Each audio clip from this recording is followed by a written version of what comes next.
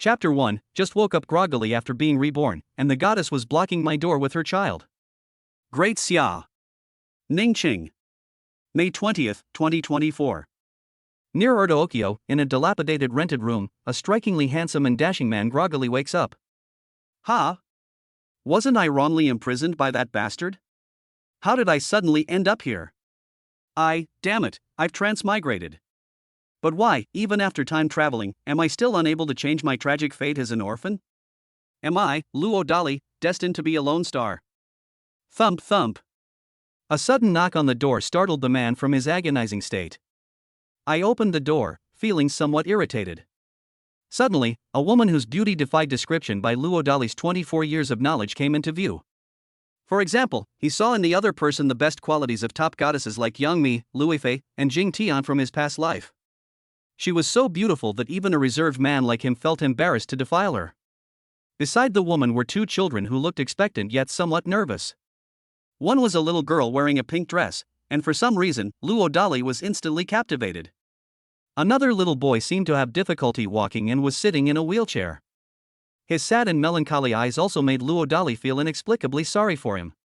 Before Luo Dali could even ask what was going on, the little girl said, feigning a fierce expression, Luo Dali is 24 years old, 188 centimeters tall, and incredibly handsome. Ahem, I currently work at bar 815 as a waiter, earning a monthly salary of 2,800. My only fixed asset is a second-hand electric scooter I bought for 300. Hey sir, do you want a wife? Buy one, get two free, and you'll instantly go from fake young master to real young master, you know? Luo Dali. Little did she expect her daughter to suddenly deviate from the agreement, which greatly worried the beautiful woman standing nearby. Before she could even speak, the little boy in the wheelchair couldn't help but join the little girl in her loud chatter. Humph, you heartless man, if you dare to refuse me, we'll call the police and tell them you. It seems he hadn't prepared his words on the spot, and the little boy stammered halfway through his speech before his face turned red with anxiety. He glanced at the sulking little girl, then at the nervous little boy, before staring wide-eyed at the stunningly beautiful woman. For some reason, he felt like he had seen the other person somewhere before. Although this assumption is absurd and almost impossible. Finally getting her chance, the female lead hurriedly added, feeling guilty and blushing, my name is Ningmi, do you remember? No, have you considered changing to a better job? Job opening, full-time stay-at-home dad, 3-month probation period, monthly salary 8,000. After the probation period, the monthly salary is 30,000. After speaking, Ningmi stared at Luo Dali with feigned composure. That's right, she had a terrible, ill-fated relationship with the man in front of her who was 4 years younger than her. Being too beautiful caused her trouble. 3 years ago, she was tricked and drugged by her most trusted agent, but fortunately, she escaped thanks to her amazing willpower. But in the end, it benefited the outsider, the male protagonist, who was working at a bar and returning home late at night. To avoid revealing the secret and ruining his future, Ningmi had no choice but to grit her teeth and pretend to be that kind of woman, giving Luo Dali a red envelope. I thought that was the end of it. Little did anyone know that the nightmare had only just begun when Ningmi became pregnant with twins. From the beginning, she had considered being ruthless and simply aborting the child. However, a checkup revealed that her uterine lining was not in good condition, and she would probably only be able to conceive once in her lifetime. After a fierce internal struggle, Ningmi gave in, because no woman wants to give up her identity as a mother. Originally, Ningmi planned to secretly retire for a year to have a child before continuing her acting career, but who knew that something even worse would happen? The person behind the drugging plot found out about her pregnancy. The other party was so heartless that they had someone drug Ningmi, intending to completely kill the two children. Although they rushed to the hospital for emergency treatment, it was too late, resulting in one child being born deaf and the other with congenital muscle atrophy. Sure enough, after the child was born, Ningmi refused to tell her who the father was, and she began to be disliked and estranged by her family. As things have escalated, Ningmi hasn't contacted her family for over 6 months. But she also had her own dreams, and she couldn't stand her child asking all day long who the scumbag father was, so she reluctantly gave in again. I finally mustered up the courage to approach Luo Dali, this loser guy, today. According to the plan she had originally discussed with the child, she was going to give Luo Dali a hard time from the start, and then she planned to take him in as a kept man and keep him as a kept man. But after seeing someone again after 4 years, Ningmi, who was kind-hearted by nature, still couldn't bring herself to force him. Left with no other choice, I just changed my mind and suggested that the other person change jobs. Holy crap, you're the one from 4 years ago. Luo Dali finally remembered something. As long as he wasn't blind, he truly couldn't forget that beautiful love story from that night. No. I'm not. Before Luo Dali could finish speaking, Ningmi shyly denied it. Of course, her reaction speed was no different from trying to hide something obvious. For a moment, the two fell silent. Seeing that things were going badly, the little girl simply laid her cards on the table and started crying. Phew, you scumbag dad, just give in to mom. You have no idea, because we've never had a father. My brother and I have always been called bastards. Seeing his sister's outburst, the little boy in the wheelchair chimed in, not to be outdone. That's right, you heartless man, you have to take responsibility for mom, or we'll call the police and tell them on you. A terrible dad? A heartless person? With two unexpected and shocking identities suddenly bestowed upon him, Luo Dali's expression was priceless. Bright moon, gentle breeze, since he's unwilling, let's just leave. Before Luo Dali could respond, Ningmi finished speaking in a feigned indifference and was about to leave sadly with her children. Of course, the straightforward Luo Dali immediately fell for the trap and instinctively grabbed Ningmi. Realizing he had acted impulsively, he quickly and guiltily let go of the other person. Then he added seriously, well, that's not what I meant. It's just that I'm an orphan, a loser like me. I'll take care of you. Before Luo Dali could finish speaking with self-deprecation, Ningmi immediately looked him straight in the eye and affirmed. Upon hearing this, Luo Dali's face darkened slightly. A man can be poor, but he cannot lose his manly integrity. Luo Dali subconsciously wanted to find an excuse. No need to say anything more, I have no objections. Ningmi gritted her teeth, her face resolute. But there was really no other way. If I hadn't come, I wouldn't have had to do such a shameful thing as blocking the door today. So, she went all out to give her child a complete family environment. 3 months from now, if you can get Mingyue Qingfeng to score you above 80, I, Ningmi, will marry you. I have other things to do, so I'll leave them in your care for now. Leaving behind those words, Ningmi gritted her teeth and left alone. Just as he was about to yell at the woman in frustration, Luo Dali's eyes widened instantly. That's right, his time-traveling cheat code has arrived. 2 close relatives of the host have been detected. Invincible Daddy System activated. Bind?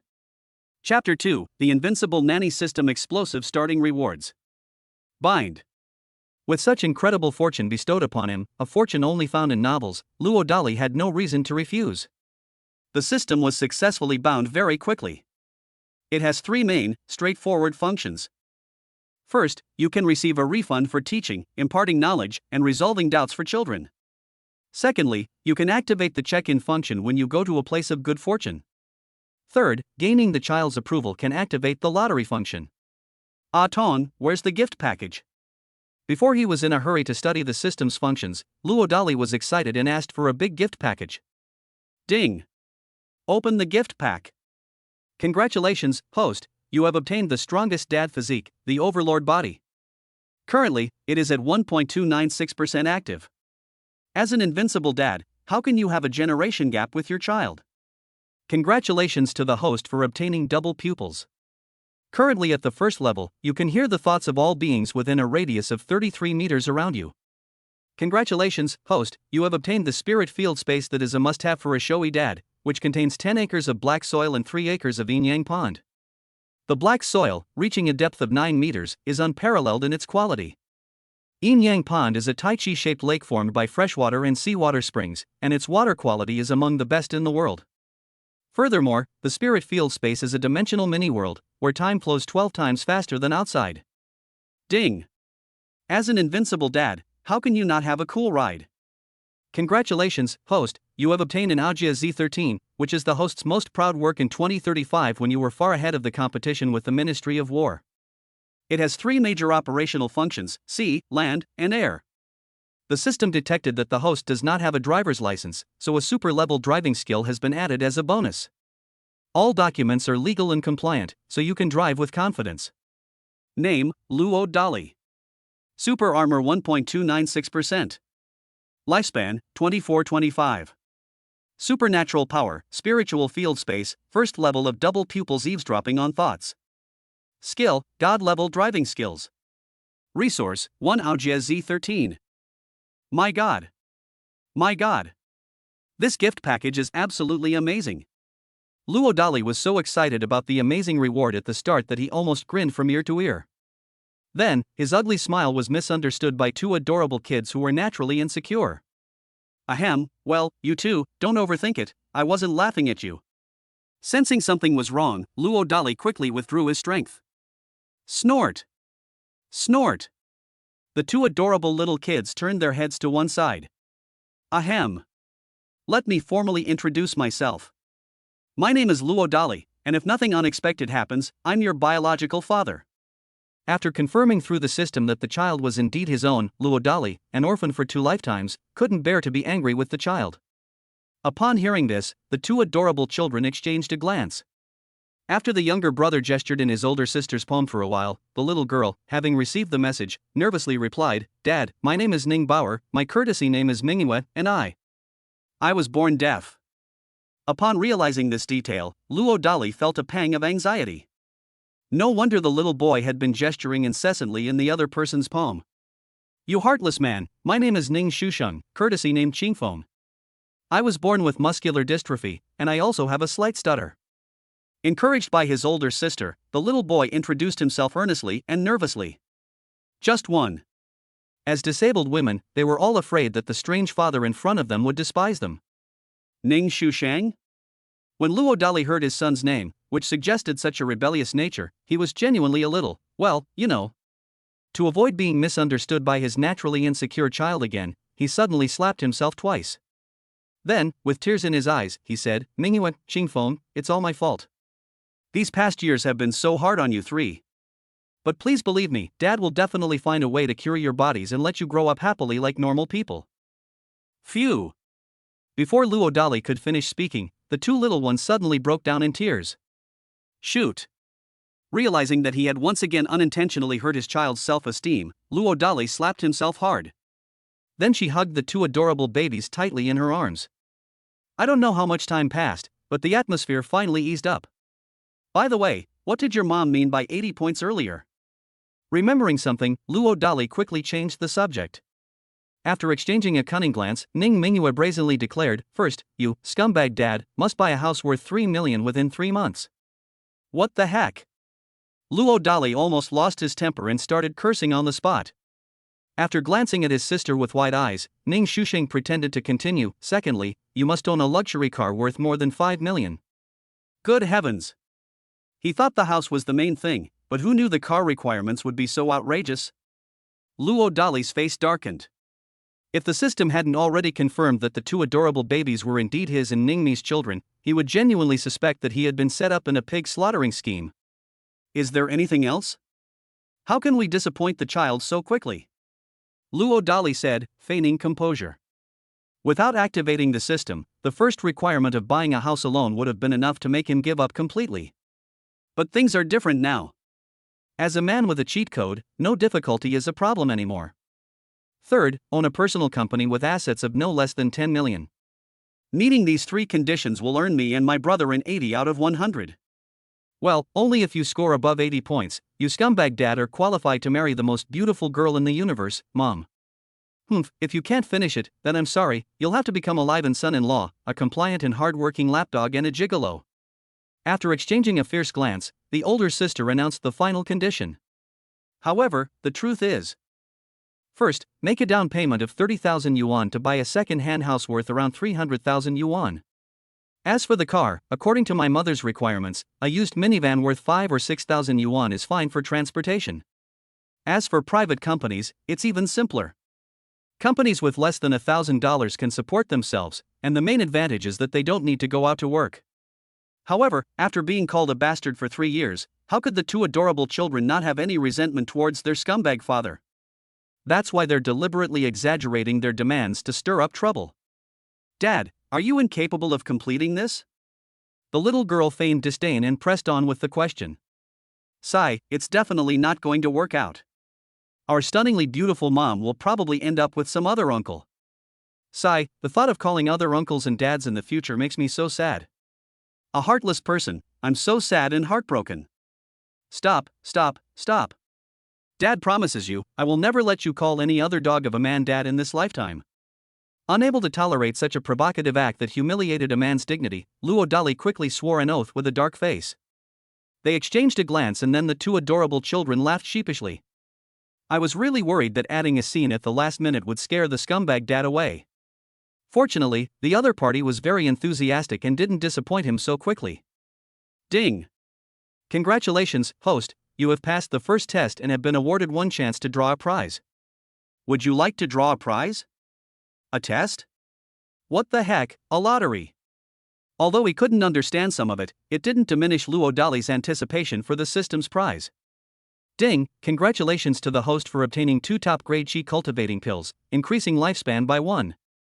The Supreme Nourishing Essence pill strengthens the body's foundation and nourishes the vital energy, gradually restoring congenital defects. Name, Luo Dali. Super Armor 1.296%. Lifespan, 24-26. Supernatural power, spiritual field space, first level of double pupils. Skill, God level driving skills. Resources, 1 Aojia Z13, 2 Peiyuan pills. Ah. Whoa. I was afraid of upsetting my child, so I held back from dwelling on the cruel truth that I only have 1 year to live. Unexpectedly, things took a turn for the better so quickly, and there was even a chance to make up for the child's congenital defect. Overwhelmed with excitement, Luo Dali disregarded the stares of the people around him and started wiggling his hips in public. Then, amidst his flamboyant dance moves, he overheard some people's inner thoughts. Chapter 3 Bright Moon, Little Cotton Padded Jacket Gentle Breeze, Rebellious Sun. So this bastard was the one who harmed the young lady back then. He deserves to die. If it weren't for the fact that killing this thief would hurt the feelings of the 2 young ladies, I would have tortured him. Never mind, the boss only wanted me to secretly follow him to find out who the thief was. Now that I know the truth, I'll go back and report first. A man in black, hiding outside the rented room, muttered a few words to himself in annoyance before clenching his fist and leaving. Young miss? Could it be her? However, judging from the top-quality clothes she was wearing, she must have come from a good family background. But in Ningqing, the only truly powerful family is the Ning family behind the Ning King's era, right? My god. Is the child's mother a billionaire princess? Before he could finish imagining it, Luo Dali overheard another thought. Moreover, the other party's location was not far from where the man in black had just left. So the scheme that the young master set up for the Ning family's daughter back then ultimately benefited this bumpkin. Damn it! Should we seize this opportunity to grab this bumpkin and then use him to blackmail Ningqing's #1 goddess for a night of pleasure? Forget it, if I keep courting death like this, I'll probably be thrown into the river to feed the fish by the young master before the next day. But the thought of the goddess of Ningqing being slept with by this bumpkin makes me feel so uncomfortable. Fortunately, when the young master learned that goddess Ning was pregnant, he secretly bribed the Ning family's nanny to poison her, causing her to give birth to 2 children with congenital disabilities. That bumpkin will have a hard time dealing with this from now on. I can't take it anymore. I need to go back and report first. Otherwise, if I keep watching, I really won't be able to resist killing this lowly loser who's taking advantage of me. Another hidden man in black also left, gritting his teeth. Young master? Was Ningmi set up? They even poisoned my 2 children, causing them to have congenital defects. Damn it! If it weren't for the 2 adorable children beside him, Luo Dali, who had overheard a sliver of the truth from back then, would have almost chased after the man in black and torn him to pieces. Taking a deep breath, Luo Dali forced himself to calm down. After all, killing the man in black directly would be too lenient on him. It's better to wait until we find the person in charge behind him. However, an enemy that even the Ning family behind the trillion-dollar Ning King era cannot deal with for the time being is definitely not something that Luo Dali can handle at the moment. Let's try to stay away from the vortex and develop our strength cautiously for a while before making any moves. Although I was indeed an outsider who enjoyed the smooth ride back then, she became an overnight sensation, and I, Luo Dali, got involved in this game. You dare to frame my woman and implicate my child? Are you prepared to be crushed? Luo Dali roared inwardly in a fit of rage. The overlord body is no joke. Although he had only awakened less than 2%, he felt that his current strength was at least over 1,000 Jin. Smashing someone's head might be out of the question for now, but it's hard to say about other places. Oh, and the top-grade Qi nourishing pill that the system rewarded me with. As soon as he thought of something, 2 small candy balls appeared out of thin air in Luo Dali's hand. Ah Ton, can this thing really cure congenital deficiencies? Luo Dali was excited and asked for advice. Yes, 3 are needed for congenital deafness, and 10 are needed for congenital muscular atrophy. When Tongzi gave a clear answer, Luo Dali was so excited that he trembled all over. Then the 2 adorable little kids misunderstood again. For example, one might think that a certain bad father might be too weak, which would explain why they might have congenital deficiencies or something. Just one. They were unaware of the cruel truth that their mother had been drugged by villains while she was 6 months pregnant. Sister, could it be that this heartless man regrets taking us, a pair of disabled siblings? The little boy angrily wrote words on his sister's palm. This. The little girl was also extremely flustered. Despite constantly criticizing her father, she desperately wants a dad. Even if this father is even weaker than the siblings. Phew, you scumbag dad, you can't abandon Mingyue and our little brother, or we really won't be able to survive. Humph, you heartless man, as long as you accept me, Ning Shusheng, and when you can stand up again in the future, I will absolutely not pull the plug on your oxygen tube. Wang Defa. The first time he overheard his children's innermost thoughts, Luo Dali almost vomited blood on the spot. This rebellious son is indeed born with a rebellious gene. However, your biological father is a man with a system. He won't dare threaten you with having your trachea pulled. Taking a deep breath, Luo Dali instantly put on a smiling face and said, Ha, Mingyue, Xingfeng, daddy is treating you to candy. I don't want to eat. Before Luo Dali could finish speaking, the 2 adorable children exclaimed in unison, their faces turning pale with fright. Why aren't you eating? Luo Dali looked completely bewildered. That's not how you should react. Phew, you scumbag dad, Mingyue doesn't want to take her medicine, it's bitter. Humph, you heartless man, I won't take it either, I'd rather die than take it. Well, this really is sugar, it's not bitter. Guessing that the 2 poor children must have taken a lot of medicine since they were young, Luo Dali quickly and patiently tried to persuade them. Is it really not bitter? The siblings exchanged a glance, eager for more questions. I think so. Having never tasted the highest grade qi nourishing pill before, Luo Dali wasn't entirely confident.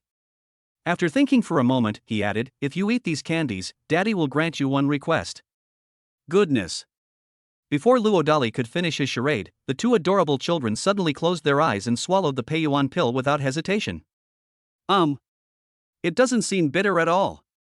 My belly feels warm and cozy. Ha! I think I heard something? Scumbag dad? Coming to her senses, the little girl widened her eyes and called out to Luo Dali expectantly. Why? Luo Dali responded without hesitation. Scumbag dad? The little girl's eyes shone even brighter. Why? Speak louder to me. Why? Phew, daddy, Mingyue thinks she can hear your voice. Okay, it's good that I can hear you. Seeing how effective the Peiyuan pill was, Luo Dali was extremely excited. The 2 looked at the little boy in the wheelchair. The other person's expression was quite varied, but despite trying for a long time, they still couldn't stand up. You heartless man. The little boy pretended to be strong. Could you please use a different form of address? Luo Dali's face darkened. Scumbag dad. The little boy had a stubborn look on his face. Fine, I must have owed you siblings something in my past life. Luo Dali, feeling helpless and exhausted, gave up trying to correct the situation. You heartless man, you just said you'd grant us one request? Holding back his tears, the little boy changed the subject with an expectant look on his face. Upon hearing this, the little girl immediately looked directly at Luo Dali. A promise is a promise. Luo Dali made his oath in a very casual manner. A journey of 1,000 miles cannot be overtaken. They exchanged a glance, and the siblings spoke excitedly in unison. Then the older sister announced the conditions. Dad, can we go to the Armed Forces Temple to pray for Grandma? Wuzhuang Temple? Luo Dali looked completely bewildered. Because he was also an orphan in this life, his world consisted of nothing but living. I never even considered learning about tourist attractions. I genuinely didn't know anything about Wuzhuang Temple. The heartless man, the armed monastery is located on the top of Qingyun Mountain. I've heard that the Armed Forces Temple is the most effective, but the area above it hasn't been developed, just the bottom 1080 steps alone are. As she said this, the little girl looked at her younger brother in the wheelchair. Stop, Dad will take you up. Oh, really? It couldn't be more real. This is a golden opportunity to gain his children's approval, and Luo Dali doesn't want to miss it. And for some reason, he always felt that there might be an opportunity for him in this Wuzhuang temple. Chapter 4: Armed View of Prayer. About half an hour later, the family of 3 arrived at the foot of Qingyun Mountain. Looking at the towering Qingyun Mountain before him, Luo Dali blushed slightly. I did a quick check, and Qingyun Mountain is actually 2,035 meters high. It seems I overbragged a bit just now. If it were just him alone, reaching the summit would be no problem, given his powerful physique capable of lifting a cauldron. But it's hard to say if you bring 2 little kids. If anything unexpected were to happen along the way, Luo Dali would absolutely never forgive himself. Heh, sis, do you think this heartless man will back down again? Sensing something amiss, the wheelchair-bound rebel immediately launched a sarcastic provocation. Scumbag dad, just tell me how you're going to argue your way out of this? The little girl with the leaky coat looked at her father with a mischievous grin, questioning him. What are you saying about not getting rich?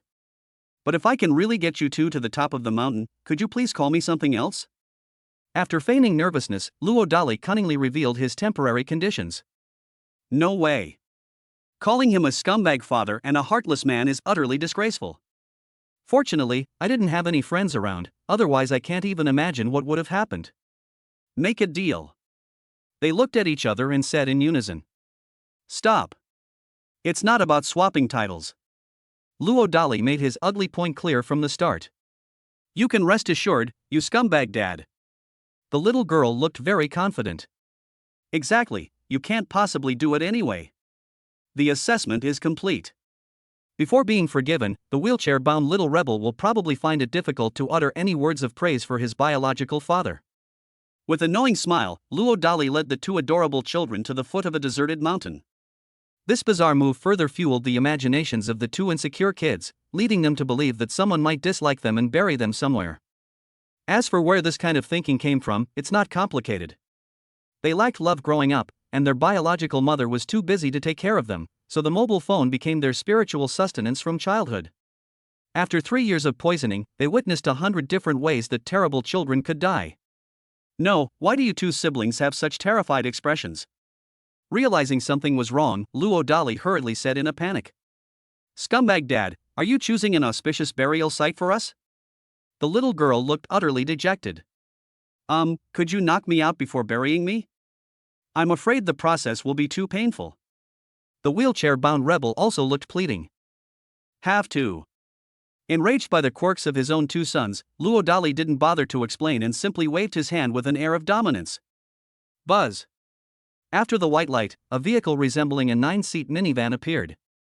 The family of 3 were stunned. The 2 adorable children were stunned by someone's amazing magic trick. Luo Dali was stunned by the appearance of the Aojia Z13. What happened to the masterpiece you promised in collaboration with Mengshi? Is this the kind of thing they use to fool people? Ha! Luo Dali was suddenly drawn to a fingerprint mark on the car. Out of curiosity, he subconsciously walked over and pressed his thumb. Goodness! Then a stunningly beautiful virtual screen appeared.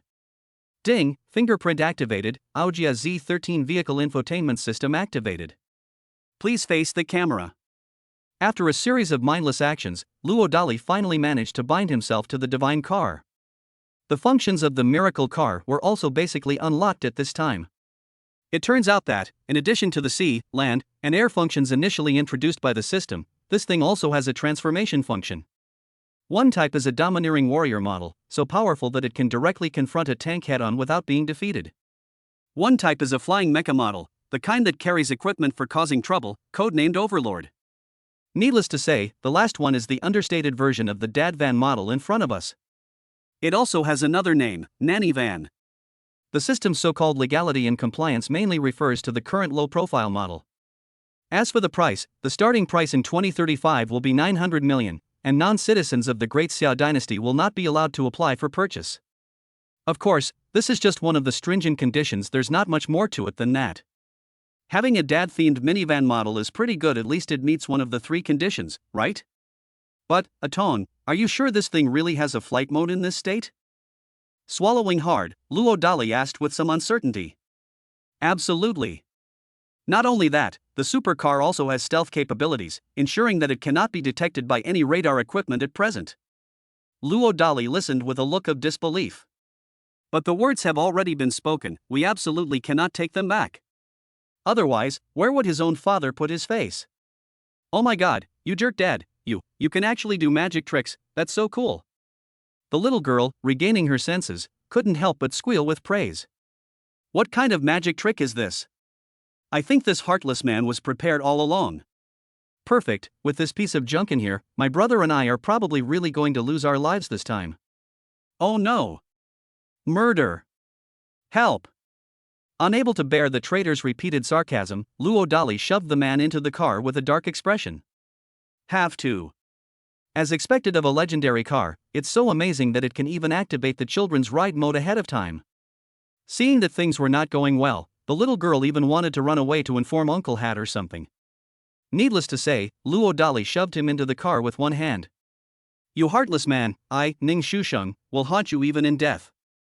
Wow, the interior of this beat-up car is so big and so soft. My goodness, this seems to be even better than the interior of Grandpa's stubborn old man's little golden statue. You scumbag dad, you don't seem to be short of money, so why don't you just let my brother and me go? Stop. The moment of truth is about to arrive. Luo Dali interrupted the two adorable children with an air of superiority. Ah, witnessing a miracle of death? The traitor shook his head immediately. The little girl, however, seemed to be looking forward to it for some reason. She had a woman's intuition that her scumbag father didn't seem to have any intention to kill. Shall we activate flight mode, target Wuzhuang Temple on Qingyun Mountain? Taking a deep breath, Luo Dali shouted with a charlatan-like expression. Flight mode? That heartless person was definitely up to no good. The traitor closed his eyes dejectedly, resigned to his fate. That's right, the minivan model in front of us is one of the niche top-of-the-line nanny vans under Ningguang Times. And how could 3-year-old Ning Shusheng not understand the functions of his own nanny van? It's more like a hell mode than a flight mode. This time I'm really doomed. Activate flight mode, target Qingyun Mountain Armed Temple, requires. Ding, we have arrived at our destination. The explanation of the car's infotainment system was cut short before it was even finished. Throughout the entire process, both father and daughter stared wide-eyed. After finally coming to her senses, Ning Mingyue quickly poked her stubborn younger brother with her little finger. He had been so focused on waiting to die that he had missed the spectacular view of the exploding sea of clouds. Sister, have we arrived in the underworld so quickly? Upon opening his eyes, he discovered that his surroundings were strange, leaving even the traitor confused. Chapter 5: The Old Celestial Master's Entrustment. Awa. This isn't the underworld, this is the Xianmen. Yes, absolutely. I remember that above the 1080 steps is this colossal, miraculously crafted Xianmen. Could it be? The traitor stared wide-eyed at his unfaithful father, whom he had always disliked. Snort! Rarely shocked by this traitor, Luo Dali turned his head away with feigned arrogance. Sister? The little boy looked at his sister awkwardly. A bet's a bet, so call me handsome uncle. The little girl shrugged and offered a suggestion. Handsome uncle. His lips twitched, and the rebellious boy muttered something under his breath, still somewhat unconvinced. What did you say? Can you speak louder? Luo Dali immediately turned around and said smugly. But the rebellious boy was stubborn and refused to talk to him anymore. Scratching his head, Luo Dali looked at the drafty little cotton-padded jacket. You, cough, handsome uncle. As a loyal and righteous child, the little girl wouldn't ruin her image so quickly. Oh, my little niece is so good. Seeing this, Luo Dali smiled happily. After a lot of effort, I finally got a more reliable way to address someone as an elder. Receive. To prevent the divine vehicle from exposing the existence of the Great Atong, Luo Dali reclaimed the system space. Only items awarded by the system can be recycled. The rest can only be put into the spirit field space. Just as the family of 3 arrived at Xianmen, the only old Taoist priest in the armed temple suddenly opened his eyes. Moreover, his eyes were filled with tears, as if he had finally waited for the arrival of the great successor he had been longing for. Ding, congratulations to the host for gaining the child's second approval. You've been given one chance to participate in the lucky draw. Would you like to participate? Ding. Congratulations, host, you have arrived at the place of opportunity.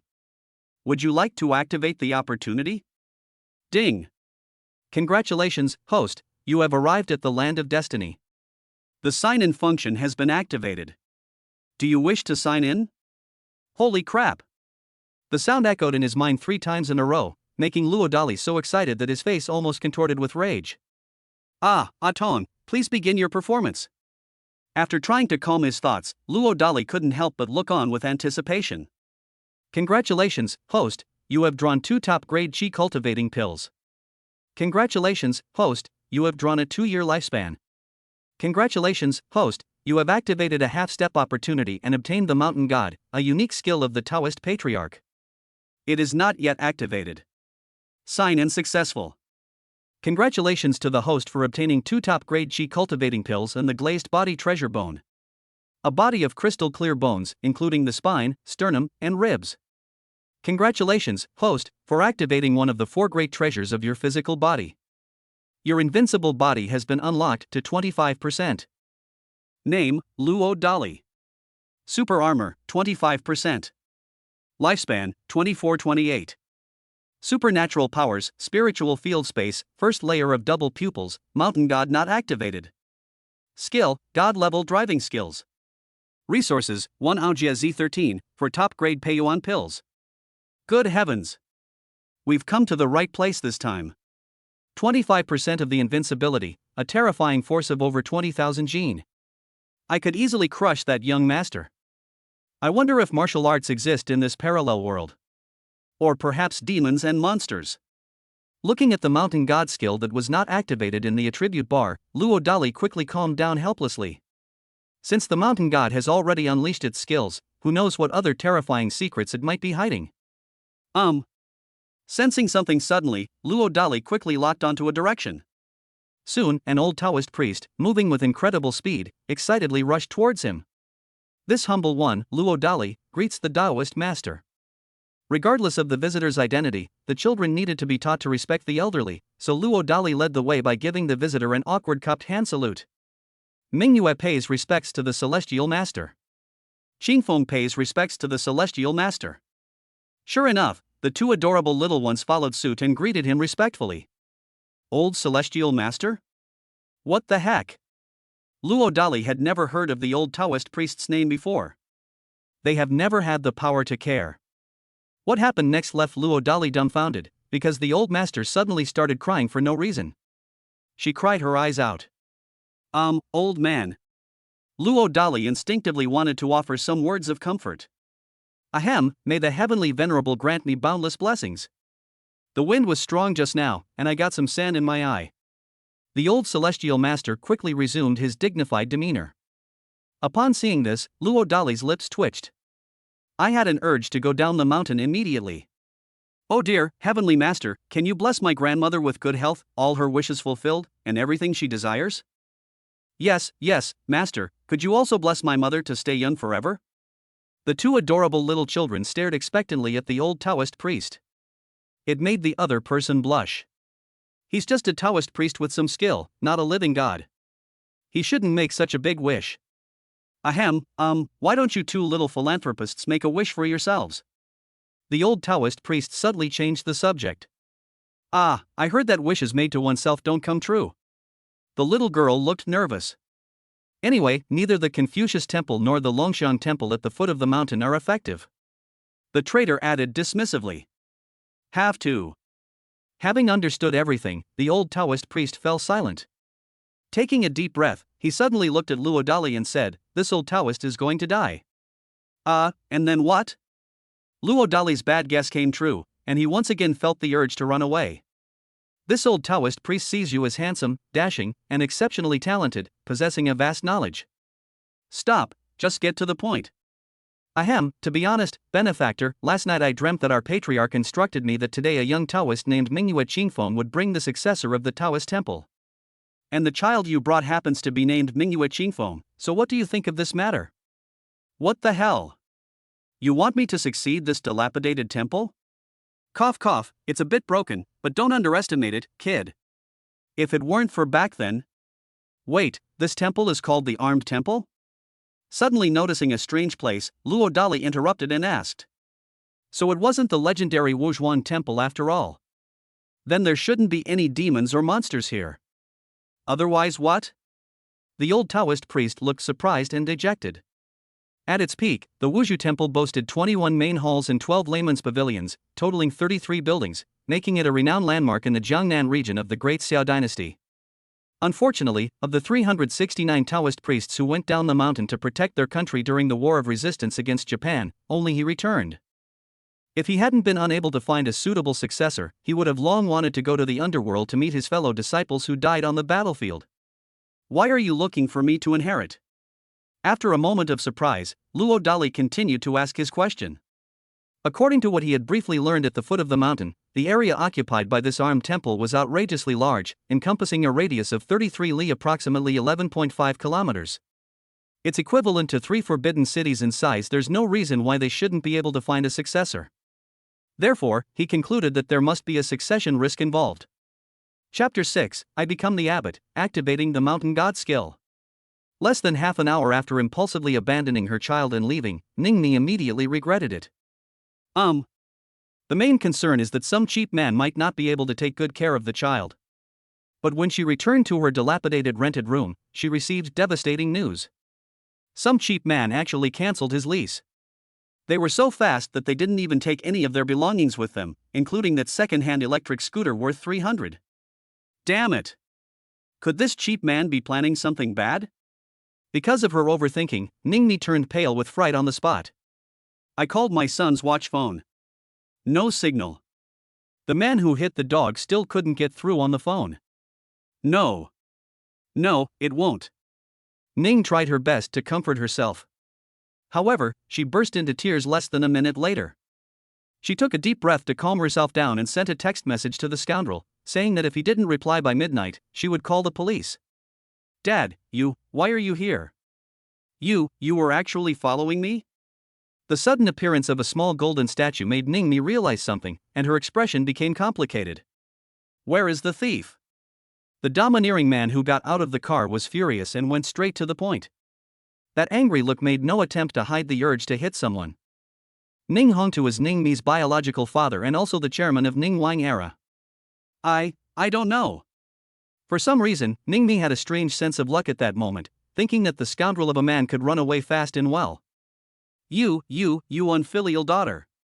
Clearly, Ning Hongtu believed that his daughter was deliberately preventing him from beating up a certain cheap son-in-law.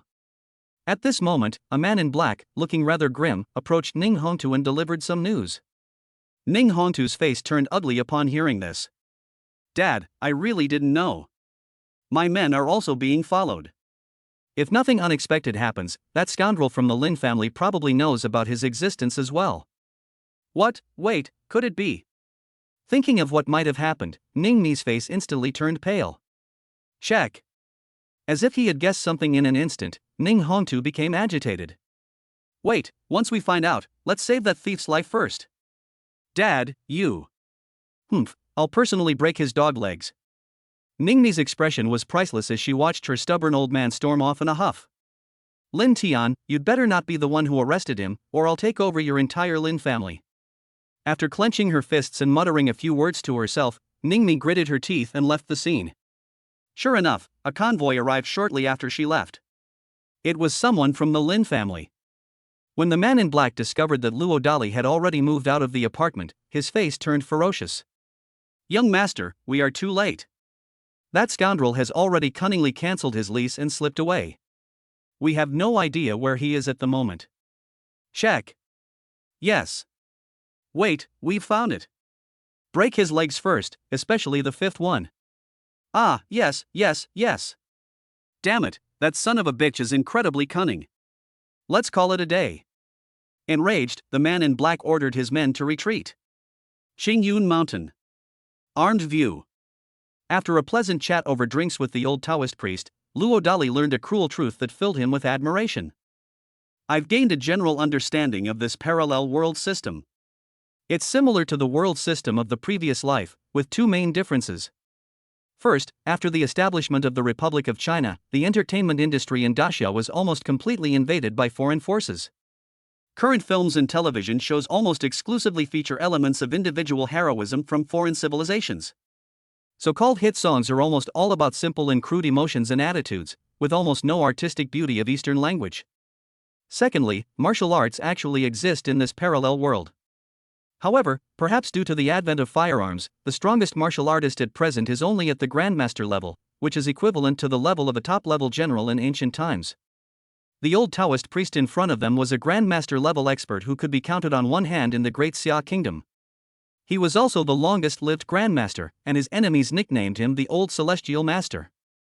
Luo Dali also learned about the risks of inheriting the armed forces ideology, namely, inheriting the hatred of his family and country. This hatred mainly stems from a small island nation to the east of the Great Xia dynasty. During the War of Resistance against Japan, the martial arts practitioners in the small island nation were almost completely slaughtered by the martial arts practitioners of the Great Xia Taoist sect led by the old Taoist priest. Later, due to the lack of martial ethics among island warriors and their use of firearms to retaliate, the tradition of military doctrine was almost completely lost. Young man, I have already explained everything that needed to be said. What is your decision now? The old Taoist priest stared expectantly at Luo Dali. Because he had no hope of breaking through to the Grandmaster level, he was truly on the verge of exhaustion. I have another question. Is this entire area of 33 Li really all within the temple's territory? After hesitating for a long time, Luo Dali finally managed to utter a sentence. Isn't it incredible? But don't think it's too much. Back then, when the landlords were fighting the landlords and the land was distributed, each person could get about 10 acres of land. Before my armed temple came down the mountain, there were a total of 369 Taoists, which meant that each person could get about 1,000 acres of land. But you should know that the altitude of Wugagwan is above 1,400 meters, and almost 95% of the land is uncultivable. So the actual arable area that can be allocated is probably only about 10 acres per person. And rest assured, as long as the lineage remains intact, the Northern Golden Dragon Palace will never reclaim the land within its grounds. I see. One last question, I never intended to become a Taoist priest, are there any restrictions or anything like that? What Taoists pursue is the Tao of nature, and nature has no constraints. If there is one thing to keep in mind, it is that if war breaks out again in the future, please do not weaken the integrity of our ancestors in terms of military strength. If you still have any conscience left, then find a few successors for the Taoist temple. That way, when you ascend to heaven as a trap dragon, you can at least leave a legacy for my martial arts temple's lineage. The old Taoist priest said with a carefree expression. Indeed, as a top-tier expert at the peak of the Grandmaster realm, he could naturally see the terrifying power of blood and chi hidden within Luo Dali at a glance. It was so terrifying that even he, a Grandmaster at the peak of his cultivation, felt a chill run down his spine. Moreover, after the pleasant drinking session just now, he also learned that Luo Dali was an orphan with no ties, and there was absolutely no one more suitable to succeed him. Luo Dali was still somewhat hesitant. Don't worry, kid. You can deal with those dilapidated offering halls in the temple as you see fit. If you have the money in the future, you can consider renovating. If your fortune doesn't come so quickly, you can simply leave the important responsibilities to your successor. The old Taoist priest seemed determined to make things clear from the outset. No way.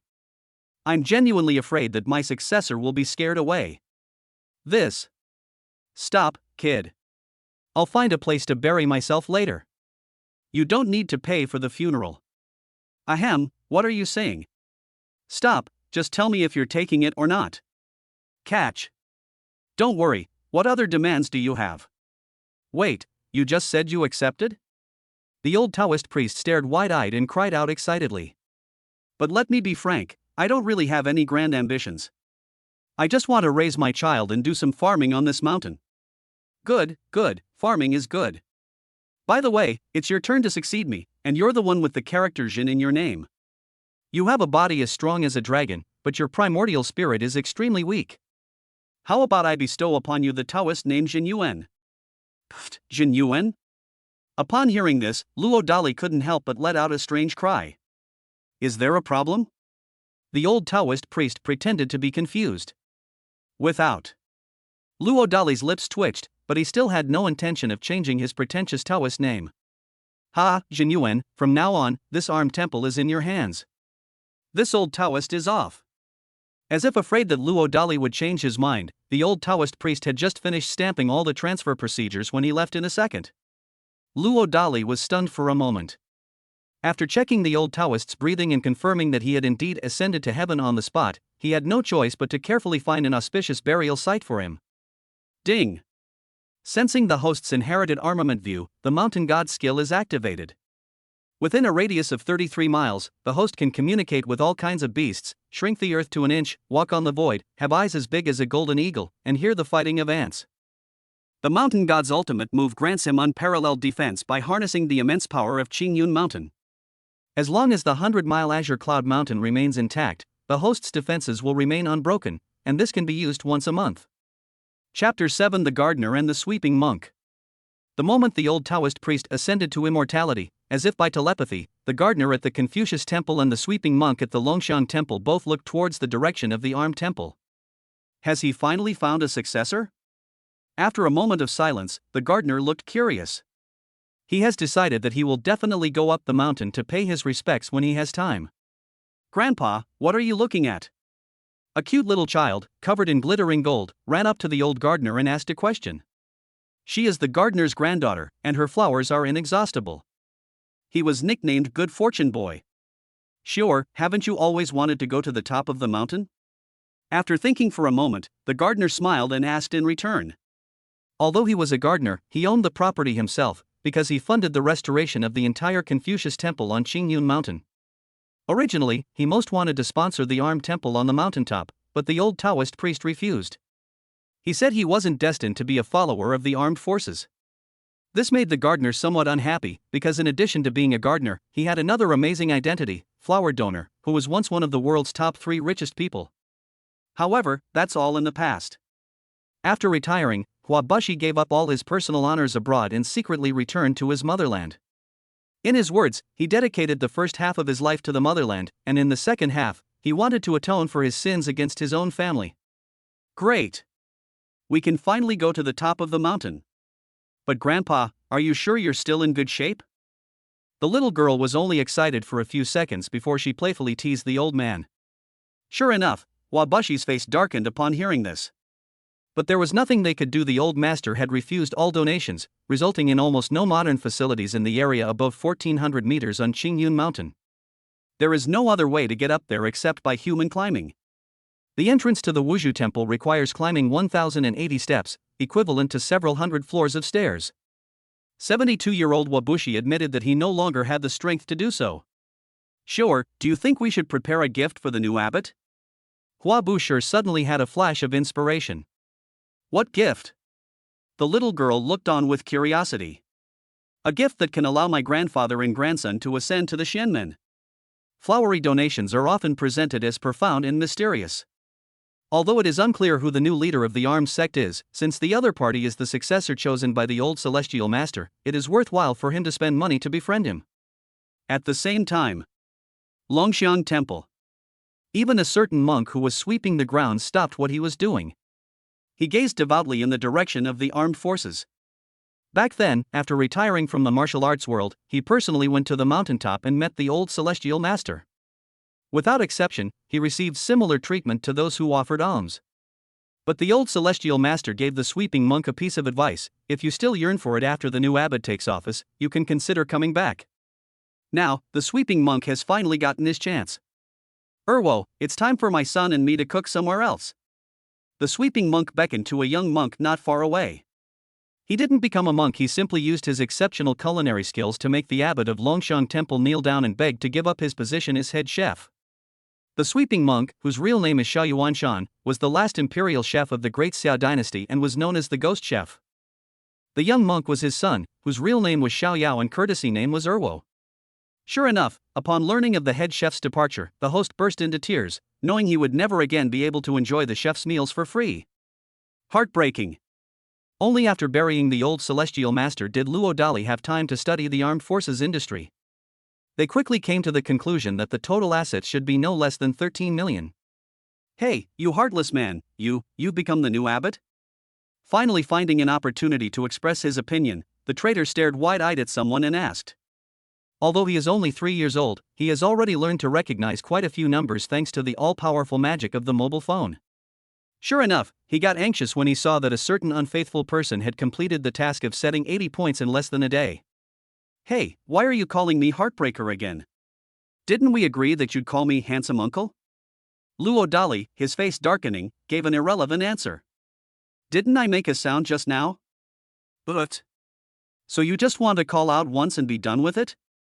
Was there an agreement beforehand that we had to keep calling each other that? Too hasty. With a twitch, Luo Dali looked at the little cotton-padded jacket. Needless to say, the other party let slip again. Dad, I forgot to tell you, there's a condition for rating, which is that you can only give a maximum of 2 to 3 points per day. Yes, that's it. Having received a subtle hint from his sister, the treacherous boy immediately and cunningly agreed. So, what score would you two give me today? 1 point. 1 share per person? What are you thinking? It only adds up to 1 point. Do I want some more candy? Suppressing his slight discomfort at being tricked, Luo Dali smugly took out 4 top-grade chi cultivating pills. Wow, this is good stuff. Little brother, you can have it all. No, sister, we'll each have half. It's all yours, no objections allowed, or I'll give you a beating. Then, how many points should we give the unfaithful person? He scratched his head in resignation, then secretly gestured in his sister's palm. After thinking for a moment, the little girl generously said, 2 points, please. Hey, little manhwa, are you sure you want to give it all to your little brother? If your hearing were better, you could probably take better care of him too. We need to test the siblings' relationship, Luo Dali said, deliberately stirring up trouble. This. The little girl fell into deep thought. Sister, the heartless man is right. I only want 2, I won't eat the rest, no matter what. As if afraid of making things difficult for his sister, Ning Shusheng immediately announced in a carefree manner. You. In the end, the two split the top-grade Qi nourishing pill equally. After taking 3 top-grade Qi nourishing pills, Ning Minghua's congenital deafness was indeed completely cured. Although he still couldn't stand up, Ning Qingfeng could feel warmth in his legs. The siblings were so moved that they hugged each other and cried on the spot. Scumbag dad? Taking a deep breath, the little girl looked at Luo Dali. Why? Luo Dali responded instinctively. Yes, thank you. Can we do it again? Holding back his tears, Luo Dali pressed his advantage. Needless to say, the little girl pretended not to hear. Left with no other choice, Luo Dali looked at the traitor. Hey, you heartless man, I'm a guy, how disgusting are you? The traitor looked disgusted. Luo Dali clenched his fists. Fortunately, he didn't have high blood pressure, otherwise he felt something bad would happen sooner or later. Ding! You have received a kiss from your daughter. Congratulations, host, you have been granted 1 chance to draw a prize. Would you like to draw a prize? Draw it right now. Suppressing the urge to beat up the traitor, Luo Dali roared inwardly with excitement. Ding! Congratulations, host, you have been granted an opportunity to renovate an ancient building on a large scale. Congratulations, host, you have acquired a courtyard house with 5 entrances, a top-notch blend of Chinese and Western interior design, 5 floors, 2 underground and 3 above ground, and an attached private kindergarten, with a total area of 3,000 square meters. Please select the building that needs renovation. Such a good thing. Tong, could you renovate all the buildings of the Armed Forces Temple back to their original architectural style? Under renovation completed. A total of 21 worship halls and 12 buildings for believers, lay Buddhists, Taoists and sorcerers have been renovated, each decorated in the style of the 4 seasons of spring, summer, autumn and winter. Ding, the renderings of the new Taoist temple have been sent to the host's mind. Chapter 8, I'm not pretending anymore, your dad is a terrestrial immortal. Tong. My dear brother. When Luo Dali saw the stunning renderings of the completely renovated Taoist temple, he was genuinely shocked. The renovated Wuzigwan is so beautiful, describing it as a paradise on earth is not an exaggeration at all. Another point is that the system is very thoughtful. For example, to prevent modern equipment from damaging the ancient architectural style of the Taoist temple, it has carefully installed various invisible solar energy devices. Nowadays, the Taoist temple not only has access to electricity, but also to the internet. Not only that, Adam also thoughtfully used his power to open up the bluestone roads in the 5 sections of the Taoist temple. The Taoist temple mainly consists of the Xianmen Mysterious Gate, the Offering Hall, the residences of lay Buddhists, Xuanwu Lake, the Academy, and the Medicinal Garden. Above the 1080 steps lies the Xianmen Mysterious Gate. In the era of cold weapons, as long as a top martial arts master guarded the Xianmen, it would be an impregnable fortress. The Offering Hall is somewhat unusual. In addition to enshrining some of the great Xia gods, it also enshrines the souls of heroes, especially the Taoist ancestors who bravely descended the mountain to fight and die when the motherland was in crisis.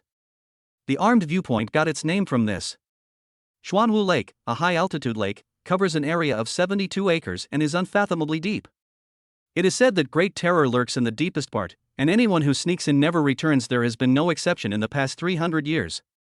Over time, no one dared to easily attempt to court death anymore. The Academy is known as the best Taoist collection in the world, containing countless Taoist classics. It is estimated that even the Celestial Master himself does not know exactly how many books are in it. The Medicinal Herb Garden is a small plain in the mountains, with a usable area of up to 1,000 acres. In addition to planting some medicinal herbs for self-use, it also grows various crops to be self-sufficient. Mingyue, who gave you that name? Luo Dali couldn't help but complain a little when he heard some of the words his child wasn't used to. What era are we living in? There are still characters in this world. I'm really not used to it. My mom said it was named by an old Taoist master, so what? What the heck, this old guy. Ahem, calling you Qingfeng Mingyue isn't quite right. From now on, I'll call you Bauer, or Bao for short. As for the scholar, let's call him the rebellious son. Relying on his father's authority, Luo Dali seized the opportunity to announce. Ha? Why should I? The traitor looked clearly displeased.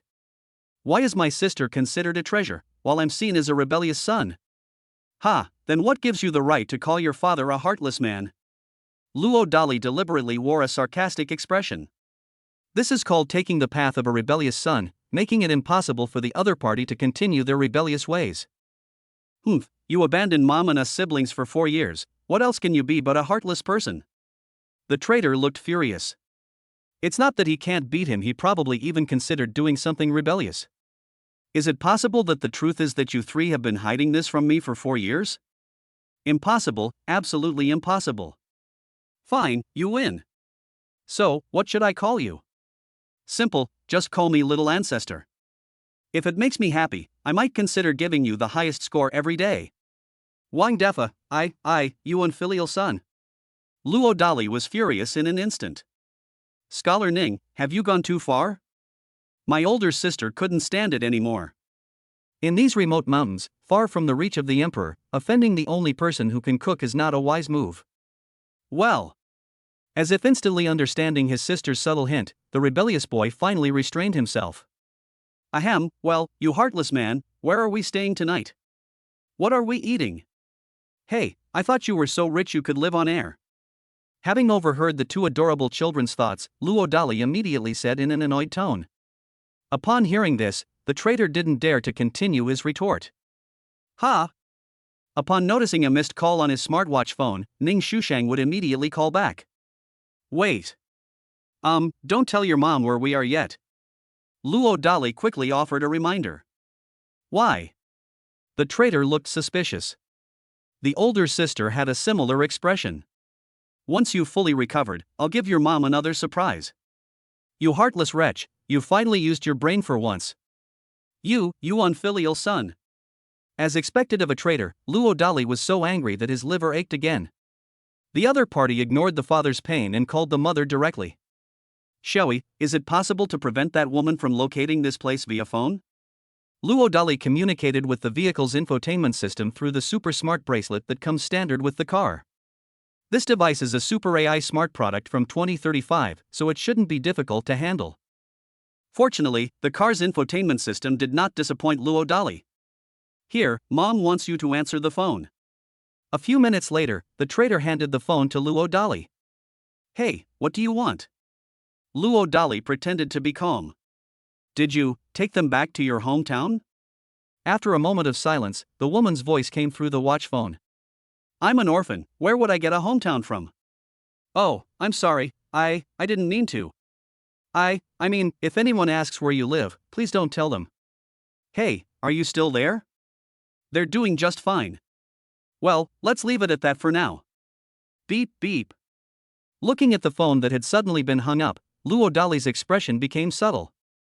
He said he could understand, since the two of them had no emotional foundation, and he didn't know what to say for a moment. Come on, I'll take you to where we'll be staying in the future. In less than a minute, the three of them arrived near Xuanwu Lake. I arrived using the shrinking the earth to an inch technique, otherwise, traveling by normal means would have taken at least half an hour. Needless to say, the two adorable children were once again amazed by their father's mysterious skill. You heartless, handsome uncle, how did you do that? To satisfy his curiosity, the trader surprisingly changed his tune. Yes, handsome uncle, please tell your baby. The little cotton padded jacket is no longer drafty. Seeing this, Luo Dali took the opportunity to point to his own cheek at the trader. Pervert. Ugh. Tell me now, or the consequences will be dire. After suppressing his nausea and taking a quick bite of his shameless father's food, the trader immediately started threatening him with a fierce expression. Ha, I'm coming clean, your dad is a terrestrial immortal.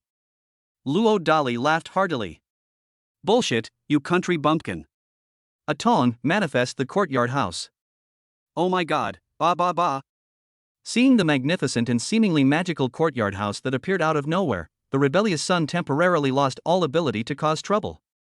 After finally coming to her senses, she hugged her divine father and started kissing him. The little girl, not wanting to be left behind, followed suit. Then, the two of them excitedly announced in unison, Dear Mr. Luo Dali, from now on you are our biological father, and it doesn't matter if my mother disagrees. To turn down a celestial father on land would be absolutely foolish.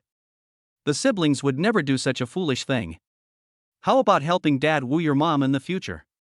Luo Dali took advantage of the chaos to rob others. Well, we'll think about it. Yes, we must consider it. After exchanging a glance, the two adorable children immediately turned on each other. This situation left Luo Dali feeling incredibly conflicted. Fortunately, his biological father status was acknowledged by his two children, and the system notification sounded in his mind again. Chapter 9 Spirit Field Space. Ton, draw it. Ding. Congratulations, host, you have obtained 2 top-grade chi cultivating pills. Congratulations, host, you have obtained a number of various delicacies from land and sea. The reward is decent. Taking out the top-grade chi nourishing pill, Luo Dali, carried away with his pride, said to the rebellious son, You unfilial son, call me dad again and let me hear it. Impossible, absolutely. Ning Shusheng, who was being arrogant and conceited, suddenly saw the good stuff in his unfaithful father's hands and his face turned dark on the spot. But after making such harsh statements, it's unacceptable to contradict oneself so quickly. Helpless, Ning Shusheng, who was bloated, looked at his dear sister. Hey, begging your sister won't help. Luo Dali blocked the path of the traitor.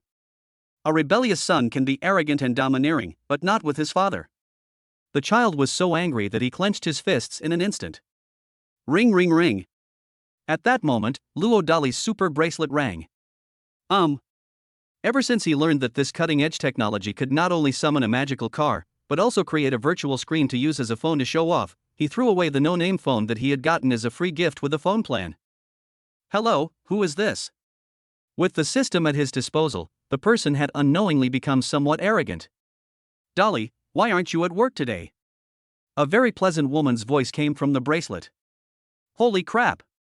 I almost forgot about the job of the young master at bar 815. Luo Dali's lips twitched. Sister Xiaofan, I. What's wrong? Is something the matter? The woman wasn't angry. This is because she usually takes good care of Luo Dali, an incredibly handsome orphan. Sister Xiaofan, I need to take care of my child, so I'm afraid I won't be able to go to work at the bar anymore. Wang Defa, taking care of the child, whose child is it? Upon hearing this, the woman opposite suddenly raised her voice. Ahem, it's mine. Luo Dali said guiltily. There's nothing he can do, being too handsome is a problem for him too. Otherwise, why would a bar waiter frequently receive special treatment from the boss's wife? Are you sure it's yours? After a moment of silence, the woman asked again, her voice filled with sorrow. Definitely and certainly. To avoid the boss's wife from making a hasty decision and getting into trouble, Luo Dali gritted his teeth and affirmed. Could you bring me one more while you're at it? What the heck? Ahem, there's been some trouble at the bar lately, and I'm worried Bei Xian might get involved. So, how about this, you take care of him for 3 months, and Sister Xiaofan will give you 2,800 every month, no, 8888, how about that? Pfft, Sister Xiaofan. Is this really okay? It's settled then. By the way, where do you live? I'll have Sanhu send Bei Xian to you. Armed views. After hesitating for a moment, Luo Dali couldn't help but confess. He and Zhang Xiaofan have a perfectly respectable sibling relationship that everyone admires. Even if the child's mother finds out in the future, it shouldn't be a big problem. Secondly, since there are only 3 people in the armed forces, they need to find some underlings for their sworn brothers and foes to interact with. Zhang Xiaofan's son, Chen Fan, is a fairly decent person. Aside from always thinking that Luo Dali was plotting against his mother, he didn't give her a very friendly look. Armed view. Dali, are you alright? I'm fine. So, you're going to the Armed Forces Pavilion? Hee, I forgot to tell Sister Xiaofan that you can call me Abbot Luo from now on. Pfft, Abbot Luo, you? Thanks to the old celestial master's blindness, cough cough, anyway, the armed view now belongs to me, Luo Dali. Then I'll leave the matter of Bei Xian to Abbot Luo. When I have time, Sister Xiaofan will personally come up the mountain to thank you. What, you still want to, you. Beep beep. Looking at the phone that had suddenly been hung up, Luo Dali felt guilty. That's all. The 2 brilliant strategists, Zhuge Liang and Pang Tong, were glaring at him angrily. Hey, you heartless man, looks like you're quite the ladies' man. Overthinking things, the traitor immediately adopted a sarcastic expression. Ahem, can you 2 candies shut up now? Humph, I can keep your secret for a day, but as for my sister, you know what that means. Ning Shushang proudly accepted the Peiyuan pill and downed it in one gulp. He glared at his unfilial son, then looked at the little girl with the slippery jacket who was reaching out her hands to demand hush money, and Luo Dali felt utterly exhausted. I'm completely out of money. Honey, go tell your mom on us. Luo Dali pretended to smash the pot. Hee, no need. The little girl suddenly smiled confidently. He continued, as long as you're not blind, Dad, you can't possibly be seduced by some other vixen. Well, if he really loses his mind and goes with another vixen, it's fine. At worst, my brother and I will call another old man our stepfather. Pfft, you little rascal. Reluctant to scold his daughter, Luo Dali used cooking as an excuse to enter the courtyard house manifested by the system. Goodness. Wow, that's amazing. It's so good that Luo Dali even wants to find a temple to personally worship his own golden finger. The other party was so considerate. The courtyard house is so well equipped with everything Luo Dali could possibly need. It has every single household item he could think of. They even have names like fishing platform and fishing rod. Now all that's missing are fresh meat and vegetables. Wow, this house is so beautiful. That scumbag dad must have spent a lot of money on it. After strolling around the courtyard, the little girl came over and whispered in my ear, trying to get my opinion. Hee, honey, tell me, is it worth 3 million? It's alright, I guess. But that van is a bit lacking. Are you sure? Luo Dali smiled knowingly. And certainty. The siblings did not hesitate. It would be strange if they didn't understand their own brand of cars. Without saying much, Luo Dali waved his hand dismissively. A flash of white light, and the divine vehicle reappeared. Change. Luo Dali continued to downplay the situation. After a series of explosive changes, the van transformed into a powerful and imposing armored vehicle resembling a steel tank. It almost blinded the little eyes of Zhuge Liang and Pang Tong on the spot. Hee, you unfilial son, what do you think of this car now? Is it worth 5 million? No. To be honest, we might consider letting you go up and experience it. You. Ning Shushing's expression was priceless, as his unfaithful father completely controlled every step of his life. Value. Despite his boundless curiosity, the rebellious boy ultimately chose to back down for the time being. While Wulong and Fengchu played in the car, Luo Dali went fishing in the secluded Xuanwu Lake, less than 30 meters in front of the courtyard. I don't know if it was because the bait provided by the system was too potent, or because the fish in the lake were starving, but they caught the bait as soon as it was thrown in. Within minutes, Luo Dali easily caught a golden grass carp weighing over 10 pounds and brought it ashore. We have the meat, but we're still missing some side dishes. With a quick teleportation technique, Luo Dali went to the herb garden again. But looking at the desolate mountains and plains before him, his expression turned somewhat awkward. Oh, right. Buzz. When he reappeared, Luo Dali had already arrived in the spirit field space. Upon entering, he automatically mastered a powerful skill, words can be made law, which can only be used within the spirit field space. There is only one of him. In the spirit field space, he is an omnipotent being, much like the heavenly Tao. With a few quick thoughts, all the delicacies and seafood seedlings that had just been drawn were arranged.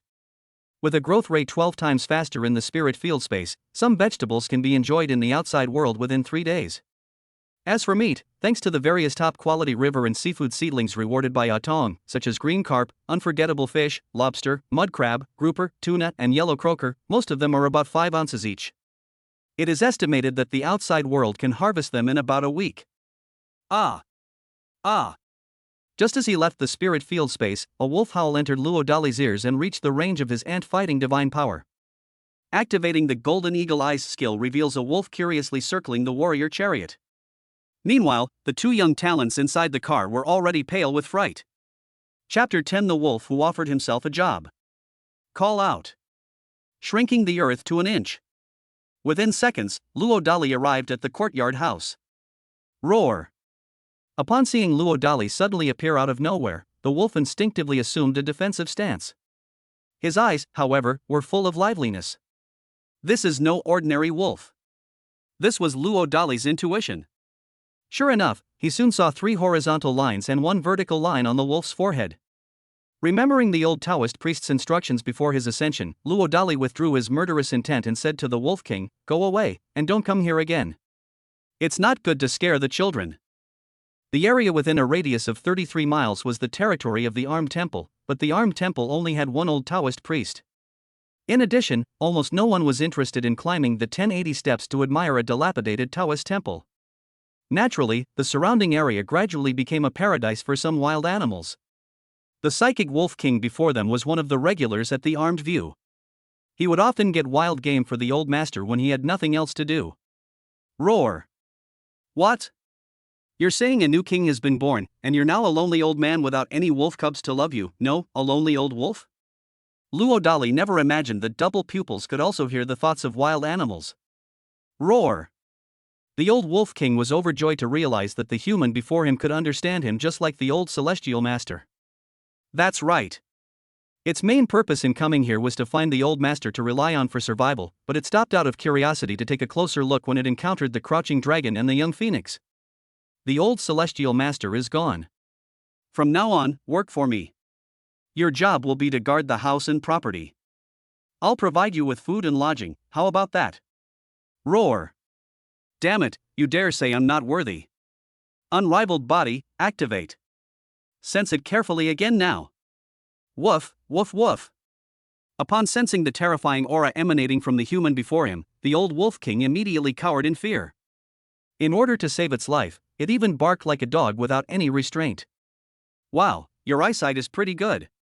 Satisfied, Luo Dali patted the old Wolf King's head and opened the car door. During this process, the expressions of the crouching dragon and the young phoenix changed from fear to curiosity. Needless to say, I was once again shocked by my father's mysterious skills. Baby, it will be our neighbor from now on. Why don't you name it?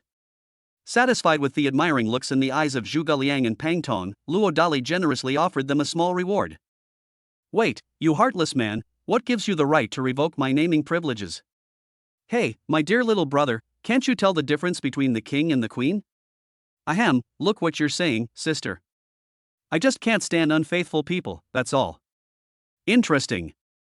Luo Dali was delighted to discover that his sweetheart could completely suppress her rebellious younger brother.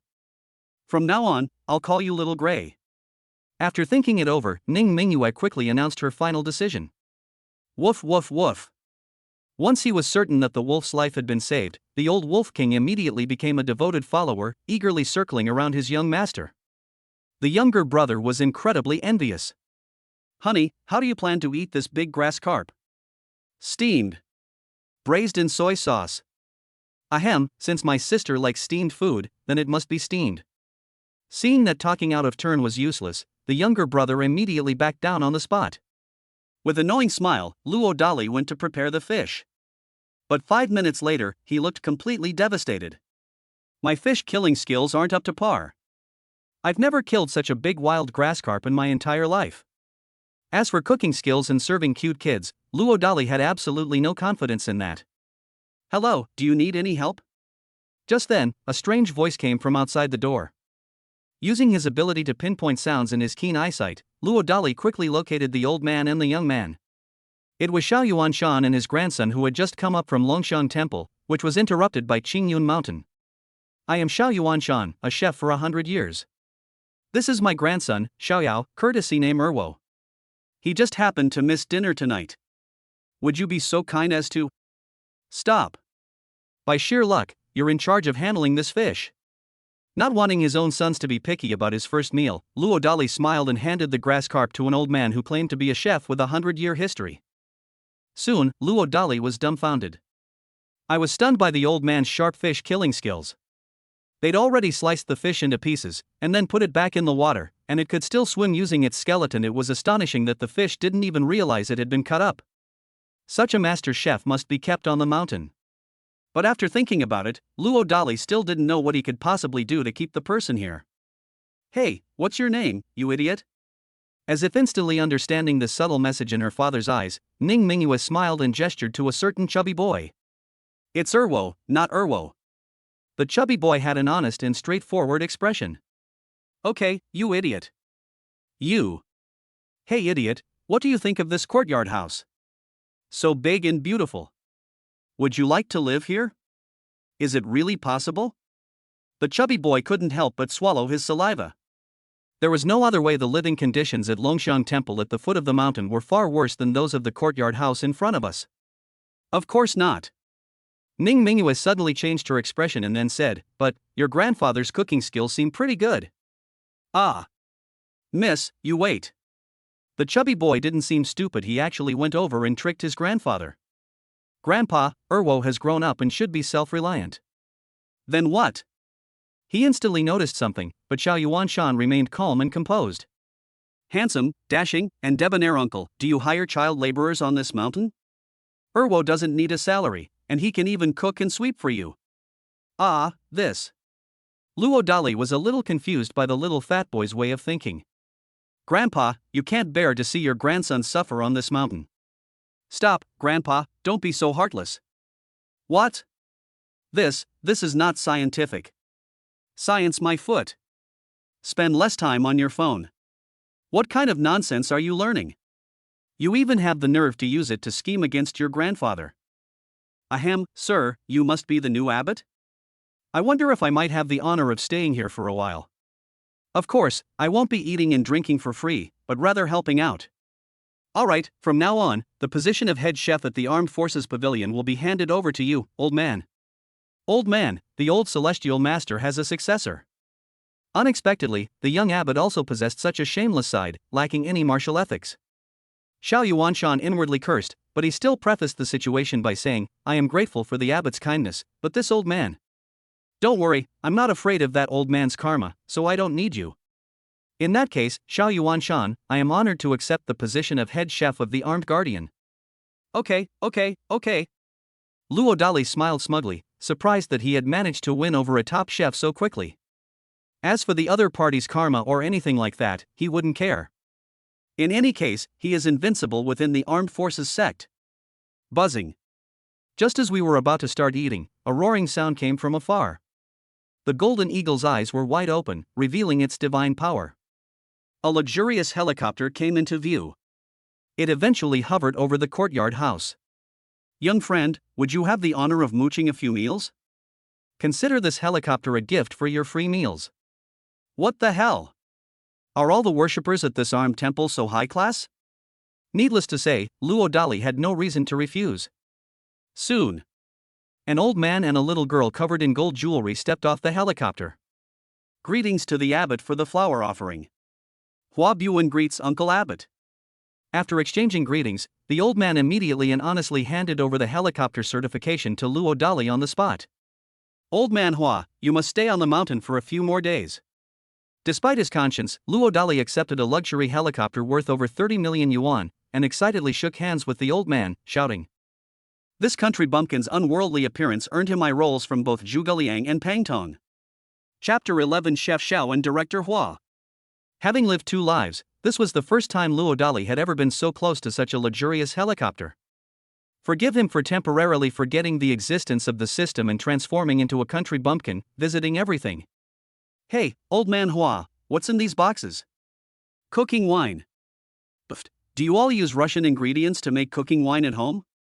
Oh, they're all fakes, including 1982 Lafite and Romani Conti. A counterfeit. Why doesn't this cigarette have a brand name? Oh, they're all cheap stuff that's not presentable. Old man Hua, it seems you don't intend to come down the mountain so easily. Ahem, I think the temple is short of an accountant. Ha, old man, I love your proactive attitude in taking on tasks. From now on, you will be the financial director of my armed temple. Cough cough, it's an honor. Suppressing the urge to immediately criticize, Hua Bushi agreed. He had only one belief: he was certain the celestial master wouldn't misjudge someone. Uncle Handsome, how did you drive your car up here? The little girl, adorned with glittering gold ornaments, looked at Luo Dali with a curious expression. Upon hearing this, Xiao Yuanshan and Hua Bushi stared at the person with great curiosity. Especially flower donations. Because through the helicopter's view, he had just seen even more incredible sights of the armed forces. If I remember correctly, this didn't exist during the time of the old celestial master. Luo Dali's lips twitched, and he took a deep breath, feigning profundity. Rise. Next, to the astonishment of Hua Bushi and Xiao Yuanshan, Luo Dali effortlessly lifted the tank-sized Mengshi armored vehicle over his head with sheer brute strength. Hiss. The two old men gasped in shock. A macho man. A super strong man for all time. The old master is indeed sharp. At this point, the two did not dare to ask any further questions. I'm genuinely afraid of angering some violent abbot and ending up stuck on the mountain forever. Hey, are you called Hua Buan? The traitor suddenly broke the silence with a sly glint in his eye. I still don't know how to address you, little brother. The little girl has good upbringing. Just call me second brother. The wheelchair-bound traitor seized the opportunity to bully others. Why? My older sister is definitely the eldest, I'm second, and as for the third, you too. The traitor gave a suggestive look. Hello, second brother. She instantly understood, and when she couldn't spend all her money, she immediately greeted people sweetly. Xiao Yuanshan, standing to the side, was so angry that his face turned black. It was clearly the grandfather and grandson who arrived first. Shoot. Enraged, Xiao Yuanshan couldn't help but smack his chubby grandson on the head. Grandpa, why are you lighting the second fire? The chubby boy looked completely bewildered. You're just an idiot. Hey, what are you doing here, you lousy gardener? Suppressing the urge to slap his grandson, Xiao Yuanshan turned to Hua Bushi and muttered a curse. I heard you moved, so I brought you some cooking wine. Damn it, you're far less principled than your son. I'm just a merchant. You can't do business if you have to care about your reputation. A merchant. Without revealing Hua Bushi's hidden identity, Xiao Yuanshan shook his head and went to attend to his work. Not long after, everyone shared the delicious food. It's truly beautiful. Luo Dali enjoyed the whole thing with his eyes half closed. Even the old wolf king, gnawing on a bone, looked completely absorbed in the moment. After having eaten and drunk his fill, Luo Dali was now troubled by the issue of arranging accommodations for the pilgrims. The grand courtyard house with 5 gates naturally has extra guest rooms. It could easily accommodate dozens more guests. Ultimately, the courtyard house was essentially Luo Dali's private property, and he was somewhat reluctant to share it. Well, to be honest, I've been to the armed temple before. The guest rooms arranged by the old celestial master were quite nice. My grandson and I can stay there. The shrewd and experienced Xiao Yuanshan seemed to instantly sense Luo Dali's discomfort and offered his own thoughts. Yes, master, you don't need to worry about our accommodation. I'll just stay next to Chef Xiao. Belatedly realizing what was happening, Hua Bushi quickly followed with a smile. Nodding in satisfaction, Luo Dali led them to the layman's residence. As for the buildings for Taoist priests and sorcerers, they are currently empty. Throughout the journey, Xiao Yuanshan and Huabushi kept their eyes wide open. Needless to say, they all noticed something was amiss. For example, various solar energy devices are hidden in harmony with nature. Who would have thought that an entire tree is powered by solar energy? For example, the beautiful bluestone path under your feet, illuminated by the lights, makes it feel like walking on the Milky Way. Having finally arrived at the 4 lay Buddhist buildings, the 2 old men couldn't help but widen their eyes in surprise. Clean. It's so clean. It's also incredibly high-end. It's so sophisticated that even people of their stature can't find any flaws in the architecture. When the 2 old men saw the tables, chairs, and blankets in the guest room, they immediately became speechless. These are all rare treasures that only royalty and nobles of past dynasties could afford. Each of these items would be priceless and unavailable to the outside world. At that moment, the former top 3 richest people in the world suddenly felt that he was just like everyone else.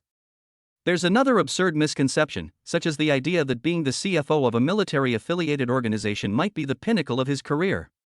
Master, we wonder where the celestial master is buried? We would like to go and offer incense in his honor. Coming to her senses, Huabushi subtly deflected the awkwardness. Seeing this, Xiao Yuanshan immediately followed suit. Luo Dali naturally had no objection to this. But when they arrived at the burial site, Luo Dali suddenly lost his temper. The reason is that the old celestial master has disappeared. Or rather, it's not that they disappeared, but that the old celestial masters never actually died out. Abbot, it seems the celestial master left a message. Huabushi, quick-witted and sharp-eyed, pointed to a box next to the mound of earth. Upon opening the box, a letter was indeed found inside. After reading the letter, Luo Dali fell silent. The old master wanted to go to the island nation to try his luck. Success means breaking through to the grandmaster level and increasing one's lifespan by 60 years. Failure usually means being reduced to ashes by the enemy. Guanju. Xiao Yuanshan and Huabushi looked on with great curiosity. You two fill the mound of dirt in. Shaking his head and leaving a comment, Luo Dali left. They exchanged a glance, but neither of the old men dared to ask any further questions. When he reappeared, Luo Dali had already arrived alone in his special hall, the Hall of Workers and Peasants. Literally, it enshrines the beloved heroes who died fighting for the great Xia dynasty. Looking at the densely packed names of the offerings before him, Luo Dali suddenly realized the heavy responsibility on his shoulders. Finally, Luo Dali arrived at the most mysterious place in the Taoist temple, the Academy. The reason it is considered mysterious is because the Academy's main gate is a giant bronze gate. It can only be opened manually. Boom! With immense force, Luo Dali easily pushed open the giant bronze door. The ancient and mysterious interior of the Academy came into view, and it was surprisingly clean. So clean that there wasn't a single cobweb in sight. Moreover, the environment inside is very comfortable, seemingly meeting the best conditions for preserving books. My goodness, just how many ancient books are treasured here? Looks like we'll need to find an administrator to manage this. And while we're at it, let's figure out how to get him to help take care of the kids. As if struck by a sly thought, Luo Dali's face lit up with mischief. Why is someone climbing the Xianmen stairs alone so late at night? Luo Dali was puzzled when he sensed something through the supernatural ability of ants fighting each other, as soon as he left the academy. Wow, she's a girl, but with that looks, I'm afraid she won't be easy to take in. Yes, when Luo Dali saw the incredibly handsome appearance of the newcomer through his superhuman gaze, he felt a moment of guilt. I'm afraid my child's mother will misunderstand me in the future. Chapter 12 Beautiful Professor becomes kindergarten principal. The 720th step of the Xianmen Zhongguan. A dignified woman, exuding an air of scholarly refinement, was muttering to herself, slightly out of breath. Sigh, the founder is really something. Couldn't he have collected some donations to build a cable car or something? It's really exhausting for this professor. But I don't know what the founder said to that stubborn old man, that he suddenly forced me to resign from my professorship at Peking University and even suggested that I come to this lousy place to be an academy administrator. I'm speechless. My God, there are still 360 floors to go. I have to climb up quickly, otherwise, in this pitch black, who knows? Oh my God, a ghost. Have you ever seen someone as handsome, dashing, and irresistibly charming as Piao? Just as Luo Dali was about to shrink his body to help, he was misunderstood as a ghost. Forgive me, Luo Dali was a little unhappy. By the way, I heard you say you're a professor at Peking University, And you're thinking of applying for a management position on the mountain? Luo Dali looked at the woman expectantly. Who are you? Only after confirming that someone was truly alive did Zhongling's soul return. Hi, let me formally introduce myself. My name is Luo Dali, the new abbot of the Mountain Armed Temple. What? You're the successor the founder was talking about? Is there a problem? Oh, I understand. Don't worry, I have a wife and children, I won't make a move on you. Besides, you're not as pretty as my wife. What? You're blind, cough cough, you look so young, you really have a child? Your child is already 3 years old, doesn't anyone want you, girl? Sigh, you don't seem to be getting any younger, how come no one has taken a liking to you? Hey, I don't have the strength to go up anymore, I want to go down the mountain. Now that you're here, you think you can just leave? No way. What are you doing? Let go. Holy crap, this is the Shenmen sect. In the blink of an eye, this professor has already arrived? Are you a human or a ghost? Wait, could you be a legendary martial arts master? Finally figuring something out, Zhongling stared wide-eyed at Luo Dali. As the direct descendant of a century-old scholarly family, she naturally had the right to come into contact with martial arts experts who were 1 in a million. But she had never met a martial arts master of Luo Dali's age in her life. No. I would never have dared to imagine that such a monster could exist. Aside from martial arts masters, she really couldn't understand why the other person could take her up 360 steps in the blink of an eye. Martial arts grandmaster? I'm not. Luo Dali said with an indifferent expression. With the blessing of the mountain god, a martial arts master like the old Taoist priest could easily defeat a group of people. Even without the mountain god's skill, he felt that with just the awakened 25% invincibility, he could easily handle 10 martial arts masters like the old Taoist priests. This is because the martial arts in this world are not high-level martial arts, and there are no so-called martial arts internal energy cultivation methods or anything like that. The saying goes, the poor study literature, the rich study martial arts. Martial artists are forged through the combined effects of various expensive medicinal herbs and rigorous physical training. If we have to talk about internal energy cultivation methods, they are just some breathing techniques that everyone can practice. As for the incredible skills of the mountain god, Luo Dali had indirectly consulted the old master, but the master insisted that he must believe in science. What the hell?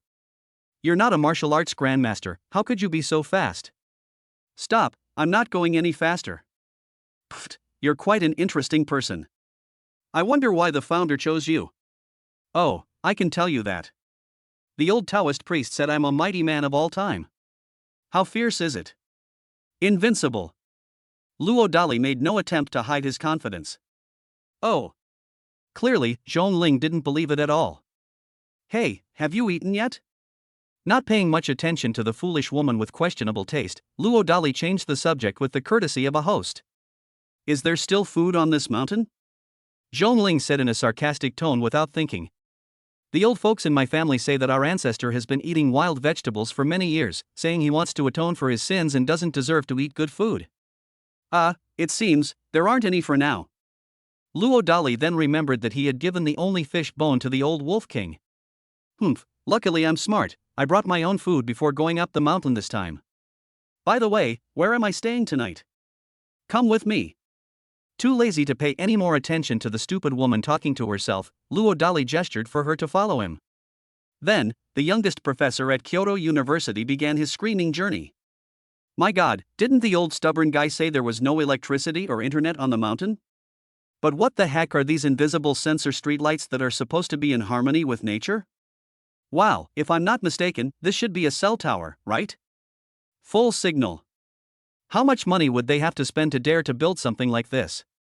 My goodness, Abbot, are you sure this is a layperson's room? Is there a problem? But it wasn't supposed to be dilapidated. Stop, that was before yesterday.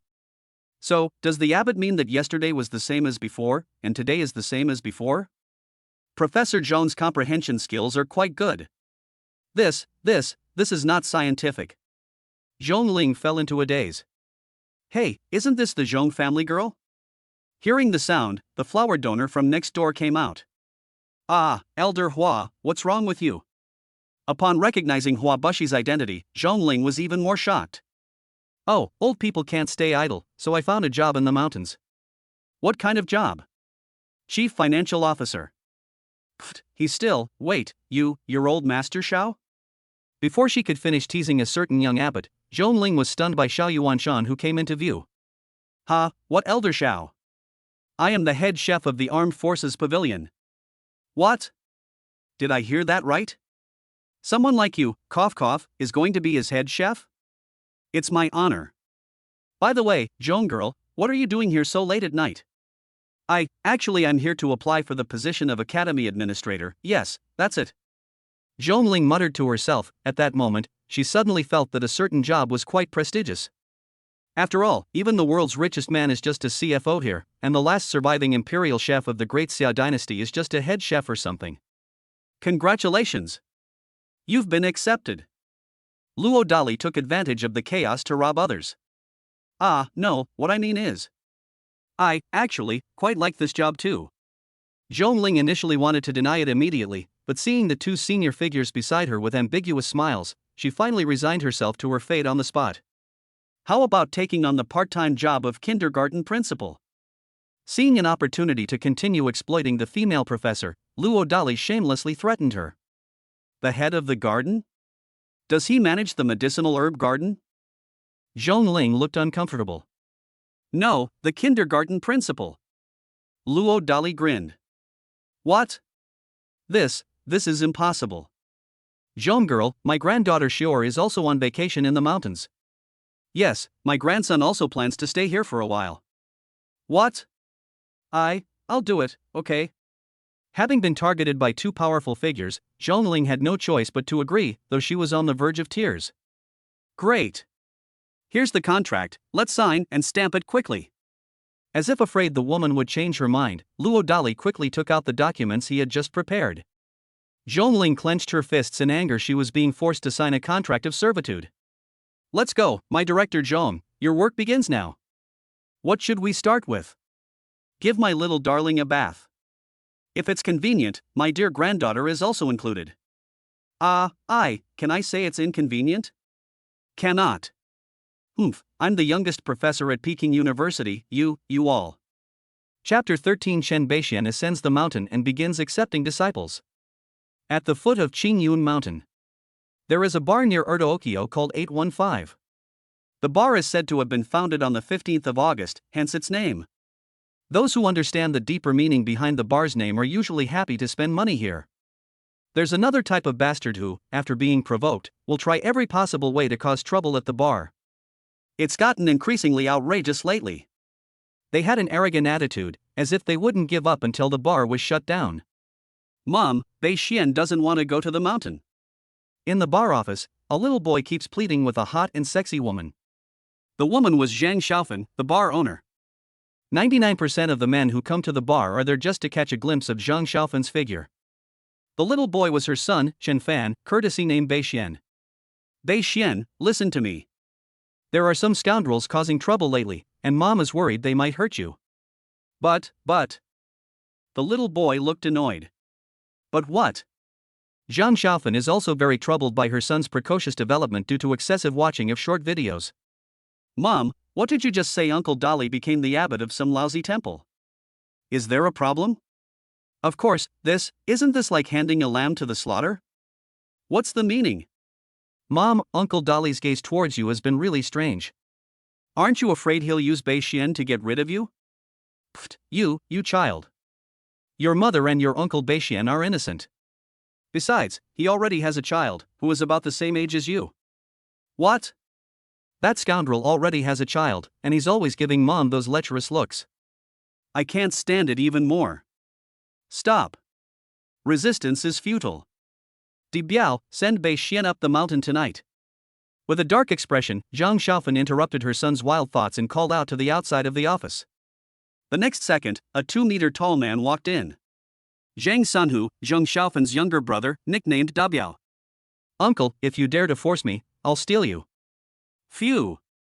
Before the little boy could finish speaking, Zhang Sanhu, his face flushed and neck red, grabbed him and quickly left. Before long, the two arrived at the Xianmen. Throughout the entire process, Zhang Sanhu barely even started breathing. Just as his name suggests, he is born with brute strength and is truly a tiger. In ancient times, he would have been considered a top-tier warrior. Above that are the top masters, also known as martial arts grandmasters. Ah! Just as Zhang Sanhu was racking his brains trying to figure out where to find someone, the howling of wolves suddenly rang out. Then the old wolf king slowly trotted over. He gave the two a quick look, signaling them to hurry up and follow, before arrogantly heading back towards the courtyard house. Uncle, is that a dog? The little boy looked tense and excited. No, it's a wild wolf, and the wolf king. Zhang Sanhu had an amusing expression on his face. As Zhang Xiaofan's younger brother, he naturally knew of the existence of a certain handsome orphan who made him jealous. But he really couldn't understand how that bastard had become the head of the armed forces sect overnight. She also had 2 children overnight. That's absolutely outrageous. Here I am. When the security captain arrived, Luo Dali looked completely nonchalant. This is Zhang Sanhu's public identity as a bar owner. Before he received the title of leader, Luo Dali basically dared not approach within 3 meters of this big guy. But things are different now. After activating 25% of his invincibility, he is now the absolute embodiment of miracles through sheer force. Aren't you afraid of me? The calm demeanor of one of the waiters made Zhang Sanhu, who was used to being domineering, feel somewhat uncomfortable. Uncle, that scoundrel keeps spying on my mom while she's at work. You need to teach him a lesson. The little boy suddenly uttered a vicious remark. Hey kid, wanna have a spar? Upon hearing this, Zhang Sanhu rubbed his hands together and began to prepare for the challenge as he went up the steps. What if you lose? Originally not wanting to cause trouble, Luo Dali couldn't bear to see his rebellious son gain more helpers, so he had to give him a warning. I can't lose. Zhang Sanhu looked confident. I'm short of a purchasing manager for this mountain. You can just deliver the ingredients up the mountain once a week. Hey, you, take this. How could he be provoked like this by the former little Karami? Zhang Sanhu angrily punched Luo Dali in the stomach. Then, his fist was easily caught off guard by Luo Dali's single hand. No, how could this be? He tried to break free, but found himself helpless, like a lamb entering a tiger's den. Zhang Sanhu's expression finally changed. The little boy next to him also looked completely bewildered. Kid, you've really angered Tiger Lord. Since he couldn't use his hands, Zhang Sanhu had no choice but to use his legs, and he didn't hold back by using a low-level move. If he were hit, Luo Dali's second brother would probably be crippled. Sure enough, he was provoked as well. Bang! After a quick kick, the 2-meter-tall Zhang Sanhu flew into the flower bushes. Fortunately, Luo Dali withdrew most of his strength in advance, otherwise, his opponent would have been seriously injured or even killed on the spot. You! Before he could finish speaking, he felt a mouthful of blood well up inside him. To avoid making a fool of himself, Zhang Sanhu quickly swallowed it down. My purchasing manager, go down the mountain, and remember to protect Sister Xiaofan well. Luo Dali downplayed it. Thank you. After spitting out a mouthful of blood, Zhang Sanhu felt a sense of relief. He knew that Luo Dali was using the kick he had just received to train him. That one kick gave him a chance to take a half step forward. This kind of opportunity was something he had never had with any of the masters he had visited over the years. You've been away for 3 days, and now you have to look at me with new eyes. After a moment of reflection, Zhang Sanhu ignored his nephew's pleading eyes and went down the mountain. Hee, little Bei Xian, what did you call me just now? You. Good evening, Uncle Dali, your house is so big and beautiful. Wow, I didn't expect Xiao Beixian to be so flexible. Luo Dali really enjoyed watching the boy's hilarious expressions. Uncle Dali, I want to become your apprentice. The little boy suddenly knelt down respectfully. Ah, why? Luo Dali was completely bewildered, but remembering the old Taoist's entrustment, he didn't instinctively refuse the little guy. Because you are the most handsome, the fiercest, and the most amazing. Good lad, this abbot has suddenly taken a liking to you. Luo Dali was amused by the little boy's shameless way of thinking. Just as he was considering whether to take on apprentices, 4 adorable little children walked out of the courtyard. There was also a beautiful professor who was unwilling to comply. Handsome uncle, is it okay for me to be the senior brother? The traitor couldn't help but cunningly announce first. Without rushing to respond, Luo Dali looked at his little darling. Sure enough, after the other party rubbed their hands together in anticipation, the traitor immediately said that the second senior brother was actually more suitable for him. Hey idiot, what do you think of this gold bracelet? Sensing that something was amiss, Hua Buwen couldn't resist starting to show off. Idiots like it. Xiao Yao saw stars. Then call me third senior sister and let me hear it. What? Third senior sister, actually, I think that gold necklace is pretty good too. Hey. I'm giving it to you. In order to maintain her status as the third senior sister, Hua Buwen gritted her teeth and gave the necklace around her neck to a certain greedy idiot. Then, she appeared before Chen Fan, stepping on Golden Light. Fifth junior brother, why don't you pay your respects to your senior sister? Have to. She's already set up her fourth son. But what can Chen Fan do when he sees his senior sister's father easily suppress his great demon uncle? Bei Xian greets senior sister, second senior brother, third senior sister, and fourth senior brother. Oh dear, fellow disciples, please rise. Ning Mingyue was overjoyed to become the senior sister without having to compete for anything. Second brother, please take a seat. Ha! Oh! My handsome, dashing, and debonair dad, I've been promoted to the position of senior sister. How about you do me the honor and go catch a few fish to celebrate? Ning Mingyue sweetly and coquettishly acted towards Luo Dali. Goodness, this little girl has inherited her mother's talent for being a drama queen. However, Luo Dali did not rush to act, but instead deliberately looked at a certain rebellious son with evil intent. Chapter 14 Purchasing Manager Zhang Dabiao. Ning Shuxing really didn't want to be threatened into calling the unfaithful man dad, but when he saw his older sister habitually rubbing her hands together in a rage, he immediately backed down. Dad, please go and catch a few more fish for us. Suppressing a hint of displeasure, the traitor forced a fake smile. Hey, it's windy tonight, I can't hear you very well. My dear father, my wise and mighty father, is that enough? The traitor looked furious. Oh, so good. Taking the opportunity to pinch the rebellious boy's cheek, Luo Dali went off to night fishing with a smug look on his face. The beautiful professor standing to the side kept rolling her eyes. She seemed to have figured something out. For example, the relationship between a certain abbot and his son was definitely not harmonious. I suspect the father-daughter relationship isn't very good either. However, looking at the 5 children in front of her, each with their own story, she suddenly didn't dislike her job as a kindergarten principal as much anymore. You idiot, you're being a bit rude. Hua Buwen suddenly gave Xiao Yao a threatening look. Ah. Eldest sister, this is a gift from third sister to you. Hey, you idiot, you. She wanted to secure her position as the third senior sister before taking back the gold jewelry, but little did she know that the chubby boy was also very cunning and would get frustrated if he couldn't spend all of it. What, mistress, do you have a problem with that?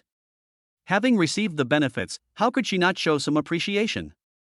Ning Mingyue immediately glanced sideways at Miao and said. Well, cough cough, I do have a problem with it. What's mine is senior sister's. He immediately realized that not only were his 2 pieces of gold jewelry lost, but all the gold jewelry he owned was also likely to be lost. After thinking about it, he decided to grit his teeth and hand over all the gold jewelry he had left since he couldn't spend it all. This made Ning Mingyue extremely happy. Wow, sure, your vision is truly unmatched. If anyone bullies you in the future, just tell your senior sister. Well, today I, your senior sister, will assign some tasks. You idiot, from now on you'll be in charge of cleaning the kindergarten every day. Sure, you're in charge of supervising that idiot's work. Bei Xian, you came up the mountain empty-handed. From now on, you'll be sweeping the floor with that idiot. Ah, this is it. Realizing he had indeed been rude, Chen Fan reluctantly accepted his fate. Next time Uncle the Great Demon King delivers the gifts, I'll definitely make him make up for it with double the amount. Back at Bar 815, Zhang Sanhu thought about it and decided to tell his sister Zhang Xiaofan the shocking truth. Just one. 815 Bar has reached the frustrating moment of being forced to close down. If it can't find any help soon, it will probably have to disband. This is something Zhang Sanhu doesn't want to see, because he knows all too well what the 815 Bar means to his sister. De Biao, are you sure he can kick you 5 meters away with one kick? Zhang Xiaofan looked incredulous. She's known this handsome orphan for 3 years, and she believes him if he says he can hold his liquor. But to say that she could kick her 2-meter-tall, domineering younger brother 5 meters away with one kick, I'm sorry, Zhang Xiaofan really doesn't believe it. Sister, not only that, he also gave me a kick that gave me hope of taking another step forward. Zhang Sanhu said with an honest expression. He has a problem, he deserves a beating. Aside from his sister and his domineering brother-in-law who has been missing for 3 years, he respects whoever can defeat him. Undoubtedly, Luo Dali became the second brother-in-law. Sister, I still. Thinking of something, Zhang Sanhu began to mumble incoherently. Explain. Zhang Xiaofan urged him impatiently. I made a bet with him, lost, and then became his purchasing manager, having to deliver goods up the mountain to him once a week. What, useless? However, it's quite interesting that this kid dared to keep it from me for so long. By the way, is his best friend working tonight? What does my sister mean? If a dog bites someone, how about encouraging his best friend to act like a real man? Then, without making a move, let him get a minor injury, and then notify that kid? De Biao, do you think what we're doing is a bit too sneaky? Well, how about we try it tonight? With a twitch at the corner of his mouth, Zhang Sanhu gritted his teeth and eagerly offered his suggestion. Just one. He caught a glimpse of Zhong Ling on the mountain and subconsciously assumed she was Luo Dali's woman. Combined with the fact that she had kicked him 5 meters away, he came to a very bad conclusion: his sister's looks probably weren't enough to handle Luo Dali. The fact that his sister hadn't considered calling Luo Dali for help earlier also highlighted his astute guess. Ring ring ring. Just then, Zhang Sanhu's phone rang. His face immediately darkened after he hung up the phone. Sister, the Lin family is here. What are the Lin family doing in such a small place? After a moment of surprise, Zhang Xiaofan still went out to greet them immediately. The newcomer was none other than the Lin family's black-clad man from before. Through his investigation, he discovered that Luo Dali's last workplace was the 815 bar. You must be Zhang Xiaofan. You're quite pretty. Upon seeing Zhang Xiaofan, a fiery glint flashed in the man's eyes. What's up? Having long been accustomed to the disgusting stares of scumbags, Zhang Xiaofan asked bluntly. I heard Luo Dali works for you? The man in black explained his purpose. I'm sorry, he resigned. Unexpectedly, the Lin family came to see Luo Dali. Zhang Xiaofan responded calmly. Where did he go? Unexpectedly, they arrived a step too late again, and the man in black's face instantly turned ugly. I don't know, or do you think I should be too concerned about the whereabouts of a lowly waiter? Shrugging, Zhang Xiaofan feigned indifference and asked a question in return.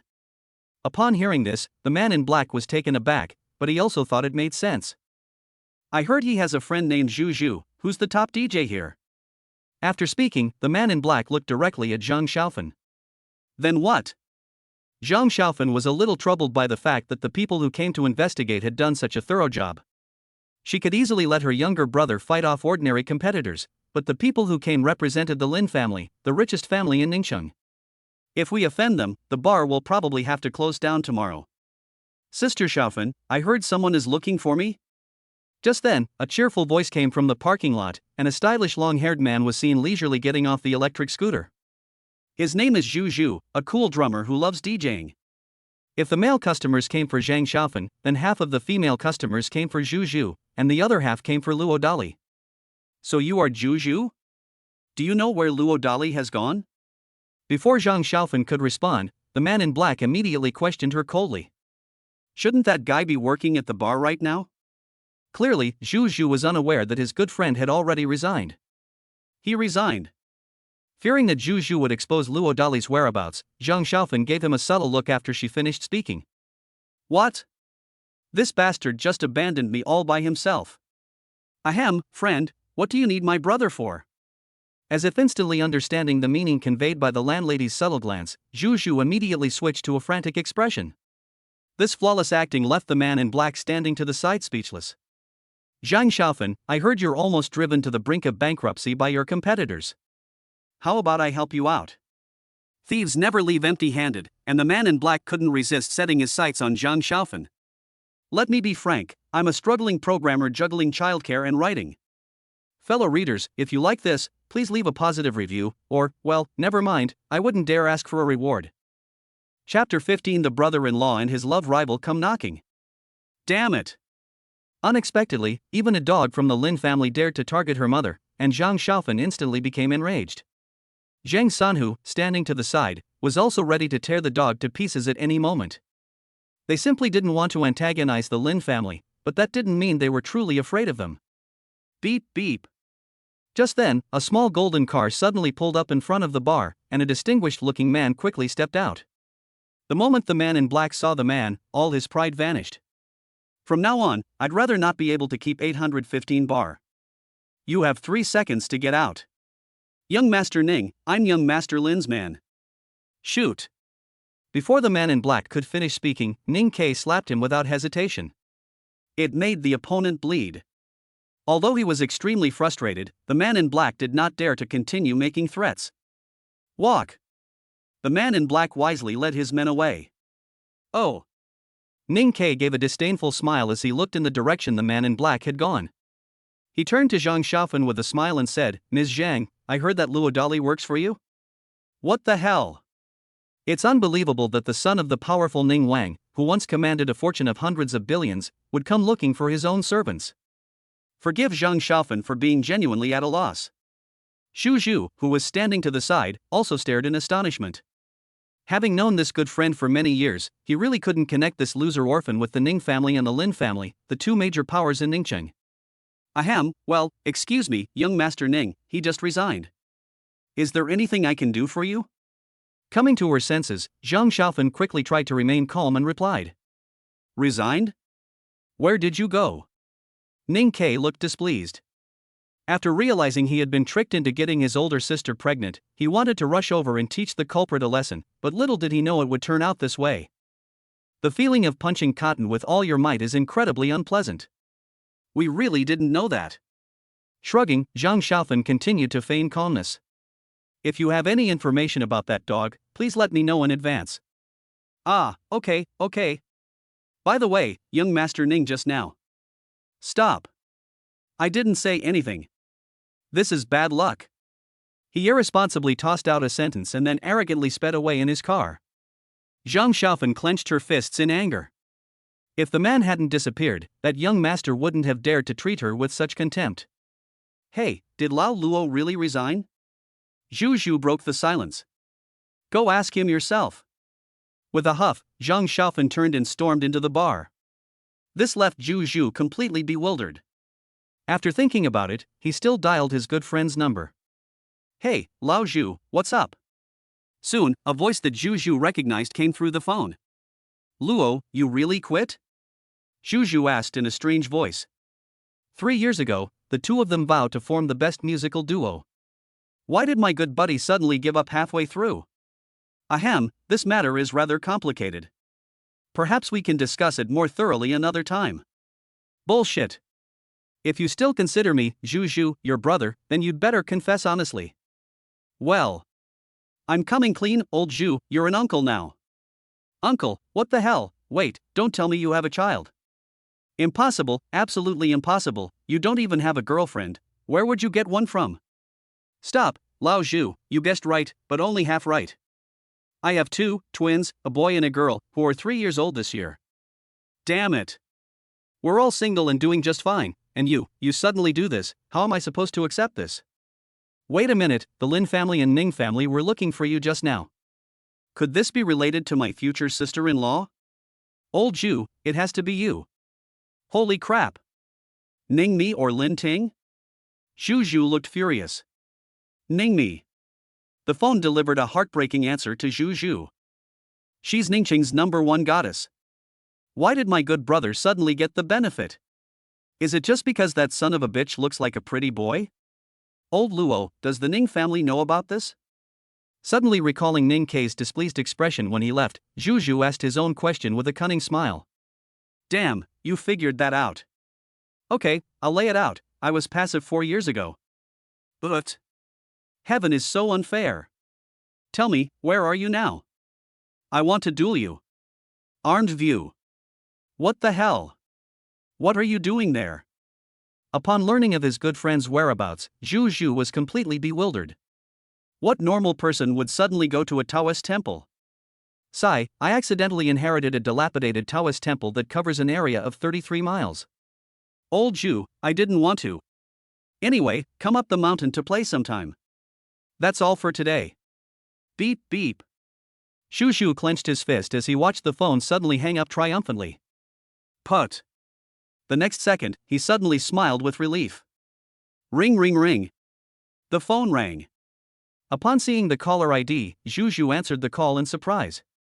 Young master, intelligence indicates that the old celestial master has descended the mountain, his target being spicy strips from Japan. Damn it, that son of a bitch actually didn't lie to me, the real young master. No wonder some bastards have been causing trouble at the bar lately, turns out it's the old master. Young master. A hero's woman shouldn't be targeted by bad guys. Arrange for all the dogs who attack the 815 bar to be sent there. Yes. An orphan and a loser actually managed to get the old master's favor? Looks like my good brother isn't so simple after all. That's unbelievable. No, even I, this young master, can be so compatible with him. It's understandable that the old master would take a liking to me. Yes, that's it. But I have to go up the mountain to take a look at that bastard when I have time. The reason is that I have to give my future niece and nephew belated gifts. Armed view. After consolidating his position with a barbecue, Luo Dali once again won a chance to win a prize. Ding! Congratulations, host, you have obtained a top-tier music room, along with a number of musical instruments from ancient and modern times, both Chinese and foreign. To avoid detection, the music room automatically materialized on the third basement level of the courtyard house, with a panoramic basalt glass structure on one side, offering views of part of the underground beauty of Xuanwu Lake when the sun is high in the sky. Congratulations, host, you have acquired the God of Song skill and are proficient in any musical style and singing method in the world. Ah, this reward is quite interesting. My greatest glory in my past life was being a rice enthusiast, but unfortunately, my throat wouldn't allow it. Now that the God of Swords doesn't exist in this world, it seems absolutely necessary to promote his music. Hey, what are you doing here? After cleaning up the mess, Zhongling started fussing at Luo Dali. Just one. She fell in love with the stunning courtyard house at first sight and didn't want to leave. Stop, you can't stay here, or my wife will misunderstand and get angry. As if instantly understanding the beautiful professor's little scheme, Luo Dali refused without hesitation. Even if Zhongling is extremely beautiful, there's no reason for her to sacrifice the watermelon for the peach. What? You? Do you think this professor would even look at a shallow loser like you? There is no best. You've infuriated this professor. Zhongling's first attempt at using her beauty to seduce someone ended in failure so quickly that she stormed off in a panic. Ignoring the female professor's various complaints, Luo Dali began to worry about how to gain the Ning family's approval. During a break from fishing, he used the internet to find out and confirm the identity of his cheap wife. She really is a billionaire. And what about him? Just an unwanted orphan. This is such a mismatch. If you don't gain the approval of your future mother-in-law and father-in-law in the future, the consequences will be terrible. At the very least, as a man, Luo Dali absolutely cannot accept his children calling another man dad. Chapter 16: The Rebellious Son's Talent Showcase. We need to find a way to make money. At the very least, we should try to find a match that is equal in social standing. But how do we get the money? Luo Dali quickly became depressed again. Even with the system's assistance, he still couldn't change the fact that he was a loser in both of his lives. Setting a small goal is probably already the limit of his personal ability. But a small goal is simply not enough in the face of the 100 billion Ning King era. Etc. Thinking of something, Luo Dali smiled and stared at a certain financial director. He didn't know the other party's past, but since the other party's granddaughter dared to flaunt her gold jewelry in public, she must have a good way to make money. Abbot, the temple of the god of wealth is over there. As if instantly understanding the young abbot's little scheme, Hua Bushi irresponsibly pointed to the temple of the god of wealth. He's finally reached the age where he should be enjoying retirement, and he really doesn't want to come out of retirement. Upon hearing this, Luo Dali's expression was priceless. Then, still unwilling to give up, he looked at one of the head chefs. Well, Abbot, I'm 119 years old this year, and I don't have many days left to enjoy life. Please have mercy. Clearly, the wise and experienced old monk had no intention of leaving the mountain. Have to. Neither of the two mysterious old guys is reliable. Luo Dali felt utterly exhausted. Etc.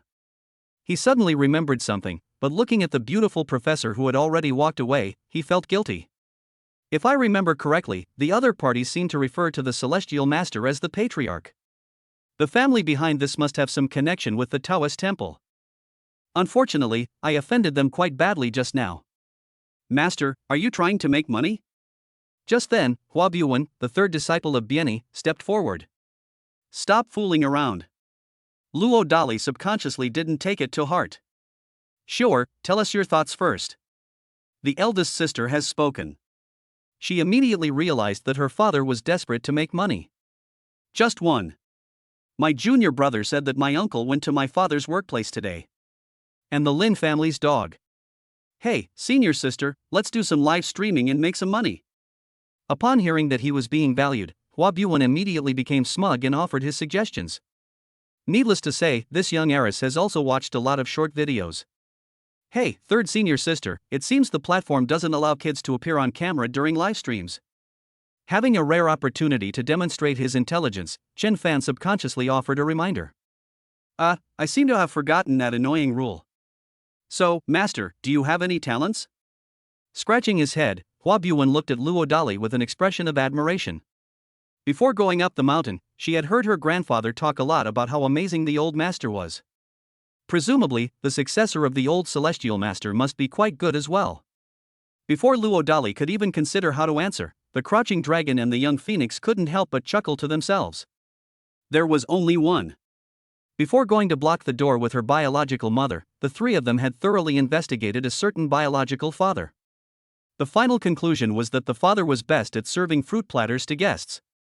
Using this skill to make money through live streaming is simply outrageous. Master, how about we switch to making videos?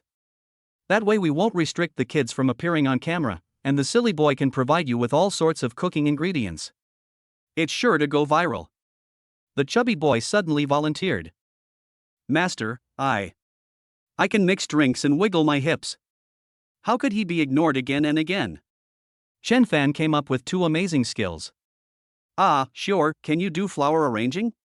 Wait, sure will also tip for the videos. In his haste to finish speaking, Hua Buwen suddenly realized his greatest advantage. Sure enough, after those words were spoken, everyone else fell silent.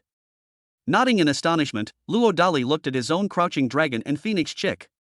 If video interaction can enhance the father-son relationship, it's worth a try. If all else fails, they can try live streaming. Luo Dali doesn't believe that with Daoshen's few explosive albums, he can't blow up the terrible entertainment industry in this parallel world.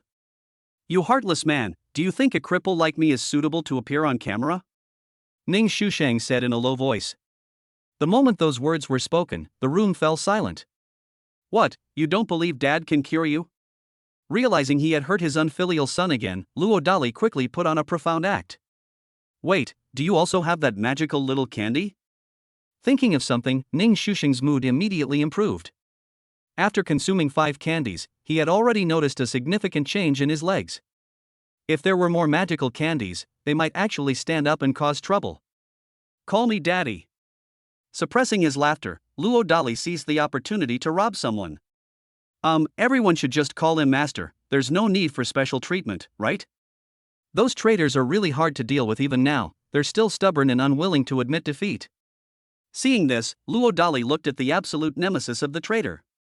My dear brother, it's just a title, why make things so difficult for yourself? Or you could bow your head for now, and wait until you can stand up again before calling back the unfaithful person. Ning Mingyue whispered to her younger brother. She thought her own father couldn't hear her. Then, Luo Dali's face darkened. As expected, they were his own crouching dragon and phoenix chick. A heart as pure as ice will remain unperturbed even if the sky collapses. To avoid ruining the hard-won father-son relationship, Luo Dali silently chanted incantations to calm himself down. My dear father, how about I sing you a song? Having been persuaded by his sister, Ning Shusheng gritted his teeth and forced a smile at his unfaithful father. Well then, please begin your performance. Luo Dali's lips twitched, and he feigned anticipation. Then, his face quickly darkened again. In reality, this traitor is a complete tone-deaf person. This isn't singing, this is murder and arson. Wow, second brother sings so well. The chubby boy suddenly started clapping. Holy crap! Are you sure you're telling the truth? Luo Dali almost cursed someone out on the spot. What kind of wicked disciples did he take in? Luo Dali looked at Hua Buwen and Chen Fan, hoping they would give an objective evaluation. Ahem, indeed commendable courage.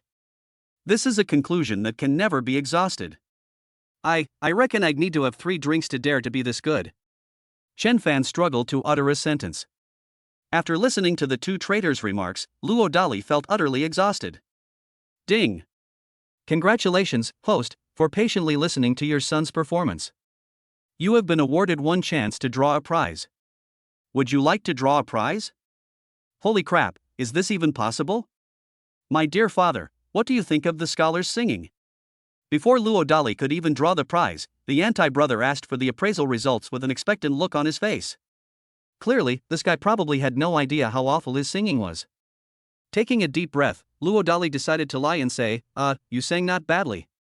By the way, do you have any other talents? Of course, the scholar can also write cursive script. You idiot, bring me pen and ink. Luo Dali tried his best to feign anticipation and give instructions. 5 minutes later, Ning Shusheng finished his impassioned and eloquent speech. It is indeed cursive script. Luo Dali found the handwriting so messy that he could hardly bear to look at it, but seeing his unfilial son's smug expression as if the baby was a calligraphy genius, he became depressed. After all, they are your own offspring, so it's best not to be too harsh on them. Great, well written, wonderfully written. The chubby boy got excited again. The adoring look in his genius second senior brother's eyes almost made Luo Dali burst out laughing. He glanced sideways at one of the head chefs. The head chef blushed and turned his head away, covering his forehead.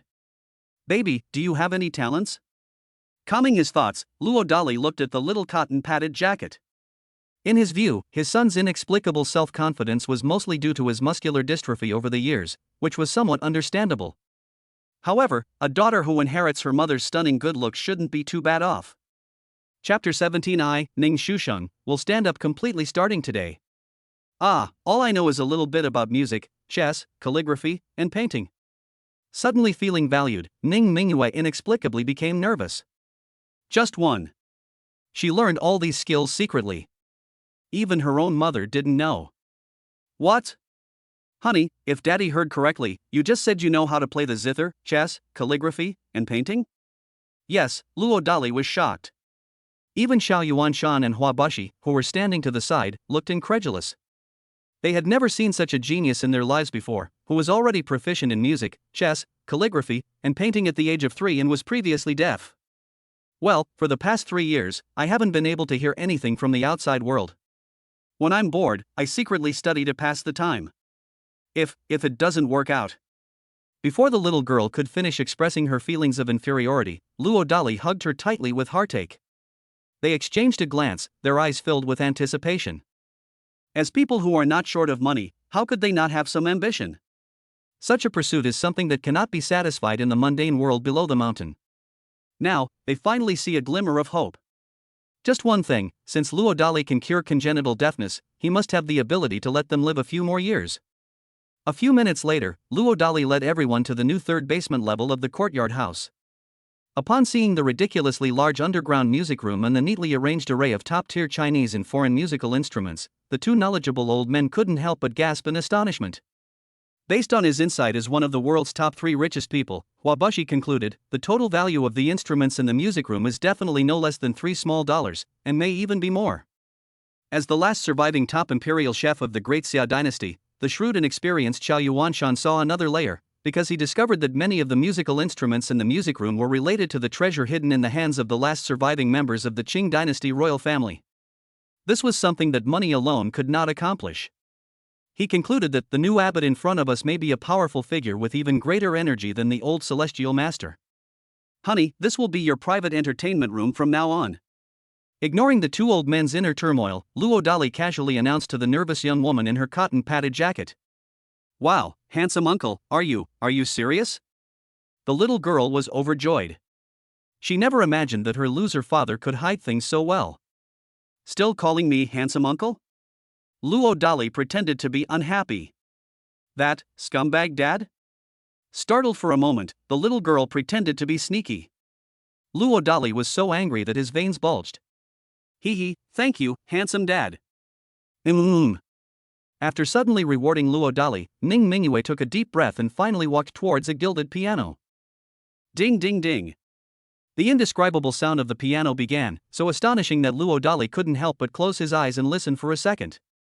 He heard the voice of a child born deaf about the world. So beautiful. Very clean.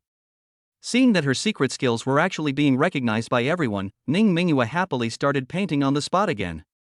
He was painting while watching his father. He paused to think for a moment, then continued painting. Before long, a sketch of a family portrait was completed. Luo Dali was so moved by it that he burst into tears on the spot. Not done yet, Ning Mingyue started showing off her calligraphy.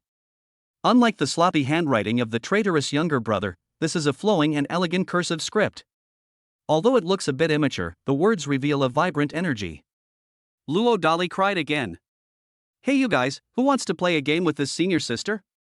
Senior sister, sure happens to be a 6th Dan Go player, I wonder. Senior sister, the Northern Xian's military banner is just so they'll definitely wipe you out completely. Senior sister, I'm the worst at chess. Alright, you idiot, you're the one. What? 5 minutes later, Xiao Erwo exclaimed that his senior sister's chess skills were superb, and that he was willing to admit defeat. Hua Buwen and Xiao Erwo were filled with regret. Why did they have to show off like that? Now they've gotten away with pretending to be stupid. Luo Dali was so happy he almost cried. At this moment, he had to admit that the head chef had indeed taught Sun a good job. In contrast, Hua Bushi's expression looked somewhat unnatural. It's not necessarily a good thing that my granddaughter Shior is used to being superior to others. At the very least, it's inappropriate to act superior to others on this mountain. Ding! Your daughter regained her confidence for the first time thanks to your listening micro-expressions.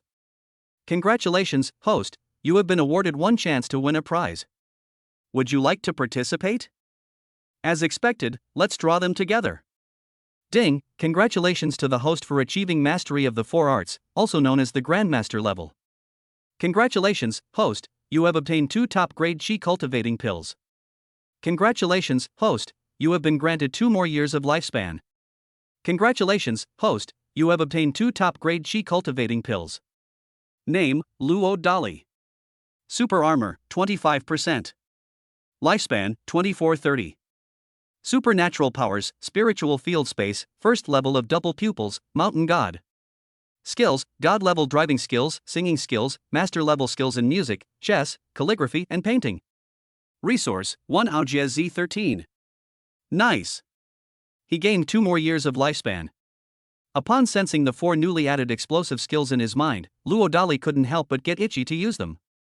In fact, the skills of playing the zither, chess, calligraphy, and painting are not as simple as what my daughter just learned. Rather, it refers to being proficient in any style of musical instrument playing, painting, calligraphy, and chess skills, and so on. They are all masters. There were no masters after the Republic of China era, but Luo Dali was different. He suddenly acquired 4 master-level skills. Wow, sister is amazing. It's a pity about me, Ning Shushang led the applause. He hid his sadness very well, but Luo Dali's double pupils could not hide it. Fortunately, I just drew 4 more top-grade Qi nourishing pills. He walked over, picked up the rascal, and said, "Call me daddy." You, could it be?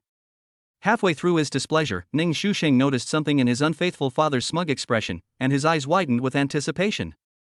Sure enough, when Ning Shusheng saw the 4 candies in his unfaithful father's hand, he went crazy and, disregarding his disgust, grabbed his unfaithful father's cheek and began to smell them. My God, this intoxicating medicinal fragrance, could it be the legendary scent of ancient Taoist elixirs? As a legendary chef, Xiao Yuanshan seemed to notice the unusual nature of the premium Qi nourishing pill immediately. Although Hua Bushi couldn't understand it for the time being, he could feel invigorated just by smelling it, and he knew that the small pill in Luo Dali's hand was not simple. My wise, mighty, handsome father. Ah, all of this is for you, you unfilial son. Hooray, long live my dear father. With an excited roar, Ning Shusheng swallowed 4 top-grade Qi cultivating pills in one gulp. The next moment, he began to emit blue smoke from his body. This is due to the effects of the medicine dissipating. It's so hot, so scalding. I want the sky to no longer block out my eyes, I want this earth to. After a series of silly roars, Ning Shusheng actually managed to slowly and successfully stand up. Step. 2 steps. 7 steps. Feeling the power in his legs, Ning Shusheng was so moved that tears streamed down his face. It's been 3 years. He was finally able to live like a normal person. He knew very well that all of this was a gift from his unfaithful father. Thump. Although he still couldn't completely let go of some resentment, Ning Shusheng still respectfully kowtowed to Luo Dali. You're still a bit short, but in 3 days at most, you unfilial son should be able to climb and jump around like a normal person. Ruffled the little rascal's head and made a smug promise. The system said that 10 top-grade Qi nourishing pills would be enough for a full recovery, and I've already taken 9 so far, it'll be over soon. Hey, Abbott, weren't you just having a headache about how to make a lot of money? Would you sell those little pills? I'm willing to buy one for $1 million. How many? Luo Dali was completely dumbfounded. When he drew the top-grade Qi cultivating pill, he asked Da Tong about the cost price, and it turned out to be around 100,000 per pill. 10 million. Thinking the young monks would find the donation too small, he gritted his teeth and asked for 10 times the price for the flower offering. Upon hearing this offer, Xiao Yuanshan, who was standing to the side, went crazy, because he simply didn't have that much money. But Xiao Yuanshan knew very well that this price was definitely not expensive. After all, some things are priceless and unavailable. Chapter 18 Father and Son's Battle of Wits, Endless Joy. Damn it. Is this the world of the upper-class rich? That's a good thing the price has gone up. However, we absolutely must not act like a loser at this time, which would damage the great image of the abbot. Composing himself, Luo Dali feigned arrogance, not for sale. My God. That heartless man looks so handsome today. Seeing his father, a loser, remain unfazed by countless temptations, and witnessing his father's unwavering rejection of the beautiful headmistress's seductive advances, Ning Shusheng felt dizzy with envy. At this moment, his resentment towards his unfaithful father lessened by at least 1 point. There are about 999 points left. Guanju. Upon hearing that the flowers weren't for sale, Wabushi became furious. He has worked too hard in the past few years, which has made him so weak that he almost urinates at night. If possible, even if he doesn't regain his former glory, he should at least look like a proper old man. Little flower, such a divine medicine is not something that can be found everywhere. It must be that the abbot has not yet found suitable rare and precious materials to refine it. Fearing that the donation would offend Luo Dali, the shrewd and experienced Xiao Yuanshan quickly tried to smooth things over with a conciliatory remark. Ahem, abbot, I was just getting impatient. Such a miraculous medicine is indeed rare and hard to come by. Immediately understanding, Wabushi quickly followed the advice and went down the steps. Seeing this, Luo Dali felt a pang of pain in his liver. It wasn't that he wasn't selling, it was that he simply didn't have any to sell at the moment. Seeing that Luo Dali and his family of 3 seemed to have something to talk about, the 2 old men quickly took their grandchildren and left. Chen Beixian was cleverly invited by the chubby boy to stay up all night and have a long talk about life. That sharp eye, no wonder they're so wealthy. You unfilial son, want to call your mother and share your joy? With a sigh, Luo Dali suddenly looked at the excited trader. No, is it inappropriate? After a moment of surprise, Ning Shusheng spoke calmly, a rare occurrence for him. Without rushing to respond, Luo Dali looked at the little cotton-padded jacket. Dad, I heard from Xiao Wu that someone went to the bar where you used to work today looking for you?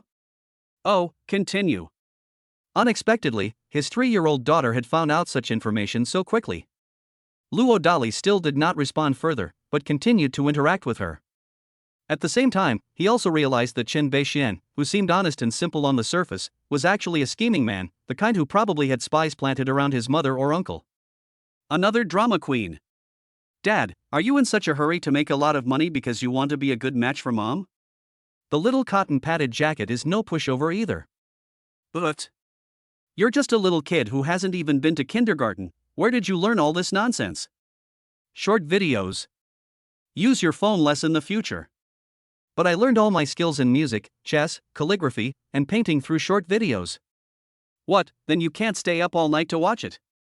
Upon hearing this, Luo Dali hesitated to disrupt his genius daughter's excellent study habits. Don't worry, Mom said staying up late makes you less pretty. By the way, that jerk dad. Stop. I've given you such a top-notch music room, can't you start calling me dad now? Does that scumbag dad know how many times my siblings and I have been called bastards in the past 3 years? Baby, you win, continue. Luo Dali was speechless on the spot. Dad, I don't want you to make big money. Why? Because we don't want to become left behind children. The trader suddenly interrupted with a resentful remark. Have to. Luo Dali was speechless again. He then probed further, so your idea is that dad can make money, but he can't leave your sight? Humph, at least you have some brains. The traitor looked arrogant. You. What do you mean? What I meant was, do you heartless man, have any special skills to make money? Besides serving fruit platters in an eyesore. Hey, you unfilial son, who told you that my greatest skill is, cough cough, actually your wise, mighty, and handsome father isn't bad at all, he's just usually a bit low-key. Stop, what special skill do you have? The traitor shows no mercy whatsoever. Enraged, Luo Dali clenched his fists. They are my sons, you mustn't get angry, you mustn't hit them? What kind of amazing skill do you want to see, you unfilial son? After taking a deep breath to calm his thoughts, Luo Dali decided to teach his unfilial son a lesson. He refused to believe that with his singing talent and master-level skills in music, chess, calligraphy, and painting, he couldn't turn the tide. How about starting with your special trick to lull someone to sleep? With a disdainful smile, the traitor casually remarked. What the hell? Luo Dali wanted to cry but had no tears. This rebellious son really doesn't play by the rules. Using his singing prodigy's skills to soothe a child? If a singing god's skills can make people drowsy, then can it still be called a singing god's skills? As for using music, chess, calligraphy, and painting to lull someone to sleep, Luo Dali had never even heard of it. What, you can't do it? The traitor continued to provoke him without any hesitation. It is confirmed that it cannot be done. Luo Dali clenched his fist but then could not let go. Dad, I think I saw a light in your eyes just now. Do you really have some amazing skill besides serving fruit? She glared at her younger brother fiercely, then cleverly gave him a way out. Sure enough, Luo Dali's eyebrows immediately lit up with excitement. Baby, actually your wise, brave and handsome father is also skilled in music, chess, calligraphy and painting. He has never had a match for singing. Well then. Mr. Scumbag Dad, please begin your performance. Trying not to burst out laughing, the little girl sat on the ground, looking like she was enjoying the show. Meanwhile, the traitorous fellow sinisterly turned on his phone, preparing to record a video as evidence. Damn it! How did those angelic women raise their children? They even let them carry around magical devices like cell phones. You unfilial son, if I can win you over with my singing, how about I hand over my phone? Heh, it's a bet, but if you lose, you'll have to hand over the virtual bracelet on your wrist to your sister. Hey, deal. Suppressing his urge to explode, Luo Dali took a deep breath and went to the gilded piano that the little cotton-padded jacket had just played. He gave his unfilial son a smug look that seemed to say, just wait and see. Then he looked at his curious little daughter beside him, and a song by the God of Swords immediately came to mind. Honey, this poem Yellow Rose was written for you by your father. He silently apologized to the sword god and then began to sing with deep emotion. Don't let the yellow roses shed tears. Of all the flowers, you are the most beautiful. Don't be sad if you get hurt. Don't let tears wet the flower petals. Don't let me see your sadness. Having been abandoned as a miserable orphan in both his previous lives, Luo Dali is now fortunate enough to become a father. He feels an overwhelming resonance with this song that he sang many times in his past life. With the added boost of his singing talent, he actually made his sweetheart, who was just waiting for a good show, cry. She cried her eyes out. She couldn't quite grasp the full meaning of the lyrics, but she resonated with the unwavering love from her own father, her closest blood relative. My God, this heartless man actually managed to make my sister cry with his singing. This is a skill that even my mom, a genius and an invincible beauty, doesn't possess yet. It's simply powerful, abnormal, and outrageous. Oh no! My phone is going to be lost. It sounds so good, so good, so good. You heartless man, with your talent, you could definitely make money through live streaming. Considering I went against my conscience just now, cough cough, can I not hand over my phone? In a panic to save his phone, the traitor frantically dropped the app. Chapter 19. My older sister just got him to sleep. It's just a gold-plated phone, isn't it? This unfilial son actually slept in a separate room from his own father for this reason. Absolutely unforgivable. Luo Dali was so angry that his face turned dark. Fortunately, the little girl was probably too touched to keep up with her rebellious son for the time being. But within minutes, Luo Dali also lost his temper on the spot. The little girl was so touched that she couldn't sleep and insisted that he coax her to sleep. However, because he had never been a father, the more Luo Dali coaxed his daughter, the more excited she became. That innocent look with its big, wide eyes would probably make anyone laugh to death if they saw it. "You scumbag, Dad, you sing really well, why do you have to go to a bar and embarrass yourself by serving fruit platters?" It seems the little girl has been given a system, called the 100,000 whys system. How about we change the subject?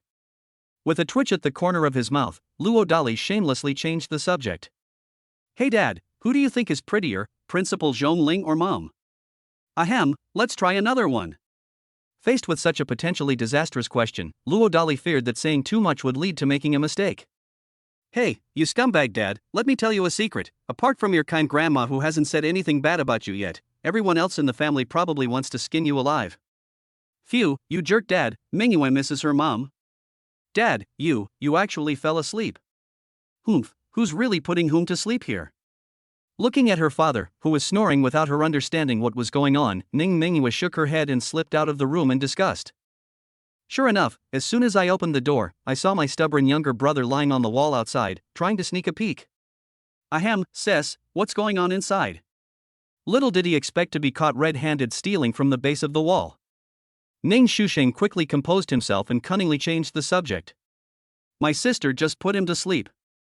Ning Mingyue looked furious. Upon hearing this, Ning Shusheng's eyes widened. Unfaithful people are really unreliable. Etc. Isn't this a great opportunity? Ning Shusheng tried to sneak into the room, but his sister grabbed him by the back of his collar. "What's up?" Ning Mingyue had a fierce look on her face. Take back my sister's phone. You've got potential, keep your voice down." "Sis, how about we make a deal? How about letting my little brother play for an hour every day?" "Oh, my dear brother, has anyone told you how awful you sang today?" Ning Mingyue was eager to get started. As the eldest sister, she felt obligated to take care of her dim-witted younger brother, especially since their father was unreliable. How is this possible?" Ning Shusheng looked unconvinced. Or rather, he didn't want to believe that the chubby boy was deaf and blind and had praised the wrong person. "Humph, ask little Gray yourself." Ning Mingyue feigned contempt. Seeing this, Ning Shusheng looked at a certain old and adorable creature. Under the influence of the young master's tyranny, the old wolf king actually showed a look of disgust towards Ning the scholar. This caused Ning Shusheng's face to freeze instantly. "Sis, do I really sing that badly?" After snapping himself out of his daze by clenching his thighs, Ning Shusheng earnestly sought verification once again. "It can almost kill without leaving a trace, but what? For now, you should honestly put down your phone and study hard with your sister." "Study? Study what?" Ning Shusheng was completely bewildered. "My dear brother, due to muscular dystrophy, you were born 3 years behind your peers. Shouldn't you study even harder?" "Sis, you still haven't said what you're going to study?" "Music, chess, calligraphy, and painting." "What the heck?" Sister, I don't like learning these things." "So what do you like to study?" "Men should learn to ride horses, race cars, and fly eagles." "Stop, let's go inside and get our phones back first." Feeling like they were talking at cross purposes, Ning Mingyue, exhausted, changed the subject. Ning Shusheng gave his sister a knowing look and then cautiously slipped into the room. But as soon as he entered the door, he almost wet his pants in fright. It turns out that Luo Dali hadn't slept at all, he was just sitting there with a smile, waiting for the little thief to enter the room. However, Luo Dali didn't say much, but handed over his phone. This bizarre move completely baffled Ning Shusheng. "Do you need anything, thank you?" Coming to his senses, Ning Shusheng muttered a sentence in a low voice. She blushed as soon as she finished speaking. This really doesn't fit the image of a traitor.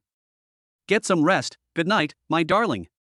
With a smile, Luo Dali closed his eyes contentedly. He actually called me Bao too. I'm not a good for nothing. "Thank you, yeah." Mustering his courage, Ning Shusheng thanked the unfaithful man with his actions and strode out of the room with an air of utter confidence, as if he didn't care about anyone else. Seeing this, Luo Dali smiled with satisfaction. Turns out, taking care of kids isn't as hard as I thought. Alternatively, you could try a different approach, play dumb and let the child take care of the child. Ding! Congratulations, host, you have been granted one chance to draw a prize due to the Rebellious Sons initiative. Would you like to draw a prize? This works too. Ah Ton, hurry up and draw it. Ding. Congratulations, host, you have obtained a divine horse. Congratulations, host, you have obtained a divine bird, the gerfalcon. Friendly reminder, Shunma and Heidonking are in the medicine garden. The host can go there to take them over. What? Divine bird? There are no top-grade chi nourishing pills or longevity pills. Luo Dali was not very satisfied with the reward, so he shook his head and went to sleep. He didn't know how much time had passed when a wisp of purple energy from the east roused Luo Dali. As he stumbled out of the room, he saw the beautiful professor tenderly washing up the young dragon and phoenix. While I was struggling to decide what to have for breakfast, I saw Chef Xiao sharpening his knives. Just as I was about to go over and ask a few questions, I saw the CFO proudly carrying back a large grass carp. The fishing rod in the other person's hand was produced by the system. Master, what time is it now? Chen Beixian broke the silence. 9 o'clock. Oh, so Master knew too. Hey, Chen Beixian, what do you mean by this? Feeling mocked, Luo Dali's face darkened on the spot. It doesn't make much sense. What does not many mean? It's just so boring. Sensing the murderous aura, Chen Beixian quickly pretended to be stupid. Put. Zhongling, who had been feeling down all night, couldn't help but break down and burst into laughter. Good morning, senior sister. After a night of martial arts education from his grandfather, Hua Buwen seemed to have become a different person. The first thing he did upon arriving was to solidify Ning Mingyue's position as the absolute leader of the gang. Sure enough, this trick worked. At least Hua Bushi saw Luo Dali smile. After being patted on the head by his grandfather, the chubby boy didn't take the winding path, but went straight to the kindergarten to clean. Realizing what was happening too late, Chen Beixian quickly followed and pretended to understand. Sure enough, he felt the atmosphere become harmonious again. They ate and drank their fill. Luo Dali led the crouching dragon and the phoenix chick, along with several wicked disciples, to the medicine garden. As if sensing their master's arrival, the divine horse and the divine bird, the gerfalcon, immediately rushed out from the barren grass. Careful! Overly alarmed, Zhongling instinctively screamed. But halfway through the call, he opened his mouth wide. The steed chooses its master. The divine bird lowers its head. Such myths and legends are actually happening right before my eyes. This is unscientific. They exchanged a glance, and Xiao Yuanshan and Hua Bushi were also deeply shocked. But these shrewd old people knew that too much talk could lead to mistakes, so they simply pretended to be deaf and dumb. You unfilial son, here's a treat for you. After calming Shenma down and making sure the other party wouldn't pose a threat to the child, Luo Dali gave the traitor a wink. The treacherous brat, who instantly understood, was overjoyed and boldly walked up to Shenma, saying, "From now on, you will be called Xiao Bai." Chirp chirp. The spirit horse looked up to the sky and howled, seemingly responding to and acknowledging the name its master had given it. Master, how much money will it cost to name this big bird? Ah, well, you decide what to do. Unexpectedly, before he could finish spending all his money, Luo Dali cunningly returned the initiative to the other party. There's no way around it, saying too much might leave the old man with the bad impression that I'm trying to trick the kids. If he said too little, Luo Dali would feel like he was losing out. Chapter 20, the first lesson at Tianbao Kindergarten. Surprisingly, it actually works. However, instead of immediately offering a price for the money, he glanced subtly at his grandfather. He wanted to offer a reasonable suggestion, but Hua Bushi quickly came up with a better idea and looked at the young abbot Ning Mingyue. After a day of observation, he basically concluded that the young abbot of a certain humanoid tyrannosaurus was a complete daughter lover. As long as you please the other party's daughter, even if things don't work out, the outcome won't be too bad. After instantly understanding his grandfather's intention, Hua Buwen immediately put on a smiling face and came up to Ning Mingyue, saying, "Hee, senior sister, how about you give me a price?" Sure, is your family very rich? The fact that the third brother always tried to solve problems with money made Ning Mingyue suspicious. Ah, so. Dad has almost spent all of Grandpa's money. Sensing something was wrong, Hua Buwen quickly tried to remain calm and composed in response. Oh, what does your dad do? He's just an excavator operator. This job seems to be quite demanding. Sure, what does this barren land look like to you? Ah, please enlighten me, senior sister. Doesn't it look like our vegetable garden? And then, we have a harmonious senior-junior relationship, and talking about money can easily hurt feelings. How about you ask your dad to find a way to get some excavators, bulldozers, and seeders to go up the mountain? After all, you don't want to rely on just a few of us to reclaim thousands of acres of wasteland, do you? Ah, this. Hua Buwen looked at his grandfather with a chill running down his spine. Seeing this, Hua Bushi also had a headache. In other places, getting a few excavators and bulldozers would be a simple matter of a word.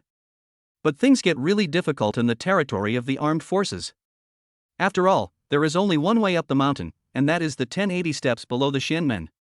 Excavators and the like simply can't get it up there properly. Now, Huabushi is only complaining that his granddaughter is making a fuss about her father working as an excavator, which is just asking for trouble. Grandpa Hua, don't you have a big gray plane? Ning Shusheng suddenly interjected. This guy has one advantage, he dares to dream. Whether he can actually pull it off is another matter. A large gray plane? After Ning Shusheng's reminder, Huabushi's eyes lit up. But the thought of the massive project of hoisting an excavator up the mountain made him numb again. Arrange. Having finally gotten a chance to shine, Huabushi knew that missing it might mean missing out on the miraculous and top-grade nourishing essence pill as well. So, she gritted her teeth and agreed. Yay, Grandpa's the best. Hey everyone, from now on you'll be called Shaoqing, okay? Having successfully secured the naming rights, Huabushi immediately rushed to the Gerfalcon and happily announced. After glancing at Luodali and confirming that he seemed to have no objections, the Gerfalcon spread its wings and flapped its wings at Hua Buwen, indicating that there was no problem. I wonder how the abbot plans to develop this wasteland. Unable to bear seeing Huabushi gain favor, Xiao Yuanshan reluctantly stepped forward and spoke up. Oh, does Chef Xiao have any good suggestions? Luodali couldn't help but chuckle and ask in return. He certainly didn't have any plans for developing the medicinal herb garden, nor could he come up with a decent one, but he was equally clear that he must never expose his shortcomings. Otherwise, it would damage the abbot's majestic image. Now that someone has taken the initiative to step forward, we must take advantage of this opportunity to profit from their generosity. That depends on the abbot's plans for the future of the armed sect. Future plans? Luodali fell into deep thought. He had a wicked plan, and if he hadn't been tricked by the cunning old Taoist priest, he might be enjoying himself in some big villa down the mountain. But now that he had taken over, Luodali understood that he needed to have a future plan. Fortunately, the Taoist lineage to which the old Taoist belonged did not have the strict and ancient rules of some Taoist temples in the previous life. As long as it did not break the law, the old Taoist probably wouldn't care too much. How can we promote and develop the concept of armed forces? This seems to be affecting Dad's work while taking care of the baby. Let's forget about it. That's not right either. Recalling the old Taoist priest's heartfelt words about the temple's heyday before his death, Luodali felt that if he didn't do anything, his conscience would be somewhat uneasy. Ultimately, he came up with the idea of promoting Taoist teachings through live streaming. However, this path is not one that is geared towards adults, but rather a path for children. Baby, what do you like? With a confident smile, Luodali looked at his little darling. Rose. Thinking of something, Ning Mingyue said sweetly. Chef Xiao, take note of the first point, plan out a rose garden, tentatively set at 100 acres. Ah, okay. Although it seemed a bit far-fetched, Xiao Yuanshan still didn't dare to easily deny it. Nodding in satisfaction, Luodali looked at his rebellious son. My wise and mighty father, how about, we set up a horse farm? Ning Shusheng said cautiously. Last night he was still clamoring to ride horses and fly eagles, and I never thought I'd have the chance to make my dream a reality so soon. The rascal is so excited. Arrange. After a moment's hesitation, Luodali did not refuse. Having a horse like Shinma would seem inappropriate without a proper horse farm. Luodali continued to look at his 3 apprentices. Oh dear, master, Xior loves fruit. Can we build a fruit orchard? Arrange. Master, Erhui uses a lot of Chinese herbs for cooking, how about we set up a small herb garden? Arrange. Master, may I also offer my opinion? When it was Chen Beishuan's turn, he actually felt a little inferior. Say it without hesitation. Luodali waved his hand. As a master, he had to show that he was selfless at this time. Then, can we build a small vegetable garden? Chen Beixian cautiously revealed his dream. That's it? Luodali was speechless, thinking this drama queen was going to make some outrageous suggestion. Well, Mom said her dream is to find a secluded place, grow vegetables, and raise flowers. I. Stop, make arrangements. That's great, thank you, Master. Unexpectedly, his suggestion was actually affirmed, and Chen Beixian was so excited that he kowtowed to Luo Dali on the spot. With a relieved smile, Luo Dali quickly picked the other person up. Chef Xiao, Director Hua, how long do you think it will take to get this done? Luo Dali looked at Hua Bushi and Xiao Yuanshan and asked. It will take at least a week. Alright, I'll give you 3 days. If you do well, there will be a reward. Wow, what reward? That depends on your grades, Principal Zhong. Can you fly an airplane? With a casual remark, Luo Dali suddenly looked at the proud and beautiful professor. What's the meaning? Just as she was enjoying the gossip, Zhong Ling was suddenly caught off guard and found herself in the mess. Literal meaning. Meeting. Wow, you actually know how to do that? I forgot to tell you, this professor graduated with 2 doctorates from the Seven Sons University. That's great. Let's get ready. Our first lesson at Tianbao Kindergarten will be a trip to Tingxian County in the southwest. Tianbao Kindergarten, what are we going there for? Paying tribute to a group of little ancestors who will never grow up. Luo Dali suddenly looked serious. She instantly understood the resentment in Zhong Ling's eyes lessened considerably as she looked at Luo Dali. At least regarding the other party's child's beliefs, she felt that the other party had a good background. Half a day later, a luxury helicopter landed in Tang County, southwest China. After leading the 5 little ones to the mall to change into simple yet polite black and white outfits, Luo Dali then led the group on a walk for about an hour to a solemn and dignified place. Chapter 21 starting today, stand up straight and be a good person. After carefully tidying their appearance, Luo Dali led the way in presenting flowers and candy. Although not a single word was spoken during the entire process, he knew that the children must all have their own questions. Sure enough, the rebellious kid was the first to stand up and ask earnestly, Dad, can you tell me about it? It was Ning Shuxing's first time in such a place, yet he seemed to feel no fear whatsoever. Instead, he felt a strange sense of mission that he couldn't quite explain. Therefore, he must find out. The other children all looked at Luo Dali. Zhong Ling was no exception at the very least. She was curious about how Luo Dali would answer her question. Baby, have you ever thought about where you came from? After a moment of silence, Luo Dali asked in a hoarse voice. Didn't it come from Mommy's tummy? Ning Shusheng responded subconsciously. Then where did your mother come from? Grandma, no, it's Grandma's belly. Then where is Grandma? This. Feeling that his father had no reason to ask such a childish question, Ning Shusheng fell into deep thought. Luo Dali looked at the little cotton-padded jacket and his 3 cheap apprentices. The 3 disciples all looked at Ning Mingyue, their senior sister, in unison. In that instant, Ning Mingyue felt the responsibility on her senior sister's shoulders for the first time. Dad, without these little ancestors who never grow up, we wouldn't have the safe birth environment we have now, right? After thinking for a few seconds, Ning Mingyue cautiously offered her own insights. Oh my God.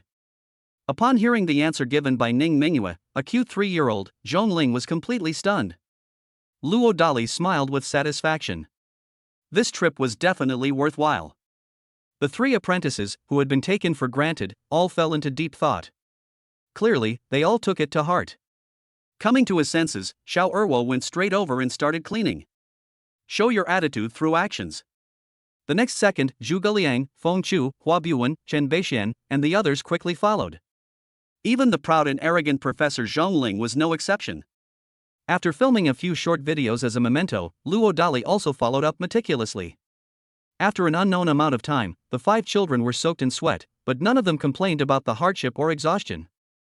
Even that traitor Ning Shusheng is exhausted to the point of being tongue-tied.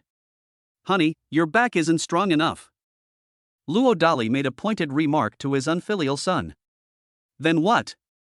I always felt that my father's words had a hidden meaning, and surprisingly, the traitor didn't argue back.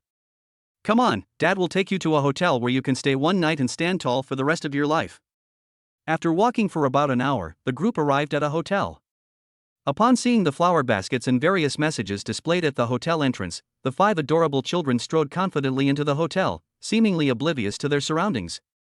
They haven't even officially moved in yet, but they're already really confident. The kind that's as solid as a rock.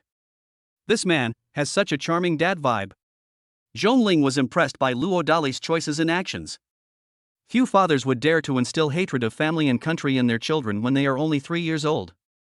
Especially the wealthy class. Ahem, I have something to say. Before going to bed tonight, everyone should write a summary.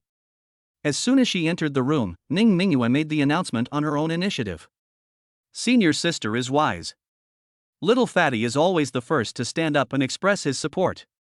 Damn it. I've been tricked by that fatso again. Seeing that they had lost the initiative, Chen Beixian and Hua Buwen exchanged a glance and decided to write a summary to show their support for their senior sister's decision. You still have to write a summary. Can't you just go on stage and share your thoughts? The traitor looked guilty. There was nothing he could do ever since his older sister exposed the truth last night. He had lost all confidence in his cursive script. Ning Mingyue glanced at her younger brother, her eyes flashing with murderous intent. Seeing this, Ning Shusheng hurriedly lowered his head and began to write. Put. The beautiful professor was amused by the little drama queens again. Hey, what are you looking at? Director Zhong, you'll be in charge of approving the photos to commemorate the occasion. Ah, okay. Zhongling didn't refuse, even though she was curious about what kind of summary the children could come up with. About half an hour. The 5 children have each finished their summaries.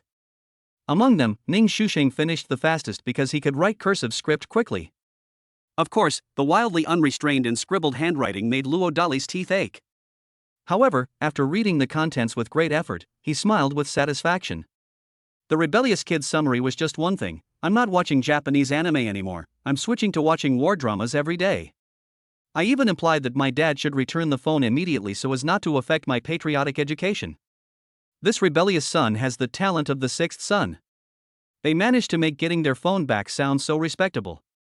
Luo Dali was convinced and simply returned the phone.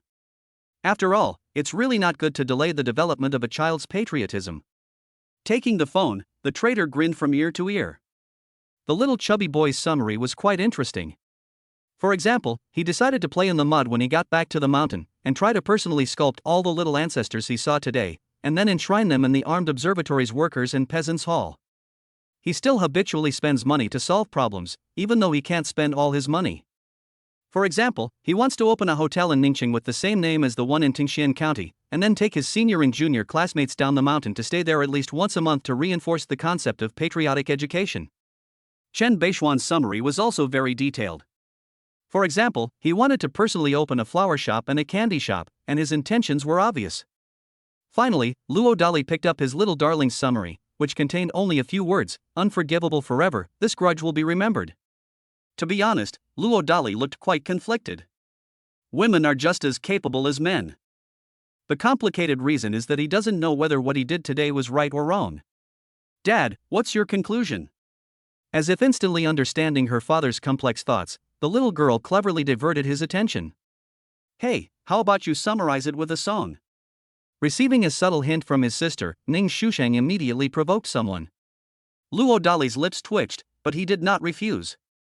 The children have all shown some performance, so it wouldn't be right for him to show nothing at all. After calming my thoughts, a melody quickly came to mind. Since there were no musical instruments to accompany him, Luo Dali simply chose to sing a cappella. The thread is long and the needle is dense. Embroidering the red flag with tears in my eyes, embroidering and embroidering the red flag. Tears followed the needle and thread. It's more like joy than sorrow. So many years, so many generations. I've finally been waiting for you today, I've been waiting for you so long. 1,000 parts affection, 10,000 parts love. Transform into golden stars to embroider the red flag, embroider the red flag. Normally I wouldn't blink an eye in a field of knives, but today my heart was pounding unusually fast. Stitch by stitch, thread by thread. Although he was born into poverty in both his lives, Luo Dali never forgot his deep-rooted patriotism and love for his country. Therefore, this song doesn't require much preparation, you can immediately immerse yourself in the performance. The traitor, who had no expectations, was once again stunned. After finally regaining his senses, he quickly took out his phone to record a video. Ning Mingyue and other children became little fans, covering their chins and listening intently. What kind of classic song is this? I've never heard of it before. Could this guy have really created this on the spot? It's insane, godlike, incredibly cool, absolutely awesome. A proud female professor at Peking University, who has always thought that men are no good, has her inner world invaded by a man for the first time. It gave her an inexplicable urge to sing a song along with him. Zhongling, this professor graduated with a major in computer programming and aeronautics, but why do I feel that music is the king-level talent hidden deep in my blood? Chapter 22. Actually, my marksmanship is pretty good. In the blink of an eye. 2 days have passed. Throughout the entire trip, all expenses were paid by the 3 disciples who couldn't afford to spend all their money. Luo Dali didn't even blush or skip a beat when he was taking advantage of his disciples. Because she felt obligated to speak up, Zhongling couldn't say anything. As expected, after 2 days of showing off, Luo Dali successfully won 2 chances to win a prize. And 1 sign in opportunity. However, in such a solemn place, Luo Dali didn't feel comfortable signing off on his personal matters on the spot. Ah Tong, now it's time for your performance. Luo Dali thought expectantly. Ding! Congratulations, host, you have obtained 2 top-grade qi cultivating pills.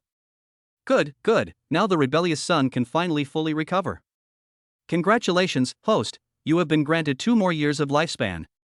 Congratulations, host, you have obtained 2 top-grade qi cultivating pills. Damn, there's more leftovers to sell, this is going to be a windfall. From now on, I won't have to put up with that dramatic woman's whims when taking care of the baby anymore. Humph, thinking you can control me, the abbot, by staying home full-time to take care of your child? You're dreaming. Ah Tong, continue. Congratulations, host, on acquiring helicopter piloting skills. Your licenses are legal and compliant, so you can use them with confidence. This skill seems pretty good. It'll save me from angering the beautiful headmistress one day and being blackmailed or manipulated by her at a crucial moment. Ding, successful check-in. Congratulations to the host for obtaining god-level marksmanship. Within the effective range of any firearm, the host can hit the target every time. Name. Luo Dali's overpowered body, 25%. Lifespan, 2432. Supernatural abilities, spiritual field space, first layer of double pupils, mountain god skills, god-level driving skills, god of song skills, proficiency in music, chess, calligraphy and painting, master-level cursive script skills, helicopter driving skills, god-level marksmanship. Resources, 1 Aojia Z13, for top-grade Peiyuan pills. Ah, this. Dad, I love that little bear. The little girl nudged Luo Dali and then pointed to the balloon stall next to her. Upon seeing this, Luo Dali almost burst out laughing like a pig. I thought that having god-level marksmanship in peacetime meant there was no use for it. Now, he has another opportunity to solidify his position as a father and show off. You heartless man, I like that big bear too, but... Halfway through the conversation, the traitor made no attempt to hide his contempt. They were indeed evenly matched, like the crouching dragon and the young phoenix. The initial excitement has barely subsided, and now they're saying they don't recognize their biological father at all. Fortunately, Atong is here, otherwise I would have been at the mercy of you 2 mythical beasts today. Luo Dali thought to himself, damn it. But so what? Luo Dali pretended to be nervous and prepared to retaliate immediately. He quickly regained his composure, feigning cunning. Sure enough, the treacherous golden dog eyes, with their built-in magnifying glass, caught on, and the mythical beast immediately said smugly, how about we make a bet? Well, let's forget about it. Dad's main concern is that if he shows too much of his true abilities, it might attract unwanted attention from your mom. As he spoke, Luo Dali deliberately glanced at the beautiful kindergarten director standing to the side. But Zhongling looked down on him without hesitation. Her impression of the young abbot had changed quite a bit, but it was still far from the point where she liked him. There's no reason for someone of the opposite sex to fall in love with someone who was already married. However, for some reason, Zhongling had a bad feeling that her student was going to be in trouble. Are you going to bet or not? The traitorous brat was too lazy to waste words, acting as if he was certain of victory as long as his unfaithful father dared to accept the challenge. Well, it's not like we can't take a gamble, but if you lose, how about you wash your father's feet once? Seeing that things were about right, Luo Dali pretended to have a dark expression and provoked her. Deal, but if you lose. Stop, I cannot lose as your father. If I lose, I won't ask for much. Just wash my feet once, that'll do. The traitor said smugly. Are you really not going to regret it? Luo Dali held back his laughter. Anyone who regrets it is a coward. Seeing his own father fall for the trap, the traitor was so excited he almost jumped up to celebrate. Baby, to prevent this unfilial son from denying his defeat later, how about you act as the notary? Ah, just a little bit. Suddenly finding herself caught in the crossfire, Ning Mingyue quickly realized that it wasn't a big deal. Third senior sister, I have a feeling that second senior brother is going to be in trouble.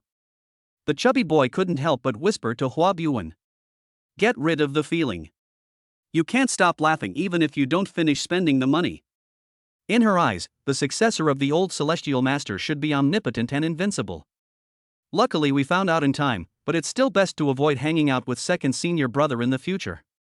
Chen Fan muttered to himself. 5 minutes later, amidst the glares of the traitor, Luo Dali swept across the balloon firing range with a single bullet without wasting a single shot. I knew it. But this guy's marksmanship is terrifying. Even my own brother, the king of soldiers, is half a level below him. It's outrageous.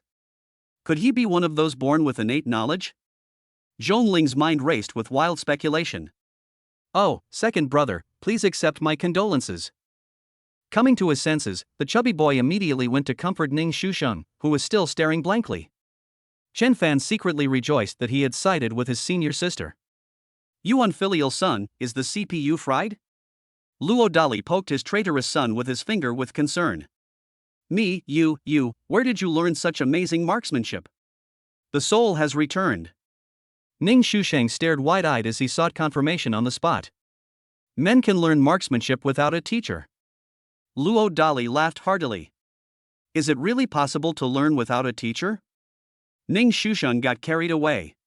Ahem, you'll understand when you grow up, you unfilial son. I see. Humph, I keep my word. Today I'll serve you well, you heartless man. Pft. Look at what this unfilial son is saying. Luo Dali couldn't help but break down on the spot. Since you're such a trustworthy son, I'll reward you with a candy. Shaking his head, Luo Dali tossed a top-grade chi-nourishing pill to his divine beast. As if afraid his unfaithful father would change his mind, Ning Shusheng immediately swallowed it whole. Boom! As the medicine took effect, Ning Shusheng felt a surge of energy rushing from the soles of his feet to his head. In his excitement, he couldn't help but start bumping into things on the spot. After landing safely, the proud and arrogant mythical beast suddenly burst into tears. He knew that his congenital muscular atrophy, which had plagued him for 3 years, had finally been completely cured today. Even grandpa and uncle couldn't cure my congenital muscular atrophy, but this heartless man completely cured it in less than a week, and even cured my sister's congenital deafness. He's defying the heavens. It seems I need to change my plan with my mom to raise a doting, simp dad, but how should I change it? Oh no, the way the headmaster is looking at my father is strange. We can't let a tiger grow up and cause trouble. Then there's only one way to go, and that is. Thinking of some terrible idea, Ning Shusheng helplessly apologized to his mother in advance. Ring ring ring. Just then, Zhongling's phone rang. After hanging up the phone, she awkwardly asked Luo Dali, Abbot, could I ask for a few days off? What? Director, we're going back to the mountain today. That's right, Erwo Mrs. Grandpa. No sooner had Hua Buwen finished speaking than Xiao Erwo followed up with an unhappy remark. This is really delaying the kids' trip back to the mountain. Urgent? After a moment of surprise, Luo Dali asked the beautiful kindergarten director for confirmation. My mom introduced me to a blind date. Why don't you guys take a bus back? Stop, actually I can also masturbate, no, fly a plane.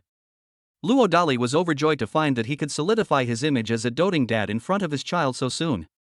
Chapter 23 Rebellious Son, I forgot to tell you, your father can fly an airplane too. No way? Does this heartless man actually know how to fly a plane? Clearly, one of the traitors couldn't resist getting his mind to work again.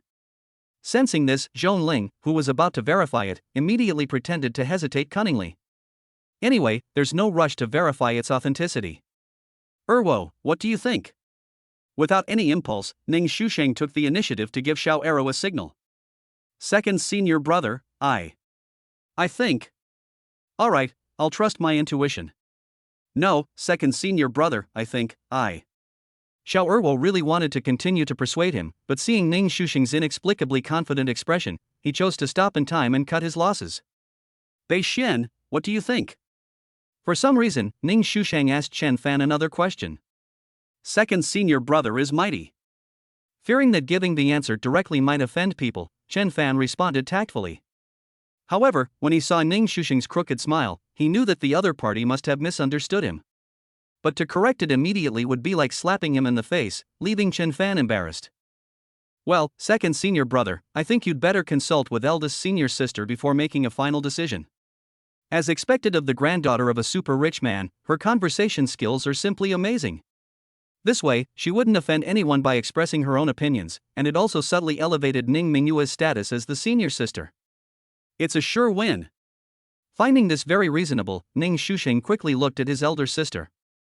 Without rushing to respond, Ning Mingyue walked directly up to Luo Dali and stared at him directly.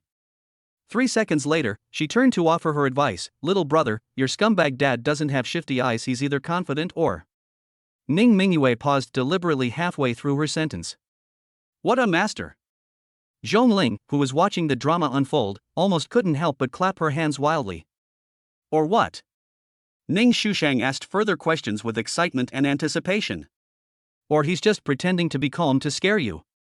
Ning Mingyue looked serious. I knew it would be this line. Zhongling was feeling incredibly uncomfortable.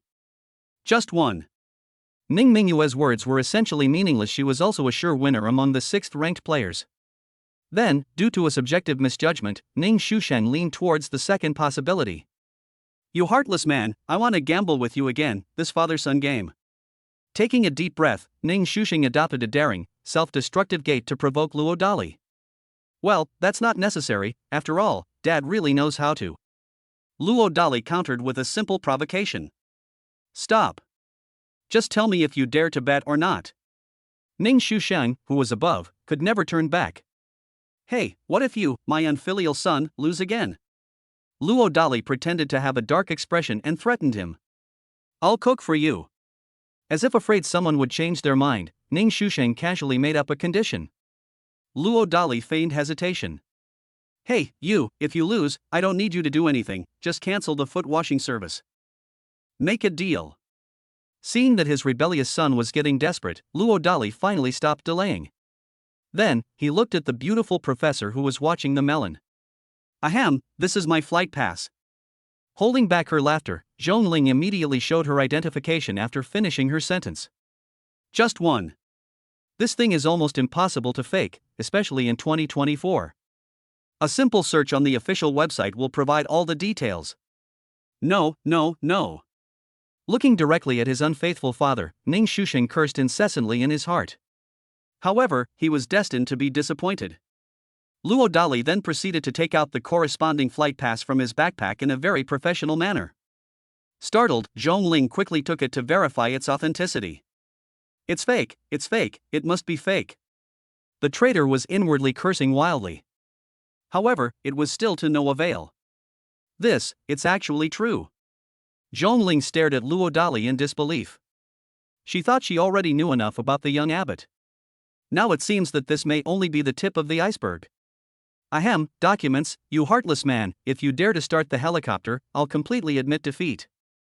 Ning Shusheng made his final, defiant move. Soon, the group arrived at the airfield. When the traitor saw that his unfaithful father was so skilled that he could start a helicopter with his eyes closed, he was completely dumbfounded. Zhongling, who was standing to the side, was once again dumbfounded. Ace pilot. 5 large characters surged into her mind. Director Zhong, would you like the captain to take you to your blind date? Luo Dali gave Zhongling a wink. No need. Inexplicably frightened by the young abbot's blatantly teasing gaze, Zhongling blushed and fled in panic. By the way, you unfilial son, can you cook? Not paying much attention to the beautiful professor's departure, Luo Dali suddenly looked curiously at his own unfilial son. As expected, Ning Mingyue and the others also looked at Ning Shusheng. Oops. He thought he was sure to win this time, so he casually made a bet, but he lost again. Ning Shusheng was dumbfounded. Just one. How could he possibly cook, given that he was born with muscular dystrophy? Second brother, Erwo is willing to teach you for free. In crucial moments, the chubby boy is always the most proactive and adorable one. Good brother, Thank you. Ning Shushang was so moved that his eyes welled up with tears on the spot. Ning Mingyue and Hua Buwen exchanged a glance and made a pact: unless we're drunk, we absolutely cannot make a bet with that person. Chen Fan, with Master being such a cunning and treacherous person, if he had taken the initiative, he would probably have become my stepfather long ago. I suppose he and Mom are truly innocent. In the afternoon, the helicopter successfully landed at the entrance of the armed guardian courtyard. When they saw that the captain was Luo Dali, the two old men were also dumbfounded. That's right. During these 3 busy days, they all used their connections to secretly investigate Luo Dali, the young abbot. The information currently available is that Luo Dali is an orphan and his specialty is serving you fruit platters. But what about now? Damn it, they actually know how to fly a helicopter, such a high class and cool skill. Both of them were internally cursing their own investigators. Where did that terrifying killing intent come from? Suddenly sensing something terrifying, the two old men exchanged a glance and instinctively shielded their granddaughters behind them. But after glancing around and waiting, they couldn't find anything wrong. Chef Xiao, Director Hua, have you completed your mission? Luo Dali said something sarcastic. That's right. The murderous aura he just exuded was from him, because he learned through the double pupils that the two old guys were secretly investigating him. Not good. Clearly, Xiao Yuanshan and Hua Bushi belatedly realized that the terrifying killing intent they had just witnessed most likely came from Luo Dali, the mysterious abbot. What are you all standing there for? Hurry up and tell us. Sensing that the two old men were so frightened that they wanted to kneel down and admit their mistakes on the spot, Luo Dali quickly gave them a look that suggested they let them off the hook for the time being. The children are still right there. If the two old men suddenly kneel down, there's no way to explain it clearly. Chapter 24, the head chef and supervisor's joint efforts transformed the 1,000-acre herb garden. Knowing that their lives were temporarily spared, the two old men breathed a sigh of relief. Then, Hua Bushi took the lead in explaining guiltily, well, Abbot, after 3 days and 2 nights of hard work, I successfully used over 1,000 large drones on the first day to transport all the excavators, bulldozers, and seeders to the medicinal herb garden in rotation. And it's assembled. After another day and night of hard work, the entire 1,000 acres of wasteland have now been fully reclaimed. At this point, Hua Bushi did not dare to show the slightest bit of pride. Well done, but what's with those horses? Nodding in satisfaction, Luo Dali changed the subject. He had just noticed a lot of extra things on the mountain from the helicopter's view. Machuan is one of them. It's because the scholar wanted to build a horse farm, so I took it upon myself to airlift some famous horses from all over the world to the mountain overnight. Don't worry, Abbot, I'm willing to sponsor all of these out of my own pocket. The temple won't have to pay a single penny. Instantly understanding the young abbot's distress, Hua Bushi quickly added in a flattering manner. Ahem, well done. Unexpectedly, this old man Hua was so good at understanding people's hearts, Luo Dali quickly pretended to confirm. Then, he looked at Xiao Yuanshan to shift the awkwardness. Well, Abbot, I'm not as wealthy as old man Hua, but I've already paid out of my own pocket to air freight all the seeds and saplings needed for the 100-acre rose garden, orchard, herb garden, and vegetable garden, and planted them in place. By the way, I have also taken the liberty of setting up a farm and have arranged for all the crops to be planted in accordance with the seasons. Once they are ripe, they can at least guarantee the livelihood of 1,000 people for a year. Furthermore, since there are few people on the mountain and it is inconvenient to irrigate manually, I took it upon myself to install a fully automatic sprinkler system. Master, this is a list of all the voluntary donations made by this old man and old man Hua. Please take a look. In order to gain forgiveness, Xiao Yuanshan also tried his best to lower his posture. If outsiders saw the last imperial chef of the mighty great Xia dynasty so servile to a young man, they would probably curse Luo Dali to death. Seeing this, Luo Dali quickly took the list out of curiosity and began to study it. When Luo Dali saw the outrageous total price, he immediately forgave the two old men for their undercover investigation. No way. The two old men gave too much. Only someone with a screw loose would easily offend such a wealthy person. Considering that he had frightened the two adorable old men quite a bit, Luo Dali generously handed each of them a top-grade qi-nourishing pill. Abbot, this is. Needless to say, the two old men were stunned. The two of them met and talked the night before construction began. The main topic of discussion was whether Luo Dali still possessed that magical little pill. If so, how would they obtain it? Finally, the two reached a cunning agreement: neither of them would ask for it. Instead, you have to give first, give as much as you can. If Luo Dali is still not satisfied in the end, then it just means that the time is not right. Unexpectedly, after only 3 days of effort and at a cost of about 5 million each, they actually obtained the true scriptures. No, it's a priceless treasure. Oh, this is the Peiyuan pill, which has the miraculous effect of strengthening the body's foundation and nourishing the vital energy. It is a precious medicine that my sect has refined using several kinds of rare and precious herbs that are over 100 years old. You two old men are really lucky to have it. Originally unwilling to tell the two old men the truth, but fearing that curiosity would kill the cat, Luo Dali simply went along with it and made up a fictitious sect. This not only satisfies the two old men's curiosity but also conceals the existence of the system, a double win. Phew, thank you for the divine medicine, master.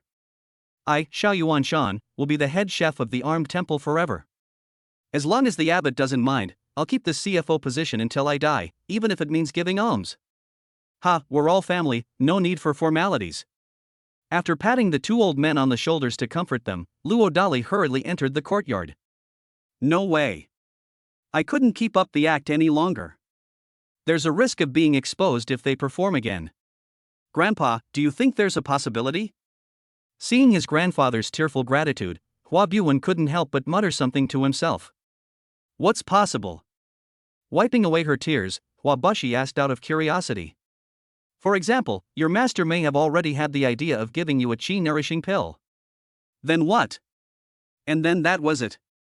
Shaking his head, Hua Buwen slipped into the courtyard. Grandpa has already vowed to stay on the mountain for the rest of his life, so what is there to make up for now? Oh, Grandpa, you always call yourself an old fox, I'm speechless. After making a playful remark to his grandfather, Xiao Era shook his head and slipped into the courtyard. They exchanged a glance, and both old men looked puzzled. It's just candy beans, right? I've eaten 10 of them in the last few days, is it really necessary to be so touched? With a haughty remark, Ning Shushang stepped into the courtyard. Sure enough, the expressions on the two old men's faces became quite interesting upon hearing this. Finally, they all looked at Ning Mingyue. Well, I only ate 3, and the taste was really just so-so. Shrugging, Ning Mingyue slipped into the courtyard. Grandpa Xiao, Grandpa Hua, Bei Xian thinks master knows how to fish. Muttering to himself, Chen Fan slipped into the courtyard house. What does he mean? Hua Busher's face twitched. Hey, it probably means we're fish. Xiao Yuanshan muttered irritably. Wait, fish are great. Who knows, maybe one day they'll leap over the dragon gate, right? I don't know what I was thinking, but Hua Busher suddenly changed from his constipated state. You know, that makes a lot of sense. Stunned, Xiao Yuanshan found himself unable to refute. Perhaps in the eyes of ordinary people, they are indeed superior. But there is always another mountain higher, and Luo Dali is the highest peak in Ningxing that they have always believed in. They may not necessarily need Luo Dali's repayment in this lifetime, but their descendants will. If someone can still work for the benefit of their family and descendants when they're halfway to the grave, they'd be willing to risk their life, let alone back down or act like a coward. Just one. They are shrewd and experienced, and they know very well that shame is the cheapest thing in the world. They exchanged a glance, and the two old men immediately took drugs together. When they came to their senses again, the two old men smiled happily. The kind of laughter that brings tears to your eyes. Simply because they knew they had made the right bet. By taking drugs, Xiao Yuanshan felt that he could at least survive for another year. Hua Busher felt that he no longer had to worry about the embarrassment of urinary incontinence in his old age. Oh dear, why did I impulsively take drugs just now? It should be reserved for Man Lu. He endured humiliation and hardship for 30 years to forge swords for the country. His health is comparable to that of an old man. Suddenly remembering something, Hua Bushi looked regretful. Hey, old man Hua, have you forgotten that there's a 6th granddaughter who became the abbot's disciple? Knowing the complicated and heartbreaking situation of the Hua family, Xiao Yuanshan quickly offered a warm reminder. Ah, we're in the same boat. With the knot in his heart untied, he smiled with relief as he gave the flower offering. Chapter 25. Father and son battle again, old skill still matters. Upon returning to the courtyard house, the first thing Luo Dali did was boil water. Boil water openly and legitimately in the living room. This blatant attempt to cover up the truth left the traitor green with envy. But as a dignified second senior brother, he couldn't very well wear such a stain on his character as dishonesty. Left with no other choice, I had to honestly start making preparations. But just as he was bowing his head and enduring humiliation to wash his unfaithful father's feet, Ning Shusheng suddenly found himself transported to another world. What do you mean? Seeing his heartless father suddenly turn around and earnestly wash his feet, it would be a lie to say that Ning Shusheng wasn't moved. Honey, are you about to cry? It's okay, if you can't hold it in, you can just cry. While serving his rebellious son, Luo Dali chuckled and teased. You. I am a grown man, I would never cry. Ning Shusheng had a stubborn look on his face. Do you know why your father washes your feet? Luo Dali suddenly changed the subject. Why? Ning Shusheng admitted that he was curious. All washed up, Erwo, take this unfilial son to cook. No, you heartless man, what do you mean? Do you think I'm dirty? You said it yourself. Ah. Erwo, don't pull me back, I'm going to fight him. Then. Second senior brother, should we let Erwo go or not? Ahem, let's let that heartless man go for now and go study the recipe. With a twitch at the corner of his mouth, Ning Shusheng quickly pulled Gung Ji Erhuo away. Shaking her head at her stubborn younger brother, Ning Mingyue went straight to find a piece of wood and started writing. The sign read, "The accommodations are not adequate, you sons of bitches are not welcome up the mountain." Oh dear, senior sister, should we place this awakening sun plaque below the Xianmen gate? What, junior brother Bei Xian, do you want to help? Ah, this. Senior sister, that's 1080 steps. Going back and forth would double that number. Look at my small frame. Upon understanding what his senior sister meant, Chen Beishuan's face turned green. After this round trip, he's probably in mortal danger. Xiao Qing, I'm leaving her to you. Ning Mingyue shook her head at Chen Fan with annoyance and summoned the Gerfalcon. Call out. With its sharp claws gripping the sign, the Gerfalcon soared into the sky and flew away. Scumbag Dad, is there anything you want to say? Could you ask first before doing it next time? Okay. Realizing that her scumbag father didn't object, the little girl immediately smiled happily. Then she led the little ones to observe the silly little brother's cooking skills. Shaking his head, Luo Dali went into his room. Locked the door from the inside. The next second, he arrived at the spirit field space. 3 days have passed outside, but 36 days have passed inside due to the 12-fold acceleration, and some vegetables are now ready to eat. As for river and seafood, it's still a bit lacking. Quack! Curious, Luo Dali plucked a bright green leek and soon couldn't resist squinting his eyes to enjoy it. It tastes like it did when I was a child. It was so powerful that it pierced straight to the depths of the skull. So beautiful. Satisfied, Luo Dali left the spiritual field space and curiously went to the kitchen of the courtyard. Although it's called a kitchen, the entire space is no less than 300 square meters, and it's fully equipped with enough kitchenware to prepare a full Manchu Han imperial feast. You unfilial son, is this the dish you prepared yourself? Looking at the perfectly clean, almost transparent boiled fish in the nest, Luo Dali's expression became somewhat unnatural. Is there a problem? Ning Shusheng looked smug. You didn't even kill the fish before putting it in? Luo Dali's face turned green as he questioned him. Erwo said that the best ingredients should be eaten in their original flavor. No, second senior brother, what Erhuo means is. Alright, you don't need to explain any further. You, master, I. Xiao Er was furious when his second senior brother took his words out of context. Shaking his head, Luo Dali suddenly signaled to the other party that they didn't need to continue. 5 or 6 minutes later, Ning Shusheng turned off the fire with a smug look on his face. Then, in a very professional manner, he used a towel to bring the pot to Luo Dali and acted like a gentleman inviting his unfaithful father to dinner. Did you add salt? Despite his annoyance, Luo Dali couldn't resist asking a question. Do we need to add salt? Cough cough, the finest ingredients should be enjoyed for their original flavor. Adding salt is not good, yes, that's it. Oh, then you should taste the temperature for your father first. Ha! Is there such a procedure? Since I won, the rules are naturally up to me. I can't even argue with that. Ugh, this tastes so bland it's like bird food, even a dog wouldn't eat it. Ahem, you couldn't hear anything just now. Wise and mighty father, I've already tasted it, the temperature is just right, please eat it without worry. After burying his head in the sand, Ning Shusheng shamelessly looked at his unfaithful father. He acted as if he had already fulfilled his bet. Whether or not someone eats it is their own business. What surprised Ning Xusheng was that Luo Dali ate the boiled fish that even dogs wouldn't eat without batting an eye. The kind that includes internal organs. Why? He should have been very happy, but Ning Xusheng found that he couldn't be happy at all. This is the first meal my precious son has personally prepared for his father, so it can't be wasted. However, remember to add some salt next time, lest your father find it too bland. I'm sorry. Unable to contain his laughter, the traitor quickly blushed and sincerely apologized. Luo Dali ignored him. Hey, how about I make you another pot? As soon as he finished speaking, Ning Xusheng regretted it. This really doesn't fit the image of a rebellious son. This child is teachable. Luo Dali immediately seized the opportunity to smile with satisfaction. About 10 minutes later, Ning Xusheng brought the pot to Luo Dali with an expectant look on his face. Seeing this, Luo Dali took a sip of soup first.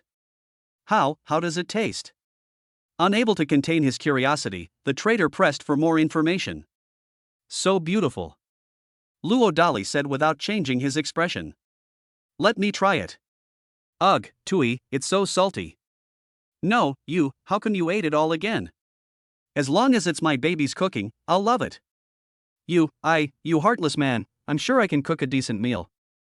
For some inexplicable reason, Ning Xusheng gritted his teeth and made a vow. After patting his rebellious son's head, Luo Dali left the kitchen. If I don't leave now, I won't be able to hold back anymore. Etc. The traitor suddenly said something awkward. What's up? Luo Dali was feeling incredibly uncomfortable. This baby really can make boiled fish well. Alright, I believe you. After saying that, Luo Dali wanted to leave as soon as possible. Etc. Hey, you unfilial son, when will you ever stop? You heartless man, do you want to go outside and throw up? Pft. Ha, you heartless man, you bullied me. You unfilial son. Luo Dali left with a dark expression. Hua, your senior brother wants to learn cooking from you. Ning Xusheng suddenly turned to Xiao Erwo and said solemnly. Learning to cook is tiring and dirty, are you serious, Pigsy? I have to be serious, I want to give Mommy a surprise. Second senior brother is mighty. Second senior brother is mighty. Second senior brother is mighty. Feeling the genuine praise from his junior brothers and sisters, Ning Xusheng's eyes shone brightly. Chapter 26. With the divine horse in hand, the rebellious son must not leave. Just as he found a secluded spot to finish his throat slurping, a wonderful notification sound suddenly rang in his mind, and Luo Dali immediately grinned from ear to ear. Clearly, eating hot pot fish with the unfilial son was just a pretext. The real purpose was to exploit the system. Tong, draw it. Ding, congratulations to the host for acquiring the unshakable horsemanship. Congratulations, host, you have obtained 2 top-grade chi cultivating pills. Name, Luo Dali. Super armor, 25%. Lifespan, 2432. Supernatural powers, spiritual field space, first level of double pupils, mountain god. Skills, god-level driving skills, singing skills, mastery of music, chess, calligraphy and painting, master-level cursive script skills, helicopter piloting skills, god-level marksmanship, and unshakable horsemanship. Resources, 1 Aojia Z13, 3 top-grade Peiyuan pills. Tong, can't you shake off horseback riding? Literally, it means that once you fall in love at first sight, even a horse can't shake off its host. Pfft, this skill is serious. After muttering to himself for a while, Luo Dali couldn't resist his curiosity and headed to the horse farm. Goodness. Looking at the high-class horse farm with its genuine highland grass, and then at the king of horses surrounded by a group of famous horses like sycophants, Luo Dali couldn't help but start shouting slogans. The divine horse, summoned by its master, immediately galloped over. With a stomp of his feet, Luo Dali gracefully mounted his horse in a perfectly timed second. Shelf. After a loud shout, the man and horse disappeared from the spot. It's so fast that even professional riders would be terrified. Sensing the horse's excited roar, the 5 adorable children ran over, full of curiosity. When he saw his unfaithful father's incredible horsemanship, forgive Ning Xusheng for staring wide-eyed. They were so envious. If it weren't for saving face, he probably would have knelt down on the spot and begged for guidance.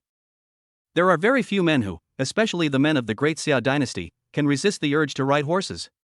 Even a 3-year-old boy from the Great Xia dynasty. Ah, master is mighty. The chubby boy clenched his fists, expressing his overwhelming admiration for Luo Dali. Master's domineering aura is overflowing. Chen Beixian was not to be outdone. So handsome, so cool. Hua Buwen made no attempt to hide her fangirl expression. Ning Mingyue was a little better off. She was still able to pat the explosion process with trembling hands. After what seemed like an eternity, Luo Dali finally had his fill of fun. What, you unfilial son, you want to learn? Looking at the traitor with stars in his eyes, Luo Dali asked knowingly and smugly. Whatever your conditions are, you heartless bastard, just tell me. Ning Shuxing admitted that he was attracted to her. I have prepared 5 piles of vegetables for you. Whoever successfully transplants the vegetables first can learn horseback riding first. Hey, none of you are allowed to take it from me. As soon as his father finished speaking, Ning Shuxiang was the first to rush forward. However, when he saw the various spiritual field space vegetables piled up like small mountains, Ning Shuxing's face turned pale. You heartless person, you're deliberately making things difficult for the child. Ning Shuxing took the opportunity to stir up the team's emotions. Ignoring his rebellious son's petty tricks, Luo Dali generously gave each of his 3 chief disciples a top-grade qi cultivating pill. The 3 children were incredibly excited. Without exception, none of them took the drugs directly. Instead, they secretly and carefully hid them away. Luo Dali didn't say much about it. After respectfully kowtowing to Luo Dali, Hua Buwen was the first to take action. They didn't care at all whether they would get their expensive clothes dirty. After respectfully kowtowing to Luo Dali, Xiao Erwo and Chen Fan followed suit. Seeing this, Luo Dali looked at his own crouching dragon and phoenix chick. Unable to suppress his intense desire for horseback riding, the rebellious boy quickly resigned himself to playing in the mud. Ning Mingyue was not in a hurry, but stood up and waved to the distance. Soon, the old wolf king came running over obsequiously. Little Gray, dig a hole. Ning Mingyue gave the sweet instructions. Woof. The old wolf king looked at Luo Dali in disbelief. He's the king of the surrounding 33 miles, not a real dog. If his former wolf cub saw this, would he still need to meet with his wolf relatives? Luo Dali, however, chose to pretend he didn't see it. This little cotton-padded jacket is such a great choice compared to other options. Woof woof woof. Knowing that resistance was futile, the old wolf king had no choice but to resign himself to his fate and obediently dig a pit for his young master. Is this a possible way to play? After exchanging a glance, Xiao Erwo and Hua Buwen immediately summoned their respective grandfathers using their children's bracelets. They exchanged a glance, both alone, and felt like crying but had no tears left. Wow, could this be the legendary Imperial Jade Cabbage? My god, could this be the so-called King of Leeks, a top-grade royal tribute? The summoned flower offering couldn't help but scream like a country bumpkin after seeing the various top-quality seedlings in the spirit field space. As the last surviving imperial chef of the Great Xia dynasty, Xiao Yuanshan directly confirmed Hua Bushi's astonishing guess. The finest of all royal tributes. A single leek can serve the purpose of a whole bundle of firewood. Since the world entered the industrial age, the environment has changed dramatically, and even the once noble Qing imperial family has rarely had the opportunity to enjoy such a treasure. Unexpectedly, they would meet again after so many years. Xiao Yuanshan looked at Luo Dali with a look of shock. The assessment is complete. There must be a great terror behind the young abbot before us. But I've never heard of any prominent family with the surname Luo. Wait, could it be? Halfway through imagining things, Xiao Yuanshan suddenly remembered something and frantically stopped his thoughts. Luo Dali glanced at the cunning head chef, but didn't say anything. Instead, he turned on the recording function on his wristband. Really? As if he had vaguely confirmed something, cold sweat poured down Xiao Yuanshan's back. About half an hour later, Ning Mingyue was the first to complete the task. Neither the old fox Hua Bushi nor Xiao Yuanshan dared to let their grandson win first place. And so, under Ning Shuxing's envious gaze, Luo Dali, carrying the little cotton-padded jacket, rode away on horseback. Whether it was because she awakened her father's talent or something else, after only 3 laps, Ning Mingyue had somehow mastered the up-and-down riding technique without any instruction. Daddy! I want to try it myself. Arrange. Upon hearing his daughter call him dad, Luo Dali immediately agreed without hesitation. As for danger? It's impossible for someone to possess the supernatural power of shrinking the earth to an inch to protect them. Seeing the abbot's confident demeanor, the two old men, who had originally intended to offer some advice, honestly chose to wait and see. Of course, we'll observe from both sides, so that if any unexpected event occurs, they can immediately assess the situation and do their utmost to help. Just 1. While helping their grandson plant vegetables, they learned the truth behind the explosive power of the Peiyuan pill bestowed by Luo Dali. This immense kindness deserves to be repaid with my life. It's not an exaggeration at all. However, the two old men were clearly overthinking things. Ning Mingyue actually accomplished the miracle of riding a horse alone in one go. Like father, like daughter. They exchanged a glance, and both old men were convinced. Yay, Daddy, I can ride a horse now. Seeing the admiring expressions on everyone's faces, Ning Mingyue was overjoyed and couldn't help but ask Luo Dali for a hug. Seeing this, Luo Dali, who was always willing to help, immediately mounted his horse with a graceful leap. Dad, it's so good to have you, yeah. The little darling is giving us a treat. Luo Dali couldn't help but grin smugly, because his little darling was giving him a treat, and the wonderful system notification sounded in his mind again. Chapter 27: Sculpting Clay Figures, Molding Golden Bodies, Ascending Dragon Souls. Ah Tong, give him a good beating. Ding, congratulations to the host for gaining 2 years of lifespan. Congratulations, host, for acquiring the skill of clay sculpting. Your skill level is now superb. Name, Luo Dali. Super Armor, 25%. Lifespan, 2434. Supernatural Powers, Spiritual Field Space, First Level of Double Pupils, Mountain God. Skills, God Level Driving Skills, Singing Skills, Mastery of Music, Chess, Calligraphy and Painting, Master Level Cursive Script Skills, Helicopter Piloting Skills, God Level Marksmanship, Unshakable Horsemanship, and Clay Sculpting Skills Exquisite. Resources, 1 Aojia Z13, 0 Supreme Grade Peiyuan Pills. Nice. That means I can survive for another 2 years. But what level is this divine skill? I don't know if I can compare to those masters. You heartless man, isn't it my turn now? A minute without riding a horse feels like 3 autumns. The rascal couldn't help but interrupt Luo Dali's daydream. Ugh, I'm tired today, let's do it another day. With a shrug and a casual remark, Luo Dali left irresponsibly. The traitor was so angry that he stomped his feet incessantly. Sister. No, he's not here. I wouldn't let you go crazy alone. Second brother, how about we go play in the mud? Fuck your sister, wait, you mean? He was fuming when he suddenly remembered something, so Ning Shusheng quickly asked to confirm. Seeing this, Xiao Ero nodded solemnly. Walk. Yes, let's all go play in the mud together. Anyone who doesn't go isn't a true friend of mine, Ning Shusheng. With a domineering remark, Ning Shusheng put his arm around Xiao Erwo's shoulder and left. After thinking it over, Chen Fan felt it was necessary to side with his second senior brother this time. Hua Buwen didn't think much of it and wanted to go over, but was stopped by the bewildered Hua Bushan. It's somewhat inappropriate for the dignified little princess of the Hua family to play in the mud. Knowing that Grandpa had misunderstood, Hua Buwen quickly explained the reason. Upon learning the truth, Hua Bushi's opinion of Ning Shusheng immediately improved. I couldn't help but think, like father, like son. Grandpa Hua, would you mind doing me a small favor? Ning Mingyue smiled sweetly at Hua Bushi. Absolutely. Hua Busher answered without hesitation. So he started working as a photographer to document the children playing in the mud. However, this put a bit of a strain on the old man's back from giving alms. Fortunately, there's still an old geezer by my side. Although he was in a courtyard house, Luo Dali could not hide the little tricks of Zhuge Liang, Feng Chu, and his cheap apprentices from him, thanks to his superb eyesight.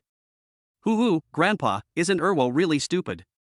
Even though there are photos of our little ancestors as references, Erwo just can't make a decent likeness. Because he was never satisfied with the finished product, the devout Xiao Erwo even burst into tears. Xiao Yuanshan, who is completely unfamiliar with the field, also expressed his inability to help. Seeing her granddaughter, who used to never lift a finger, sitting in the mud and carefully polishing her work without any hesitation, Wabushi's eyes welled up with tears. Things have changed. My granddaughter, who used to be as proud as a little princess, is becoming more and more down to earth. Thank God. The Hua group finally has a decent successor. Why does it feel like something's missing? Looking at his work, Ning Shushan was also very dissatisfied. Anyway, for some reason, he always felt that something was missing. He stopped what he was doing and looked at his older sister. Once you see it, you can't take your eyes off it. At that moment, he had a strange feeling, a feeling of returning to the solemn land of Tang County. The appraisal is complete. My elder sister's work is the closest to the original photograph of the entire collection. However, this was only Ning Shuxing's feeling. Ning Mingyue had some complaints. She couldn't express this feeling in words. At this moment, Luo Dali finally arrived at the scene. Dad, Mingyue always feels. Halfway through asking her questions, Ning Mingyue started to stutter. Baby, you've done very well, but there is still something missing. Oomph, you talk like you know everything about this heartless man. Before Luo Dali could respond, Ning Shuxing couldn't help but retort. Perhaps it's the lingering resentment of someone who didn't teach horseback riding. Without saying much, Luo Dali went straight onto the field. He closed his eyes, immersing himself in fragments of memories he didn't want to recall. Gradually, he seemed to find himself in a brutal battlefield of time and space. He saw a familiar yet unfamiliar group of people in military green, a young group of children aged 9 to 15. I saw them. As his soul returned, Luo Dali wept on the spot. With my eyes closed, I couldn't help but start playing with the mud. Ning Shuxiang wanted to continue his sarcastic remarks about his unfaithful father, but he was stunned when he saw the clay figure that was quickly taking shape in the other man's hands. An indescribable emotion welled up inside him, and the next second, he knelt down. Because he felt that what he was seeing was not a clay figure, but a living, breathing example of his ancestors. Whoosh! That evening, upon seeing the various clay figurines in Luo Dali's hands, Hua Buwen and the others were all stunned into silence. I see. Ning Mingyue seemed to have found the answer she had been looking for through her father's work. With her eyes closed, she quickly completed her first work. Amazing! Amazing! Looking at the artwork in the hands of the father and daughter, the two old men were terrified. At that moment, they were glad that they had recorded the entire filming process. After an unknown amount of time, Luo Dali stopped, mainly because there was no more clay to sculpt. Father, please teach me. Ning Shuxiang had never been so serious before. Master, Erwo kowtows to you. Master, Bei Xian. Master, Xiu'er would like to volunteer to fund the plating of their bodies with immortal gold. Okay, ha ha. Seeing that the children had all grasped the concepts, Luo Dali smiled with satisfaction. Needless to say, with the rebellious son's plea, the system notification sounded in Luo Dali's mind again. But compared to the reward, Luo Dali was more concerned about interacting with the children at this moment. You really want to learn? Taking a deep breath, Luo Dali asked seriously. The four children nodded seriously almost simultaneously. Then forget everything you saw before, and then. And then what? Then, put yourself in their shoes, place yourself in the harsh conditions of the times your predecessors faced, and think about how you would have faced the invaders, and whether you had the fearless courage of your predecessors to go to the battlefield to defend your country. Hoo, Master, Bei Xian understands. Seemingly remembering someone, Chen Beixian wiped away his tears and focused on perfecting his work. Before long, he actually succeeded. Similarly, Ning Shuxiang and others, though belatedly realizing what was going on, each created works that satisfied them. However, these works are somewhat different from the small ancestral statues solemnly placed in Tingxian County. An extra layer of complex emotions emerged from the reflections of peers. Some cried as they picked up guns, yet dared to face death without fear. Some were so calm that they didn't even consider whether they could go home again. This work was created by Qin Fan, simply because he thought of his father who had been missing for 3 years. He had only seen his father once since he was born, and had never seen him again. Every time I ask my mother where my father went and when he will come back, she always firmly says that my father will definitely come back.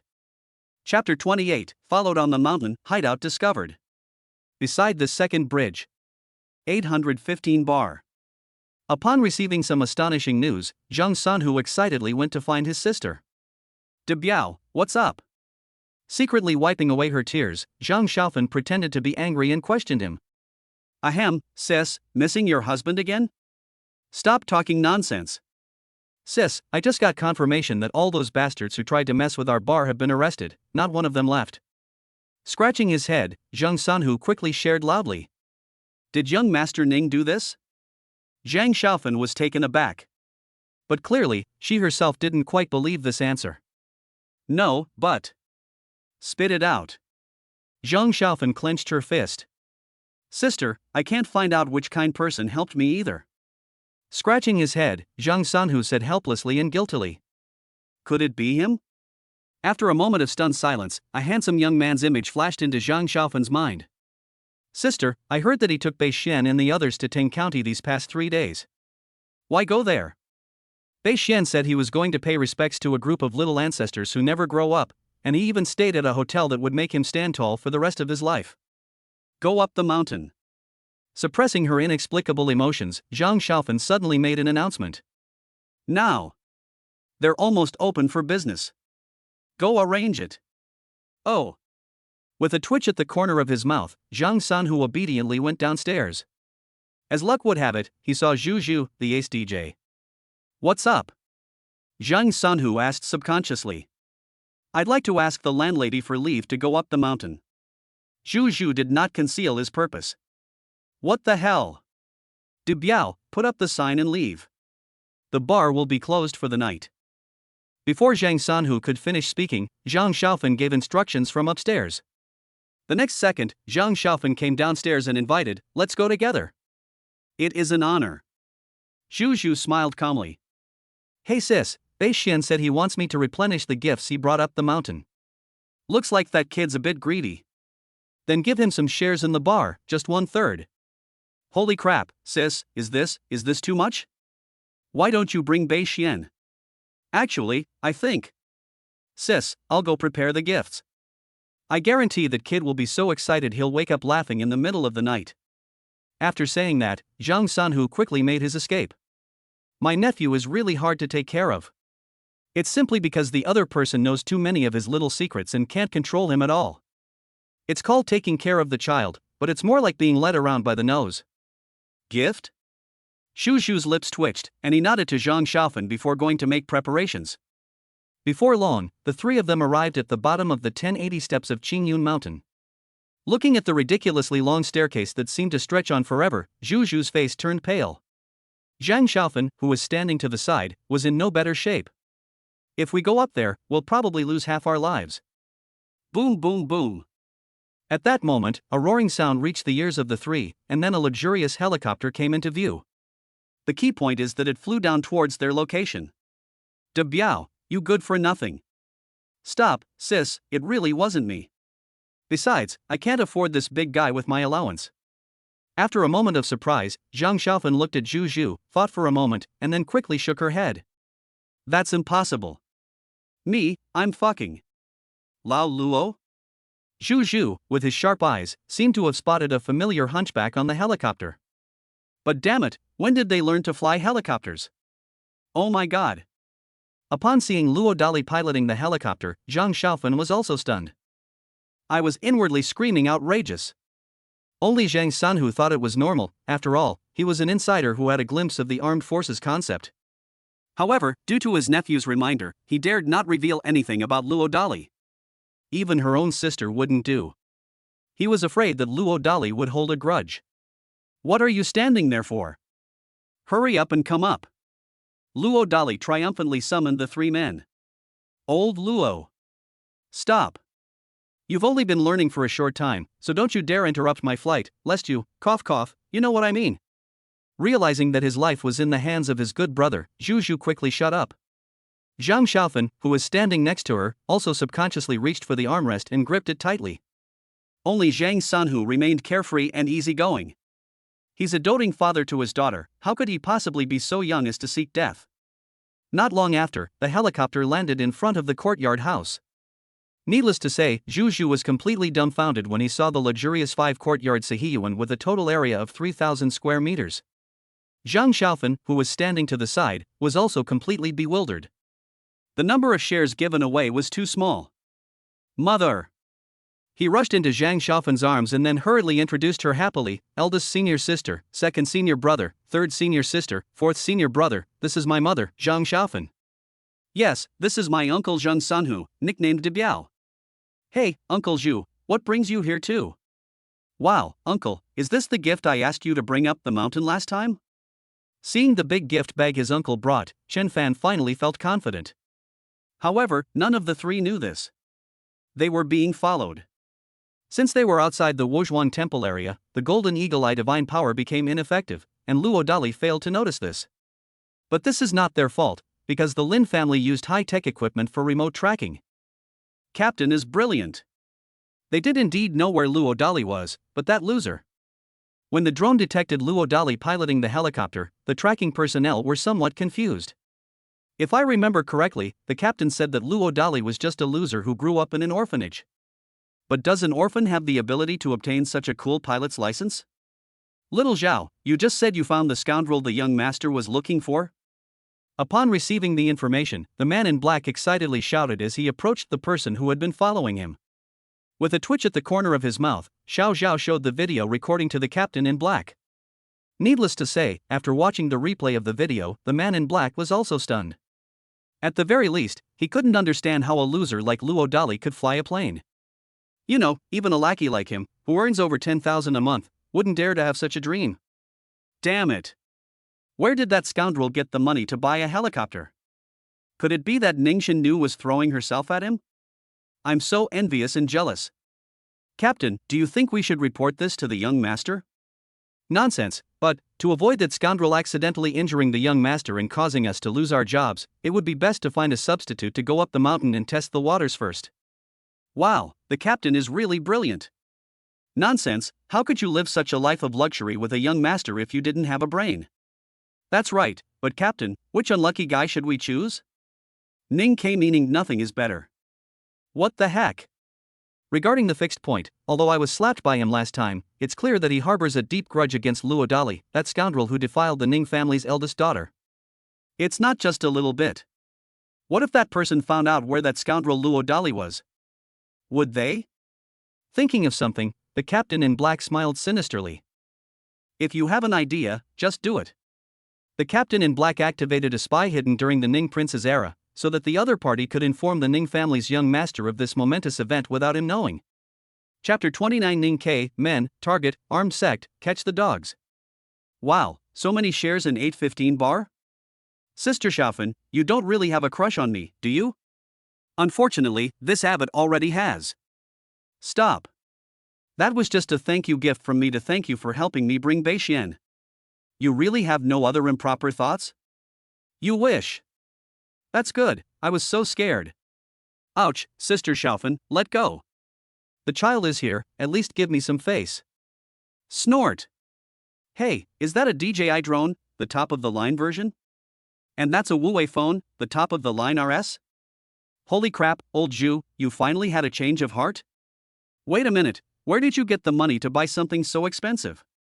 Ahem, if it were for Lao Luo, I certainly wouldn't go to such lengths, but for my nephew and niece, it has to be incredibly classy. Fearing suspicion, Zhu Zhu quickly put on a nouveau riche expression and emphasized. With a twitch at the corner of his mouth, Luo Dali gave his good brother a big hug. Actually, with the ability to eavesdrop on someone's thoughts through double pupils, that person has absolutely no secrets from him. Even if the other party has a hidden, astonishing identity. But today is different from the past. As a man with a system, Luo Dali can shamelessly declare, all beings are equal. If we must rank them, then he is the only one who is superior. Bright moon, gentle breeze, this is my good brother Zhu Zhu, greet him. Luo Dali accepted the gift with a nonchalant air, and then quickly gestured with his eyes to his own hidden talents. However, no specific methods were taught. I want to see how the two mythical beasts will deal with this. Hee, Uncle Zhu, how did you end up with a loser like my scumbag dad? Ning Mingyue casually remarked to Zhu Zhu. Because of her upbringing in a wealthy family, she has possessed a magical sixth sense since childhood, which is why she could see Zhu Zhu's extraordinary qualities at first glance. He's probably no less arrogant than my uncle, maybe even more so. Pfft, you scumbag dad, cough cough, it's because your scumbag dad is just as handsome as Uncle Zhu. Halfway through his sentence, Zhu Zhu noticed his good friend's face darken, so he quickly added shamelessly and brazenly. Looking at the uncle who was nowhere near as good looking as her scumbag father, Ning Mingyue couldn't bear to expose him.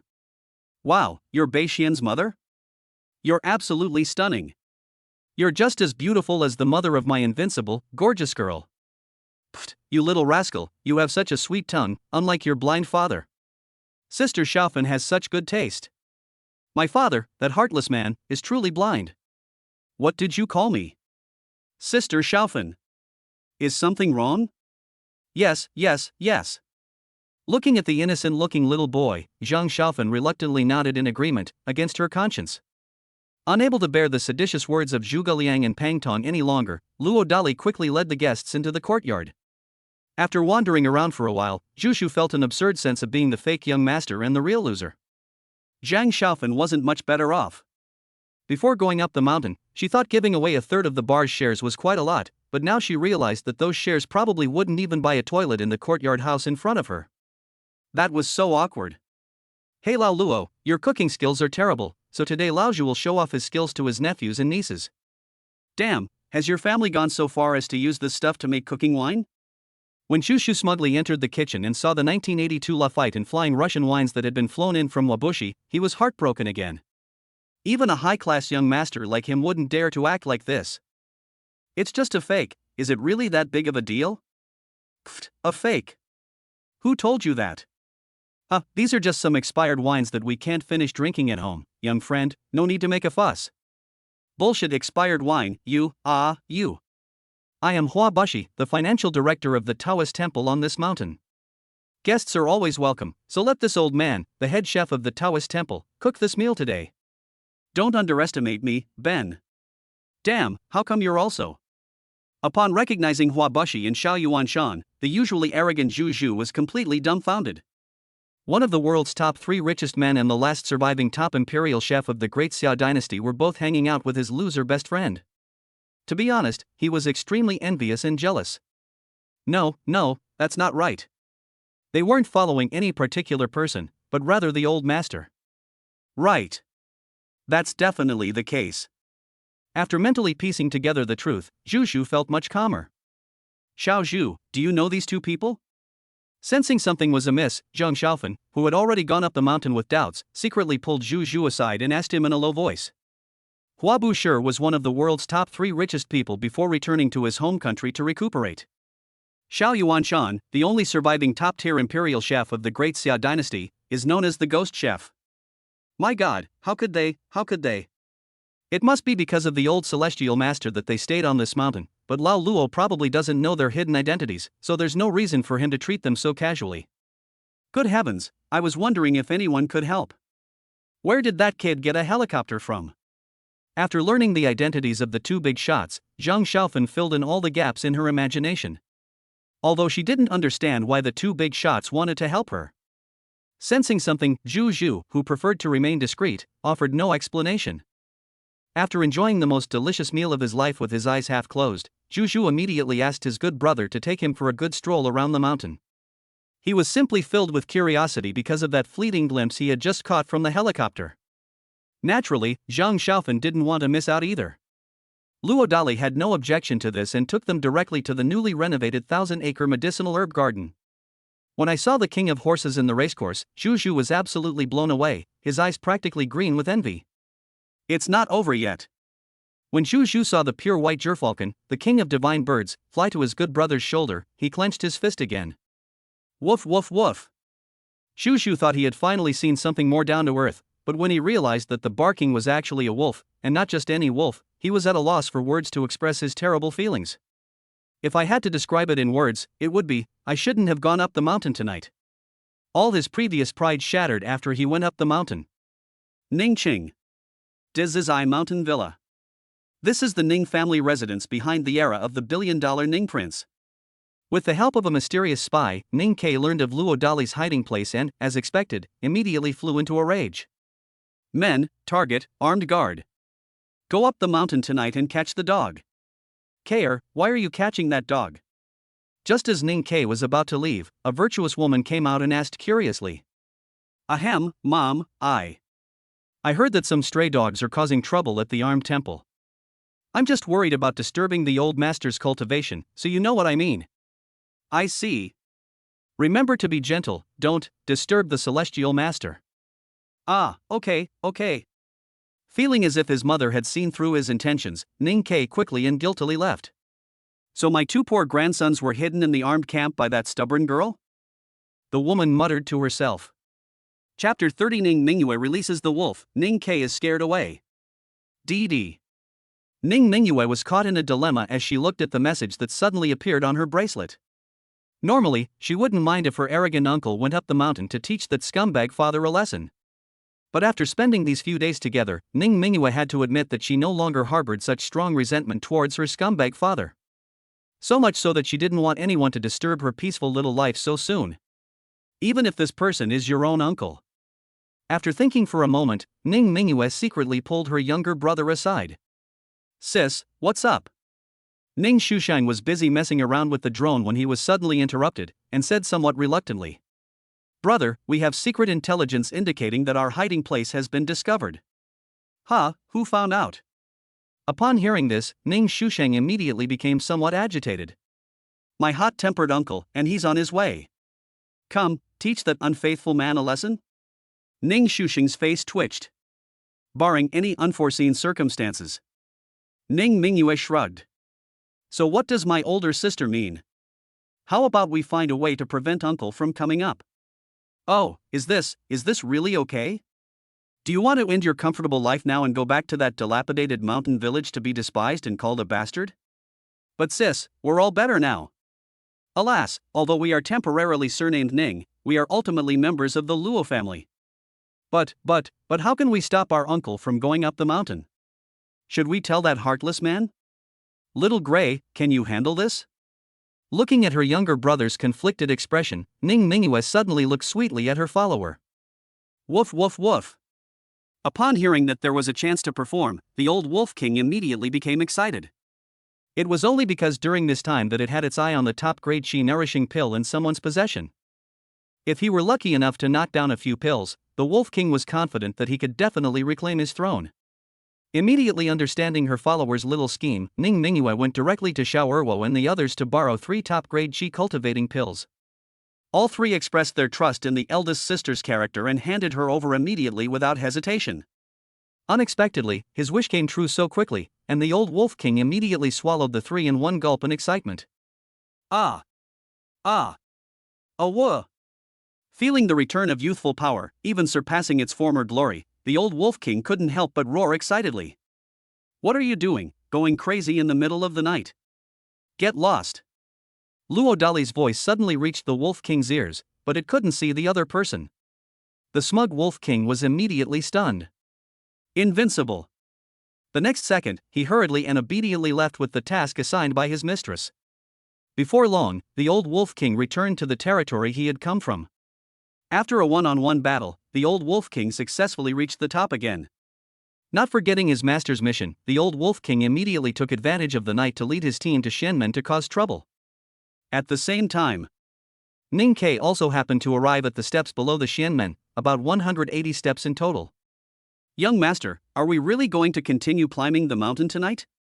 Looking at the pitch-black, deep scene before him, one of the underlings couldn't help but cautiously ask to confirm. What, did I not pay you enough? Ning Ke looked displeased. No, young master, I heard there are wolves in this armed fortress. Bullshit, that's pure rumor. Ah. What was that sound? Ning Ke had a bad feeling.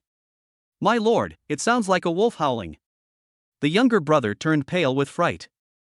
Dianaxing, it's just a wolf, what are we afraid of? A wolf. Young master, it seems to be more than one wolf, but a pack. Judging from the sound, there must be at least several dozen. Damn it, retreat. Damn it, no, my 2 nephews are still up there. Thus, Ning Ke fell into a dilemma between his own life and the lives of his nephew and niece. Young master, how about we call the young master and the others first? Yes, I'll call right away. Finding the best solution to save face, Ning Ke quickly dialed Ning Shushing's number. The call was answered quickly. Xingfeng, are you alright? Ning Ke asked nervously. It's nothing, but calling so late and sounding so nervous, uncle, is something wrong with you? Suppressing his laughter, Ning Shushing deliberately asked a question he already knew the answer to. But. Cough cough, my uncle has a whole bunch of lackeys around him, how could anything happen to him?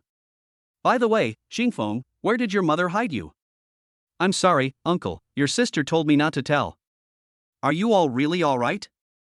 If my uncle finds us, then things will really be hard to say. Bullshit, wait, you mean the Lin family? I don't know. Take good care of yourself first, and your uncle will come to pick you up and take you home when he has time. After hanging up the phone, Ning Ke immediately broke out in a cold sweat. Shoot! He suddenly slapped himself hard. Young master, what's wrong?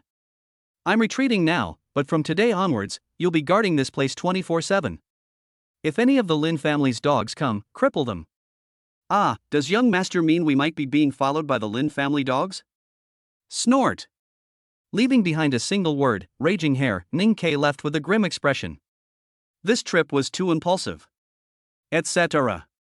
How did I find out where my niece and her family were hiding? Realizing something belatedly, Ning Ke's expression darkened even further. If he wasn't mistaken, the Lin family must have known about the hiding place of their two nephews long beforehand. The reason for telling him indirectly is definitely not out of good intentions. Especially when you hear the howling of wolves up in the mountains. The Lin family is using someone else to do their dirty work. If something really happens to me this time, I'll make sure my sister and that scoundrel have no future together, and it might even lead to more unpredictable and terrible consequences. For example, the Ning Prince era fell apart as a result. Fortunately, I came today, otherwise how would I have known about the Lin family's sinister plan? As long as we guard the Shinmen, the only way up the mountain, what does it matter if the Lin family's dogs know where their two nephews are hiding? After completing his mental calculations, Ning Ke finally left with peace of mind. Little brother, how's it going? Sister, little Gray did a great job. Uncle was scared away. But sister, are we really not planning to go down the mountain? My dear brother, are you willing to give up that horse farm? Hee, my older sister understands me best. Besides, according to the agreement with Mom, she will pick us up in 3 months at most. Brother, what do you think of him? Taking a deep breath, Ning Mingyue suddenly asked a pointed question. What do you mean, how do you see it? Clearly, Ning Shusheng instinctively didn't want to discuss the sensitive topic. For example, he might genuinely not know about our birth. Ah, well, and then what? Startled, Ning Shusheng subconsciously pressed for an answer. Our previous investigation report with Mom was wrong. He is definitely not just an orphan and a loser. That's true. This heartless man can even fly a big airplane, and the 2 songs he sings are so good that even our mother is probably envious. Even though this heartless man has been trying to keep a low profile, he's still surrounded by women. If this continues, our proud, oblivious mother is likely at great risk of having her husband usurped. Chapter 31 Register a Dolua Continent account, nicknamed Dolly's Baby Raising Diary. Being a businesswoman, even though the mountain scenery was like a fairyland, Zhang Xiaofan still chose to come down the mountain overnight. Of course, we took a helicopter down the mountain. It's the kind of place where you go straight down to the foot of the mountain. Hey Lao Luo, are you really planning to live on the mountain forever? After the proprietress and her brother left, Zhu Zhu, seizing the opportunity, couldn't help but say something to Luo Dali. Envious? Luo Dali grinned and asked in return. Zhu Zhu is somewhat withdrawn. He had to admit that he did envy that kind of idyllic life. Unfortunately, he was not alone and was destined not to have such a carefree life for the time being. Hey Lao Luo, your gigolo may smell tempting, but it's not necessarily delicious. Taking a deep breath, Zhu Zhu made another pointed remark. That's right. What happened down the mountain just now did not escape his eyes. Because he genuinely considered Luo Dali a good brother, he ordered people to secretly guard the armed temple 3 days ago after learning about the complicated relationship between Luo Dali and the Ning and Lin families. To put it bluntly, even without the Wolf King's involvement, Ning Ke still couldn't easily go up the mountain. It would be the same even if the Lin family came. Oh, so you're saying, old Zhu, that I'm a kept man? Otherwise what? Is there another possibility, such as the child's mother being the one who lives off her husband? Pfft, Lao Luo, we've known each other for years, how could I not know you? No, at the very least, I don't necessarily know you really. What do you mean? It means exactly what it says. Farewell. Feeling as if he had been seen through, Zhu Zhu ran away in a guilty conscience. Quack. Luo Dali made no attempt to hide his strange shouts as he saw them off. However, after learning from his good brother that the Ning and Lin families had discovered his hiding place, Luo Dali was also in a bind. After all, relying solely on the Wolf King to intimidate people is not a sustainable solution. The night was fine. This wouldn't work during the day. Once they get reported and Uncle Hat comes along, the wolf pack probably won't be able to stay on the mountain any longer. One is Ningguang New Era, which excels in battery technology, the other is Tingyun Old Era, which excels in engine technology. Two destined mortal enemies. This parallel world is also in 2024, but it doesn't have the autonomous driving technology that was so far ahead in my previous life. No, it doesn't even have a team that was so far ahead. However, with the entertainment industry almost entirely infiltrated by foreign civilizations, it's indeed difficult to cultivate an invincible team like the one that was so far ahead in my previous life. Forget it, we'll deal with whatever comes our way. After shaking his head and sighing for a moment, Luo Dali started the helicopter and returned to the mountain. After becoming a stay-at-home dad and having the opportunity to inherit a Taoist temple, he lost much of his attachment to leaving the mountain and entering the secular world. To put it bluntly, in Luo Dali's view, nothing is more important than taking care of his child right now. Oops. As soon as Luo Dali returned to the courtyard house, he immediately had a headache again. Since the beautiful kindergarten principal hasn't returned from her blind date yet, he won't be washing up for his little girl. There are also some inconveniences. How about we go down the mountain and trouble Sister Xiaofan? Humph, you scumbag dad, so you finally decided to come back. Ahem. Hey, baby, you can take a bath by yourself? When you were little, nobody loved you at home, and your mom was always busy pursuing her dreams and often came home very late. What do you think? So even that unfilial son can wash himself? Although it's not very clean. No, that won't do. I'll go wash him. Fearing the questioning look from his little darling, Luo Dali quickly made an excuse to run away, feeling guilty. However, he quickly became embarrassed. No. It should be said that they were kicked out of the house because they were disgusted by their bathing skills. He meant well but did something wrong, which caused the trader with water in his ear to get angry. No, we don't have enough manpower on the mountain. We have to find a way to hire a nanny. He rubbed his forehead and returned to his room in a disheveled state. Tong, draw the prize. Luo Dali didn't forget that he still had one chance to win a prize. Ding! Congratulations, host, you have obtained 2 top-grade Qi cultivating pills. Congratulations, host, you have obtained 2 top-grade Qi cultivating pills. Name, Luo Dali. Super Armor, 25%. Lifespan, 2434. Supernatural Powers, Spiritual Field Space, First Level of Double Pupils, Mountain God. Skills, God-level driving skills, singing skills, mastery of music, chess, calligraphy and painting, master-level cursive script skills, helicopter piloting skills, God-level marksmanship, unshakable horsemanship, and clay sculpting skills exquisite. Resources, 1 Aojia Z13, for top-grade Peiyuan pills. Why are they all these little gadgets? Luo Dali was in a bad mood. While the Supreme Qi Nourishing Pill is good, its main function is to strengthen the foundation and nourish the vital energy. It cannot make a person stronger or anything like that. Ton, do you have any of those legendary lesser rejuvenation pills or greater rejuvenation pills? Yes, but it depends on luck. What's the meaning? The host will figure it out himself. Unexpectedly, his cheat system was so foolish that Luo Dali was too lazy to argue with the other party. Thinking of something, Luo Dali activated the virtual screen function on his wristband. Xiaoyi, open the videos from these days one by one. By the way, Xiaoyi, do you have an AI automatic editing function? The editing has been completed for the owner. If you are not satisfied, please give us your feedback. My God, this is the kind of class that comes with being far ahead. More than an hour later, Luo Dali finally finished watching the videos he had recorded over the past few days. This also included a video that 2 old men had just sent over, showing their children making clay figures. Xiaoyi, please help me register an account on the Doluwa platform. Let's name it Dali's Baby Care Diary. Doluwa short video platform, similar to Douyin platform in its previous life. What sets this platform apart is that it has 3 major overseas conglomerates as shareholders. They respectively held the 2nd, 3rd, and 4th shareholding positions. Master, registration has been successful. Would you like to publish your first original video? Wait, could you also turn the heads of everyone in the frame into AI anime characters? On a whim, Luo Dali offered a suggestion. The network situation in this parallel world is even more volatile than in my previous life. He really doesn't want to see the day when children are subjected to cyberbullying. If we could use AI to adapt it into an anime version, it would probably save us a lot of trouble. Please select the genre of anime, such as the Chinese style of the Great Xia Dynasty, or an international style. Stop. Let's go with the style of traditional Chinese painting and anime from the Great Xia dynasty. Master, everything is done. Wow, as expected of a top-tier AI program in 2035. Release 3 of the edited videos first. Yes, those 3 that were filmed in Tingxian. After a moment's thought, Luo Dali made a decision. There are 3 main videos from Tingxian County.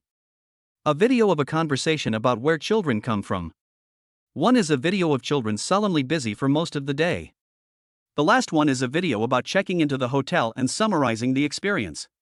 Although he didn't want to enter the mortal world, as a true son of the Chinese nation, Luo Dali wouldn't mind contributing his efforts to his fellow countrymen in this parallel world if given the opportunity.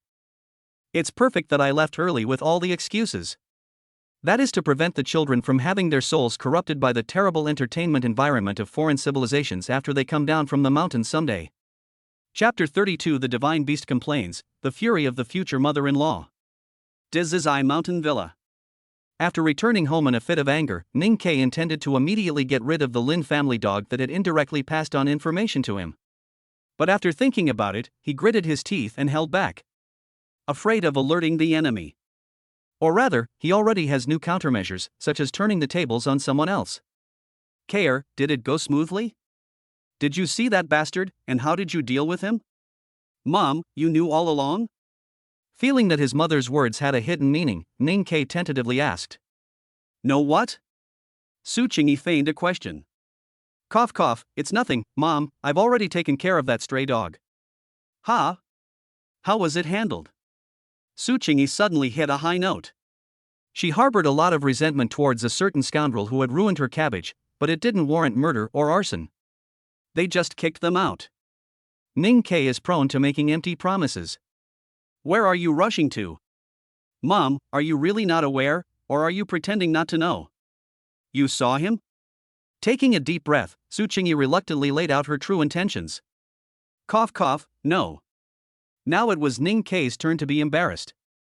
Then what you just did? Realizing she had been tricked, Su Qingyi immediately flew into a rage. Mom, let me explain. The main problem is that there are wolves below that gate, and I simply can't get up there. What, a pack of wolves? That?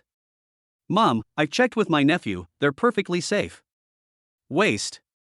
Su Qingyi clenched her fists in anger. Hee, Mom, calm down. There's another reason why I'm not going up the mountain. Ning Ke voiced his guess. Hearing this, Su Qingyi clenched her fist again.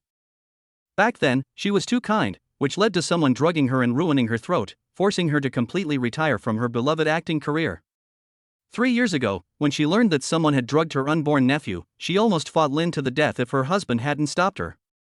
It was that time when her husband, for the sake of his career, prevented her from getting involved with the Lin family that led to Su Qingyi having a 3-year-long Cold War with her husband. Now, upon hearing that the Lin family brat had not only harmed her poor nephew but also plotted to frame her son, Su Qingyi was utterly enraged. What are you planning to do? Taking a deep breath, Su Qingyi questioned her son. Mom, I know you hold a grudge about what happened 3 years ago, but we didn't have enough evidence back then. Even if Dad had chosen to fight back, at most he could have just gotten rid of a scapegoat. But now that we know the identity of the dog planted by the Lin family, we can do this. Okay, don't let Mom down this time. Mom, don't worry, Kare will definitely not let you down. You and Dad. Don't mention that coward to me. Where is your sister now? Halfway through her rant, Su Qingyi impatiently changed the subject. Mom, you know perfectly well that my sister has always considered your regret from back then as her own. Now that she no longer has her 2 nephews by her side, she stays up late almost every night to study. Sigh, this stubborn girl is also a pitiful person. It's all because her mother is useless. Shaking her head and sighing, Su Qingyi gestured for Ning Ke to leave. Sensing the unspoken provocation, Ning Ke clenched his fists and left in despair. Although the total market value of Ningguang era and Lin's Tingyun era is about the same, the network of connections behind an old company like Lin's is much stronger than that of Ning's family. This is the root cause of why the Ning family did not completely break with the Lin family back then, even though they knew they were being schemed against. Ultimately, the older sister has already suffered enough, but if things go erratically, the entire Ningguang era could fall apart as a result. That's right. Ningmi was the one who mainly stopped this great war back then. That's why Ning Ke harbors such deep resentment towards Luo Dali, who got his older sister pregnant back then. In his view, if his sister hadn't gotten pregnant, she wouldn't have suffered so much pain. He gazed in the direction of the armed forces for a long time. Su Qingyi finally took out her phone and dialed her eldest nephew's number. Obviously, that gold-plated phone was a gift from her. It was for this reason that Ningmi did not forcibly take it away. The call was answered quickly. Qingfeng, how are you and your sister? Afraid that speaking loudly would affect her nephew's fragile emotions, Su Qingyi spoke cautiously as always. Before his recovery, Ning Shusheng was a problem child. It's almost like schizophrenia. In the entire Ning family, apart from her mother and sister, only her maternal grandmother, Su Qingyi, had enough patience and mental fortitude to communicate with Ning Shusheng. Most other people would avoid it at all costs. Because of his excessive tension last time, even Ning Ke didn't notice anything wrong with Ning Shusheng now. Grandma, actually, Qingfeng and my sister are back together. Unexpectedly, his grandmother called so late. After exchanging a glance with his sister, Ning Shusheng decided to give her a surprise. That's good, that's good. Clearly, Su Qingyi just thought her sensible nephew was comforting her. After exchanging another glance, Ning Shusheng immediately switched to acting, saying, Hee, Grandma, actually, my sister and I aren't happy at all living on the mountain. Could you come visit us sometime? Yes. Since the congenital diseases of the siblings could be cured, it should be easy for their mysterious, unfaithful father to cure their grandmother's throat. If it's just a regular invitation, the elderly person probably wouldn't be willing to go up the mountain. To be precise, it means I don't want to see someone. I'm afraid I might lose control and stab someone on the spot. Therefore, the siblings conspired to stage a self-inflicted injury. That damned scoundrel. How dare he treat my nephew, Su Qingyi, like this? Qingfeng, don't worry, tomorrow your grandmother will personally go up the mountain to teach that scoundrel father a lesson. Grandma, actually. Alright, that's settled then. The siblings stared wide-eyed at the phone that had suddenly been hung up. In a fit of rage, it seemed they had gotten themselves into big trouble with someone this time. Sis, what should we do? Should we give that heartless man some advance warning? Brother, do you think he still has those magical little candies? If he doesn't, Grandma will be so heartbroken. Stop, I'll go ask right away. Worried that his grandmother's trip up the mountain would be in vain, Ning Shusheng gritted his teeth, mustered his courage, and knocked on the door of a certain unfaithful man. Oh, you rebellious son, you finally had a change of heart and are willing to sleep with your father tonight. It's impossible to keep eavesdropping on someone's thoughts indefinitely, so Luo Dali didn't discover the little secret of the crouching dragon and the young phoenix. Stop, you heartless man, Grandma is coming up the mountain to visit us tomorrow. Ning Shusheng stated his purpose directly. What the heck? Why is she suddenly doing this?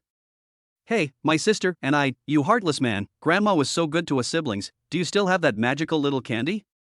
Feeling guilty, Ning Shusheng finished explaining the reason and nervously asked. Ning Mingyue, who was outside the door, also pressed her ear against the doorway to eavesdrop. Sigh, I'm so lonely and cold at night, I need someone to sleep with. You. Baby, now that you've heard, come in and tell us your decision. Hee, my wise, mighty, and handsome father, tonight Mingyue is yours. Oh dear, you heartless man, let Qingfeng give you a leg massage.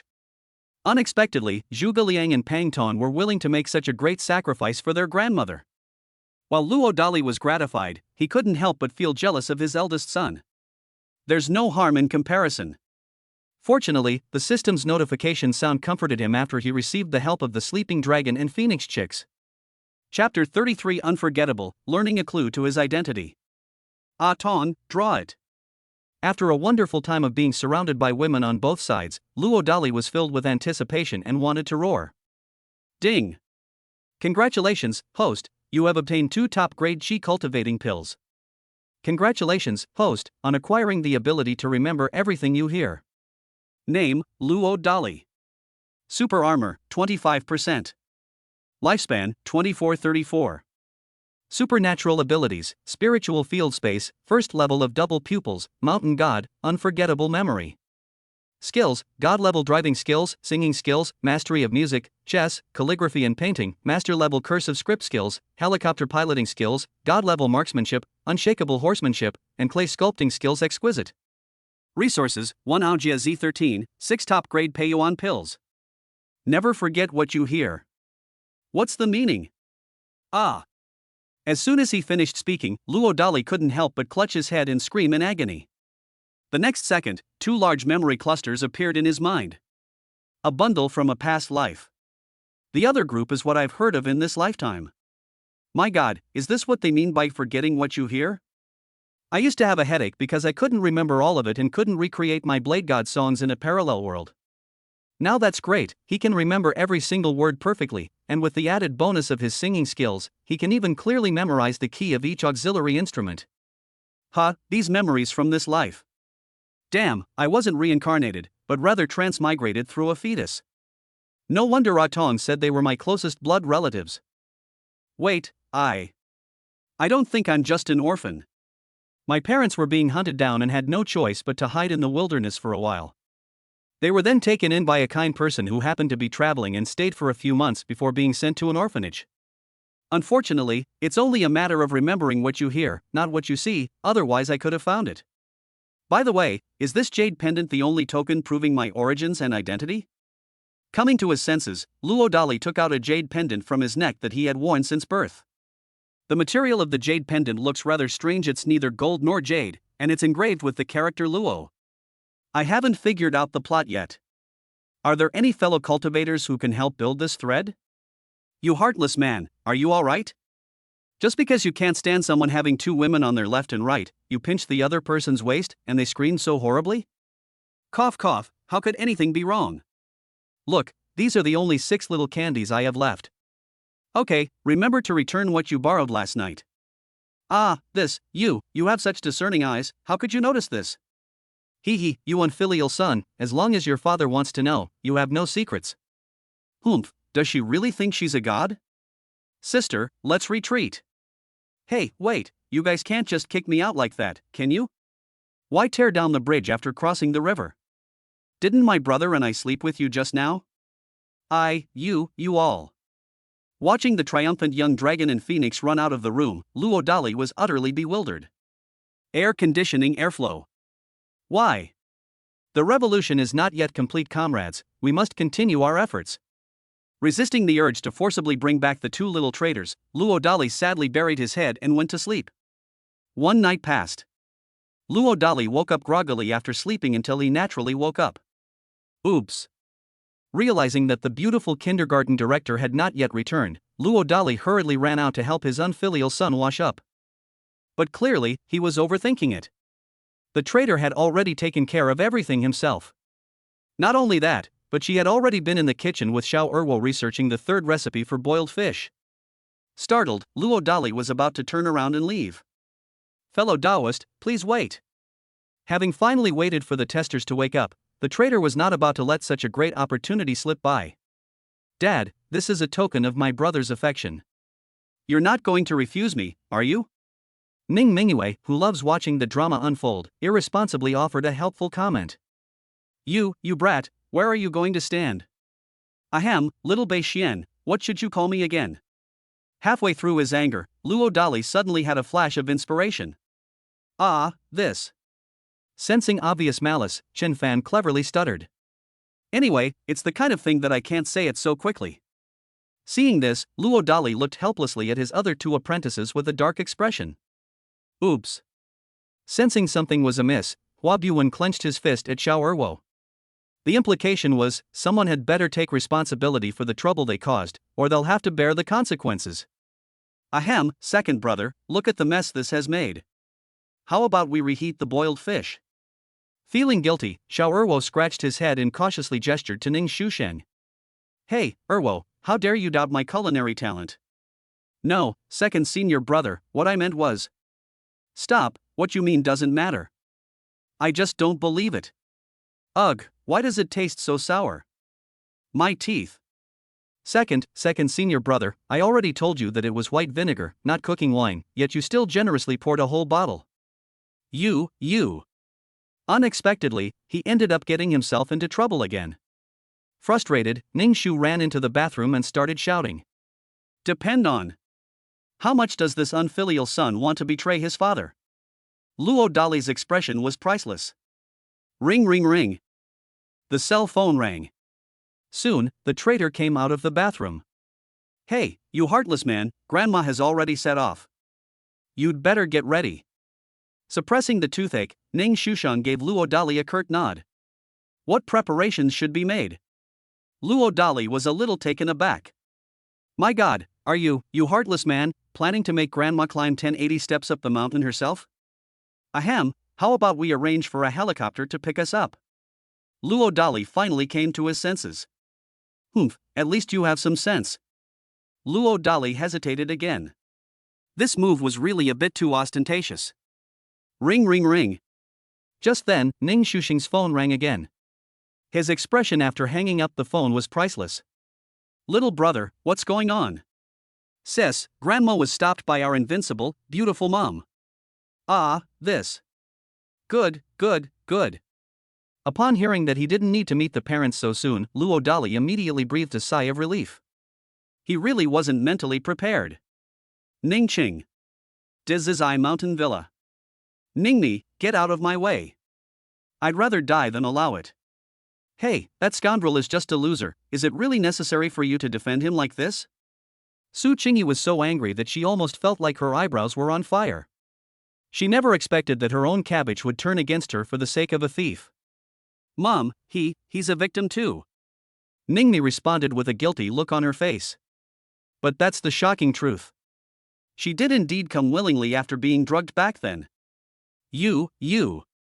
Last night Qingfeng told me that he and his brother weren't doing well on the mountain, not at all. What mountain? Armed View. Ah. Could it be that he went up the mountain to beg the Heavenly Master for help for the sake of his two children? What, begging the Celestial Master? Yes. What is it? Sensing something was wrong, Ningni quickly pressed for an answer. Hey, you must have been followed one day, and then, he probably felt it wasn't safe down the mountain, so he ran up the mountain to hide. Su Qingyi shared her guess. What? I'm being followed. Don't worry, your brother has already had people guarding the area below the Xianmen gate around the clock. Even if the Lin family brat finds out, he can't do anything about it for the time being. Seeing that the cabbage had already fallen into a state of agitation, Su Qingyi had no choice but to comfort it instead. Chapter 34 Zhongling returns from blind date, Qinping 2, the clingy one. Below the steps of the Xianmen gate, a man and a woman arrived. The woman was Zhongling, who had just returned from a blind date. The man was her annoying blind date this time. It turns out that this wasn't the first time the two had met. They had met before at Kyoto University. At that time, the man was completely captivated by Zhongling after the first glance. Sure enough, whenever he has free time, he goes to Kyoto to pester Zhongling. It drove the beautiful professor almost crazy. But after learning about the man's terrible family background, Zhongling felt numb again. The Zhong family is truly not to be trifled with. Therefore, when she suddenly heard her stubborn family member suggest that she become an administrator at the Armed Forces Station, she immediately submitted her resignation. I thought that would settle my karmic ties with that person, but who knew that my relatives would introduce that person to me again? Needless to say, Zhongling knew her family members well. They had probably already been bribed by someone long ago. Therefore, in order to get rid of men, Zhongling thought of a young abbot. That led to today's sudden return to the mountain. Holy crap, Linger, you really work on this crappy mountain? Looking at the endless staircase ahead, the young master's face turned green with embarrassment. Young master, whose real name is Qinping 2, is a native of Kyoto. What's wrong? Is there a problem?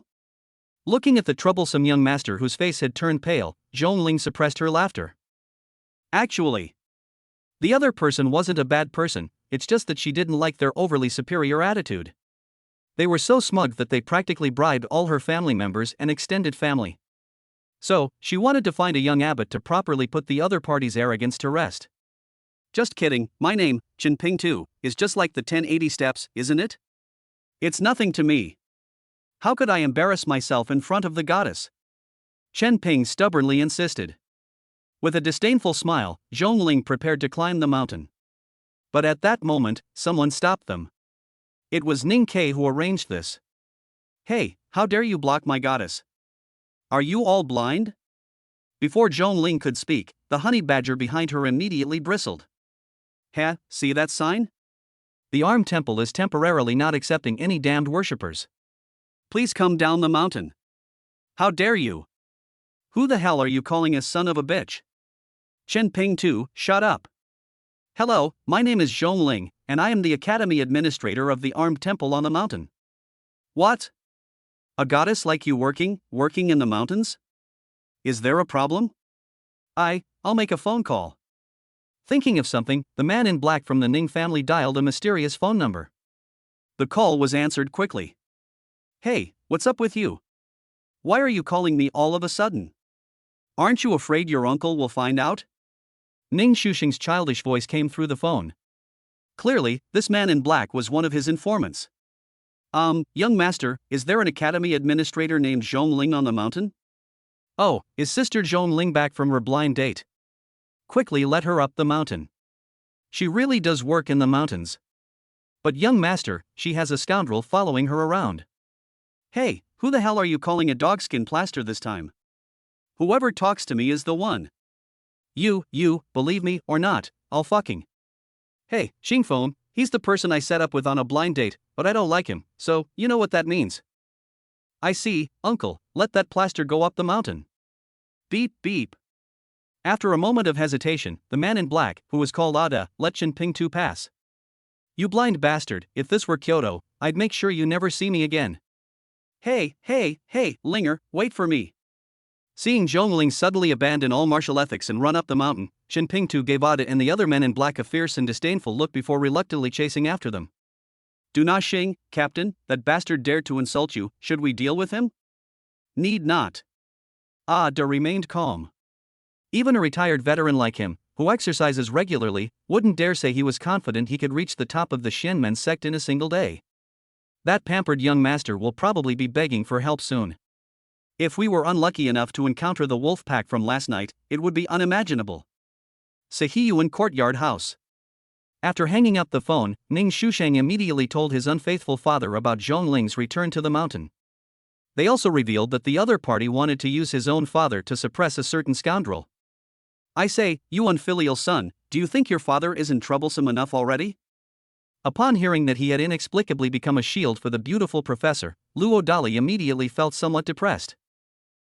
If you don't solve Director Zhong's problem, are you going to rely on your leaky father to wash me up? Ahem, that makes a lot of sense. Upon hearing this, Luo Dali completely lost his temper. Tell me, you unfilial son, how do you intend for your father to proceed? Sister Zhang just sent me a message saying that the guy's family background is not simple, and she doesn't want to refuse him openly, so she wants you to help her pretend to be her boyfriend. Wang Defa, you agreed to this without even consulting your father? Ahem, what I mean is, aren't you, my unfilial son, afraid that your mother will be furious when she finds out? Although I admit that Principal Zhong is good looking, as long as you're not blind, you should know who to choose. As for two-timing, you dare to try. Hey, you unfilial son. Seeing that the traitor was threatening and intimidating him, Luo Dali went crazy. You scumbag dad, you wouldn't really be thinking of having your cake and eating it too, would you? The girl in the cotton-padded jacket suddenly walked over and said something sarcastic. Cough cough, how could that be? Your father has only ever loved your mother, one woman, in his entire life. He could ignore his rebellious son's disrespectful and provocative behavior, but for some reason, Luo Dali felt inexplicably uneasy about his little darling. Especially when the other party is being sarcastic or unfriendly. Baby, do you think Daddy needs to take the helicopter to pick up Principal Zhong and bring her up the mountain? Frightened by his daughter's serious gaze, Luo Dali quickly and guiltily changed the subject. Not for now. Let me devise a plan to scare that scoundrel first. What kind of plan? Wait, where's that simp little gray? Wait, what? You guys didn't send that guy down the mountain to scare people, did you? What nonsense! This is a test of whether that scoundrel is truly sincere towards Sister Zhongling. My god, you guys should watch less short videos in the future. Look at the dirty tricks you've learned. Having been impressed by the clever and unpredictable thinking of Zhuge Liang and Feng Yu, Luo Dali shook his head and emphasized, then subconsciously moved away from the two divine beasts. Actually, he took the opportunity to use his shrinking the earth to an inch skill to go down the mountain and watch the excitement. The 468th step of the Xianmen. At this moment, Chen Pingchuan was so tired that he was sticking out his tongue. Zhong Ling, standing to the side, was in no better shape.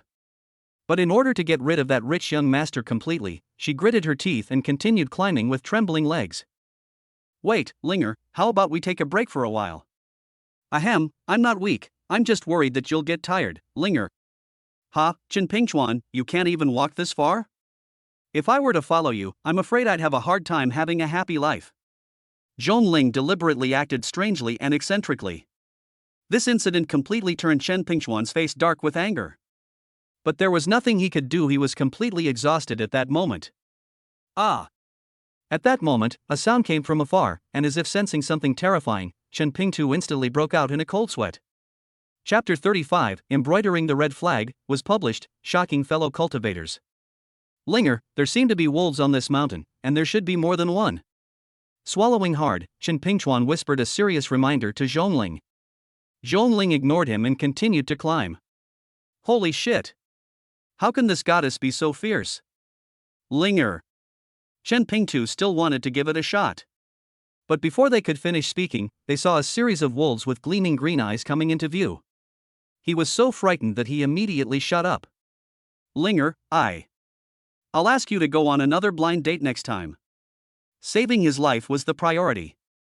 Without hesitating for more than a few seconds, Chen Pingtu gritted his teeth and ran down the mountain alone. Seeing this, Zhongling shook her head and sneered. Finally, we've gotten rid of this troublesome pest for the time being. Indeed, seeing the wolf pack gradually closing in, Zhongling was also numb. You damn sycophant, you scared my Tianbao kindergarten principal. Get your team and get lost right now. At the critical moment, a familiar voice descended from the sky. Immediately afterwards, a strikingly handsome young man sped towards them. Zhongling was stunned. Hey, haven't you seen a handsome guy before? Time to snap out of it. You, why are you here? What do you mean you? I'm the man you can never have. Remember to call me Abbott from now on, okay? Ill. Het Director Zhong, I'll give you one more chance to rephrase your words, or I'm leaving. Unable to handle the arrogant female professor, Luo Dali unleashed his trump card. Ahem, please forgive me, Your Majesty, the wise, mighty, and handsome Abbot, it's just that I'm sick. Fearing that someone with blindness might actually lose her halfway, Zhongling reluctantly gritted her teeth and, against her conscience, began to praise him. With a grin, Luo Dali grabbed the other person's small hand. The ability to shrink the earth to an inch is activated. The speed was so fast that Zhongling couldn't even open her eyes. When he opened his eyes again, he was back on the familiar Xianmen. This man is ridiculously strong. Looking directly at the young abbot who immediately let go of her small hand in disgust, Zhongling's heart fluttered. She felt like she had become a fan. Hey, Director Zhong, something's off about your eyes. Sensing something was wrong, Luo Dali quickly snapped at him. You're overthinking it. This professor just idolizes you, there's absolutely no romantic feeling between us. Furthermore, this professor has a bottom line, I could never be attracted to a married man. Zhongling blushed and offered an explanation. That's good. Luo Dali breathed a sigh of relief. Wait, you said I'm your idol, what do you see in me? Should I change careers? You sing very well, especially the song Embroidering the Red Flag, but... could I be the female lead in this song's music video? Pfft, what are you thinking? Are you hoping I die quickly enough?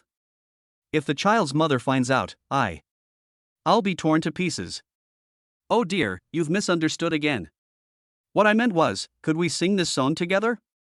What kind of amazing men are these? Zhongling stomped her feet in anger. A chorus, I'll have to ask my wife first. Wait a minute, I remember your resume said you graduated with a degree in Chinese computer programming and aeronautics, but now you want to sing? What are you thinking? Suddenly remembering something, Luo Dali stared wide-eyed at the beautiful professor. I don't know either, but after seeing you sing, I inexplicably felt an urge to perform with you, and also a strange sense of honor that I can't explain. Fearing further misunderstanding, Zhongling quickly blushed and explained. Holy crap! Upon hearing this, Luo Dali couldn't help but feel a little elated. This beautiful professor is really good at praising people. Also, Abbot, did you register an account on the Dolua platform and post videos? Zhongling suddenly became serious and changed the subject. Then what? Luo Dali was taken aback. He had indeed posted 3 videos, But how did this beautiful professor find out so quickly? My god, you posted a video and you didn't even check the back-end data? So far, those 3 videos have been viewed over 1,000,000 times, and the song Embroidering the Red Flag has even become a trending topic. If the abbot doesn't want to cause trouble, he'd better register the music copyright as soon as possible. Stop. You just said that you felt extremely honored to be associated with me? It's not about mixing. Stop. Starting today, I'm entrusting all music copyright matters to you. Ah. Abbot, rest assured, Zhongling will definitely not let you down.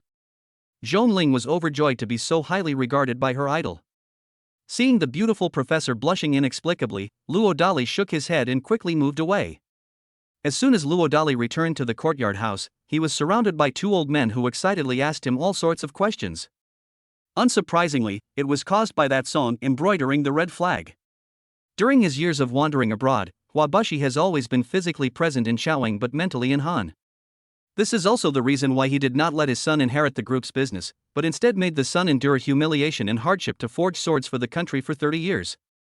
Now, the son has successfully deceived everyone and led hundreds of top scientific and technological talents secretly trained overseas back to the motherland of Great Xia. He also sold almost all his overseas assets and successfully returned to China to retire. However, upon returning to Daxia, Huabushi discovered that the public opinion environment in his homeland was in utter chaos. Especially in today's entertainment industry, almost everyone becomes popular by covering songs with simple and crude emotions and attitudes from overseas civilizations. This caused Huabushi, a person who gives alms, great distress. Unfortunately, he is too old and no longer has the energy to make more contributions to his country. Until she heard the song Embroidering the Red Flag, which brought tears to Huabushi's eyes. Master, is this Dali Raising Kids a new account you registered on the Dolua platform? Looking directly at Luo Dali, Huabushi asked, trembling. Is there a problem? Unable to understand the old man's inexplicable behavior, Luo Dali pretended to be indifferent. To be honest, when I was young, I was also a music enthusiast, the kind who was passionate about the rise of the Chinese-style music of our great Xia dynasty. The abbot's poem Embroidering the Red Flag brought back memories of those old days for me. How does it feel? Passion burning. Abbot, how about I take over the filming of the music video for Embroidering the Red Flag? If the abbot doesn't mind, this old man would also like to volunteer, but rest assured, abbot, all expenses will be paid voluntarily by us. Stop. You should have explained this earlier. This matter was left to you 2 idle old men to worry about. Upon hearing that he wouldn't have to pay, Luo Dali immediately grinned lewdly. They exchanged a glance, both old men equally excited. Ring ring ring. Just then, Luo Dali's phone rang. It was a call from my good brother Zhu Zhu. The goal is simple, to be involved in all aspects of the production of Embroidering the Red Flag. Clearly, he also realized the extraordinary significance of this song. Few people know that the reason Zhu Zhu has been keeping a low profile all these years is that he was waiting for the emergence of such a singer with the demeanor of a great nation. It was something I never expected that this person would be my orphan and loser best buddy. Chapter 36 Ningmi's Excitement and Little Thoughts. Dizizai Manor. After successfully stopping her mother from causing trouble on the mountain, Ningmi had some rare free time and leisurely started watching short videos. Suddenly, I discovered that there was an extra account linked to a mobile phone number on the Dolua platform. Upon seeing the strangely familiar nickname Dali's Childcare Diary, she subconsciously clicked to follow. Then, I subconsciously checked the other person's homepage. This is quite something. How could this cheap man ask the child such a childish question? I didn't know you could raise a child like this? I guess I was just too narrow-minded. Wait, that sounds like Qingfeng and Mingyue's voices, but Qingfeng isn't. How did they get to Teng County? Did they use some kind of technology to Photoshop them in? No, there's no way Photoshopping could produce such a smooth playback effect. Could it be? Thinking of something unbelievable, Ningmi covered her mouth to stop herself from crying out loud. But the next second, she doubted herself again. The inherent weakness that even the Ning family, known as the Ning Prince of the 100 Billion era, couldn't solve, has no reason to be able to solve by an orphan. Not to mention within just a few days. Damn it, how could he instill hatred of family and country in a child at such a young age? My goodness, this summary by Qingfeng Mingyue is so domineering. Although we don't know if it's good or bad yet, at least it will make the children stand up straight from now on. Let's forgive him for now. The thread is long and the needle is dense. Embroidering the red flag with tears in my eyes, embroidering and embroidering the red flag. Tears followed the needle and thread. It's more like joy than sorrow. So many years, so many generations. I've never heard this piece before, but after listening to it, I felt it was really special, like a kind of awakening of my bloodline. Did he compose it? Impossible, absolutely impossible.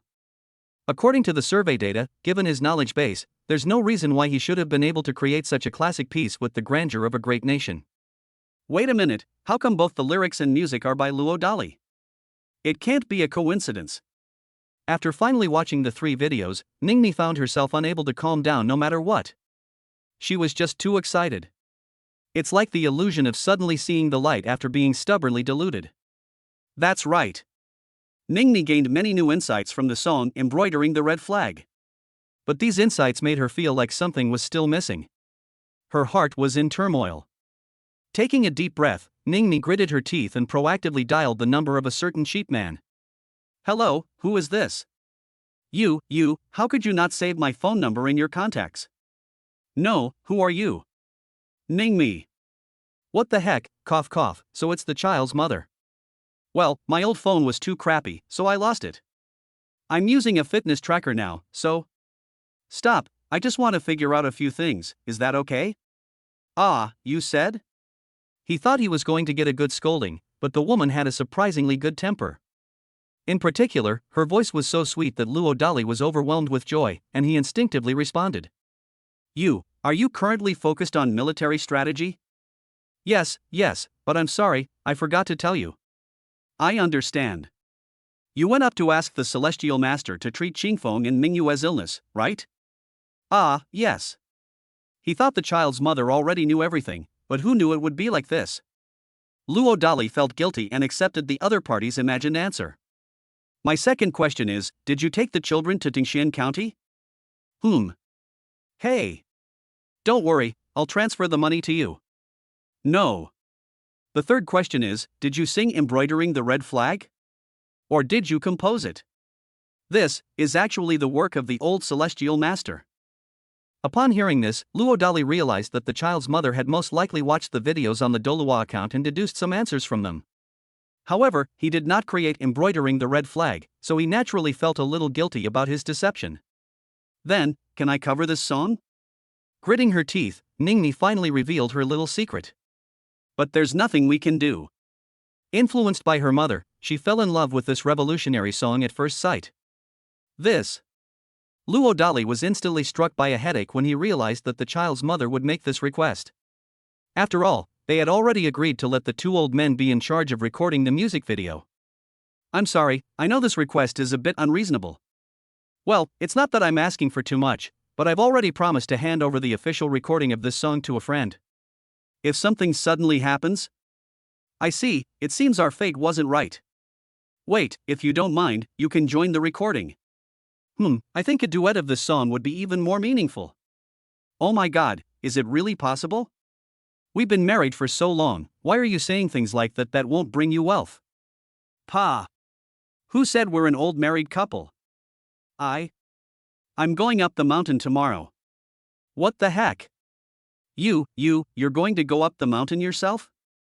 Luo Dali became anxious as soon as he heard that the child's mother wanted to go up the mountain. Once it starts, nothing can be hidden anymore. That's true. It's really not appropriate to record the music video for such a classic song that reflects the grandeur of a great nation on a mountain.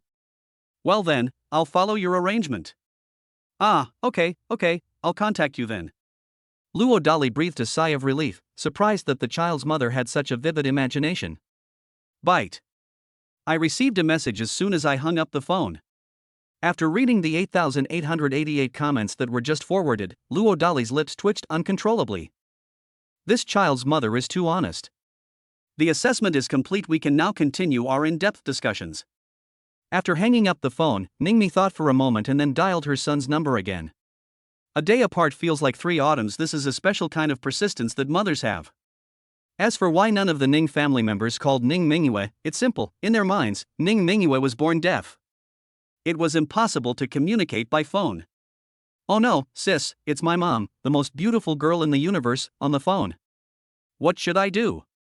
Should I confess and get the better of her? Ah, well, how about we hear what mom wants to say first? We'll have to ride a donkey to read the account books. Taking a deep breath, Ning Shusheng pretended to be calm and answered the phone. Xingfeng, are you all right? Well enough. Ning Shusheng deliberately stammered. Then, can your dad take care of you? Ha, him. But don't worry, Mom, he's hired a nanny for us. What? Hire a nanny? Can he afford that? Ahem, this should be fine, right? Ning Shusheng suddenly felt guilty when he realized that his unfaithful father had never mentioned anything about the wages and benefits of the people on the mountain. Are there many people on the mountain? Not many, not many. After the old master ran away, now there's only a head chef, a financial director, and a kindergarten principal. Well, she's just the nanny that the heartless man hired for us. There were also 2 3-year-old children, the sons of the head chef, the financial director, and the unfaithful owner of the Yamashita bar. Wait, Xingfeng, you just said that the old celestial master ran away. What do you mean? It means exactly what it says. What does literal meaning mean? It just doesn't make any sense. You must be tired too. After Mom finishes recording the music video, I'll go up the mountain to keep you company for a while. Ah, okay. Ning Shusheng almost gave himself away just now, so he quickly took a deep breath to calm his heart. Hey sis, is it really okay for us to lie to Mom like this? What do you mean we?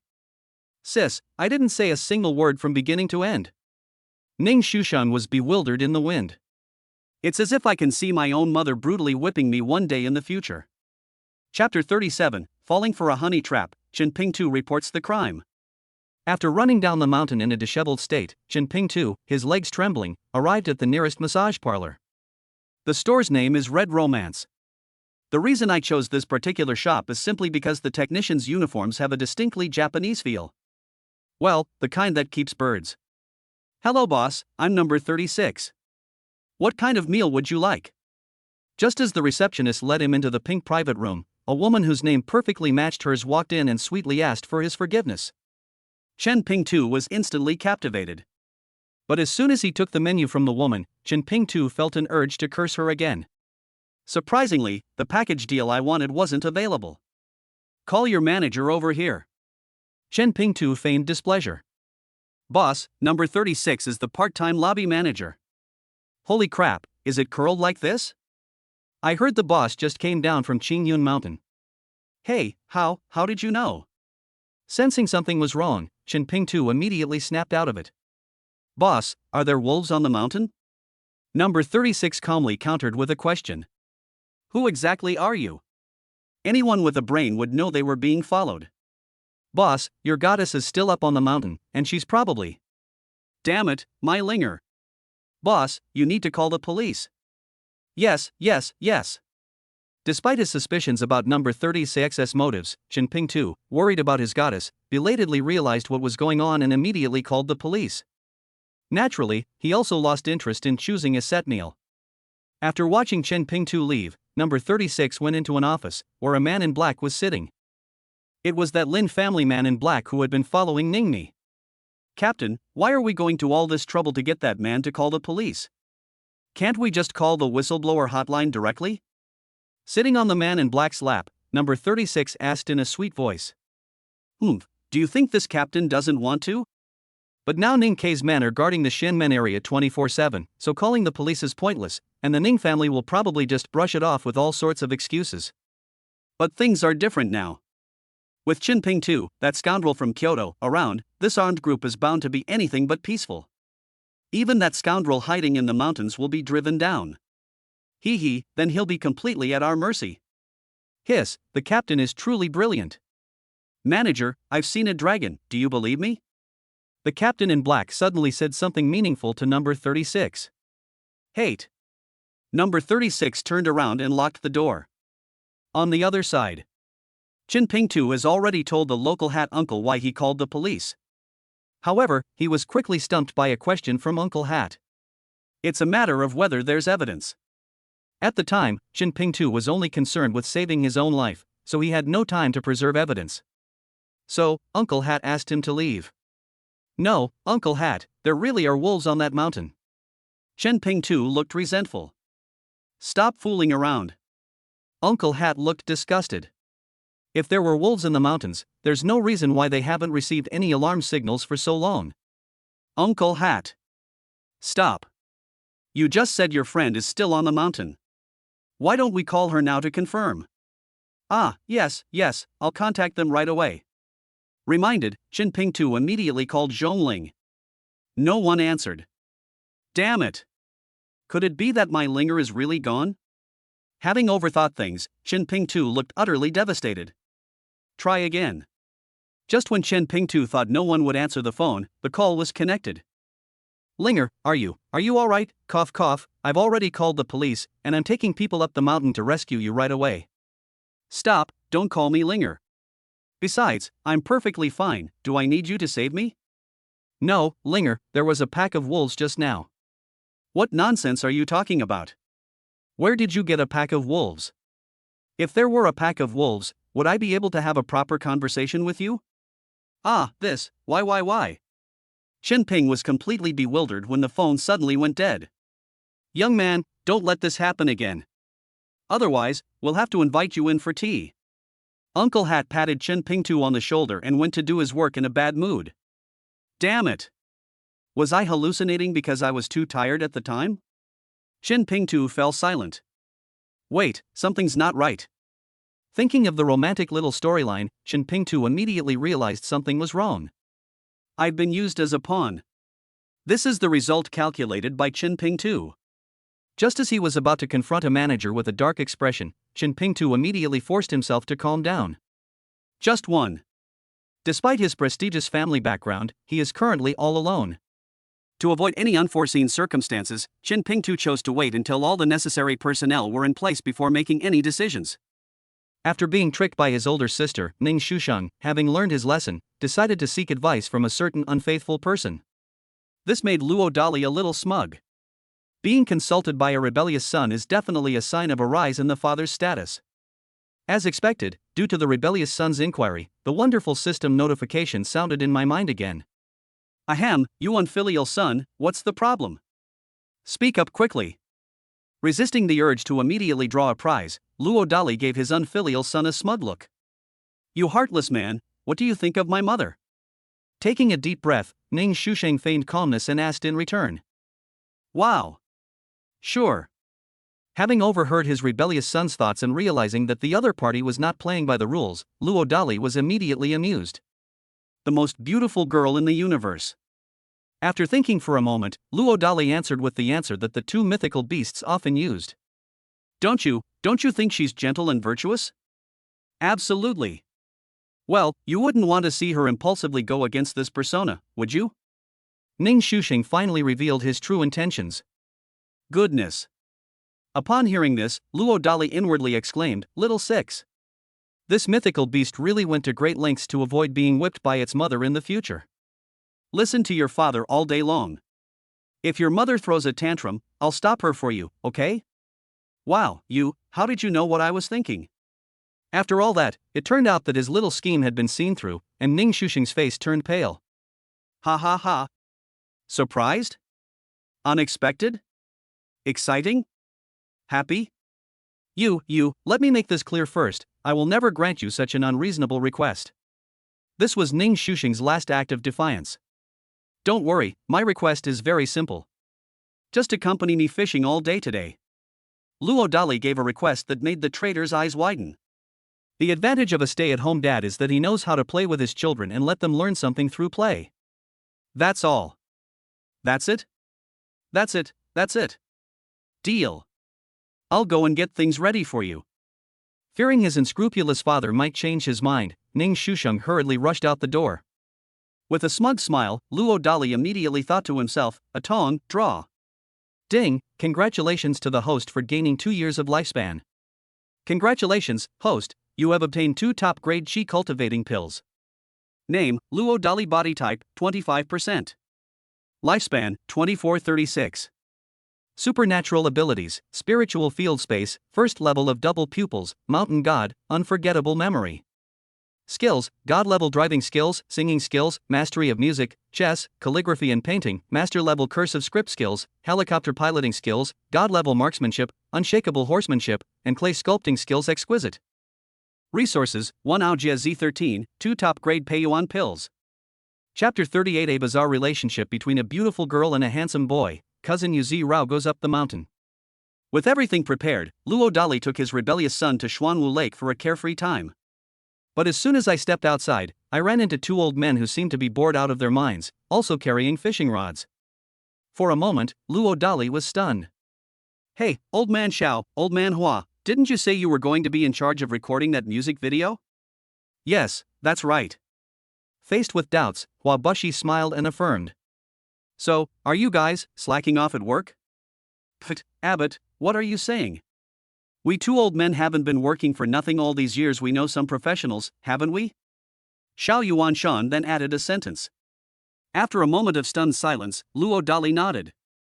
When he spoke with the child's mother, she did remind him that the mountain was not the best place to shoot a music video. "Are your people reliable?" Luo Dali changed the subject. "That's a must, but..." "But what?" "Master, I heard that Qingfeng Mingyua's mother, well, you know." "Old fox, you guys figure out the arrangements." Once the music videos are filmed, let's all go to the music room on the mountain for a sing-along." "Alright." "Wait, it seems we're still missing a female chorus member. Do you have any good recommendations?" How about we ask your husband to recommend him?" I was about to recommend one right away, but the next second, Wabushi smoothly changed his mind. Upon hearing this, Luo Dali smiled smugly. Bite. After sending a message to the child's mother, Luo Dali took his impatient son fishing in the wild. Half an hour later, Luo Dali began to doubt his fishing skills. "We didn't catch a single fish." "Haha, you heartless bastard, are you even capable of anything?" Seeing an opportunity to criticize someone, the traitor immediately became ruthless. All the other kids went to play in the mud, but he was the only unlucky one who was dragged by his unfaithful father to be the cheerleading captain. No wonder he was unhappy. Sure enough, Luo Dali was so angry that his face turned black after being mocked by his unfilial son on the spot. Perhaps the fish in Xuanwu Lake have learned their lesson from being fooled too many times, or for some other reason, but they have stopped biting the hook altogether. Its eyes are as bright as a golden eagle's. Holy crap! What's going on? Using his supernatural abilities, Luo Dali was astonished to discover that there wasn't a single fish in the surrounding 33 meters of water. This is already the limit of underwater vision, comparable to the supernatural abilities of a golden eagle. Subconsciously, Luo Dali recalled an ancient legend about Xuanwu Lake. There is a legend about a water monster. Should we go down and take a look? Let's forget about it. Before he could even get excited for 3 seconds, Luo Dali immediately started to doubt himself. After activating 25% of the Overlord body, this physical body already possesses a terrifying strength of over 20,000 Jin, which should be half the strength of the legendary Li Yuanba. But that's only its land-based strength. Once it goes into the water, who knows how much it can still perform. Given that he wasn't a very good swimmer to begin with, Luo Dali was unwilling to take the risk. "You heartless man, if you really don't have the fishing skills, don't show off. Otherwise, you'll delay my clay sculpting work. You should leave." Having had enough of his unfilial son's constant mockery, Luo Dali simply decided to ignore it and find peace of mind. Sensing that the young abbot was in a bad mood and fearing that he might suddenly lose his temper and take it out on them, the 2 cunning old men each made an excuse to slip away. Ring ring ring. The phone rang. Upon seeing that it was the child's mother calling, Luo Dali eagerly answered the call. "Hey, wait, pretty lady, what's up?" Luo Dali then realized that he didn't seem to know the most appropriate way to address the child's mother. "Call me wife." The 2 did not officially get married. Calling him the child's mother doesn't seem much better. After much thought, the only acceptable way to address a woman is through the locals' elegant terms of address. "What, did you call me?" Ningni's speechless voice came through the phone. "What a beautiful girl." Luo Dali feigned composure, then immediately and cunningly dodged the question, saying, "If you feel it's inappropriate, can you give me some advice?" You should just call me pretty girl." Ningmi, on the other side, asked in a daze. Clearly, she wasn't used to being addressed in such an ambiguous way by some cheap man. "Then you have to call me handsome." Not angry, Luodali said, taking advantage of the chaos. Hey, handsome, what did you mean by the text message you just sent me? Suppressing a hint of embarrassment, Ningni quickly explained her purpose. It means exactly what it says. What does it mean literally? It just didn't mean anything else. I have a cousin named Yuzureo. She is good at bel canto and is extremely passionate about her motherland. After I shared embroidering the red flag with her, she was completely captivated. What I mean is, my cousin wants to come up the mountain in person to discuss the details of the duet with you. Do you think that's appropriate? Yuzureo? Upon hearing this name, Luodali felt a sudden jolt. Is it inappropriate? Overthinking things, Ningni cautiously pressed for an answer. No, how could that be? We'd love to welcome you. Coming to his senses, Luodali quickly and casually replied. Great, then I'll leave it at that for now and inform my cousin right away. Beep beep. Looking at the phone that had been hung up in a hurry, Luodali couldn't help but scratch his head. A bell rings. 1U0. This female version of the peerless musical genius joined my team so easily? This I manner. As soon as Ningmi hung up the phone, she was excitedly hugged by a beautiful young girl next to her. Clearly, she lied because she felt guilty. Cousin, I'll head up the mountain right away to ask your husband for the details. As soon as Yuzureo let go of her cousin Tianxian, she wanted to leave immediately. Wait, have you thought about how to ask him for advice? Ahem, what my cousin means is that your cousin's husband comes from a much less privileged background than us, so you have to be careful when communicating with him to avoid hurting his pride. Ningmi subconsciously called out to her straightforward cousin and gave her a few words of advice. My cousin is great in every way, except she's too naive. If the other person gets tricked into revealing her shameful scheme of using her beauty to keep a sycophant, she'll never have the face to show her face again. Hee, don't worry, cousin. I only have music in my heart. I will never say anything out of line or steal your little man. Yes, why don't you stay on the mountain for a while? My cousin is worried that the nanny he hired won't take good care of Qingfeng and Ningwe. Oh, this. Cousin, you trust your husband that much? What's the meaning? That's right. Stop.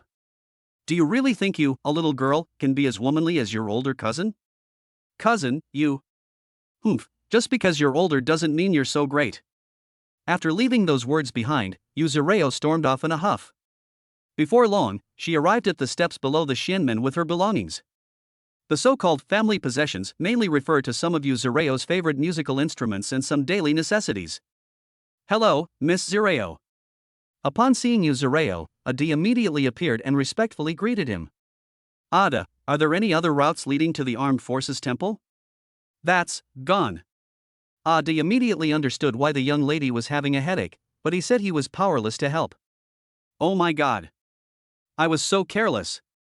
Yuzureo covered her forehead, filled with regret. Buzzing.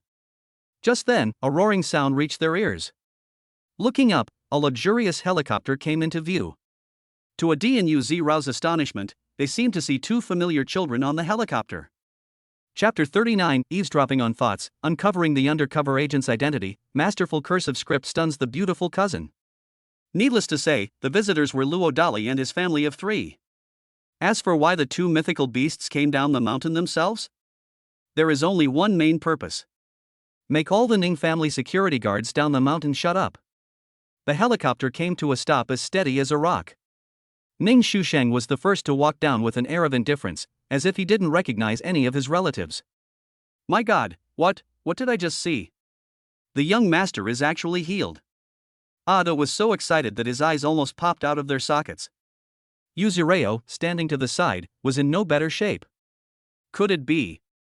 Her intelligence and instincts immediately pinpointed a mysterious cousin-in-law she had never met before. Upon seeing the ethereal and otherworldly Luodali, Yuzureo couldn't help but scream on the spot. I've become a fan instantly. No way. Luodali's looks are absolutely top-notch. As someone who is obsessed with good looks, Yuzureo simply couldn't control her heart. Big brother, I don't want today's events to reach the ears of any member of the Ning family, including my invincible, beautiful mom, understand? Ah, I understand. And Zureo, this is my wise, mighty, and handsome father. You're not allowed to make any moves on him. Of course, even if my aunt tried, it wouldn't work. You have no chance against my mom, who's an invincible beauty in the universe. Hey, Xiao Qingfeng, you, idol, can I get your autograph? Halfway through her sullen mood, Yuzureo bypassed a certain little traitor and looked at Luo Dali with a fangirl expression. Where would it be more appropriate to sign? Unexpectedly, he suddenly found a loyal fan, and Luo Dali quickly pretended to be calm. You can't lose your dignity as a father in front of your children. Is it okay if we sign all of these? Yuzureo pointed to the musical instruments he had brought up the mountain. Luo Dali's lips twitched, but he still couldn't refuse. He took the pen from the other person and waved it around. It's over. Fearing their father's calligraphy would ruin their aunt's beloved musical instrument, the two little monsters covered their faces, unable to bear the sight. Oh no, could it be? Yuzureo was extremely nervous, sensing something in the eyes of the two adorable children. However, upon seeing Luo Dali's calligraphy skills, Yuzureo couldn't help but cover her mouth again. What powerful and domineering cursive calligraphy! Absolutely above the master level. What's going on? Upon opening their eyes, the two little monsters saw their aunt's excited expression, her face flushed and her neck thick. They immediately investigated the truth, not believing the rumors. This is incredible. Especially Ning Mingyue, who has always considered herself to have a good talent for calligraphy. Wow, Dad, your handwriting is so beautiful. Clearly, Ning Mingyue had been tricked by someone again. Isn't it just average? The rebellious fellow, who had little appreciation for calligraphy, retorted. Yuzureo greets the master. Yuzureo pinched Ning Shusheng's defiant cheek with a hint of annoyance, and then quickly addressed Luo Dali respectfully. Ha, I wouldn't dare call myself a master, I'm just average. Following the example of his rebellious son, Luo Dali pretended to keep a low profile. At least the third best level of wild cursive in the world. Ning Mingyue suddenly added seriously. As soon as his little darling said that, Luo Dali heard the familiar system notification in his mind, making him so happy that he almost couldn't help but wiggle his butt in celebration. Having overheard some whispers, Luo Dali immediately focused on a man in black standing next to a D. He's a dog of the Lin family, take him down. Luo Dali coldly gestured to a D. Sir, although you are the young master's father, you have no right to order me around, nor should you doubt my people. Hey, Dad, can't you tell the difference between the two kings? For some reason, Ning Shusheng suddenly got angry, as if he couldn't stand seeing his unfaithful father being questioned. No, young master, Stop, just listen to my own father. Ning Shusheng interrupted, feigning an unpleasant expression. With a twitch at the corner of his mouth, Ada looked at the brother whom Luo Dali had suspected. The other party had been with him for several years, and he didn't believe that the other party was a dog of the Lin family. Waste. Seeing Ada's hesitation, Luo Dali bluntly mocked him. You're asking for it.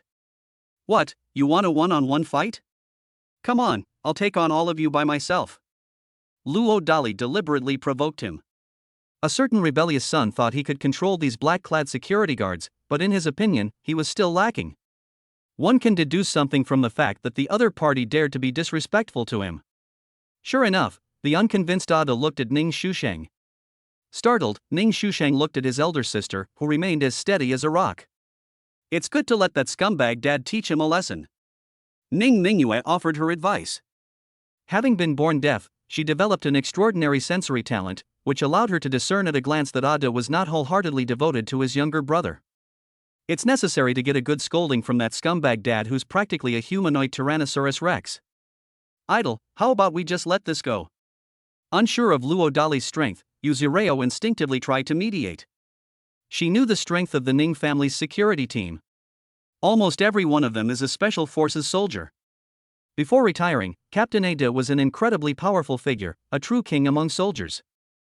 If this resulted in injury, she couldn't even imagine how ferocious her cousin would become when she went berserk. Young man, Miss Zureo is right, I advise you. The man in black, whom Luo Dali suspected, immediately started being sarcastic whenever he had the chance. Bang! Before the other party could finish speaking, Luo Dali delivered a vicious kick. Thump! The next second, the man in black was kicked and sent flying into the bushes 10 meters away. Just as he was about to struggle to his feet and seize the opportunity to cause some trouble, the man in black suddenly couldn't control himself and spat out a mouthful of blood. He was already seriously injured. Court death. Unable to bear seeing their own brother being beaten, Adi and the others uncontrollably rushed towards Luodali. However, the imagination is wonderful. Reality, however, is cruel. With a single, effortless kick from Luodali, they were wiped out in just 30 seconds. Fortunately, knowing that these people were only acting impulsively out of anger, Luodali did not completely cripple them. My God, my cousin's husband is so amazing. Witnessing Luodali's terrifying strength firsthand, Yuzureo was completely stunned. Dianaxing, it's best to avoid upsetting this heartless man in the future. This is Ning Shuxing's terrible state of mind at this moment. Ning Mingyue, however, remained calm. After all, the scumbag dad is a terrifying figure who can lift a powerful tank with one hand, so this is just a small matter. Wang Zhang, a local of Ningcheng, is the door-licking dog of Lin Yan, the 18th generation of a collateral branch of the Lin family. 3 years ago, he received 100,000 yuan from the Lin family's son and then joined the Ningguang-era security team. Do I need to continue? Luodali stared directly at a black-clad man who was spitting out blood. With the ability of the double pupils to eavesdrop on thoughts, if he wanted to, the other party would hardly have any secrets. You, how could you possibly know? Lin Zhang subconsciously widened his eyes and said something. But he immediately regretted it after saying it. Damn it, Wang Zhang, I've always treated you like a brother, but I never expected you to betray me like this. I'm sorry, sir, it's Ada who's blind. Halfway through his tirade, Ada hurriedly went up to Luodali and respectfully apologized. They dared not be disrespectful. Just one.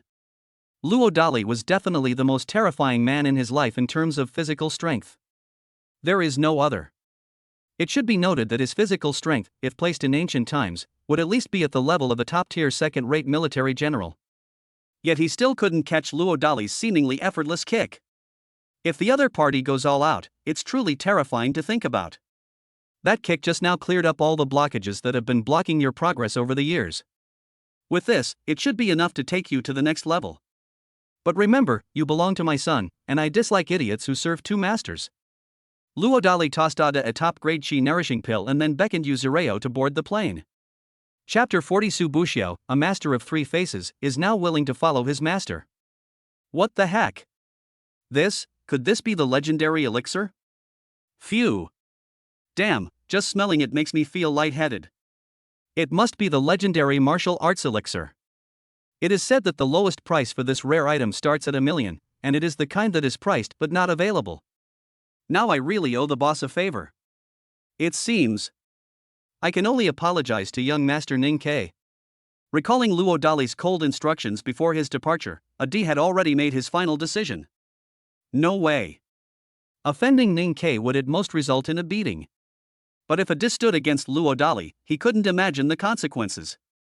Being crippled like that dog from earlier is the least of your worries. In severe cases, it could cost him his life. This is the negative aspect. There are good aspects too. Looking at the top-grade chi nourishing pill in his hand, Ada's eyes were filled with light. Instead of selfishly taking it immediately, he planned to take it back to his elderly mother, who had been taking medicine to prolong her life.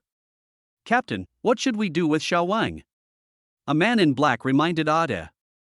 Announce it to the public, arrange for him to go abroad for a while. No, Captain, please. I have elderly parents and young children to support. Please, for the sake of our 3 years of working together, spare my brother. Wang Zhang understood the unspoken meaning behind the so-called overseas mission.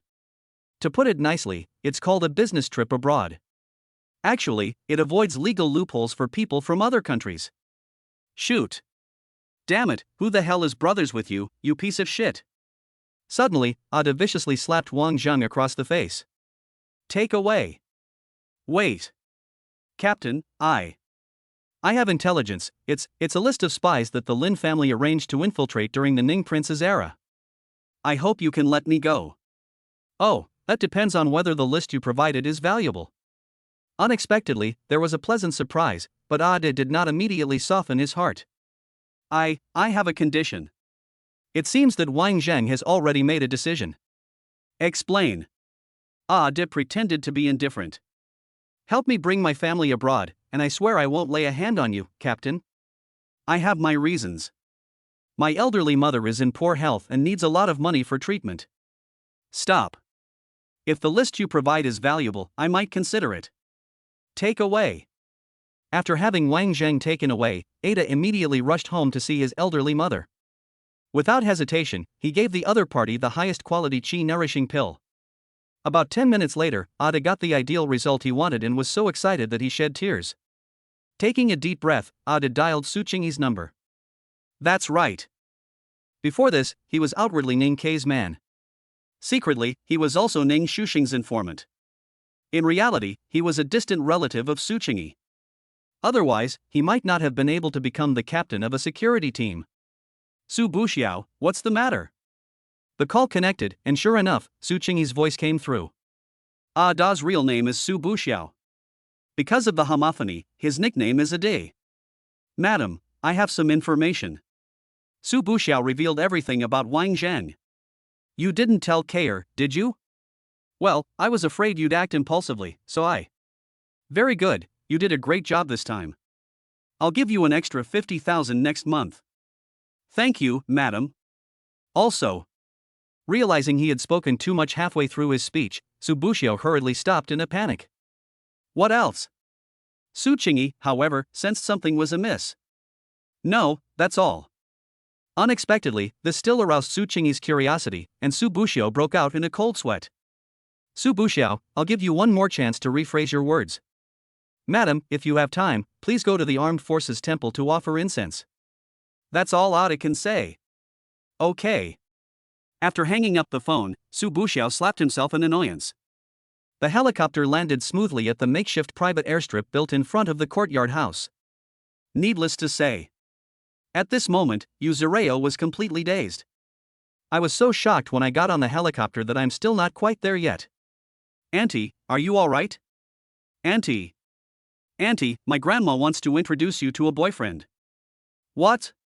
Ouch, ouch, ouch. Gentle breeze and bright moon, this is where you live. Startled, Yuzureo quickly snapped back to reality and pointed incredulously at the super luxurious courtyard house in front of him, letting out a strange cry.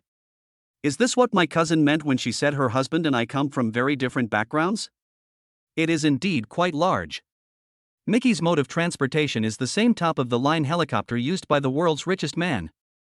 The area of the place where they live is estimated to be at least an absurd 3,000 square meters or more. Even my arrogant cousin from the Ning Prince era wouldn't dare to act like this. No wonder even a goddess like my cousin needed 3 years of pursuit to win her husband's approval. If Ningni knew what Yuzureo was imagining right now, I wonder what she would think. Ahem, you unfilial son, introduce him to your aunt. To avoid suspicion, Luo Dali left with a single sentence and immediately feigned aloofness before disappearing. Sure enough, seeing his own father ignore his pretty aunt and leave, the traitor smiled with satisfaction. Hey, auntie, let me introduce you. This is Grandpa Xiao, the head chef of the temple. This chubby little fellow is Xiao Yao, the grandson of Grandpa Xiao, courtesy name Erwo, and also my 4th junior brother. This is Grandpa Hua, the financial director of the temple. This is Grandpa Hua's granddaughter, Hua Buan, whose courtesy name is Xiu'er. She is my sweet 3rd junior sister. Well, this unwanted guy is named Chen Fan, courtesy name Bei Xian, and he can be considered my junior brother. Scholar Ning. Oh dear, I almost forgot, this pretty lady is named Zhong Ling. She is the academy administrator in the temple and also the principal of Tianbao Kindergarten. Yes, actually she's my sister's and my nanny. Hey, Scholar Ning, what nonsense are you spouting? Oh no, auntie, help me. After his mischief, Ning Shusheng quickly made his escape. They politely greeted Yuzureo in turn, and the children took the opportunity to catch up with Ning Shusheng and leave. Zhongling, wait, could you be the legendary youngest professor at Kyoto University? Yuzureo seems to have heard about Zhongling, whose looks are no less than her own, online. Are you Uncle Yudonlai's daughter? Zhongling seemed to have also heard of Yuzureo's reputation as a musical talent. Oh my god, it really is you, Sister Zhong. But aren't your majors Chinese computer programming and aerospace engineering? How could this be? Cough cough, Peking University has some annoying pests, so I came here to seek some peace and quiet. By the way, what are you doing up the mountain? An awkward question, Zhongling cleverly countered with a question to Yuzureo. I. Yuzureo couldn't very well say that her cousin was worried about a certain nanny and that's why she asked her to go up the mountain to supervise, could she? She was caught in an awkward situation. Stop, let me introduce you again with great ceremony. This is Old Master Xiao Yuanshan. This is the flower offering elder, they. To prevent Yuzureo from causing trouble at a young age, Zhongling solemnly revealed the identities of the two powerful figures.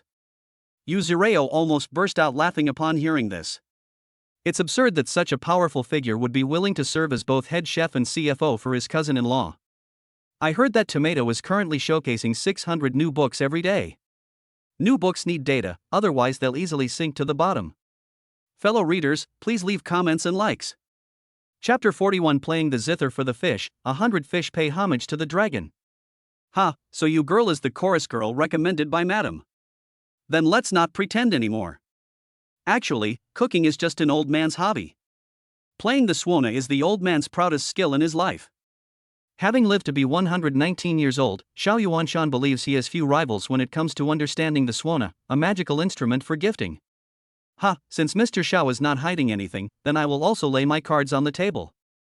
In fact, being a financial director is just a hobby. Playing the guitar is my true love in life. You girl, it's a pleasure working with you. Huabushi was no joke. Having traveled all over the world for many years, he is definitely a top-notch rock star, unparalleled both in China and abroad.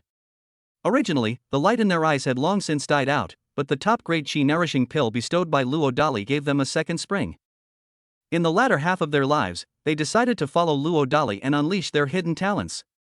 Ah! It's a pleasure doing business with you. Upon hearing the shocking truth that two super bigwigs had personally participated in the production of Embroidering the Red Flag, Yuzureo couldn't help but feel a sense of elation. This time, we've come to the right place. I have to thank my cousin. And my cousin's husband too. Zirao, it's a pleasure to work with you. After tidying herself up, Zhongling suddenly reached out her hand to Yuzureo earnestly. What the heck? Sister Zhongling isn't a Chinese major, computer programming major, or aerospace engineering major. Stop. That's just a dream my stubborn old man can't achieve himself. Actually, the guzheng and flute are my true loves. My amateur singing is pretty good too.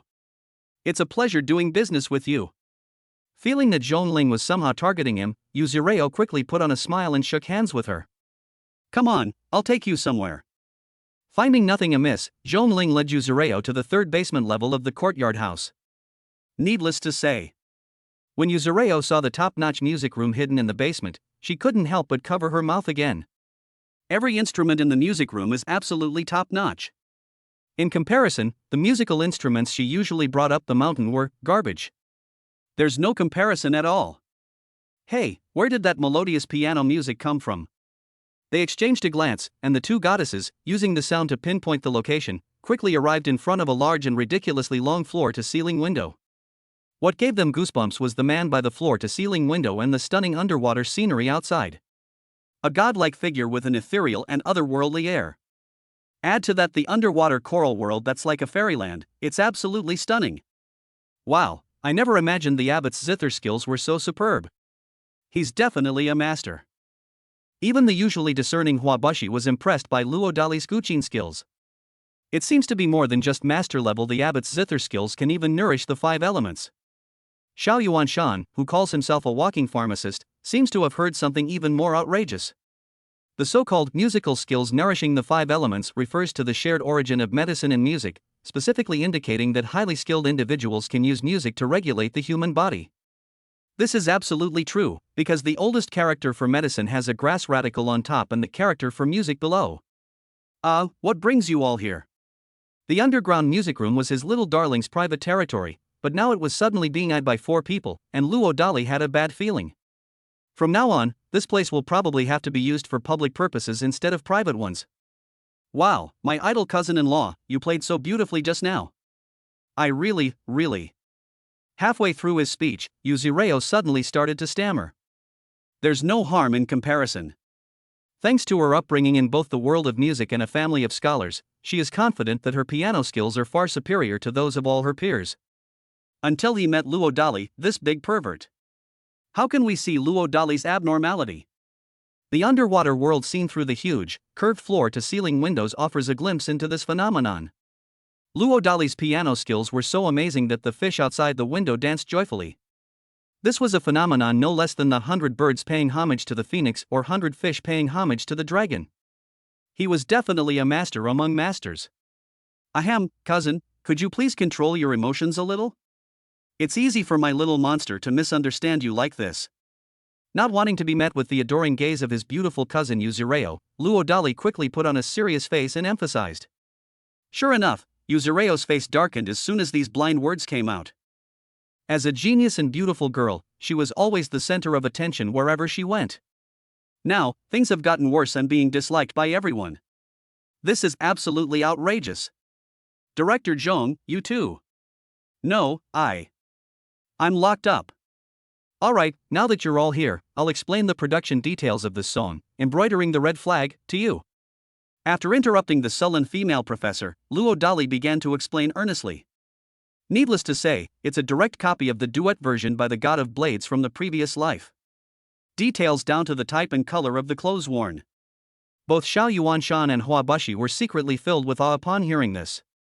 When he had finished explaining, Luo Dali gestured for the three of them to leave first, but he kept Yuzureo behind. Brother-in-law, what do you want to do? Clearly, Yuzureo was overthinking it. No. Brother-in-law isn't the kind of person you think he is. Having overheard the other person's thoughts, Luo Dali almost vomited blood on the spot. This. Stop. I believe you understand the truth that Qingfeng and Mingyue were poisoned and framed in the womb. I just want to remind you not to tell your cousin everything you saw on the mountain. Yes, it's best not to tell anyone, understand? Luo Dali gave a helpless but serious look. With the mountain god's great supernatural abilities, he really had no need to fear the Lin family brat. But I'm afraid of the hassle. I'm afraid some shady characters will ruin the rare tranquility of this mountain. Brother-in-law, all these years, my cousin has gone to great lengths to cure Qingfeng and Mingyue. Alright, I'll invite her up the mountain to participate in the final chorus later. So my cousin's husband wanted to give her a surprise, right? Ahem, good to know. By the way, you just said you're good at bel canto singing, why don't you show your brother-in-law a bit first? A minute later, Luo Dali interrupted Yuzureo. The other person is indeed skilled in bel canto singing, but due to limitations in their vocal talent, it always feels like they're still lacking something. For example, if the high notes could be a little higher, it would be almost perfect. I thought about it. Luo Dali simply gave the other party a top-grade qi nourishing pill. The last one should be kept as a backup, for example, for the child's mother. Brother-in-law, you already have a beautiful cousin. Hey, what are you thinking? This is a top-grade qi nourishing pill, a wonderful thing that can improve your throat's natural talent. Little did she expect that she would misunderstand her idol cousin-in-law's intentions again.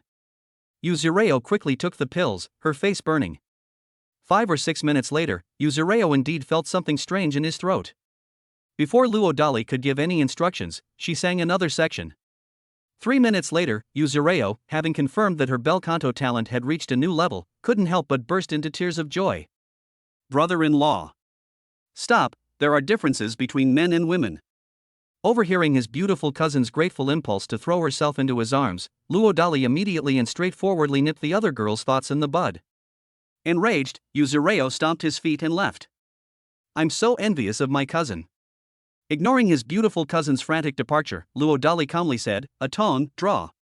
Congratulations, host, for acquiring guitar skills including all other types, such as classical guitar, folk guitar, electric guitar, guitar lily, ukulele, etc., at a superb level. Congratulations, host, you have obtained 2 top-grade qi cultivating pills. Name, Luo Dali. Super Armor, 25%. Lifespan, 2436. Supernatural abilities, spiritual field space, first level of double pupils, mountain god, photographic memory. Skills, god-level driving skills, singing skills, mastery of music, chess, calligraphy and painting, master-level cursive calligraphy skills, helicopter piloting skills, god-level marksmanship, unshakable horsemanship, clay sculpting skills exquisite, guitar skills exquisite. Resources, 1 Aojia Z13, 3 top-grade Peiyuan pills. Chapter 42 Zhang Xiaofan visits Ningmi. 815 bar. On this day, Zhu Zhu went to the boss's wife, Zhang Xiaofan, to ask for leave again.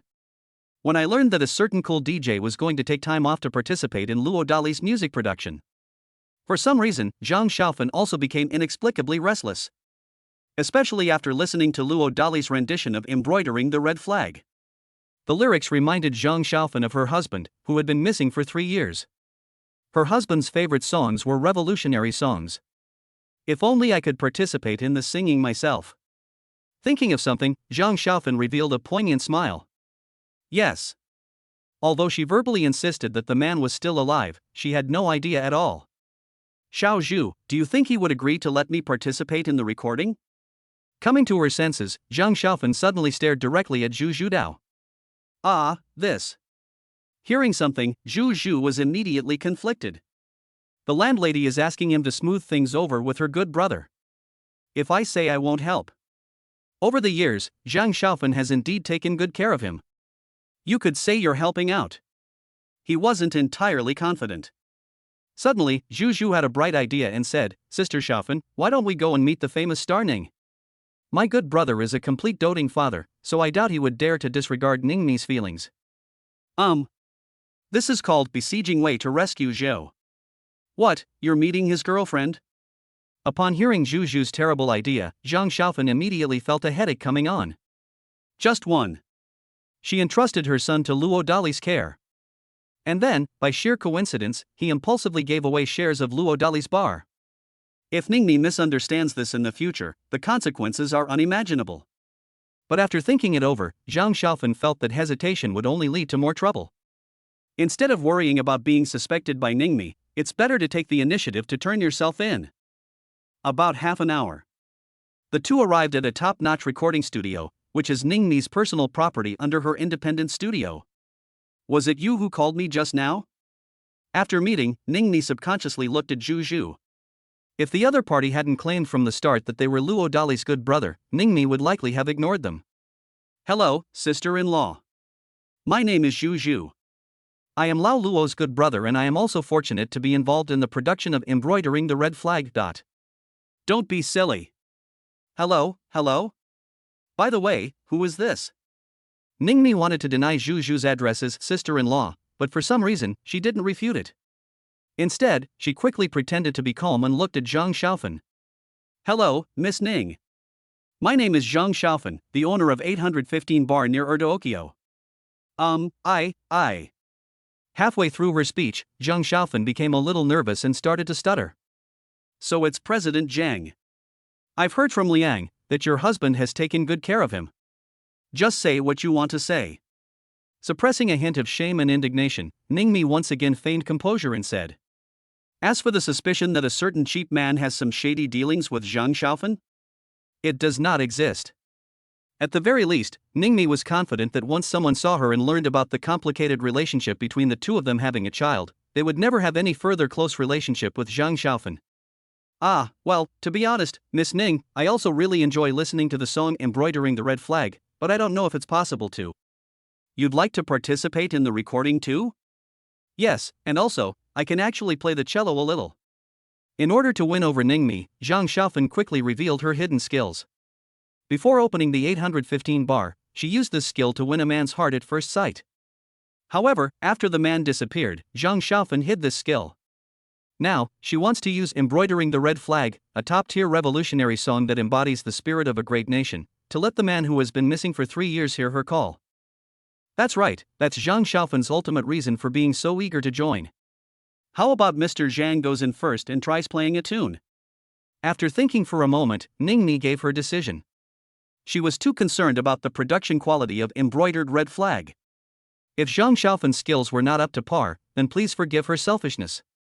Upon hearing that there was hope, Zhang Xiaofan immediately and calmly gestured for Ningmi to lead the way. 5 minutes later, Zhang Xiaofan proved herself with her talent. Ningmi smiled happily. Zhu Zhu, who was standing to the side, was also very surprised. After all, even he didn't know that Zhang Xiaofan had such scoring skills. It has at least reached a first-class, top-tier level. Sister-in-law, I'm skilled at playing the drums and other instruments. Would you be so kind as to help me assess my abilities? Zhu Zhu suddenly volunteered. Upon hearing this, Ningmi did not refuse. 10 minutes later, Zhu Zhu proved himself with his explosive drumming skills. Having long known how amazing Zhu Zhu was as a cool DJ, Zhang Xiaofan wasn't particularly excited. But Ningmi is different. She heard many Chinese cultural elements in Zhu Zhu's drum kit that she had been looking forward to. It's not the simple and crude emotional 7-tone drum set from overseas, but the oldest 5-tone drum set in the Great Xia dynasty. That is, the 5 elements of the drum: gong, shang, jiao, ji, and yu. In ancient times, such skills were only available to the imperial court. Needless to say, Zhu Zhu's drumming skills perfectly matched the grand and majestic imagery of the great nation conveyed in the lyrics of Embroidering the Red Flag.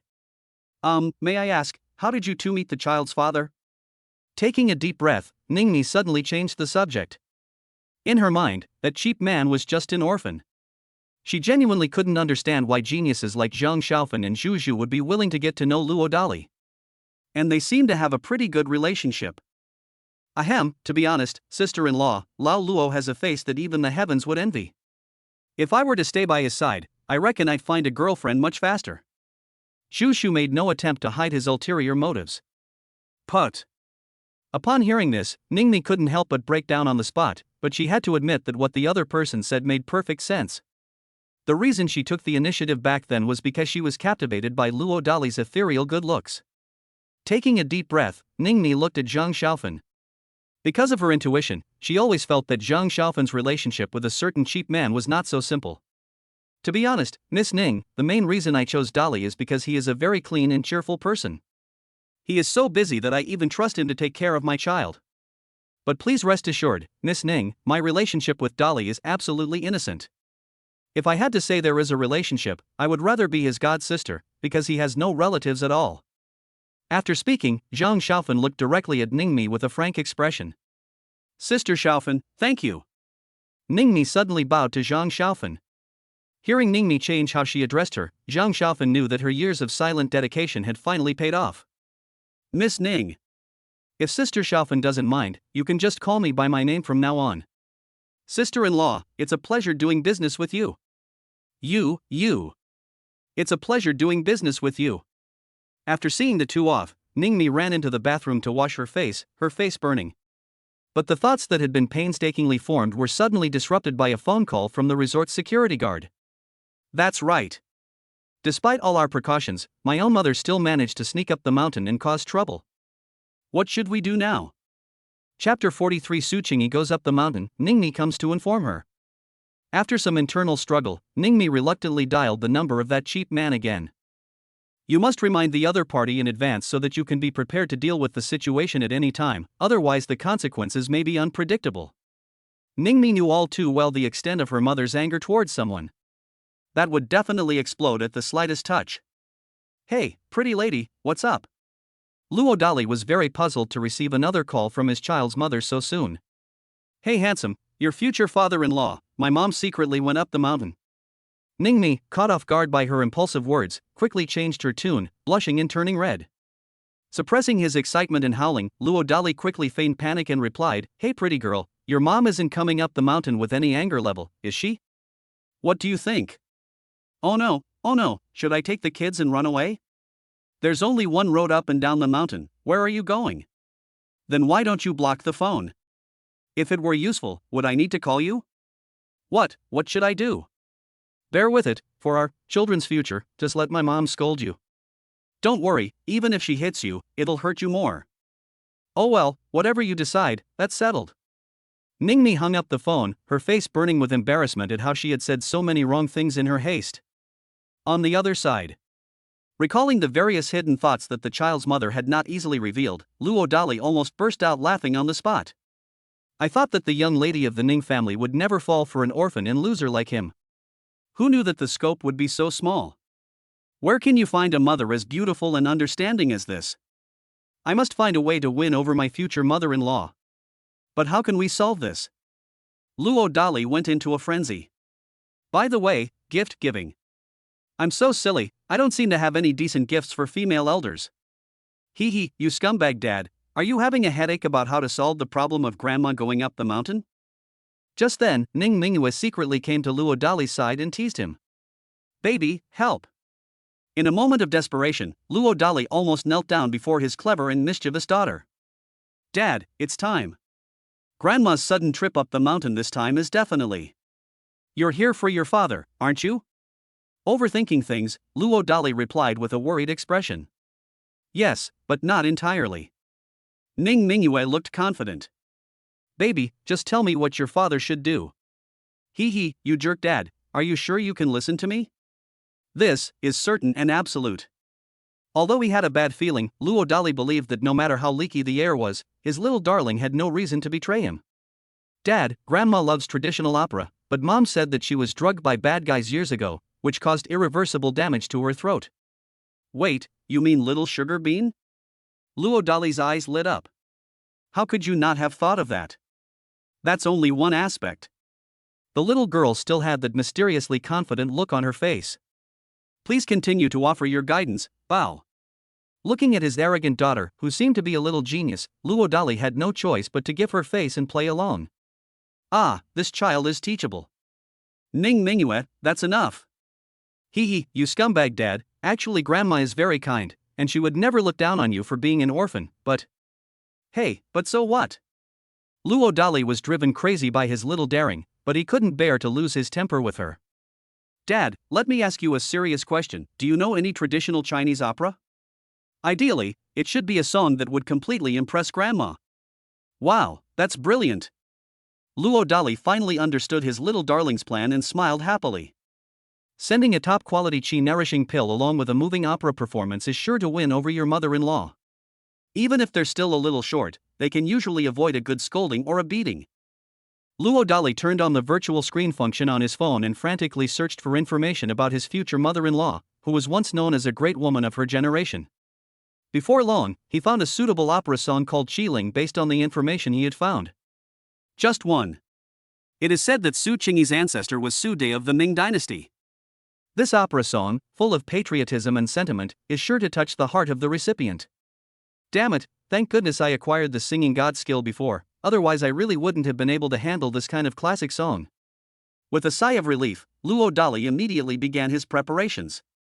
After searching, he found some old clothes left behind by the old Taoist priest. He wore a purple Taoist robe. There was also a set of special clothing that was washed very clean, a worker peasant red outfit.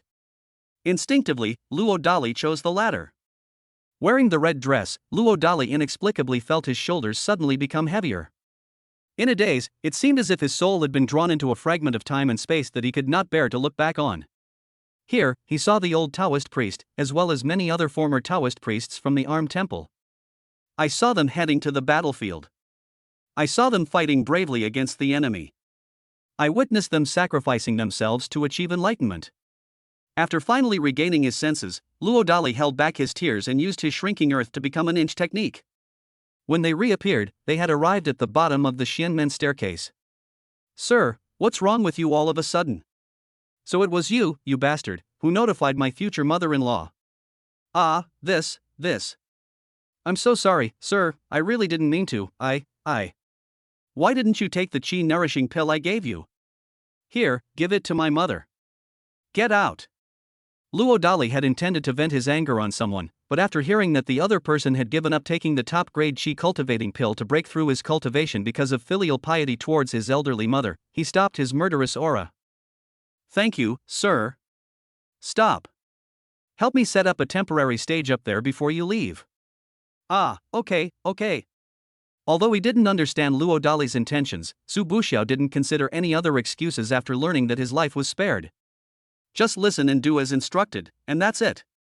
In less than 10 minutes, a simple stage was successfully erected. Just as Su Buxiao was about to lead his team to retreat, Luo Dali stopped him again. So, their team of 11 people had the honor of becoming fake spectators and part-time cheerleaders. As luck would have it, Su Qingyi also arrived at the entrance of the stairs at that moment. How could anyone dare to build a stage in such a sacred Taoist site? Wait, aren't those audience members Su Buxiao and his group? Hey, this person looks a lot like that scoundrel we found out about. No, it must be him. But what kind of trick is this scoundrel up to? Performing opera? He dares to show off his meager skills in front of someone as distinguished as me? He's utterly ignorant. Wait a minute, what's he trying to do by wearing that red costume and performing opera? Just as Su Qingyi, who was misunderstanding the situation, was about to explode, Luo Dali on the stage suddenly spoke up. When the voice, full of operatic flair, came out, coupled with lyrics brimming with patriotism, Su Qingyi was instantly stunned. Even Su Buxiao and his security guards, who were pretending to watch the show, were suddenly terrified. Although they are not fans of traditional opera, they are all retired veterans, patriotic veterans who never die. Therefore, they understood the metaphor behind the lyrics of the song Red-Haired Girl. I was deeply moved. Oh my god, I heard there are around 1,700 copies available for the first time at the end of the month. This is killing me. Fellow readers who like this book, please leave comments and reviews, thanks. Chapter 44, a song, the red-clad lady, plays, and even the woman in green lowers her head. Having lived 2 lives, if there were to be 3 regrets, serving in the military would certainly be one of Luo Dali's 3 greatest regrets. One is to find their biological parents. The last one is a wife, kids, and a warm bed. Although he had no chance to serve in the military in either of his 2 lifetimes, living under the spring sunshine that his ancestors had sacrificed their lives for, Luo Dali had an extraordinary feeling for the People's Liberation Army. For example, when encountering danger, seeing soldiers might make people feel more at ease than seeing relatives and friends. It was in this environment that he was able to seamlessly connect the meaning he wanted to express in the song Red-Clad Ladies. Especially with the blessing of the space-time fragments during the Soul Fairy just now. 1 act. Water sleeves rise and fall. Singing of joys and sorrows, of partings and reunions, is none of my business. The fan opens and closes, the gongs and drums sound and then fall silent. Who can judge the love story between the characters in the play and the audience outside the play? He was used to infusing his emotions joy, anger, sorrow, and happiness into his acting. My god, these lyrics, these extraordinary pronunciation skills. Su Qingyi listened with rapt attention. So what if the lyrics are sung to death? White bones and blue ashes are all me. In this chaotic world, we drift like duckweed, watching the flames of war engulf the land. Though my position is humble, I dare not forget my duty to the nation. Even if no one knows me. The audience members walked by, and the old colors were gone. The person on stage is singing a heartbreaking farewell song. Incredible! He can sing about love and hate so vividly, as if he were experiencing it himself. Upon hearing this, Su Qingyi couldn't help but cover her mouth to prevent herself from screaming out of excitement. Unlike Su Qingyi, who has a solid foundation in martial arts, retired veterans like Su Buxiao, who have maintained an unwavering childlike heart, all had complex expressions. Some clenched their fists. Some couldn't control themselves and shouted furious cries of kill. Kill. Kill. Some people burst into tears for no apparent reason. Clearly, they were almost all drawn into their own personal imaginary world by Luo Dali's singing and the imagery of his lyrics. I don't know how much time has passed. Su Qingyi gradually came to her senses. But Luo Dali, who was on stage, had disappeared. It felt as if what had just happened was a dream. Suddenly sensing something was wrong, Su Qingyi opened her palm and saw a golden pill inside that emitted an indescribable medicinal fragrance. Such a bizarre phenomenon terrified Su Qingyi so much that she almost instinctively threw it away. Wait, madam. Su Buxiao, who woke up a little later, quickly stopped Su Qingyi. What, you've seen this before? To be honest, madam, I was fortunate enough to receive one thanks to your kindness, and I gave it to my mother to take. And then? Knowing about Su Buxiao's mother, Su Qingyi subconsciously hoped to ask more questions. The late stage has become the middle stage. Taking a deep breath, Su Buxiao dared not hide anything. What? Knowing that Su Buxiao would never lie to her, Su Qingyi was stunned. Wait, if he possesses such a miraculous medicine, then Qingfeng. At this point, Su Qingyi looked directly at Su Buxiao again. Gritting his teeth, Su Buxiao nodded firmly to Su Qingyi. Phew, Su Buxiao, are you sure you're not joking? Su Qingyi couldn't hold back her tears and burst into sobs. Madam, all 11 of us brothers have witnessed the young masteress' complete recovery. Thinking about it, the bright moon. Wait, madam. Seeing that Su Qingyi suddenly became so excited that she wanted to sprint up the mountain at 100-meter speed, Su Buxiao subconsciously called out to her. What, are you going to stop me? I wouldn't dare, but since the gentleman has already left, I suppose, well, madam, a common man is innocent, but possessing a treasure is a crime. If word gets out that the young master and the others have recovered, it might cause trouble for the Lin family. Yes, yes, yes. From now on, you will directly obey your son-in-law's orders, wholeheartedly, understand? Realizing belatedly that she had acted impulsively, and wanting to avoid being targeted by the Lin family, Su Qingyi directly announced it to Su Buxiao and the others. Ah, this. Madam, what about young Master Ning Ke? I'll tell him right now. 1 minute later, Su Qingyi quickly ended the call in a commanding tone. Madam, please give it a try. Looking at the domineering Su Qingyi, Su Buxiao smiled and gestured. Taking a deep breath, Su Qingyi eagerly gulped it down. 5 or 6 minutes later, she indeed noticed something was wrong with herself. Looking at the stage ahead, she stepped onto it with great confidence. The next second, the female version of Red-Haired Girl began to play. His singing style and expressive ability are almost on par with Luo Dali's. In other words, Su Qingyi's vocal talent has been fully recovered, and her former brilliance has returned. Congratulations, madam. Congratulations, madam. Okay.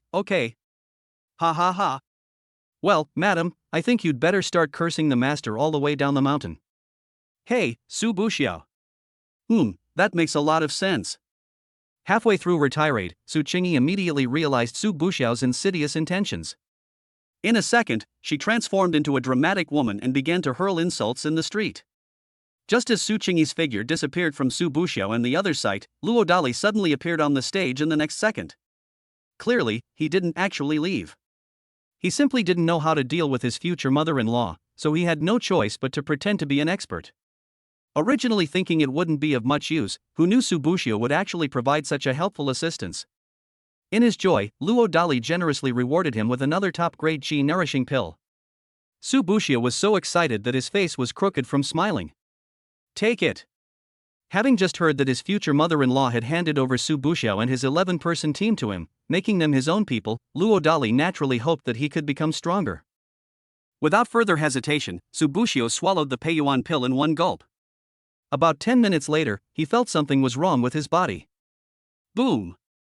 With a sound emanating from within, Su Buxiao finally made another step forward, reaching the physical body level of a first-class martial general. With a physique of this caliber, the strength of a single arm starts at 250 G and 125 catties. Don't underestimate this force. After all, if someone with such formidable arm strength had a heavy Gatling gun in their hands, they would be a true battlefield killing machine. Thank you for bestowing this miraculous medicine, sir. How about we have another spar? Feeling somewhat elated, Su Buxiao suddenly looked at Luo Dali with eager anticipation. Are you sure? Luo Dali was speechless. Does this guy really want to know just how bad he is? Sure. Su Buxiao felt that he could at least withstand 3 moves from Luo Dali. Then, Luo Dali kicked him and sent him flying 20 meters away. If Luo Dali hadn't let him off the hook, Su Buxiao would probably have been finished. Even though he wasn't cold, Su Buxiao still briefly felt dizzy. A few minutes later, Su Buxiao finally woke up weakly. Sir, where is he? Captain, the sir, flew away. Swallowing hard, one of the team members stammered. Flew away? Su Buxiao looked completely bewildered. Captain, it's true, all 10 of us saw it with our own eyes. Damn it, I just did something stupid, cough cough, you guys didn't see anything, understand? Pfft, I understand. Damn it, don't laugh. But. Captain, who's going to pay our salaries from now on? Since you have the same helicopter as the richest man, you must be rolling in money. Su Buxiao responded somewhat guiltily. Should? Everyone will be here. Starting tomorrow, everyone will make climbing to the top of the Xianmen a basic exercise every day. What the hell? Captain, this isn't fair. Stop. You're all too weak, so weak that you probably won't even be rewarded with divine medicine by the master. So, you need to show yourselves. Wow, thank you so much for your guidance, Captain. After instantly understanding Su Buxiao's intention, the 10 security guards immediately charged towards the Xianmen with renewed vigor. If I just show my face at the Armed Forces Temple every day, I believe that one day I will catch the eye of the gentleman. Chapter 45 The Return of a Master, Su Qingyi weeps with joy. After descending the mountain and returning to Dizizi Villa, Su Qingyi suddenly burst into uncontrollable loud laughter. The sound terrified many of the manor's servants. The reason for using again is because this is Su Qingyi's daily routine. Of course, before today, it was always Su Qingyi who was passively venting her frustrations. Today, however, it was a deliberate act, solely to ensure that one of the dogs in the manor wouldn't suspect the surprising find he had made on this trip up the mountain. After confirming that there were no dogs eavesdropping nearby, Su Qingyi finally couldn't resist and made a video call to her eldest nephew. It's a video call, not a voice call. I will only be able to see the shocking truth with my own eyes. Oh no, sis, help me. Grandma called again, and it's a video call. What should I do? Clearly, Ning Shusheng, who was only focused on sculpting clay figures, was unaware that his father and sister had just conspired to do something big. Then let's just accept it. Ning Mingyue shrugged, her face calm. What the heck, sis? This connection is going to be. Grandma just went up the mountain. What? However, we didn't manage to get up the mountain. Why? My dad happily dismissed me with a song and a little candy, but with my grandma's wisdom, she must have already guessed the truth that my brother and I have recovered. What about our invincible, beautiful mom? Sigh, if she knew, Grandma wouldn't have been the first to call. So? Catch. Ning Mingyue smiled confidently. The video call was connected. When Su Qingyi saw her handsome nephew, who had fully recovered and stood up, she burst into tears of joy. Grandmother! After taking a standing photo of the arrogant younger brother, Ning Mingyue turned the camera around and gave Su Qingyi a sweet greeting. Hoo, Mingyue, can you hear Grandma talking? Grandma, Mingyue heard it very clearly. Good, that's wonderful. The reason you were able to. Grandma, it was my wise, powerful, and handsome father who cured Mingyue and my brother. As if instantly understanding what her grandmother wanted to ask, Ning Mingyue stood on her father's side without hesitation. Just one. To get the biological father and mother together, you have to win over the maternal grandmother first. Pfft, you little rascal, you didn't always talk about that dog like that. But you're right, perhaps you did misunderstand Grandma before. Recalling what she had seen and heard on the mountain, Su Qingyi, unusually, did not continue to refer to her cheap son-in-law as a scoundrel. So, Grandma, what's your decision? Sensing something, Ning Mingyue immediately seized the opportunity to speak slyly. You little brat, you've already given up on interfering so quickly. Pretending to be sullen, Su Qingyi gave her final decision halfway through her speech. Through the song Embroidering the Red Flag, she did indeed change her opinion of a certain cheap son-in-law. But that's all. Hee, that's great. Grandma, Dad wrote a song for Mingyue before, Mingyue will sing it for you. Oh, he actually gave you the song. Grandma must listen to it carefully. Unexpectedly, there was a pleasant surprise, and Su Qingyi pretended to be expectant. Grandma, wait a minute.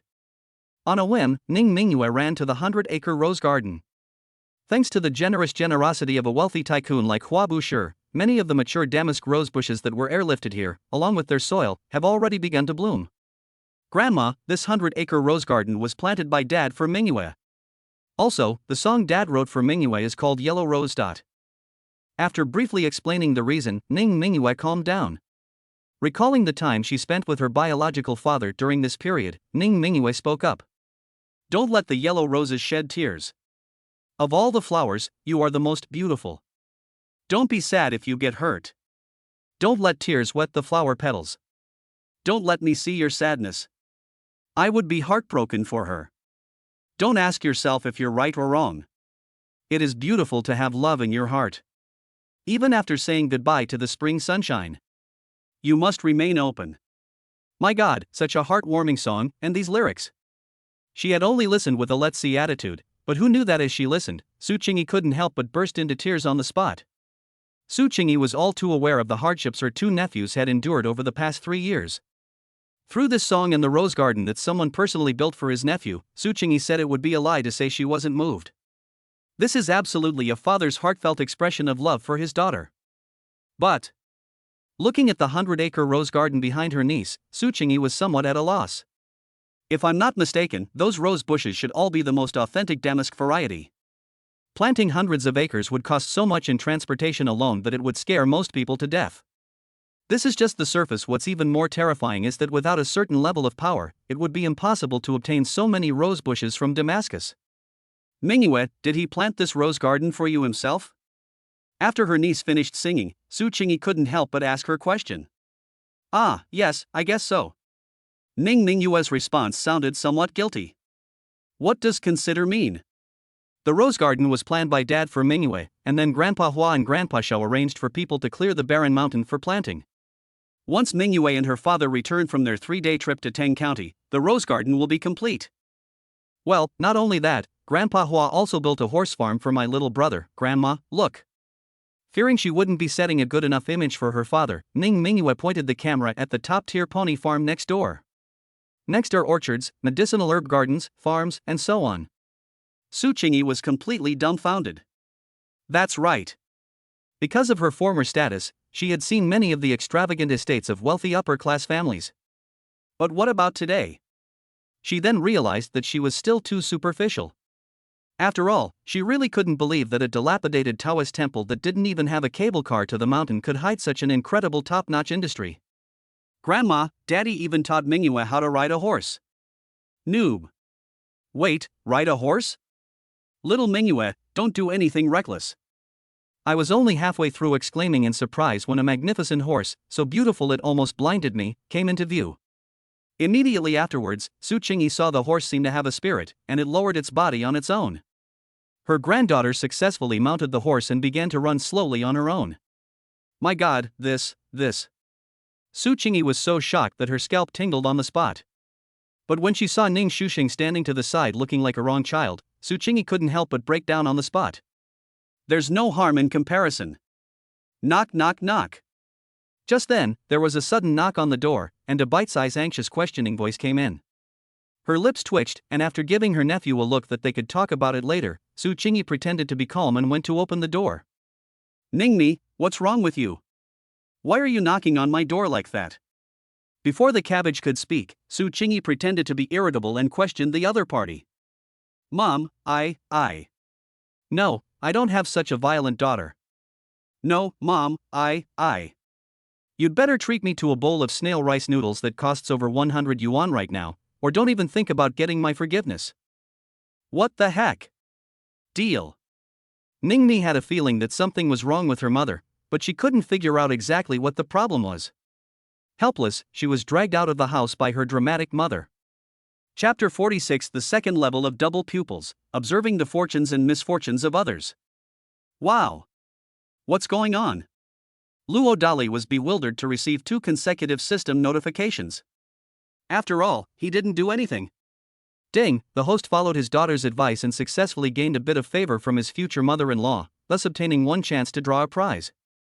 Ding! Your daughter is praising you to your grandmother and singing the song Yellow Rose, which you shamelessly plagiarized, to her. You have been awarded 1 chance to win a prize. Would you like to participate in the lucky draw? I see. But the little darling actually knows how to help her own father. It seems there is hope that her habit of leaking air can be completely reversed. Wait, something's not right. Why isn't that rebellious son's lottery draw going? Never mind, Tong, draw them all. Ding! Congratulations, host, you have obtained a yacht. It was built by the United Great Xia Shipyard in 2035 and can be remotely controlled by AI using the Warrior Chariot bracelet. Congratulations, host, you have obtained a small courtyard. It has been manifested in the spirit field space. The manifestation is now complete. Congratulations, host, on activating your second precious bone, the upper limb bones, including the scapula, clavicle, and humerus. Your invincible body has been unlocked to 50%, achieving minor mastery of invincible body, and your overall combat strength is over 50,000 gene. A friendly reminder, the host already exhibits signs of violent tendencies. Please be mindful of cultivating your character. Ding, you have achieved minor success in your overlord body cultivation and upgraded your double pupils to the 2nd level. Its main function is to observe people's fortune and misfortune. This supernatural power will shorten your lifespan. Observing a person's fortune or misfortune once will consume 1 year of the host's lifespan. Please use it with caution. Congratulations, host, you have obtained 2 top-grade Qi cultivating pills. Name, Luo Dali. Super Armor, 50%. Lifespan, 2436. Supernatural abilities, Spiritual Field Space, 2nd level of double pupils, Mountain God, Photographic Memory. Skills: God-level driving skills, singing skills, mastery of music, chess, calligraphy and painting, master-level cursive calligraphy skills, helicopter piloting skills, God-level marksmanship, unshakable horsemanship, clay sculpting skills exquisite, guitar skills exquisite. Resources: 1 Aogia Z13, 1 yacht, and 3 top-grade Peiyuan pills. Please select a location for the yacht to materialize. Let's go with Xuanwu Lake in front of the courtyard house. After hesitating for a moment, Luo Dali offered his advice. Ding, successful realization, a simple small dock is included as a bonus. No, Ah Tong, do you think I'm stupid? What happened to the yacht we agreed on? Would you like to disable the stealth function? Wow, is there such a cool feature? It turns out it uses the principles of light refraction and AI for autonomous scanning. Let's leave the invisibility function on for now. Upon learning of the yacht's amazing capabilities, Luo Dali made a cunning decision. Xuanwu Lake is a deep lake in the mountains. Except for the relatively flat and open area in front of the courtyard, the rest of the area is mostly cliffs. Last time, Luo Dali couldn't catch any fish and was worried about where to find a suitable fishing spot. Now that we have a yacht, there are great fishing spots everywhere. Looking at the magnificent, 3-story high behemoth in front of him, Luo Dali felt a headache coming on again. The warrior tank can be moved up a mountain by brute force, but it can also move a yacht up a mountain. No one would believe that. Although at this moment, he already possessed immense combat power no less than that of Li Yuanba. But can this be easily demonstrated? Is this the second layer of double pupils? It doesn't seem to have changed much. But this thing actually kills you, which is creepy. Wait a minute, if we had this incredible skill, it seems like the armed forces sect could continue operating normally. Luo Dali suddenly thought of a use for the second layer of double pupils. It's just a waste of time. With a system in place, there is still room for maneuver. Subconsciously, Luo Dali thought of Chen Beishuan's father, who had been missing for 3 years. During the time he worked at 815 Bar, he often saw Zhang Xiaofan crying alone in the middle of the night. This also revealed the true meaning behind the name 815 Bar. A hero shouldn't. If we have the chance, let's ask Sister Xiaofan for his birth date in time to analyze and calculate his destiny. Coming to his senses, Luo Dali had already made a decision. Only a year's lifespan. Consider it repayment for the bar shares they gifted us. Dizizai Manor. A 30-year-old snail rice noodle shop nearby. Su Qingyi ordered one of every dish she saw others liked on Dolawa continent. The final bill came to 166 yuan per bowl. Slurp. So beautiful. As a child, Su Qingyi was destined to be deprived of spicy food from a very young age because she studied various operas and bel canto. After her throat was damaged by being drugged, Su Qingyi endured an almost absolute diet of bland food in order to recover. As a result, she has lost a significant amount of weight compared to her peak figure back then. Now, God has blessed her with a miraculous son-in-law, allowing her to recover completely from her most desperate moment. Su Qingyi felt she would be letting down her years of forbearance if she didn't treat her stomach well. Mom, are you alright? Ningmi was completely bewildered as she watched her mother wolf down her food. Honey, Mom has introduced you to a blind date. Suppressing her laughter, Su Qingyi suddenly looked up and pretended to be serious. Upon hearing this, Ningmi immediately lost her temper. Who? Calming her thoughts, Ningmi gritted her teeth and pretended to be calm. You'll see when you go. Su Qingyi feigned mystery. Not see. After thinking it over, Ningmi gritted her teeth and made her stance clear. If you don't go, you can forget about ever getting any more help from the family. Mom, you know perfectly well that I'm with him. Ningmi was driven to the brink of collapse on the spot. You don't have to go if you don't want to, but... Seeing that things were almost done, Su Qingyi finally revealed her true intentions. But what? Ningmi was taken aback. What do you think of him? Su Qingyi suddenly changed the subject. I don't know. Do you not know, or are you unwilling to tell me? Mom, even our Ning family can't do anything about Qingfeng and Ningyue. I'm afraid I'll hold him back. Pfft, that's it? Looking at the cabbage that looked like it was about to cry, Su Qingyi suddenly couldn't help but break down and laugh. Realizing that she had exposed the potential danger of her mysterious son-in-law, she quickly feigned composure and said, Girl, I'll give you 2 choices, either you obediently go on blind dates with me, or you marry him and move in with me. What the hell, you want me to marry him? Go to his door? Mom, are you crazy?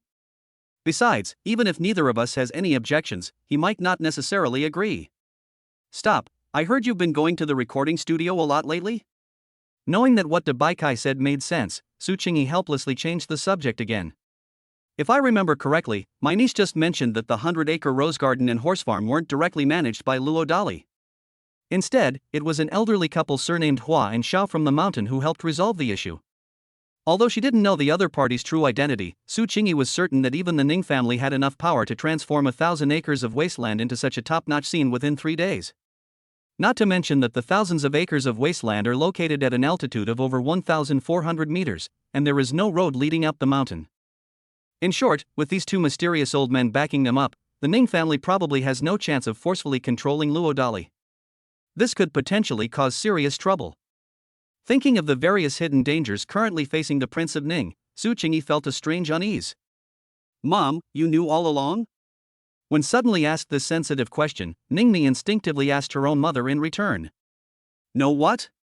Sensing something was amiss, Su Qingyi feigned profundity and asked the cabbage a question in return. Finally reached 100,000 words, shamelessly asking for a 5-star review. Chapter 47 Su Qingyi's Reminder. Taking a deep breath, Ningmi decided to share Luo Dali's creation of embroidering the red flag with her mother. I was genuinely quite frightened by my mother's blind date drama just now. If I don't take this opportunity to show off some of that cheap man's skills, I'll probably continue to be on the defensive. Is this a work by the amazing son-in-law? Suppressing her excitement, Su Qingyi pretended to be nonchalant and clicked play. As the prelude to embroidering the red flag began, Su Qingyi instinctively closed her eyes. I was shocked. Really? After listening to the entire song Embroidering the Red Flag, Su Qingyi almost couldn't help but burst into applause. A song. An echo of history. The Red Legacy passed down to the new generation. This is actually a top-tier revolutionary song that is even more magnificent and powerful than Red-Clad Ladies. Girl, this song is truly divine. Was it composed by that scoundrel? Coming to her senses, Su Qingyi questioned the cabbage seriously. Without saying much, Ningmi directly found the copyright page of Embroidering the Red Flag and showed it to her mother. After the identification was completed, Su Qingyi clenched her fists in excitement. She was acutely aware of the impact of the song Embroidering the Red Flag on the chaotic entertainment industry in the Great Xia dynasty. It's even possible that Luo Dali could sing a song that reaches the heavens. Of course, this is only the good side. On the downside, it could force Luo Dali to face a public opinion storm that was 10 or even 100 times more terrifying than that faced by someone from a prominent family like her back then. This is something Su Qingyi absolutely does not want to see. Girl, are you going to record this song for him? Calming her thoughts, Su Qingyi stared directly at the cabbage. I guess so. What's the meaning? He said that the duet version of this song would have a better performance effect. A chorus? Continue. When Su Qingyi heard Luo Dali's meticulous design for the production of the Embroidered Red Flag music video, down to the specific colors of the costumes, she was once again stunned. Talented individuals. A rare talent with a strong sense of patriotism and love for his country. We must find a way to protect the other party. Girl, do you know what the consequences might be if you participate in the recording of this Embroidering the Red Flag music video? Mom, if I have to consider the consequences of everything I do, what great things do you think I can accomplish? My principle is simple: as long as the people love to listen, I dare to sing it. You did a good job. Ha!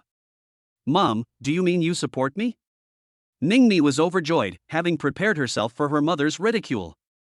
But it turned out to be the result she had always wanted. The conditions on the mountain aren't suitable. Invite him down the mountain sometime. At least your extravagant recording studio didn't go to waste. Mom, do you want to see him? What are you thinking? He's not good enough for you right now. But if this Embroidering the Red Flag music video can make it into the top 3 trending topics on Doluwa continent, I might consider it? Top 3 on the trending topics? Mom, don't worry, I'll definitely. Stop, Mom's tired, let's call it a day. Having said that, Su Qingyi pretended to be annoyed and left. This left Ningmi completely bewildered.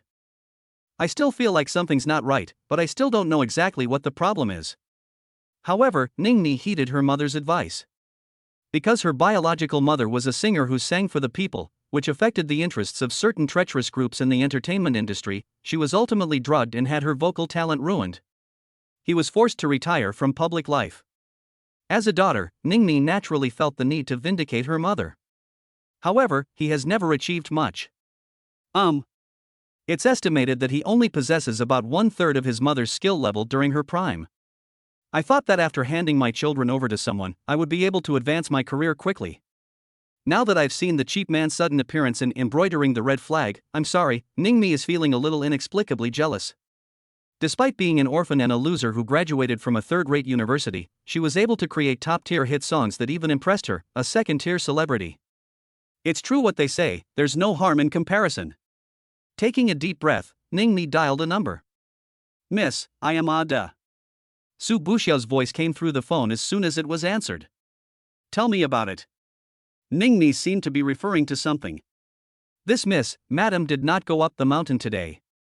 Why? Well, I guess madam thinks there are too many steps to the Xianmen. Then what? After giving the young lady a good scolding, and then cursing up the mountain, the lady stormed down the mountain in a fit of rage. Because he couldn't lie, Su Buxiao pretended to be so guilty. By the way, miss, just now madam suddenly announced that our team has been assigned to the young master and his group. Yes, madam has already spoken to young master Ning Quebec. Thinking of something, Su Buxiao subconsciously added a few more words.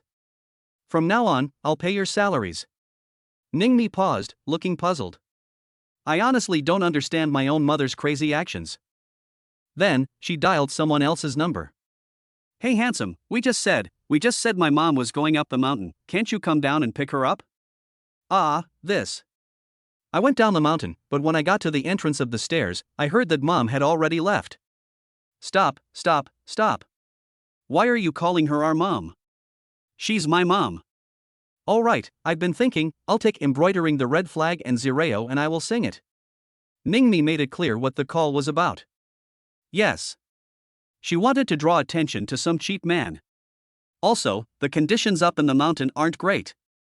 If you have time, could you have Zireo and the others come to my recording studio to participate in the final chorus segment? This. He was all prepared to invite the child's mother up the mountain and confess to her, but who knew she would do something like this? Forgive me, Luo Dali had a headache on the spot. Plans never keep up with changes. However, Luo Dali didn't have much of an opinion about his wife taking over as lead singer. He knew from investigating Su Qingyi's murder that the entertainment industry in this parallel world was very murky.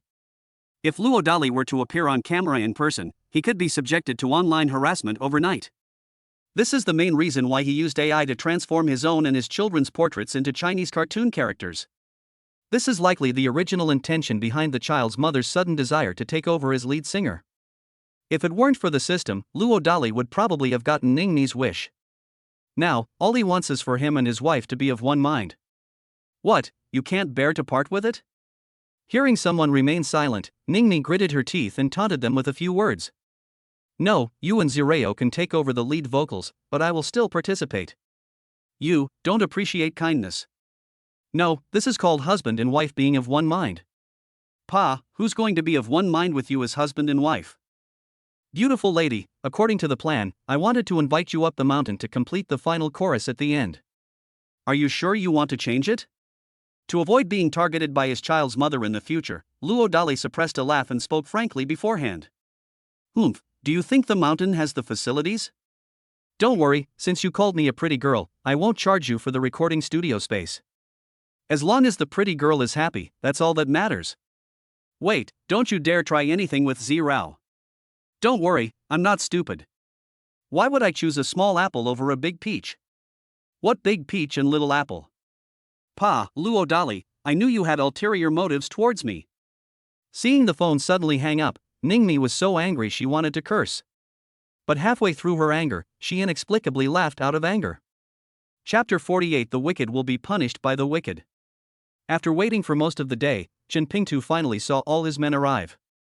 Holding a grudge, he led his team directly to Red Romance. Then they booked the entire venue.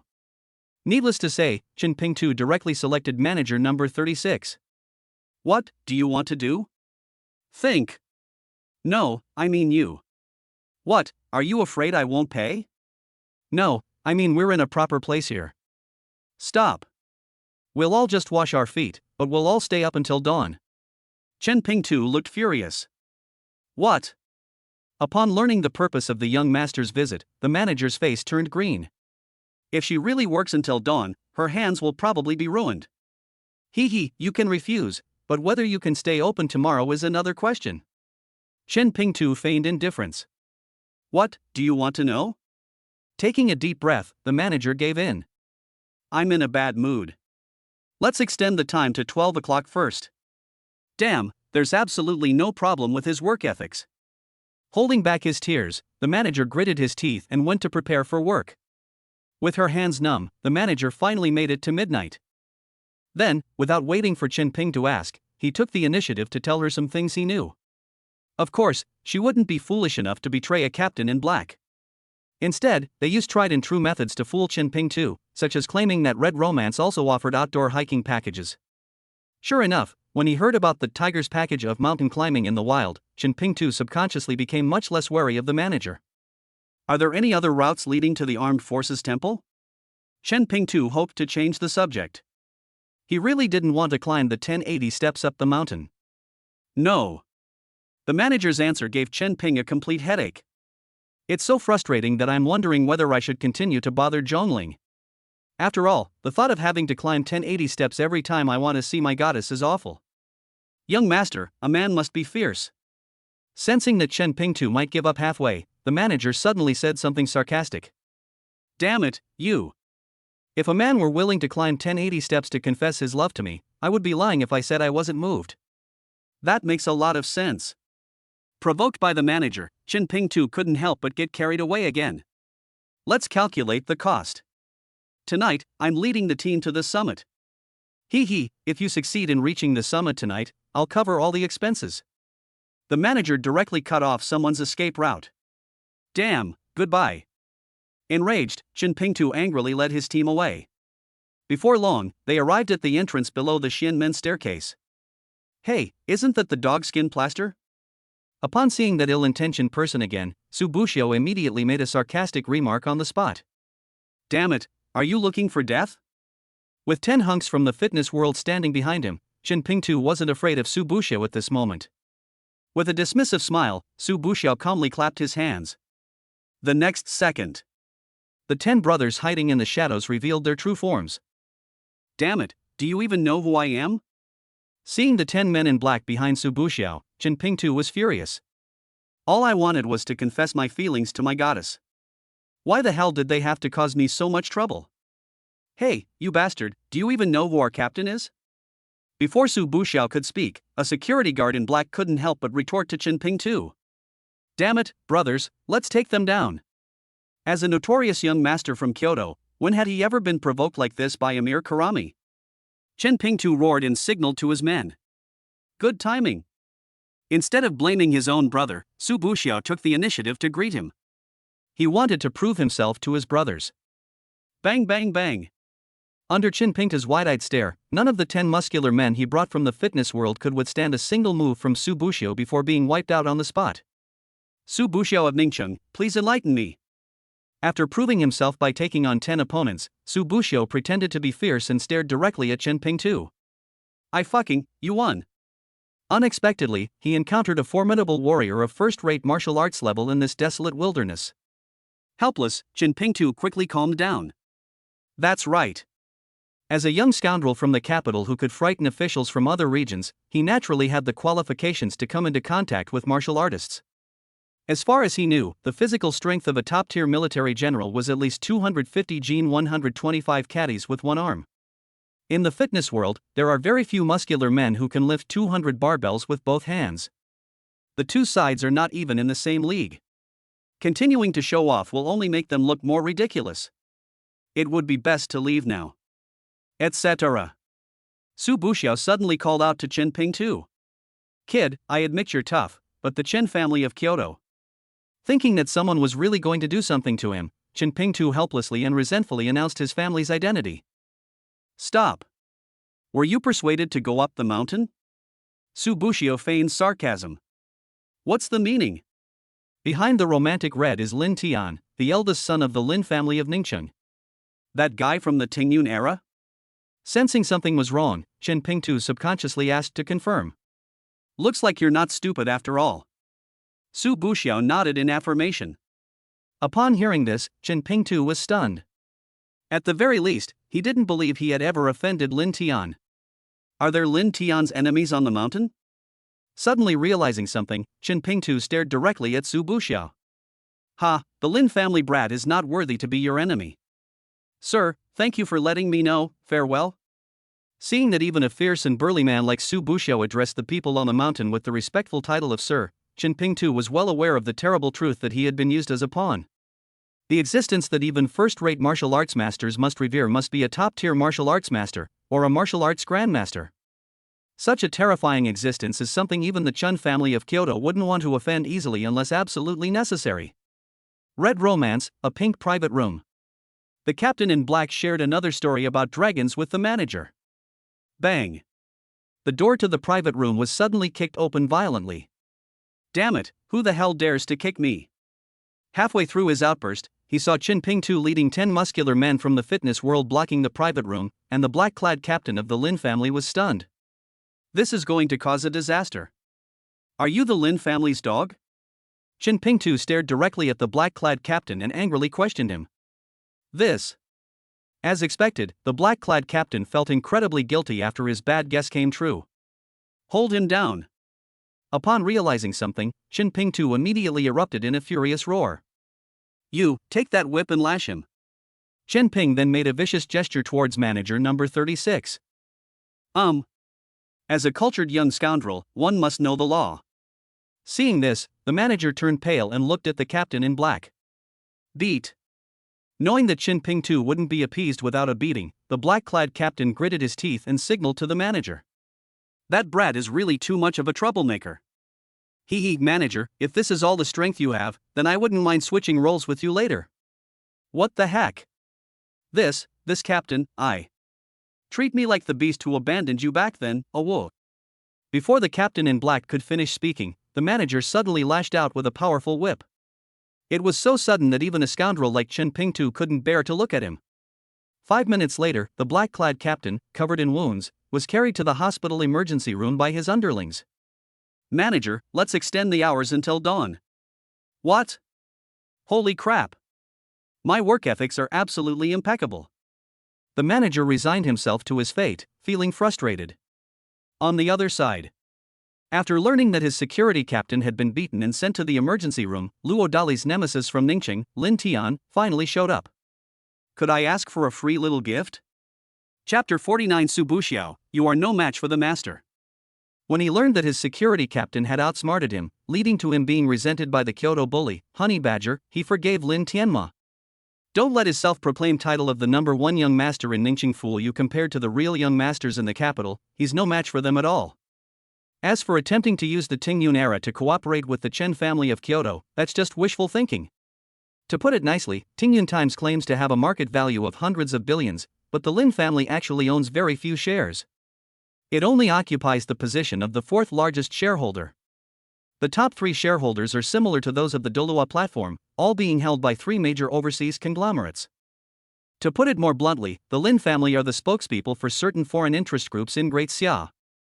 In front of ordinary people, she might be able to act arrogantly, but in front of the Chen family, with their impeccable political background, the Lin family would probably tremble at the mere word of the Chen family.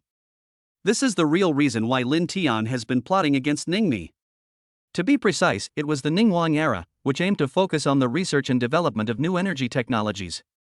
This is also the reason why Lin Tian ruthlessly drugged and murdered Ningmi's child even after learning that Ningmi had been taken advantage of by another man, and why he continued to harass Ningmi even after his failure. You just said that Chen Pingtu didn't successfully make it up the mountain? Suppressing the urge to beat up the security captain, Lin Tian asked a key question.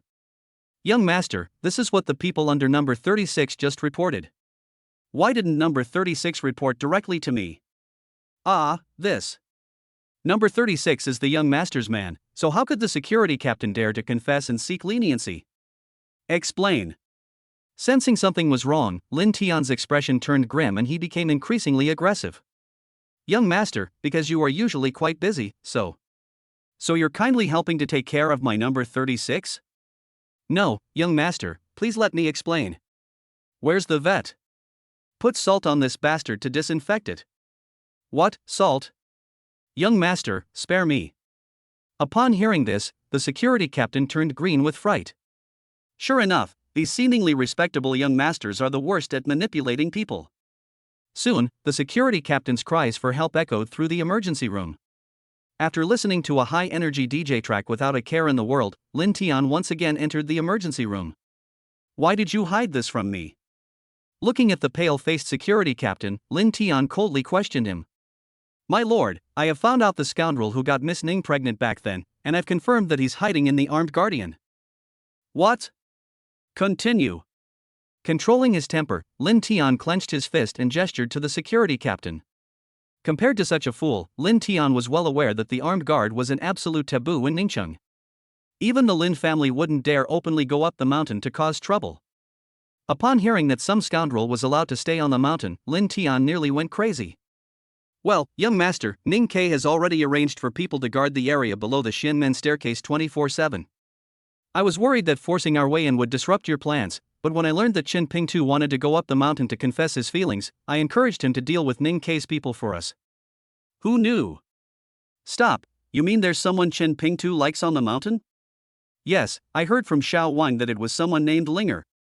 Then what? Xiao Wang said he was sent on a business trip abroad by his company. At this point, the security captain and Lin Tian's expressions suddenly changed.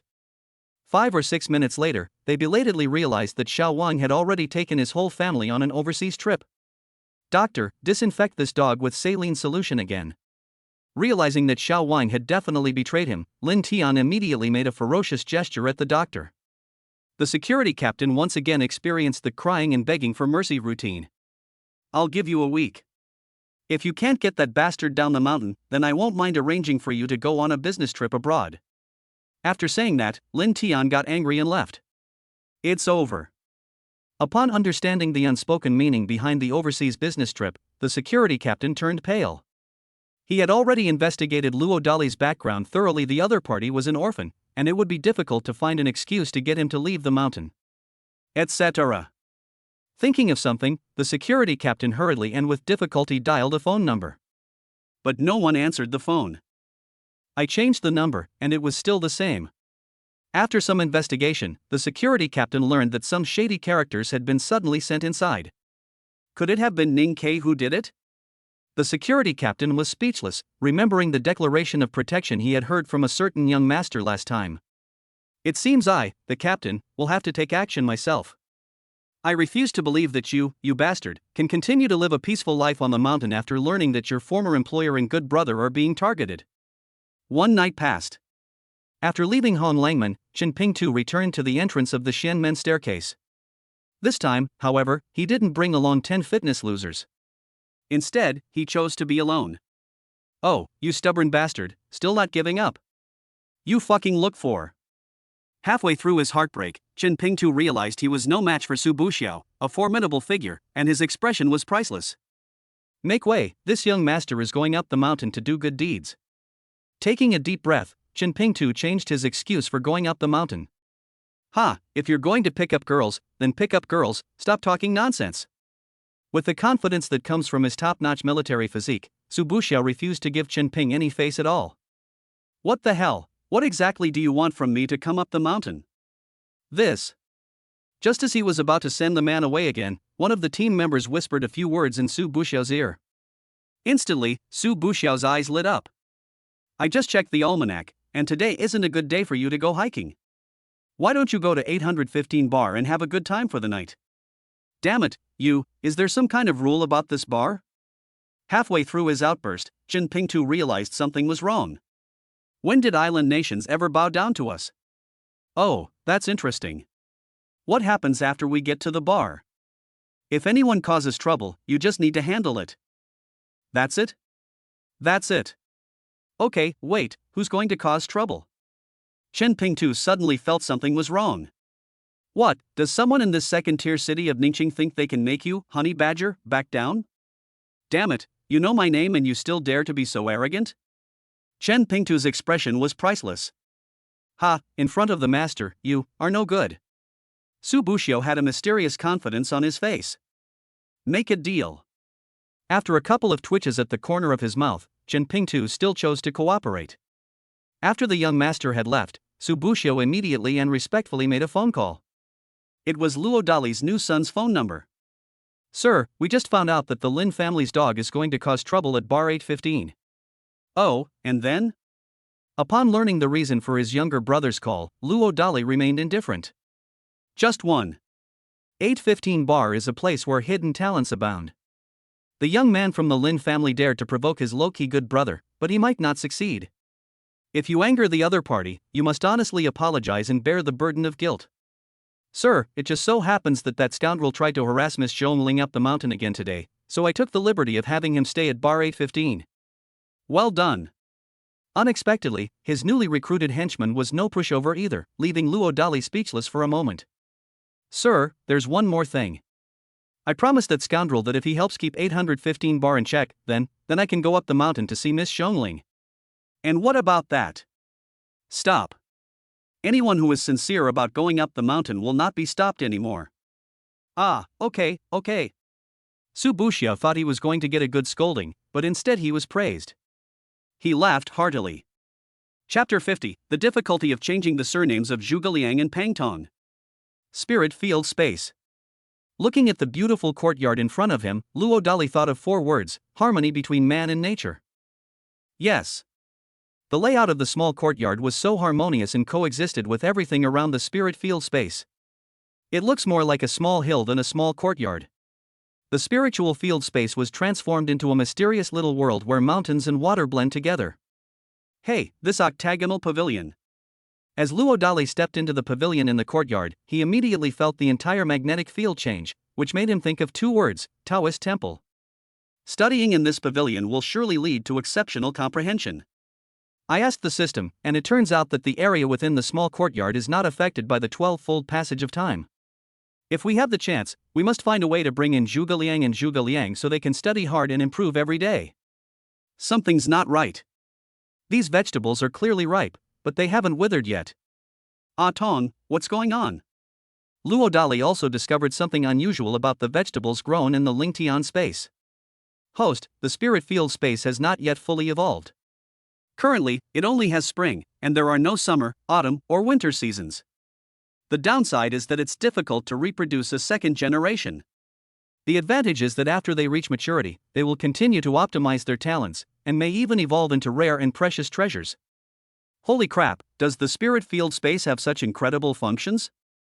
By the way, Atone, how can we evolve the spirit field space? The spirit field space is like a small world, while the outside world is a large world. Well, it's a babysitter system. When the host successfully changes the child's surname to Luo, the spirit field space will evolve into summer. This is a bit difficult. Upon hearing this, Luo Dali felt inexplicably guilty. In reality, Ningmi raised both children by herself. He only provided 1 night of hard work. Then how could autumn and winter evolve? If the child is raised to the age of 18 and the family remains harmonious, the spirit field space will evolve into autumn. When the host's children grow up and start their own families, the spiritual field space evolves into winter. I forgot to tell the host that the spiritual field space will expand tenfold after each evolution. When the cycle of the 4 seasons evolves, it will. What can you do? Ding, host permissions are insufficient. Du came. Suddenly left with his appetite piqued, Luo Dali felt extremely uncomfortable and angrily left the spirit field space. The golden eagle's eyes were wide open, revealing its divine power. When he reappeared, Luo Dali was near the farm. All I could see were Zhuge Liang, Pang Tong, and their 3 apprentices making clay figures again. Moreover, the technology has undergone tremendous changes compared to the first day. If I had to use one word to describe it, it would be solemn. Even Luo Dali couldn't help but feel awe when he saw the clay figure. Looking at the number of clay figures again, there were already over 100, or to be precise, 108, which shows how dedicated the children were these past 2 days. He spends almost all his time, except when he's sleeping, sculpting clay figures. Alright, that's enough about the clay figures. Sure, use your connections to have them all gilded. Then it was enshrined in the Hall of Workers and Peasants. Yes, master. Hua Buan nodded seriously. Bei Xian, I'm preparing to reopen the armed temple. Let's start working on your candy shop and flower shop today. That's great, thank you, master. You idiot, from now on the pilgrims' vegetarian meals on the mountain will depend on you. Yes, anyone who donates $1 or more can enjoy a free lunch. Ah. Master, Erwo will definitely not let you down. Xiaoyao was overjoyed that he had been entrusted with such an important task. For a chef, cooking for others is his greatest passion. The so-called chef is similar to Confucius or Jin Yuanzi, a chef who has found the way to cook. You heartless man, what about me? What about me? Upon hearing that his junior sisters and brothers both had work to do, the bored scholar Ning subconsciously stared at his unfaithful father. Ning Mingyue, who was standing to the side, also seemed eager to show off. Ha, you unfilial son, you're not a child anymore, and you still have the nerve to ask your father to arrange a job for you? No, I'll be mobile, I'll go wherever there's a need. Thinking that his unfaithful father's words made sense, and not wanting to restrict his own activities too much, Ning Shusheng immediately made a cunning announcement. Then, he looked at his older sister. Without rules, there can be no order. From now on, I, the senior sister, will be the supervisor on this mountain. What's my name again? Right, I'll be in charge of overseeing your work. If anyone slacks off, cuts corners, or breaks the law, don't blame me for getting angry. Have to. Sure enough, it's the senior sister. As soon as the supervisory position was announced, Ning Shusheng and others immediately expressed their absolute approval. The three apprentices went off to do their own things. The young talents, who had no specific work assignments, were kept on by Luo Dali. Scumbag dad, just say what you have to say. Ning Mingyue gave Luo Dali a shrewd look. Ahem, Bao, do you think Ning Mingyue sounds better, or Luo? Stop. Of course, Ning Shusheng is more domineering. Before his scheming and unfaithful father could finish speaking, and before his elder sister could reply, Ning Shusheng immediately and decisively announced. You. Unexpectedly, he died before even starting his mission, and Luo Dali's face darkened. Hee, you scumbag dad, it's not impossible for us siblings to take your surname if you want. I would be grateful if my darling would be so kind as to offer his guidance. Upon hearing that there was hope, Luo Dali didn't care about losing face and quickly asked for advice. It's simple, just win over our invincible, beautiful mom. Ning Mingyue sweetly offered her advice. This level of difficulty. Upon hearing this, Luo Dali's face twitched. Of course it's not easy. After all, if you want to win over my invincible, beautiful mom, you unfaithful man have to win over a group of scumbags who have their eyes on her first. Ning Shusheng then made another sarcastic remark. Hee, after we've sorted out all this mess, we still have to deal with my hot-tempered uncle, my gluttonous grandma, and my old-fashioned grandpa. Ning Mingyue added a few more sarcastic remarks. Luo Dali's confidence nearly shattered on the spot upon hearing this. It's really too difficult. Even though he'd cured his future mother-in-law's throat, he still hadn't received a single invitation from her to come over for a meal. Wrong. Suddenly remembering something, Luo Dali's eyes lit up. If I try to win over the child's mother and the other members of the Ning family on my own, it will probably be really difficult. But with the help of Zhuge Liang and Pang Tong, things might not be so certain. That's right. Luo Dali remembered the system notification that revealed the truth behind Ning Mingyue's praise of him in front of her future mother-in-law. However, Zhuge Liang and Pang Tong were both very cunning and did not tell Luo Dali this in person. But Luo Dali would never believe that the other party didn't have a high opinion of him, a super father with a system. Therefore, if you want to win over your child's mother, there is only one way: spoil the child madly until they idolize their biological father. You unfilial son, have you forgotten the promise you made to your father today? Ha, you heartless man, with your fishing skills, why bother making a fool of yourself? As if instantly understanding what his father wanted to do, the rebellious son retorted without hesitation. Without saying much, Luo Dali led the other person to Xuanwu Lake in front of the courtyard. Ha, how come there's suddenly a small dock here?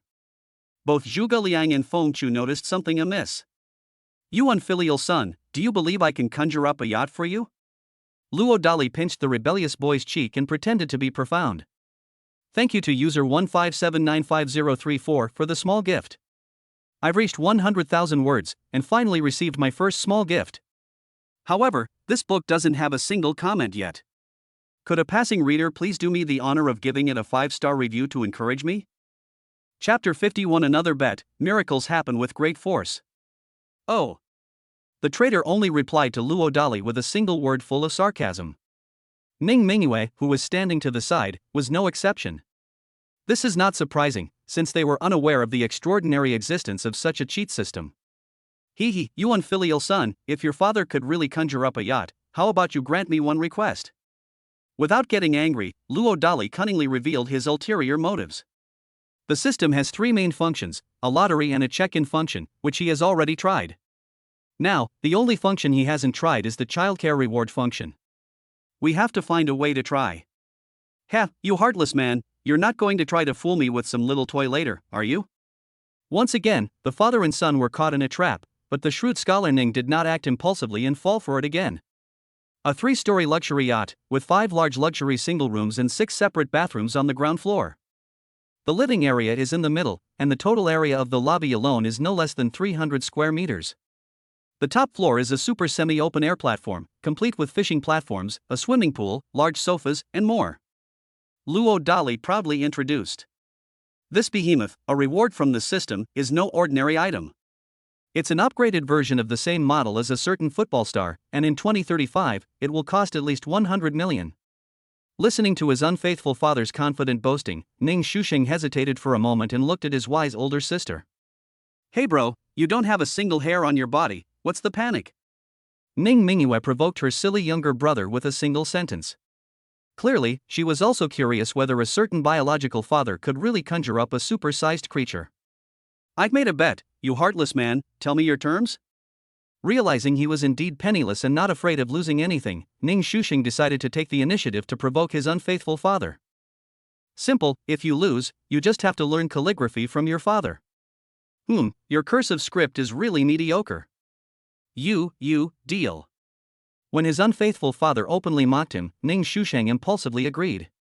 Aren't you going to tell me your terms? Upon hearing that his unfilial son had fallen for the trap, Luo Dali smiled and pressed for an answer. Simple. I've recently decided to learn horseback riding. If you lose, you'll have to be my shield, you know what I mean? Hey. Upon hearing that this unfilial son intended to humiliate him in this way, Luo Dali's face darkened, but he did not lose his temper completely. Instead, he cunningly looked at Xiao Mianao again. My little darling is too smart, she can always subtly use her rebellious, foolish younger brother as a pawn. We have to find a way to drag her down with us. You scumbag dad, you tell me the conditions for me to lose first? Ning Mingyue was inexplicably flustered when the gossip suddenly turned into her own. It's simple. Just don't say anything bad about your father when you talk to your mom or grandma. Luo Dali revealed his ulterior motives. Asking your daughter to speak well of you is likely to be seen through by cunning adults. As long as the requirement of not speaking ill of others is met, it can be said to be just right. This way, you don't have to risk your daughter turning against you, and you can indirectly make her your middleman. In preparation for unforeseen circumstances in the future. Are you sure this is it? Ning Mingyue was indeed surprised by her father's small request. That's it. Luo Dali nodded in agreement. Make a deal. Ning Mingyue no longer hesitated. Then you'd better open your eyes wide and watch carefully. Ahem, old man Hua, old man Xiao, what are you doing here? Just as he was getting ready to show off, he saw Hua Bushi and Xiao Yuanshan rushing over, and Luo Dali looked uncomfortable. Abbot. What's there to be afraid of? I'm just worried that some heartless person might ruin my child's life. So, I'm having an adult witness this. What's the problem with that? Seeing the two old men making a fuss, Ning Shusheng took the initiative to confess and seek leniency. Upon hearing this, Luo Dali was momentarily speechless. Ahem, Abbot, shall we retreat? Giving flowers is a way of advancing by retreating. Although Xiao Yuanshan didn't say anything, he quickly stood behind Hua Bushi and cut off her escape route. How about I, the abbot, make a bet with you two old foxes? Instinctively seizing the opportunity to drive people away, Luo Dali suddenly had a flash of inspiration. Thanks to his double pupil's ability to eavesdrop on thoughts, he had long ago discovered the astonishing identities hidden by the two old foxes. But since the other party was hiding something, it meant they didn't want to cause trouble later in life, which eliminated Luo Dali's chance to take advantage of them. Luo Dali didn't want to miss the opportunity to use the yacht to take advantage of those two old foxes. I've taken the gamble. If I'm lucky enough to win, I hope the abbot will allow my grandfather and me to live on the mountain for a year or two. What a coincidence, the old man has the same small request, but I would like to stay for 3 years. Xiao Yuanshan deliberately went too far. Ahem, abbot, can I change the conditions? Just 3 years will do. Unexpectedly, Xiao Yuanshan was even darker than himself. Hua Bushi added shamelessly. Sure. Suppressing his laughter, Luo Dali paused deliberately before giving a definite reply. They exchanged a glance and both old foxes smiled happily. They could barely accept that a young and mysterious master could carry a warrior chariot up the mountain. But if it were based on the size and dimensions of the yacht that Ning Shuxing just described, they would never believe that Luo Dali could actually do it. Hee, abbot, please begin your performance. Hua Bushi said smugly. No rush, let's talk about what you two old foxes can offer if we lose. Luo Dali feigned a dark expression and retorted. This guilty look only strengthened the two old foxes' suspicions. Within my power, I will obey the abbot's orders. They exchanged a glance and the two old foxes announced in unison. Good, very good. Now you all need to keep your eyes wide open and watch carefully. Miracles happen with great force. Change. As soon as he finished speaking, Luo Dali immediately activated the yacht's stealth function through his internal communication system. The next second, under the wide-eyed gazes of Zhuge Liang, Feng Chu, and the two old foxes, a sudden shimmering light appeared on the surface of Xuanwu Lake. As the light faded, a top-of-the-line luxury yacht came into view. My God, how is this possible? Rubbing his eyes, Hua Bushi was the first to excitedly yell. Xiao Yuanshan, who belatedly realized what had happened, also looked incredulous. Dad, is this some kind of projection technology acting up? Ning Mingyue offered her insightful perspective. Upon hearing this, Ning Shushang felt confident again. It's unbelievable that my 3-year-old daughter has such advanced insights. It seems she must have secretly watched a lot of sci-fi short videos when she was little. Without saying a word, Luo Dali activated the virtual screen function of the bracelet in front of everyone. When this cutting-edge technology was revealed, those who had already seen the legendary Crouching Dragon and Phoenix chicks were unfazed, but Hua Bushi, who had truly seen much, couldn't help but scream out loud again. He knew all too well what this cutting-edge technology meant. It was a concept that all countries in the world could only dream of. I never imagined I would actually see it with my own eyes.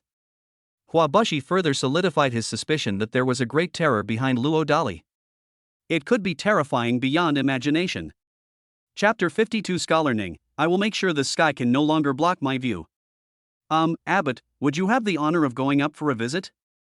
Coming to her senses, Hua Bushi couldn't help but make an excessive request out of envy. Luo Dali remained silent, seemingly considering whether or not to give it to them.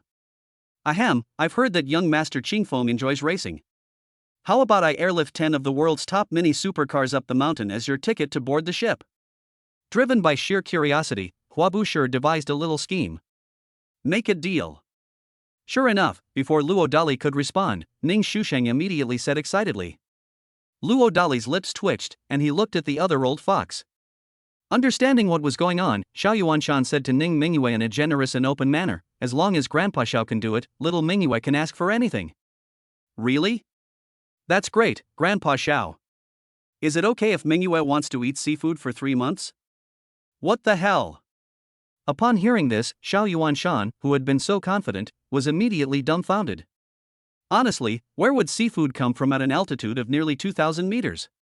It's possible to use someone's helicopter to airlift it over, but airlifting would take 3 months, and Xiao Yuanshan was already having a headache just thinking about it. Old Xiao, since my son loves seafood, how about you build a live seafood tank inside the courtyard? Knowing that his daughter's request was indeed a bit difficult, Luo Dali added an explanation. Thanks to the 12-fold increase in time flow, there is already quite a lot of seafood in the seawater pond of the spirit field space that is ready to eat. Before this, Luo Dali was worried about how to explain the source of the fresh seafood he brought out every day. If we could build a live seafood tank, we would be completely free of any worries. Make a deal. Building a seafood tank is all it takes. It's much cheaper than setting up vegetable gardens and farms. Xiao Yuanshan immediately agreed with excitement. Once the agreement was reached, Luo Dali used his smart bracelet to show off, saying, "Hey Artie, open the hidden staircase on the yacht deck." Then, to the astonishment of the two old men, the yacht actually opened the hidden staircase. Boarding the ship. My goodness, there really are 5 deluxe single rooms and 6 private bathrooms. While verifying the information, the trader made a lot of noise. My goodness, this top-tier decoration, the price should start at least at $100 million. The wealthy philanthropist shared his expertise in identification. As one of the world's top 3 richest people, he had seen private 3-story yachts owned by wealthy people from various countries, but even the well-informed Huabushi was taken aback by Luo Dali's yacht. Whoa, where did this yacht come from? What's going on here? Just as they came out of the music room on the 3rd basement floor, they saw the outrageously large thing in front of the courtyard house, and Zhongling and Yuzureo couldn't help but scream on the spot. Luo Dali had almost forgotten about the 2 beauties, so he reluctantly invited them to board the ship. Before long, the 3 children who had been notified by Ning Shushang also arrived on the boat. Dad, does this yacht have a name? Ning Mingyue suddenly whispered something slyly in Luo Dali's ear. How about I give you the right to name the yacht in return for learning music, chess, calligraphy, and painting from your father? If it gets too complicated, I'll just learn to play the piano. Make a deal. Luo Dali didn't expect his little darling to learn so much all at once, so he nodded with a smile. Ahem, everyone quiet down. This senior sister has an important announcement to make. From today onwards, this yacht will be named Bright Moon. What? Hey, how come I didn't think of that before? Upon hearing that his wise older sister had gotten the good thing first, Ning Shushan was filled with envy and jealousy. But they dared not hate. Ignoring his resentful son's face, Luo Dali gestured for everyone to do as they pleased and then went to the fishing platform on the yacht to start fishing. Call out. Really? After changing his position, Luo Dali quickly caught a fish. It wasn't a grass carp, but a green carp, weighing at least 10 pounds. It must have been raised by the armed Taoist priests before. Xuanwu Lake even has species of fish like the green bamboo carp, which have extremely high requirements for water quality, demonstrating how clean the lake water is. Call out. Not long after, Luo Dali caught another fish. They couldn't forget about fish, including sea bass and golden eels, all of which were large-sized. That's fishing skill. After successfully catching fish one after another, Luo Dali boasted to his unfilial son. After enjoying a meal on the yacht, Huabushi and the others went about their own business. Luo Dali then seized upon the young talents of Zhuge Liang and Feng Qi to begin his first dad training session. You unfilial son, do you know how to write good cursive script? Tell me. Ning Shushan looked uncomfortable. First of all, to write cursive script well, the writer must be unrestrained enough, even to the point of being wild to the extreme. And then what? To be honest, Ning Shushing's unfaithful father's bizarre teaching methods are quite to his liking. After all, he has always claimed that he lives up to his name. The second one isn't complicated either. It's about putting knowledge into practice. It's not enough to just be wild and unrestrained in your heart. You must have the confidence to be arrogant and domineering. To put it bluntly, you must first be strong enough. Only then can you have the mysterious confidence of a wild bird swallowing a dragon. Understand? I don't quite understand. What is your dream, you unfilial son? Is it absolutely necessary? Hey, it would be best if I had one. Repeatedly provoking his sensitive nerves by his rebellious son, Luo Dali had no choice but to try his best to control his temper. Actually, I've always had a little dream. What dream? Drink the strongest liquor, then sleep. Shoot. Before his rebellious son could finish bragging, Luo Dali couldn't help but point a single finger at him with a dark expression. Damn it, you're so young and already learning bad habits, I'll beat you to a pulp. Hey, you heartless man. You were the one who asked me to talk about my dreams, and you have no sportsmanship. You, change your dream. After all, it was his own offspring, so Luo Dali couldn't bring himself to kill him. Helpless and frustrated, he gestured to the other party. I want to live forever. I want to try it myself, but is that even possible? Let's try another one, the last one. Luo Dali roared in frustration. Ahem, since that's the case, then let's lay it all out. My dream is this, that the sky can no longer block my view, and that the earth. Stop. You, just pretend I didn't say anything. No, I haven't finished speaking yet. Seeing his heartless father's face turn frighteningly dark, the traitor immediately shut up. There are many ways to represent a person's strength. For example, if you are an official, your dream is to be second only to the emperor and above thousands of others. If you join the army, are kings and generals born with a special destiny? Alright, the master leads you through the door, but the cultivation depends on yourself. You rebellious son, figure it out yourself. Luo Dali was exhausted after his first attempt at teaching his son ended in failure so quickly. Dad, I don't need your nonsense. Just get started and I'll learn by observing on my own. Looking at his inexplicably confident daughter-in-law who always wanted to gain the upper hand, Luo Dali had no choice but to calm his thoughts and then obediently do as she was told. I got infected on my debut and I've had a headache all day. I'm speechless. Also, thank you to all the fellow cultivators who sent free little gifts. May you all find money on the street and have girls actively pursuing you. Chapter 53 Descending the Mountain. Beside the second bridge. 815 bar. The store had just opened for business in the evening when Chen Pingtu couldn't wait to lead the team inside first. Unlike other bars, the atmosphere here gave Chen Pingtu an indescribable feeling. For example, the kind that makes him inexplicably want to rein in his usual philandering ways. Huh, what's this guy doing here?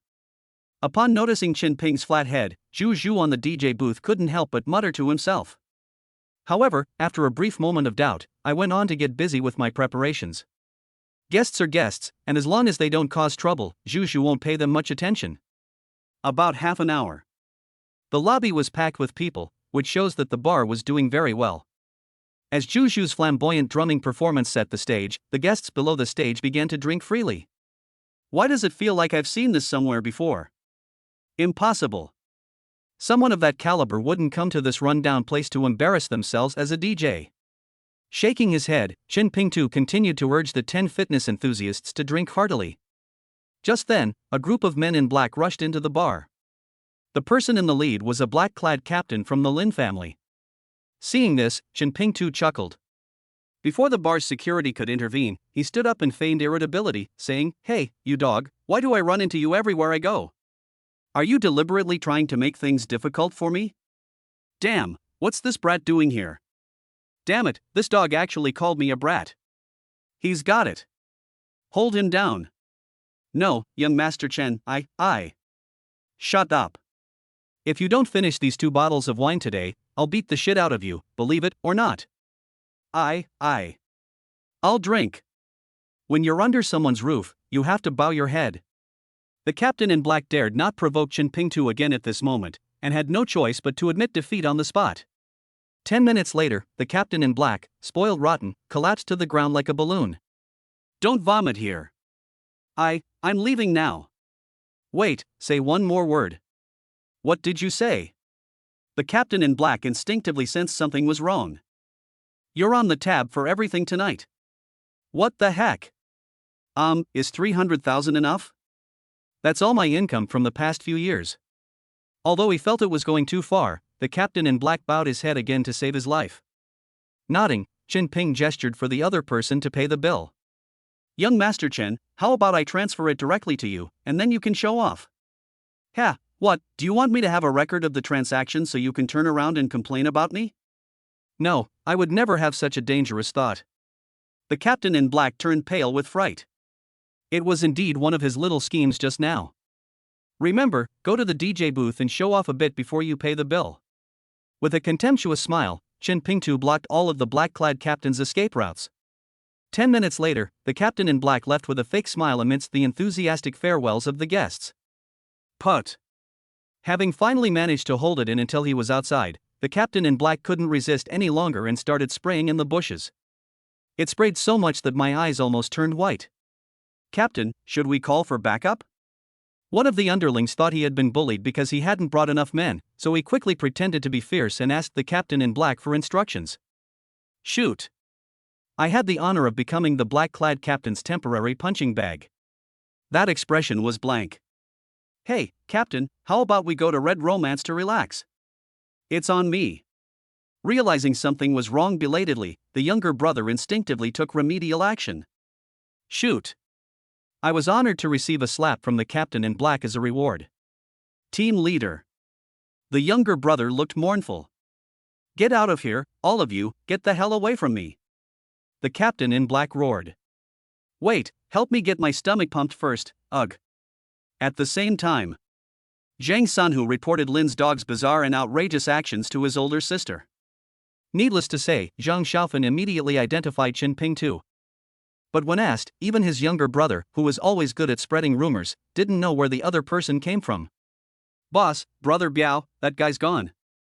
At that moment, a security guard ran over to report the situation. The siblings exchanged a glance, both puzzled. "Doing good deeds anonymously, what a kind person." "Sis, we need to return that money." "Stop. All the guests have drunk alcohol. Are you going to pay for it?" "Cough cough, sis, my stomach hurts." "Stop. Immediately spread the word that we thanked so and so." "Ah, my older sister is so much better."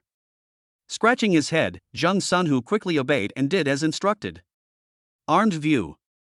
Luo Dali had thought that his master-level piano skills would allow him to impress his sweetheart, but he couldn't hear any system notifications, which made him very discouraged. "My little darling is too clever, she's not easy to fool." "Baby, did your father play it poorly?" Luo Dali voiced his doubts. "Dad, who did you learn to play the piano from?" Instead of answering immediately, Xiao Mianao asked Luo Dali a question in return. This. Luo Dali was incoherent on the spot. "You can't say it's like marksmanship, something you learned without a teacher." "Scumbag dad, did you learn that from short videos too?" The little girl continued to press for answers. Yes, that's right, that's it." "Honey, I know it's hard for you to believe." "Nothing's hard to believe, that's how I learned it." "Honey, we're truly kindred spirits." "But mom says you're a bear." "But." "Cough cough, you unfilial son, so much time has passed, have you gained any insight?" Having been led by the nose by his little darling all along, Luo Dali was genuinely scared, mainly because it would damage his father's authority. So, he cunningly changed the subject of his awkward conversation. However, because his dreams were never affirmed, the traitor ignored Luo Dali. "Hey, your mom invited me to come down the mountain to practice singing. How about I take you guys down the mountain early tomorrow for a day of street performances?" When his deceptive teaching methods failed, Luo Dali had no choice but to try another approach. "Really?" As soon as this down-to-earth suggestion came out, Zhuge Liang and Feng Chu's eyes lit up immediately. "You heartless man, I want to start a business." The traitor put forward his demands. "What kind of business do you do?" Luo Dali, completely bewildered, pressed for an answer. He really didn't know what this unfilial son had to offer. "You can't exactly sell vegetables, can you?" "Heh, you really are a country bumpkin." "I'll lay my cards on the table. I'm planning to invest in junior sister Xiao's gold shop, Erwo's gourmet shop, and Beishuan's fruit and flower shop." "But. By the way, what are you going to use for investment?" "These are all my father's, all the food they use." "Don't they consider the cost of their investment?" "Oh, so now you're not called a heartless person?" "Cough cough, who would want a useless father?" You. "Bao, what are you planning to do down the mountain?" Resisting the urge to slap his rebellious son, Luo Dali shifted his gaze back to his little darling. "Let's create a popular stranger to attract traffic." After thinking for a moment, Ning Mingyue said with a wise expression. "Good heavens!" As expected of the family's little strategist, even Luo Dali admires her for her quick thinking.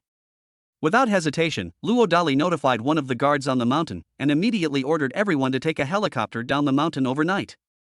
Of course, to avoid causing trouble and revealing the truth about the sudden recovery of Zhuge Liang and Feng Chu, Luo Dali had a beautiful professor who was an expert in makeup give the two adorable children a complete makeover.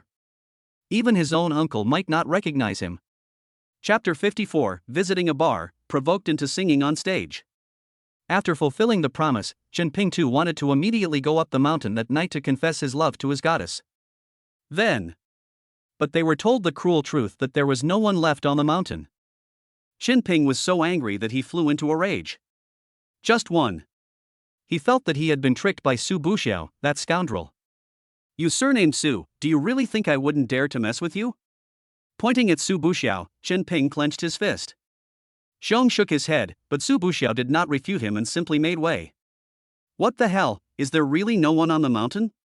Trying to glean anything from Su Buxiao's contemptuous behavior, Qin Ping too felt as if his powerful punch had landed on cotton, utterly unsatisfying. "Why don't you go up and check it yourself?" Su Buxiao shrugged indifferently. Where did they go?" No, no, your husband left the mountain, why would my goddess go with him? Suddenly realizing something was wrong, Chen Ping felt a chill run down his spine. I don't know. Halfway through his speech, Su Buxiao quickly cut his losses. After breaking through to the level of a first-class general, he personally went up the mountain to meet Luo Dali and learned the identity of a certain goddess. To outsiders she was the academy administrator, but in reality she was just a maid in the master's household. If I were to tell the honey badger the cruel truth, I really don't know if it could accept it. No, you must know, right? The more Su Buxiao denied it, the more Chen Ping too felt something was wrong. Why don't you call and ask yourself? Suppressing the urge to continue mocking the pitiful young master, Su Buxiao pointed out a clear path for him. Upon hearing this, Chen Ping too also felt that it made sense, and immediately dialed the goddess's number. No one answered. Hit again. Still no one answered. Because he overthought things, Chen Ping too burst into tears on the spot. Just one. After years of unrestrained living, this was the first time he had ever fallen in love with a woman at first sight. I thought that with my family background, it wouldn't be difficult to win him over. Who knew the process would be so arduous? At this moment, Chen Ping too felt like he was the great wronged son of Tang Sanzang. Hey, I already told you, there's really no one on the mountain, why are you doing this? Su Buxiao was a little confused when he saw Chen Ping too suddenly go up the mountain. I'm going up to light incense. Is there a problem? Chen Ping too had a stubborn look on his face. Well, praying to gods and Buddhas won't help, cough cough, whatever makes you happy. Halfway through his persuasion, Su Buxiao noticed someone's face darken considerably, so he quickly stopped talking. However, after climbing only a few steps, Chen Ping too suddenly turned around and asked Su Buxiao, hey, do the wolves on the mountain bite people? Pfft, look at your delicate skin, you're like a plaster, it's hard to say. Why are you guarding this place? Halfway through his outburst, Chen Ping too suddenly became curious about Su Buxiao, this scoundrel. At the very least, he had never heard of any top-tier military commander being used to guard the mountain. You don't understand. Su Buxiao looked arrogant. Damn, he pays you a high salary? No salary. What the hell? Are you out of your mind? You're like a leech, you think I won't mess with you? When his intelligence was questioned to his face, Su Buxiao revealed a vicious look to Chen Ping too. If it weren't for Su Qingyi's continuous donations, his elderly mother would have passed away long ago. Therefore, even though he knew there were better jobs available, he chose to stay at the Ning family home as a security guard. All to repay Su Qingyi's kindness. Compared to Su Qingyi's kindness, Su Buxiao believed that Luo Dali's kindness was no less than that of his own parents. I absolutely will not tolerate being insulted. Alright, I was wrong, but what I mean is, how about you follow me from now on? Yes, I can give you a monthly salary of 50,000. Chen Ping too revealed his little scheme.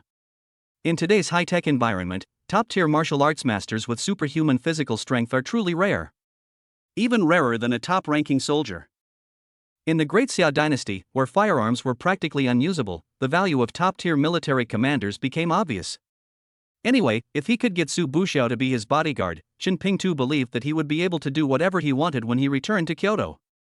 Pfft, you leech, how about I give you 100,000 a month and you become my underling? Hey, you know perfectly well who I am. Stop. With your pathetic status, you might be able to act like a tyrant in Ningcheng. But in Kyoto, don't you know who you are? Hey, I'll fucking take you in, you believe me or not? I don't believe it. You. Furious, Chen Ping pointed at the physically strong Su Buxiao and finally turned and went down the mountain. There's no way around it. Even a bully who takes advantage of others' power is afraid of a simpleton, let alone a tough guy like Su Buxiao who's a real simpleton. At the foot of Qingyun Mountain, beside the second bridge, a super luxury helicopter suddenly parachuted into a deserted area. And this is the very place where Luo Dali lost his dignity back then. Now, returning to this place, he found himself the father of two 3-year-old twins, and Luo Dali couldn't help but feel a surge of emotions. Master, wanna go to 815 bar for some fun? It's on me.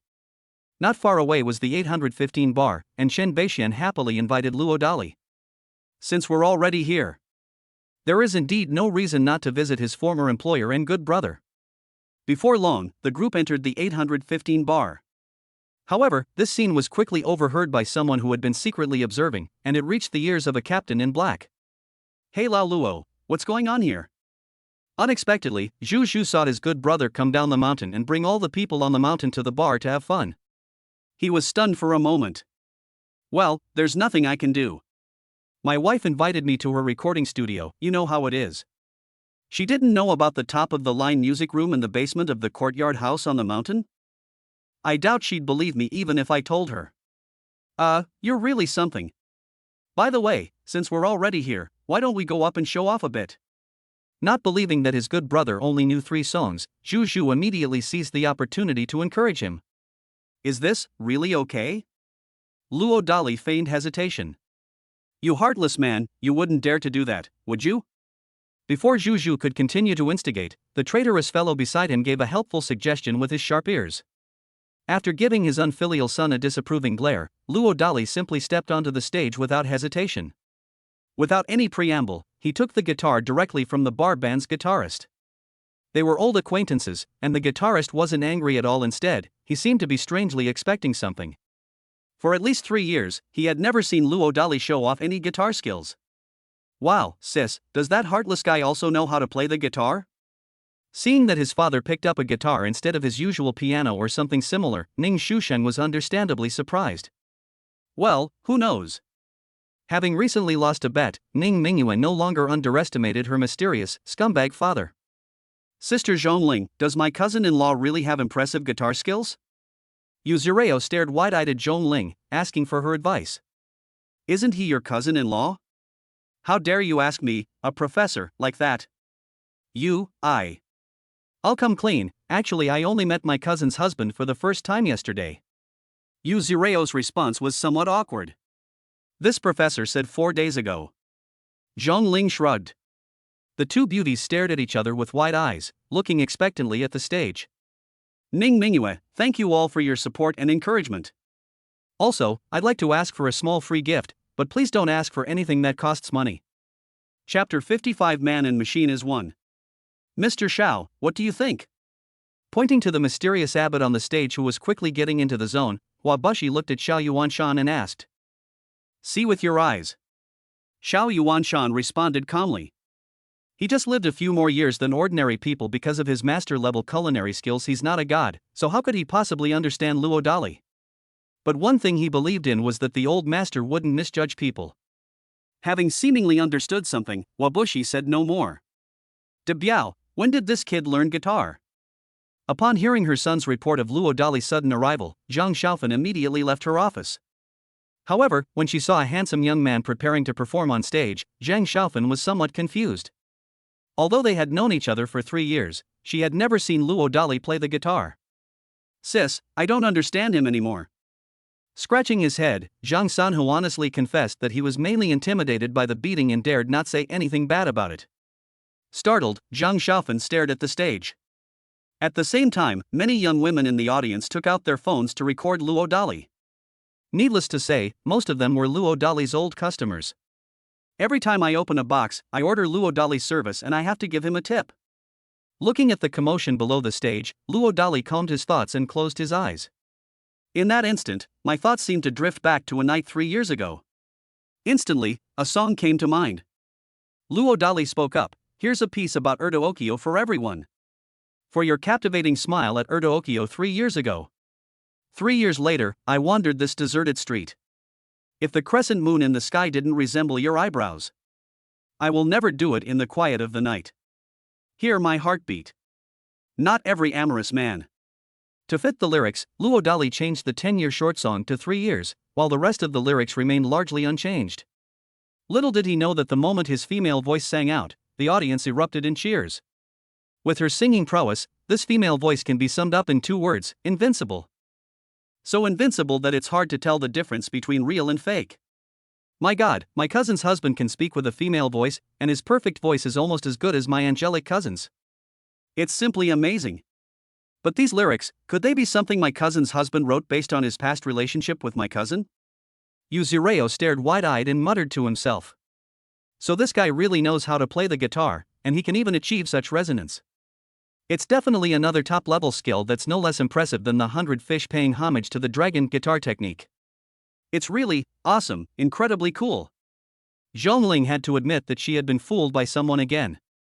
Damn, man and machine in perfect harmony, master, awesome. The flowers were donated. Xiao Yuanshan, who was standing to the side, was also shocked.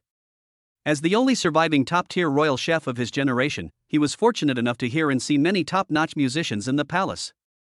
But a genius like Luo Dali, who can achieve perfect harmony between man and machine at the age of 24, is absolutely unique.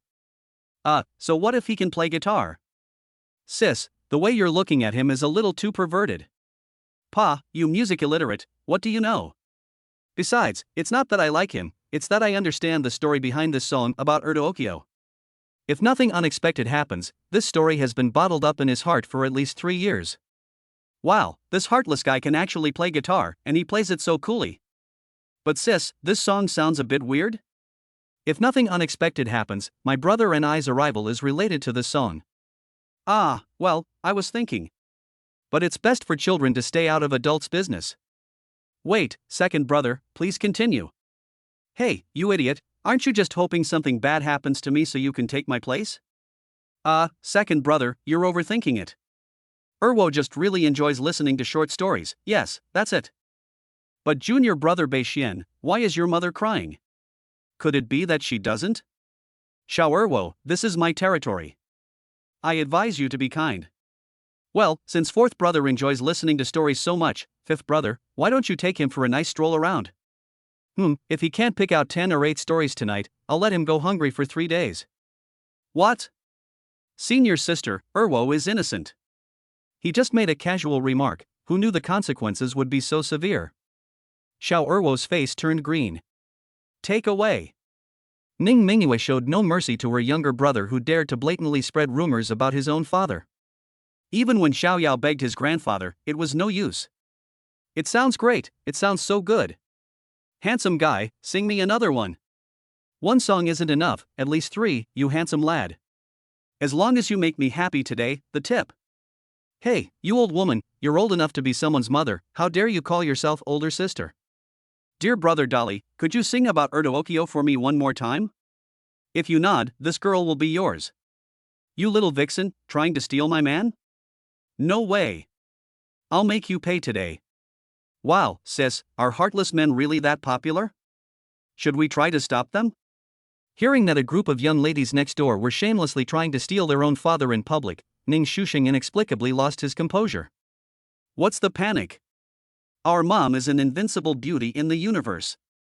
As long as our scumbag dad isn't blind, he'll know what to choose. Keep watching. Well, if you're worried, you can record it as evidence. Hee, my older sister is so smart.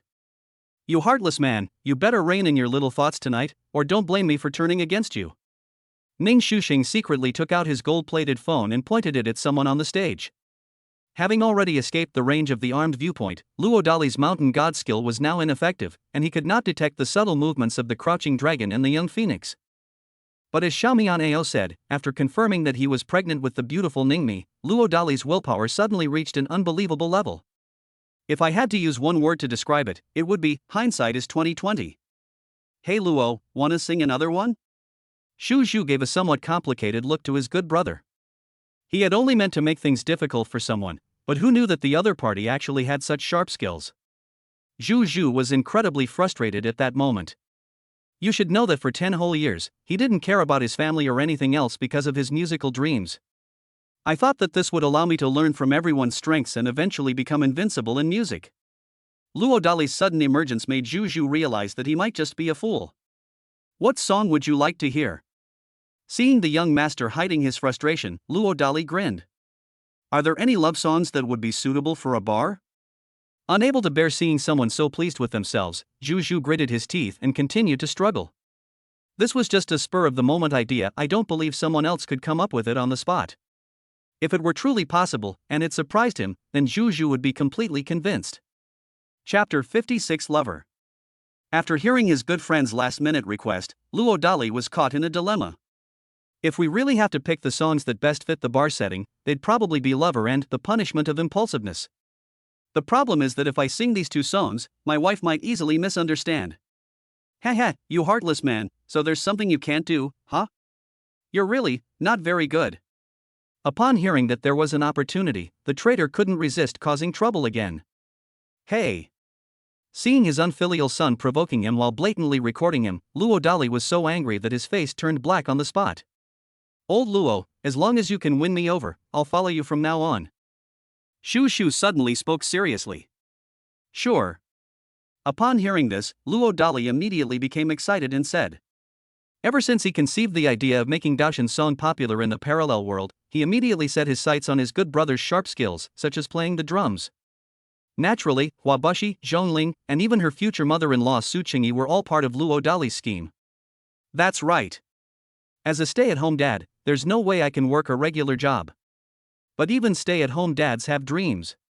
Besides taking care of his child, Luo Dali's dream is to do part-time live streaming and sing Dao Lang songs, or maybe one day when the time is right, he'll simply hold a concert in a parallel world. Zhu Zhu and Huabushi, among others, are the future concert teams he has high hopes for. This is the reason why he was willing to bestow such a divine medicine as the top-grade qi-cultivating pill upon the two old men. Beyond giving them a second spring, what's more important is the energy behind each of them. And yes, but only if you can move me. Taking a deep breath, Zhu Zhu solemnly made his promise. Deal, cough cough, you unfilial son, can we stop recording for now? What, do you have a secret you're hiding? You. He glared at the traitor and gritted his teeth, trying to calm himself down. After calming his thoughts, he went on stage again. This time, he didn't choose the guitar. Instead, he chose a Morin-core horsehead fiddle. Without a band, this instrument is the perfect fit for the opening intro of The Lover. Moreover, the Morin-core horsehead fiddle is a type of Qin's 7-string zither, making it perfect for Luo Dali, who is an expert in playing the Qin. My goodness, does my cousin's husband know how to play the Morin-core horsehead fiddle? Yuzureo couldn't help but ask Zhongling for advice again. Hey, that's your cousin-in-law. Zhongling's face darkened instinctively. Don't make it seem like she's very familiar with the young abbot, okay? It's easy for children to misunderstand. Through these days of getting along, Zhongling has come to the conclusion that Luo Dali is a complete simp. The kind of simp who fawns over their own little darling. But if those dangerous little devils misunderstand her and start whispering in Luo Dali's ear, Zhongling gets really scared. Old Xiao, what's your opinion this time? Huabushi, who had finally managed to calm down, couldn't help but get restless again when she saw Luo Dali pick up the Morin-core horsehead fiddle. If you don't want to believe your eyes, then feel with your heart. Shaking his head, Xiao Yuanshan responded with feigned composure. Actually, he was incredibly curious at that moment too. However, it is absolutely crucial not to reveal this to a younger generation who is only 72 years old. Heh, sis, that kid Zhu has no sportsmanship. Looks like that surname is going to make a fool of himself. Out of inexplicable envy and jealousy, Zhang Sanhu couldn't help but lash out again. Shaking her head, Zhang Xiaofan was too lazy to pay attention to her musically illiterate brother. The handsome guy Dali is looking at me. Is he going to compose a song for me on the spot? Wow, I'm so touched I could cry. Get lost, you old hag. Dali Liangzai is composing music for me, and he's going to confess his love to me right here. Luo Dali, I like you. Luo Dali, I like you too. My god, Dad's got that damn charm. We absolutely can't let him go to bars anymore, or Mom will be in danger. Looking at her father, who was being pampered by the old woman on stage, Ning Mingyue made a decision in her heart. Meanwhile, with his photographic memory and the help of his singing skills, Luo Dali has basically mastered all the details of The Lover. Furthermore, she perfectly incorporated her ill-fated relationship with Ningmi into the story. When emotions run deep, the performance begins. You are my lover. A woman like a rose. With your fiery lips. Let me experience endless ecstasy in the midnight. You are my love. As pure as a lily. Ah. Whoa. The moment the catchy and hormone-fueled lyrics were uttered, the female audience members, who had already had quite a bit to drink, were completely transported into their own intoxicating life scenarios. Luo Dali, a male god. My idol. My idol. With their hearts stirred, the girls let loose and started screaming, ignoring everyone else's reactions. It was as if they had already successfully won over one of the handsome guys on stage. Damn, this Lao Luo, he probably turned his one-night stand with that girl into a song on the spot. Isn't he afraid of that person finding out? Shu Zhu's lips twitched. He was finally convinced. Oh my god, I didn't know my cousin and her husband had such a wonderful story. It's so interesting. Yuzureo was so excited that his face turned red and his neck bulged. Zhongling, standing to the side, was in no better shape. As a professor, she initially thought the lyrics were somewhat vulgar. But as she listened, she felt that the lyrics were very simple, so simple that they were a return to the basics. Of course, this is just her personal opinion. Mr. Xiao, what do you think? Huabushi couldn't help but ask Xiao Yuanshan for advice. There was one thing he felt was that the song Lover didn't quite fit Luo Dali's arrogant and haughty persona. Honestly, compared to embroidering the red flag, this song is simply unbearable to watch. Little flower, how old are you? This time, Xiao Yuanshan finally got serious. 72 years old? What's wrong? Hua Bushi was a little taken aback. If you were 27, would you still think this song is vulgar? Like a sudden blow to the head, Wabushi fell silent. Our rabbit is only 24 years old. In his young world, he doesn't yet have much worldly wisdom. He is full of passion, enthusiasm, and a willingness to give his all. To put it bluntly, from the perspective of a young person whose hormones are just starting to kick in, this song is unbeatable. Xiao Yuanshan continued to share his insights. This principle is not difficult to explain. For example, parents often feel that their children are immature, even if their children have already started their own families and careers. However, parents overlook the fact that when they were young, they were just as silly as their rebellious children. What? Damn it! Upon receiving the unexpected message, Zhang Sanhu instantly went into a state of frenzy. What happened? Sensing something was wrong, Zhang Xiaofan immediately questioned her seriously. Before Zhang Sanhu could respond, a large group of men in black rushed into the bar. The leader was one of the black-clad captains from the Lin family. You bastard, I've finally waited for you to come down the mountain. Men, hold him down.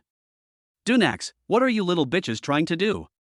Just as he was getting into his smug and boastful mood, he suddenly saw dozens of young women below the stage turn around and glare at him angrily. The captain in black instantly sensed something was wrong. Thank you Meng Lanrue for the little gift, and may the Lord live forever. Chapter 57 The rebellious son's mischief causes Ningmi to lose her temper.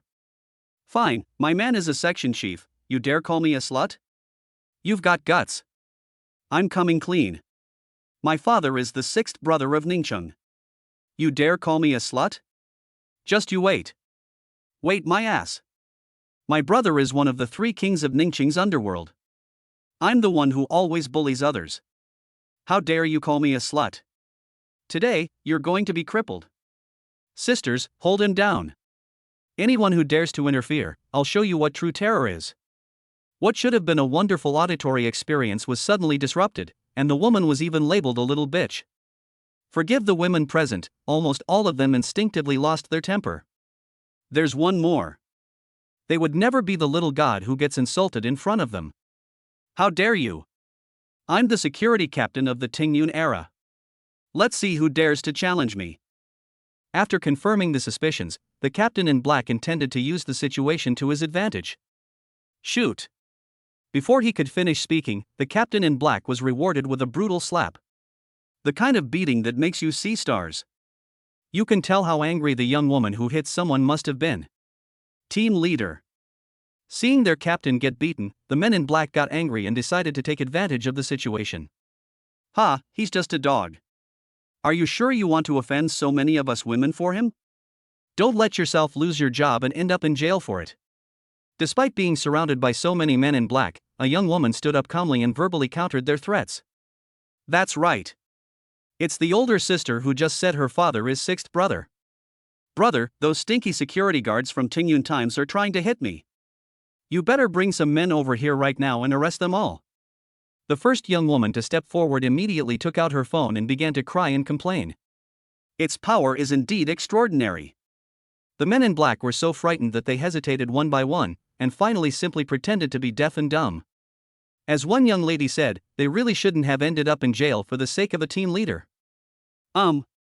Perhaps they'll have a chance to rise in the ranks if the captain is gone. How dare you? You dare to do this today. Realizing in a second that his group was being verbally intimidated, the captain in black wanted to quickly give them a pep talk. Shoot! The man in black was attacked again. This time, it was the young woman whose brother was a section chief who made the move. It slapped the black-clad captain right in the face. "Sisters, we can't punish everyone, let's get him." Not satisfied with just hitting her, the young woman gave another fierce shout. Upon hearing this, the already somewhat agitated young ladies couldn't control their little fists any longer. 5 or 6 minutes later, the captain in black was carried out of the bar by men in black. The entire bizarre process left Zhu Zhu completely dumbfounded. "Damn, Lao Luo, you're absolutely unbeatable. I thought I had to show off this time, but then a whole bunch of passionate young ladies suddenly appeared to protect me. I'm truly impressed." Anyway, if he were the one being targeted, he wouldn't be confident that he could receive such affection from the young ladies. "Ah, sis, I recorded the whole thing. Now let's see if that heartless guy is going to die." Compared to the envy and jealousy of others, the traitor looked smug. "My dear brother, this video of yours will only make our invincible, beautiful mom even more nervous." Ning Mingyue remained silent. "What do you mean?" Some of the traitors didn't quite catch on. "Delete it." Ning Mingyue shook her head and offered a word of advice. "Impossible.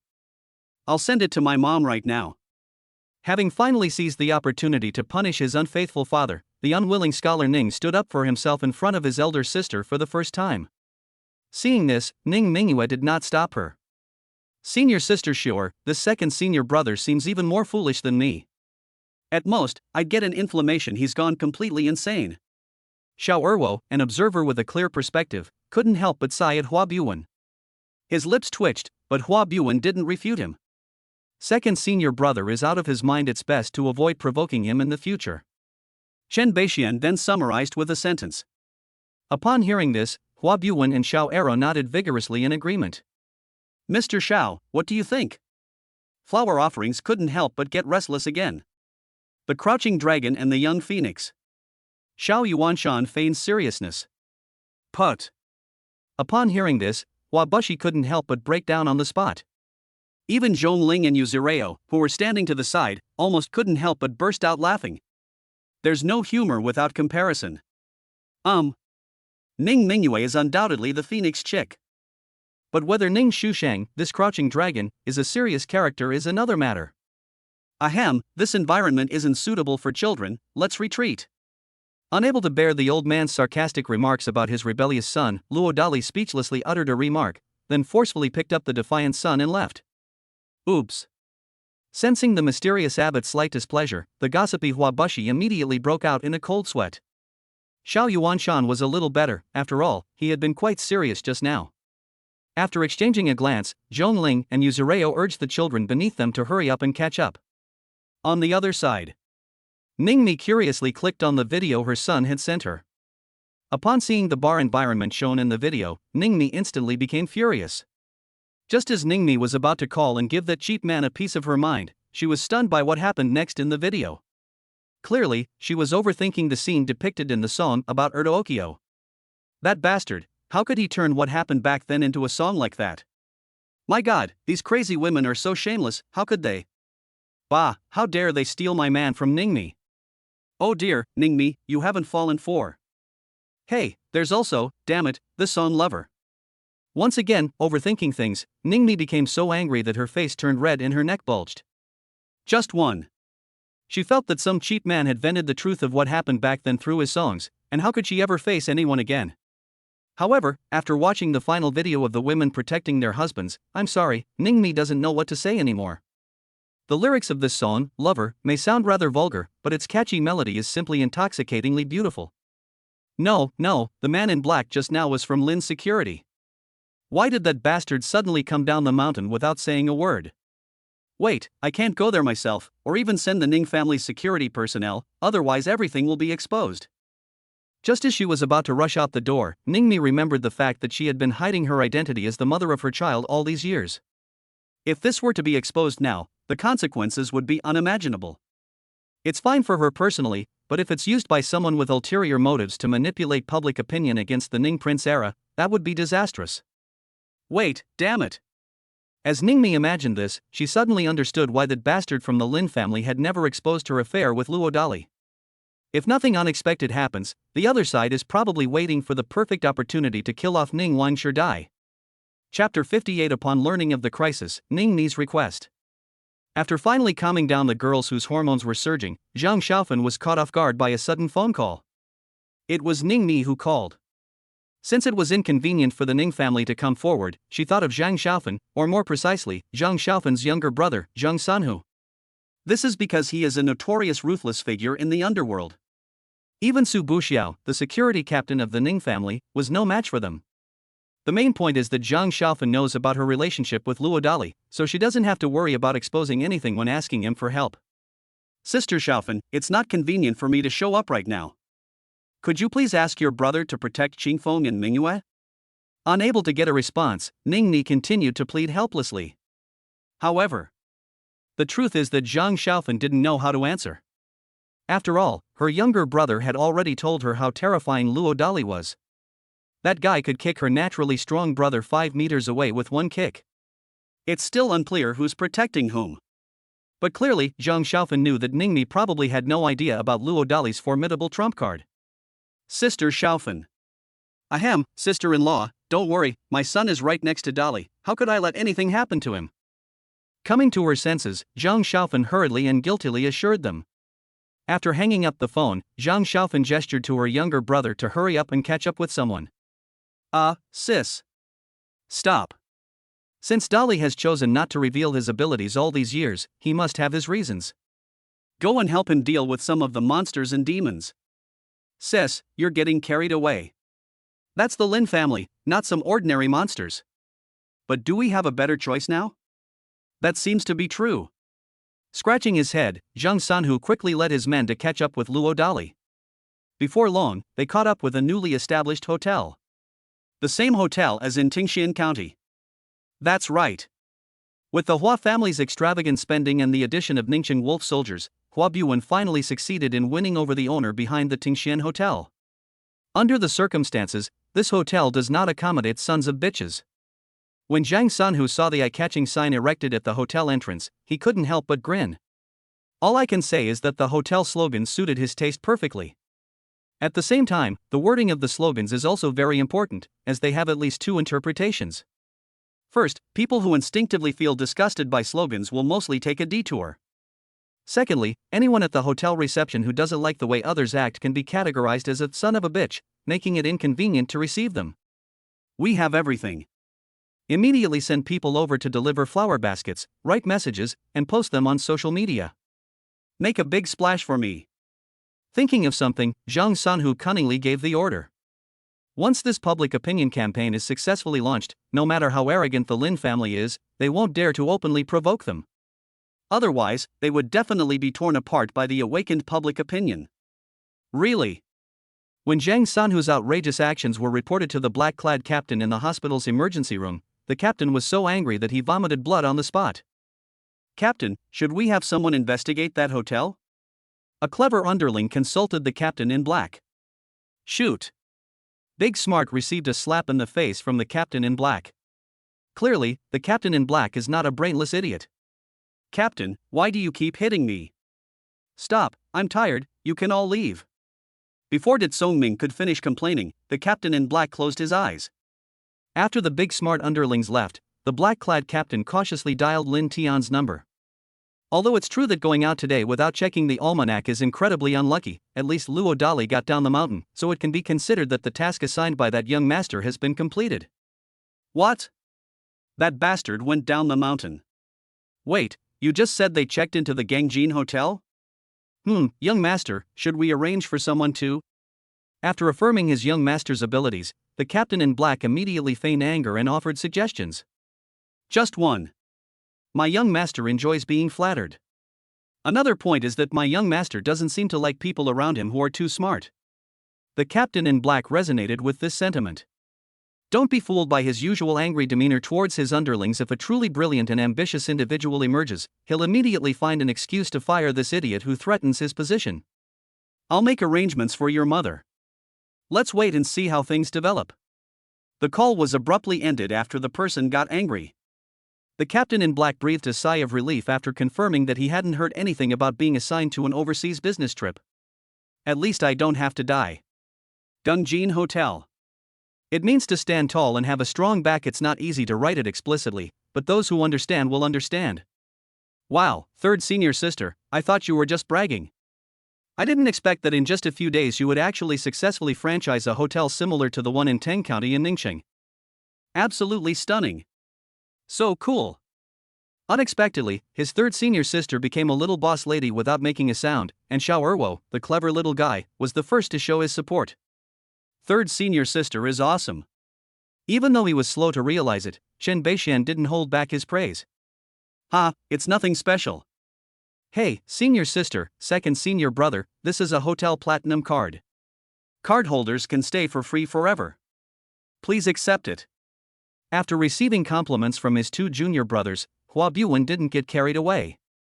Instead, he immediately presented the two platinum cards he had prepared to Ning Mingyue and Ning Shusheng.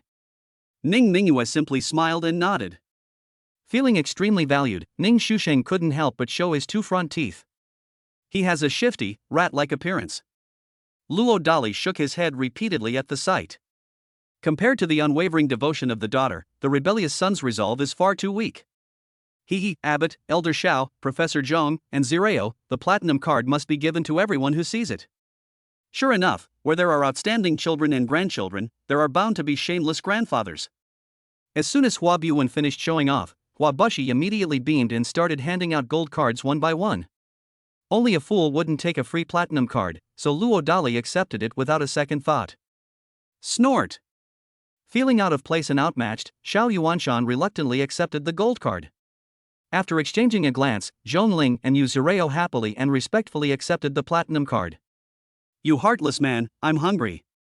I want to go to Pingxi Alley for a late-night snack. Yeah, sis, you've been craving all that seafood barbecue there for ages, haven't you? Fearing his unfaithful father would disrespect him, Ning Shusheng cunningly dragged his older sister into the mess after saying that. Sure enough, Luo Dali didn't want to pay attention to his unfilial son, but when he saw his little darling's greedy look, he softened instantly.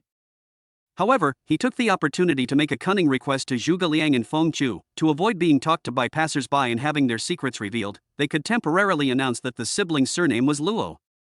After realizing it was only a temporary request, the siblings exchanged a glance and agreed on the spot without much thought. Unbeknownst to the siblings, the moment they agreed, Luo Dali received two system lottery notifications in his mind, making him so happy he almost couldn't help but wiggle his butt in celebration. 5 minutes later, the group went down to the hotel entrance. Oh, nephew, what's going on here? Seeing Luo Dali and the others suddenly walk out of the hotel, Zhang Sanhu couldn't help but feel a chill run down his spine. If his nephew and the others were staying in the hotel, he could absolutely ensure their safety. But once they go outside, it's hard to say. If things go wrong, something really serious could happen. What, you have a problem with that? Sensing something, Luo Dali calmly questioned Zhang Sanhu. Little, cough, brother, can I call you brother now? What I mean is, what would you like to eat? I'll have someone get it packed and bring it back, okay? Feeling uneasy under Luo Dali's gaze, Zhang Sanhu quickly and cautiously asked for instructions. Thanks to Linlin who loves bitter melon and user 10881359 for the generous gifts. May both of you live long and healthy lives. Chapter 59 Mountain God Upgrades, Heavenly Sword emerges. Final. Zhang Sanhu's suggestion was rejected by Luo Dali. Possessing terrifying physical combat power comparable to Li Yuanbai in his prime, Luo Dali is confident that no one can harm anyone around him, as long as no firearms are used. Besides, he didn't believe that someone like Hua Bushi would have no secret security personnel around him. Hey, get all the bar's security personnel disguised and infiltrated Pingxi Alley right now. Well, to avoid being found out, invite the bar hostesses who are resting to dress up as the brothers, sisters, or girlfriends, and each of them will receive a reward of 500. Watching Luo Dali and the others leave in a taxi, Zhang Sanhu roared helplessly and gave orders. During the ride, Luo Dali excitedly called out to Golden Finger. Ah Tong, smoke them all. Ding. Congratulations, host, you have obtained a Heavenly Sword, a groundbreaking black technology masterpiece created by the Great Xia Palace Academy in collaboration with the leading forces of 2035. It is made up of 108 million super solar-powered nano-copper coins, each with independent flight capabilities, which can be combined to form the Heavenly Sword to assist in flying. It can also be divided into 108 million copper coins, which can be freely combined to unleash powerful and magical light show moves such as the technological version of summoning 100,000 heavenly soldiers, the return of the great sage, the flying dragon in the sky, the 5 thunderbolts, and the appearance of the ancestral master. Third, each individual nano-copper coin has a maximum operating speed of 1 speed of sound. Combining 10 increases the speed by 1 time, combining 100 increases it by another time, and so on. With a maximum speed of up to 9 times the speed of sound, it possesses terrifying destructive power against any fighter jet of the present era. Use with caution. Friendly reminder, the Heavenly Sword can be perfectly voice controlled by the Chaos AI intelligence system within the Augia 13 bracelet on the same platform, allowing the host to become a qualified, invincible, and domineering Heavenly Master. Ding!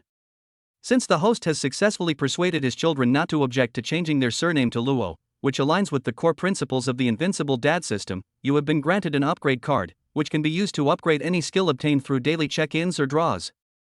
Congratulations, host, you have been granted 2 more years of lifespan.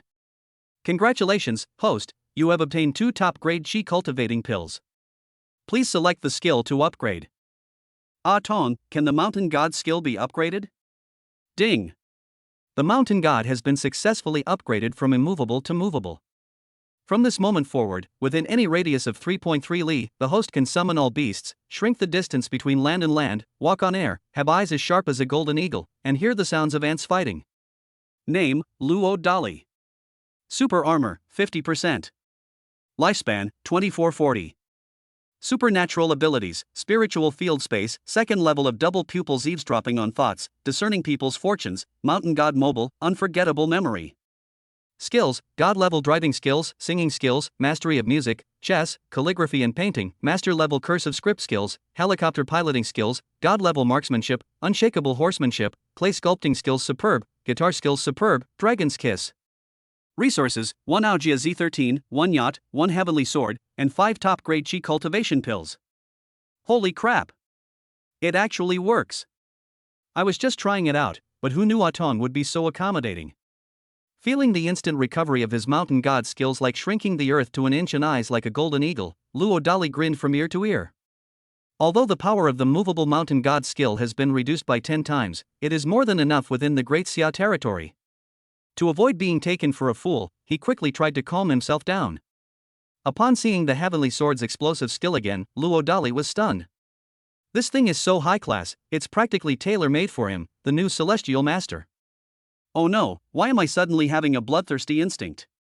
Could this be the violent tendency that Ah Tong was talking about? After the thought of completely annihilating the Lin family's entire clan suddenly and uncontrollably took root in Luo Dali's face, his expression was one of utter horror. He knew that this was because he had suddenly gained too much power, but his mind was not in a good state of mind, which led to the emergence of demonic thoughts. Dad, are you alright? Ning Mingyue asked cautiously. Just now, she suddenly felt a great terror. It was so terrifying that she didn't even dare to speak loudly out of instinct. Moreover, she had a hunch that the greatest terror came from her mysterious biological father. Of course, it's all right. Oh, right, Luo Mingyue, what do you want to eat later? Ask your 3rd junior sister to pay. Unexpectedly, his little darling was so perceptive. To avoid making her think too much, Luo Dali quickly and cunningly changed the subject. Pfft, you heartless man, are you broke? Before Ning Mingyue could respond, the rebellious brat couldn't help but interject. Luo Dali was so angry that his face turned black. But what can he do when he's really short on money? If Zhuge Liang and Pang Tong only ate ordinary late-night snacks, they could barely manage. But if we order all those expensive, fresh seafood and such, Luo Dali is really afraid of making a fool of himself. Hee, second senior brother, it's such a small matter as treating people, there's no need for master to step in. I have more than enough money to spend, so everyone can eat to your heart's content tonight. Seeing his master's embarrassment, Hua Buwen immediately took over the conversation respectfully. Overjoyed, Luo Dali couldn't help but give the other person a thumbs up in affirmation. Oh. After hearing a single contemptuous word from his unfaithful father, Ning Shusheng refrained from causing any further trouble. Resisting the urge to immediately beat his unfilial son, Luo Dali helplessly looked out of the car to divert his anger. Ha! As soon as he arrived at the entrance of Pingxi Lane, he spotted a familiar figure using his supernatural ability to see as clearly as a golden eagle. Who else could it be but Chen Ping-tu, that scoundrel? However, the other person didn't seem to be in a good mood, as if the words heartbroken were written all over their face. Sigh, with this leech around, I reckon one of the beautiful professors is about to go crazy. Really? As soon as they got off the bus, the two beauties, Zhongling and Yuzureo, who were standing next to Luo Dali, immediately became the focus of everyone's attention in Pingxi Alley. Naturally, Chen Pingtu quickly noticed this as well. Linger, what's that saying again? Those destined to meet will find each other even from 1,000 miles away. Ignoring the disapproving looks from the crowd, Chen Pingtu was so excited that he turned into a sycophant and rushed to Zhongling to confess his love. Stop! This professor doesn't know you. Afraid of such a persistent pest, Zhongling immediately feigned indifference and ruthlessness before the other party could finish speaking. Ahem, whatever Linger likes to eat, I, Chen Pingtu, must pay the bill tonight. Hey, are you all Linger's friends? My name is Chen Pingtu, and I, Pingtu Ji, will be paying for everything tonight. Pretending not to understand Zhongling's refusal, Chen Pingtu cunningly used his ability to lock onto Luo Dali and the others to entangle them. Bastard, who wants you? Zhongling was furious that the cunning thief was so sly. Alright, Dean Zhong, since someone's treating us, why should we refuse their kindness? Luo Dali interrupted Zhongling with a smile. Upon hearing this, Zhongling was stunned, but did not refute it further. Seeing with his own eyes that Luo Dali could strictly forbid his goddess from doing anything, Chen Pingtu was so jealous that his heart almost exploded. But when he thought of Su Buxiao, a mysterious figure whom even powerful men had to respect and fear, Chen Pingtu had no choice but to suppress his temper. Hey, you guys go and buy all the hottest and most expensive food in the area. To divert attention from the awkward situation, Chen Pingtu immediately signaled his 10 fitness losers to act as temporary waiters. At the same time, the fact that Luo Dali and his group came to Pingxi Lane for a late-night snack was also reported to the Lin family's black-clad captain by the underlings who were keeping watch at Dingjin Hotel. Upon learning that there was a chance for revenge, the captain in black smiled sinisterly. Chapter 60 The Wicked Must Be Punished by the Wicked. Late-night snacks treated to someone always taste much better than those you buy yourself. Taking advantage of Chen Pingtu's infatuation with Zhongling, Luo Dali transformed into a human glutton and ordered many delicacies that he usually couldn't bear to eat without any hesitation. Just one. After awakening his invincible body to 50%, he felt like he could eat a lot. He estimated that eating a whole calf by himself wouldn't be a problem. This "a fool wouldn't take advantage of a good deal" behavior was utterly despised by the trader standing nearby. Luo Dali chose to ignore this. Because he was raised by the Ning family, aside from his physical condition, the trader had very little experience with human relationships and social interactions. It is absolutely necessary to arrange a lesson for the other party as soon as possible, and the course should be called, "Sons Should Be Raised Frugally." Luo Dali has decided that after returning to the mountain, he will completely restrict his son's income, stripping him of the extravagant aura of being the grandson of the Ning family. Then try to find a way to let the other party experience the down-to-earth life of a poor family's child. While Luo Dali and the others were enjoying their food without a care in the world, Zhang Sanhu, who was secretly protecting them, remained on edge. Really? The bad news still came. The younger brother relayed to Zhang Sanhu the news that the Lin family's black-clad captain had led his men to attack Pingxi Alley. Brother Biao, should we give them a break halfway through? One of the henchmen pointed at Zhang Sanhu meaningfully. What? Come here for a second? Zhang Sanhu subconsciously pressed for more information. We'll stage a minor car accident and have Uncle Hat stall them for a bit. I reckon by the time they're done dealing with the rear-end collision, the young master and his friends will be heading back to the hotel. Unlike the henchmen of the Lin family's black-clad captain, Zhang Sanhu's henchmen were much more intelligent. After thinking it over, Zhang Sanhu agreed. After all, if paying some money can settle things with certain bad guys, and the car is insured, it's worth a try. The suggestion was adopted, and Ling Shuwei immediately led his men to carry it out. There were 3 people in total. They planned to stop the car of a certain captain in black from 3 different directions. Luo Dali was speechless after overhearing Zhang Sanhu and his gang's underhanded scheme. However, he did not intend to stop the other party. After all, if possible, he really doesn't want to be disturbed by certain people in his life of raising his child. However, Zhang Sanhu's plan failed. Due to excessive excitement, the bandage on one of the black-clad captains tore, forcing him to change vehicles halfway to the hospital for treatment, which ultimately saved him from certain death. It was precisely because his unfortunate underling was hit in his place that the black-clad captain devised a more cunning contingency plan for this retaliation. Not long after, two groups of people, having changed out of their black security uniforms and into food delivery worker uniforms, poured into Pingxi Alley.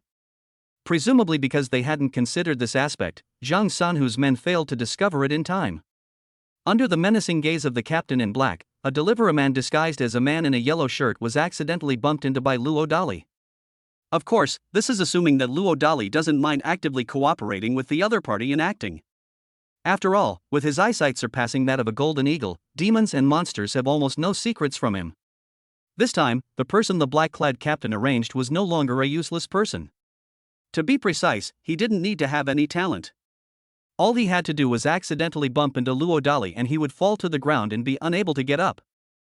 He also appropriately spat out some pre-prepared blood plasma from his mouth. That's right. This time, the captain in black had no intention of being a brainless jerk to Luo Dali in public. Instead, he planned to use this opportunity to send him to jail. Then, by leveraging the Lin family's connections, they can get the other party to stay inside for a few more days. It has to be said that the black-clad captain's scheme was very successful, causing the surrounding onlookers to point and whisper about Luo Dali without even knowing the truth. Some kind-hearted people have even called the police and surrounded Luo Dali to prevent him from running away. Damn it! Despite such tight security, some scoundrels still managed to get away with it. Zhang Sanhu's face turned ugly. Captain, what should we do? Seeing Zhang Sanhu's face darken to the point of being black, the younger brother cautiously asked for advice. I fucking know what to do. Unable to see through the truth behind the deliveryman's fall, Zhang Sanhu went into a frenzy. Mr. Xiao, is there anything we need to do? Unlike Zhang Sanhu, who could only watch helplessly, Huabashi also failed to notice anything amiss with the delivery driver. Instead, he immediately offered to help. Xiao Hua, I think you can directly call the forensic doctor over.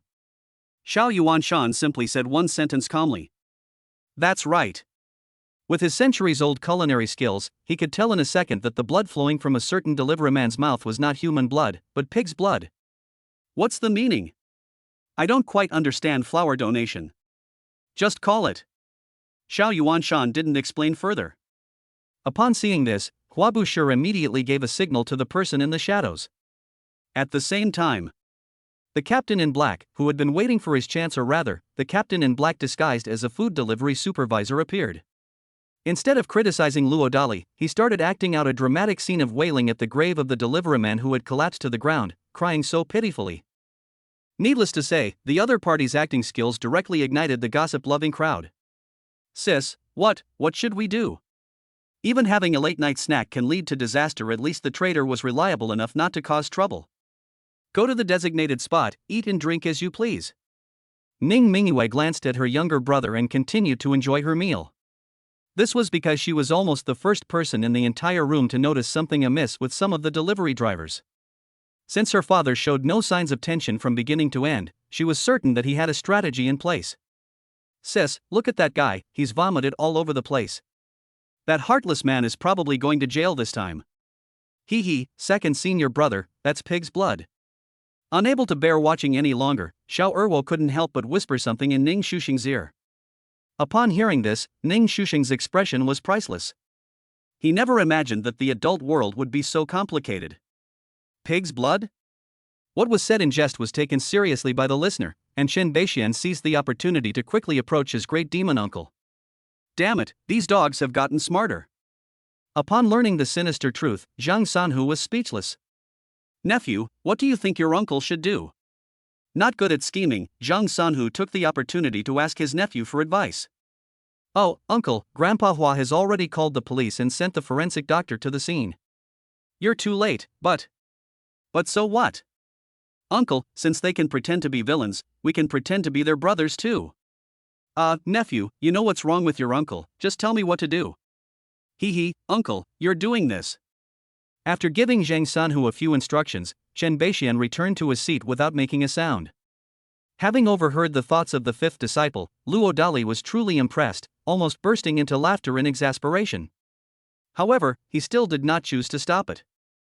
Damn it, how could I run into something like this while just having a late-night snack? Unable to bear seeing her cousin-in-law in trouble, Yuzureo instinctively wanted to seek help from her cousin.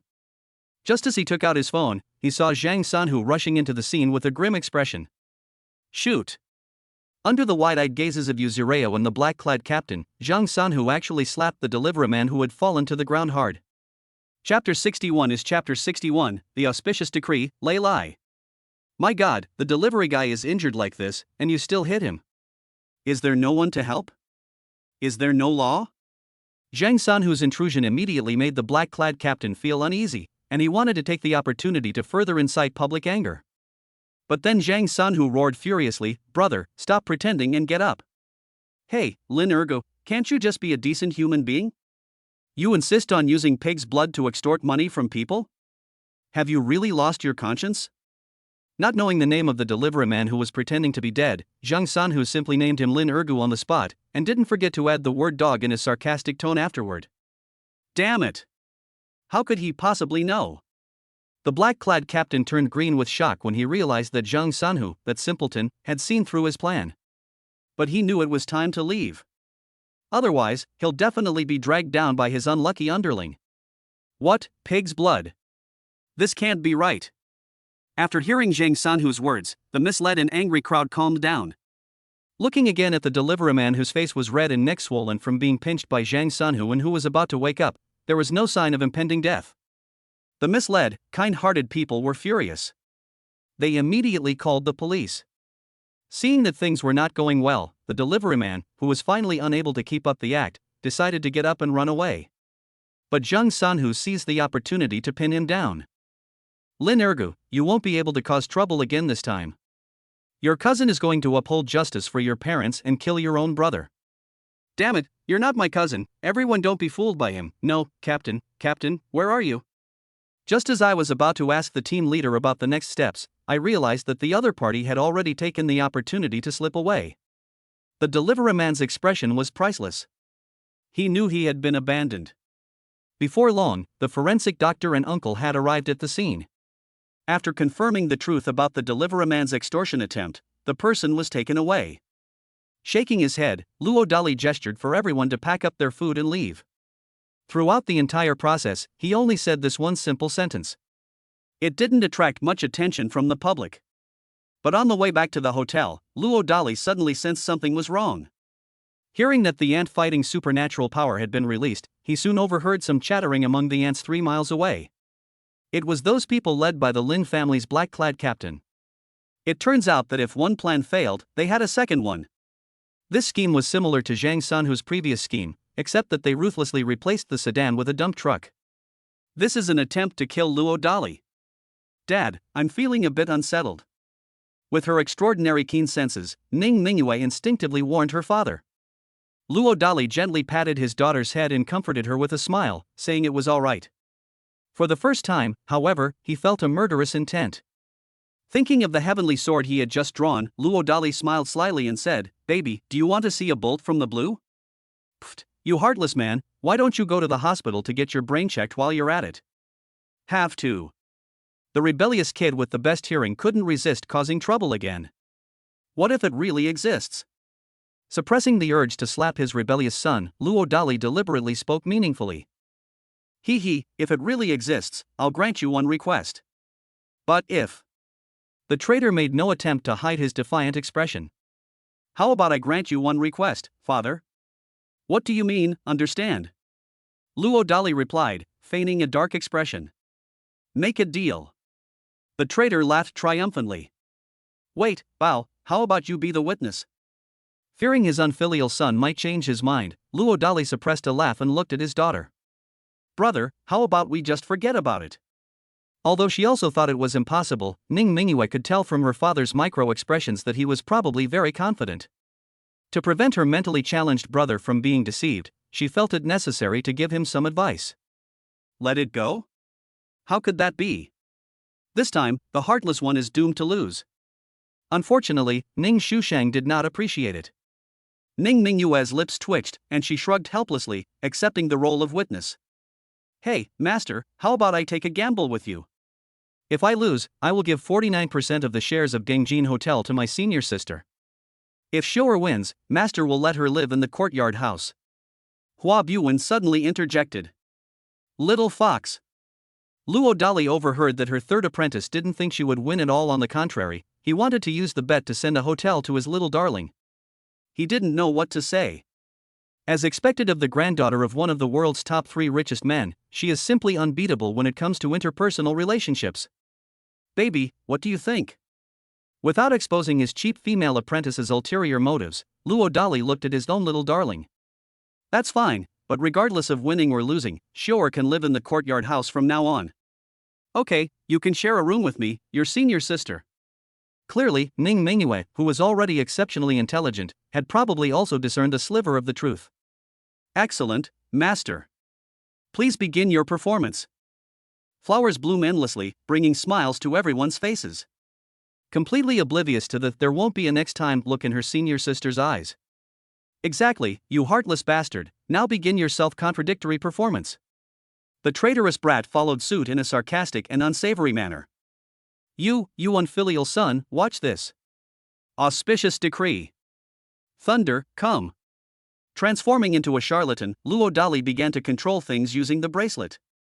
Of course, he's not a god, so he can't summon heavenly lightning all at once. But in the sky, invisible to the naked eye of ordinary people, billions of super nano-sized, independently flying copper coins have appeared out of thin air. Under the perfect control of the bracelet system, the nearby dark clouds in the sky are invisibly linked together by the copper coin through various light refraction functions. A faint flash of lightning began to appear, and then gradually intensified. On the other side. Finally, Luo Dali's convoy came into view, and the captain in black revealed a ruthless smile. With a single order, 3 terminally ill cancer patients he had bribed would use dump trucks to crush some scoundrel. But just as the captain in black was about to issue the order ruthlessly via his phone, he suddenly felt a wave of terror wash over him. The next second, a bolt of lightning appeared out of nowhere and fell from the sky. Boom! Amidst expressions of bewildered confusion, the captain in black fell victim to the attack. It was the cell phone he was using that became the conduit, drawing in the power of thunder. The captain in black is now completely in the dark. Hello? The target has entered the dump truck's attack range. Are you sure you want to start something? Wa'ada. You son of a bitch, you liar. The phone emitted the angry echoes of several dump truck drivers. The black-clad captain wasn't stupid to avoid leaving evidence of the transfer, he only agreed to give them cash after successfully causing a car accident. This resulted in the unscrupulous drivers not receiving the instructions in time, thus missing a golden opportunity to cause trouble. Of course, it was this very mistake that saved their worthless lives. Otherwise, Luo Dali wasn't sure if he would fly into a rage at Jiaren. My god, there really was a bolt from the blue. But this doesn't make sense. Looking out the car window at the lightning and thunder above a building, Ning Shushan was dumbfounded. Really? As her guess came true, Ning Mingyue looked at her father with disbelief in her eyes. Analysis complete. This baby might actually have a godlike father. In contrast, those who can't spend all their money are the happiest. Because no matter the outcome, she's guaranteed to win. Hee, you unfilial son, from now on you'll be called Luo Shusheng. Shusheng is too childish, let's just call you Luo Wengang. Looking at his bewildered son, Luo Dali couldn't help but proudly state his conditions. What? Rebar? What a terrible name.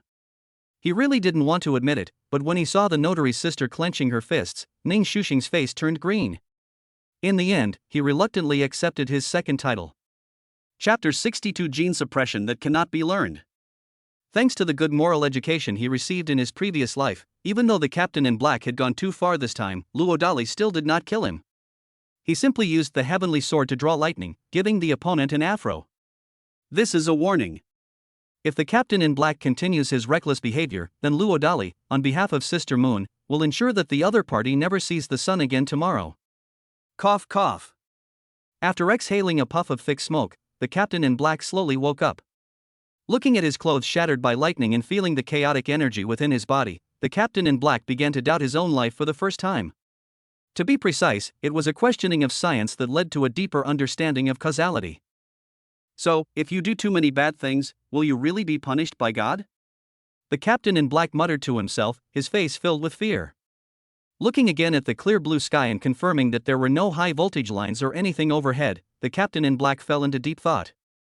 After a long while, he hurriedly called the 3 terminally ill cancer patients he had previously hired as assassins. When he learned that the suicide squad had not taken any action, the captain in black felt inexplicably relieved. "I'm so glad I didn't commit murder, otherwise I probably would have been taken away by God this time." Ring ring ring. The phone rang. The captain in black panicked when he saw the 3-digit number. In the end, he gritted his teeth and answered the call. "Hello, Mr. Lin Diao?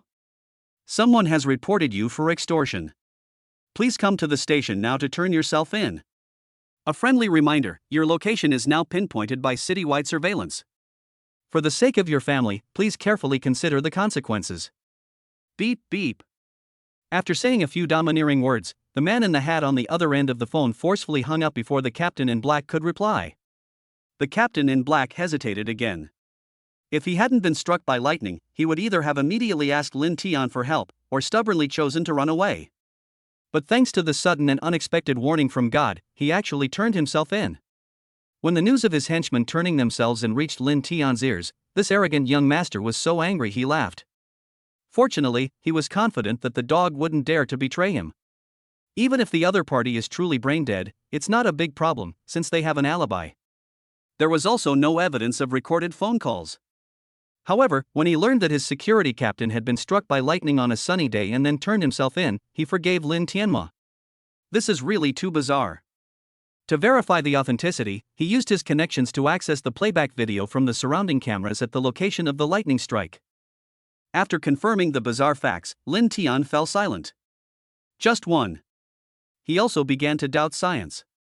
Another point is that when it comes to doing bad things, he's far more daring than his own security captain. No, there's no such thing as cause and effect in this world. After all, if we follow that theory backwards, the entire 8-nation alliance should be in hell. However, it's really not used to not having this silly dog to do things for. I'll spend some money to bail him out. That way, those dogs won't feel disheartened. After comforting himself, Lin Tian immediately sent someone to bail out his security captain. On the other side, ever since he was tricked by his own father's strange methods, Ning Shusheng was like he was possessed, and he didn't dare to say another bad word about Luo Dali. "Dad, brother, is he all right?"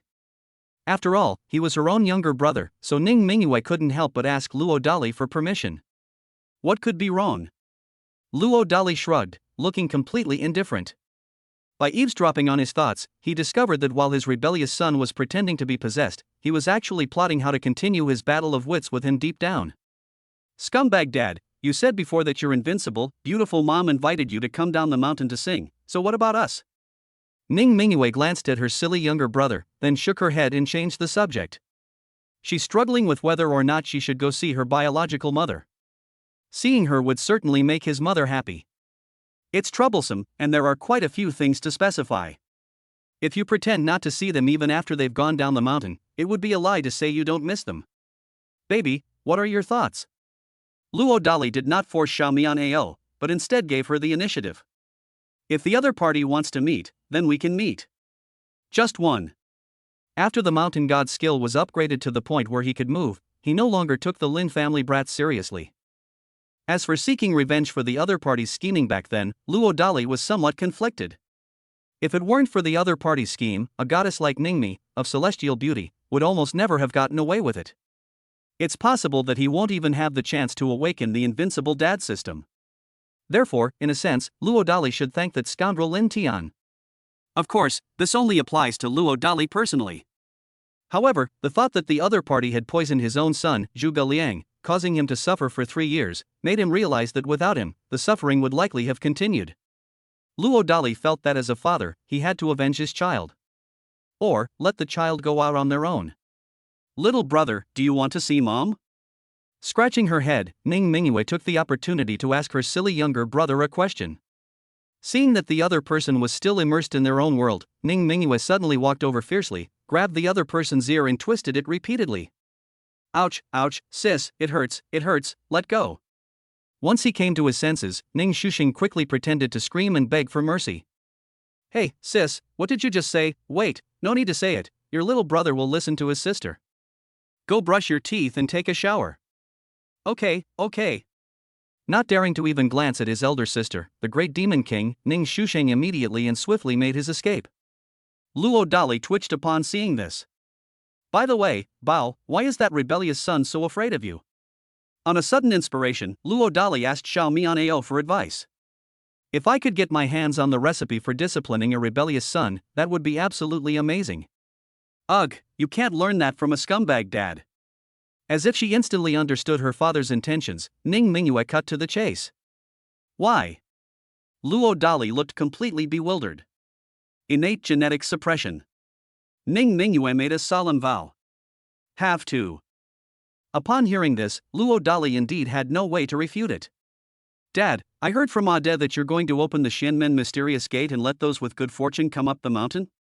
To avoid her father continuing to press her about controlling her silly younger brother, Ning Mingyue subtly changed the subject again. Ahem, now that I have a mansion and a luxury car, all that's missing is a company, isn't it? After thinking it over, Luo Dali didn't hide his true intentions.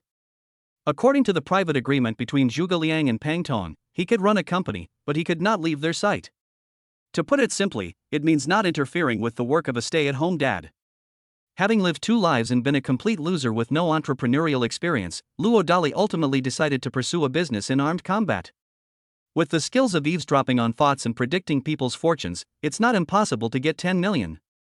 All right. With his ability to eavesdrop on thoughts, he already knew the despicable truth that the company was only 1,000 in size. Ultimately, the final interpretation rests with Zhuge Liang and Pang Tong. He can only play alone. Luo Dali had once hinted to Wulong and Fengshu that selling the items from the courtyard house might count, but the idea was ultimately rejected. By the way, baby, you haven't answered my question yet. Thinking of something, Luo Dali asked back. Well, since Grandma hasn't told Mom yet, I'll just tell her to wait a little longer. Baby, don't you really think Luo Mingyue sounds better? Hee, at least it doesn't sound good now. Leaving behind a remark, Ning Mingyue mischievously ran out of the room. Luo Dali's air conditioner was in disarray. It's not so easy to change a brat's values. Thank you Meng Lanrue for the little gift. May the Lord be happy and free from worries every day. Chapter 63 God-level makeup skills, even your own mother wouldn't recognize you.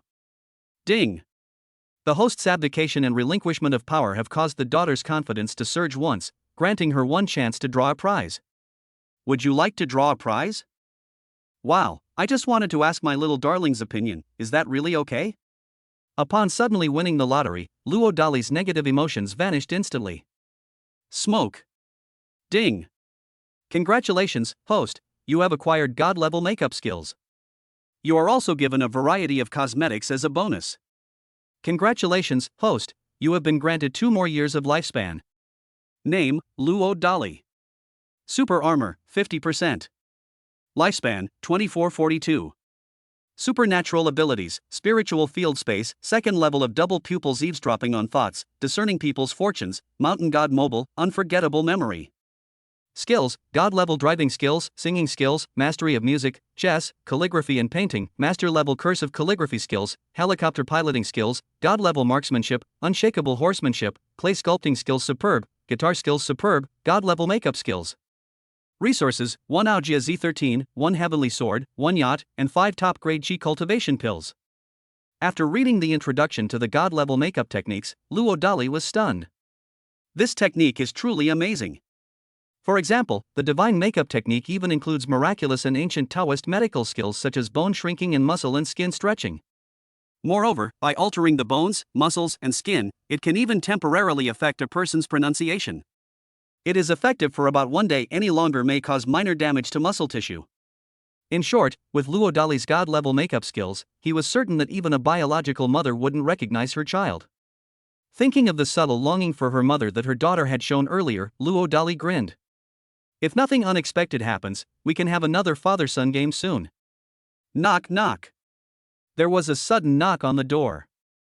Upon opening the door, they discovered it was their beautiful cousin, Yuzureo. But is it really appropriate for a man and a woman to be alone together so late at night? Luo Dali instinctively wanted to rudely shut the other party out.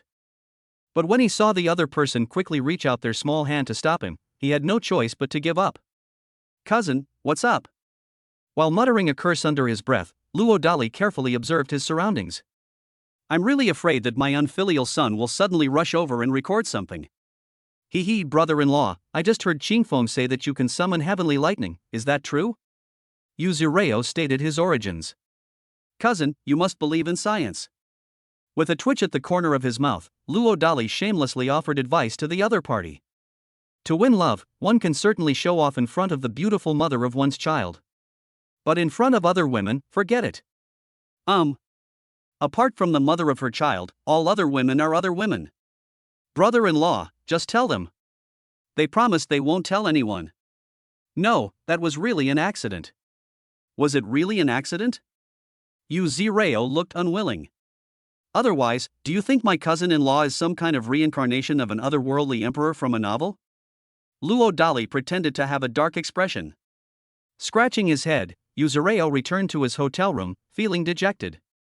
As soon as he entered, he was seriously pressed for an answer by Zhongling, who was equally curious. On the other side, Luo Dali had just closed the door when someone knocked again. The newcomer was none other than Chen Pingtu, the plaster maker. Shall we chat? Chen Pingtu had an arrogant look on his face, as if he was giving Luo Dali a lot of face. Bang! Chen Pingtu's expression was priceless as he watched the door suddenly close. Just as he was about to kick the door in a fit of rage, he suddenly remembered something and, in a helpless and frantic manner, knocked on the door again politely. You son of a bitch, have I been too kind to you? After opening the door again, Luo Dali coldly warned someone. Hey, cough cough, brother, can I call you brother? Chen Pingtu had just impulsively uttered a word when he suddenly felt like he was being stared at by some great terror. He immediately changed his expression and asked for permission. What's up? One doesn't hit a smiling face, and Chen Pingtu's tactful manner improved Luo Dali's mood a bit. Brother, you and Linger. Stop. I'm a perfectly good man with a family. You'd better not let your imagination run wild, or you'll regret it. What? That's great, cough cough, bro. Actually, I came here to ask you for tips on picking up girls. Ask me for tips on picking up girls? Suddenly being asked for advice as a love guru, Luo Dali unconsciously became a little smug. At that moment, he inexplicably found that some slovenly guy was actually quite pleasing to the eye. Combined with the fact that he overheard the other party's inner thoughts and learned about his powerful background in Kyoto, Luo Dali immediately came up with a plan. For example, taking the opportunity to get the other party to bite a certain Lin family brat for you. Ahem, you really want to learn? Coming to his senses, Luo Dali pretended to be profound. Please, brother, don't hesitate to offer your guidance. Upon hearing that there was hope, Chen Ping adopted a very humble attitude. Without rushing to respond, Luo Dali simply stared calmly at someone. Because of his overthinking, Chen Ping too quickly offered his terms. Hee, brother, just tell me what you need. Any conditions are acceptable? Upon hearing this, Luo Dali smiled with satisfaction. Holy crap! Chen Ping felt a sense of unease from Luo Dali's lewd smile, and his head spun. But for the sake of his goddess, he gritted his teeth and nodded in agreement. Don't you have a job? Luo Dali did not state his purpose directly. Ahem, brother, what are you saying? I'm a young master from Kyoto, and I would never work for someone else in my life. We need someone to sweep the streets up the mountain. Would you like to do it? What the heck? Bro, you're making a rich young master from Kyoto do sweeping? Chen Ping was furious that he had contradicted himself so quickly. What, you look down on me? Luo Dali feigned indifference. No, brother. Young man, being in a good position gives you an advantage. But since you're not willing, I'll just hire another pretty boy. No, brother, from now on I, Chen Ping too, will be the sweeping monk on the mountain, no, the sweeping Taoist. Sensing Luo Dali's sinister intention to make it harder for him to woo women, Chen Ping too immediately knelt down. You're a promising young man. By the way, what's your name again? Luo Dali looked pleased. Brother, my name is Chen Ping too, you can call me Stop, from now on just call me old man. I'm glad you like it, brother. Although he was very uncomfortable with this form of address, Chen Ping too still put up with it. Old man, what do you think goddesses like most about men? Luo Dali continued with his usual routine. Rich. Chen Ping too spoke with absolute certainty, as if he were the one who had set the standard answer. Shallow. Luo Dali shook his head. Then, you have the right? With a twitch at the corner of his mouth, Chen Ping too reiterated his firm stance. It's complicated. Luo Dali shook his head again. Please enlighten me, brother. Suppressing his resentment, General Qin Pingtu spoke tactfully. It's simple, proud goddesses love silly, goofy men the most, commonly known as simps. Luo Dali explained the mystery in a righteous manner. I can't even refute it. Upon hearing this, Qin Ping felt a chill run down his spine. This answer is actually quite easy to understand. For example, he might imagine that one day the proud and beautiful professor would become his one and only devoted admirer. Actually, being silly isn't enough, you also need to know how to play dumb. Your name is quite good. If you can live up to your name, you'll definitely win the heart of a beauty soon. Oh, brother, the old man doesn't quite understand, please continue to guide him. Professor Zhong Ling is now the administrator of the academy on the mountain, and also the part-time dean. She's also the part-time principal of Tianbao Kindergarten. But there are a few children in this kindergarten who have been targeted by Lin Go, which will seriously affect Principal Zhong's work. Stop, brother, I understand. From now on, I'll help you bite the Lin family. After all that, it turns out he just wanted his dogs to fight each other. Qin Pingtu felt like vomiting blood, but he didn't choose to object. Firstly, he had always disliked the Lin family, a comprador family that rose to power by serving foreign capital. Secondly, he wanted to stay by Luo Dali's side and see if he could take the opportunity to poach Luo's girlfriend. Needless to say, that formidable man, Su Buxiao, lives in this corner. Third, he always felt that Chen Beixian was someone he knew, and wanted to investigate him secretly. Fourthly, being close to the water makes it easier to pick up girls, which is the most important point. Chapter 64. Too much talk leads to mistakes. Mr. Xiao, what do you think? Hearing Ning Shusheng shamelessly boast about some miracle event involving his biological father, and even act as if it were true with pictures and evidence, Huabushi, who was bored out of his mind, couldn't help but get excited again. Can't read. After a moment's hesitation, Xiao Yuanshan offered his own perspective. He had just personally verified the video taken by Ning Shusheng. If the sky were overcast, he might be able to offer some excuses. But the sudden thunder in the clear sky under the blue sky and white clouds, this unbelievable and explosive truth, truly exceeded his personal understanding and caused him great distress. Old Xiao, do you think there really are legendary immortals in this world? Hua Bushi looked completely obstinate. I live to be 119 years old thanks to my superb cooking skills. In fact, many people used to respectfully call me the old immortal. But I, an old man, know I don't possess the skill to summon heavenly lightning. Xiao Yuanshan retorted to the young old man in an annoyed tone. However, he said he could understand the other party's ulterior motives. Just like the old emperors of past dynasties, when people get old and have nothing to do, they tend to have wild thoughts and fantasize about immortality. But Elder Xiao, how do you explain that behemoth yacht in Xuanwu Lake? If we use a helicopter to hoist it up, it probably wouldn't be possible to assemble it in less than 3 days and 3 nights. But the truth is, we were on the mountain the whole time, and we didn't even see a helicopter. You can't exactly say that behemoth was already in Xuanwu Lake, can you? Huabushi quietly retorted to Xiao Yuanshan. This. Xiao Yuanshan was speechless after being confronted. Even setting aside the behemoth in Xuanwu Lake, the 3,000 square meter courtyard house alone is equally unbelievable. After all, Xiao Yuanshan had personally visited the Armed Forces Pavilion. If I remember correctly, the area where the courtyard house was located was deserted at the time, resulting in a desolate wasteland. Now, things have really gotten out of hand. As soon as Luo Dali took over as the new abbot, the armed temple immediately underwent a ridiculous and drastic change. There are probably only 2 ways to find out the truth. First, ask the old master for clarification. The second option is to seek answers from Luo Dali. But ever since the old celestial master went down the mountain, he has disappeared without a trace. As for asking Luo Dali, forgive Xiao Yuanshan for truly lacking the courage. I'm afraid of being struck by lightning if I know too much. Ahem, Xiao Hua, you're not a child anymore. Too much talk leads to mistakes. Taking a deep breath, Xiao Yuanshan kindly offered a word of advice to someone. What was said unintentionally may have been taken to heart by the listener. Instantly, Huabushi broke out in a cold sweat. Mr. Xiao, what do you think we should do from now on? After calming his thoughts, Huabushi respectfully asked for a word of advice. Aren't you the financial director of the mountain? Just do your job well. This. Little flower, I know you used to be very impressive, but it also depends on who you're with. That seems to make sense. What else did she understand? Hua Bushi couldn't refute it. As one of the world's top 3 richest people, he certainly has a lot to boast about. But he knew very well that he could never buy the top-grade chi-nourishing pill. It is also impossible to lift a 5-ton off-road vehicle with just your bare hands. Even with all his efforts, Hua Bushi couldn't guarantee that he could buy 1/3 of the rare items in the courtyards and ancestral halls on the mountain. There are many things in the mountains that are simply priceless and unavailable for sale. Little flower, I heard that our abbot is thinking of reopening the armed temple.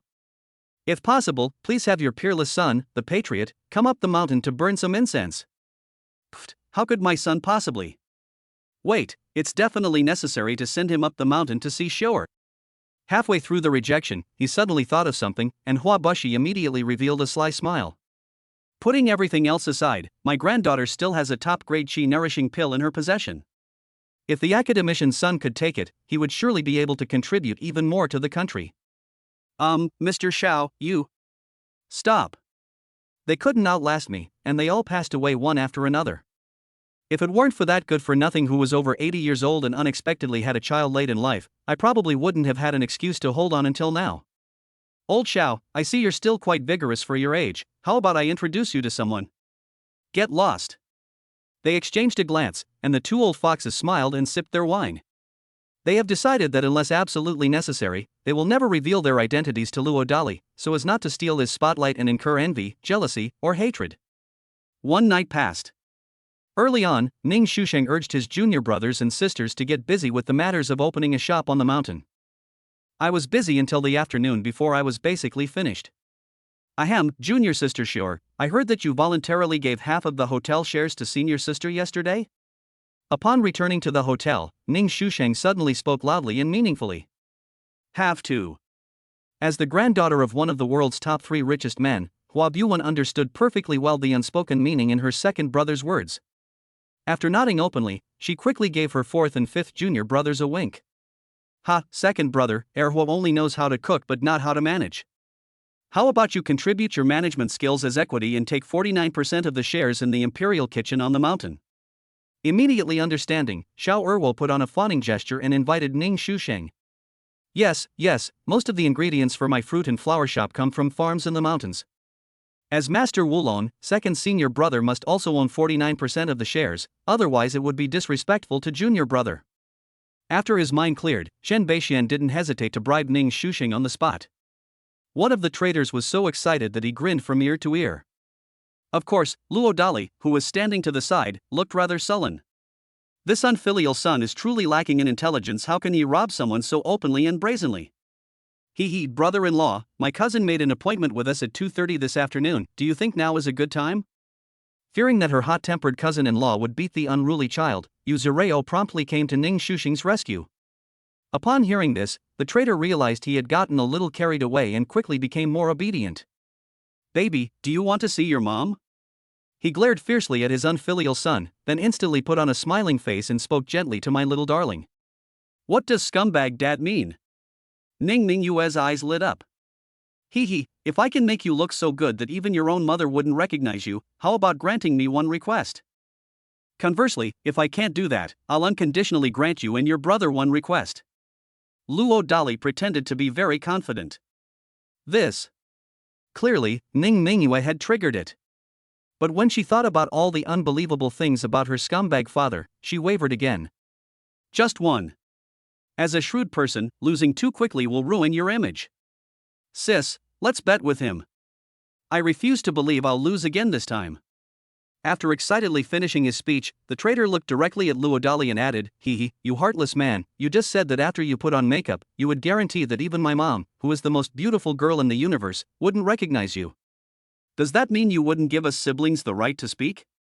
Sure enough, Ning Mingyue immediately breathed a sigh of relief as soon as her younger brother said those words.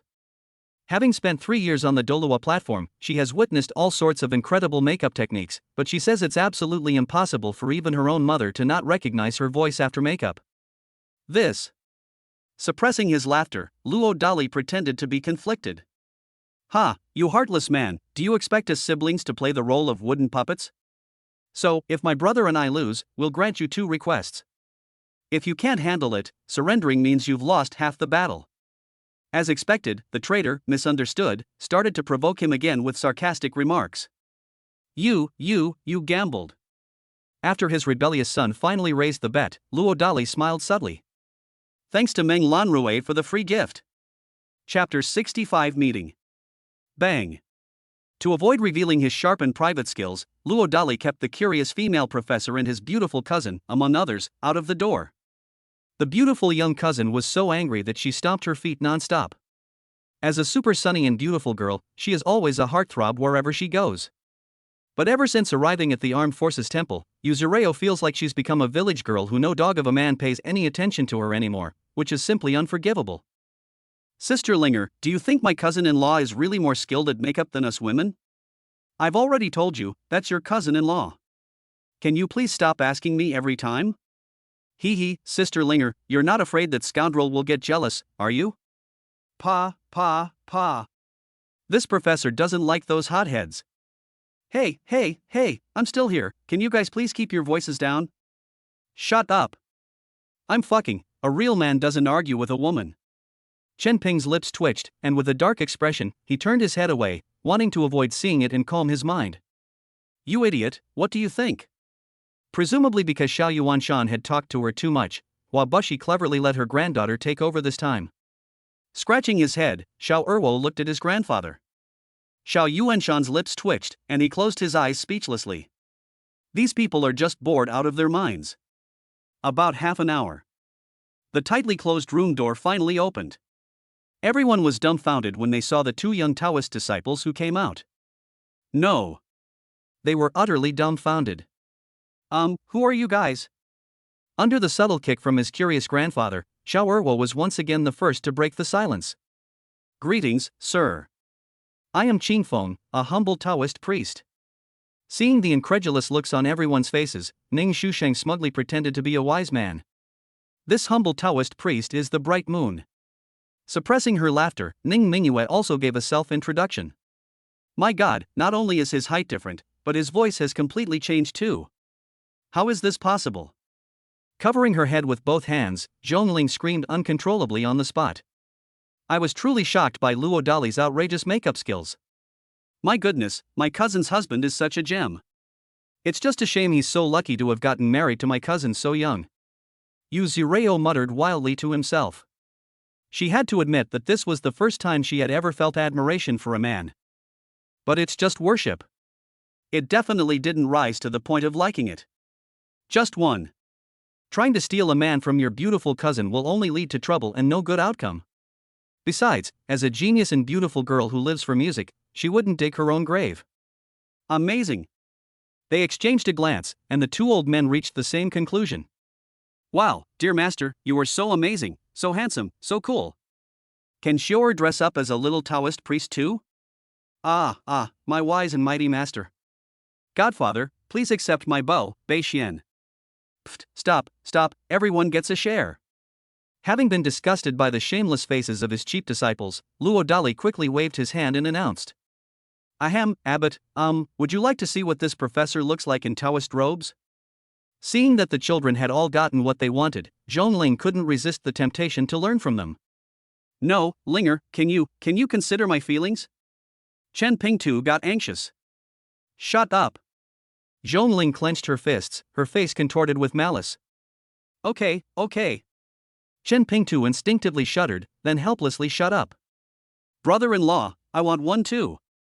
Ahem, abbot, how about you also give this old man a kitchen god costume? Yes, this director also wants to be a god of wealth. One by one, but let me make it clear first, no talking out of turn, or you'll face the consequences. Understood. Having achieved their goal, everyone began to fawn over them. About an hour later, Luo Dali, who had also changed into a Taoist robe, led the group of immortals to Ning Mi's recording studio. On the other side, Ning Mi was also anxiously waiting for the choir to arrive. The reason I was so uneasy was that I was afraid of having a communication conflict with some cheap man later. That's right. Ning Mi wanted to be fully responsible for the production details of the Embroidering the Red Flag music video. For this reason, she even invited her own mother to come and support her. Mom, do you think he'll give me face later? What face? Su Qingyi didn't quite understand. Oh dear, Mom, he only got the favor of the old master of the arms sect by sheer luck. Stop. I understand now, you're trying to steal the credit. Oh, Mom, what kind of person do you think your daughter is? I just wanted to draw the fire of those scoundrels for him. Otherwise, once he's exposed, how will Qingfeng and Mingyue live in the sunlight? Pfft, you, cough cough, my advice is you'd better take it easy later. What's the meaning? Feeling that her biological mother was acting strange, Ningmi subconsciously looked directly at her and asked. Ahem, whatever the reason, it's still their original work. How can you just take it by force? Su Qingyi feigned composure and offered a sophistry. 2. Scratching her head, Ningmi barely managed to take it in. The truth is that she was afraid of hurting the self-esteem of some loser man. Hey, how about letting me have a cameo role later? Su Qingyi suddenly spoke impulsively. This is a side effect of my throat's natural healing ability. I really feel bad if I don't show it off soon. A cameo role? But Mom, this song Embroidering the Red Flag doesn't suit your operatic style, plus your voice. Stop. I'll put on a show first, then you can decide. Su Qingyi gave the cabbage a mysterious look, then closed her eyes to calm her thoughts.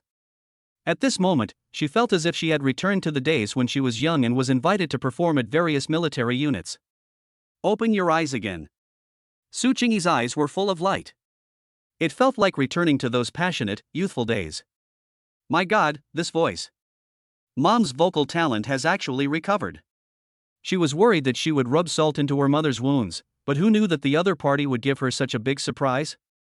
Ningmi couldn't help but burst into tears of joy on the spot. When I came to my senses, my mother had already finished singing the whole song. Phew! Holding her mother tightly in her arms, Ningmi burst into tears. She knew that her biological mother had been waiting for this day for far too long. So, do you think your mother's voice is good enough for you, you brat? Mom, when did you recover? With a coquettish remark, Ningmi quickly pressed for the truth. It cannot be spoken, it cannot be spoken. Su Qingyi pretended to be profound. Ningmi looked completely bewildered. It's just a terrible illusion, like you've suddenly become unpopular. Which bastard dares to steal from me? Etc. Could it be that during the Cold War with that stubborn old woman, Mom? Hey, what are you thinking about? Sensing something amiss, Su Qingyi angrily grabbed the cabbage's ear and twisted it repeatedly. Ouch, it hurts, it hurts. Mom, let go. Mom, we have guests, let go. Bullshit, even if the King of Heaven himself came today. Oh, wait, who are you all? When Su Qingyi saw a group of familiar yet unfamiliar Taoist priests emerge, she was so confused that she stammered on the spot. The term familiar mainly refers to Luo Dali and his 2 sons, as well as Yuzureo. And the unfamiliar refers to these 4. Chapter 66 The Stunned Traitor, the Taoist sect's patriotism. Who are you? Ningmi, who also felt something was off, quickly blushed and straightened her clothes before politely asking. I am Jin Yuan, the newly appointed abbot of the Armed Temple. Luo Dali introduced his Taoist name with a smile. This humble Taoist is as pure as the breeze. Ning Shusheng followed along nonchalantly. After saying that, he stared wide-eyed at his mother, looking anxious that she would recognize him immediately.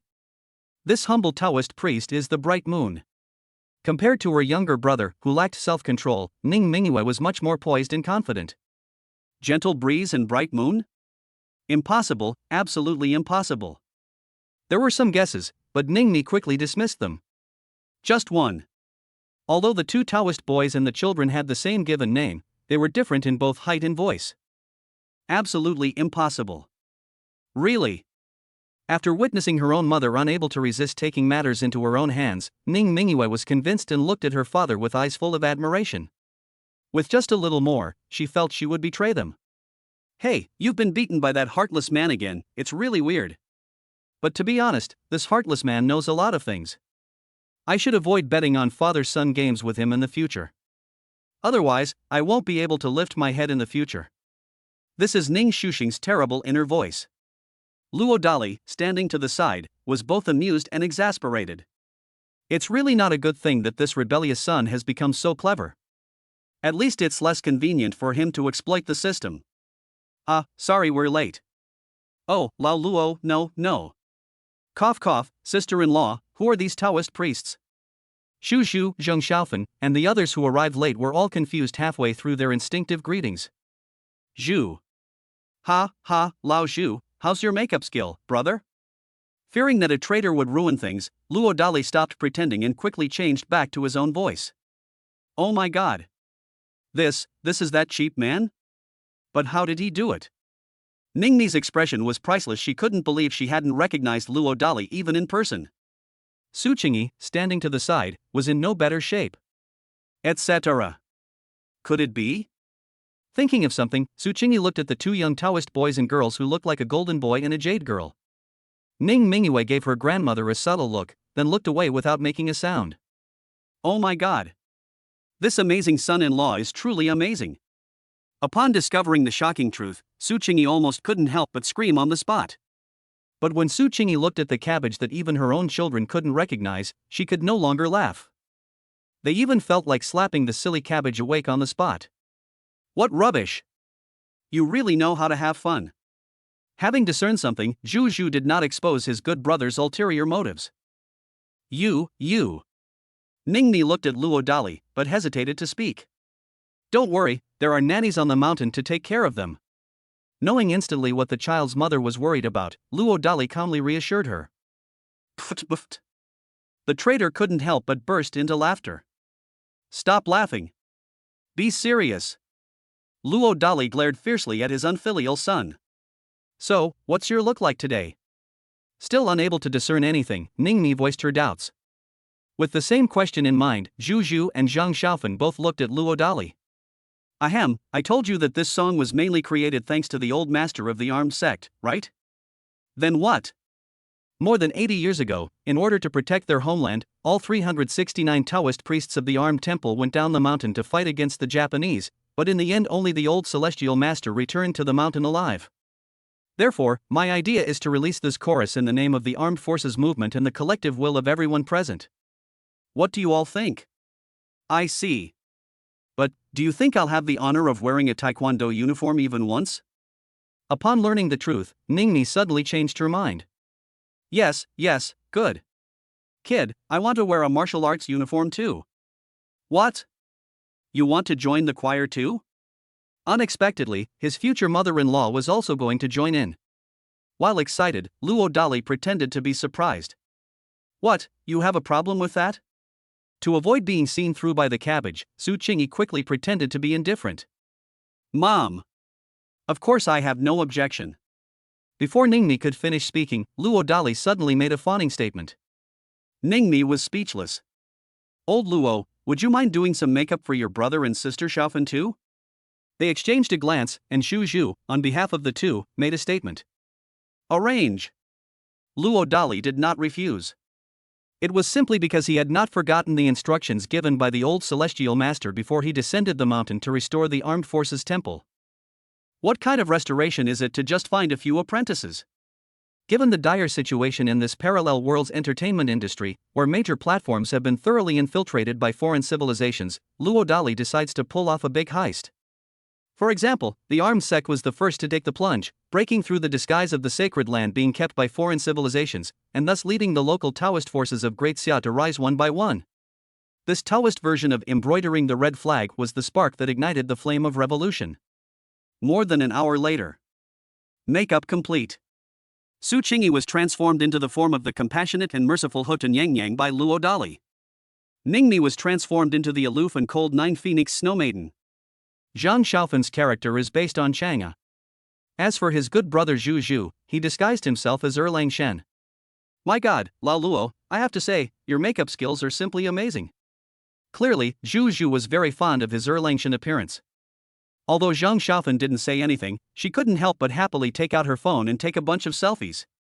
Could it be that I see myself as the Nine Phoenix Snow Maiden? But what does he mean by that? Is he implying that I'm too aloof? How about I take the initiative next time? Ningmi was just doing her makeup casually, but she overthought it. Having overheard the child's mother's thoughts, Luo Dali almost broke down in tears on the spot. This amazing son-in-law turned me into Empress Bingxin. Could it be that he thinks I'm too cold-blooded? No, I'll have to encourage the cabbage to take the initiative more often. This is Su Qingyi's heartfelt sentiment. Ahem, Lao Zhu, how's the matter I assigned you going? When Luo Dali overheard his future mother-in-law's thoughts, he didn't know what to say. To avoid getting too excited and giving himself away, he quickly made an excuse to signal to his good brother. Nodding solemnly, Zhu Zhu directly pulled out a USB drive. When everyone saw the various authentic historical images of the War of Resistance against Japan on the USB drive, the atmosphere in the room instantly became serious. At this moment, no one from Great Xia could help but be deeply affected by the cruel and tragic scenes of the era. And so, after everyone had built up enough emotion, the chorus was passed on the first take. Moreover, all the effects are almost maxed out.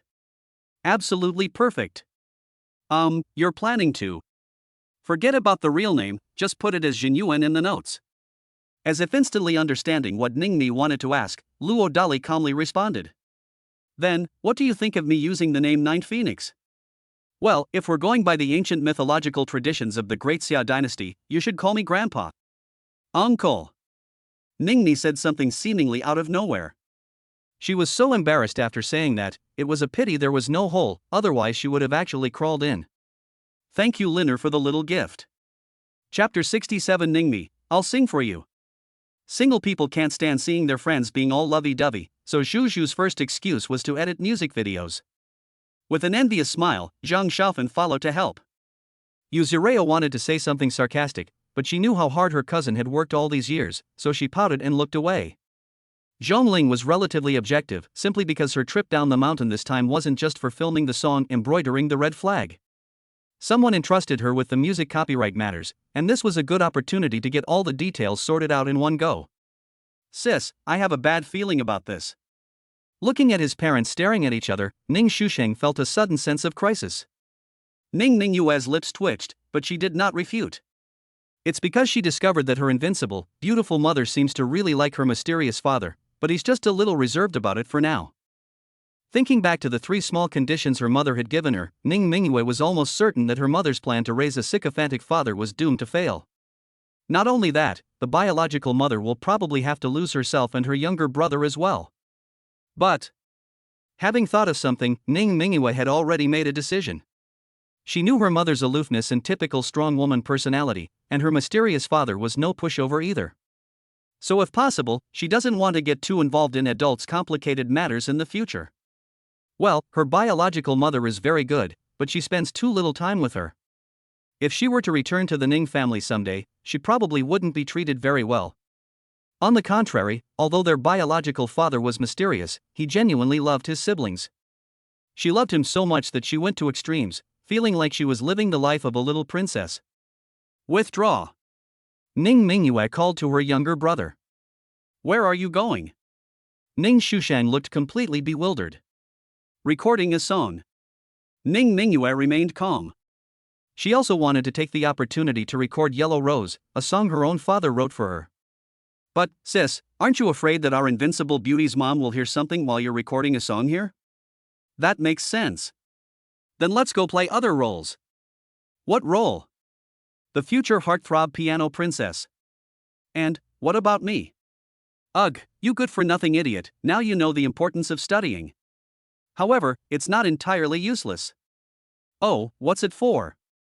If your older sister is going to perform, she can't do it without an audience. You can be a passerby and also serve as the cheerleader captain. Remember, don't hold back your voice later, or you'll regret it. Watching his elder sister walk arrogantly toward the piano, Ning Shusheng was completely bewildered. But to be honest, at that moment, he suddenly felt a surge of fervent determination to strive for excellence. You won't escape being looked down upon. There's no harm in comparison. Big, Xingfeng, do you want to improve yourself? How about, Grandma teaches you? Unable to bear the sight of her beloved daughter flirting and exchanging glances with her amazing son-in-law, Su Qingyi seized the opportunity to pull her nephew aside and coax him. Because of his muscular dystrophy from birth, Ning Shusheng could be said to have never received any proper education since childhood. Mainly, Ning Shusheng had a very bad temper and was not receptive to advice. So, when Su Qingyi saw an opportunity, she really couldn't hold back. My nephew has already lost to his peers by a full 3 years at the starting line. Grandma, what should I study? Just as the idea of making progress every day took root, the teacher appeared beside him as if from nowhere. Ning Shusheng was so excited that he became confused. It's simply because he really doesn't know what he wants to learn. This is because I've been living in self-destruction for the past 3 years. Good girl, cough cough, of course you should learn whatever you like. Learn whatever you like, Grandma, I like cursive script, but he said I'm not cursive enough. Pouting, Ning Shusheng subtly pointed to his father. Oh, so what did he say about you? Su Qingyi asked with interest. Grandma, I want to live forever, don't I? And I want the sky to no longer block my view, I want this earth. Pfft, stop, be good. Xingfeng, you're not being arrogant enough. Why? Ning Shusheng looked unconvinced. First of all, this madness must be based on what is achievable. Secondly, this arrogance refers more to your self-confidence. For example, once you've decided on something to learn, you can be confident that you can continuously surpass yourself. Without disliking her nephew's silly thinking, Su Qingyi patiently guided and corrected him. On the other side, after belatedly realizing that she had been flirting with some cheap man in public, Ningmi blushed and quickly pulled Luo Dali into her office.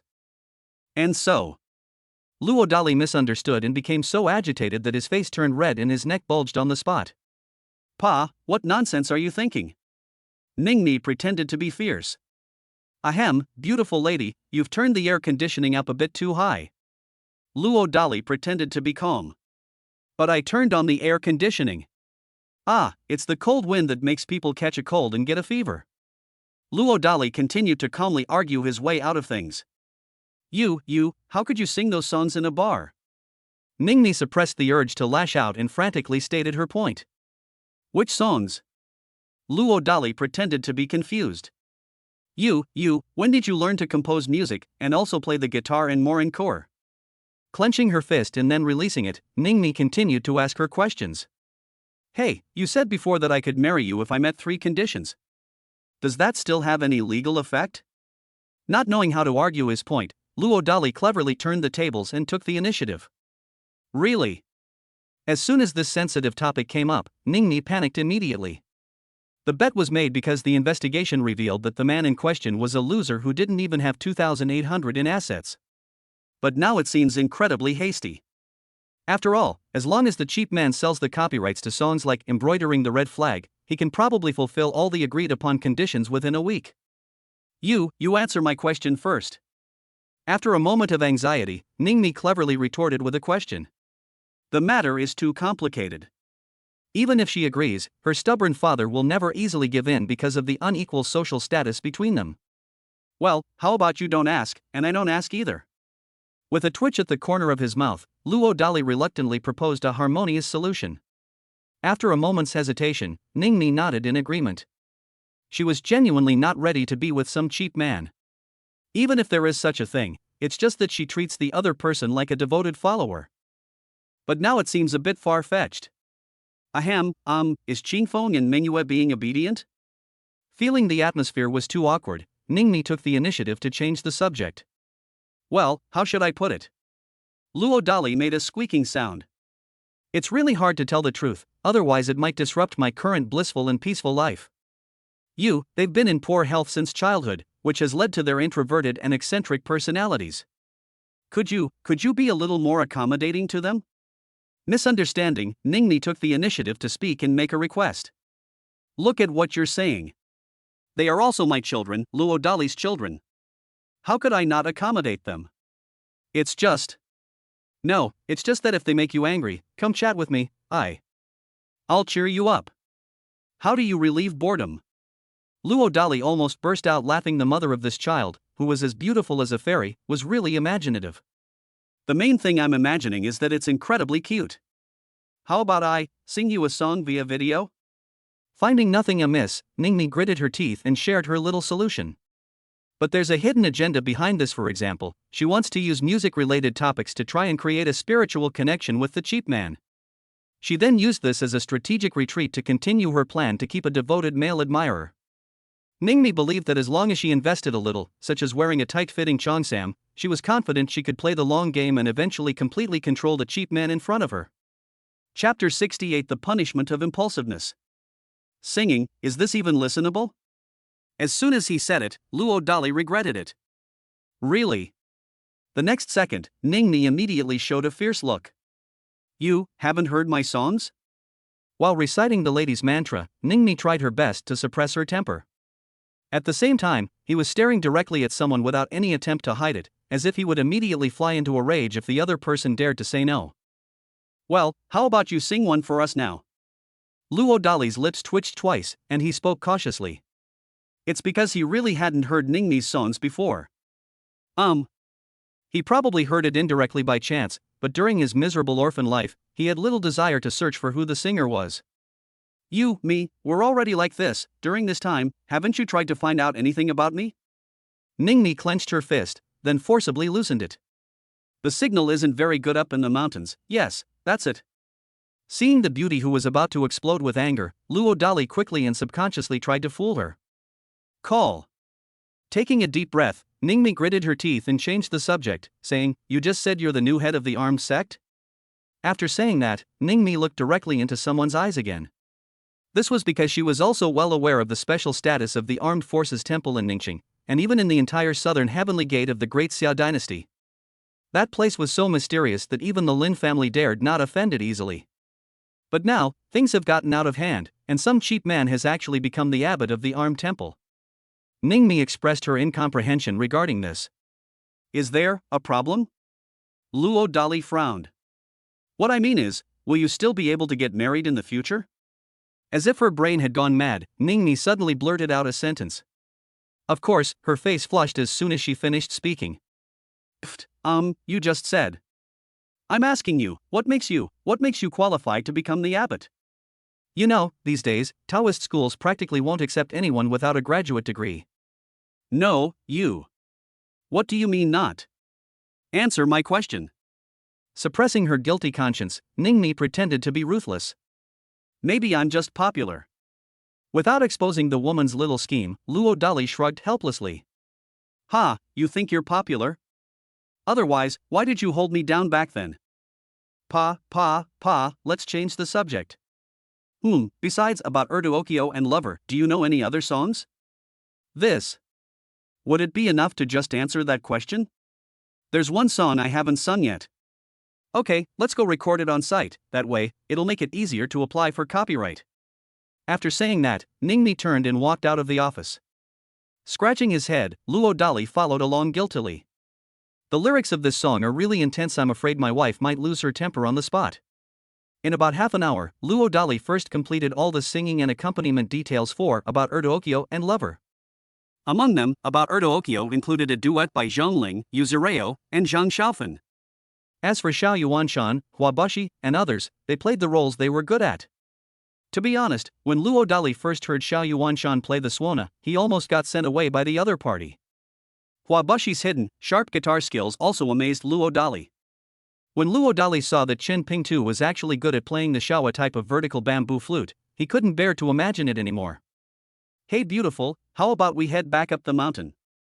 Fearing the next song might be too intense, Luo Dali thought for a moment and then whispered something to Ningmi. Put. Before Ningmi could respond, Zhu Zhu, who was standing to the side, couldn't help but break down on the spot. I burst out laughing at my good friend's use of the term pretty girl. Although Zhang Xiaofan controlled herself very well, she still looked like she was holding it in. Zhongling's composure was better, after all, she had the title of professor. Qin Pingtu wanted to laugh the most, but the moment he opened his mouth, he was suddenly overwhelmed by terror and immediately shut his mouth. Cousin, I need to pee. After saying that, Yuzureo's laughter quickly echoed from the bathroom. Ningmi was so angry that she almost couldn't help but rush in and beat up her naughty cousin. Sing. Gritting her teeth, Ningmi resisted the urge to run away and calmly gestured to someone. With a twitch at the corner of his mouth, Luo Dali had no choice but to bite the bullet and pick up an electric guitar. I closed my eyes, and scenes from a night 3 years ago flooded my mind. The guitar intro begins. Holy crap! You can tell there's a story behind this tune just by listening to it. No, it would be best to retreat quickly. Sensing the complex and suppressed emotions hidden in the guitar intro, Zhu Zhu quickly pulled Zhang Xiaofan away. Having also figured something out, Zhongling called for Yuzureo and the others to follow. Full of curiosity, Xiaoyao wanted to stay and watch the excitement, but Xiao Yuanshan forcibly dragged her out with a dark expression. With a twitch at the corner of her mouth, Suqingyi still pulled her equally curious nephew and the others outside. That night you were drunk and held my hand. Speaking nonsense. He only cared about the thoughts he suppressed in his heart. Wild expression. Your mesmerizing eyes can no longer see my expression. I've forgotten how you would have reacted at the time. You're holding my hand. That's right, Luo Dali sang the punishment of impulsiveness, but to fit the occasion, he switched the positions of you and me. Really? As soon as the lyrics were played, Ningmi, who was standing next to her, blushed instantly. Fortunately, the recording studio was emptied at that moment, otherwise she would have been killed on the spot. That bastard, how could he bring up what happened back then? But I must say, this is truly another unbeatable tune, no less powerful than The Lover. Suppressing the urge to lash out, Ningmi gritted her teeth and listened quietly to the end.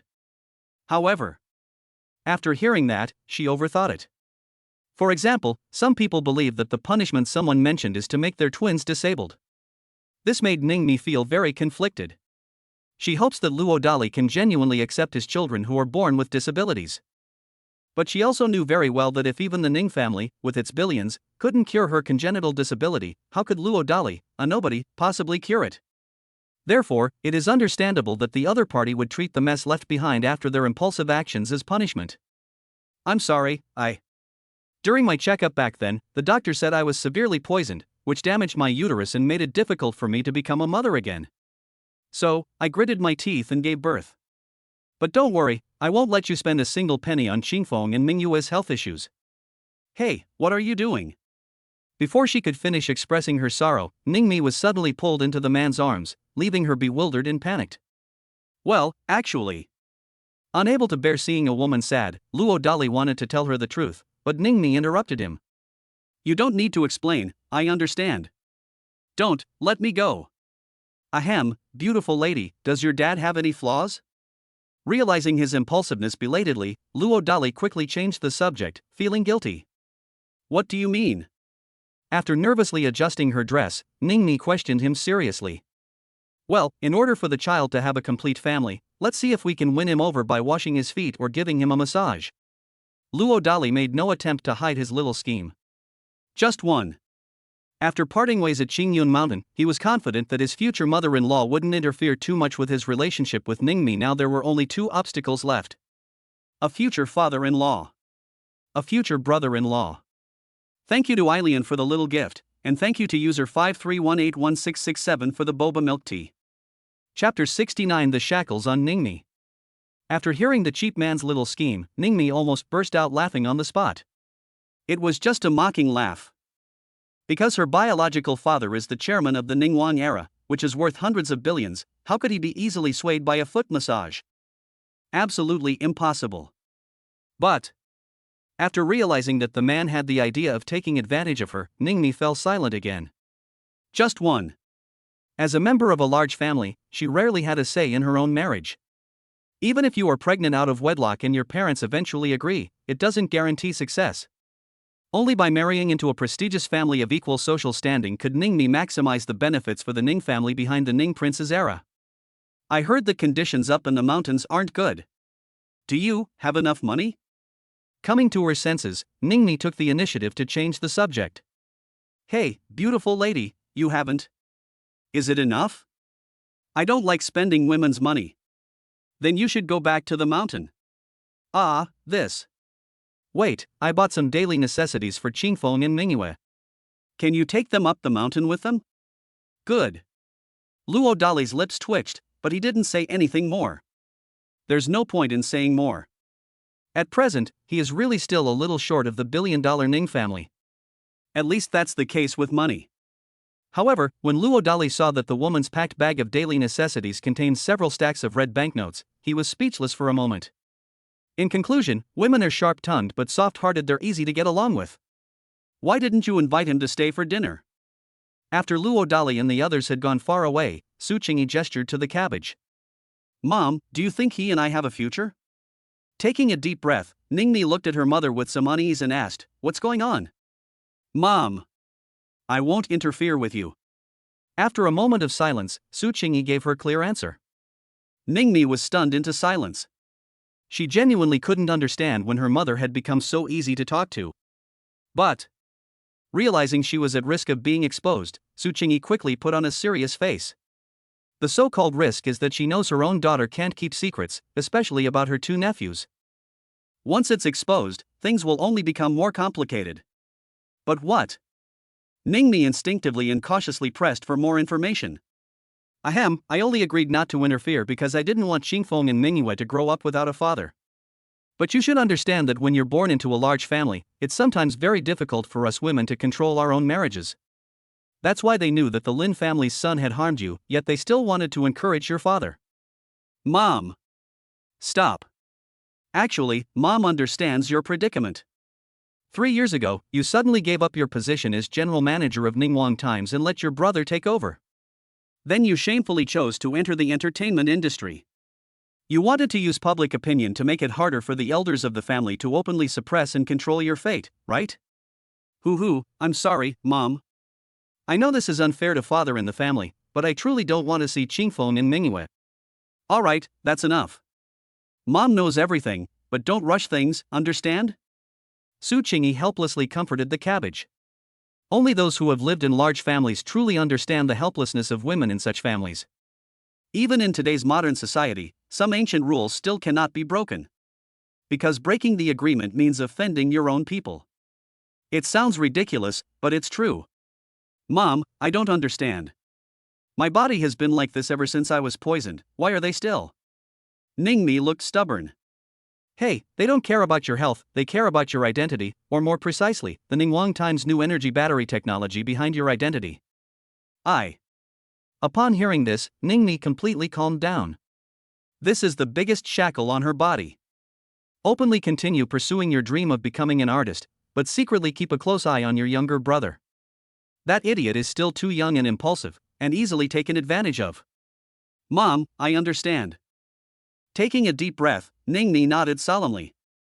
By the way, be prepared to be invited at any time. Su Qingyi left the recording studio after leaving a pointed remark. Ningmi clenched her fists, realizing that her dear mother was referring to the incredible benefits that the release of the embroidered red flag music video might bring her.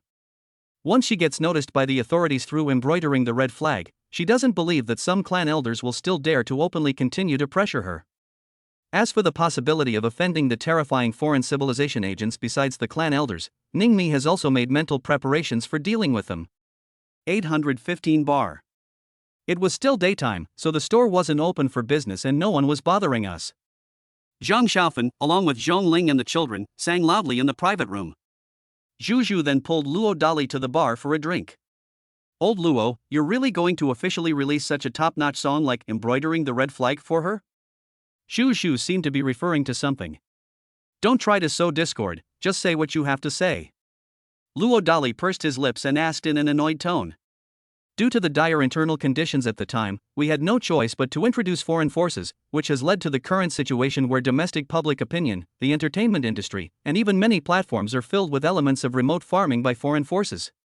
Stop, Lao Zhu, you're just a lousy DJ, stop bragging like that. Damn it. Lao Luo, have you thought about what your wife will face after the embroidering the red flag music video is released? Isn't it you I have? Pfft, what do you mean? Literal meaning. You knew all along? Know what? Ahem, it's nothing.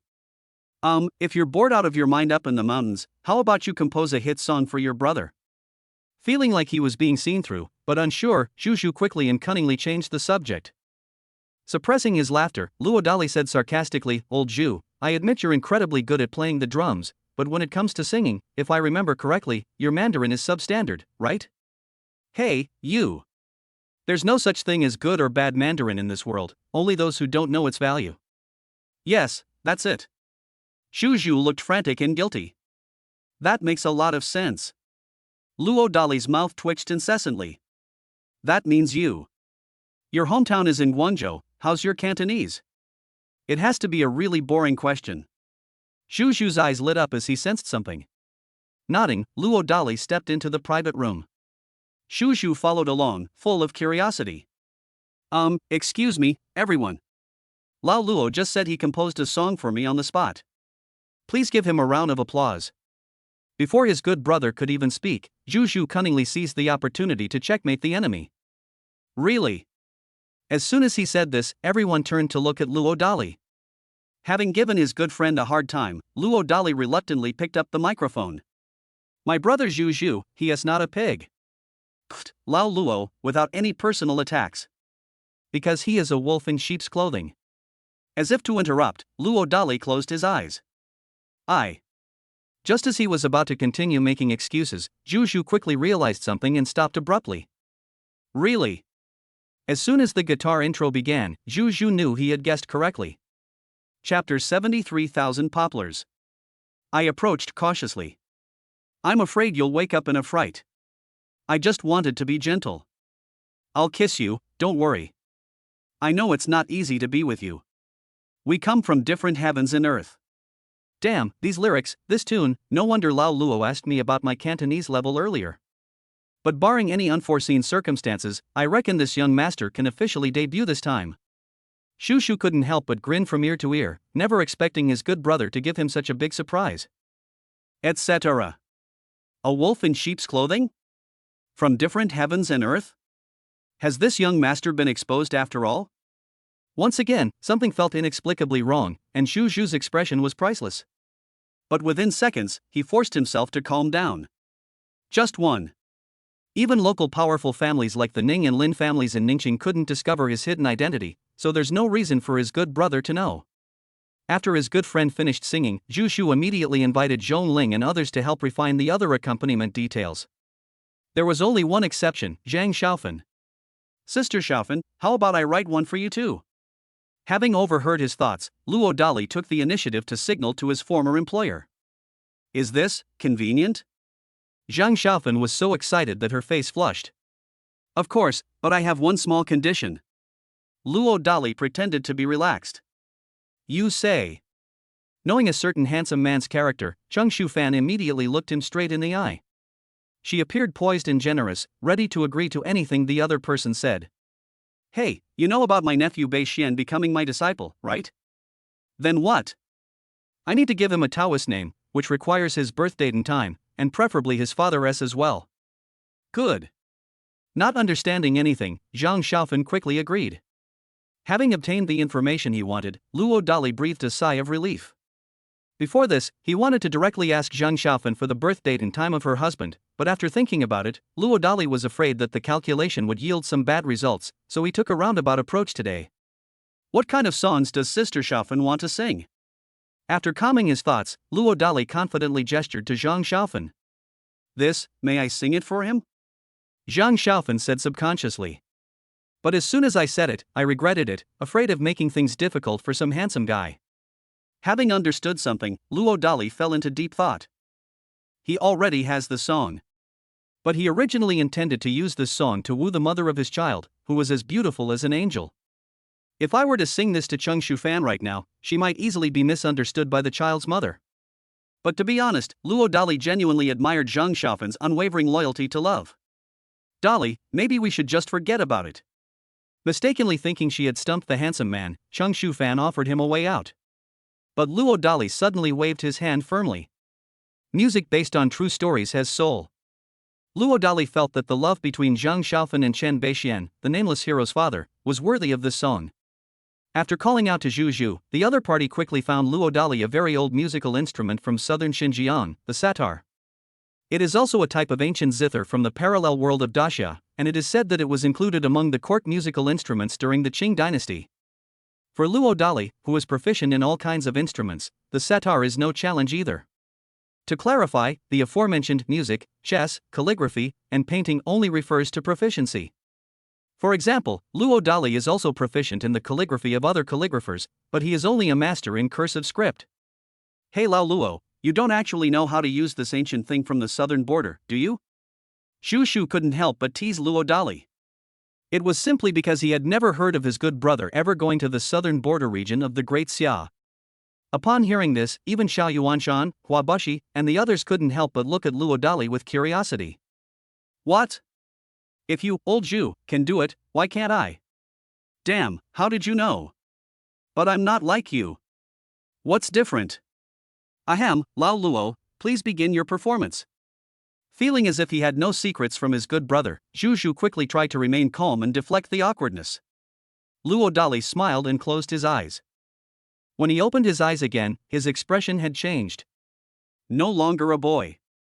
It has changed dramatically. It gave everyone the illusion of traveling through time. The satar sounded. The next second, everyone seemed to be instantly transported into a desolate world of poplar trees by an indescribable voice. I've never thought about it carefully. You should be placed. Where in my heart? You have always exceeded my expectations. You should be the one. Even if I am a person with 3,000 years of growth. Wandering in the world. Even if I am. Populus Euphratica in Kashgar. I will also be very careful. Searching for you for centuries. Find you in the cycle of life. I am not afraid of rain, wind, or sun. Harmed by desert sandstorms. Let your heart be exposed to the sunlight. Confessing my feelings to you. I would rather my body. Phew. Upon hearing this, Zhang Xiaofan involuntarily covered her mouth. In that fleeting moment of distraction, she seemed to see the person she had been longing for in Luo Dali. The poplar tree lives for 1,000 years, stands for 1,000 years after death, and remains undecayed for 1,000 years after falling. There is nothing more suitable to describe the fidelity of love than this. What kind of suffering must one have endured to create such a masterpiece? Xiao Yuanshan admitted that he was shocked. Hua Bushi, who was standing to the side, was unusually not full of curiosity, but instead burst into tears. At that moment, he seemed to see her, the one who had been killed by the alien race. This man, truly, there are no fools without comparison. After saying I couldn't help myself, Zhong Ling looked at Chen Pingtu with disgust. This drove Honey Badger crazy, but he had to admit that he, this young master from Kyoto, was no match for Luo Dali. My goodness. What kind of eye does my cousin have? She was able to discover such a brilliant and talented man as her husband so early on. Yu Zireo admitted that she was a little jealous. It has to be aged vinegar that's at least 10 years old. Sis, is this really our biological father? Ning Shusheng stared wide-eyed at his elder sister. Shut up, listen properly. Oh. After shutting up, Ning Shusheng's gaze towards Luo Dali had already softened with admiration. Before we knew it, the song was over. But some people were reluctant to wake up. The atmosphere just now was really a bit too, well, you know. Having discerned something, Luo Dali signaled for everyone except Zhang Xiaofan to leave. About 10 minutes later, Zhang Xiaofan wiped away her tears and came out. Dali, I'm entrusting Beixian to you. Zhang Xiaofan suddenly bowed respectfully to Luo Dali. But Luo Dali helped him up halfway through. Sister Xiaofan, come visit the mountain sometime. After offering an invitation, Luo Dali led the group away. Before long, they arrived near the uninhabited area where the helicopters were parked. But Luo Dali suddenly signaled everyone to stop. He discovered the helicopter was surrounded simply because he used his golden eagle-like eyesight skill. Moreover, they were surrounded by a familiar black-clad captain and his men. Old man Hua, someone's trying to steal your helicopter. Luo Dali wanted to take action himself, but after thinking it over, he decided to continue to play it safe. Just one. They didn't want to get their hands dirty. Ah, I see. I understand. After a moment of surprise, Hua Bushi immediately understood what was going on. One phone call was made, and soon a group of people dressed in black Zhongshan suits walked over. The kind that carries weapons. Chapter 71 Shenping 2, from now on, I, the young master, will take charge of the armed forces. I thought I would be locked up for 10 days or half a month, but I didn't expect the treacherous young master to rescue me so quickly. At that moment, the captain in black suddenly felt that his life had been worthwhile. Sure enough, after hearing Lin Tian say that he had found out how Luo Dali got down the mountain, he led his team to charge over with great enthusiasm. However, upon seeing the same helicopter owned by the world's richest man, the captain in black was speechless. Anyone with a brain would know why Lin Tian didn't personally show up at the scene. Damn it, this brilliant guy has been used as a pawn again. Looking at the million that had just arrived in his account, the black-clad captain gritted his teeth and decided to stick to his guns. Just one. What Lin Tian asked him to do wasn't too inhumane, for example, he just needed to find a way to cause a conflict between Luo Dali and the helicopter's owner. Therefore, there is a lot of room for maneuver here. Captain, it's been so long, that bastard's been partying at 815 bar and hasn't been able to sing. Maybe we should. Impatient Dit Song Ming couldn't help but suggest something to the captain in black. After saying that, he made a ruthless gesture. Or what should we do? The captain in black didn't quite understand. Captain, this big thing doesn't look cheap. Why don't we just scratch it? I don't believe that loser has the money to pay for it. Stop, stop, stop. Do you even know how much this helicopter costs? After hearing the brilliant but terrible idea, the captain in black roared with a dark expression. Does the helicopter owned by the world's richest man not have a camera? What if $1 million isn't enough to cover the damages? Where will you go to seek justice then? How much money could this be? Det Songming looked unconvinced. Hey, I heard that if you bring your weapons, you'll have at least 100 million RMB worth of girls. What do you think? Holy crap, this broken lump is worth so much? Otherwise, why do you think the young master didn't come to the scene to direct operations himself? Captain, then, how about we retreat?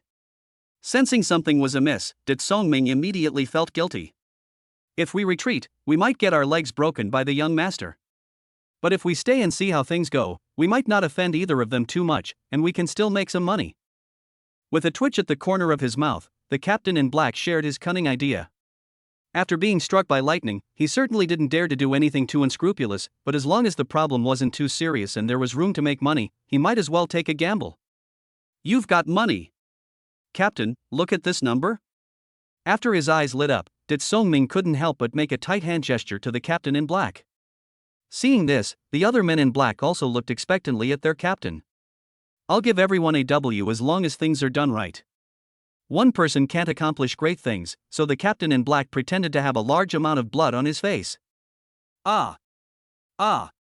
Whoa!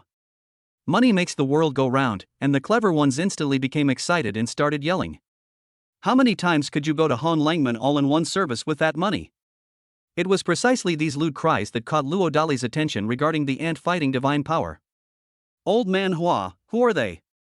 Unexpectedly, his CFO was able to summon a ruthless man with weapons. Forgive me, Luo Dali was genuinely curious about the man's identity. After all, no matter how rich you are, you can't necessarily enjoy such amazing benefits within the great Xia dynasty. Ahem, well, they are thanks to my son, the abbot understands. Realizing belatedly that he had been a bit too pretentious, Wabushi quickly tried to smooth things over. No, I really don't understand. Suppressing his laughter, Luo Dali feigned curiosity and pressed for more information. Ahem, what does the abbot intend to do with them? Pretending not to understand, Wabushi cunningly changed the subject. Shaking his head, Luo Dali didn't press the matter further. He had already obtained the answer he wanted simply by expressing his heartfelt desire through the act of giving flowers. The old man's son turned out to be an unparalleled national hero who had been forging swords for the great Xia kingdom for 30 years. It was only at this moment that he understood the origin of his cheap disciple's name, Hua Buwen. The money you can't spend isn't money, it's blessings. It's all because the Hua family is full of heroes. After thinking it over, Luo Dali abandoned any thought of letting his granddaughter Hua Bushi get involved in his own troubles. Let's solve this by hitting those 3 numbers. Ah, okay. Having understood something, Hua Bushi breathed a sigh of relief and quickly gestured to the ruthless man with the weapon. Within 5 minutes, Uncle had arrived at the scene. Old Flower. The uncle in the hat leading the group was very respectful and clearly knew Hua Bushi. Hey Xiaoming, it seems the old man's car has been surrounded by some people to prevent any trouble later, so we had no choice but to trouble you. You're too kind, Elder Hua. May I ask how you intend to handle this? The old man in front of him was the father of the peerless national hero of the great Xia dynasty. Uncle Hat could not even imagine the terrible consequences if something happened to him. Therefore, if necessary, minor issues can be magnified tenfold or 100-fold. Just handle it the normal way. It was clear from the beginning that the young abbot did not want to cause trouble, and he did not choose to use his power to intimidate others when giving alms. Clear. With Uncle Hat leading the way, Luo Dali and the others quickly and smoothly boarded the helicopter and left. The captain in black and his group weren't taken away by Uncle Hat, they were simply given a friendly reminder. Captain, do you think this matter, is it done? After Uncle Hat walked away, Big Clever couldn't help but make a gesture of being short of money. The black-clad captain's face darkened at the sight. After all, he wasn't sure if what he had just done counted as fulfilling Lin Tian's instructions. What if Lin Tian turns his back on him after he pays the money? Who will he complain to then? Tonight's food stall is on me, no need for anything else. The captain in black announced his final decision. They hadn't held out much hope to begin with, and now that they could get a free meal, the smart ones wisely refrained from trying to win them over. Hey, you big idiot, don't mind inviting me along too. Who the hell, cough cough, young Master Chen, weren't you just now? Halfway through the scolding, the captain in black saw Chen Pingtu's dark face and was stunned. Shut up. Chen Pingtu roared angrily. I did board the same helicopter as the richest man just now, but Zhongling kicked me off at the last minute. He even said that only by climbing the Xianmen steps to the top of the mountain alone could he earn her respect. So, in order to get the goddess to glance at him more, Chen Pingyan wanted to sneak away from the other end of the helicopter. After overhearing the conversation between the captain in black and the others, he felt that he had been dragged down by the few idiots in front of him. Half an hour later, Chen Pingtu chose a high-end private restaurant nearby. They specialize in selling wild game. The black-clad captain spent over 10,000 on this meal alone. Tell that brat from the Lin family that from now on, if he dares to continue targeting and causing trouble after I take over the armed forces, then I'll go after his sister, understand?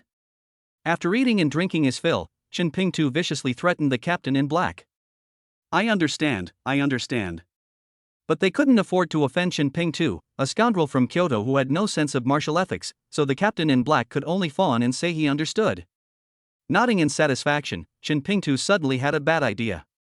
Under the pretext that the captain in black would pay the bill, he told the other security guards to go to Hong Langman Xiaoxiao first. Chapter 72 The honey badger goes up the mountain and displays his supernatural power.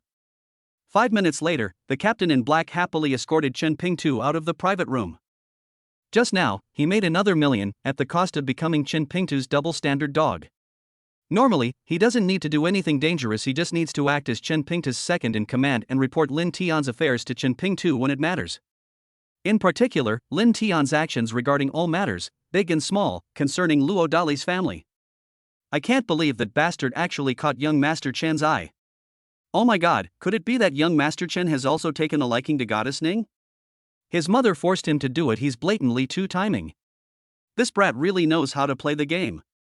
Overthinking things, the black-clad captain muttered to himself, filled with envy, jealousy, and hatred. Fortunately, Chen Pingtu had already gone far away, otherwise he would definitely have torn that blind black-clad captain to pieces. What is that? He dares to compete with Luo Dali for a woman? Isn't that like lighting a lantern in a toilet? However, things are getting more and more complicated now. If we're not careful, we might end up going back in. Wait, that helicopter just now, could it be the one that young Master Chen gave to his goddess? Otherwise, the arrival of Uncle Hat would be inexplicable. Yes, that's exactly it. Suddenly, the captain in black had a brilliant idea to fob off his young master, and he grinned lewdly. Barring any unforeseen circumstances, the cunning young master will not be able to take back the million he has already acquired. Moreover, they might even be able to use the name of the honey badger to continue making up stories to fleece their own treacherous son. GAA. The captain in black revealed 8 teeth, showing signs of a gradual darkening of his appearance. Shoot! Remembering what the honey badger had told him, the captain in black suddenly slapped himself hard, so hard that blood was drawn. Despite the pain, he made a video call to his treacherous son. Phew, young master, you must stand up for me. Stop! Who the hell dares to be so disrespectful as to hit my dog, man? Young master, it's Chen Pingtu. He not only beat me up just now, but also explicitly asked me to pass on a message to you, saying that he's protecting that bastard, and that if you do anything to that bastard again, he'll. So what if I lost my card? Fuck your sister. Holy crap, hiss, could that helicopter belong to that brat? Ahem, barring any unforeseen circumstances. Also, young Master Chen just summoned Director Chen directly, so, we dare not do anything to that bastard Luo Dali. Director Chen, could it be that his backer is actually from the Chun family in Kyoto? Young Master, what do you think of this money? After all that build-up, the captain in black finally revealed his true intentions. A slap for $1 million? Only a fool wouldn't try that. Keep 100,000 to buy brain gold, and return the rest to me, or you'll bear the consequences. Ah, okay. After hanging up the phone, the captain in black couldn't help but spit out a mouthful of blood. The assessment is complete. My treacherous son is far too petty. It would be best for him to obey orders from now on, not summons. On the other side. Having eaten and drunk his fill, Chen Pingtu once again arrived at the entrance to the Xianmen staircase. Having apparently received prior instructions, Su Buxiao refrained from criticizing his opponent this time. But his eyes gleamed with a desire to see a good show. Hey, Lao Su. Stop, we're not that close. It's better to call him Captain Su. Captain Su, is it really possible for someone to climb the Xianmen staircase in a single day? After clenching his fist and then helplessly letting it go, Chen Pingtu asked the question that had been bothering him. 1080 steps, that's equivalent to 400 or 500 floors. Who knows if going up to the Xianmen, a Taoist sect, will ruin my legs? What, does the honey badger have a reason to go up the mountain? Su Buxiao asked knowingly. Does Captain Su have a solution? Chen Pingtu's eyes lit up. Absolutely. Suppressing his laughter, Su Buxiao spoke with an air of absolute certainty. Okay. Captain Su, how about you give me a number? In Chen Pingtu's view, Su Buxiao's method was most likely to be to escort him up the mountain by having people carry a sedan chair. But as long as the other party is willing to put in the effort, no matter how much money it costs, Chen Ping won't even blink an eye. Free. Su Buxiao gave Chen Ping an unexpected answer. What's the meaning? Chen Pingtu was completely dumbfounded, not expecting that he had guessed wrong. The honey badger will know when he reaches the 100th step. Is there a surprise up there? What a surprise for the boss. Thanks. Not sensing anything amiss, Chen Ping mustered his courage and rushed up the mountain. He couldn't wait to see his goddess again. With the boost of adrenaline, Chen Pingtu quickly reached the 100th step. But there was no surprise at all. Just as he was about to unleash a torrent of curses, Chen Pingtu suddenly sensed something was wrong. He rubbed his eyes, finally realizing he was shocked. But it wasn't a surprise. It was fright. He was surrounded by wolves. Surrounded from below the 100 steps, if he wanted to survive, he probably only had one option: risk his life to climb to the top. Ah! The Wolf King gave the bloodthirsty command to attack. Oh my god! Without giving him a second to think, Chen Pingtu instinctively ran up the mountain as fast as he could. Even if you accidentally fall, you don't dare to look at your wound for too long, and you get up and keep running. Run! After running for an unknown amount of time, Chen Pingtu finally exhausted all his strength. Looking at his feet, which he could barely feel anymore, Chen Pingtu shed tears of regret. Sadly, he didn't get to see his goddess one last time before being torn apart by the wolves. Do you regret it? In a daze, Chen Pingtu seemed to hear someone asking him a question. No regrets. Subconsciously, Chen Pingtu inexplicably smiled nonchalantly. Etc. In a final burst of energy, Chen Pingtu struggled to open his eyes and finally confirmed that what he had just experienced was not a hallucination. It was simply because the person who had just asked him the question was Luo Dali. Not only that, the Wolf King that had been chasing him was now circling around Luo Dali like a lapdog, acting all cute. Open your mouth. Luo Dali said calmly. Ah, no, brother, what did you give me to eat? Holy crap, my energy is back? Not only that, but the brothers who seem to have lost their former swagger have also become much more confident. Whoa, I'm flying. Oh my god, how is this possible? When Chen Pingtu came to his senses, he found that he had successfully arrived at the Xianmen. Unconvinced, he immediately took out his phone to check the time. Holy crap, only an hour has passed, no, to be precise, less than a minute. Even if I climbed like crazy for an hour, I could only get up to about a third of the way. Brother, are you a human or a ghost? Calming down, Chen Pingtu stared wide-eyed at Luo Dali. As a descendant of the Kyoto Red Army, he was naturally entitled to have heard of the name of the Armed Temple's old celestial master. Even a master as powerful as the old celestial master couldn't possibly help someone climb 600 or 700 steps in a minute. Combined with the mysterious pills Luo Dali had just given him, so mysterious that even the Chen family of Kyoto might not be able to afford them, Chen Pingtu came to a terrifying conclusion: Luo Dali is an unparalleled expert, even more terrifying than the old celestial master. An unparalleled expert. It is said that in ancient times, he was a humanoid tyrannosaurus who could fight his way in and out of a million-strong army 7 times, and was also known as a grandmaster. Thanks for the little gift, brother duh. Chapter 73: Black water transforms into a spring, unfettered willpower. Why show off your skills in front of the honey badger in Kyoto? There is only one goal: to intimidate the other side, so that the other party is willing to be their pawn. Certainly. He's a master. You must speak less, otherwise you risk damaging your self-esteem.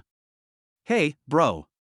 Seeing that Luo Dali was about to leave, Chen Pingtu subconsciously called out to him. Stop. Now that we're up the mountain, let's call you Abbot from now on. Luo Dali pretended to be aloof. Can just anyone be his younger brother? At the very least, he felt that Chen Pingtu in front of him was not worthy of him, and that his good brother Zhu Zhu was not as powerful as him. What the heck, cough cough, Abbot, what about this salary section? You know what, if you hadn't reminded me, I almost forgot to tell you something. What's the notification? The pill I just gave you is called Peiyuan pill. I'm sure you've already felt its effects, right? Ah, how much does one of these cost again? Through Luo Dali's meaningful look, Chen Pingtu knew that he was probably going to be ripped off. But to be honest, just because he could cheer up his good brother, Chen Pingtu felt that it was only right for Luo Dali to charge him whatever amount of money he wanted. Upon hearing this, Luo Dali didn't speak, but instead held up one finger. 10, no, 1 million? Chen Pingtu made a cautious guess. Oh. Luo Dali smiled dismissively. Master, I can only give up. Stop, talking about money hurts feelings. This abbot is not short of money for the time being. Didn't you just talk about salary?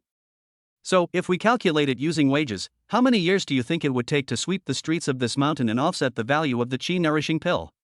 Ah, this. Upon hearing this, Chen Pingtu almost wanted to slap himself. Why did he have to ask about wages for no reason?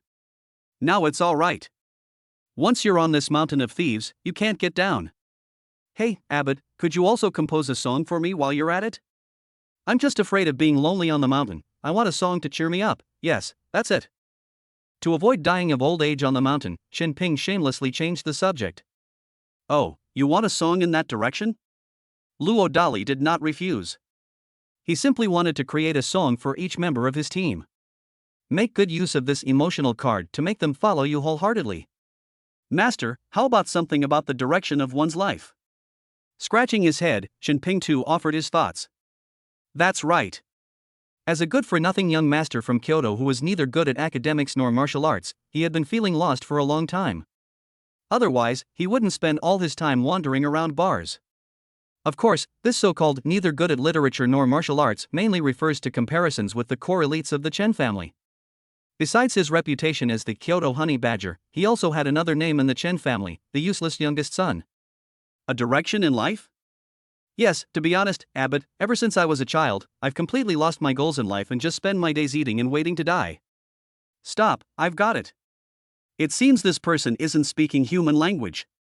Helpless, Luo Dali pretended to have a sudden inspiration. Holy crap! So fast? Chen Pingtu looked skeptical. But looking at Luo Dali, who was creating in place with his eyes closed, he still instinctively felt a sense of anticipation. Wait. Opening his eyes, Luo Dali uttered a single sentence before using his shrinking the earth to an inch technique to leave. My horse, my horse. Having witnessed supernatural powers once again, Chen Ping felt his scalp tingle and was completely stunned. When he came to his senses, he found Luo Dali speeding towards him, carrying a large electronic keyboard in one hand. The speed was so fast that it was impossible to distinguish between the real and the fake shadows with the naked eye. Ignoring the dumbfounded honey badger, Luo Dali sat in mid-air directly in front of the solar-powered double-row electronic keyboard. The so-called sitting in the void means sitting in mid-air without a stool, relying solely on terrifying waist strength to float in the void. My goodness! This is the ancient martial arts term the black water of the kidneys transforms into a spring, which leads to the awakening of the will and horse, allowing one to cross the 3,000 weak waters. It seems that the abbot is undoubtedly a grandmaster of the physical body. What kind of divine voice is this? Why does it give me the urge to wreak havoc in the heavenly palace as soon as I hear it? Ah! Ugh, it's so hot. Where am I? Is this the Flaming Mountains? Influenced by the wonderful combination of Yun Gong Sunin and the Daoshin version of Where is the Road, Chen Pingtu felt as if he had turned into a monkey in a daze. In the martial arts world, a monkey that is not controlled by its physical body is also called the martial arts mind monkey.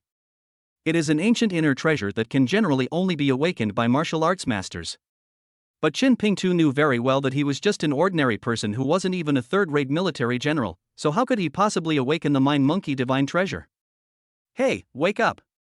Master, I just now. He desperately wanted to say it, but Qin Pingtu couldn't find the right words to express himself. Did you feel a power in the song? Luo Dali pretended to be profound and said. Yes, that's it. Abbot, what were you singing just now?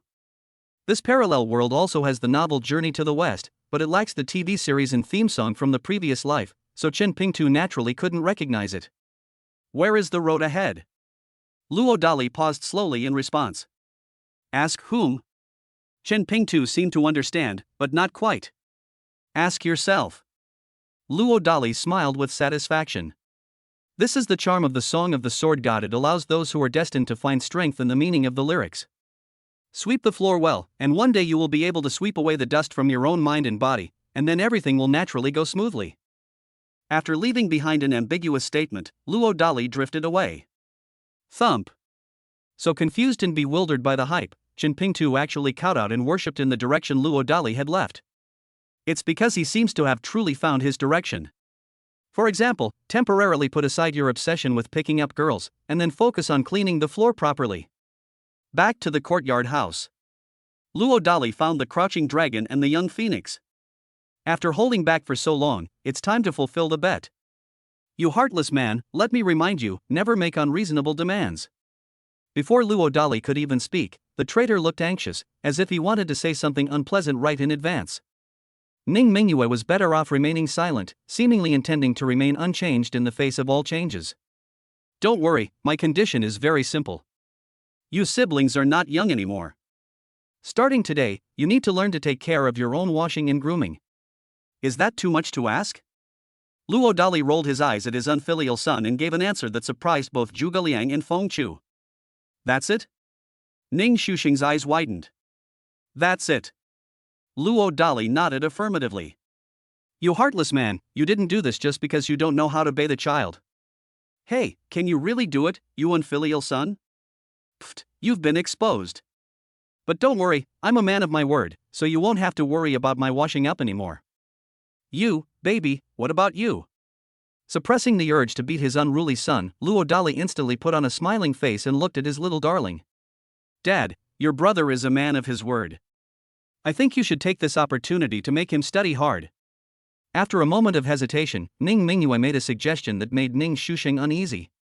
However, due to the inherent genetic suppression, he didn't dare to have even the slightest thought of rebelling against his older sister.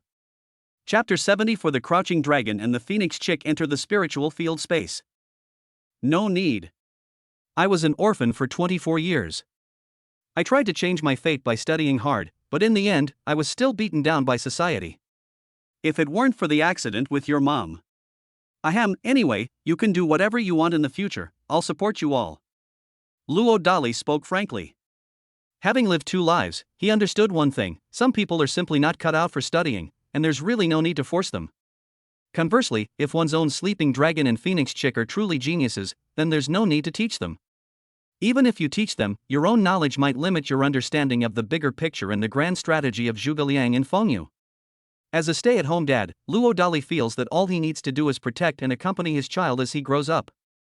The rest should be left to the child to decide. Then, is it okay to do bad things? I had a feeling it wasn't that simple, and the traitor instinctively uttered a provocative remark. Luo Dali almost coughed up a mouthful of blood upon hearing this. What a rebellious son! There's not a single trace of positive energy in him. Don't worry, Dad. With me watching over him, my little brother is sure to grow up to be a good-for-nothing. Sister. Shut up, go and make a boiled fish dish for your scumbag dad. What the heck? Oh. Wait, could we change the dish? Upon hearing that his unfilial son was making him boiled fish, Luo Dali's face turned green. But, you scumbag dad, you just clearly. Stop. I only have one request: put in less salt, or better yet, none at all. Ah, sis, I thought you'd betrayed us. After uttering a sarcastic remark, the traitorous boy excitedly rushed into the kitchen. I really wanted to take this opportunity to ask my daughter to go easy on me, but she didn't give me the chance and just followed me. Seeing this, Luo Dali was completely bewildered by the messy air conditioning. Half an hour has passed. The trader brought out a bowl of bright red boiled fish. Luo Dali was terrified just looking at it. If nothing unexpected happens, this is the new version of hot pot. It seems the father, who was a food tester, can't escape this situation. Ha! This tastes pretty good. He thought it was inedible, but the taste was surprisingly good. Luo Dali looked at Fan Guzi with suspicion. It's rare to see a rebellious son stop causing trouble for his father. How does a heartless man taste? The trader stared wide-eyed and asked expectantly. To be honest, it's not bad, but how did you do it? After nodding in affirmation, Luo Dali asked his question. What do you mean, how did you do that? Isn't it something you can do with your hands? Having received affirmation, the trader looked smug. Hee, you scumbag dad, the truth is that Erwo made hot pot base for my little brother. All you have to do is dissolve the hot pot base in water and then put the fish in. Sister, how could you? Stop, have you killed the fish yet? Luo Dali then realized a key point. I dare not kill. The trader looked guilty. Aside from Xiao Erwo, that little killing god, Ning Shushang had never seen a 3-year-old child who could kill fish. After a moment of surprise, Luo Dali stopped finding fault. 3 minutes later, he finished enjoying the hot pot fish with great relish. Ahem, you unfilial son, seeing how filial you are, I will grant you one small request. Having not heard any system notifications, Luo Dali continued interacting with his rebellious son without showing any emotion. Really? The trader's eyes lit up. Only Ning Mingyue remained calm. Speak, what do you want your father to do? Luo Dali pretended to be calm. I was somewhat worried that my unfilial son might make some unreasonable demands. I want to learn how to make fried rice. Ning Shushang, however, proposed an idea that surprised Luo Dali. This child is teachable. Rest assured, no matter what the final product is like, I, as his father. Stop. I'm planning to surprise my mom, the most beautiful girl in the universe, when she comes up the mountain. Upon hearing this, Luo Dali wanted to slap himself. How could he have so easily believed that his unfilial son would be filial to him so quickly? Suddenly remembering something, Luo Dali smiled happily again. I was just figuring out how to find a reason to open the spirit field space to the crouching dragon and the young phoenix. Now the opportunity has arrived. But where should we put the entrance? Yes. Activate the virtual screen on the bracelet, summon the Mingyue ship to the dock, and the family of 3 quickly arrives in the center of Xuanwu Lake. Hey, you heartless man, it's just making fried rice, why are you making such a fuss? If you don't know how, then stop. The place I'm taking you and your siblings to next is not to be told to anyone, not even your invincible, beautiful mother. Can you do that? Where? Sensing something amiss, Ning Mingyue pressed for more details, her curiosity piqued. A paradise that your father has created for you. Luo Dali pretended to be profound. Pfft, you heartless man, stop bragging. Do you think I'm really a 3-year-old? There is no such thing as a true paradise in this world. Stop, what if there is? Fed up with his son's repeated provocations, Luo Dali pretended to have a grim expression. Simple. If it really exists, I'll grant you one more request, any condition. His father's grim expression only strengthened the trader's suspicions. Suppressing his laughter, Luo Dali looked at the little cotton-padded jacket. Unfortunately, the other party seemed to sense something was wrong and had no urge to participate in the bet. Baby, even if I lose, I'll grant you any request. Unwilling to give up, Luo Dali encouraged Xiao Mianao. For example, can I modify 3 conditions? After thinking for a moment, the little girl tentatively asked a question in return. Certainly. Luo Dali replied without hesitation. Then let's not gamble. The little girl smiled happily. Why? Luo Dali looked completely bewildered. You scumbag dad, you're too confident. I'm scared. No, it's because you're so wise, Bao. It turns out that his overconfidence betrayed him. Luo Dali was utterly helpless. It's just so. Hey, you father and daughter, have you had enough? You're making it sound like I'm some kind of idiot. Ouch, what's going on? Halfway through his antics, he suddenly saw a void passage appear in front of the yacht, leaving the trader completely stunned. Even the usually composed Xiao Penny couldn't help but widen her eyes on the spot. With a grin, Luo Dali didn't explain further, and stepped into the void passage with one in each hand. When they reappeared, they were already in the small courtyard of the spirit field space. My goodness, the air quality here is so good. In terms of oxygen content, I doubt any scenic spot in the country can compare. Ha! Aside from the starry sky overhead, everything around me is shrouded in mist. Could this really be a paradise on Earth?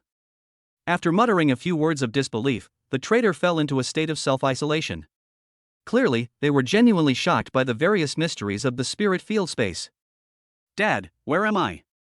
Coming to her senses, Ning Mingyue asked Luo Dali sweetly. Baby, what did you just call your father? Dad. Baby, you're so realistic. After only a few seconds of happiness, Luo Dali suddenly looked depressed again. He figured out that his daughter had suddenly called him dad in order to learn the secret of the spirit field space. Dad, this place isn't named yet, is it? Then what? How about Mingyue residence? Okay, if Dad doesn't mind, I won't interfere with anything between you and your invincible, beautiful mom anymore. What the heck? Deal. Unexpectedly, there was another surprise, and Luo Dali was extremely excited. If some incredibly intelligent and talented girl were to interfere, he truly wouldn't see a chance to win over Ningmi within 3 months. No, you haven't even asked for my opinion yet. He belatedly realized that his older sister had gotten the upper hand again, and the trader got furious. Chapter 75 2 Lotteries, 1 Refund. After glancing at the resentful trader, Luo Dali did not rush to respond, but instead looked at the little cotton-padded jacket. Really? Under the intimidating gaze of the little cotton-padded jacket, the trader immediately gave up the right to seize the naming rights of the spirit field space. You unfilial son, do you even know what the key to making fried rice is? Suppressing his laughter, Luo Dali began his first ever teaching and mentoring session. The timing? The trader responded confidently. Over the past 3 years, he has spent a lot of time watching short videos with his older sister. Besides, if Ning Mingyue's deafness gave her an extraordinary talent for mental perception, then Ning Shuxing's talent leans towards an exceptional memory. He can almost always remember anything he truly likes. Of course, the premise is that you like it. If you don't like him, you can't activate this memory ability. This ability seems to have been further enhanced after taking the Supreme Nourishing Essence pill to restore the body. If this were a competition for geniuses in Luo Dali's previous life, he could probably easily win a championship. The heat control is indeed a key factor, but it's not the most crucial one. Luo Dali denied it with a smile. Could it be ingredients? Scratching his head, the trader continued his analysis. Oh, I underestimated your intelligence, you unfilial son. But what? Compared to your sister, she's still 100 million behind. It's not shameful for me to lose to my older sister. Pfft, you unfilial son, you are quite enlightened. Now, your father will teach you a key to cooking, which is to understand the properties of ingredients. At this point, Luo Dali suddenly became serious. What's the meaning? The trader is a bit confused. Even the little girl standing next to her couldn't help but prick up her ears to listen. Is your mom's cooking better, or is takeout better? Luo Dali did not answer directly. Of course, the food cooked by my mom, who's an unbeatable beauty in the universe, is the best. The crouching dragon and the young phoenix spoke in unison. So, how do you think your mom's cooking skills compare to those of chefs at takeout restaurants? Luo Dali asked again. This should be slightly inferior. Ning Shushan was unwilling to admit it to Ning's face, so Ning Mingyue ultimately gave the answer. Even though your cooking skills aren't as good as those of top chefs outside, you can still make dishes that taste even better than those chefs. Do you know why? Why?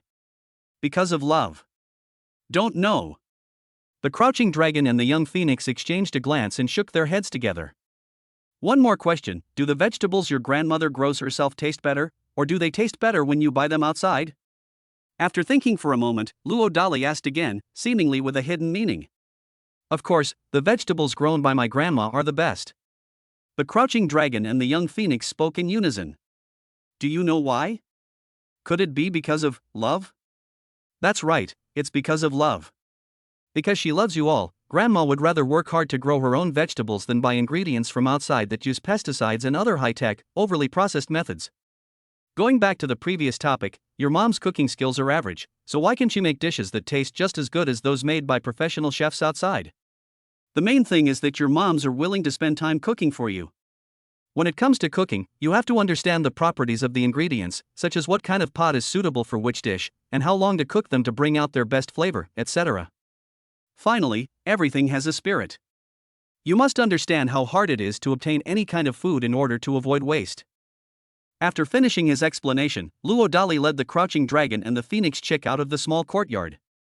They soon arrived at a small rice paddy in the spirit field space. The seed gift pack I won in the last lottery included top quality seeds and seedlings of rice, wheat, chicken, duck, fish, and meat. The rice variety is still the top grade Gingyang selenium rich rice.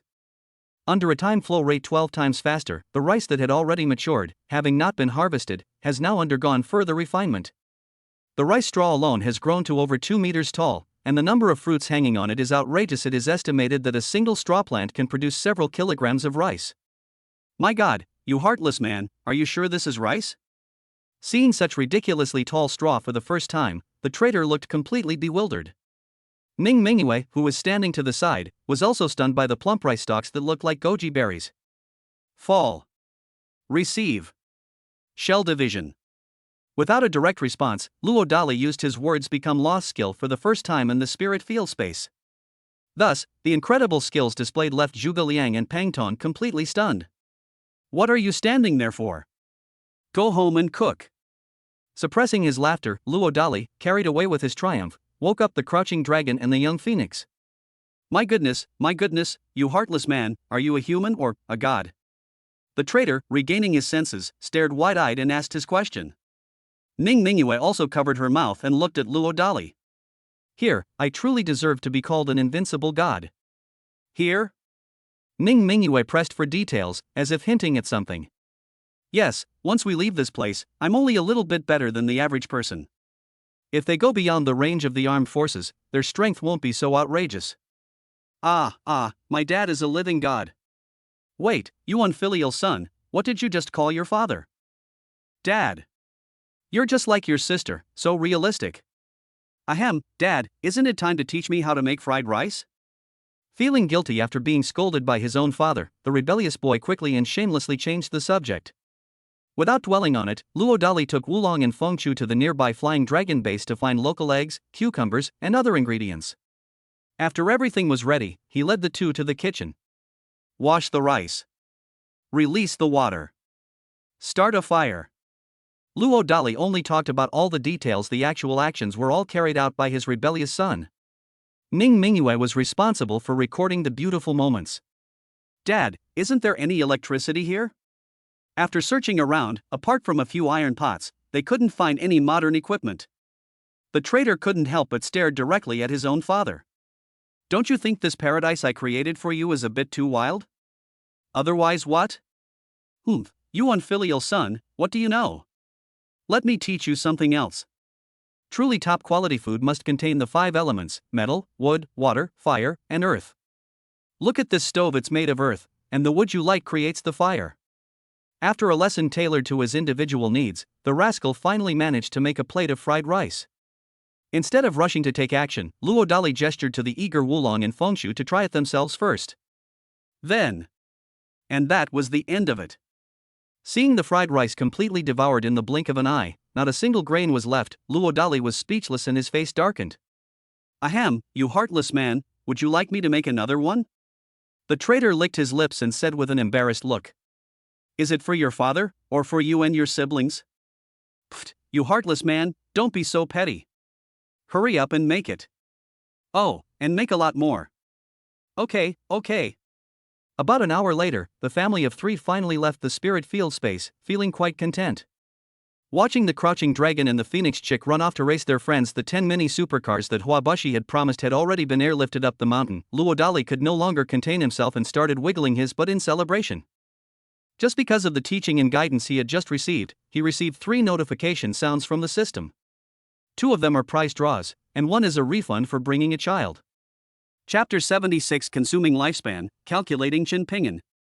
Ding, you have successfully taught the child how to make fried rice with eggs. Congratulations to the host for obtaining the divine level fried rice skill. The God-level fried rice allows the host to create a magical fried rice that everyone who eats it will give a 5-star rating. The so-called miracle refers to the fact that everyone who eats the host's fried rice will have the best experience. For example, those who want to eat spicy food can taste the ideal spiciness from fried rice without any chili peppers, or those who have no appetite will suddenly have a great appetite after eating it. Note, the God-level fried rice focuses solely on providing an incredible dining experience and has no significant medicinal benefits. Wow, so you get back what you were taught? But it might be useful for picking up the child's mother, right? Luo Dali chuckled to himself, lost in thought. Would you like to participate in the lucky draw? The system ruined the atmosphere in a very unromantic way. What are you waiting for? Drawl. Such a beautiful scene was ruined just like that, and Luo Dali was furious. Congratulations, host, you have been granted 2 more years of lifespan. Congratulations, host, you have obtained a skill upgrade card. Congratulations, host, you have obtained 2 top-grade chi cultivating pills. Congratulations, host, you have been granted 2 more years of lifespan.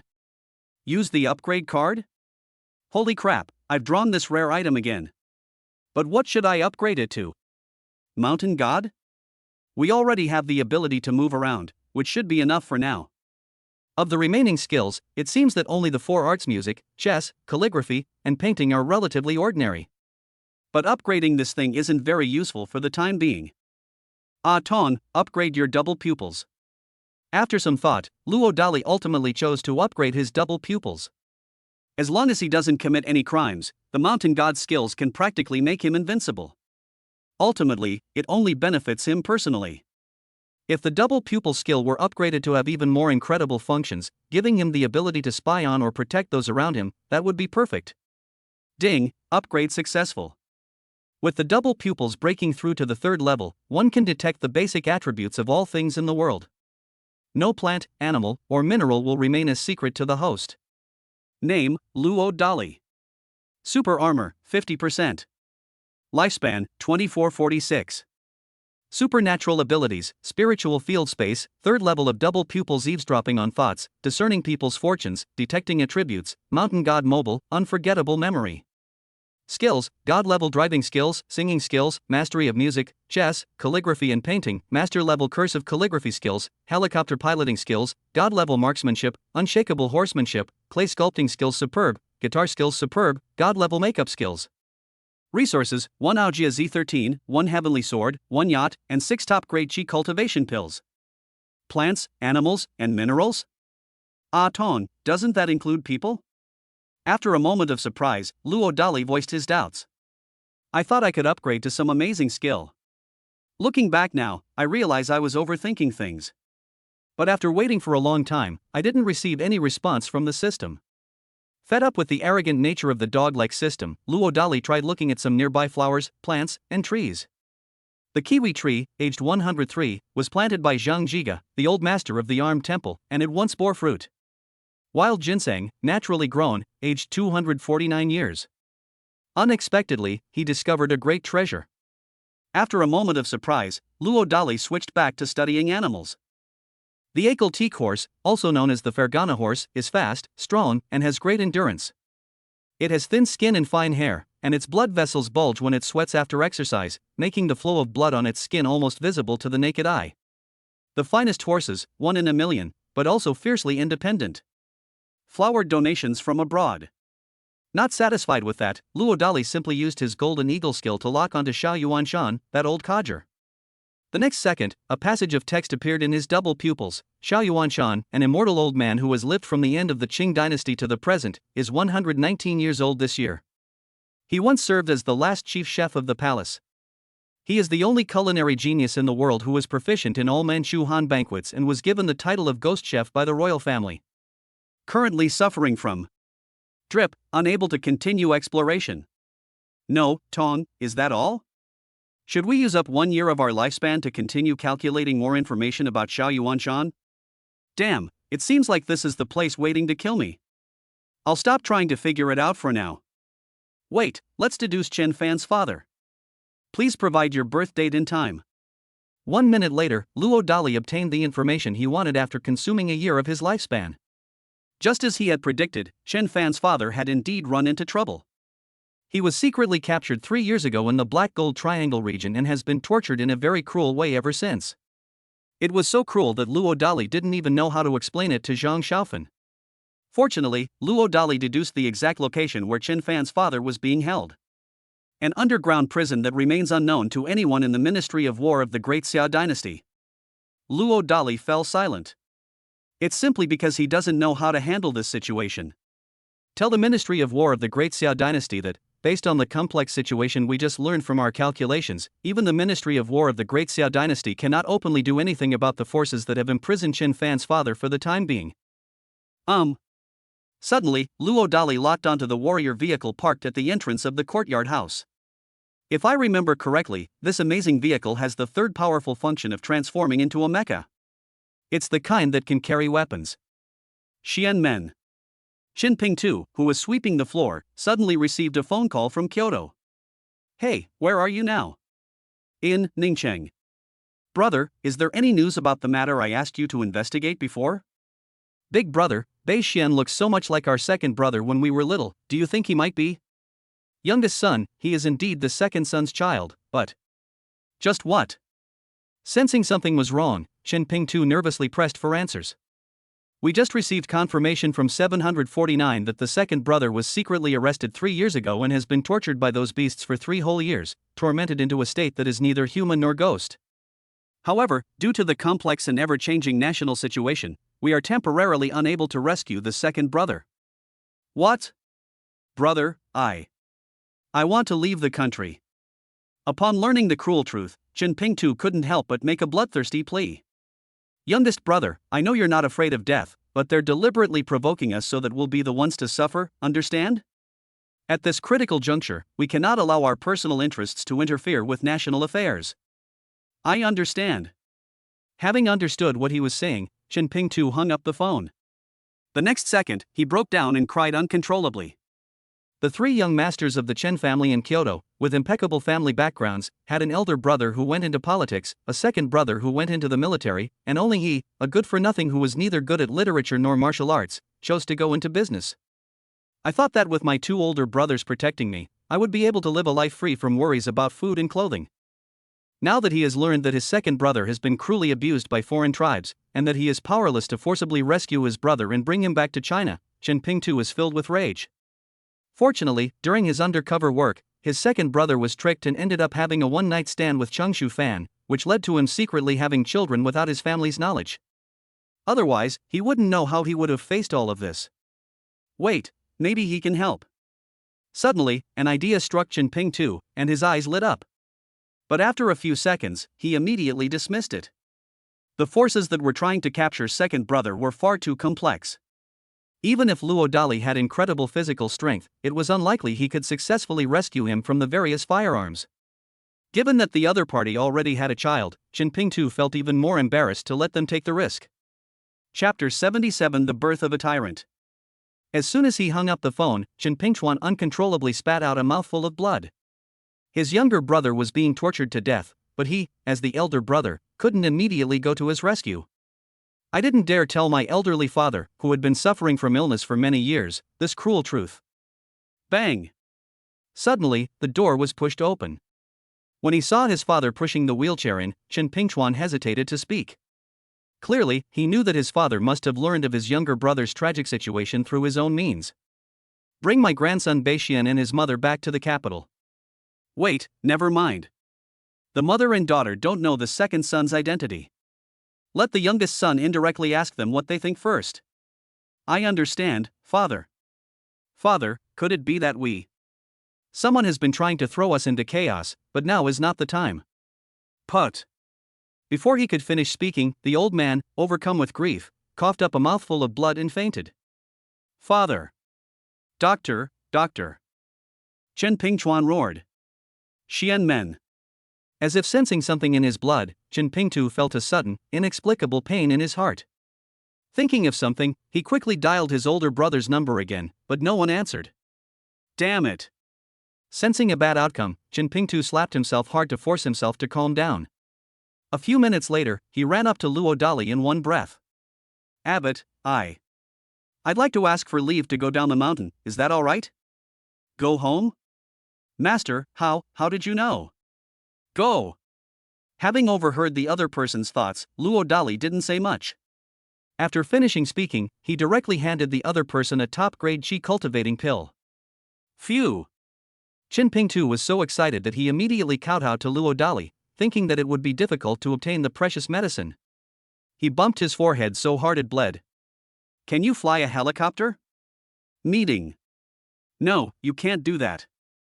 I'll have Director Zheng take you down the mountain. Ah. Thank you, Abbot. Too much talk leads to mistakes, I understand. Clear. Having only a vague understanding, Qin Pingtu quickly descended the mountain. Just as Luo Dali was lamenting why fate seemed to enjoy tormenting good people, Chen Beixian suddenly came looking for him alone. Master, Beixian suddenly feels very unwell. Chen Beixian expressed his inexplicable feelings. Could this be the legendary bloodline connection? Upon hearing this, Luo Dali couldn't help but mutter to himself. But he didn't know how to answer his cheap apprentice. I'm afraid the other person won't be able to handle it. Master, is it true, my father is dying? Gritting his teeth, Chen Beixian looked up and stared directly at Luo Dali. How did you know? Hoo, master, I. Don't worry, your master can bring your father back, but you have to promise your master that you won't tell anyone, including your mother. Can you do that? Unable to bear seeing his young apprentice break down, Luo Dali finally made a decision. Thump! Without saying a word, Chen Beixian knelt down and kowtowed to Luo Dali. Fearing that the other person might be as straightforward as Chen Pingtu and bleed from hitting his head, Luo Dali quickly helped him up. Go play with your eldest senior sister and second senior brother. You should be able to see your father by tomorrow at the latest, but... Master, as long as father can come back, I can accept anything. You, sigh. Master, from now on, Beixian will always be the junior brother of senior sister and second senior brother.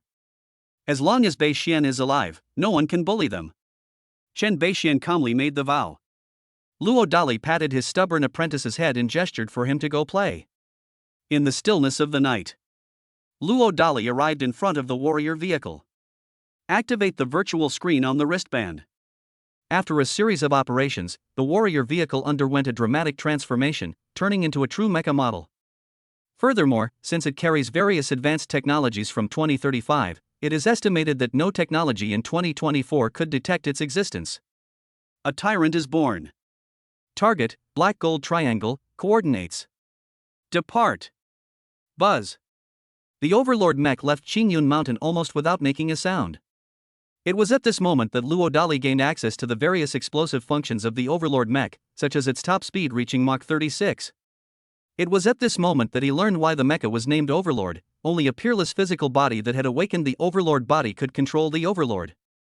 If the physical body is not strong enough to control it, there will be only one outcome: the body will explode and die from the pressure. Ningxing is the capital of the southern heavenly gate of the Great Xia dynasty, and it is not far from the Black Gold Triangle to the south. Before long, Luo Dali piloted his mecha to the airspace above his destination. Of course, at this point he also fell into hesitation. For example, should we just cut the weeds out completely or something? With the ability to move like a mountain god, plus the advanced technology carried on the Overlord mech, this is not difficult for him. In the end, Luo Dali did not choose to kill to vent his anger. Rather, it is. They broke the limbs of all the inhumans inside and outside the prison. No, the men had to have their fifth limb broken as well. With the ability to shrink the distance to an inch, the prisoners were completely powerless to resist throughout the entire process, and they couldn't even see Luo Dali's appearance clearly. After using the Smart Bracelets program to clear the camera data inside and outside the prison, Luo Dali went deep into the prison. There is only one living person being held in there. The man who had been tortured to the point of being unrecognizable was Chen Beixian's father, Qin Ping'an. At this moment, the other party was so weak that he was barely clinging to life. Or rather, the other party has always been in this state, deliberately maintained in this state by foreign alien races. This was used to provoke the Chen family of Kyoto, the capital of the Great Xia dynasty, and the red entity behind them. Damn it, death is too quick for you beasts, you deserve it. Carefully untying the restraints on the man who couldn't even open his eyes, Luo Dali moved him into the small courtyard of the spirit field space. Then, he returned the way he came and rewarded those who had their limbs crippled, rendering them unable to speak or hear. After using the third level of his double pupils to confirm that there were no captured and still alive compatriots, Luo Dali activated his mecha and returned to Qingyun Mountain. After transforming the mecha back into the warrior chariot, Luo Dali arrived at the spirit field space. Looking at the man whose face was completely disfigured, he carefully crushed a top-grade qi nourishing pill, dissolved it in water, and fed it to the man little by little. After confirming that he had successfully saved the other party's life, Luo Dali used the third function of his double pupils to check the other party's attributes. Shen Ping'an is 28 years old this year. That's all the basic information we could find. This demonstrates the high level of secrecy surrounding the other party's identity. Ah Tong, how many top-grade qi nourishing pills will it take to cure him? Having no intention of continuing to waste his lifespan to spy on the other party's secrets, Luo Dali went straight to the point. 3 pills can wake the other person up, 6 pills can allow them to move with difficulty, and 12 pills are needed to fully restore them to normal. I hope it can be fully recovered. Luo Dali breathed a sigh of relief upon confirming that the hero could return to full health. It's just a top-grade qi nourishing pill. Nothing is more important than a hero's life. One night passed. As soon as he woke up, Luo Dali sensed that one of his little disciples was already nervously waiting for him. Chapter 78: The Chen Family of Kyoto. The Chen Family of Kyoto. Looking at his unconscious father on the bed, Chen Pingquan's expression was filled with rage and hatred. His second brother was in a life-or-death situation and he couldn't rescue him. Now, his father had fallen into a coma due to a relapse of his old illness and might never wake up again. Chen Pingquan felt like his world was collapsing. "Doctor, how is my father?" After finally waiting for the doctor to finish the diagnosis, Chen Pingquan hurriedly pretended to be strong and asked. "The eldest son, the eldest has been battling illness for years, and this time I'm afraid." "Stop, there's nothing to be afraid of, please go out first." Unable to hear what was to come, Chen Pingquan politely asked the doctor to leave, deceiving himself. He knew very well the status and position of doctors since the other party said there was no hope, then his father probably wouldn't last much longer. He really wanted to vent his frustrations, but he also knew that he couldn't afford to act rashly, especially now. Otherwise, we would have truly fallen into the enemy's trap of sowing discord. "Oh dear, father, what should your son do?" After confirming that no one was around, Chen Pingquan finally couldn't hold back and broke down in tears. Knock, knock. Just then, a knock sounded on the door, and Chen Pingquan quickly wiped away his tears. "Who?" "Young master." The gatekeeper reports that the young master has returned. "Should we stop him?" "What, let him in?" "Yes." A few minutes later, Chen Pingtu pretended to be pale and went to his father's room. "Youngest, you." "Shoo, brother, I can save father." "What?" "Brother, don't make a sound, be careful, the walls may have ears." "What do you mean?" As soon as he finished asking the question, Chen Pingquan immediately understood what it meant. Trusting his younger brother, he went outside and personally oversaw the situation to prevent anyone from spying on him. Taking a deep breath, Chen Ping carefully. "The superior qi nourishing pill dissolved and was given to my father. It truly lives up to its reputation as a precious medicine." The old father's face quickly turned from deathly pale to slightly rosy. Before long, the old father opened his eyes. "Hey Dad, are you feeling any better? Where did it come from?" The old man calmly countered with a question. Although he had just fainted, he could still sense the situation outside. After hearing that even the imperial physician was powerless, he was mentally prepared to leave with regret at any moment. Unexpectedly, her neglected youngest son brought her back such a miraculous medicine. Qingyun Mountain Armed Temple. After a moment of hesitation, Chen Pingtu still chose not to hide it. This is because the Chen family owes Luo Dali a debt of gratitude. Regarding military strategy, as far as I know, the old celestial master does not have it. Dad, the old celestial master has stepped down and left the mountain. The new abbot is Luo Dali, and he gave me this top-grade qi cultivating pill. Oh, right, Dad, my second brother's son, Bei Xian, has also become a disciple of this abbot Luo. Oh, this Luo Dali. Cough cough, Dad, I dare not investigate. You wouldn't believe me even if I told you. I feel that I have absolutely no secrets from your son. For example, this time, he seemed to know I needed a top-grade qi nourishing pill, and before I could even ask, he gave it to me directly. As expected of the person the old celestial master has chosen. Dad, since some people want to see our Chen family make a fool of themselves, why don't you think we should just go along with it? Playing dead? The old man seemed to be pointing out something. Ahem, that's not necessary. Just pretend to be unconscious. Youngest, it seems you've grown up too. Dad, I want to join the army, specifically the special department where my second brother used to work. Chen Pingtu suddenly said with a bloodthirsty look. There was only one reason: he wanted to avenge his second brother. As for Luo Dali's kindness in giving Dan, it could only be repaid through methods other than sweeping the floor. Have you thought it through? The old man seemed completely unsurprised by his son's sudden change. He knew that there were no cowards in the Chen family. I've made up my mind. Chen Ping nodded seriously. Okay, let your older brother in. Dad, are you really better? Upon seeing his father awaken, Chen Pingchuan's eyes filled with tears. Even the imperial physicians declared that there was no cure. Could it be that the younger brother gave the father some kind of magic potion? After signaling his eldest son to calm down, the old man told him about his youngest son's decision. Looking at his determined younger brother, Chen Pingchuan smiled with satisfaction. But when she thought of her second brother's tragic fate, her expression froze for a second. Brother, once I join the army, I probably won't be able to come out easily. I hope you can keep an eye on my wife and Bei Xin then. Besides. At this point, Chen Pingtu felt guilty. What else? Sensing something, Chen Pingchuan couldn't help but ask out of curiosity. Ahem, well, to be honest, I had a private agreement with him. What agreement? Help him fight the Lin family of Ningcheng. You, a spoiled brat, may not care about dignity, but isn't Big Brother's public identity a bit questionable? Chen Pingchuan laughed in exasperation. It's outrageous that the eldest son of the prestigious Chen family would become someone else's lackey.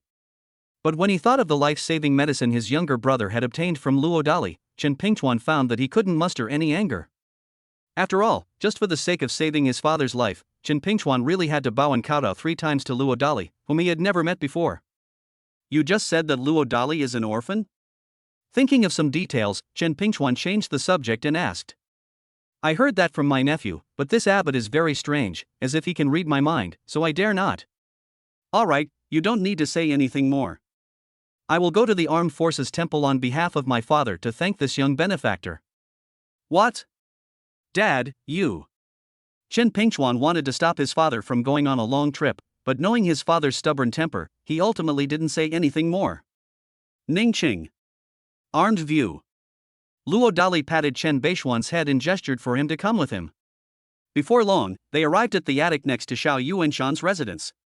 After saving Chen Ping'an's life, and to avoid revealing the existence of the spirit field space, Luo Dali moved him to this room. The only reason is that, currently, on the mountain, only that old codger Xiao Yuanshan is quite proficient in pharmacology. The pure traditional Chinese medicine kind. It's most appropriate to let the other party take care of you. Huff, master, what happened to my dad? Seeing the man wrapped in bandages all over his body, Chen Beixian broke down on the spot. Even at a very young age, he could understand that his father must have suffered very serious injuries. Why are you crying? With your master here, even the king of hell can't take his life. But it will probably take some time for him to fully recover. Fully recovered? Chen Beixian thought he had misheard. What, you don't believe your teacher? Luo Dali pretended to be profound. Thump! Without a word, Chen Beixian immediately knelt down and kowtowed repeatedly. Old man Xiao, here are 2 qi-nourishing pills. Crush 1 each day, dissolve it in warm water, and feed it to him. He should wake up on the 3rd day. Rest assured, abbot. Carefully receiving the pill, Xiao Yuanshan quickly assured him. Arriving at the Xianmen, gazing at the vast land beneath his feet, Luo Dali muttered coldly to himself, one Chen Pingtu is gone, but another Chen Ping'an with an even more impressive background has arrived. Lin family brat, are you mentally prepared to be humiliated by the second young master of Kyoto? Thank you for the little gift from someone who likes you trees, please give me a 5-star review. Chapter 79 Dad, do you still have any stock on hand? Luo Dali is no saint. The reason he was so willing to spend top-grade qi cultivating pills at the Chen family in Kyoto was to build a good relationship so that he could use it to pick up girls in the future. That's right. It's called payoning honey. As for dealing with the Lin family of Ningqing, that was just a side effect. Why is it said that the purpose was to pick up girls? Just one. Luo Dali learned from Hua Bushi, the financial manager, that Ning Mi's biggest burden was the Ning Wang era. However, to resolve the hidden dangers of the Ning Prince's era, Luo Dali's personal martial prowess alone is insufficient. We need to find a powerful backer for the other party. And so, Luo Dali set his sights on the Chun family of Kyoto. Especially after learning about the hidden relationship between his cheap apprentice and the Chen family through Chen Pingtu's inner thoughts. Beep beep. A ship's horn interrupted Luo Dali's reverie. The little girl was driving a mini sports car all by herself. Luo Dali was terrified. Baby, how come you like this thing too? He was about to scold his daughter, but halfway through his sentence, Luo Dali instinctively withdrew his thoughts. In the end, I couldn't bring myself to scold him. You scumbag dad, are you hiding something from me? The young woman, with her cotton-padded jacket, went straight to the point in a fierce tone. Cough cough, how could this be? Stop. Don't think I don't know you secretly went down the mountain last night. Tell me, did you go on a date with my mom, who's the most beautiful girl in the universe? Pfft, baby, I'd like to, but your mom has to give you a chance too. So that's about Junior brother? You scumbag dad, you already have a mom who's an absolute beauty, and you're still hung up on Junior brother's mom. You're such a scumbag. Stop, Bao, you've really misunderstood. I didn't go downstairs last night to see Bei Xian's mother, but rather his father. Fearing that his little darling would misunderstand him and make it even harder for him to win over Ningmi, Luo Dali had no choice but to honestly lay out his true intentions. I knew it. You scumbag dad, there's no reason you're blind. Is he alright? After muttering something to herself, Ning Mingyue suddenly changed the subject cautiously and asked a question. How did you know? Luo Dali looked on with curiosity. It's simple. Junior brother has no secrets from me, his senior sister. He is still in a coma, but with his father here, he will recover soon. That's great. Now you scumbag dad won't have a chance to plot against Junior brother's mom. You little brat, what do you think of your father? Stop, you scumbag dad. If Junior brother does anything crazy after today, don't stop him. What's the meaning? The literal meaning. After saying that, Ning Mingyue drove away. Good. Luo Dali's lips twitched, but he still responded seriously. He understood what the little cotton-padded jacket meant. If nothing unexpected happens, Chen Beixian, this cheap little apprentice, will have to work hard to improve himself. Etc. Suddenly remembering something, Luo Dali's expression changed. Yes. Since even the little girl can predict Chen Beixian's thoughts, it's possible that he also harbors a hidden, radical idea of avenging his mother. Ding! Since I learned from Chen Beixian that you have spent 3 top-grade qi cultivating pills to treat Chen Ping'an, little cotton-padded jacket feels that senior sister's status has been raised. Congratulations, host, you have been granted 1 chance to draw a prize.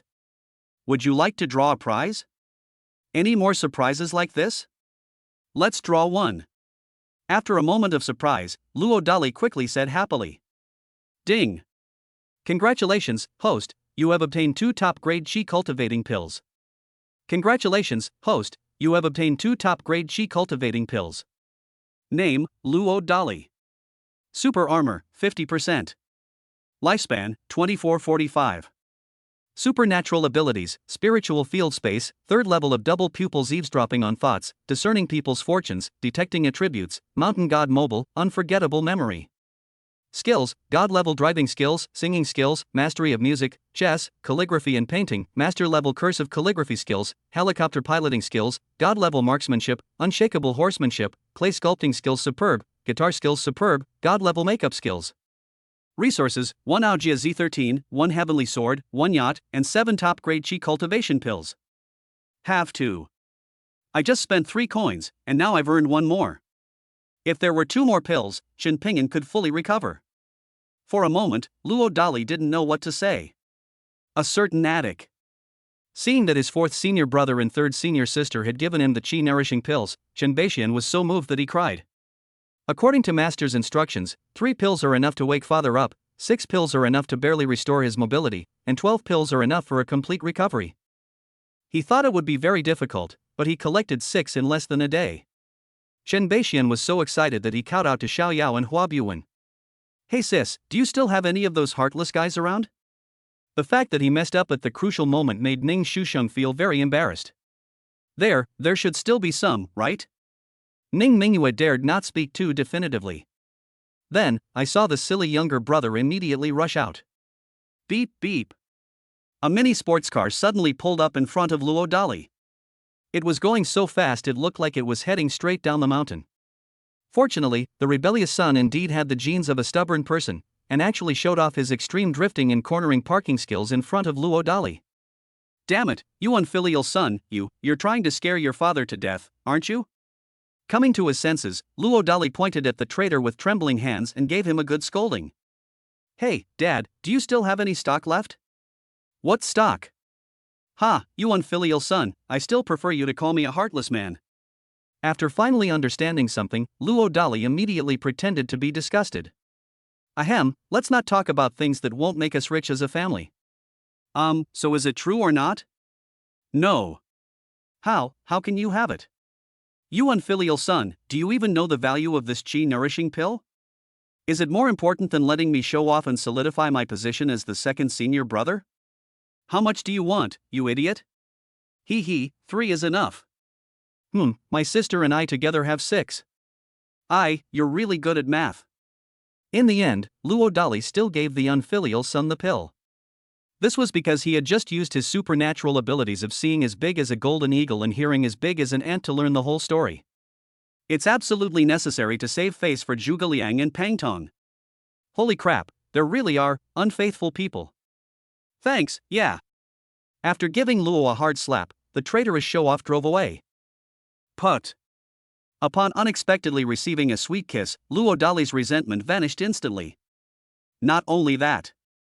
After his rebellious son successfully showed off, he received a notification from the system. Ah Tong, draw it. Ding. Congratulations, host, you have obtained 2 top-grade chi cultivating pills. Congratulations, host, you have obtained a small hot spring. Please select the physical location of the hot spring eye. Wow, this reward is awesome. Luo Dali was overjoyed to have won the hot spring eye lottery. Because in winter, it snows at Wugagwan, which is at a high altitude, but now it's great to have a natural hot spring. Especially when he thought about the day in the future when he could bathe in a hot spring with his child's mother, who was as beautiful as a fairy, Luo Dali smiled wildly. Ah Tong, let's seamlessly integrate the hot spring into the outdoor swimming pool of the courtyard house. We can't bear to open such a good thing to the public, Luo Dali said selfishly as he came to his senses. Chapter 80 The Honey Badger Descends the Mountain, Lin Diao, the double-standard dog. The Lin family of Ningqing. News of Chen Pingtu's return to Kyoto quickly reached the ears of Lin Diao, the captain in black. For a moment, he was conflicted. Without Chen Pingtu, he would no longer be able to take advantage of his treacherous and ruthless son. If things go wrong, we might end up being used as a weapon by the other side and killed. What should I, as captain, do? Bite. At that moment, the captain in black suddenly received a message. After reading the content, he was stunned. The message came from Chen Ping, but it required him to secretly continue being Luo Dali's double-standard dog. Otherwise, you will bear the consequences. Damn it, being a dog really means no human rights, but to make this captain listen to that bastard. Bite. Halfway through my rant, I received another message. After reading the shocking revelation that Luo Dali was actually the new abbot of the armed sect, the captain in black almost wet himself in fright. Originally, he wasn't qualified to know the truth about the armed view, but after reporting Luo Dali's whereabouts to his treacherous son, Lin Tiankai, to avoid his own dog ruining things, explained the secrets of the armed view a little. For example, the Lin family of Ningqing did not dare to openly provoke the truth about the armed forces. What exactly makes that bastard so capable of becoming the old celestial master's successor? Wait, I was struck by lightning for no reason last time, could it be? Suddenly, something popped into his head, and the captain in black broke out in a cold sweat in a second. He almost peed himself on the spot. Take a deep breath. Take another deep breath. After calming down, the captain in black gritted his teeth and made his final decision, to follow Chen Pingtu's arrangements and become Luo Dali's double-standard dog. Half an hour later, he took a cable car to the entrance of the Xianmen staircase. Hey, you dog, there are no bones here, get the hell out of here. Upon spotting his old rival Lin Diao, Su Buxiu immediately spoke sarcastically and without any politeness. Before his breakthrough, his opponent was no match for him, and now he looks down on him even more. Cough cough, Lao Su, let's get this straight, actually, this captain and you are colleagues. Screw you, if you don't get out of here, I'll kill you, you hear me? What are you talking about? Do you think I'm afraid of you, Captain? Bang. Before the furious Lin Jiao could finish speaking, Su Buxiao kicked him 3 meters away with an unreasonable kick. I ate a piece of mud that looked like a dog eating a meal. You broke through? What do you understand? Lin Jiao asked, his eyes wide with disbelief. Is there a problem? Su Buxiao looked smug. God is blind. Stop, don't hit me, Ben, I really am your colleague. Seeing that someone still wanted to take advantage of him, Lin Jiao had no choice but to tell the truth about his frustration. Su Buxiao's expression upon hearing this was priceless. Suppressing the urge to continue beating the other person, he quickly dialed Luo Dali's number. Shortly after hanging up the phone, Luo Dali was seen strolling leisurely down from the Xian gate. Actually, Luo Dali was also a bit confused at this moment.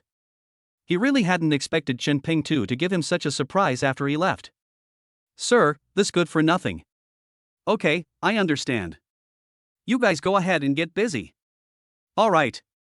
Having confirmed what was going on, Su Buxiao swiftly led his team away. How much did the old man give you? Luo Dali looked at the dog and asked curiously. Old man, this. After a moment of hesitation, Lin Jiao cautiously extended one finger. 1 million?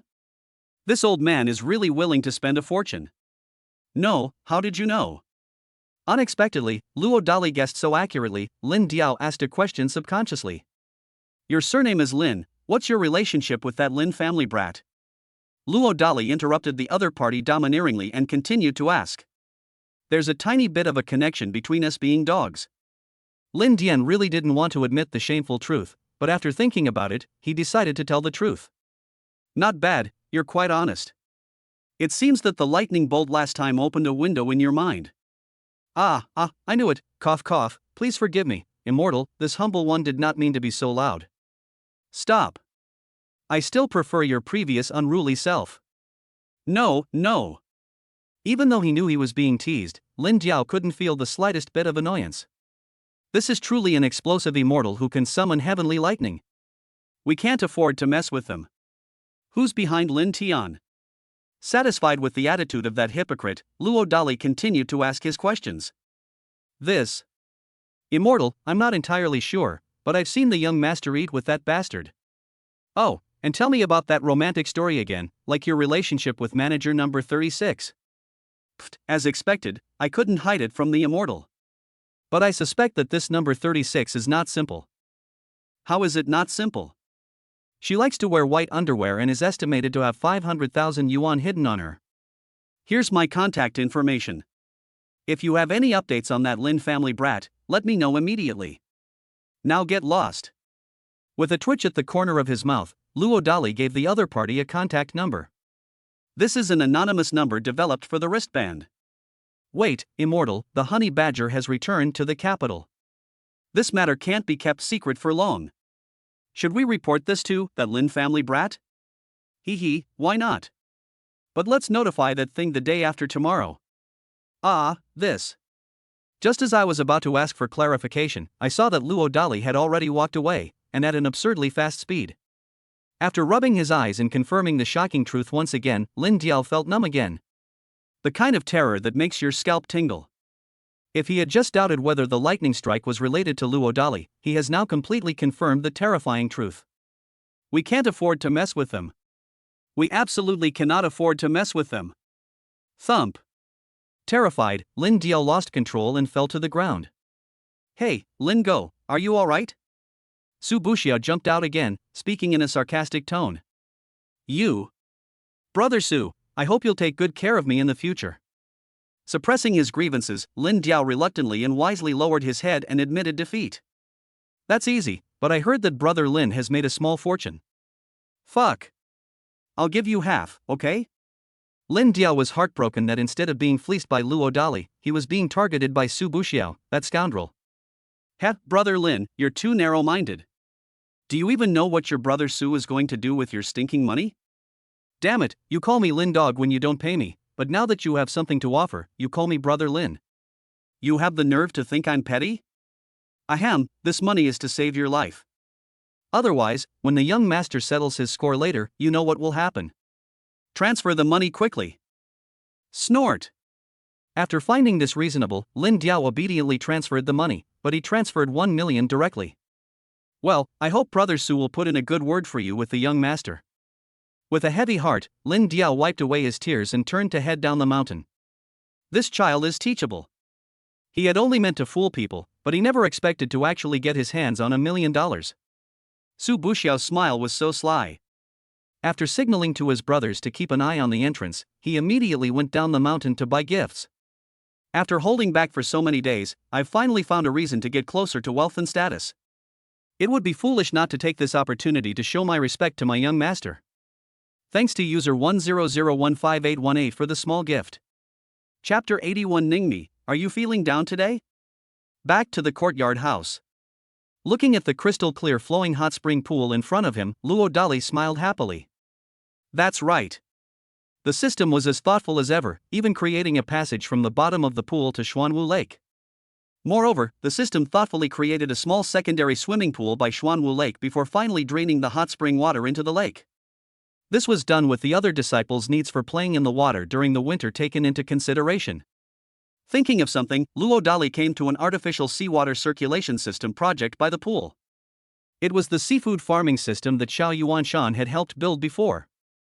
Needless to say, the other party had already had it completed overnight. Moreover, judging from the scale of this place, and looking at the various corals and seaweed placed along the circulating seawater, which perfectly mimic the marine ecological environment, even if hundreds or thousands of kilograms of live seafood were put in, there would probably be no need to worry about their survival. There wasn't much decent live seafood inside. With a grin, Luo Dali quietly transferred some of the fresh seafood from the Yinyan pond in his spiritual field space into the seafood farming tank. It weighs about 500 or 600 pounds.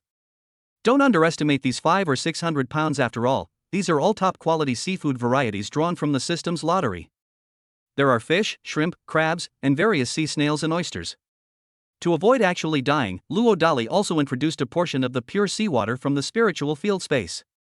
Luo Dali finally breathed a sigh of relief as he watched the lively seafood settle into the recycling system. Quack!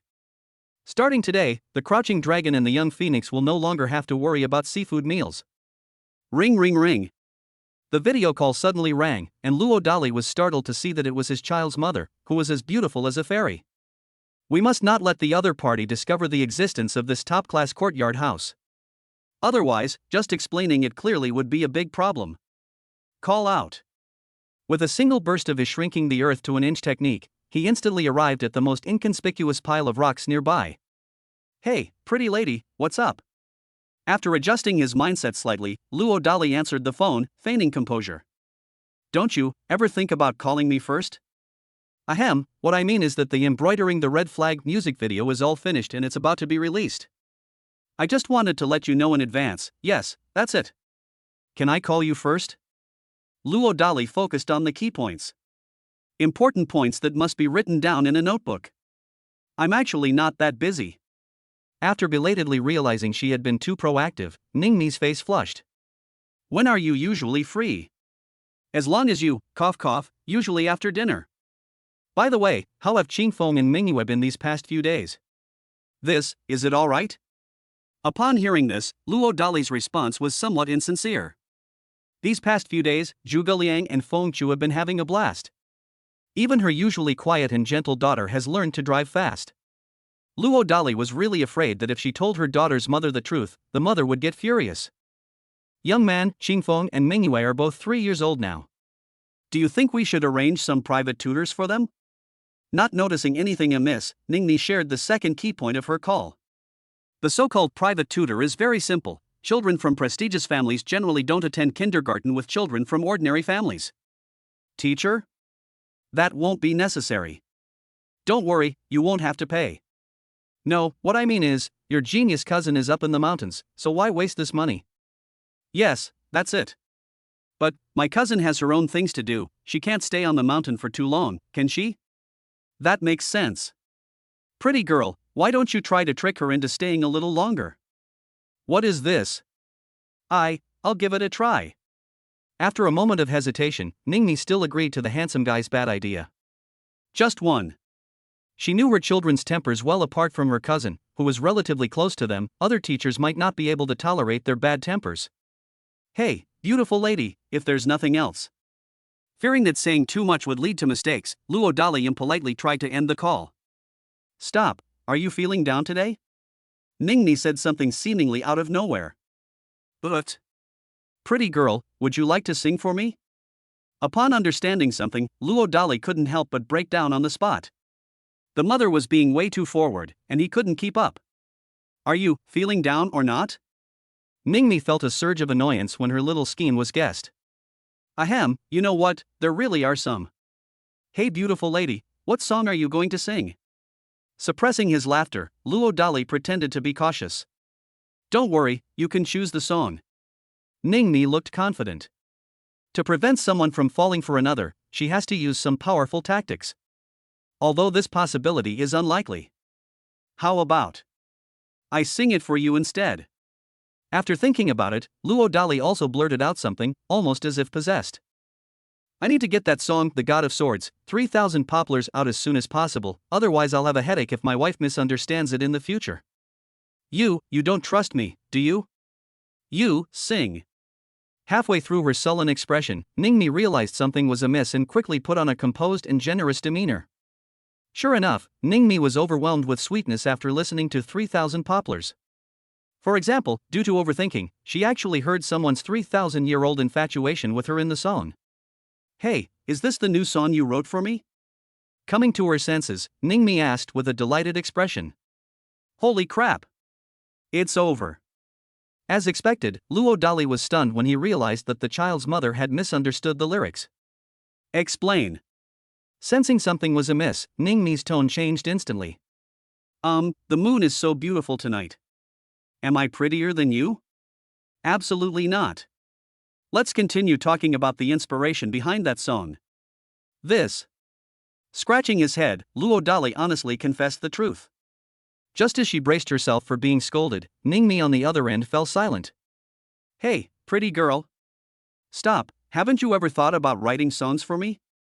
Yes, about Okyo, lover, and the punishment of impulsiveness, right?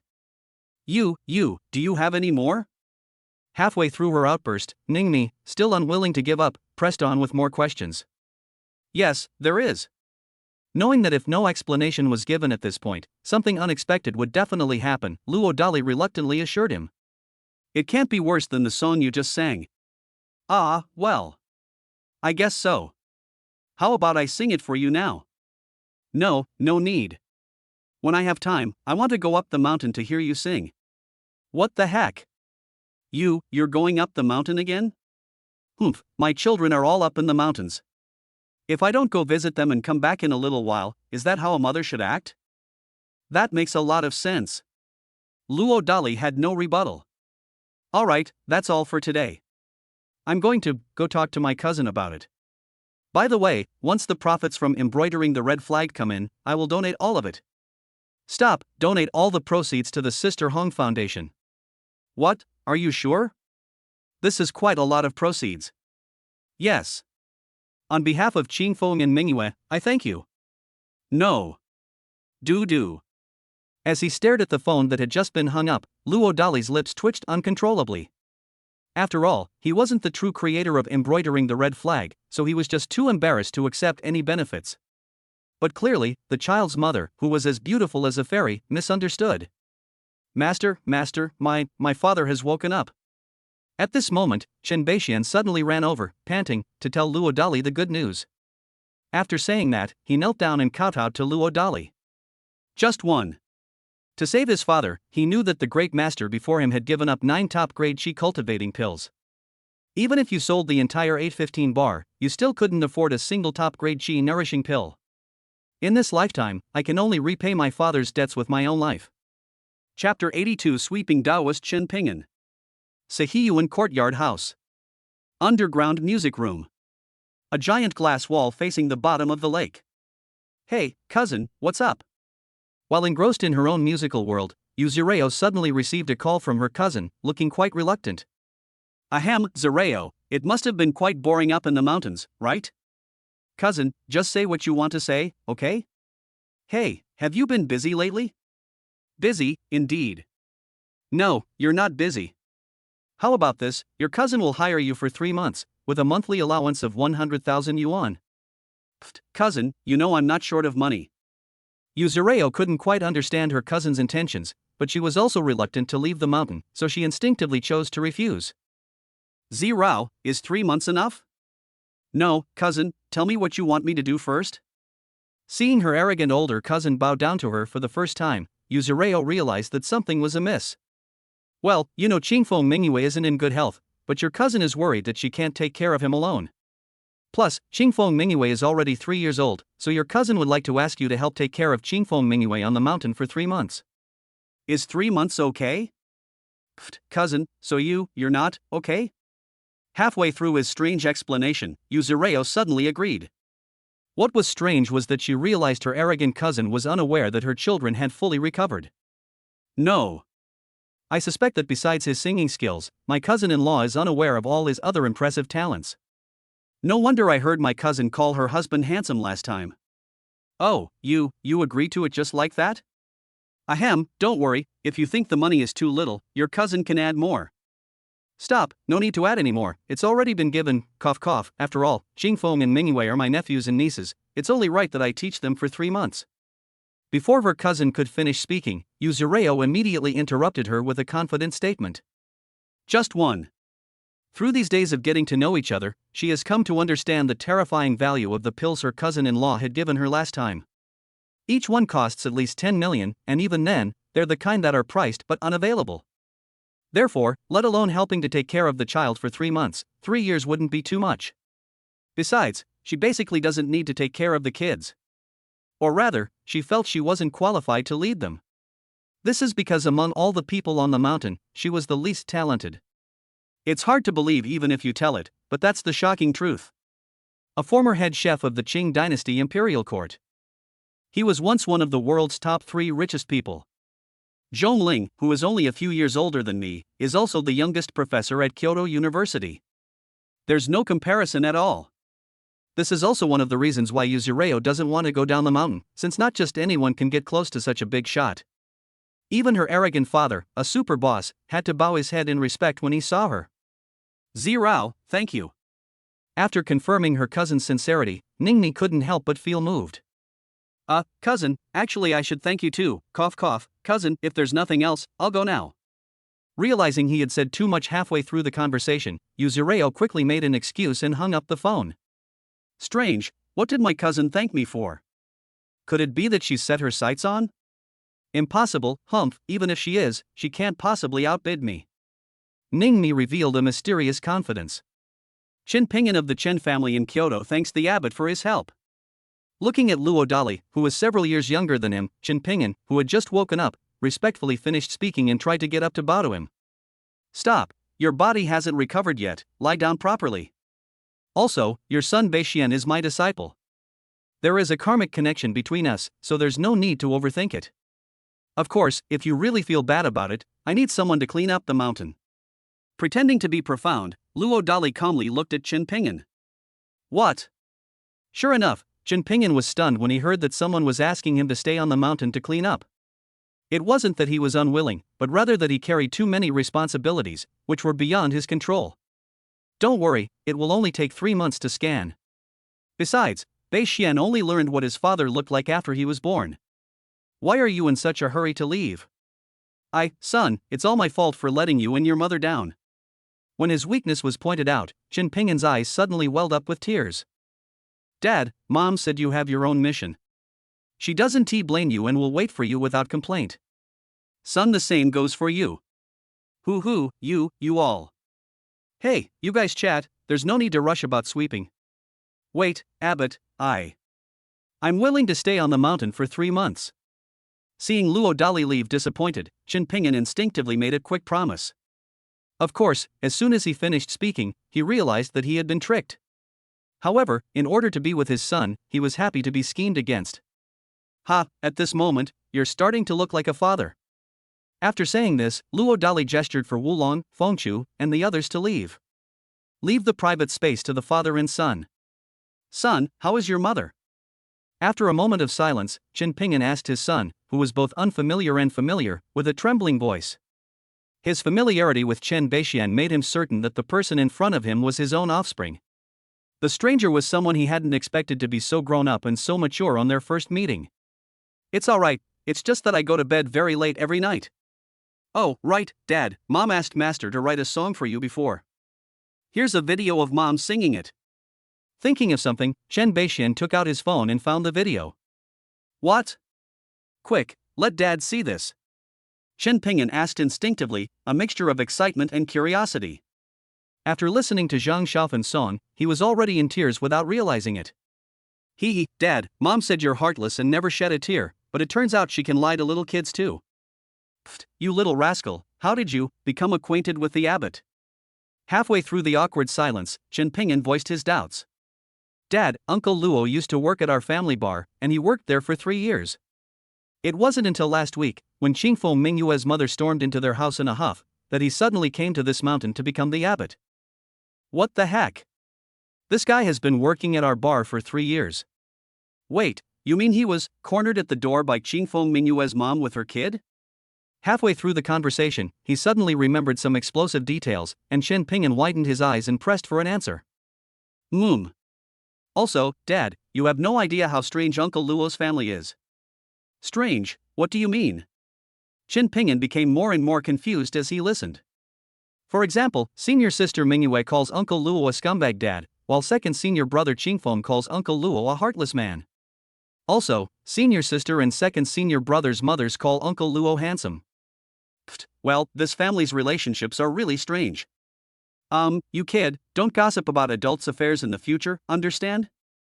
"Oh, right, Dad, Master said that you are not allowed to contact anyone outside the family for the next 3 months, including Mom."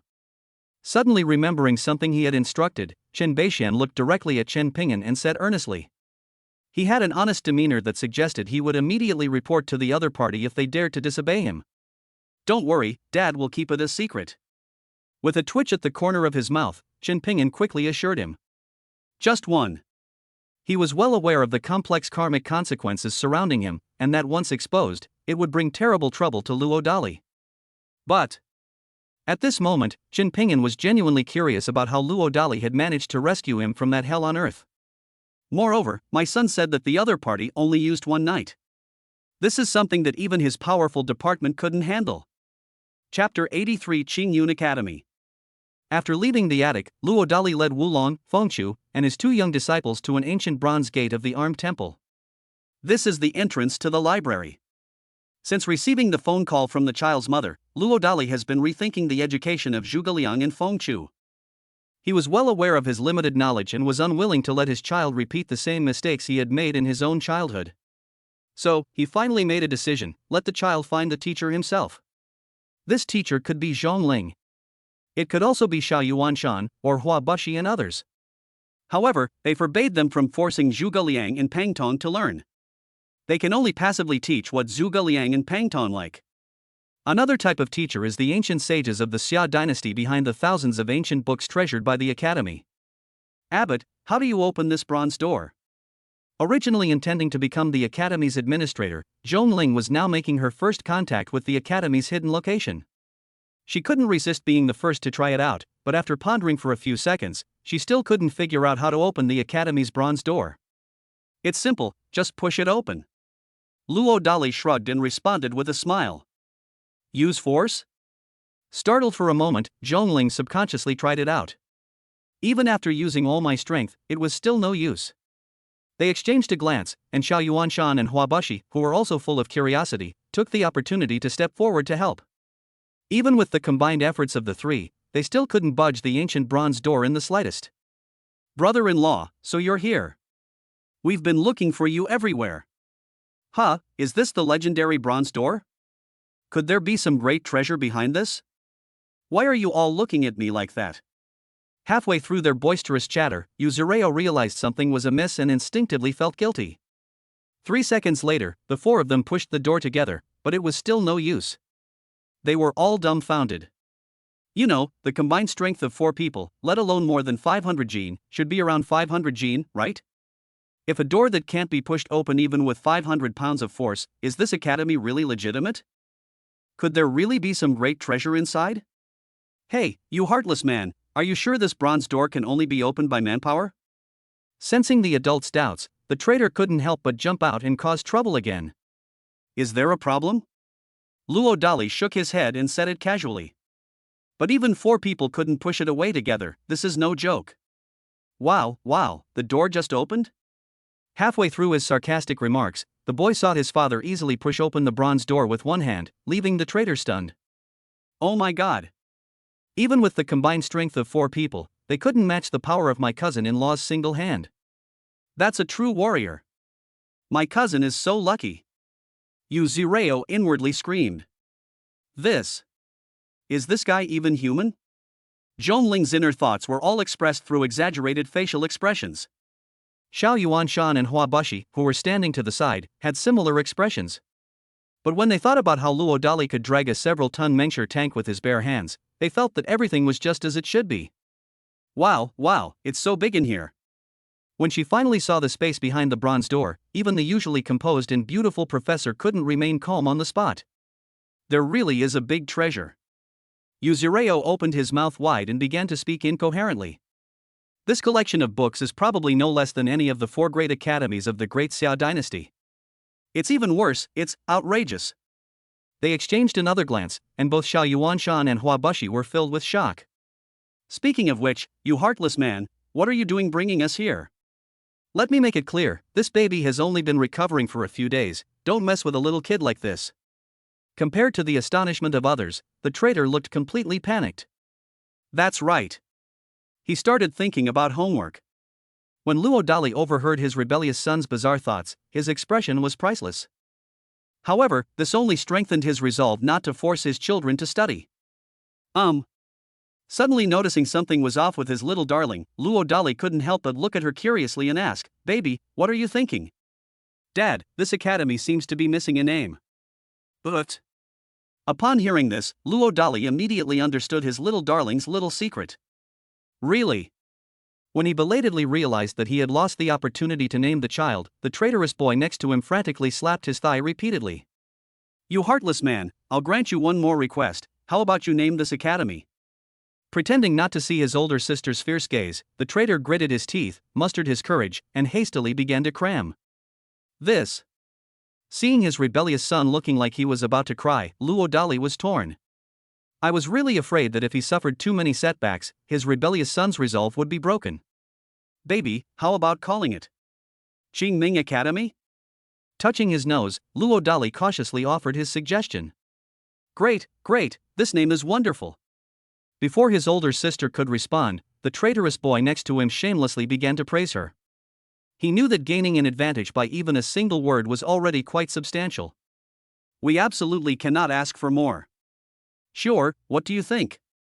Seeing that his elder sister still didn't say anything, Ning Shuxing couldn't help but slyly pull the flower-filled sewer.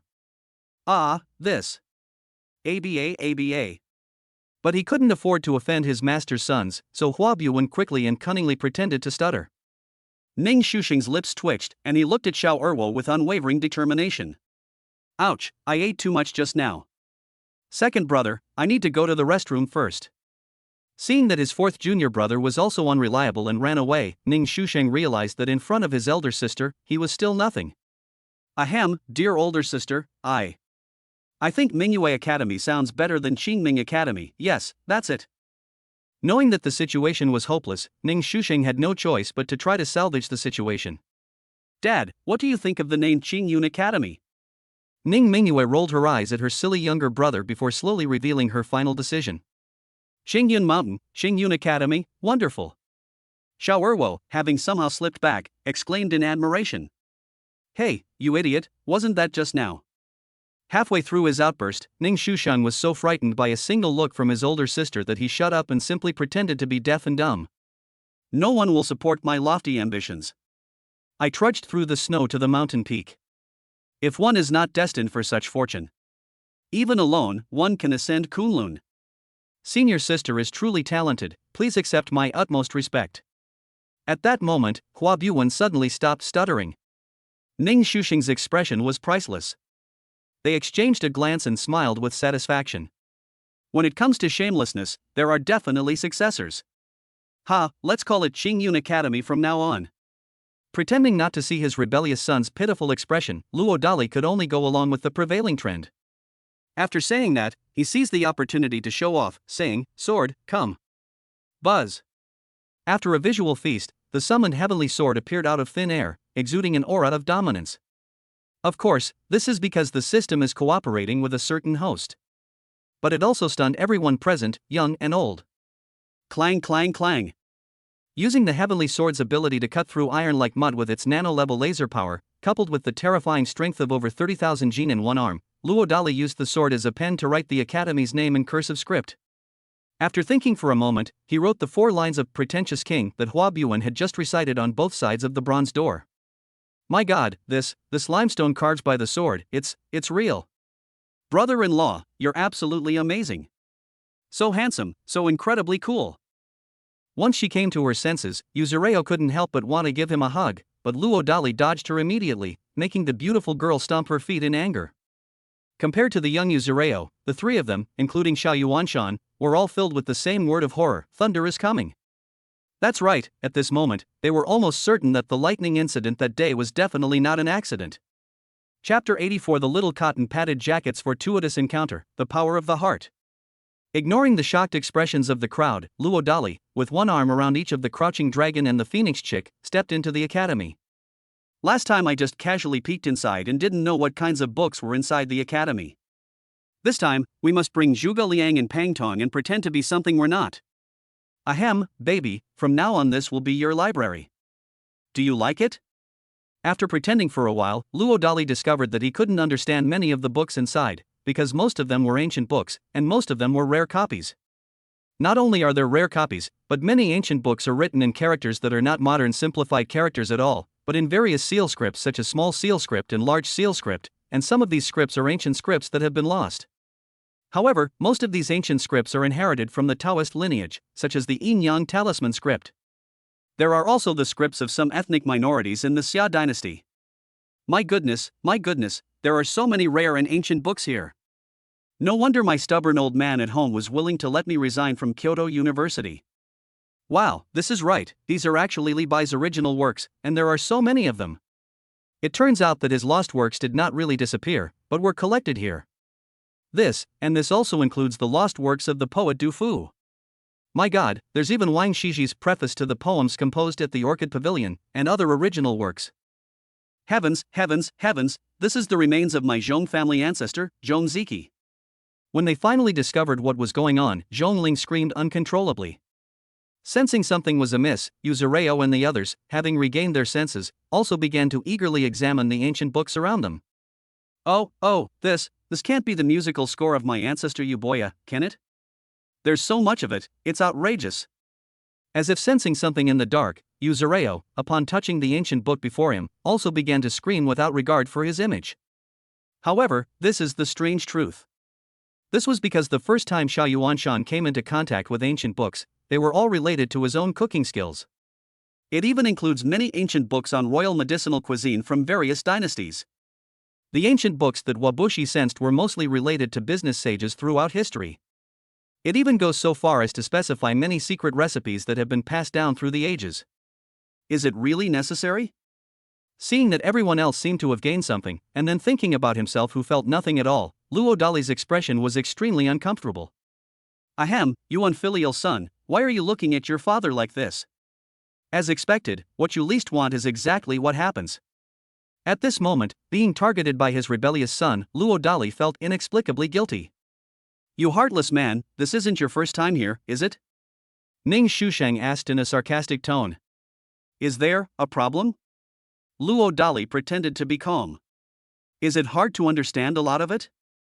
Pfft, how come you talk like you're some kind of know-it-all, you unfilial son? Realizing he'd been tricked halfway through his sentence, Luo Dali quickly and cunningly countered with a question to his unfilial son. You heartless man. Since we're all cut from the same cloth, why should we, father and son, make things difficult for each other? Isn't that right? Hey, you unfilial son. Stop, you heartless man. You don't want me to ask you every day how much money you made, whether you wrote a summary for your invincible, beautiful mom, or Stop, stop, stop. You unfilial son. You've won. Unexpectedly, his unfilial son threatened him so he wouldn't have to do his homework. Luo Dali's face darkened.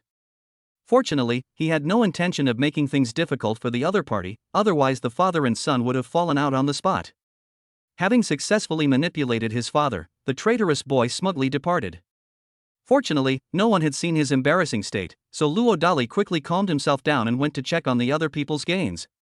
Hua Buwen, the cheap third apprentice, set his sights on a bunch of ancient books on luxury goods. Xiao Erwo was attracted by some ancient books on planting collected by the royal families of past dynasties. Moreover, they are all ancient books on planting that were of the highest quality and were considered tribute items.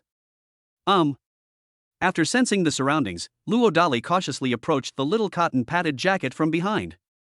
Luo Dali was stunned when he discovered the book the other person loved. The reason is that the little girl doesn't like ancient books, but rather a bunch of handwritten manuscripts in wild cursive script. It contains poems written by one person.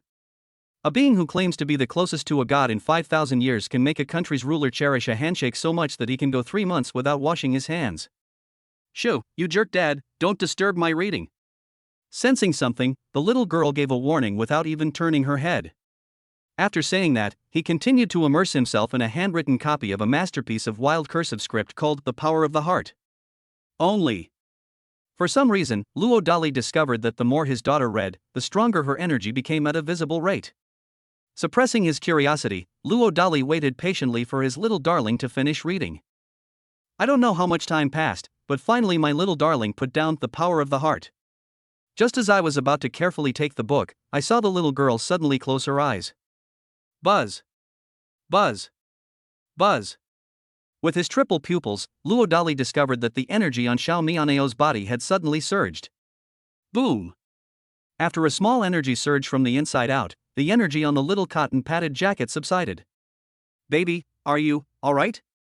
Luo Dali immediately asked anxiously. It's nothing. Not only that, Daddy, I suddenly feel like my body has become much stronger. Don't believe me? Look. After exclaiming her surprise, Ning Mingyue surprised Luo Dali by performing a series of backflips on the spot. Luo Dali was completely dumbfounded. Is this still my frail little darling?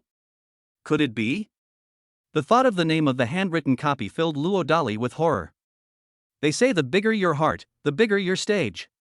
This book, The Power of the Mind, is definitely not simple.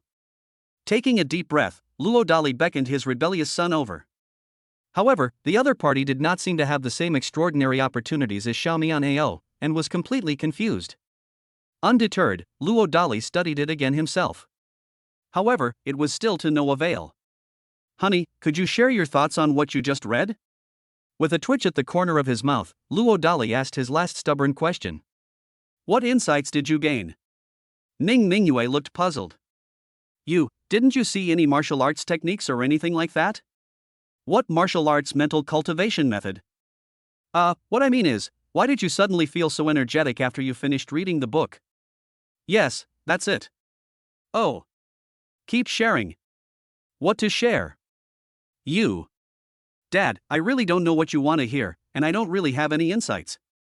I just felt a sense of relief after reading those words. Wait, you just said you were looking at the font, not the content? Yes, I was deaf before and didn't know any words. Wow, could it be that the power of the heart is the modern-day Tai Xian Jing? Upon realizing something, Luo Dali excitedly picked up the book with both hands again. Sure enough, this time, he seemed to have discovered something incredible as well. Boom! As he read, a few lines suddenly flashed through Luo Dali's soul. To struggle with heaven is endless joy. To struggle with earth is endless joy. To struggle with man is endless joy. When Luo Dali opened his eyes again, he was pleasantly surprised to find that his cursive script had actually advanced from the master level to the grandmaster level. Moreover, other fonts have also been upgraded from the proficiency level to the master level. Chapter 85 Qing Yun notes, The Rebellious Son's Opportunity. What is a master of cursive script? It is to draw on the strengths of many and form one's own style, using plants and trees as brushes, with each stroke containing profound mystery, so profound that it can even infuse the writer's spirit and energy, achieving the state of inner sagehood and outer kingship. The reason why observing that Master's cursive script had such an incredible enlightening effect was because I resonated with the essence and spirit contained in his calligraphy. After thinking it over, Luo Dali decided to name his font Overlord Font, the most powerful and domineering font in the world. This isn't just Luo Dali being self-satisfied. After awakening 50% of his overlord body, he now possesses a terrifying strength of at least 60,000 gene. When it comes to physical strength, if he claims to be second, no one has dared to claim to be first for thousands of years. Hey, you heartless bastard, if there's nothing else, I'm leaving. I finally found my treasure, don't waste any more time. Wait, you just said you found a treasure? Sensing something was amiss, Luo Dali instinctively widened his eyes and pressed for an answer. Is there a problem? The traitor had a pretentious, profound look on his face. After signaling to his little darling to keep trying, Luo Dali followed the traitor to a secret room. It really is a secret room. The rebellious son said that he was tired from walking and just sat down on the side, which led to the accidental activation of the device. Ahem, you heartless man, let me make it clear first, this place was discovered by me first, you're not allowed to hog it. You unfilial son, this entire Taoist temple belongs to your father. Who is actually occupying it? I don't care. If you dare to act like an old lady, I'll tell my mom, who's the most beautiful girl in the universe. Fine, this place is your territory from now on. Ultimately curious about the unruly son's fate, Luo Dali suppressed his temper and didn't argue with the other party. With a satisfied smile, Ning Shusheng began to pretend to study the ancient book in the very center of the secret room. And upon closer inspection, the problem was indeed apparent. Seeing his son making all sorts of strange gestures out of control, as if he had gone mad, Luo Dali really wanted to stop him immediately. But after thinking about it, he gritted his teeth and resisted the urge to ruin the other party's opportunity. It's unclear how much time passed, but the rebellious son finally came to his senses from his madness. You unfilial son, are you all right? Luo Dali asked cautiously with concern. To be honest, you heartless man, do you think your rebellious son has the qualifications to be the national advisor? Ning Shusheng calmly countered with a question.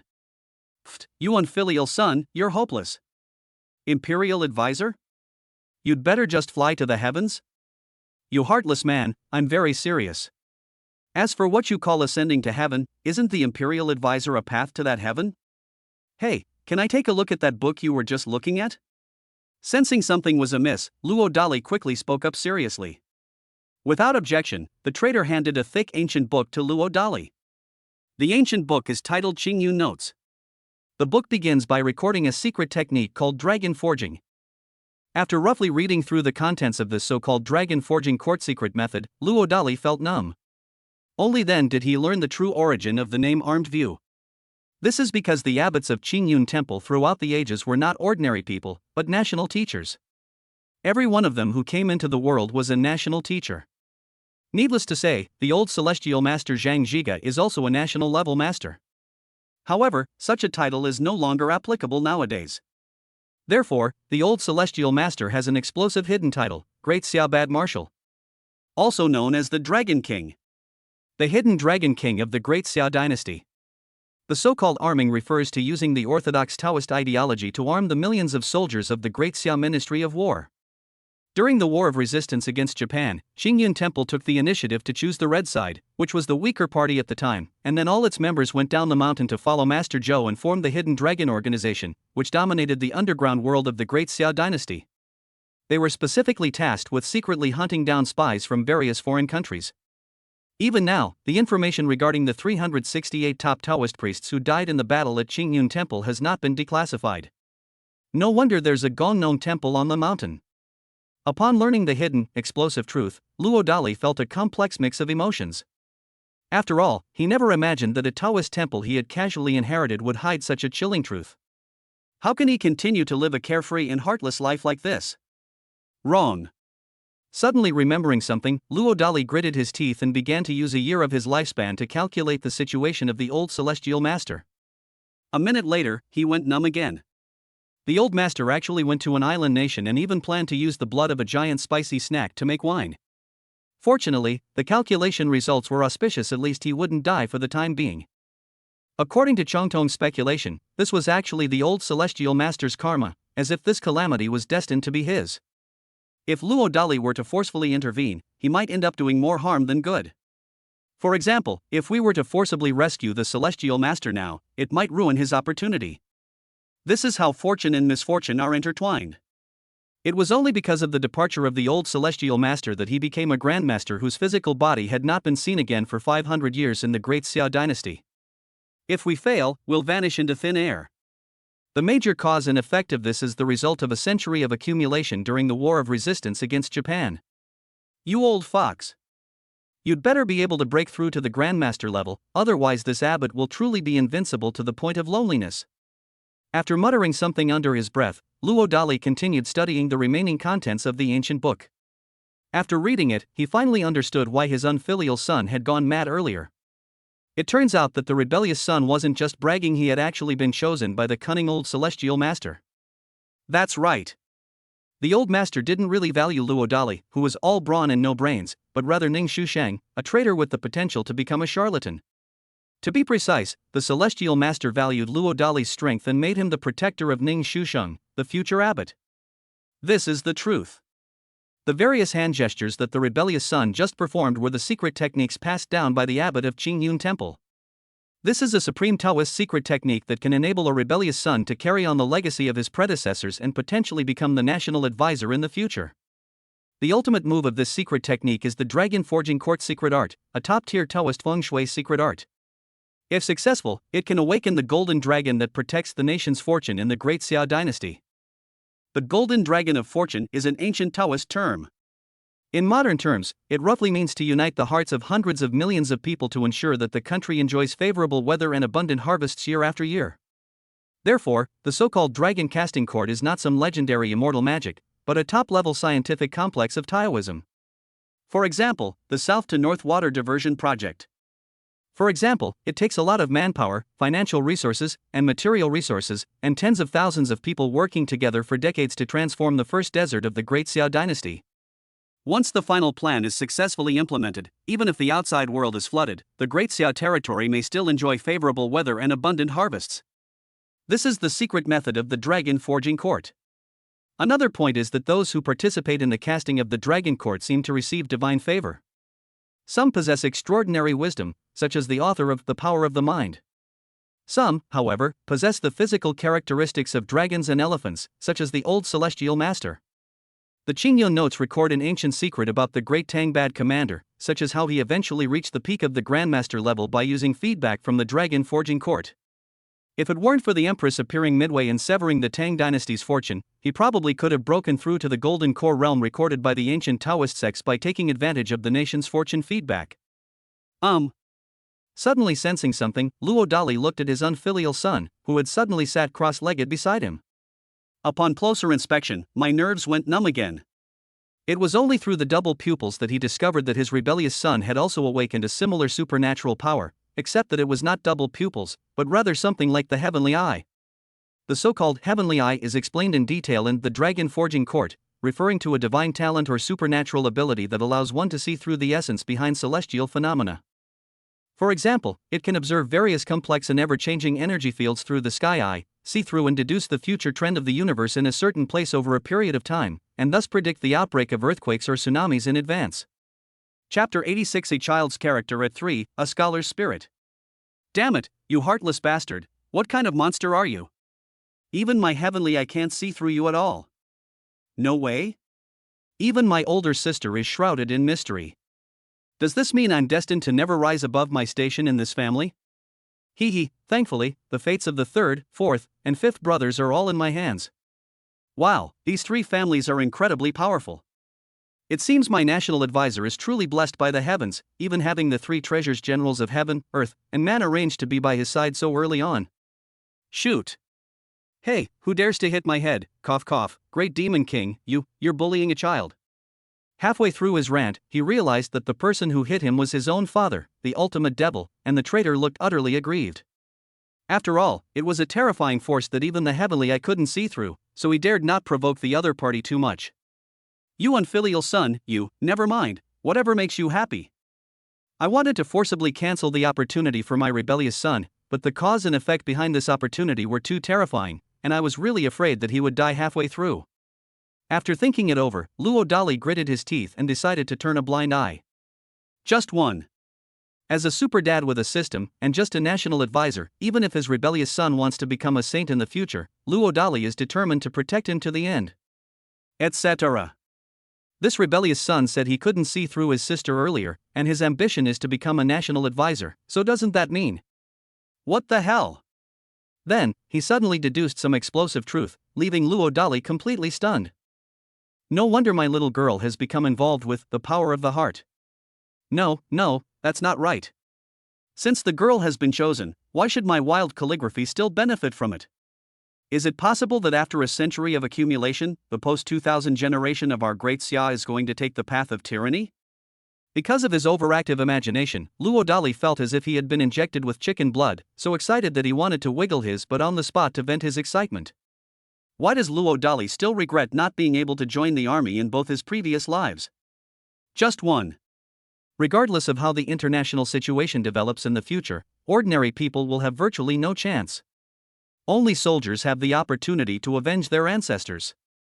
However, the future is probably still a long way off. Luo Dali forced himself to comfort himself. I'm really worried. The ambitions of the crouching dragon and the young phoenix are truly extraordinary, and he is genuinely afraid that his knowledge, acquired from a third-rate, mediocre university, will jeopardize their future. No. We must find another teacher to go up the mountain. Then, under the guise of organizing a concert, we secretly and deliberately ensured that our sleeping dragon and phoenix chicks would sweep across the world with absolute devastation from the moment they were born. Hey, you heartless man, are you alright? Seeing his father's energy field surging and fluctuating through his clairvoyance, Ning Shusheng was afraid that his father might lose control and destroy his secret chamber, so he quickly and helplessly comforted him. You unfilial son, if I remember correctly, you made a condition that you gave up on before, didn't you? How could he be manipulated by his rebellious son? Luo Dali, regaining his senses, immediately retorted cunningly. You say. The traitor gritted his teeth and didn't renege on his promise. After all, he aspired to be the national advisor, so how could he be deterred by such a small difficulty? My request is simple: if you don't want to learn something in the future, you don't have to. Taking a deep breath, Luo Dali stated his request. Pfft, you heartless man, shouldn't you rephrase your words? Needless to say, the traitor thought he had misheard. What kind of request is that? This is a general amnesty. Ahem, you unfilial son, you heard me right. As long as you don't want to learn something in the future, you can even ignore what your father and mother say. Luo Dali made a solemn promise. What about my older sister? After a moment of stunned silence, the traitor gritted his teeth and cautiously pressed for an answer. Well, to be honest, I'm also afraid of your sister. But. Fu, Lao Luo, so we're kindred spirits. Hey, who are you calling Lao Luo? Believe it or not. Ahem, baby, what brings you here? Halfway through his outburst, Luo Dali saw his little cotton padded jacket suddenly walk into the secret room, and he immediately stopped and shut up, feeling guilty. Upon seeing his elder sister, who had transformed into an eternal queen, Ning Shusheng instinctively trembled and stood obediently at attention. Hee, you scumbag dad, what were you saying to my little brother just now? As if she hadn't heard anything, Ning Mingyue broke the silence with a sweet voice. Sis, that heartless man just said he. Sigh. Hey, baby, are you hungry? Let me prepare a seafood feast for you. With a dark expression, Luo Dali covered his unfilial son's mouth and pretended to be calm, changing the subject. Pretending not to see her silly younger brother's crazy tattling, Ning Mingyue had Luo Dali carry her out. Just then, Xiao Yuanshan and the others, who were engrossed in their respective opportunities, also came back to their senses. The group arrived at the courtyard house.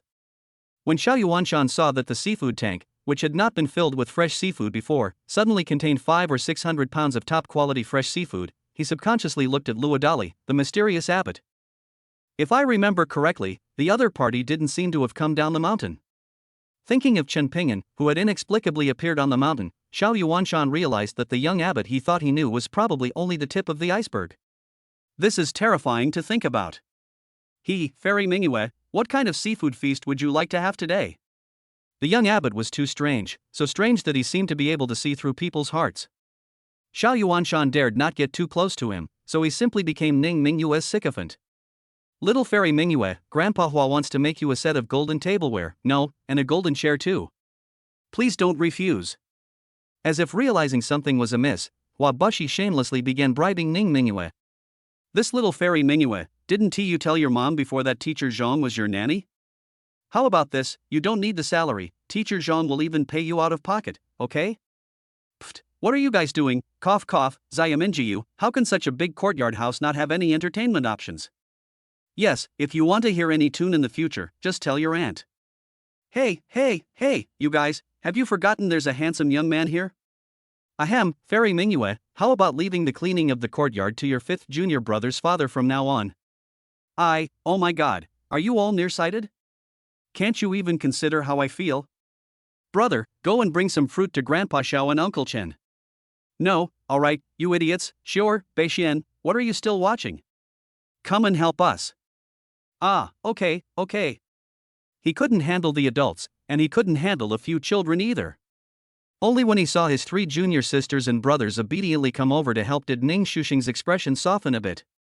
Ahem, well. If you don't mind, you can just call me Old Chen. What I mean is, just a token gesture is fine. Master, the Ministry of War has never had the concept of hygiene. From now on, I, Chen Ping'an, will be the sweeping Taoist of the mountain. I'm glad you like it. Luo Dali looked helpless. Although he had no interest in continuing to expend his lifespan to deduce Chen Ping'an's other secret information, he was determined to be more powerful than Chen Ping'an. Chen Ping too was openly threatening the Lin family brat from Ningcheng. Luo Dali really didn't know what kind of completely different outcome the Lin family brat would have if he went crazy and caused trouble on the mountain one day. Anyway, it should be very exciting. Chapter 87 Ning Mi's Panic. It was late at night. Seeing that the sleeping dragon and the young phoenix had already fallen asleep, Luo Dali finally had time to enjoy scrolling through short videos.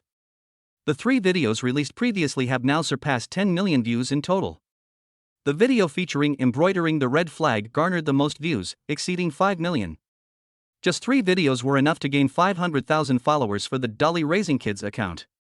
However, compared to the number of views of Ning Mi's embroidering the red flag music video, which she released today using her own account, it's nothing.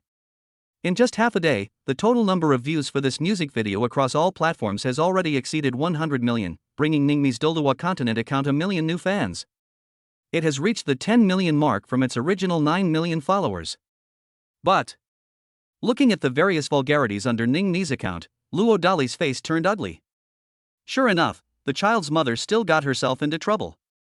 Fortunately, compared to the number of comments from haters, there were far more positive comments. After thinking it over, Luo Dali decided to muster up his courage and call Ning Mi for the first time. To avoid disturbing Zhuge Liang and Zhuge Liang, he used his shrinking the ground to an inch technique to reach the 2nd floor of the courtyard. Hey, pretty girl, are you asleep yet? Upon answering the phone, Luo Dali instinctively asked a pointless question out of nervousness. Going to sleep? No, you are asleep, why are you still? Stop, handsome, what do you want? Feeling down? Ahem. Actually, I was worried you'd be upset. I just watched the embroidering the red flag music video. You don't need to pay too much attention to those haters' comments. Luo Dali instinctively and straightforwardly explained the key points of the phone call. I thought you, thank you. We're all family, no need to be so polite. Pa. We're not even married, so who's family with you? Hey beautiful, how about we get our marriage certificate tomorrow?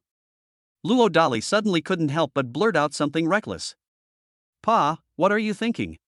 Besides, it hasn't even been 3 months yet, you might not even get 80 points by then.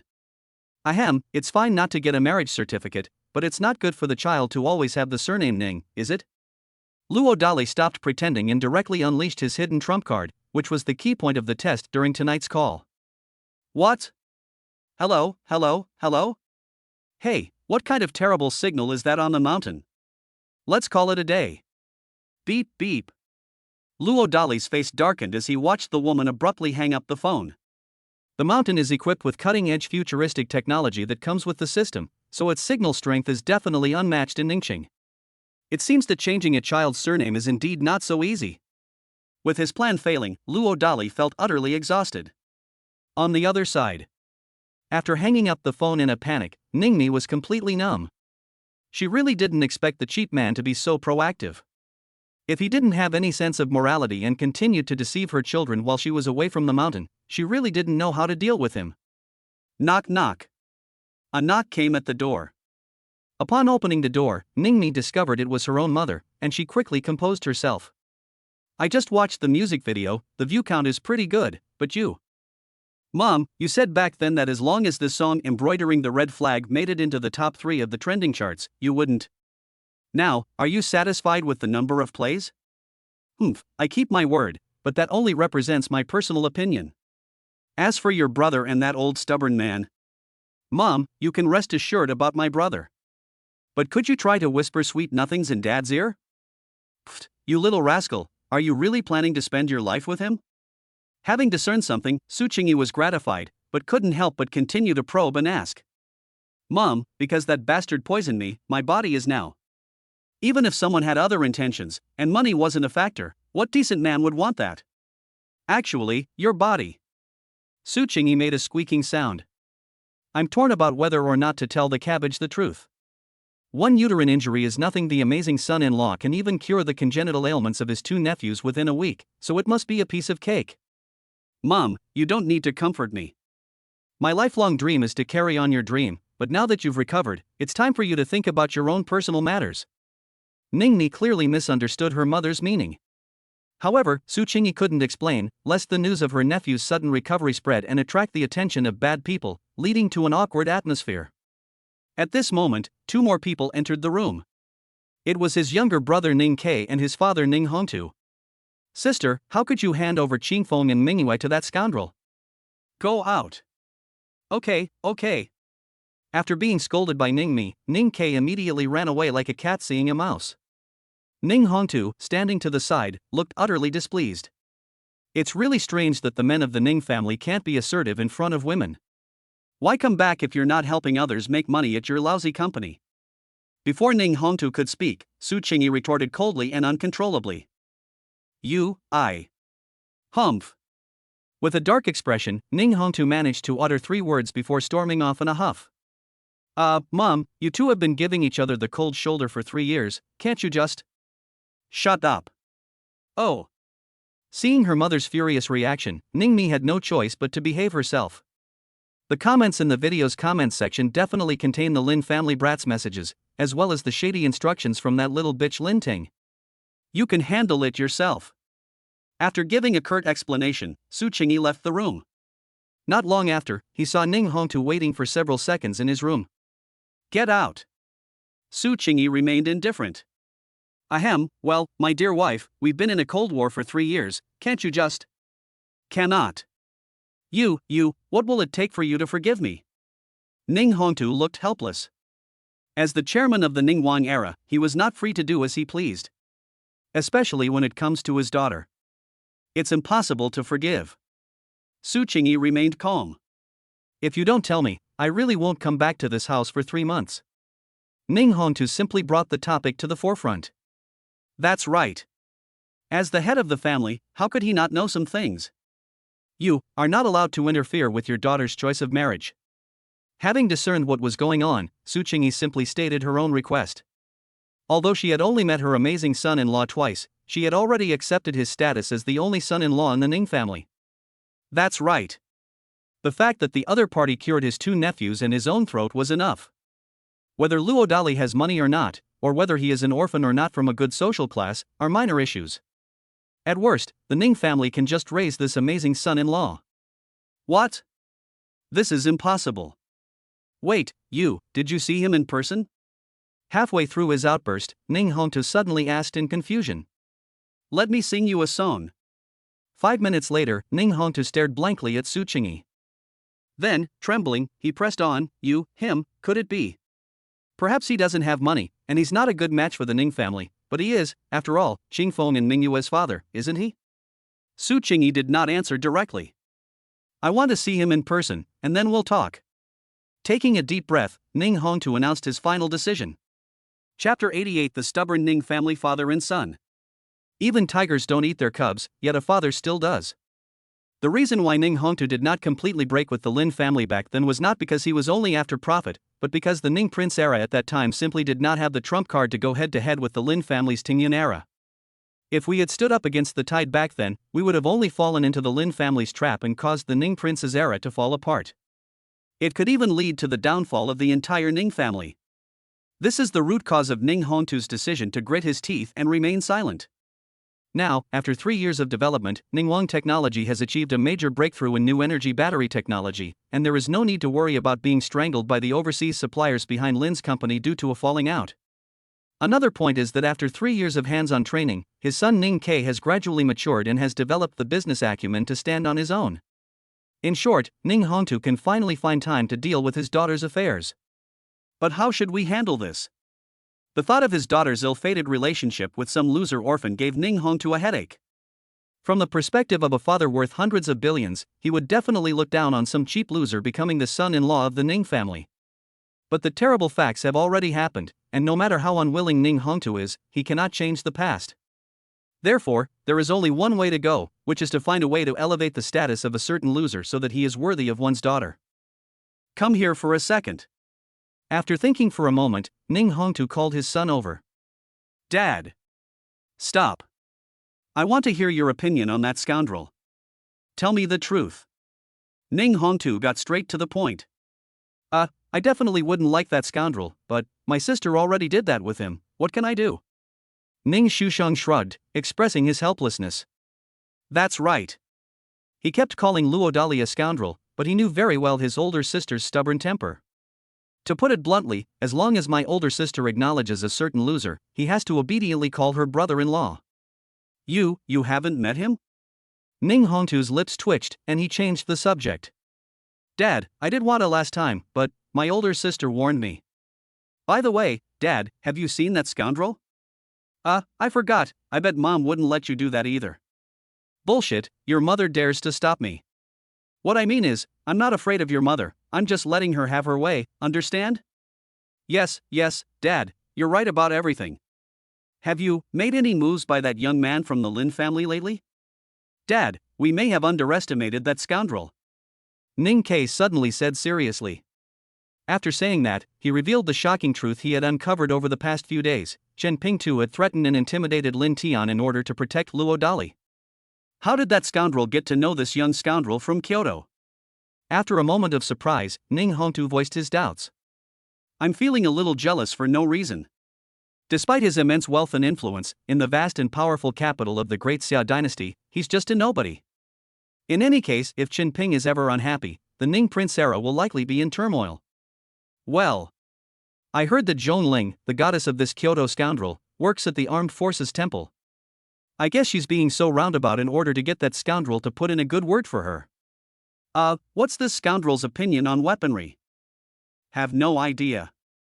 What, useless? When asked what he didn't know, Ning Hongtu got furious.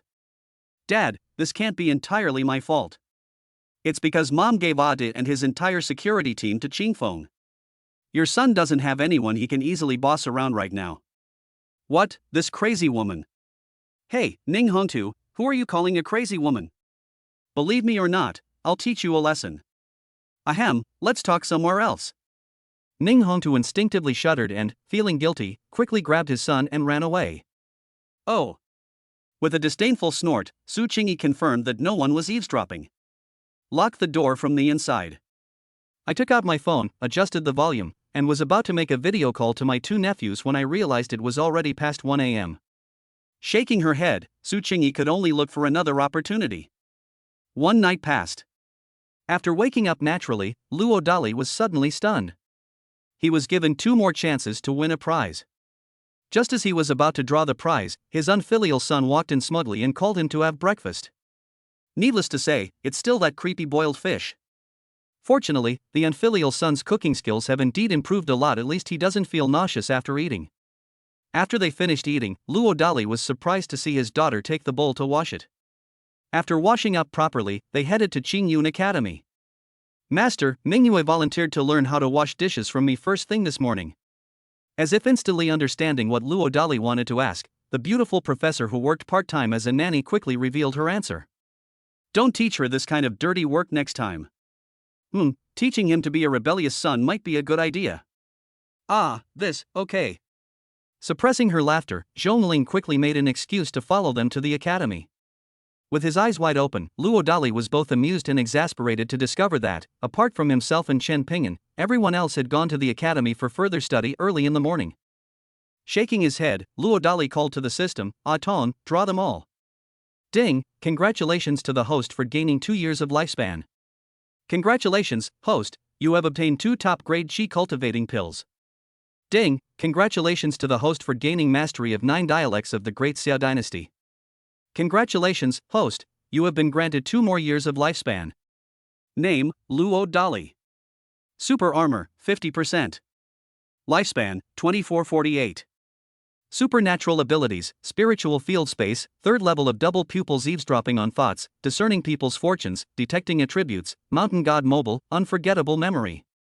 Skills, god-level driving skills, singing skills, proficiency in music, chess, calligraphy and painting with calligraphy at the master level, grandmaster level cursive script skills, helicopter piloting skills, god-level marksmanship, unshakable horsemanship, clay sculpting skills exquisite, guitar skills exquisite, god-level makeup skills, proficiency in 9 dialects of the Great Xia dynasty. Resources, 1 Aojia Z13, 1 heavenly sword, 1 yacht, and 5 top-grade qi cultivation pills. Fluent in dialects? Luo Dali was completely bewildered, never expecting to draw such a skill. Etc. Suddenly remembering something, he went to the underground music room in the courtyard. After singing the Flower Fairy in the soft Wu dialect, Luo Dali eagerly awaited the replay. Damn, the Sword God's Mountain Songs Are Lonely has exactly 9 songs if you remove the beginning and the end. I was wondering why Adong rewarded us with 9 different dialects of the Great Xia dynasty. Maybe this is the correct way to appreciate the Sword God's Mountain Songs Are Lonely. After gaining some insight, Luo Dali sang Luo Shanghai City again in northeastern dialect. The irony was so scathing that it left Luo Dali speechless. Unfortunately, the Sword God doesn't speak many dialects, otherwise he might have actually done that. I don't mean to make fun of my Sword God here, I just genuinely think that folk songs sung in various dialects are really, really good. Through the black-clad captain's report, Lin Tian finally learned that Chen Pingtu, the young scoundrel from Kyoto, had left Ningcheng. Also, the great news is that the old celestial master is no longer at the Armed Forces Temple. However, to avoid any potential traps, Lin Tian did not act rashly. Instead, he first spent money to ask a friend in Kyoto to confirm the truth of the matter. When Lin Tian learned that Chen Pingtu had suddenly decided to join the army, he laughed. His laughter was so ferocious. That's right. When Lin Tian learned that Chen Pingtu was going to protect a certain lowly scoundrel, he was furious, but he knew all too well how terrifying the Chen family behind Chen Pingtu was. Therefore, he could only helplessly and resentfully endure it. Now that the clouds have finally parted and the moon is shining, he's going to unleash his fury and make that scoundrel who stole his red flower know why it's so red. Thank you for the little gift from Baikei Azixin. Chapter 89 Safe Return, Destruction and Reconstruction. Suddenly sensing something, Luo Dali arrived at the Xianmen. Looking at Chen Ping'an, who had broken through and then risen again to the initial strength of a top-tier general, he smiled with satisfaction. At least the 12 top-grade qi cultivating pills weren't wasted. Thank you so much, Abbot, for bestowing this elixir. Taking a deep breath, Chen Ping'an quickly and respectfully bowed to Luo Dali. He only has one thing to say, he knows his own body better than anyone else. After being tormented by the alien race for 3 whole years, he would have collapsed long ago if he hadn't been holding on to his last breath, hoping to see his son one last time. Now, not only have I finally seen my son, but I have also turned misfortune into blessing and broken through the physical barriers that I had been unable to overcome for several years. These barriers were something that many of my fellow soldiers could never hope to cross in their entire lives. Chen Ping'an was so moved that tears streamed down his face. If he had had the strength he has today 3 years ago, he wouldn't have been arrested, and his comrades wouldn't have sacrificed their lives. Thinking of his 11 fallen comrades, Chen Ping'an's eyes instantly turned bloodthirsty.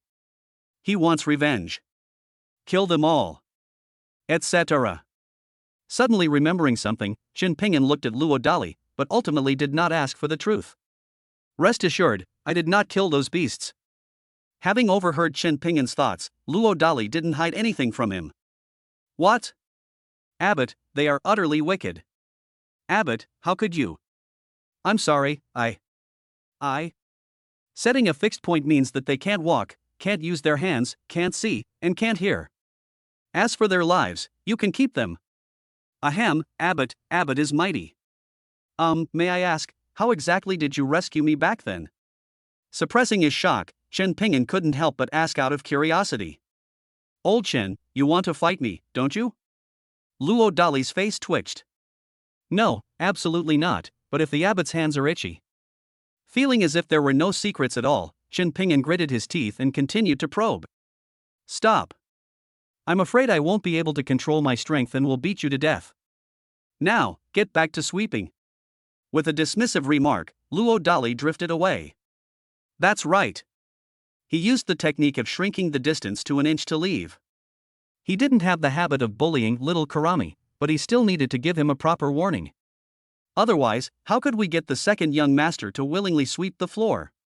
As for why Chen Ping'an is called Little Karami? Even though he has broken through to the early stage of a top-tier martial general, Chen Ping'an currently only possesses a combat strength of 800 gene because he lacks a peerless physique like innate divine strength.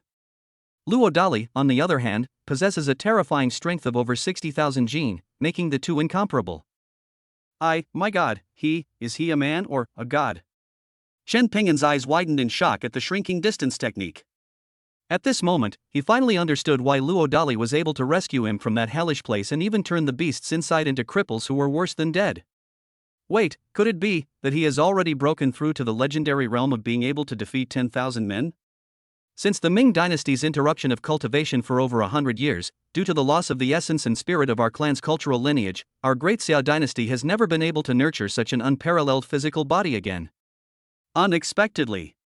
No wonder he was chosen by the celestial master. It's a pity he wasn't a military strategist, otherwise he could have joined the Great Heavenly Palace Academy to assist in the development of the White Emperor fighter jet with a displacement of over 12 grams, and even contributed to the future Moon Palace project. Chen Ping'an was filled with mixed emotions.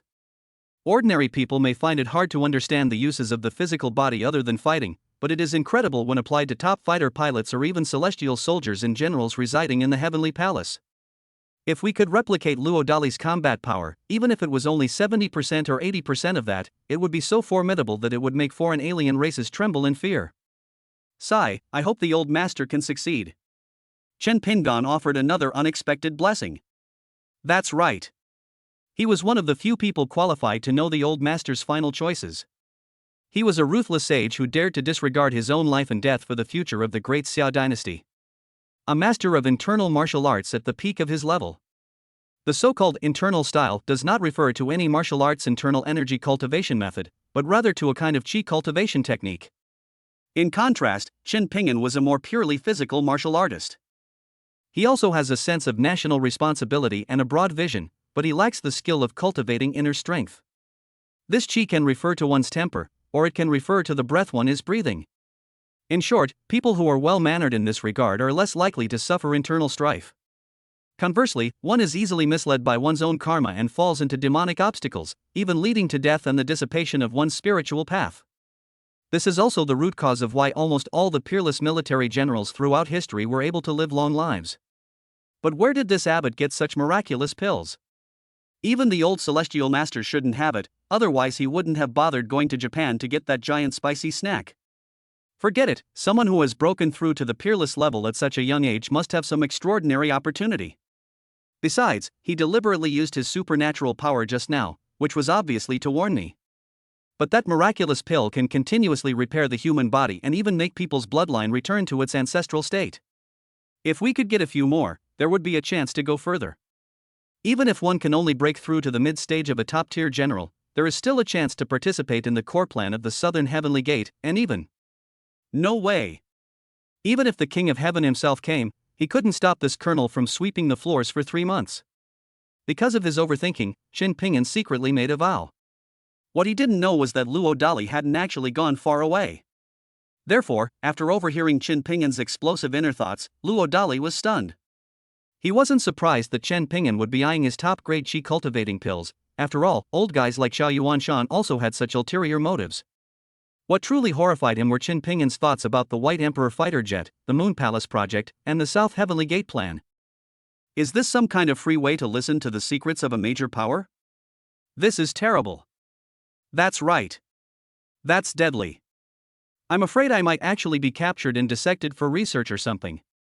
Grandma, luckily we signed in to get the mountain god skill early on. If all else fails, we can just hide in the spirit field space and wait to die. Wait a minute, the mountain god skill is obtained by signing in.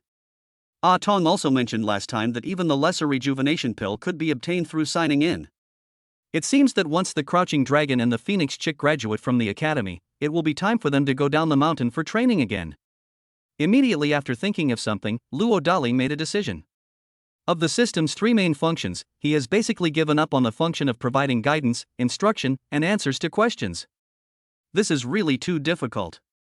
For example, the clever and witty little girl doesn't need Luo Dali to teach her at all. As for the rebellious son whose thinking is so bizarre that he's almost like a charlatan, even if Luo Dali wanted to teach him, he probably wouldn't have many skills that would impress the other party. Of course, horseback riding, bird walking, and high-speed racing are exceptions. No. The unfilial son has even learned to race cars without any instruction. As for his other skills in music, chess, calligraphy, painting, and guitar, Luo Dali genuinely felt that his unfilial son would look down on them. After gaining an opportunity at the academy, Luo Dali realized that it would be even more difficult for him to gain the approval of Zhuge Liang and Pang Tong again. Therefore, the lottery function is also difficult to implement. Now there's only one thing left to take advantage of, and that's the sign-in feature. Ring ring ring. The phone suddenly rang. When Luo Dali saw that it was Lin Diao, that hypocrite, calling, he laughed. It seems that some treacherous entity is finally about to make its move. Perfect timing. The colonel sweeping the hill is already in position. Let them have a go. Chapter 90 Filial Piety from a Rebellious Son. Half a day has passed. It was only after the Wulong, Fengchu, and others, who were probably starving, that they finally decided to leave the academy. This proactive learning spirit deserves praise. You heartless man, what have you been doing all day? Just as Luo Dali was about to shower him with praise, the traitor suddenly asked him a pointed question. Watching short videos. Is there a problem? Luo Dali responded as if it were the most natural thing in the world. No, don't you feel any pressure? The traitor looked at him with anger at his lack of ambition. Pressure? How could that be? As your father, I've never experienced pressure in my entire life. Having overheard his rebellious son trying to motivate him, Luo Dali suppressed a laugh and spoke righteously. Of course, he really doesn't need to be ambitious. Because if you really want to improve yourself, many people will lose sleep. Just one. With all sorts of overpowered skills drawn from the system, if Luo Dali hadn't suppressed his ambition, the Lin family of Ningxing would probably have been wiped out long ago. He really wanted to use the previous three conditions to further provoke his father, but Ning Shuxing quickly stopped himself. Honestly, the three conditions set out in the beginning seemed far too easy for her godlike father. That was too hasty. I should have told my older sister that it would be much more difficult than 100 million. You heartless man, it's not right for a grown man to live off my mother, is it? Finally, Ning Shuxing managed to utter a sentence. But actually, I also want to improve myself, but I don't know why. I easily get dizzy and lightheaded when I read a book, as if God is not going to give me this job. Having overheard his rebellious son wanting him to study at the academy, Luo Dali was far from being fooled.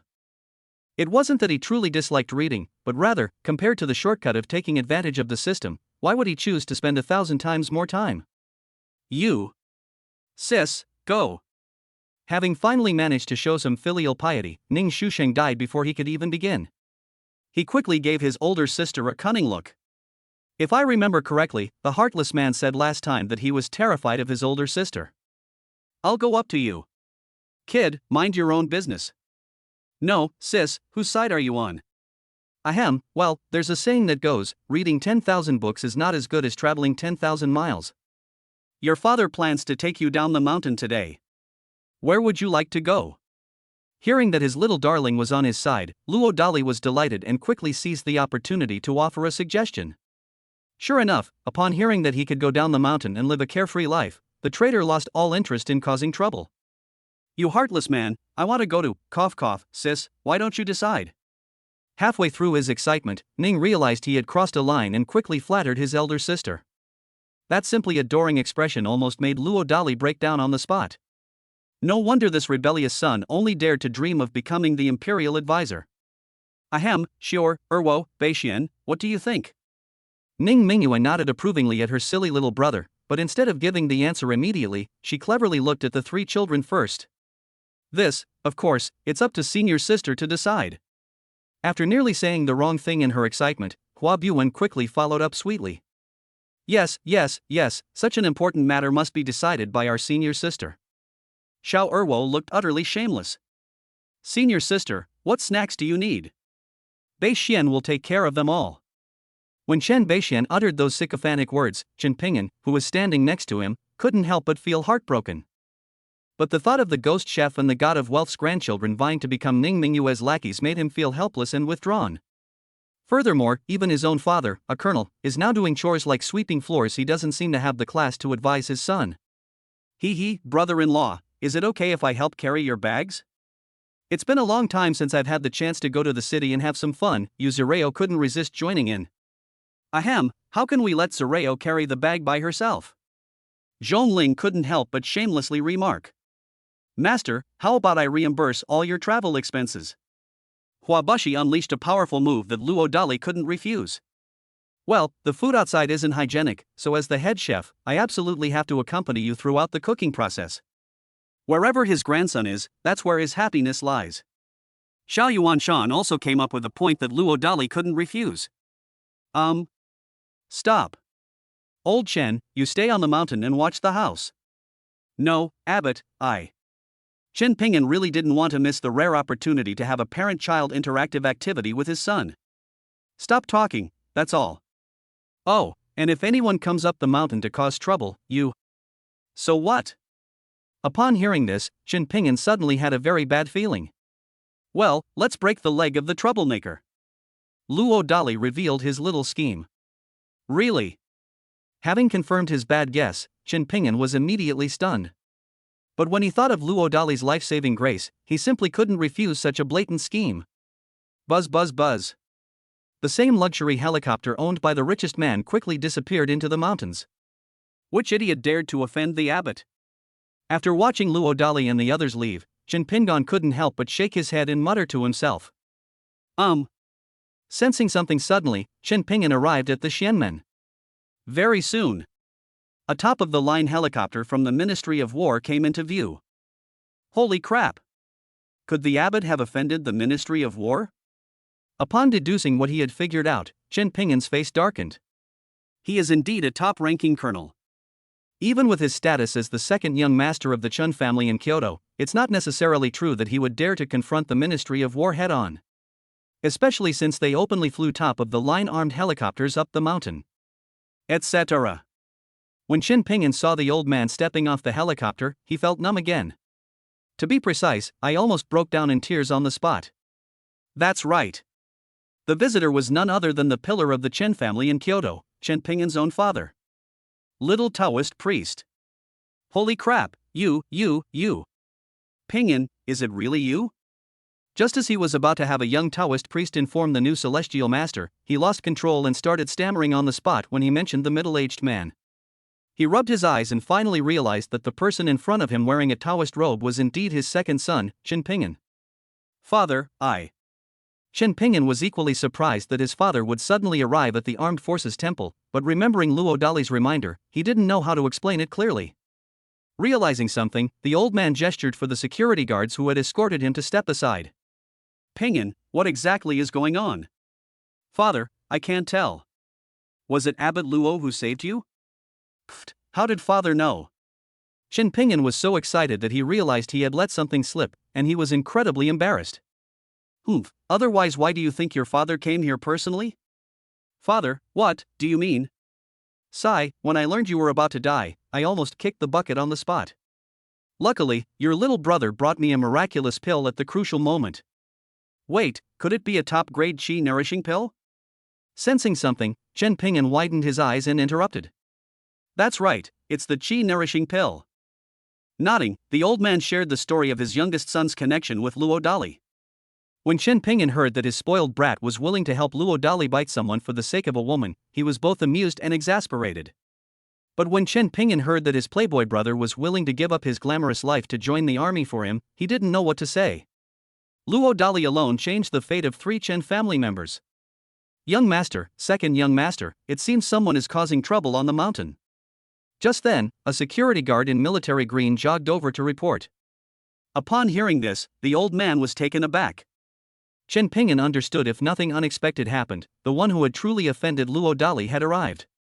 Hey everyone, where do you think Ning Mingyue will choose to go? Chapter 91. Lin Tian goes up the mountain, his leg is broken by Chen Ping'an. Sir, what do you think of this matter? They actually dared to cause trouble at the Armed Forces Pavilion. This is outrageous. Immediately send a telegram to Zhao of Ningcheng. Ahem, father, wait a moment. Chen Ping'an quickly tried to calm his furious father. As the second young master of the Chun family in Kyoto with impeccable lineage, he was naturally qualified to know the secret status of the armed forces sect in Great Xia. But he also knew that Luo Dali probably didn't want to make things too big, otherwise, given the other party's terrifying abilities, a small Ningcheng Lin family would probably be gone long ago. Even without Luo Dali personally taking action, Hua Bushi alone could easily cause Tingyun era to fall apart. When the old man heard that his second son had also become Luo Dali's lackey, his expression was priceless. After all, the second brother was a promising eagle king that those old guys highly regarded. What do you want to do? Taking a deep breath, the old man asked seriously. Ahem, father, he means I should personally break one of the man's legs. Then let's find a reasonable reason to fight. Having discerned something, the old man immediately dropped his objections.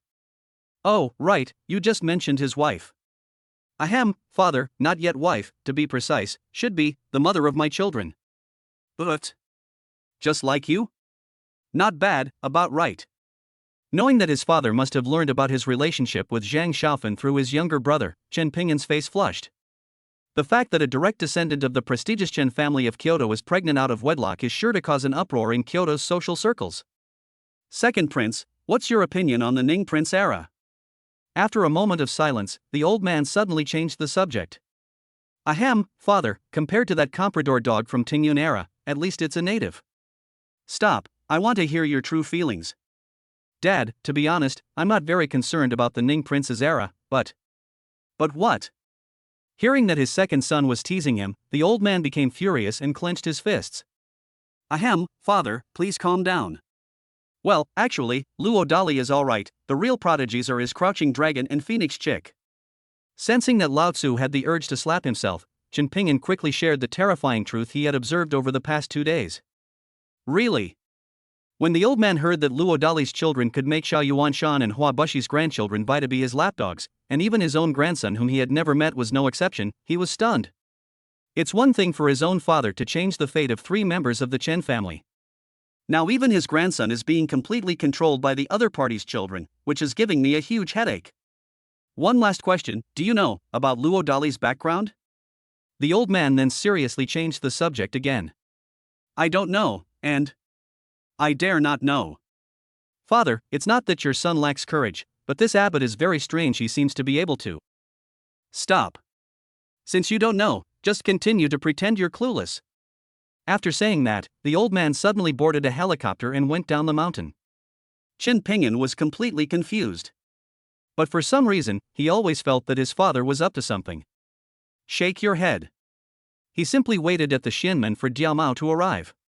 At the 720th step of the Xianmen, Lin Tian could no longer hold on and collapsed to the ground, panting heavily. I'm absolutely exhausted. Hey, young master, how about we just go up ourselves? The black-clad captain, Lin Diao, said weakly. My own treacherous son is truly inhuman. If you're going to cause trouble on the mountain, then at least don't harm other people. That's right. Lin Tian was carried up by Lin Diao and dozens of black-clad security guards in a joint group. As for Lin Tian, who was almost exhausted from riding in a sedan chair, there's even less to say about Lin Diao and the others. What, you son of a bitch, weren't you so fierce? So fierce that you even dared to covet my number 36. Ahem, young master, you're definitely overthinking this. Hey, how do you guys train? You're already this weak after climbing just a few steps, you're practically useless. Everyone, get back to work and get the young master up the mountain immediately. Ah, yes. Humph, this child is teachable. About 2 hours later, Lin Tian was finally successfully carried to the last step. But just as he was about to roar loudly to announce his arrival, Chen Ping'an appeared. The military monastery is a solemn place. How can we tolerate a scoundrel entering and polluting it? No, what's your relationship with the honey badger? Looking at Chen Ping'an, who was both familiar and unfamiliar, Lin Tian instinctively felt something was wrong. I'm his second brother. Chen Ping'an gave a vicious smile. Damn it, why am I so unlucky? Retreat. After confirming his terrible guess, Lin Tian wanted to run away immediately, but Chen Ping'an easily grabbed him from behind by the neck with one hand and lifted him up. I was wrong, young Master Chen, spare my life. I'm willing to pay compensation. Lin Tian screamed in terror. At this moment, the prestige of Ningqing's #1 young master shattered completely. Damn it, no wonder that Brutsu Buxia wasn't guarding the mountain today, it turns out he was there too. Imagining what was going on, Lin Diao immediately lowered his head obediently. Lin Tian, you even dare to covet my little brother's woman. Breaking your leg isn't too much to ask, is it? Chen Ping'an casually made up an excuse and continued his vicious attack. What? You're eyeing the honey badger's goddess?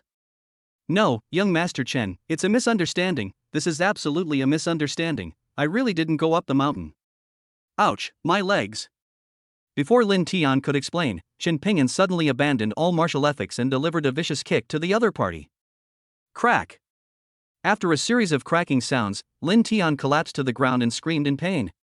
Take him and roll him down the mountain. After finishing his work, Chen Ping'an pretended to be aloof and indifferent. Yes. Although Lin Diao could also see that Chen Ping'an was using this as an excuse, he didn't dare to say anything and directly ordered his men to carry the pale-faced Lin Tian into a sedan chair and retreat. Going up the mountain is easy, but coming down is difficult. Lin Tian hadn't gone down many steps when, because the men in black were so shaky, he soon suffered another mishap. He fell directly off the sedan chair, was disfigured, and screamed in agony, a truly bittersweet experience. Damn it, the Chen family of Kyoto. Lin Diao, contact number 36 immediately and have her send assassins. I want that second young master of the Chen family dead. Let him die. Enraged, Lin Tian roared without restraint. Assassin? Hey, that number 36, he's definitely got a dirty hand. But should we obey and do as instructed? Lin Diamo was stunned when she unexpectedly learned the hidden identity of the manager of Red Romance. After all, once that call is made, the outcome is predictable.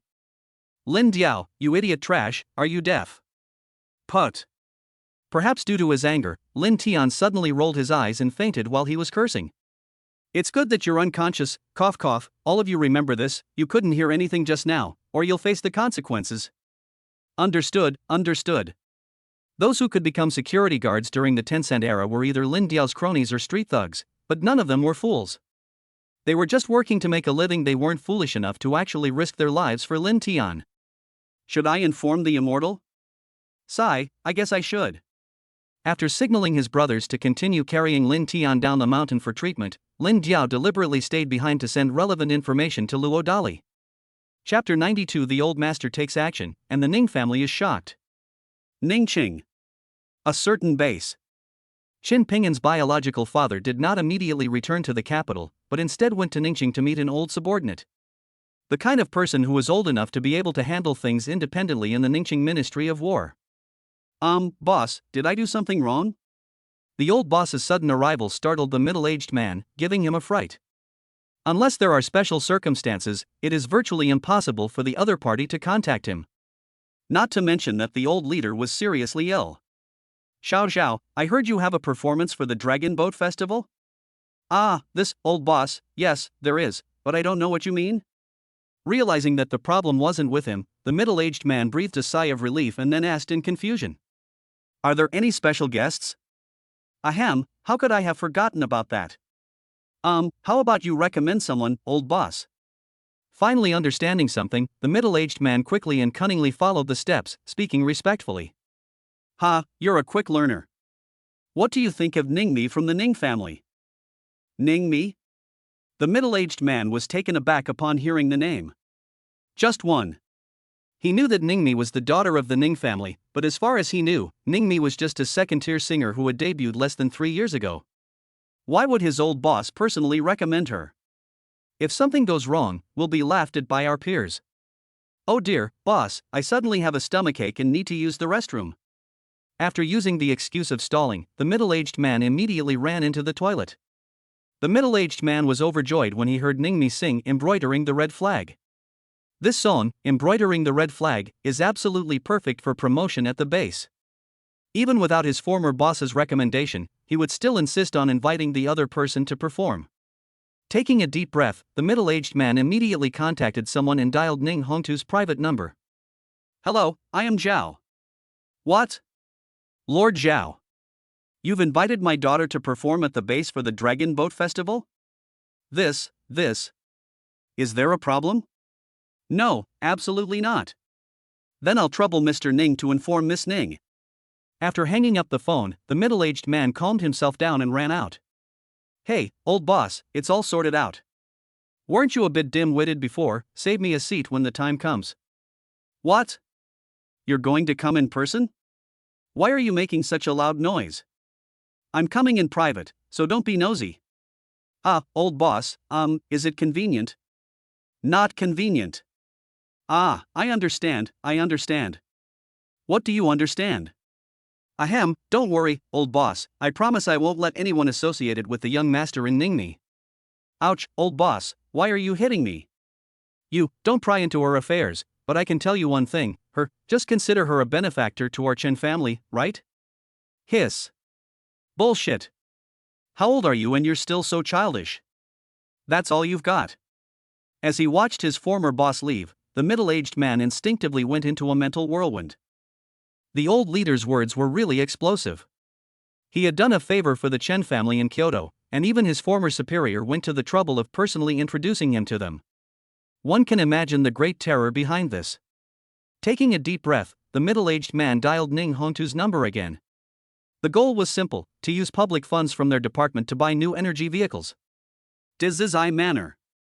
Still basking in the joy of being suddenly invited by the base, Ning Hongtu became so excited after receiving the big boss's second call that he started wiggling his butt on the spot. Ning K kept rolling his eyes at this. If he didn't trust his mother's methods of managing her husband, he would genuinely suspect that his father was having an affair. Ning Hongtu, what's wrong with you in broad daylight? Ahem, my dear wife, please calm down. I'm not crazy, I'm just excited, yes, excited. Stop talking nonsense, or don't blame me. My dear wife, I just received 2 phone calls from that big shot at the base. Ning Hongtu paused here, deliberately looking smug. About that girl? Immediately realizing something, Su Qingyi asked with delight and anticipation. Because of the huge success of Embroidering the Red Flag, she was certain that Dabaikai would be invited, but she never expected that someone of that stature would personally invite her. After all, she didn't receive this kind of treatment even at the peak of her career. Wow, my dear wife has such a keen eye. Why don't you guess the second phone call? Hey, the child's still here, can't you give me a break? Stop, I'll tell you. That sir wants to order a carriage from us, that's right, a carriage from the Ning prince's era. This makes no sense? Startled, Su Qingyi subconsciously muttered to herself. If it were that Dabaikai was personally invited by a big shot because of Embroidering the Red Flag, she could barely understand it, but it was a bit strange that even departments were ordering cars from Ning's. At the very least, Su Qingyi never thought her daughter had that qualification. Could it be him? Thinking of her amazing son-in-law, Su Qingyi's heart tightened. After all, if this matter really involves the other party, it would be a big problem. They're the kind of people who are too good for the Ning family to even dream of marrying into. What do you mean there's no reason? My dear wife, do you know something? Ning Hongtu could tell something from his queen's expression. Know what? Su Qingyi was surprised and asked in return. It's nothing. After a moment of stunned silence, Ning Hongtu had no choice but to explain himself. That's all. The most prestigious person in the entire Ning family is himself, and even he himself is not qualified to have contact with that person, let alone others. Right. That's absolutely right. Ning Hongtu, why are you giving me that look? No, my dear wife, you've completely misunderstood. What I meant just now was, I'm not happy. I'm not cooking at home tonight. You can all eat instant noodles. After saying that, Su Qingyi stormed off in a huff. Ning Hongtu and Ning K were left staring at each other. Once in the car and after confirming that no one was eavesdropping, Su Qingyi couldn't resist calling her eldest nephew. "Hey, Grandma, what's up? Nephew, where are you? Why is it so noisy? Grandma, we're in heaven." "Pfft, what do you mean sky? Are we at an amusement park?" "Grandma, we're on a helicopter." "What the heck? No, where did you get this helicopter from?" "It belongs to junior sister Shio, or no, it belongs to her grandfather." That doesn't seem right either. Now it should be the heartless man." "Your dad?" "Yeah, he's flying the plane. My god, he can even fly a helicopter." "Ahem, Jingfeng, where are you guys going?" "Let's go to my older sister's idol's hometown." "Who is your sister's idol?" "She's also my grandma's idol." "What? Cough cough. Well, Jingfeng, there's something." "Never mind, let's talk about it when you get back." Su Qingyi really wanted to take the opportunity to find out the truth of what had just happened, but considering that her amazing son-in-law was flying a plane, and to avoid distracting him, she reluctantly suppressed her doubts. But to be honest, when Su Qingyi learned that her amazing son-in-law actually owned a private helicopter, she felt that what seemed impossible just now suddenly became 70-80% likely. Chapter 93, Drawing a Talisman. Nanzhou. Watching his little darling lead her 4 little followers to respectfully clean around the earthen house, Luo Dali smiled with satisfaction. They exchanged a glance and smiled with satisfaction. Before this, they were indeed somewhat worried that Luo Dali, their nominal master, might mislead the students. But not anymore. Whether Luo Dali exists or not is not important. Having overheard the 2 old foxes' thoughts, Luo Dali almost couldn't resist kicking them 500 meters away. "What do you mean by it doesn't matter whether he's there or not? Although, it really isn't that important." Suppressing the urge to unleash a torrent of curses, Luo Dali sent the video he had just recorded to someone. "Ding, a place of destiny has been detected. Do you wish to sign in?" "Sign in." Taking a deep breath, Luo Dali thought with anticipation. "Ding. Congratulations on obtaining the 12 Zodiac Animal Amulet. Each amulet possesses 1/12 of the defensive power of a movable mountain god. When life is in danger and the amulet is triggered, it can transform into a targeted effect based on the 12 zodiac animals, protecting the wearer from harm." This. Tong, could you be more specific about the amulet's function?" Swallowing hard, Luo Dali couldn't help but let out a strange cry of excitement. Invulnerable to swords and spears, impervious to water and fire, unharmed by car collisions, and surviving plane crashes. My horse, my horse. Ding. Host has fulfilled your little darling's wish and has been granted 1 chance to draw a prize. Would you like to draw a prize? Holy crap, there's also smoking. Ding. Congratulations, host, you have obtained an upgrade card. Congratulations, host, you have obtained 2 top-grade chi cultivating pills. Please select the supernatural skill to upgrade. Holy crap, I'm so lucky this time. I've leveled up. Tong, can the spirit field space be upgraded? Buff detected. Ding, the spirit field space has been successfully upgraded, expanding its area tenfold, including 100 acres of top-grade black soil, 30 acres of yin-yang pond, and additional summer functions. With the spatial upgrade, the time flow rate has doubled to 24 times. Ding, buff successfully fixed. You cannot use upgrade cards to upgrade the spirit field space next time. The conditions for the autumn season evolved, and the host successfully changed the surname of the Crouching Dragon and the Phoenix Chick to Luo. Once the Crouching Dragon and the Phoenix Chick reach adulthood, the final winter will evolve. Name, Luo Dali. Super Armor, 50%. Lifespan, 2448. Supernatural abilities, Spiritual Field Space Spring, Summer, 3rd layer of double pupils eavesdropping on thoughts, Discerning Fortune, Detecting Attributes, Mountain God Mobile, Unforgettable Memory. Skills, God-level driving skills, singing skills, proficiency in music, chess, calligraphy and painting with calligraphy at the master level, grandmaster level cursive script skills, helicopter piloting skills, God-level marksmanship, unshakable horsemanship, clay sculpting skills exquisite, guitar skills exquisite, God-level makeup skills, proficiency in 11 dialects of the Great Xiao dynasty.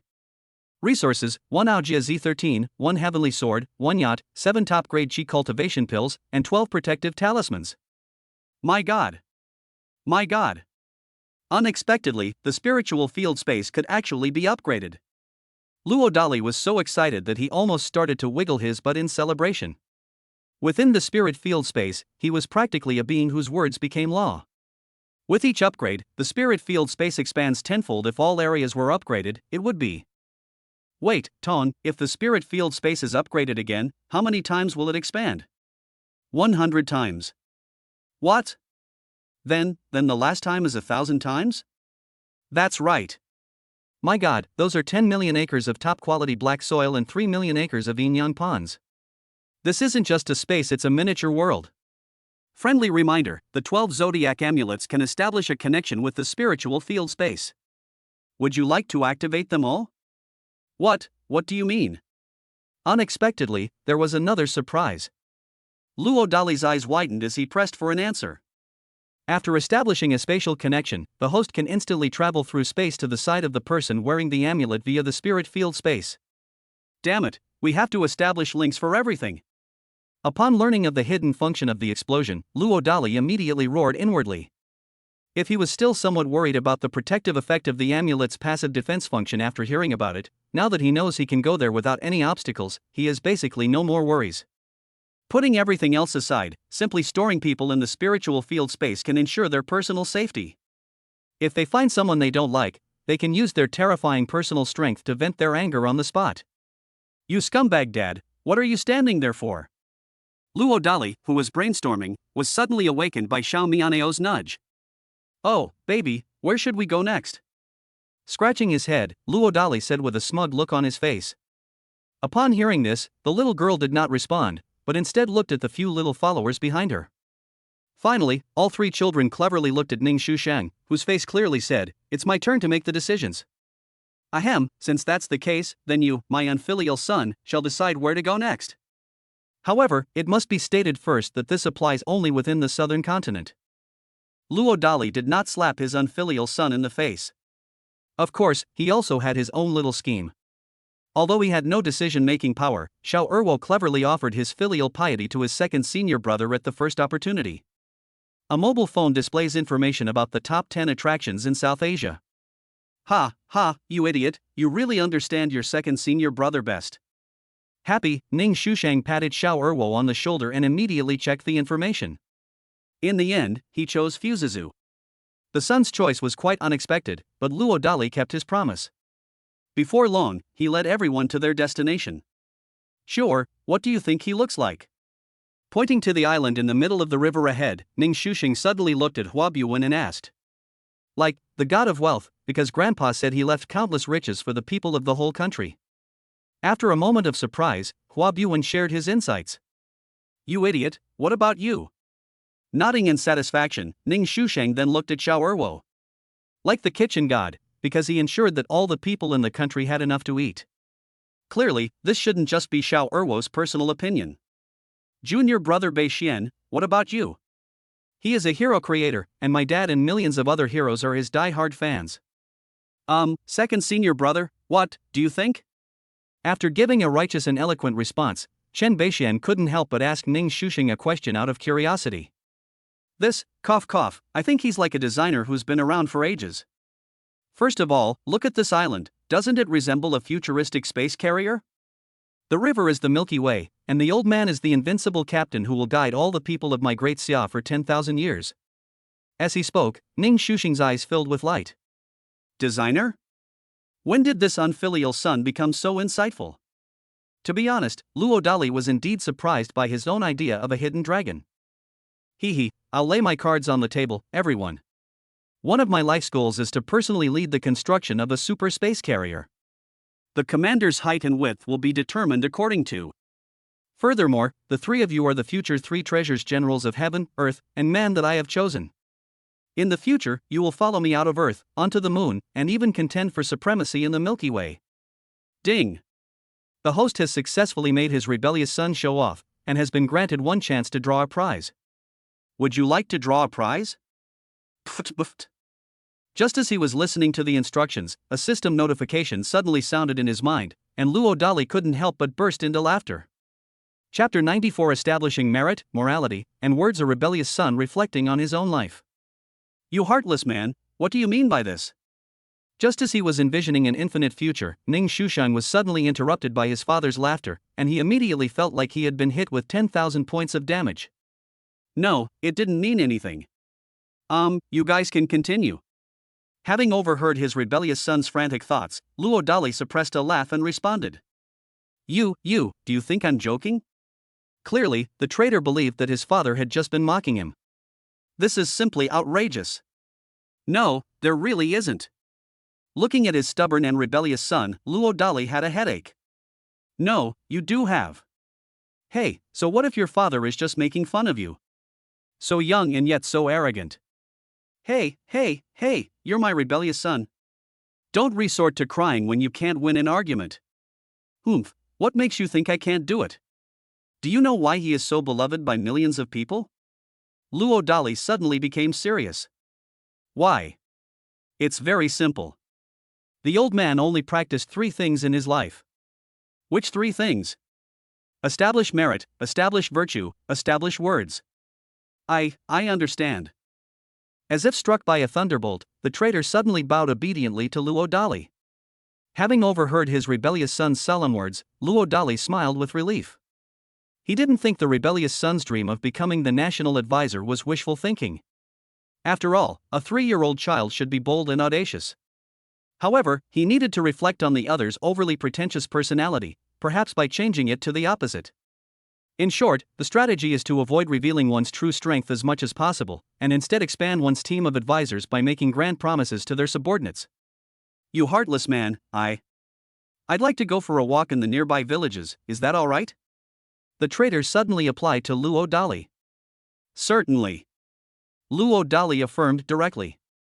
Only a national advisor who is grounded in reality can be a good national advisor.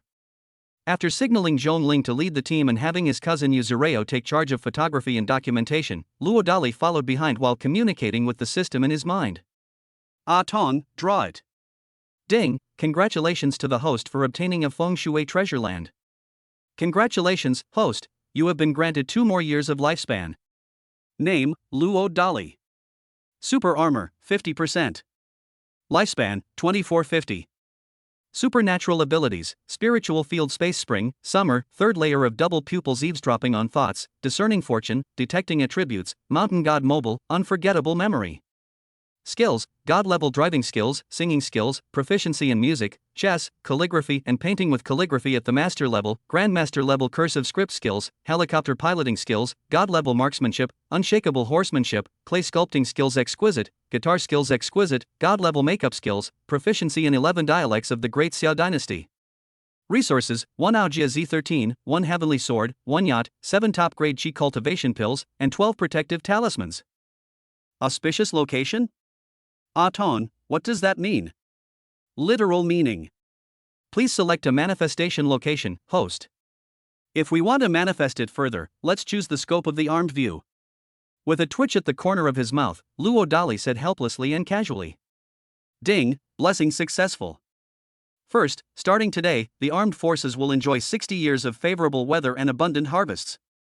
Secondly, because the feng shui energy revolves around the territory of the armed temple, it will create mirages through the combined refraction of various lights, occurring approximately once a month, with the specific timing determined by the host. Holy crap, that's another amazing showing off skill. Upon learning the truth, Luo Dali was overjoyed. At the same time, armed view. After watching the video shared by Luo Dali, Chen Ping'an suddenly felt that something indescribable had happened in the place where he was. This is due to the extraordinary keen senses that come with breaking through to the top level of martial arts. Could I have misjudged it just now? 3 seconds later, Chen Ping'an couldn't help but mutter to himself again. The next second, his eyes widened. It just so happened that it started raining while we were going up the mountain. Strangely, it didn't rain down at the foot of the mountain. To be precise, it didn't rain at places like Longshan Temple and Confucius Temple outside the territory of Wuzhuangguan. Chen Ping'an took out his phone to check the weather forecast and found that there was no forecast of rain today. Could it be that what I just felt wasn't an illusion? But, what exactly is going on? Holy crap, even with such a light drizzle, there's a rainbow. Wait, the air humidity seems different, and the oxygen content has increased too. At this moment, Chen Ping'an felt that his established values had been shaken. Ring ring ring. The phone rang, and Shen Ping'an quickly answered it when he realized it was his father calling. What? Father, you're going back to Kyoto? Ahem, father, what I mean is, why don't you see Xiaofan and Beixian before you go back? Oh, you're not afraid of scaring people? Well, can't we just pretend we don't know each other? Well, why don't you ask Abbot Luo for permission first? That makes a lot of sense. Father, I'll call you back later. After hanging up with his father, Shen Ping'an immediately dialed Luo Dali's number. When Luo Dali learned that Shen Ping'an's father had actually come to the Arm Temple in person, leading to an unexpected encounter with Shen Ping'an, he was stunned. This person's identity is indeed quite extraordinary. Therefore, when he heard that the other party wanted to stay on the mountain for a few days so that he could see his grandson, Luo Dali immediately agreed. Unexpectedly, permission was granted so easily, and Shen Ping'an immediately called his father back. Not long after, the armed helicopter landed again in the armed observation area. Father. Stop, allow me to first go to the Gongnon temple to offer my prayers before we talk. Yes, I remember this place. The old man looked puzzled when he saw the 108 small statues that had appeared on the memorial tablets in the Gongnon hall. Father, it's like this. Shen Ping'an quickly revealed that Luo Dali had led his apprentices to Tang County. I see, it seems this Abbot Luo was indeed no ordinary person. I remember these attics should be quite dilapidated. Holy crap, how did so many ancient artifacts appear here, and these super modern solar-powered renovations that perfectly blend nature and humanity? Holy crap, when did this top-notch courtyard house appear here? And how did they get that huge thing from Xuanwu Lake up here? Ahem, father, from what you're saying, could it be that when the Celestial Master was alive? The old Celestial Master is in ascetic practice, and he almost can't even get a meal. What do you think? This. Upon learning the hidden truth, Shen Ping'an was completely stunned.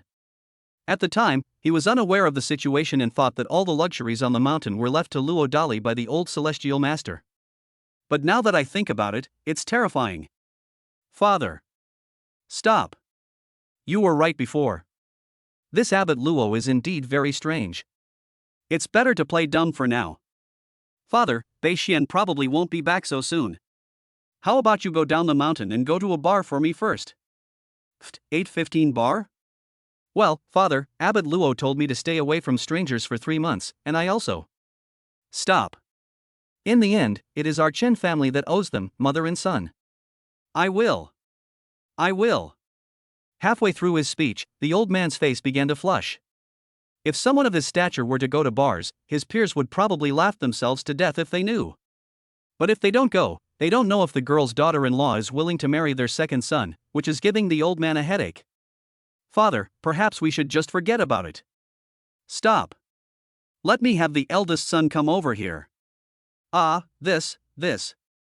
He really wanted to say something, but after thinking about it, Shen Ping'an felt that it was better to embarrass his older brother than his father. Chapter 95 Ningmi Calls.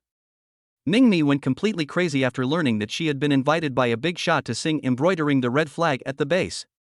He was so obsessed that he spent almost all his time in his recording studio, except for eating, drinking, sleeping, and using the restroom. Just to accumulate the emotions to the right point. But for some reason, the more Ningmi wanted to perform well, the more she felt that something was wrong with her. Knock knock. Just then, the agent suddenly came over. What did you say? Lin Tian had his leg broken and his face bruised. Who was the kind person who did this? After listening to her agent's sharing, Ningmi couldn't help but burst into laughter. Fearing the impact on her family's business empire, she has been suppressing her vengeful rage for the past 3 years. Unexpectedly, this despicable person has suddenly received his retribution. Absolutely, that was awesome. Miss, we can't find out who did it either, but Ada said that Lin Tian led dozens of people to the armed camp, and then went straight to the hospital emergency room afterward. What? Cough cough, you can go out now. Shocked, Ningmi quickly told her agent to leave. After her previous scheming, she no longer dares to fully trust anyone except her family. After calming her thoughts, Ningmi dialed Su Buxiao's number first. Then, the call didn't go through. I've tried calling several times and it's been like this every time. Gritting her teeth, Ningmi dialed the number of a certain cheap man. Hey, pretty lady, what's up? Handsome guy, are you alright? Is there something we should do? Luo Dali was completely baffled by the question. In reality, apart from bombing by hypersonic missiles or higher, almost no weapon could pose a threat to his life. I want to go up the mountain. Feeling something was off, Ningmi decided to probe and ask. What the heck, going up the mountain? But, beautiful lady, we're not on the mountain. Handsome, could you at least? Beep beep. Ningmi was just getting annoyed when someone suddenly hung up on her, and she instantly lost her temper. Fortunately, the other party initiated a video call the next second. When Ningmi saw the rural environment around the man through a video call, she realized that she had misunderstood. Wait, you just said you weren't alone. Ahem, beautiful lady, it's like this, I heard there's a very skilled traditional Chinese medicine doctor in Nanzhou, so I secretly brought my child here. Realizing he had been a bit careless, Luo Dali quickly tried to remain calm and deceive him. Do you have enough money? This. Stop, I'll transfer another 100,000 to you. This, beautiful lady, you're so kind. Never mind, you just take good care of the kid. Ningmi had wanted to invite the man to the base to watch her performance on the Dragon Boat Festival, but when she thought about how he would have to take care of his child, and how not just anyone could enter the base, she could only say helplessly. Dragon Boat Festival? Hey beautiful, why don't you come up the mountain sometime, and we can have a reunion dinner together? Unaware that Ningmi had been invited, Luo Dali suddenly gritted his teeth and extended the invitation in return. There are some things that are not good to keep from the other person indefinitely. At the same time, Luo Dali also wanted to take the opportunity to give Ningmi the premium Peiyuan pill. The main point is that after signing in with the protective charm, Luo Dali is no longer worried about any potential risks to his child's recovery. I was busy that day. Hearing the man's invitation, Ningmi was overjoyed for no reason, but when she thought about how she had already been invited by the base, she had no choice but to refuse again with a heavy heart. No time, then what were you doing? Luo Dali was taken aback. It's awkward when you finally want to take the initiative and confront the other party, but they're unavailable. I am going to the base to sing embroidering the red flag that day. The base? Where exactly is it located? Oh well, anyway, you can't get in. Hey beautiful lady, you wouldn't be. Don't overthink it. In this life, I've only ever believed in, cough, that's it. Hey, pretty lady, explain yourself. You just said you only recognized it as some kind of ghost, hey. Hearing the man's anxious confirmation, Ningmi couldn't help but laugh in exasperation. She was angry at herself for so easily revealing her terrible thoughts to men. Absolutely, this is incredibly embarrassing. Nanzhou. A certain village. Reflecting on the truth that his wife had just casually revealed, Luo Dali laughed recklessly. Where can you find a wife who is so beautiful and so generous with money to please her husband? We must find a way to take it down. After thinking for a moment, Luo Dali dialed Chen Ping'an's number. Hey, Abbot, are you coming back? The mother of my son, who is as brilliant as a dragon and as talented as a phoenix, was suddenly invited to sing embroidering the red flag at some base. Is that your family's masterpiece? This. I guess it must be my father's handiwork? Upon hearing the reason for Luo Dali's call, Chen Ping'an suddenly understood why his father had suddenly gone down the mountain in such a mysterious way. Abbot, did you see everyone go to the base on Dragon Boat Festival? Old Chen, great. It's decided then. Since you're so intelligent, when we return to the mountain, I, the abbot, will personally give you some pointers. After hanging up the phone, Luo Dali smiled smugly. It was definitely worth the investment in the Chen family of Kyoto. Otherwise, I won't be able to give the child's mother a surprise this time. But Luo Dali hesitated whether to tell Ningmi about the crouching dragon and the young phoenix. After thinking about it, he simply handed over the decision-making power to Zhuge Liang and Pang Tong themselves. You heartless man, if my invincible, beautiful mom finds out that my sister and I have recovered, will she not let us stay on the mountain and instead arrange for us to go to kindergarten or something? He really is a traitor. He's naturally incredibly sensitive to homework.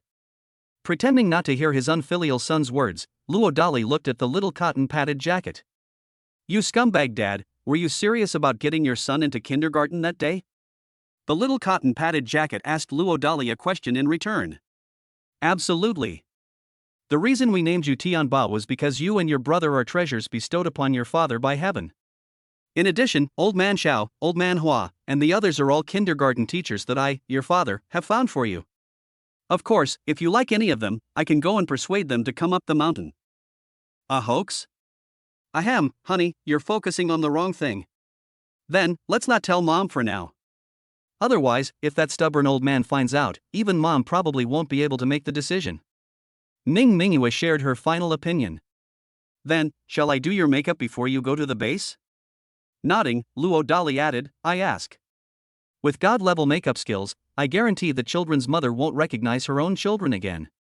Hee hee, yeah. With a sweet smile, the little girl pulled her silly little brother to continue their scholar going to the countryside activity of practicing truth. Lin Tian, an assassin, ha!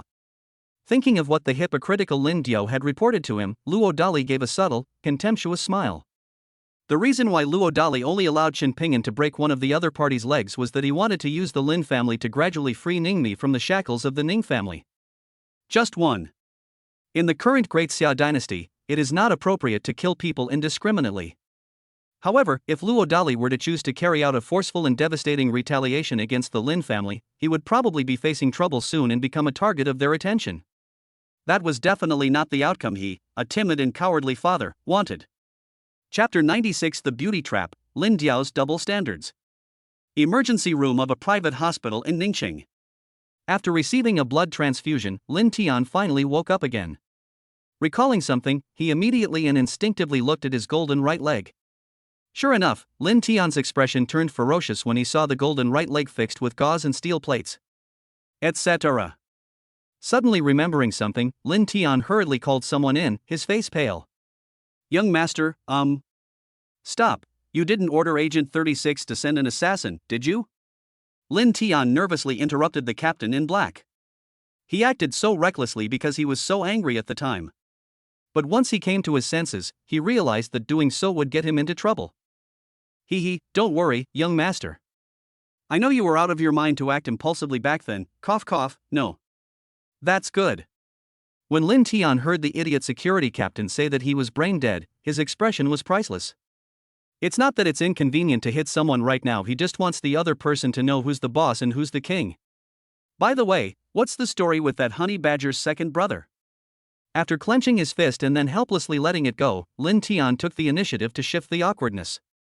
This, young master, after all, they are direct descendants of the Chen family in Kyoto. We dare not investigate recklessly. 2. Damn it, am I just supposed to stand by and watch that scoundrel have his fun on the mountain? Ahem, young master, didn't you just say you were going to arrange assassins? How about this?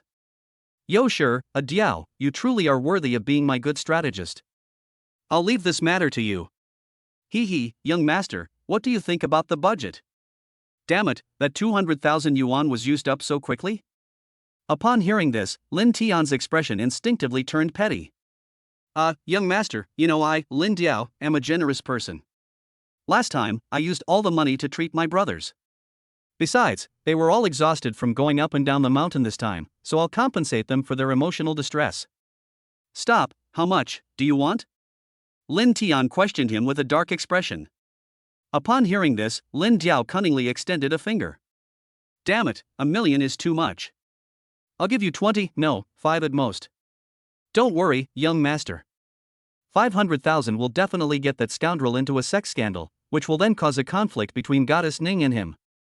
Lin Diao was afraid that his stingy young master would say 5 yuan, so he quickly and cunningly said, You. Lin Tian's lips twitched, but he was still somewhat reluctant to transfer the money on the spot. After confirming receipt of the 500,000 yuan, Lin Diao showered Lin Tian with shameless praise before leaving the ward. Before long, he arrived at a deserted area nearby. Then he dialed Luo Dali's number. Well, immortal, my husband, ugh, that brat Lin Tian had his leg broken by Honey Badger's second brother, and now, unwilling to accept it, he's trying to use his beauty to seduce you, hoping to create conflict between you and Goddess Ning. A honey trap? Where did this honey come from? Upon hearing the report from the hypocrite, Luo Dali instinctively asked a question. Well, if the immortal likes to scold a school beauty or a mature woman, this humble one can arrange it. Cough cough, my family, that brat Lin Tian gave this humble one 500,000 in funding. Pfft, you're just too damn good. Fine, you deal with it yourself. Thinking of something, Luo Dali suddenly said without hesitation. The territory of the Shuwugwan Imperial Guardian is too large, and it's not good to keep taking advantage of Xiao Yuanshan and Chen Ping'an. But if he hired someone else, Luo Dali wouldn't feel so guilty. As for the hiring costs, I'm sure a well-funded CFO would be happy to reimburse them. How many immortals do you need? We'll hire one kindergarten teacher temporarily, with a base monthly salary of over 10,000 yuan, plus commission. Your Excellency is truly brilliant. Lin Diao was extremely envious and jealous of Luo Dali's happy life, where he could have both domestic and wild beauties at his fingertips. If Luo Dali knew the lewd thoughts of a certain hypocrite, he definitely wouldn't hesitate to give that person a good kick. While the crouching dragon and the phoenix chick were indulging in their innocent and carefree ways in the village, Luo Dali took the opportunity of going to the toilet to escape into the spirit field space. Looking at the spirit field space that had expanded tenfold, and then at the small courtyard he had drawn before, Luo Dali felt that the small courtyard was really too small. Receive. Kind. As the saying goes, words become law, and the 90 acres of prime black soil that had been vacated were all successfully replanted by Luo Dali.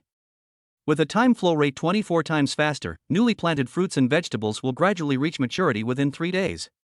Because there is no autumn, these mature fruits, vegetables, fish, shrimp, and crabs will continue to optimize their species' inherent qualities. In terms of quality, it is absolutely the best in the world, without exception. I remember there was a 200-year-old ginseng on the mountain. I'll transplant it into the spirit field space when I get back. However, time flows too fast outside the courtyard. I must remind Zhuge Liang and Fengchu not to go outside so easily next time. Host, I forgot to tell you something. People who wear the 12 zodiac amulets are immune to the side effects of the time flow rate in the spirit field space. This is good stuff. After hearing the system's temporary supplement and having no more worries, Luo Dali was overjoyed. He fell into deep thought as soon as he thought about the amulet. Ultimately, his stingy decision was to only give the gifts to Zhuge Liang, Feng Chu, and the mother of his child for the time being. All other amulets were kept as spares. For example, if his 3 apprentices were to come down the mountain one day, he would consider selling them to them. That's right, it's selling, not giving it away. 100 million for a protective amulet, that shouldn't be too outrageous, right? With a satisfied sigh, Luo Dali grabbed 20 pounds of fresh seafood from the Yinyan pond before leaving the spirit field space. Oh, Abbot, this seafood. I found it on the road. After glaring at the young at heart Chef Xiao, Luo Dali quickly signaled him to get back to work. You found it? Xiao Yuanshan's lips twitched, but he didn't dare to ask any more questions and went to cook. After enjoying a delicious meal, the group returned to the Armed Forces Temple. 815 bar. Under his father's strict orders, a handsome man wearing sunglasses nervously entered. It was Chen Pingchuan, the eldest son of the Chen family in Kyoto. This guy is no ordinary person after all. His second brother, Chen Ping'an, is already a colonel. The reason for wearing sunglasses is, of course, to avoid being recognized by colleagues in my social circle. But he overlooked one thing: wearing sunglasses late at night would only make him stand out even more. Sure enough, as soon as he entered the hall, he was immediately noticed by young Master Go, Zhu. What's going on? Why is the eldest son of the Chen family suddenly coming to such a small place? Wait a minute, could it be because of Lao Luo? But there's no reason for that. No, why is this guy looking at Sister Shaofen so strangely? I don't feel possessiveness, but rather a sense of indebtedness. What's going on here? Hooray, this guy's in for a world of trouble. Suddenly seeing Zhang Sanhu walk toward Chen Pingchuan with a grim expression, Zhu, not wanting to miss out on a good show, sat down to watch. Just one. Over the past 3 years, the number of scumbags that Zhang Sanhu has driven out could form a reinforced battalion. Chapter 97. The eldest son of the Chen family goes up the mountain. You idiot, get out of here right now, or you'll regret it. As expected, Zhang Sanhu gave Chen Pingchuan a harsh warning without any politeness. Who are you? This was the first time he had been provoked like this, but Chen Pingchuan was not too angry. Just one. This is, after all, my second brother's wife's territory. We have to give her face. I am Zhang Sanhu, the security captain here. Zhang Sanhu, who was also wearing sunglasses, responded coldly. I'm here to spend money. Tonight's entire bill is on me, young Master Chen. Are you sure you want to kick me out? Knowing that the way he had looked at Zhang Xiaofan earlier was probably misunderstood by her impetuous younger brother, Chen Pingchuan had no choice but to resort to his money as a last resort to avoid being humiliated and kicked out. This 300,000, thank you. There are plenty of lecherous old men spying on his older sister, so one more won't make a difference. Zhang Sanhu instantly changed his mind. I'll just 300,000, who do you think you are? I'll cover all the expenses for the bar for the next month. Alright, the 9 million has been transferred to you. Damn it. Kid, no, handsome, I admit my sister is really sexy and charming, but you have no chance, really. Out of consideration for the 9 million, Zhang Sanhu immediately changed his attitude and offered a friendly reminder to someone. Pfft, you're overthinking it. This young master just has too much money to spend, that's all. After saying something he felt guilty about, Chen Pingchuan was so frightened that he ran away. Zhang Sanhu was dumbfounded. Having lived for 30 years, this was the first time he had ever seen such an utterly ridiculous rich kid. When the news reached Zhang Xiaofan's ears, she was stunned. Instinctively, she remembered a certain silly thing from last time. Etc. Suddenly remembering something, Zhang Xiaofan snatched her brother's phone and saw Chen Pingchuan's name in the transaction records. Combined with Chen Ping's brainless behavior last time, she already had a shocking guess in her mind. Otherwise, it's really hard to explain why a stranger would be willing to give up 9 million without taking any benefit in return. More importantly, her husband's name differs from Chen Pingtu's and Chen Pingchuan's by only one character. She absolutely refused to believe there wasn't something fishy going on. Sis, are you alright? Seeing his older sister's ever-changing expression, Zhang Sanhu subconsciously asked her with concern. Di Biao, go find that person right now. Sis, you wouldn't. He might be a relative of Ping'an. What? I'll go after them right now. Upon hearing this, Zhang Sanhu rushed out of the bar. After spending 9 million, Chen Pingchuan realized with a guilty conscience that he had acted impulsively. Just as he was about to go and explain to his father, he was stopped by Zhang Sanhu, who had caught up with him. Ahem, well, don't worry, I really. Stop, what's your relationship with my brother-in-law Chen Ping'an? After speaking, Zhang Sanhu looked directly at Chen Pingchuan. He's the kind of person who would throw a punch without hesitation if the other person dared to lie. You. I am his older brother, but please rest assured, I am not here to threaten you in any way. Instead, if you need help, you can contact me directly. This is my phone number. Taking a deep breath, Chen Pingchuan decided to lay his cards on the table. After giving him his contact information, he tried to leave. Just one. Lacking confidence to keep the other party interested. Etc. Zhang Xiaofan's voice suddenly came through. 2. Chen Pingchuan really wanted to use a formal title, but when he thought about how his second brother had not officially married Zhang Xiaofan, he reluctantly stopped himself. Has something happened to him? Zhang Xiaofan asked her question with trembling hands. This, I. De Biao, return the money. Wait, I. Chen Pingchuan stammered, unsure how to respond. They were afraid Zhang Xiaofan wouldn't be able to accept the outcome. Ring ring ring. Just then, Zhang Xiaofan's phone rang. It was Luo Dali calling. It turns out that Zhu Zhu had just shared the situation with Luo Dali. After deducing that Chen Pingchuan was probably unaware of Chen Ping'an's situation, Luo Dali had no choice but to step in and act as a peacemaker.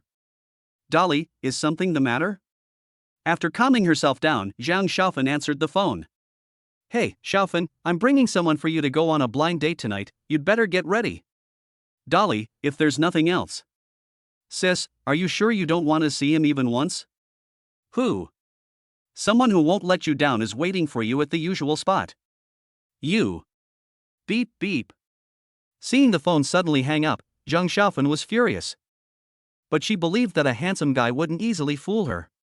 Taking a deep breath, she looked at Chen Pingchuan again and asked, Ping'an is from the Chen family in Kyoto? Right.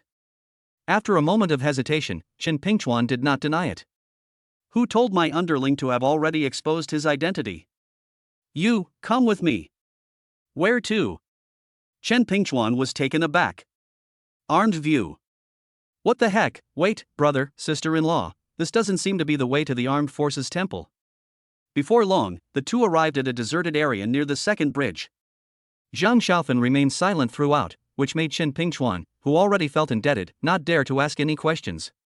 Just as Chen Pingchuan was getting a little frustrated, a top-of-the-line helicopter came into view. And it quickly landed right in front of him. What's going on?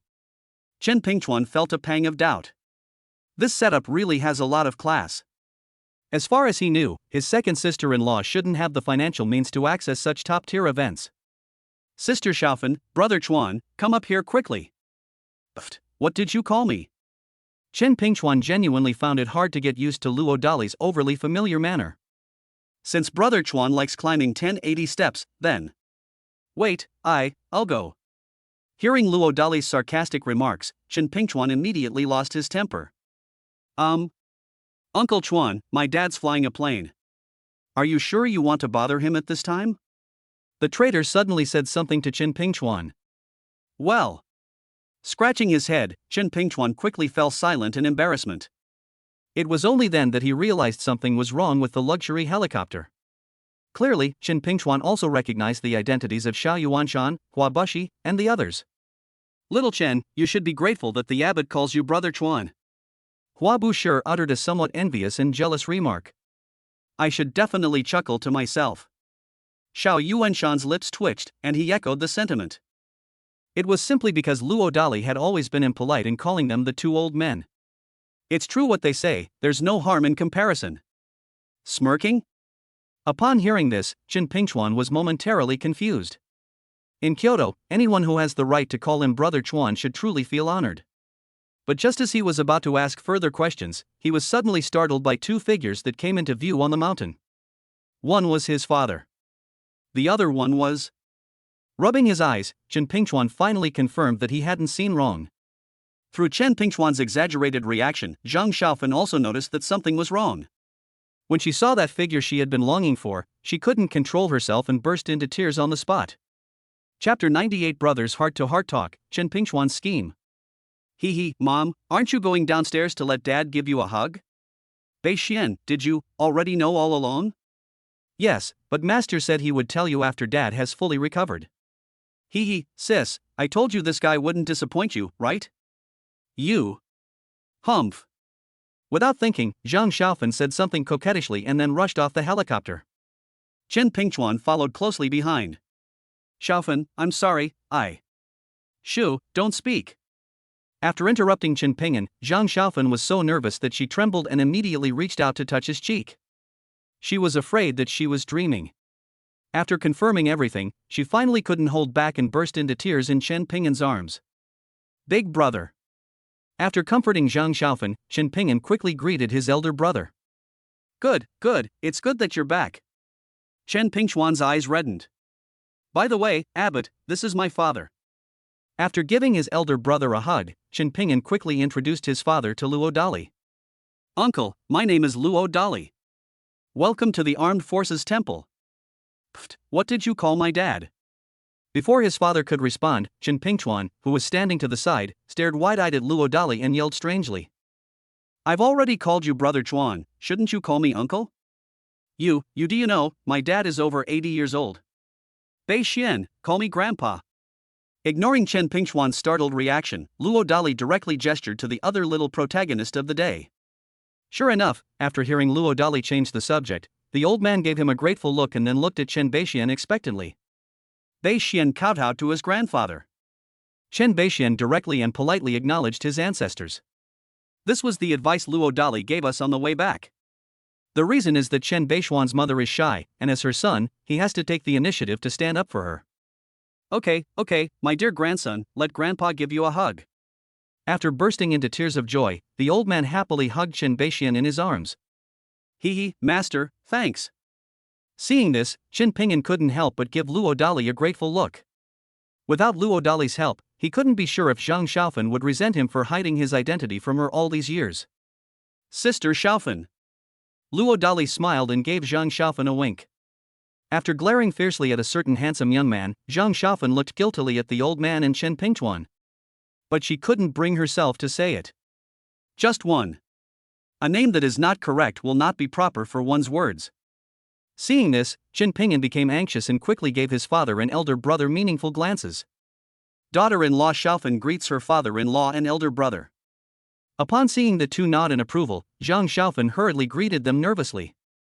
During her ascent up the mountain, she had secretly looked up information about the Chen family in Kyoto online. The fact that this guy, who's not even 40 years old, is enough to make two big shots in Ningxing tremble. Not to mention the future father-in-law, the former iron-blooded war god of Nanshanmen. Hello Grandpa Chen, my name is Luo Mingyue. At this moment, the little cotton-padded jacket suddenly gave Luo Dali a big surprise. He was so excited that he almost couldn't help but wiggle his butt in celebration. Really? With his older sister leading the way, the unfilial son also took the initiative to introduce himself to the old man. Hello, Grandpa Chen, my name is Luo Wangang. Hee, Grandpa Chen, sure is so glad to see you again. Grandpa Chen. Zhong Ling has met the elder. Yu Zireo has met the elder. Flower donation. Stop, Xiaohua, don't be silly. Mr. Xiao, it's been a long time since I've had the chance to taste your cooking, didn't you know? Xiao Chun, I'm the head chef of the armed sect now, you'll have to ask the sect leader first. Damn, old man Xiao, are you naive? Unexpectedly, he found himself caught in the middle of the drama, and Luo Dali quickly retorted to Xiao Yuanshan in an annoyed tone. Despite his carefree attitude and willingness to tease Xiao Yuanshan and Hua Bushi, he wouldn't dare to mess with the Chen family's pillar of strength. Ha ha ha. Seeing this, the tense atmosphere immediately eased. Nodding to Luo Dali, Xiao Yuanshan and Hua Bushi invited the old man into the courtyard to enjoy tea. Because of the generation gap, Luo Dali used the excuse of going fishing in Xuanwu Lake. Also under pressure, Zhang Xiaofan, Zhongling, and Yu Zireo subconsciously followed Luo Dali. Second brother, the information we received earlier indicated that you clearly. Seeing that he had finally gotten his chance, Chen Pingchuan quickly asked the question that had been bothering him. That was an overseas problem that even the Chen family of Kyoto couldn't solve for the time being, which really piqued Chen Pingchuan's curiosity. Big brother, I don't know either. Don't know? How is that possible? Really, after waking up, I inexplicably ended up in the armed temple, and with the blessing of the temple master, I not only recovered quickly, but also had the opportunity to break through and rise again, breaking through to the early stage of a top-level general. What? Wait, that opportunity, could it be the top-grade qi nourishing pill that my younger brother gave to my father? Yes, and I took a total of 12. Damn. Second brother, this Luo Dali. All I know is that he should have already broken through that legendary physical level. Chen Pingyan said seriously. Just one. I need to remind the arrogant older brother in front of me, lest he accidentally offend Luo Dali one day. Hiss, are you sure? Upon hearing this, Chen Pingchuan was indeed horrified. This news is really too important. Especially given that Chen Pingchuan was qualified to learn about several cutting-edge projects of major powers. Big brother, you wouldn't be thinking of getting him involved in projects like the Southern Heavenly Gate project or the Moon Palace project, would you? What did you understand? Chen Pingyan asked his older brother seriously. Is there a problem? It's best not to force him, otherwise even our Chen family might not be able to bear the consequences. Taking a deep breath, Chen Pingyan once again solemnly reminded his elder brother. Pfft, second brother, you too. Brother, he is the savior of our Chen family. I don't want you to use him to climb the social ladder, and I believe Father Wen Ti want to see that either. Also, have you ever wondered why people like Elder Xiao and Elder Hua would be willing to stay on the mountain to work as his head chef and financial director? What, them? Hey, big brother, you absolutely mustn't tell anyone what I'm about to tell you. Taking another deep breath, Chen Pingyan shared the shrinking the earth to an inch technique that Luo Dali had demonstrated in front of him. Chen Pingchuan looked horrified upon hearing this. If my second brother really wasn't lying, then this Luo Dali is truly terrifying. If you're targeted by the other side, there's probably no other outcome besides death. Second brother, what are your plans next? After calming his thoughts, Chen Pingchuan looked at his second brother and changed the subject. Let's sweep the floor for 3 months first and then talk about it. Pfft, what did you just say, sweeping the floor for 3 months? Chen Pingchuan thought he had misheard. It's outrageous that a colonel with real power would be doing chores like sweeping floors for someone else. What, is sweeping the floor something to be ashamed of? No, second brother. Stop, brother, now I finally understand why you're almost 40 and still haven't settled down. What do you mean? Brother, you have lost yourself in the pursuit of power, and have even become somewhat detached from the people. This will be very dangerous. Like being struck by a thunderbolt, Chen Pingchuan's expression changed unpredictably. Thank you Lu Shiner for the little gift. Chapter 99, Writing Songs for the Old Man and Chen Pingchuan's Self-Reflection. The two brothers probably didn't know that their conversation was something that Luo Dali had heard about, including the ant fighting supernatural ability. At first, Luo Dali was indeed a little furious when he heard that Chen Pingchuan had agreed to take advantage of him further. If it weren't for Chen Ping'an's repeated reminders at crucial moments, he would have definitely taught the other party a lesson. Master, you. What's wrong? Just tell me. He patted his little apprentice's head, shook his head, and pressed for an answer. Master, could you compose a song for my father? Gritting his teeth, Chen Beixian muttered nervously. Upon hearing this, Luo Dali was stunned. I'm sorry, Master, it's Beixian. Stop, make arrangements. Ah. Chen Beixian had thought it would stump his master, but who knew it would turn out like this? His eyes widened with anticipation. Smiling, Luo Dali gestured to his apprentice not to rush and continued fishing calmly. Not long after. Everyone then enjoyed a top-notch gourmet feast in the courtyard. Old Chen, your son asked me to write a song for you. Would you like to hear it? After they had eaten and drunk their fill, Luo Dali suddenly gestured to Chen Ping'an. Oh, is this really appropriate? Chen Ping'an looked nervous. That's right. He, who was naturally averse to showing off, felt that this was a bit too high profile. Hey, Dali, how about? Chen Pingchuan uttered a word of envy for no apparent reason. Stop, you don't deserve it. Luo Dali showed absolutely no mercy to anyone who dared to try to take advantage of his position. This made Chen Pingchuan's face turn ugly. Just as Chen Pingchuan was about to question himself about what he was unworthy of, he received a warning look from his iron-fisted father. Ahem, Abbot, I think this song is unnecessary, isn't it? Instead of rushing to speak up for his elder brother, Chen Ping'an reaffirmed his commitment to keeping a low profile. With a smile, Luo Dali looked at the old man. After receiving the other party's nod of approval, he straightened his clothes and sat down at the piano. Close your eyes. The tragic scenes from my past life, like those in Kite, flooded my mind. That's right. Through eavesdropping on his thoughts over the past few days, Luo Dali has basically learned about the various secret and great things Chen Ping'an has done over the years. Therefore, the other party is fully worthy of the song the motherland will not forget. Wow, this intro is great, so captivating, sis. Shoo, don't talk, just take pictures and record it. Oh. Seeing his older sister, who had somehow transformed into a devoted fan of his unfaithful father, Ning Shuxing's lips twitched slightly, but he still obediently did as she said. Open your eyes. Luo Dali's aura changed instantly. If before this he was just a carefree stay-at-home dad oblivious to the world around him, now he's a ruthless and decisive warrior. In the vast sea of people. Which one am I? In the surging waves. Which flower am I? In the army conquering the universe. That's me, quietly making sacrifices. In the long river of a glorious career. That which is forever surging forward is me. You don't need to know me. I don't want you to know me. This song. After listening to just a few words, the elderly man, who felt a sense of resonance, suddenly couldn't help but tremble and stand up. Chen Pingchuan, who was waiting to find fault, gradually loosened his fist as he listened. As Chen Ping'an listened, he unconsciously closed his eyes. When I heard the words, "The motherland will not forget," I couldn't hold back my tears and burst into tears on the spot. He thought of his brothers who had fought alongside him and died on the battlefield. Abbot, I'm sorry.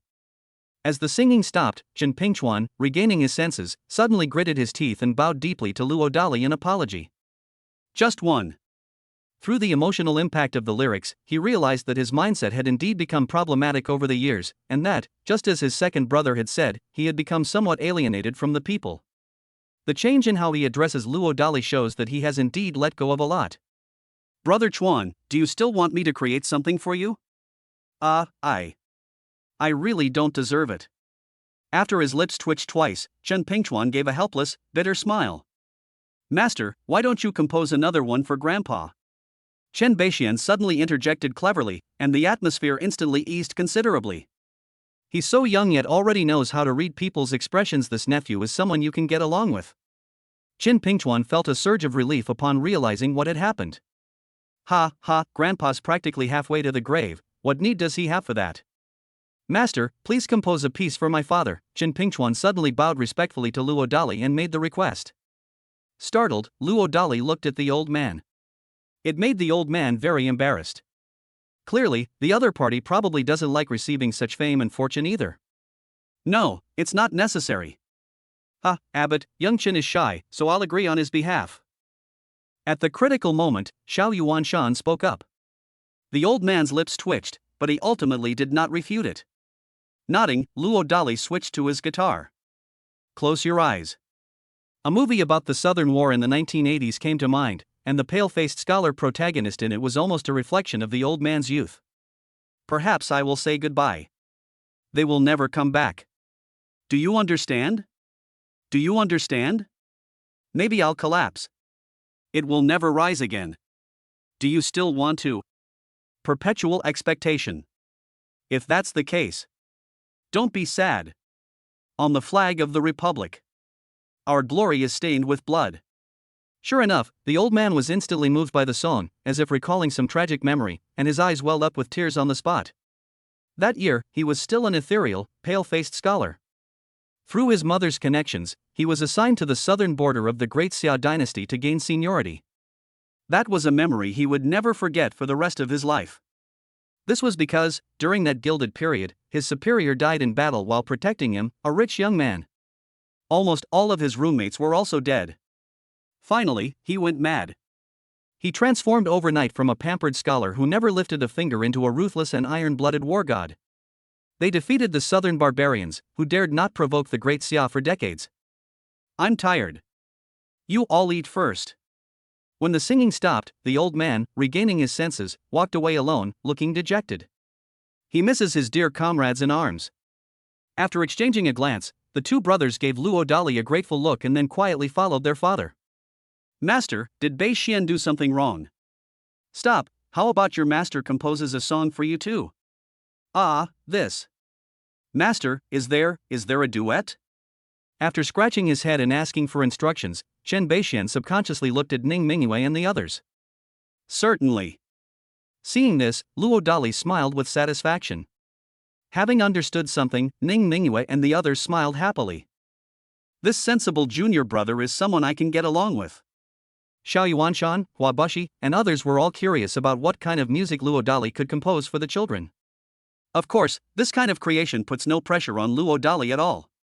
A student version of Half a Lifetime of Snow was created in response to this need. 5,000 years of Chinese history.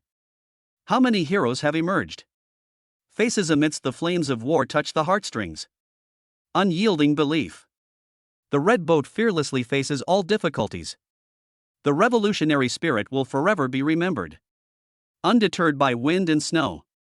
The sons and daughters of China shed blood but not tears. Never regret being born Chinese and displaying divine power. Unwavering belief. Not afraid of hardship or fatigue. Remember the revolution.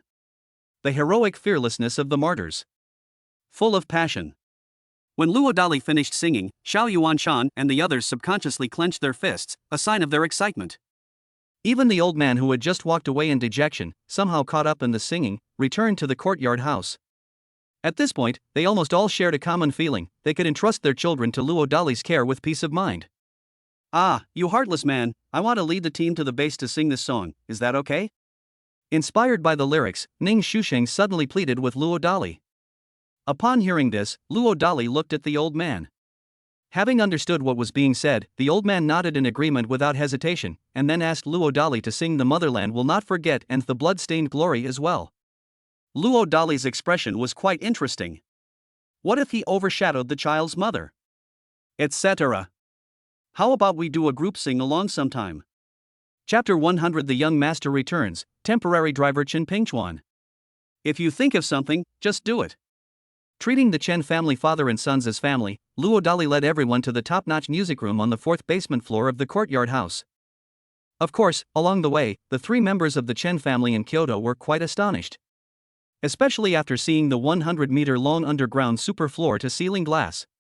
Abbot, can I go on stage and accompany my son on stage? Gritting his teeth, Qin Pingan suddenly couldn't help but blurt out. He truly owed his son too much and wanted to make up for it as much as possible.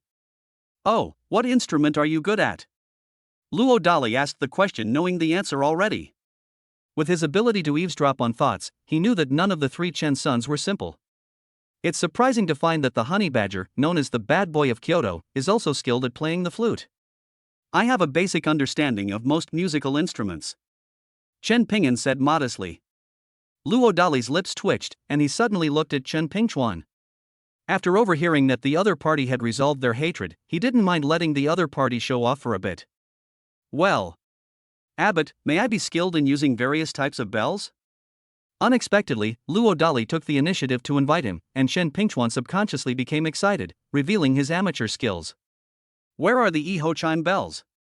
Luo Dali asked the question again, even though he already knew the answer. My favorite, Chen Pingchuan said confidently. Nodding, Luo Dali looked at the old man one last time.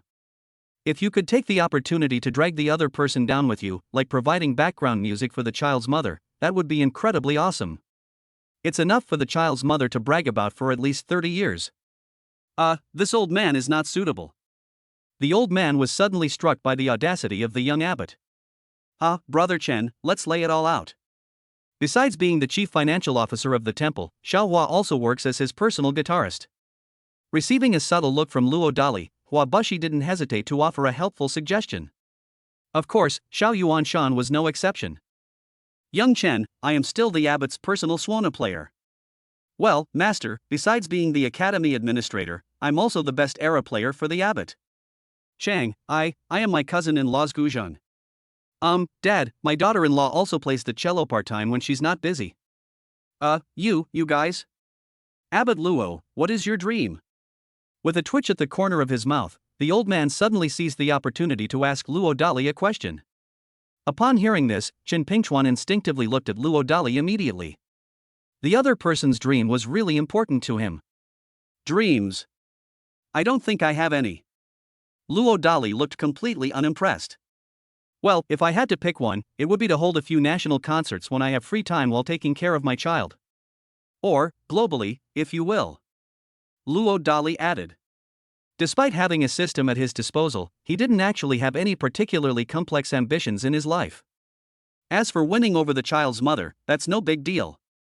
Only his deep-rooted obsession with rice from his past life made him feel obligated to promote the god of knife's golden hits to this parallel world.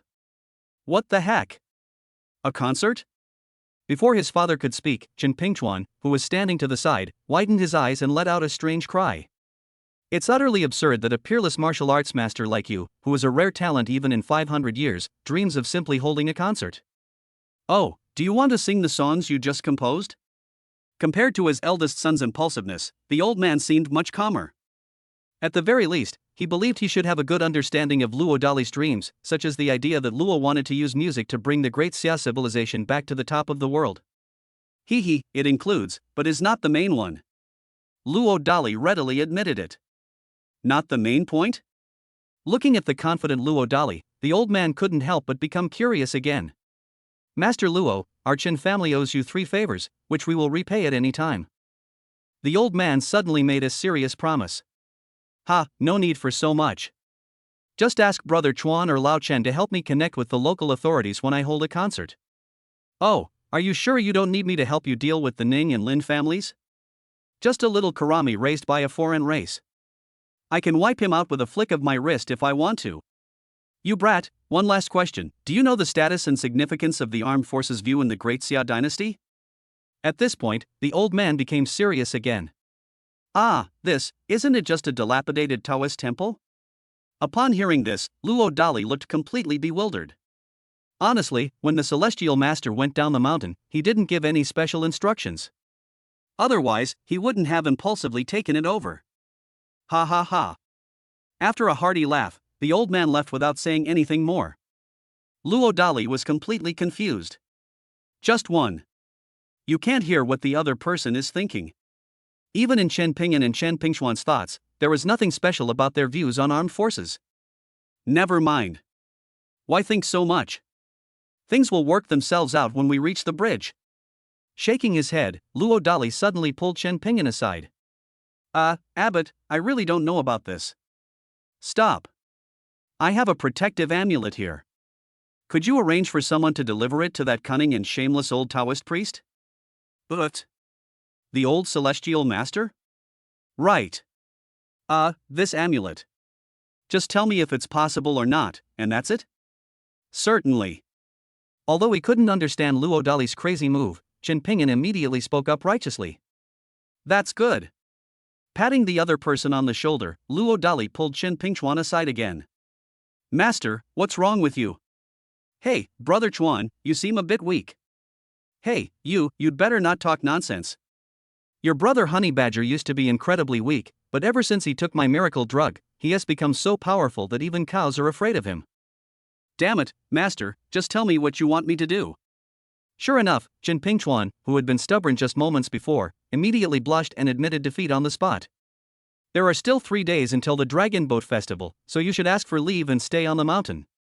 Well, I need to go down the mountain to meet up with my wife and stuff, so you can be my driver. What the heck, see, cough cough, there must be no problem. Halfway through his outburst, Chen Pingchuan had no choice but to back down again. Compared to health and happiness, everything else is trivial. After gesturing for the other person to go have fun on their own, Luo Dali slung his guitar over his shoulder, found a quiet place, and dialed Ningmi's number. Hey handsome, what's up? Hey beautiful, I recently wrote a new song and I'd like to sing it with you. Would you do me the honor? What, again? Sing a song first. Upon learning of the incredible creativity of a certain cheap man, Ningmi was indeed a little jealous. There's no harm in comparison. Ningmi cried after listening to Luo Dali's guitar version of The Bloodstained Glory. I felt a connection with it. I was also moved. Handsome, I'm planning to invite you to come to the base with me to sing this song together. What, do you think? Coming to her senses, Ningmi suddenly gritted her teeth and made a decision. Well, how about I come down the mountain tomorrow to discuss the other details of this song with you? Suppressing his laughter, Luo Dali seized the opportunity to ask her out. Can. Ningmi sensed something was amiss in someone's scheme, but she didn't refuse. Thanks to Meng Lanrue for the small gift. Chapter 101: The Chen Family's Decision. The attic where Chen Ping'an was located. After many years apart, the father and his 2 sons reunited and chatted idly. Then, as they chatted, the conversation turned to Luo Dali. Naturally, the old man also became curious about his second son. For example, how was the other person rescued? It should be noted that at the time, even the Chen family of Kyoto was temporarily unable to deal with the deliberate provocations set up by foreign tribes. This, father. Chen Ping'an was exasperated, having just asked his elder brother so soon, and now his father was pressing him for answers. Say what you can say, I believe Abbot Luo won't blame you. Having discerned something, the old man didn't press the matter too much. Father, actually I don't know how the abbot brought me back to the armed temple, but there's one thing he didn't hide, Hey, stop pretending to be so mysterious, just say it. Ahem, father, the abbot said that he casually killed all the alien races in that hellish place, and they all had feet that couldn't walk, hands that couldn't move, mouths that couldn't speak, and ears that couldn't hear. Hiss, are all young people these days so ruthless? Upon hearing this, Chen Pingchuan couldn't help but gasp. Then I was immediately relieved that I hadn't offended the other party too much today. Just one. Don't be fooled by how easily my second brother speaks. This is a foreign den of iniquity that even the Chen family of Kyoto may be temporarily unable to deal with. At least in Chen Pingchuan's view, even if the Great Xia sent a top-tier special forces team armed to the teeth, they wouldn't be entirely confident they could rescue his second brother. In other words, Luo Dali alone is at least as powerful as a top-tier special forces squad in the Great Xia dynasty. It's terrifying to think about. Boss, you may not know this, but there is no record of Master Luo leaving the country at any of the southern entrances and exits. The old man suddenly added a serious sentence. Sure enough, once the truth came out, Chen Pingchuan was stunned again. Chen Ping'an, however, seemed to understand how Luo Dali was able to do this, and then he shared the other's supernatural abilities with his father. The old man was also stunned into silence. If it weren't for his unwavering belief, the old man would have started to doubt whether gods or immortals existed in this world. Alas, I used to think that the legendary warriors of past dynasties who could charge in and out of a million-strong army 7 times were just myths. Now it seems that we underestimated the strength of our ancestors. The old man couldn't help but sigh. Well, father, you may have underestimated the abbot's bravery. What's the meaning? Have you seen that warrior vehicle parked in front of the courtyard house? Uncle Hua said that the abbot can easily lift it up with his own physical strength. You should know that the tank weighs at least 6 tons. Pfft, what the hell? Second brother, you said he can lift 6 tons, isn't that more than 10,000 Jin? Chen Pingchuan felt a chill run down his spine and screamed on the spot. The old man standing to the side wasn't much better off. This truth is absolutely shocking. Boss, otherwise why do you think your brother kept reminding you not to provoke the abbot so easily? Chen Ping'an took the opportunity to retort to his elder brother. Cough cough. Chen Pingchuan was rendered speechless by the rebuttal. Boss, there are no other paths on this mountain. How do you think Abbot Luo managed to get that warrior chariot up the mountain? The old man suddenly spoke again. This. Father, I think I saw a big guy in Xuanwu Lake. At least they're not blind. Well, father, elder brother, according to Uncle Hua, there shouldn't have been that behemoth in Xuanwu Lake before the old celestial master went down the mountain. What, second brother, you don't actually think? Don't ask, I really don't know. They exchanged a glance and then fell silent. Eldest brother, second brother, why did Abbot Luo look for you just now? After a moment of silence, the old man changed the subject to break the silence. Father, the abbot asked me to find someone to send this amulet to the old celestial master in the island nation. Chen Ping'an did not hide Luo Dali's shady dealings. Sure enough, the old man was dumbfounded again upon hearing this. Is a talisman really that important? Father, that kid asked me to take 3 days off, and then be his driver. Chen Pingchuan's response sounded so guilty. And you have the nerve to agree? Sure enough, the old man's face immediately turned ugly. But father, he gave too much. Chen Pingchuan made a squeaking sound. Top-grade qi nourishing pill? Suddenly realizing something, the old man widened his eyes and asked a question. Chen Pingchuan nodded in agreement. To avoid being recognized and embarrassing the Chen family, you should wear a security guard uniform and sunglasses to cover your face. Oh. With a twitch at the corner of his mouth, Chen Pingchuan nodded and bowed helplessly. During this worldly experience, I must be careful not to be recognized by my peers, or I'll be too ashamed to show my face.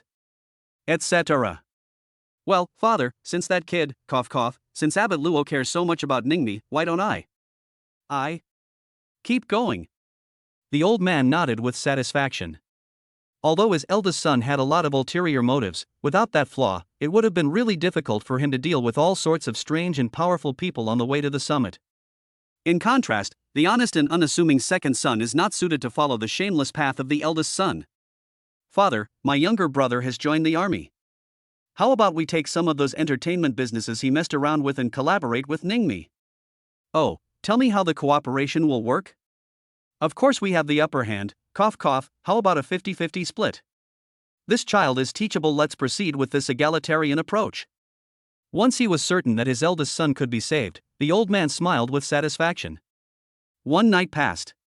After instructing Zhongling and the others to lead the children to practice on the mountain according to the assignments he had given, Luo Dali looked forward to taking Chen Pingchuan down the mountain.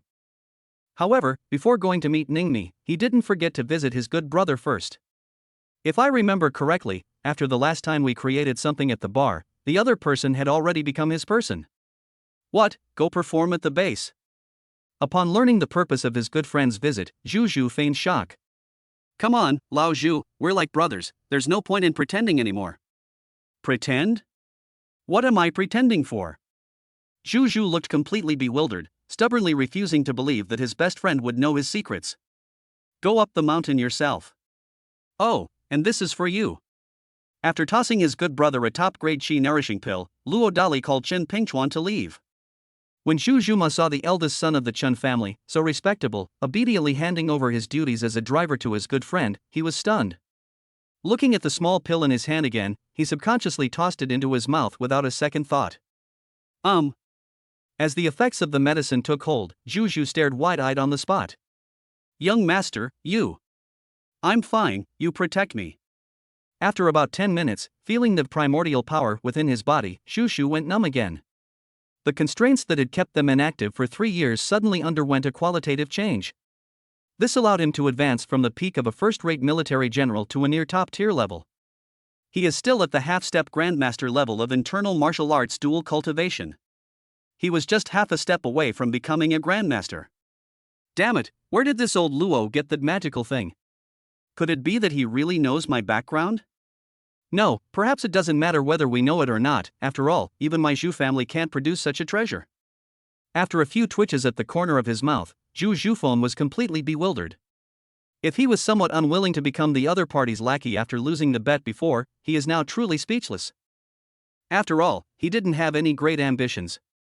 All he wanted in this life was to bring back the music of his ancestral celestial empire court to slap the face of the shameless island nation that stole his home. Chapter 102: A Twist of Fate, Song Xiaoman. Before they even reached Ning Ni's recording studio, their car was stopped halfway. Shen Pingchuan instinctively wanted to get out of the car and yell at the person who stopped him. But when he realized that he was now just a driver, he immediately looked awkwardly at Luo Dali behind him and asked for instructions. Pull over to the side of the road. With a frown, Luo Dali gave a helpless instruction. He had already identified the person by using his supernatural ability to see like a golden eagle. Hee, immortal, this humble subject has brought you the school beauty. Pfft, Song Xiaoman? Holy crap, Luo Dali? Immortal, you all, could it be? Ahem, you get out of the way. Luo Dali was utterly dumbfounded. He never imagined that Lin Diao, that scoundrel, would actually hire his own college class beauty, the aloof and beautiful girl, as a waitress. Sir, the price, cough cough, I previously promised Song, the school beauty, a monthly salary of 30,000, what do you think? Hey, Brother Chuan, get this blind bastard away from here. Pfft, Master, don't worry, Brother Chuan, promise to keep my mouth shut. By the way, Shen Pingchuan, will personally cover the monthly salary of this school beauty. Master, I've already forwarded 10 to you. Have a great time. You guys. Seeing the two good-for-nothings who had already run away, Luo Dali's face was filled with rage. When he saw the class beauty's eyes filled with curiosity, he almost wanted to crawl into a hole. Ahem, hey, class beauty, wanna grab a milk tea? Unable to bear the strange look in the class beauty's eyes any longer, Luo Dali reluctantly broke the silence. With a shrug, Song Xiaoman did not refuse. Before long, the two arrived at a nearby restaurant called Farewell My Concubine. The class beauty. The class heartthrob. You go first. You go first. Ladies first. The coincidence was unbelievable. Luo Dali's expression was priceless. Don't let this mess get to the child's mother. Luo Dali, you really inherited a Taoist temple? Song Xiaoman asked her first question. After all, they were old classmates, and Luo Dali felt there was nothing to hide. So Manager Lin just called you a celestial being? Song Xiaoman's lips twitched again as she asked. What era are we living in? Still calling someone an immortal? Has this guy joined some kind of pyramid scheme? I am, after all, a master of the temple. How could I possibly fool people without some skill? How could I possibly slay demons and monsters? So, what's your purpose in recruiting the school beauty? When she asked this question, Song Xiaoman stared directly and fiercely at the most handsome boy in the class. Pfft, class beauty, you're definitely overthinking it. Well, let's be honest, I'm already taken, and my child is 3 years old. That's good. Upon hearing that there was no danger of losing her virginity, Song Xiaoman breathed a sigh of relief. Realizing that the other party had definitely misunderstood his recruitment intentions, Luo Dali became somewhat withdrawn. Hey class heartthrob, don't look at me like that. After all, being handsome can't put food on the table. Coming to her senses, Song Xiaoman offered a casual reassurance. Class beauty, if I remember correctly, with your family background, you shouldn't need to look for a job, right? Unable to withstand the repeated emotional abuse from the arrogant class beauty, Luo Dali seized the initiative and countered with a question. Ahem, well. I'll be honest, due to the bad economic climate, my family has fallen on hard times, which led to my family arranging for me to go on a blind date with a rich second-generation scumbag. Now that I heard there's money to be made and the place is in a remote location, I've gotten really desperate. You. Don't worry, if you think 30,000 is too much, 29,000 is fine too.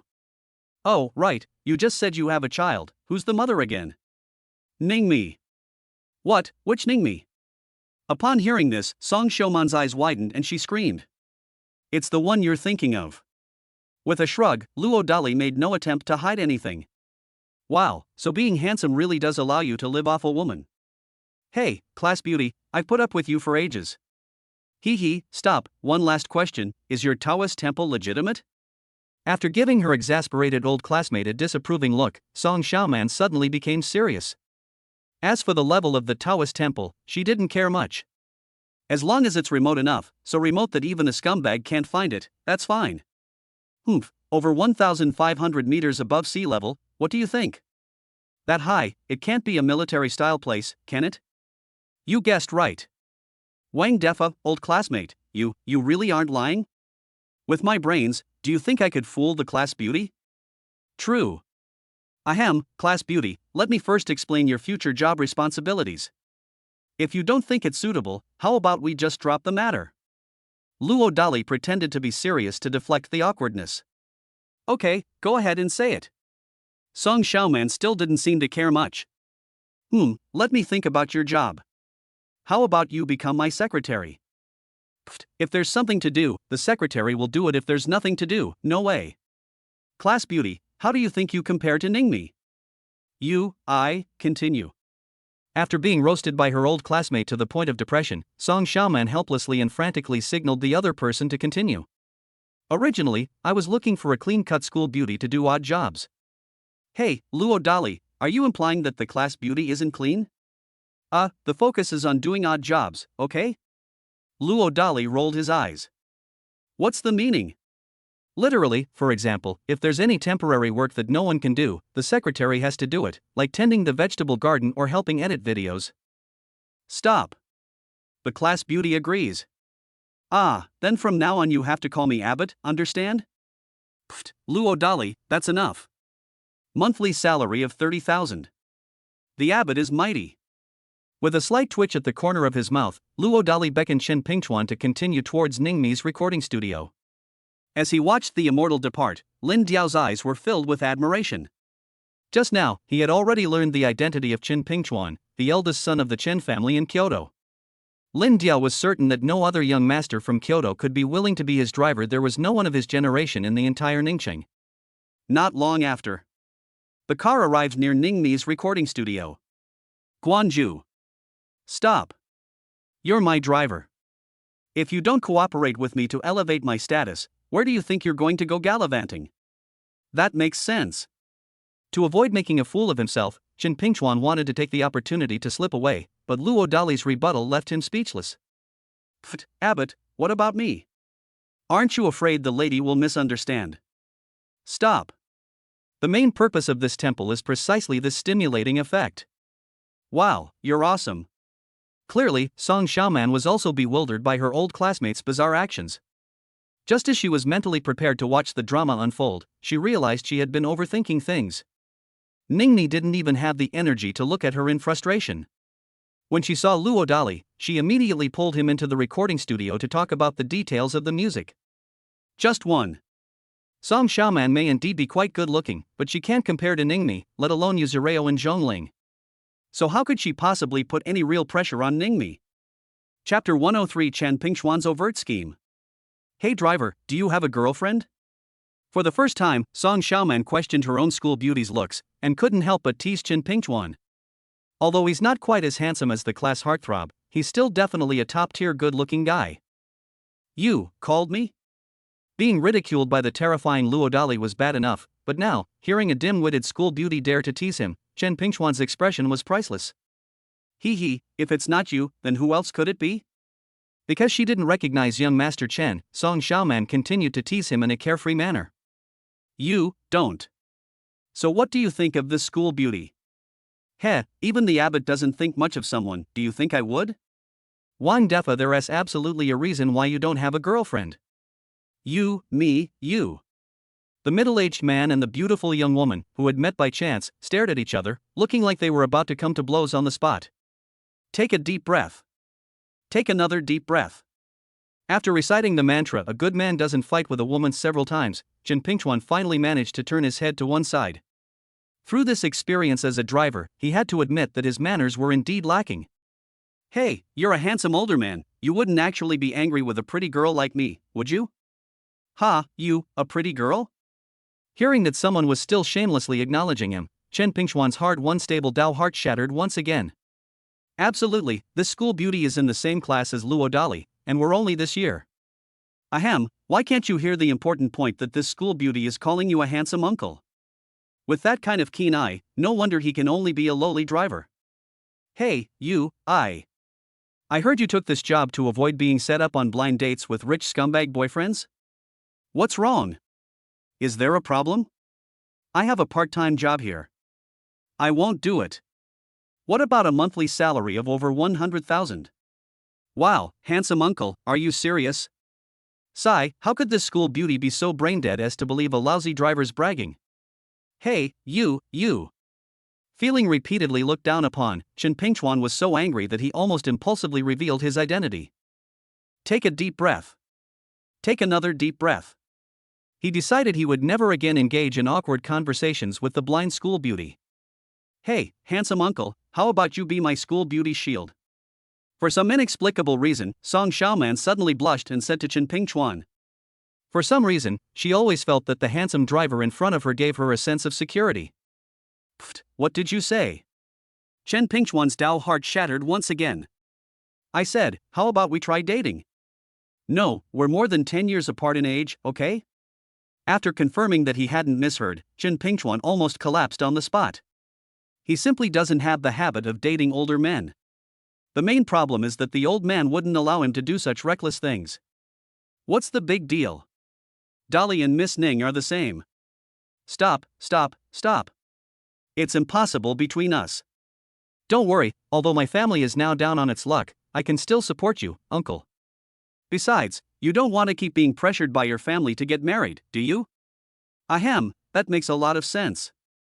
Upon hearing this, Chen Pingchuan suddenly blurted out something, as if possessed. Of course, her face flushed as soon as she finished speaking. Hey, handsome uncle, what were you talking about with that part-time job?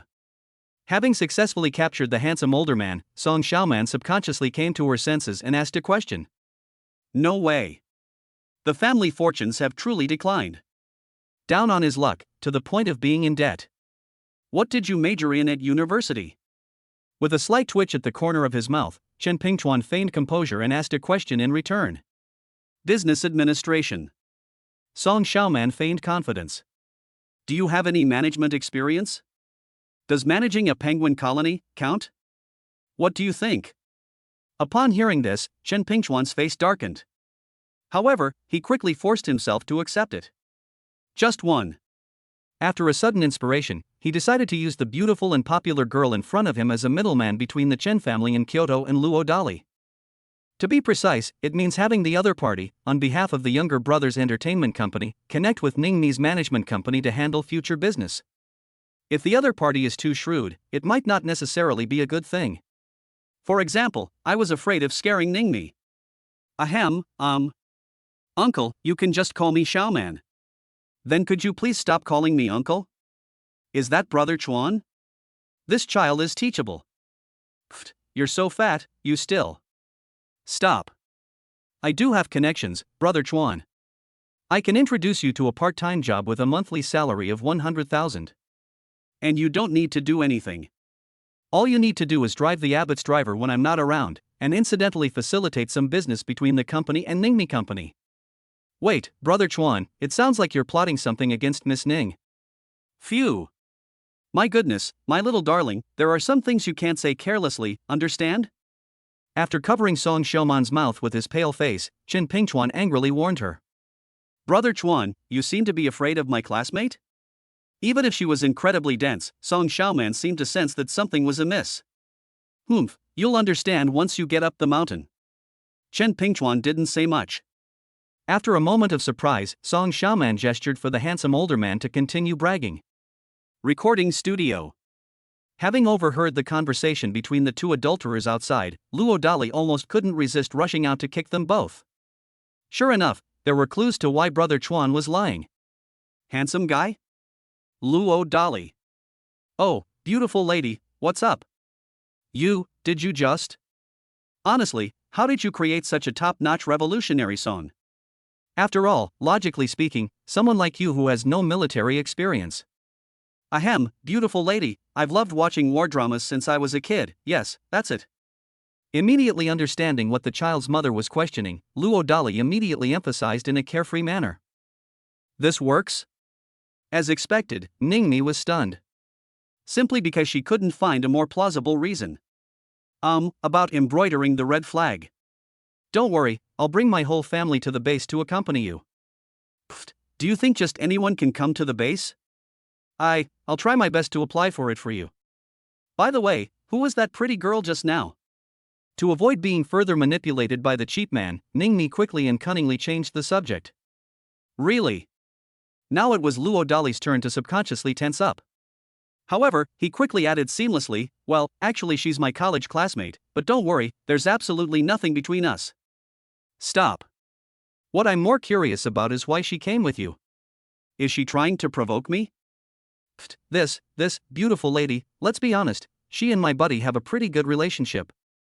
For example, after she learned that it wasn't easy for me to create short videos while taking care of my child, she decided to edit the videos for me for free. By the way, I heard she's the spokesperson for an entertainment company owned by the Chen family in Kyoto, located in Ningxing.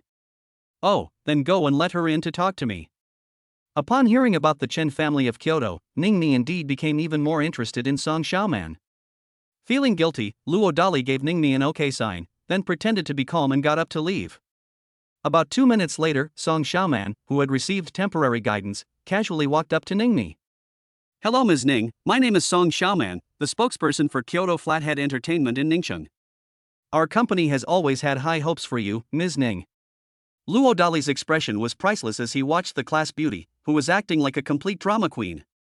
If it weren't for the ability to eavesdrop on thoughts, he would have almost been fooled by the other person's acting skills. This woman, the prettier she is, the more dangerous she is indeed. Chapter 10 For the great body is complete, bones are indestructible. In contrast to Luo Dali's cursing, Chen Pingchuan was filled with horror. Even fear. It was only because he had just confirmed a terrible truth, such as Luo Dali's hearing being extremely poor. It was so terrifying that you could hear his conversation with Song Xiaoman even from 20 or 30 meters away. Thinking back to Song Xiaoman's unscrupulous speculation about him, Chen Pingchuan almost wet his pants. Brother Chuan, are you alright? Having overheard someone's anxious thoughts, Luo Dali turned around and asked, knowing the answer already. No. But, Master, I absolutely did not mean to steal your man, really, I just... Stop. Song Xiaoman helped me a lot when I was in trouble, so why don't you let her work part-time as the general manager of your brother's Ping2 Entertainment Ningxing branch? Ah, okay. Upon hearing that Luo Dali did not focus on his suspicion that he had ulterior motives towards Ningmi, Chen Pingchuan breathed a sigh of relief. As for giving Song Xiaoman a branch general manager position, that's a piece of cake. Even if Luo Dali didn't actively ask, he still planned to give Song Xiaoman an important position. Just one. The other party was Luo Dali's classmate. As long as Song Xiaoman is well fed and well clothed, I don't believe we can indirectly forge a good relationship with the terrifying Luo Dali. That's right, this was the scheme Chen Pingchuan came up with on the spot to get through the level. About 5 or 6 minutes later, Song Xiaoman came out with a strange look on her face. Old classmate, Miss Ning wants you to come in. Ah, did she say what I wanted to do inside? Pfft, go ask him yourself. With an irresponsible remark, Song Xiaoman gestured for Chen Pingchuan to quickly leave with her, so as not to become a third wheel. With a twitch at the corner of his mouth, Luo Dali mustered his courage and went to Ningmi's side. Hey, Xiaoman's a really nice guy, you guys. Stop. Pretty girl, you might not know, but the class beauty doesn't like men. Really? If she really liked men, how could she have ignored a handsome guy like me for 3 years? That makes a lot of sense. Ningmi didn't know how to refute it. She had to admit one thing, that cheap man wasn't narcissistic at all, otherwise she wouldn't have acted impulsively 4 years ago. Hey beautiful, this is for you. Taking a deep breath, Luo Dali suddenly and boldly handed Ningmi a jade pendant. It was one of the 12 amulets drawn, and its attributes perfectly matched the other person's zodiac sign. Pfft, what do you mean? Ningmi was quite startled by Luo Dali's sudden and bizarre actions. No. What do you mean? Luo Dali shrugged, feigning calmness. It's just a talisman, why does the child's mother look so uncomfortable? No, do you know what it means to give a girl a jade pendant? Ningmi's outburst seemed to have a hidden meaning. Isn't it for safety? Luo Dali looked completely bewildered. Is there anything else you'd like to give me? Upon learning that the person who gave her the jade pendant didn't actually mean anything by it, Ningmi became inexplicably angry. How about I treat you to milk tea? Just as he was pondering how to get the child's mother to take the top-grade chi nourishing pill so that her body could gradually recover imperceptibly, Luo Dali offered his suggestion. Through his future mother-in-law's tip-off, he learned that Ningmi had been poisoned years ago, resulting in physical damage. Perhaps under current medical conditions, there is indeed little hope of recovery. But with the top-grade chi nourishing pill, it's a piece of cake. Just 5 pills are enough to fully recover. After deducting the one he promised to give to Chen Pingchuan, Luo Dali had exactly 5 left. Sorry, I don't drink milk tea. Feeling that the man was being too stingy, Ningmi inexplicably huffed and puffed out her good intentions. How about coffee? Do you know how to cook? Ningmi said angrily, pointing to the coffee machine in the recording studio. The verdict is in, that cheap man is a stingy jerk. Cough cough, of course. After making those boastful remarks, Luo Dali immediately dialed Chen Pingchuan's number. When Chen Pingchuan learned the reason for Luo Dali's call, his expression was priceless. Fortunately, he does know how to make coffee. While someone was grinding coffee beans, Luo Dali avoided Ningmi's gaze and added a top-grade chi nourishing pill. It wasn't that he was stingy and unwilling to give it all, but rather that he was afraid he wouldn't be able to explain it clearly later. Hey, beautiful lady, the coffee's ready. Come and try it and see how it tastes. After gesturing for the driver, Chen, to leave, Luo Dali calmly handed Ningmi a cup of coffee. He can't be just a driver, can he? Silently accepting the coffee, Ningmi suddenly stared directly at someone. Ahem, well, he's a simp who's been pursuing the prettiest girl in my class. Pfft, an old cow eating young grass? Speaking of this, aren't you also, cough cough, beautiful lady? I've been down the mountain for quite a while now, so I'll head back first. Realizing he had said the wrong thing, Luo Dali quickly seized the opportunity to slip away. Put. Watching someone leave, Ningmi burst into laughter in exasperation.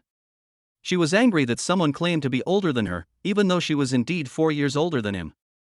Hey, this coffee, why does it feel so comforting to drink? Could this be the result of top-notch cooking techniques? After taking a sip of coffee, Ningmi subconsciously began to mutter to herself. The so-called top-notch technique naturally refers to Chen Pingchuan's coffee brewing skills. That's why she was curious about the other person's unusual identity. Glug glug. After finishing the entire cup of coffee in one go, Ningmi couldn't help but close her eyes and savor it. My goodness, my stomach feels so warm. I guess I need to find an excuse to ask him to make me a few more cups. Without thinking too much about the coffee, Ningmi couldn't help but blush and daydream. On the other side. As soon as he stepped out of the recording studio, Luo Dali suddenly widened his eyes in excitement. The system notification suddenly sounded twice in my mind. Another lottery is open. The reason for the award was that the student version of Half a Lifetime of Snow made Wulong and Fengchu, the author's son, wholeheartedly acknowledge him as their father. Hee Tong, I've taken them all. Ding, congratulations to the host for acquiring the coffee master skill. Just what I wanted, but I like it. Congratulations, host, you have obtained 2 top-grade chi cultivating pills. Ding. Congratulations on receiving an upgrade card. Congratulations, host, you have been granted 2 more years of lifespan. Please select the supernatural skill to upgrade. My goodness, this luck. But it seems there's nothing left to upgrade. Tong, can the invincible body be upgraded? Ding, upgrade successful, lower limb bones activated, body mastery achieved, basic strength reaches 97,200 gene. A friendly reminder, after mastering the invincible body technique, the host's bone density will increase dramatically, making them virtually indestructible. Please use this technique with caution, and especially avoid hitting children, as they will be easily killed. Name, Luo Dali. Super Armor, 75% mastery of Super Armor. Lifespan, 2452.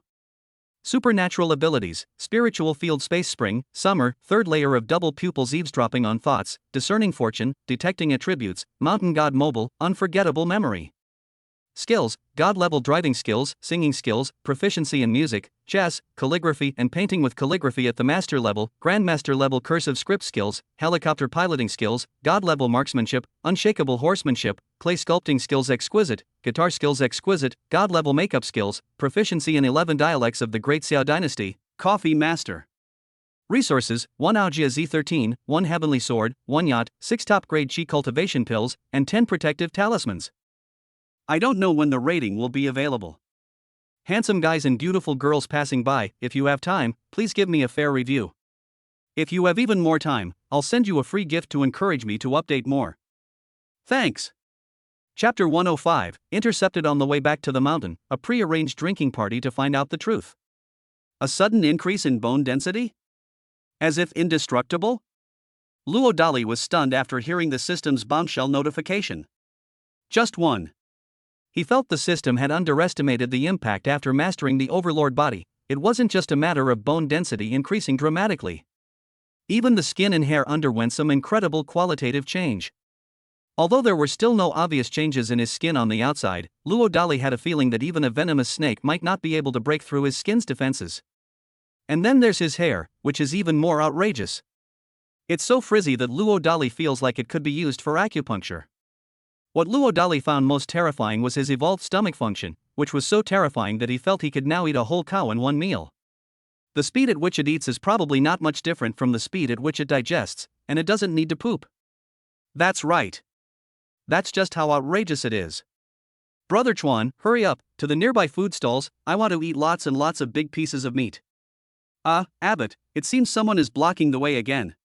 Damn it, which son of a bitch, cough cough, how come it's these two?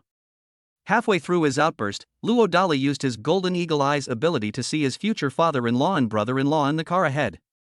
The two men had menacing and ferocious expressions, which immediately made Luo Dali go numb. Master, they seem to be gesturing for us to follow them. What do you think?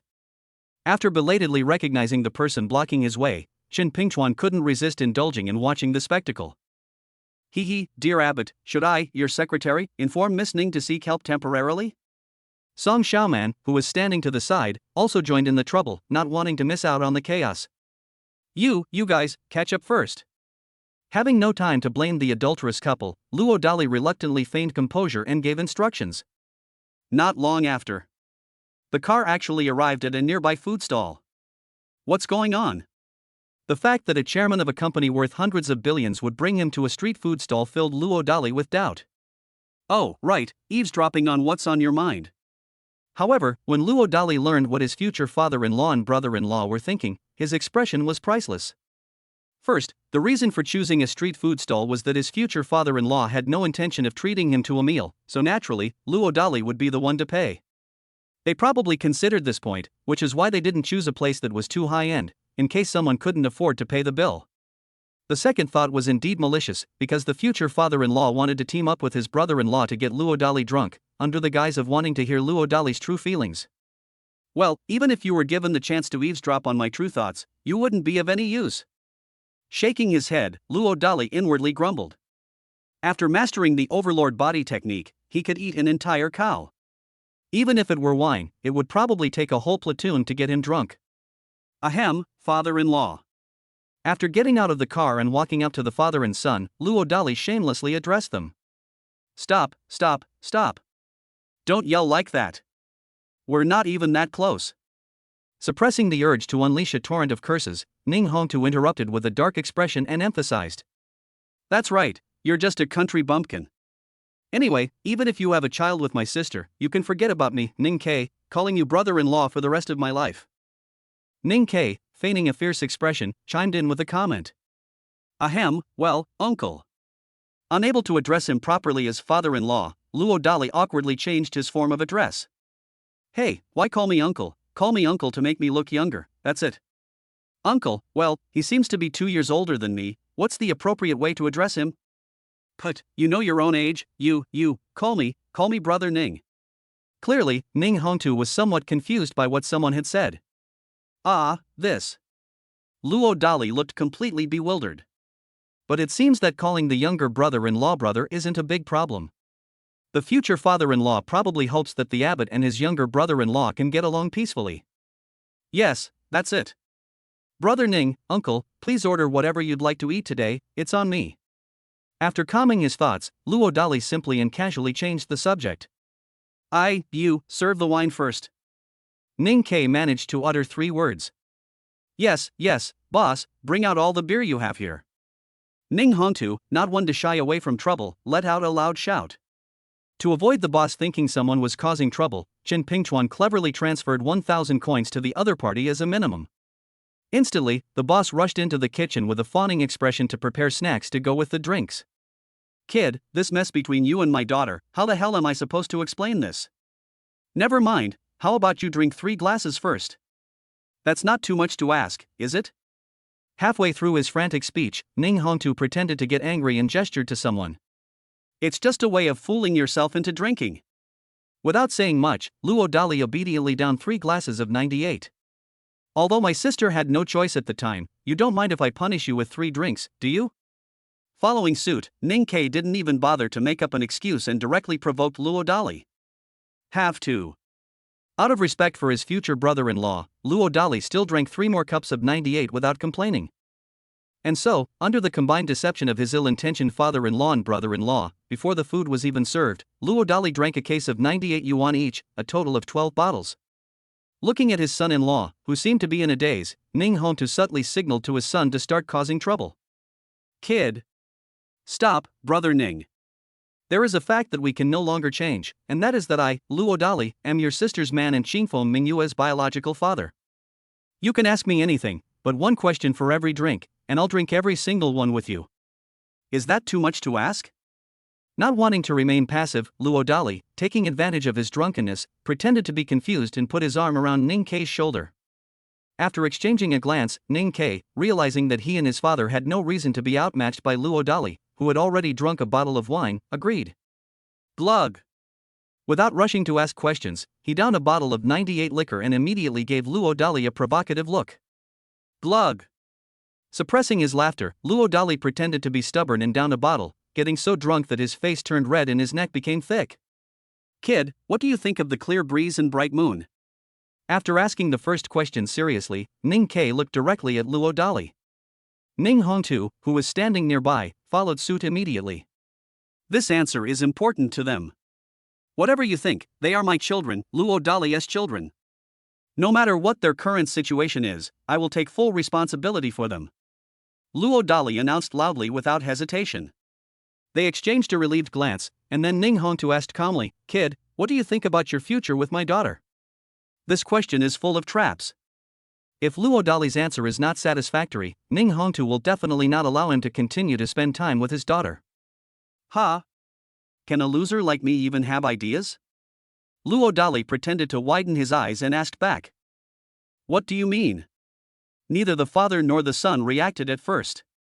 The meaning is simple, you have the final say, except for sons-in-law who live with their wives' families. Luo Dali took the opportunity to expose his bottom line. A real man would never go to someone's door. Unless this request was made by the daughter, otherwise, there's no point in discussing it. Chapter 106. A plan to turn the tide. The father and son exchanged a glance, both somewhat surprised. At the very least, they gleaned 3 points from someone's drunken ramblings. First, the fact that Luo Dali did not despise his children with congenital disabilities shows that he has the responsibility that a father should have. I barely passed the first hurdle. Secondly, the fact that Luo Dali did not try to use his daughter to rise in rank in order to seize the assets of the Prince of Ning's era shows that he was quite sensible. Although their family background is indeed far inferior to that of the Ning family, it's still barely acceptable. The fact that the father and son were unwilling to come over made them quite angry. Who knows if there's some other ulterior motive behind not visiting? Why are you unwilling to come to their door? Ning Hongtu stared directly at Luo Dali. Would your father-in-law be willing to let his younger brother come to visit? Hey, stop yelling. Ahem, do we still need to ask that question now? By the way, uncle, you haven't had a drink yet. You, gurgle gurgle. Sensing that the person was definitely not drunk, Ning Hongtu gritted his teeth and downed 2 bottles in a row. Then he immediately looked at Luo Dali with feigned disdain. After feigning a guilty expression, Luo Dali gritted his teeth and downed 2 bottles. After finishing the drink, he pretended he couldn't hold it in any longer and ran to the toilet. Worried that something might have happened to her old classmate, Song Xiaoman signaled to driver Chen to go and check on her quickly. As for her, with Ning Ni's father and younger brother around, she dared not make things more difficult for her old classmate. Abbott, oh dear, what's wrong with you? Chen Pingchuan had assumed Luo Dali would be broadcasting live, but it turned out the other party was perfectly fine. Had it not been for the warning look from Luo Dali, Chen Pingchuan probably would have screamed out loud. Brother Chuan, hurry up and give us a performance right here. Luo Dali gave Chen Pingchuan, who had come to him, a wink. Performance, what? Chen Pingchuan sensed something was wrong. Vomiting. Don't tell me you can't do it, it doesn't matter, it's a top-grade qi nourishing pill. Vomit. Before Luo Dali could finish his threat, Chen Pingchuan gave a perfect demonstration. No way. He desperately needs the highest quality qi nourishing pill. A minute later, Luo Dali pretended to steady himself and returned to the bar, leaving Chen Pingchuan dumbfounded. This moment. The image of a certain abbot as a wise man completely collapsed in his heart. Sis, kid, if you can't drink, then that's it for today. Ha, brother Ning, is this just an excuse you're making up because you can't drink? Before his brother-in-law could finish speaking, Luo Dali immediately provoked him. He decided to turn the tables on him. Just one. If his future father-in-law and brother-in-law want to eavesdrop on his true feelings, why wouldn't he take the opportunity to eavesdrop on their thoughts? Damn, kid, you're asking for trouble. Sure enough, Ning K was provoked in a second and immediately suppressed his discomfort to down 2 bottles of 98. Wait, he's been drinking. I've been asking you about it. No, Dad, this can't be. Shut up. Forced by his father's lack of martial ethics, Ning K took the opportunity to go to the toilet and gag himself. He can hold his liquor, but this level of drinking is too much for his stomach to handle. Kid, what do you think of the Ning Prince's era? After asking the question, Ning Hongtu looked directly at Luo Dali. Clearly, this question also contains a trap. If Luo Dali is very familiar with the Ning Prince's era, it proves that the other party definitely has some ulterior motives. Uncle, I believe the future of the Prince of Ning's era is limitless. Having overheard the other person's thoughts, Luo Dali pretended to be arrogant and shameless. Then what? Ning Hongtu's eyes lit up. His guess was right that loser really did have designs on his daughter and the Ning Wang era. Now we're just waiting for the other party to reveal their secret. That's it. With a shrug, Luo Dali gave Ning Hongtu an unexpected answer. Hey, how can you not have a what happened next? Ning Hongtu looked unwilling. Uncle, I just hope that the Ning Prince's era goes smoothly. Is there a problem with that? As for what advice you'd like to hear from me, well, you'd better call me a loser who graduated from a third-rate, lousy university. You're hopeless. After confirming that Luo Dali truly had no designs on the group's assets, Ning Hongtu instead blamed the other party for lacking ambition. Luo Dali, who had overheard his thoughts, almost broke down on the spot. The assessment is complete. My future father-in-law is a man with a sharp tongue but a soft heart. Hey, uncle, can I ask you a question? Luo Dali suddenly looked at Ning Hongtu and asked. Ha, simple, 3 bottles for 1 question. Ning Hongtu said, his displeasure evident in his voice. Uncle, would you like to have a bottle too? Of course, if you can't. Hey, let's do it. As if provoked by a certain word, Ning Hongtu went berserk and grabbed a bottle, downing it in 1 gulp. Suppressing his laughter, Luo Dali picked up the bottle, looking like he was ready to play along. Before we knew it, an hour had passed. Uncle. Stop. Don't call me uncle, call me father-in-law. Clearly, Ning Hongtu was already quite drunk at this point. That's right, brother-in-law, we're all family, come on, keep drinking. Ning K, who was standing to the side, was also quite confused and took the initiative to put his arm around Luo Dali's shoulder. It was so funny that Luo Dali really wanted to take the opportunity to record the two's crimes as evidence. About half an hour later, the father and son successfully lay down on the table. After he stopped pretending, Luo Dali began to worry about how to deal with the terrible things that had happened that day. Master, shall we give Miss Ning a call?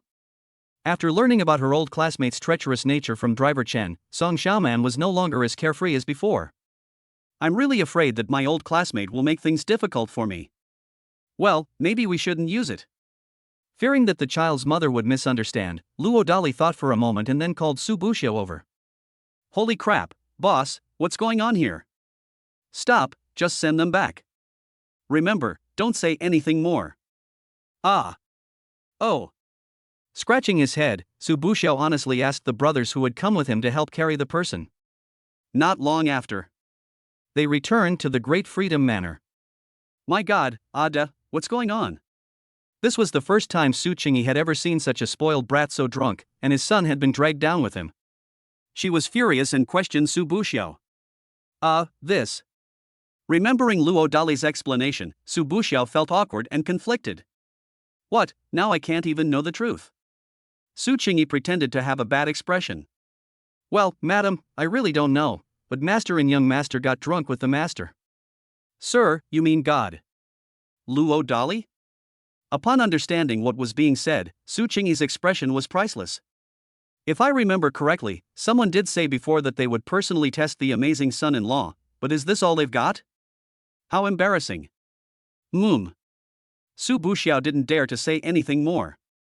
Is the kid all right? Su Qingyi couldn't help but ask with concern.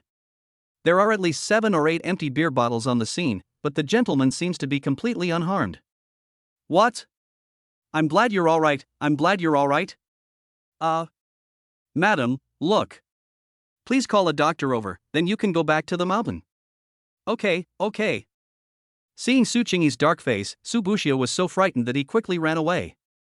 At the same time, Luo Dali had already led Chen Pingchuan and Song Xiaoman to a deserted area near Erdookyo. Abbot, you brought us here. My god, a huge airplane, the same kind of airplane owned by the richest man. Wow, it looks like it's coming to pick us up? As they were talking, Song Xiaoman realized something was wrong and stared directly at Luo Dali before letting out a strange cry. It's just a big gray plane, right? Class beauty, your composure isn't strong enough, you need to practice. No, I. While Song Xiaoman was still dazed, the helicopter took off and returned to the armed observation post. Chapter 107. The old man wants to adopt a godson? Dizizai Manor. Su Qingyi breathed a sigh of relief after confirming with the doctor that the father and son were out of danger. But the next second, I suddenly felt nervous. They feared that the so-called test between the father and son would ruin the promising future of their amazing son-in-law and daughter. No, I have to find out, otherwise I probably won't be able to sleep tonight. After making her decision, Su Qingyi immediately sneaked back to her room and locked the door. Hey, nephew, is it a good time to talk now? Grandma, we've already gone back to the mountain. But do you want to find Xingfeng or my sister? Hey kid, how about we let your sister answer it? Grandma, I am Mingyue. Oh, Mingyue, I heard from your brother that you went to, wait, your dad can fly a big plane? Yeah, you drive really well. By the way, Grandma was just curious about where that big gray plane came from, right? You little brat, continue. The big gray plane belonged to my third junior sister's grandfather, and then, he probably felt a connection with my scumbag father, so he gave the plane to him. Pfft, you silly girl, what kind of old man is that stupid? Are you having fun on the mountain? Of course I'm happy, but Grandma, just say what you want to say. Ahem. Do you know that your dad was drinking with your maternal grandfather and your uncle today? Her roundabout way of speaking was exposed halfway through, and while feeling embarrassed, Su Qingyi no longer hid her little thoughts. Oh, Grandma, are they fighting? No, not at all. Then it's not a big problem. No, Xiaominjiu, you. Grandma, Mingyue has decided to stop interfering with Dad's relationship with the invincible beauty mom, and she won't interfere with how Grandpa and Uncle target Dad either, anyway. Anyway what? Grandma, you can't be angry when I tell you this. Don't be angry. Then let's lay our cards on the table. Grandma, Grandpa, and Uncle can't beat that scumbag Dad. But, are you sure?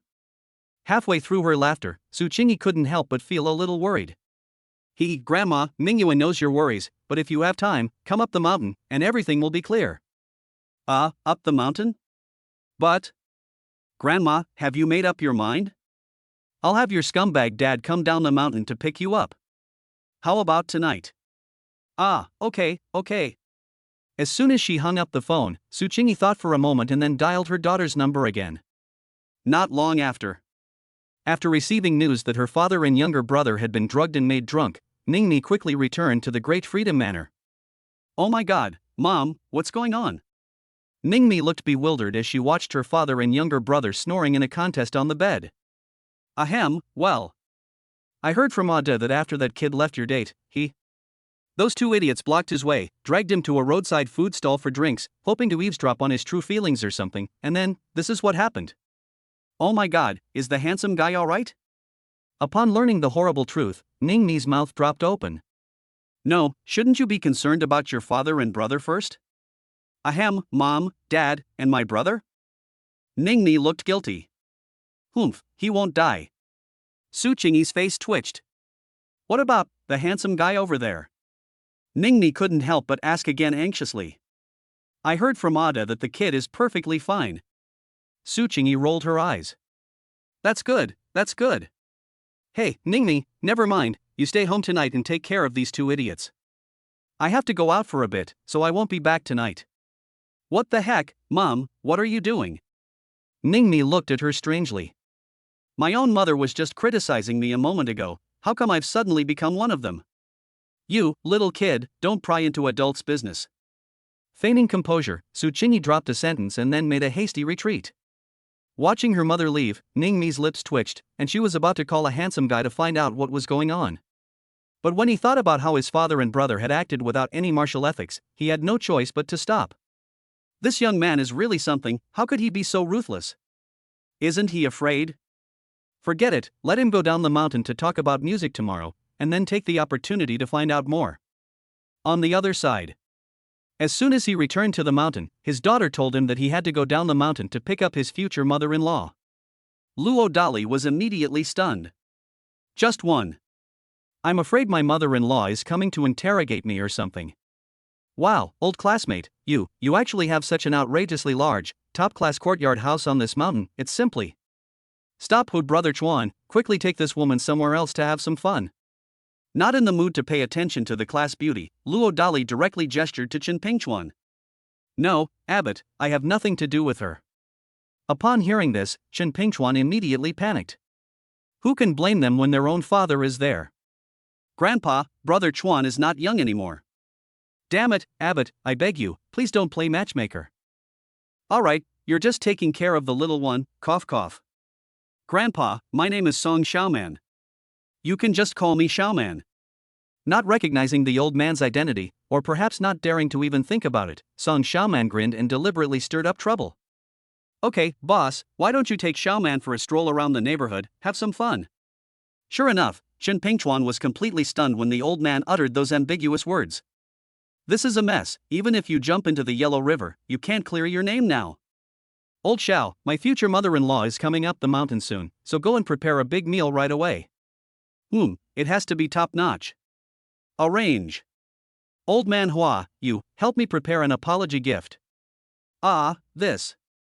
Director Zhong, if I get scolded badly and am in a bad mood, you'd better be prepared to take it out on me. Hey, we're all just working, Abbot, you can't be this biased. Hey, dear cousin, you absolutely have to put in a good word for your brother-in-law when the time comes, understand? Ignoring the beautiful professor's heartbreaking expression, Luo Dali turned to look at Yuzureo. That's easy, but brother-in-law, look at me. I'll compose a really amazing piece for you, and it just so happens that you and Director Zhang will need to play it together. Abbot, I misunderstood you. Just start cursing when the time comes. Upon hearing that there were benefits, the beautiful professor instantly stopped feeling hurt. Seeing this, Yuzureo's lips twitched. However, as someone who shares the same passion, she could understand Zhongling's desire for a song at this moment. Just as Luo Dali was preparing to go down the mountain to pick up the person, the old man suddenly spoke up, Young Abbot Luo, everyone who sees this gets a share. Do you think there's anything I can do to help? Understanding their father's meaning, Chen Ping'an and Zhang Xiaofan quickly expressed their agreement. Oh, isn't that inappropriate? Who would have thought that the big boss could have such an adorable side? Luo Dali almost got so excited that he wiggled his butt on the spot. It has to be appropriate. The old man laughed, mimicking Ning Mingyua's tone. But, sir, I'm afraid your status might scare my future mother-in-law. That's easy, just do my makeup. But I'm afraid my future mother-in-law won't recognize me with makeup on, and she might look down on you. How about this? I heard that Abbot Luo was an orphan. If you don't mind, how about I adopt you as my godson? What? What? As soon as the old man finished speaking, Chen Pingyan and Luo Dali both widened their eyes and screamed almost simultaneously. Of course, Chen Pingyan secretly gave his father a thumbs up in affirmation. That's a brilliant move. At least it's much better than the boss's trick. Meanwhile, Luo Dali was also taken aback by the old man's sudden and unconventional move. Of course, he didn't think the other party would lose money. Baby, what do you think? Without rushing to respond, Luo Dali looked at the little cotton-padded jacket. As for the rebellious son, ignore him. One of the kids was so angry that he stomped his feet in frustration. Chapter 108: The Three Sworn Brothers of Qingyun. Upon hearing of such a momentous event, Luo Dali actually inquired about his youngest daughter's thoughts first, leading everyone to collectively realize a crucial point: the real leader on the mountain is Ning Mingyue. I have to find a way to please them. Even the old man was no exception. It's because he understands Luo Dali's value better than anyone else. I reckon even his three sons combined couldn't compare to that. Dad, you should make your own decisions about your own affairs. With a sweet smile, the little girl didn't make a decision for Luo Dali. After a moment of stunned silence, Luo Dali looked at his rebellious son. Overjoyed that there was still a chance, Ning Shusheng pulled the old man aside mysteriously and whispered, "Grandpa Chen, is there anything in your family that my dad could inherit?" "But I don't think so." After breaking down in a second, the old man responded earnestly with a helpless expression. "Just one." From the fact that Luo Dali didn't directly agree to be his godson, he could tell that the other party had something to hide. A powerful trump card that allows one to live freely without relying on the Chen family of Kyoto. Therefore, he believed that there was nothing about the Chen family that Luo Dali could scheme against. If there is anything to it, it's probably just the Chen family's help to the Ning family. "Ah, Grandpa Chen, does your Chen family also live such a hard life?" Not getting the answer he wanted, Ning Shusheng couldn't help but say innocently, "It's tough, but we should find joy in hardship." The old man's lips twitched twice, and he helplessly covered it up. I don't know about his colleagues, but he usually enjoys simple meals and is truly finding joy in hardship. As for the younger generation, he didn't manage them too strictly, as long as they didn't go against the people. "Grandpa Chen, if you were to recognize my dad as your godson, where would he rank?" At this point, Ning Shusheng looked very serious. Clearly, this was one of the key reasons he brought the old man over. "Pfft, where do you think your dad should rank?" After being breached once again, the old man couldn't help but ask a question out of curiosity. Upon hearing this, Ning Shusheng did not speak, but instead looked at Chen Pingyan beside him and Chen Pingchuan not far away. The old man's expression was priceless. He instantly understood something.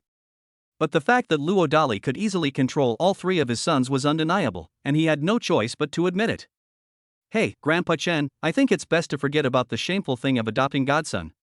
How about I have my dad become sworn brothers with Uncle Chen and the others? How about calling it the Three Sworn Brothers of Qingyun? Little Qingfeng, Grandpa has another son." "That's not important, otherwise my dad wouldn't have let him go down the mountain." "Ahem, are you really only 3 years old?" To be honest, the old man was amazed by Ning Shusheng's way of thinking. What a child is at 3, he'll be at 80. Ning Shusheng pretended to be innocent. "I'd never believed your nonsense," the old man said, his face twitching. However, he did not bring up the shameful idea of recognizing Luo Dali as his godson again. "Hey, you heartless man, Grandpa Chen said it's inconvenient for him to take in a son, so he suggests you become sworn brothers with the two Uncle Chens." After manipulating the old man, Ning Shushan walked back triumphantly and loudly announced the result. Everyone was stunned. Only Ning Mingyue looked pleased. That's why she didn't stand up for her own father. "Shall we become sworn brothers?" After a moment's hesitation, Luo Dali didn't seem to have much of an aversion to it. "Hey, old man, regarding this issue of status, is it better for everyone to vote, or for Brother Chuan and Old Chen to give speeches and compete for it?" "Youth is wonderful." With a headache, the old man said, "I'm going to pick vegetables." "Never mind. They can't control it either." Seeing this, Luo Dali smiled and looked at Chen Pingchuan and Chen Pingan. Chen Pingan's lips twitched, but he didn't say anything. Instead, he looked at his boss first. No matter how much he fights, he can never be the boss. If even the leader backs down, then it doesn't matter where he ranks. On the contrary. Never mind, I doubt there's a reverse. Hey old classmate, Brother Chuan is more than 10 years older than you. Wah! Fearing the carefree school beauty, Chen Pingchuan helplessly covered his mouth and interrupted her well-intentioned help. Ahem, Abbot, you're the boss. Chen Pingchuan spoke with righteous indignation. After saying that, he gave the second brother a wink. Hey, Abbot, can my little brother join too? He's gullible and rich. Pfft, let's do as third brother says. But second brother, you took advantage of my class beauty like that just now, shouldn't you take some responsibility? After nodding to Chen Pingyan, Luo Dali suddenly teased Chen Pingchuan. I didn't mean to play matchmaker, I just wanted the other person to help me resolve the minor problem of Song Xiaoman being targeted by a rich second generation. This. Chen Pingchuan's expression was priceless. Hey, Brother Chuan, are you looking down on this school beauty? No, Song Xiaoman, how could you pull my ear? You've gone too far. I think you're the one who's gone too far. Unable to bear the sight of the two philandering couple fighting in public, Luo Dali shook his head and personally piloted the helicopter down the mountain. Without interfering in the young people's affairs, Xiao Yuanshan and Hua Bushi walked towards the old man. Brother Chen. Elder Xiao Hua, what do you think of Abbot Luo? Before Hua Bushi could finish speaking, the old man suddenly asked seriously. Can't read. They exchanged a glance and said in unison. The old man was stunned when he heard the answer. He knew very well that there was no one in the entire Great Xia dynasty who could be so unfathomable that even a cunning old fox like Xiao Yuanshan couldn't see through him. Young Chen, I think you don't need to worry too much about the abbotess affairs. Xiao Yuanshan suddenly spoke meaningfully. What does Elder Xiao mean? The old man was a little taken aback. Without speaking, Xiao Yuanshan pointed at Ning Shusheng. Mr. Xiao, I'd still like to. Little Chen, if the abbot is mysterious and unpredictable, then his phoenix chick is as immovable as a mountain. Only this crouching dragon is the most imaginative and unpredictable, and is the most likely to give us something to figure out. In addition, Ning Shusheng was the first person to enter the old celestial master's secret chamber, while Ning Minghua seemed to have a natural affinity for his books and calligraphy. What? Upon learning the hidden truth, the old man was completely stunned. The reason is that what Xiao Yuanshan just said is the biggest secret of the entire Qingyun mountain. As for the Longxiang Temple and Confucius Temple at the foot of the mountain, they were only built later to cover up the truth. To put it more bluntly, Hua Bushi's investment in the Confucius Temple and Xiao Yuanshan's cooking at the Longxiang Temple were both for the purpose of secretly protecting the armed forces. This is the real reason why they suddenly went up the mountain as soon as the old celestial master came down. By the way, Elder Xiao, have you ever heard of any magical protective talismans or anything like that in Taoism? Suddenly remembering something, the old man looked at Xiao Yuanshan for advice. Amulet? What amulet? Clearly, Xiao Yuanshan was unaware of this. This Abbot Luo once asked my second son to send a talisman to the old celestial master who lives far away in the island nation. The old man did not hide anything. I guess we can only find the answer when the celestial master returns. After a moment of stunned silence, Xiao Yuanshan shrugged helplessly. Do you think the celestial master can succeed? The old man couldn't help but worry again. It might have been hard to say before, but with the amulet given by the abbot, I think there shouldn't be any major problems. Xiao Yuanshan's eyes lit up. Feel the same. Hua Bushi finally found an opportunity to interject. The environment on this mountain is quite suitable for recuperating. It seems that I need to stay here for a few more days. After thinking it over, the old man gritted his teeth and made a last-minute decision. Thank you Du Jinsheng and Meng Lanrui for the little gifts, and I wish you a happy new year in advance. Chapter 109 Su Qingyi goes up the mountain, everyone is dumbfounded. A private hospital. Because the honey trap plan was progressing too slowly, Lin Diao was thoroughly scolded by Lin Tian. Damn it, such a beautiful school beauty, and instead of offering her to me, you gave her to that bastard. Are you even human? No, young master, this can't be entirely my fault. After all, Ningmi is known as the #1 goddess of Ning City. If she were to find an ordinary woman, it would probably be difficult for her to get that guy to get excited. So is that bastard still high on his wits? Ahem. Young master, it's said that this Song Xiaoman has been successfully taken in by Luo Dali as a secret agent. When there's trouble, she'll be his secretary when there's nothing else. Young master, you'll have to be patient. What the hell, Wait a minute, you just said that this Song Xiaoman was arranged by her family to go on a blind date with a scumbag rich second generation because her family fell on hard times, and that's why she wanted to go up the mountain to find a job? Suppressing the urge to continue cursing, Lin Tian suddenly had a flash of inspiration. Not noticing anything wrong, Lin Diao nodded in agreement. Have you found out which rich second generation heir she went on a blind date with? Well, not at the moment. Damn it, you good for nothing. Hurry up and find this rich kid, and then you know what will happen. After hurling 5 curses, Lin Tian finally revealed his sinister intentions. For example, having some idiot rich kid take your place and go up the mountain to continue causing trouble. I believe that as long as Luo Dali's reputation is ruined, the other party will definitely be too embarrassed to stay on the mountain. Clearly, Lin Tian had no idea of the shocking truth that Luo Dali had become the leader of the armed forces sect. Lin Diao's lips twitched, but he didn't dare to refute her on the spot. Wait a minute, while you're at it, go and call number 36 over here. Feeling that his security captain had been somewhat ineffective lately, Lin Tian decided to prepare for both possibilities. After a moment of surprise, Lin Diao quickly acknowledged that he had received the message. But as soon as he left the private hospital, he immediately dialed the number of some kind of immortal. He also confessed all of Lin Tian's schemes, including the fact that the other party was looking for number 36. Bite. After hanging up the phone, Lin Diao suddenly received a reply from Luo Dali. He arrived at the no man's land near Erdokyo with anticipation. Then, he received a top-grade chi-nourishing pill as a gift from Luo Dali. Someone once offered 10 million for one pill of this precious medicine. Take it and give it to your mother. Thank you for your great kindness, Your Majesty. After respectfully kowtowing to Luo Dali several times, Lin Diao excitedly ran home.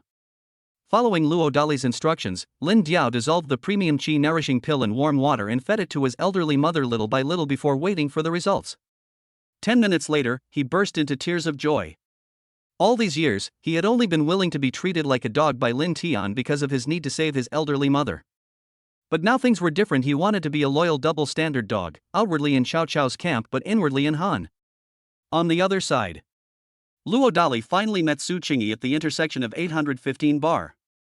Ahem, Mom, hello, Auntie. When Luo Dali met his future mother-in-law for the first time, he was so nervous that he started to stutter. If Song Xiaoman, that big-time idiot, saw this, she'd probably laugh herself to death on the spot. What, is Auntie scary? Su Qingyi felt somewhat uncomfortable with the mysterious son-in-law's nervousness. There was only one reason: I was afraid that being too serious would ruin my daughter's good plans. How could that be? You and that pretty lady, cough cough, with. Luo Dali realized that besides pretty girl, there really wasn't any other decent way to address Ningmi, leaving him feeling embarrassed on the spot. Who was that pretty girl you were talking about? Misunderstanding this, Su Qingyi subconsciously questioned him seriously. This, the child's mother. Luo Dali's lips twitched, but he still chose to confess honestly. What? So, what does that girl call you? Handsome guy. Pfft, you young people really know how to have fun. Where are they? This. Mingyue calls him a scumbag father, Xingfeng calls him a heartless man, and uncle and brother Ning call him a dog thief. Don't worry, I'm not as shallow as those two idiots. I'll call you God, or Mighty for now, how about that? Idiot? Well, it couldn't possibly be Xingfeng and Mingyue, but rather their maternal grandfather and uncle. This. Tell them to drink less next time. By the way, I heard from Ade that you drank quite a bit back then too. How are we going to get up the mountain? Ahem, Auntie, don't worry, I can drink a lot without getting drunk, really. After confirming that she couldn't smell any obvious alcohol, Su Qingyi followed Luo Dali to the uninhabited area where the helicopter was parked.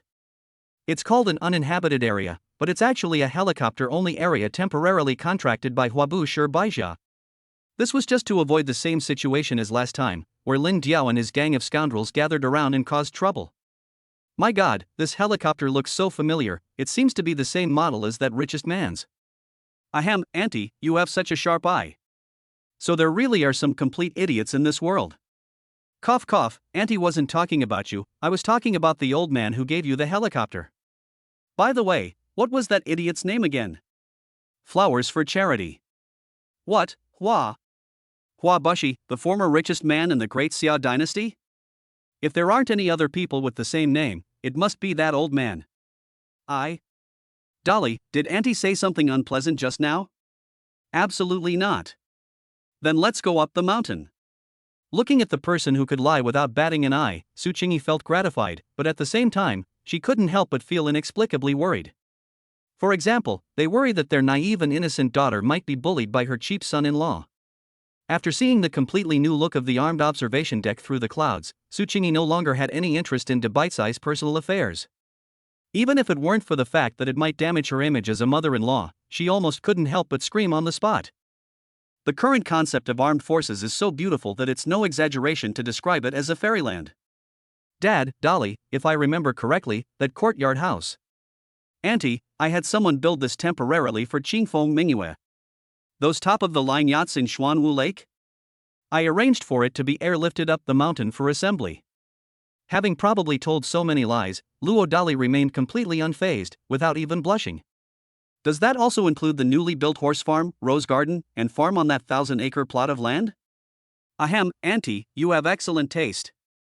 Then tell me again, which company was it that helped create this paradise on Earth? Yes, let's be frank, the Ning family also wants to cooperate with such an amazing company. This. Will you give me the mysterious force behind the top-grade qi nourishing pill? I never imagined my future mother-in-law would be so good at imagining things, just like my child's mother, Luo Dali quickly chimed in, trying to flatter her. Is that really the case? Upon confirming the shocking guess, Su Qingyi felt uneasy. Since taking the Supreme Qi nourishing pill to repair her throat's natural talent, she had been staying up all night researching the possible origins of this precious medicine, and finally she actually discovered a clue. A single thread of the Great Xia's upper echelon secrets, which even the Ning family, with its trillions in assets, absolutely cannot afford to offend. Those ancient, reclusive families or sects are the true apex predators in the Great Xia's food chain. Only such a terrifying being could transform a desolate mountain plain into a paradise on Earth in just 1 week. Hey Dolly, have you found your parents? Taking a deep breath, Su Qingyi couldn't help but cautiously ask her own guess. Chapter 110 Su Qingyi's Guesses. No. Luo Dali was completely baffled by the question. He did have a strong desire to know who his biological parents were, but unfortunately, the time seemed not right. Therefore, Luo Dali discovered a flaw in the double pupil's ability to make inferences, such as the inability to make inferences on his own. It's like a miracle doctor can't heal himself. Ahem, the precious medicine you gave Auntie before must have been expensive, right? If she couldn't find the answer, she would be wrong. To avoid arousing suspicion from her amazing son-in-law about her motives for testing him, Su Qingyi quickly and cleverly changed the subject. It's just so. Not wanting to show off too much in front of his future mother-in-law, Luo Dali pretended to be low-key. Then, Qingfeng and Mingyue? Yes, Qingfeng took 3 pills and Mingyue took 6 pills, and now they have both fully recovered. Having overheard that his mother-in-law already knew the truth through Zhuge Liang and Feng Chu, Luo Dali didn't hide anything from her. Okay, cough, about Mir's body. Don't worry, Auntie. I just secretly gave her one by brewing coffee today. After she takes about 5, her health problems should be completely cured. Well, Auntie, it's not that I'm deliberately delaying, but I'm afraid that if I recover too quickly, I won't know how to explain it to her. Stop, Dolly, just pretend that Auntie didn't ask anything. Besides, Auntie won't interfere with your relationship with Mir. As for those 2 idiots, I'm sure they can't stump you, right? Pfft, Auntie. I'll try to get Uncle and Brother Ning to drink less next time.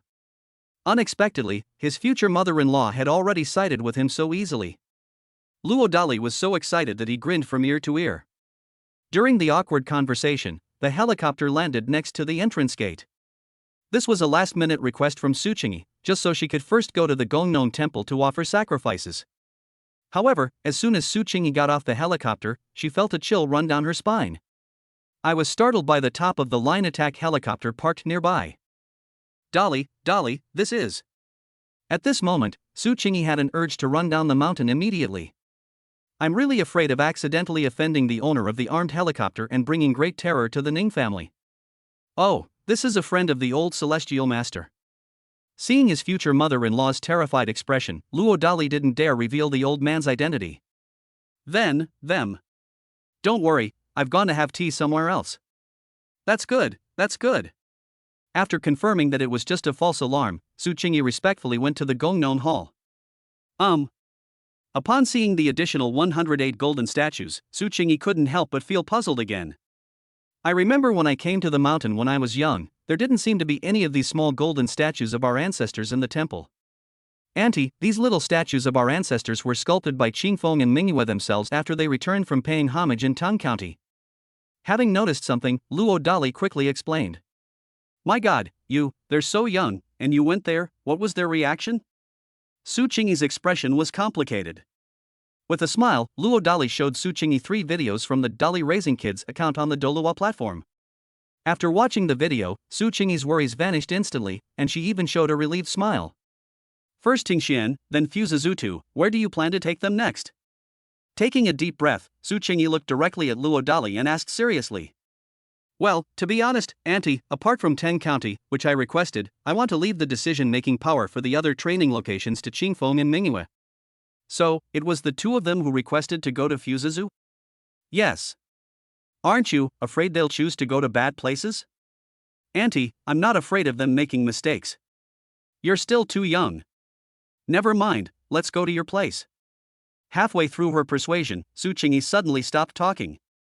Firstly, since the other party was, after all, the biological father of her 2 nephews, she couldn't forcefully interfere. Secondly, the summary video from the trip to Tang County made Su Qingyi realize the extraordinary nature of her son-in-law. At least in her view, apart from the native descendants of the wolf warriors, there are probably very few fathers from other places who would be willing to let their young children bravely inherit the hatred of their ancestors for their country and family. Upon hearing this, Luo Dali hesitated. What, is there something you're hiding in your place that you're ashamed to be seen by others? Su Qingyi subconsciously guessed with a hint of annoyance. No, that's not it. It's just that if Auntie sees it later, could you please not tell the child's mother for now? Don't worry, I haven't even told that naive girl about Qingfeng and Mingyue's recovery. Thinking it was something serious, Su Qingyi rolled her eyes at her stingy, amazing son-in-law. However, when Su Qingyi learned that her amazing son-in-law lived in a top-tier courtyard house with 5 courtyards, which was even larger than the Ning family's Grand Free Manor, she finally understood why her amazing son-in-law had been so conflicted earlier. Oh, Grandma, we've finally been waiting for you. Come, let me introduce you to my most beloved maternal grandmother. Grandma, this is Xior's junior sister, and this is Xior's rich grandpa. He's the one who foolishly gave that helicopter to that heartless man. Pfft, you good-for-nothing child, how could you? Flower Master, my name is. Mr. Su, you're too kind.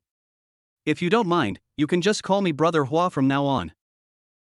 This. Hee Grandma, I forgot to tell you, Grandpa Hua is the CFO of the Heartless Man. It's perfectly fine for you to call him Brother Hua or Old Man Hua. You. Grandma, this is my 4th junior brother, Xiao Yao, courtesy name Erwo. This is Erwo's grandfather. He's the head chef of the Heartless Man, and his cooking is absolutely delicious. I have long heard of Master Su's reputation, and seeing her today, I can confirm that it is indeed well-deserved. Ha. You flatter me. Feeling that Xiao Yuanshan was not as simple as he seemed, Su Qingyi subconsciously greeted him politely. Grandma, this is my 5th junior brother Chen Fan, courtesy name Beixian. These are my 5th junior brother's parents. This is my 5th junior brother's uncle. This is my uncle's shameless pursuit of Sister Xiaoman. This is my 5th junior brother's grandfather who is living a hard life. Hello everyone, this child is a bit mentally unstable, I hope you. Hello Xiao Su, Xingfeng forgot to tell you something, my good-for-nothing sons are sworn brothers with Xiao Luo, so, you know. So, they're all on our side. No wonder this child. Grandma, this is Principal Zhong, the kindergarten teacher that the Heartless Man hired for us. Hello, Madam Ning, I am Zhong Ling, a professor at Kyoto University. Pfft, you're that. But why did you agree to come to teach in this remote mountain? Su Qingyi was stunned when she gleaned some explosive information. She genuinely couldn't understand how her amazing son-in-law had managed to invite such a top talent up the mountain. Well, actually, besides my job as the headmaster, I also work part-time as the administrator of Qingyun Academy. Well, my father's father was once an outer disciple of the armed sect, so he has a little connection with the old celestial master. I knew it. Su Qingyi breathed a sigh of relief when she didn't hear anything about the major problem of outer sect. However, when it came to the food segment, Su Qingyi couldn't help but widen her eyes again. Just one. It's so delicious. It was so delicious that she wanted to fire all the top chefs at Dizai Manor. What kind of idiot chairman hired that lousy person? Even the food he cooks isn't as good as the chef at the amazing son-in-law's restaurant. No. Even the dishes made by the head chef's grandson are so good that they make the manor's chefs ashamed to show their faces. At this moment, Huabushi suddenly handed Luo Dali a beautiful box in a mysterious manner. Wishing all my handsome and wealthy readers a happy new year. May 2025 bring you all smooth sailing and great fortune. Chapter 111, Gift Giving and Repayment. Auntie, this is for you. I hope you can put in a good word for me with the child's mother in the future. Because he trusted his CFO implicitly, Luo Dali didn't think much of it and didn't even bother to open the gift box before handing it over to Su Qingyi. This made the other person look embarrassed. Etc. This amazing son-in-law must be trying to use his mother to give himself to that naive and innocent girl. Right. That's definitely the case.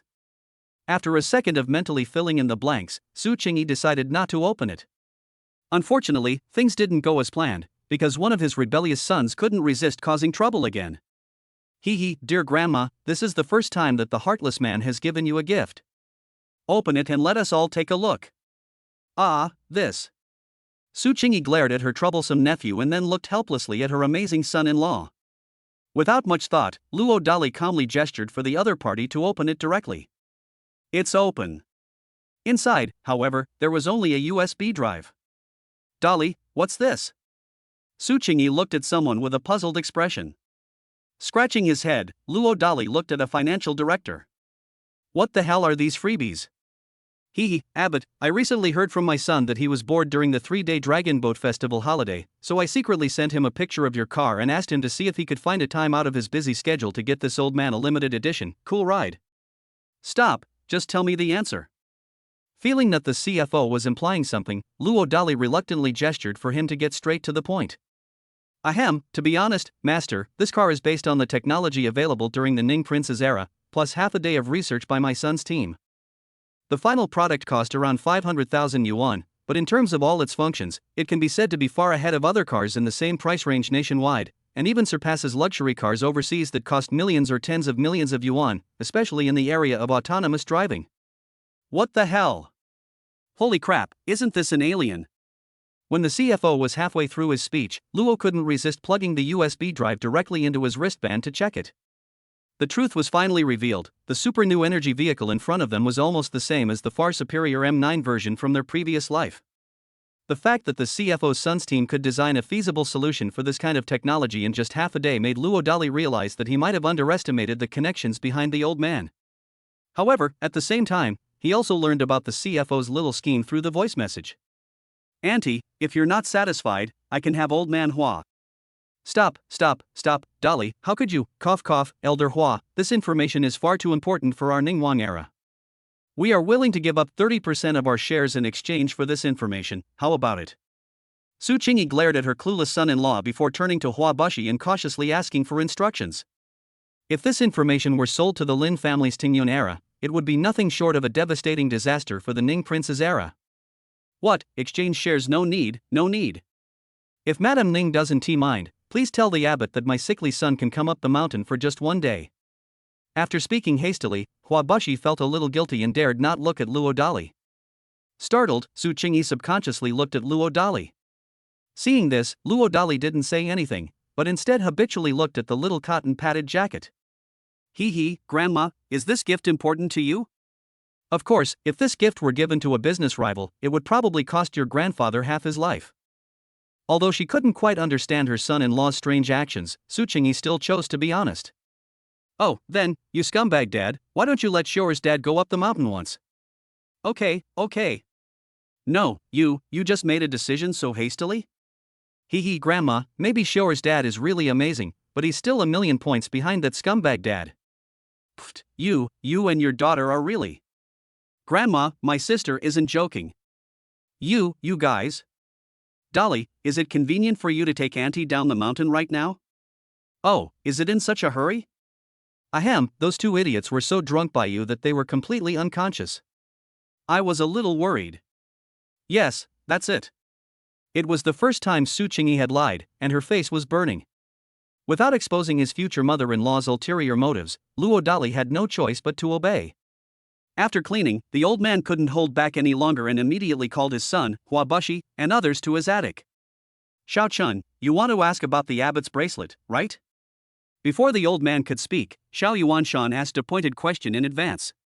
Sure enough, as soon as these words were spoken, the old man immediately nodded expectantly.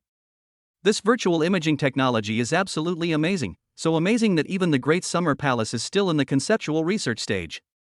Xiao Hua, what do you think? Without directly responding to the old man, Xiao Yuanshan suddenly looked at Hua Bushi. This. Hua Bushi looked embarrassed. When he heard Ning Shusheng say that even his son, a national hero, was no match for Luo Dali, he was indeed somewhat moved. But now it seems that the child may not have been lying. Hey, Elder Xiao, Elder Hua, how exactly did the abbot's mighty chariot get up the mountain?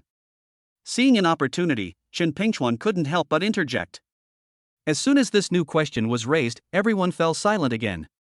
Before this, the two old men had suspected that Luo Dali had carried the Mengshur armored vehicle up the mountain by manpower. However, now that we've seen virtual imaging technology, it's not so certain that there's only one possibility. My dear grandson Bei Xian, do you know? Realizing something, the old man suddenly looked slyly at his grandson. I don't know. Yes, Grandpa Chen, we can't tell, otherwise senior sister and second senior brother will be unhappy. Witnessing his grandson being so thoroughly manipulated by Luo Dali's sleeping dragon and phoenix chick, the old man's expression was priceless. But the desire to continue spying also disappeared. After all, I was really afraid that Luo Dali would dislike me and kick me off the mountain.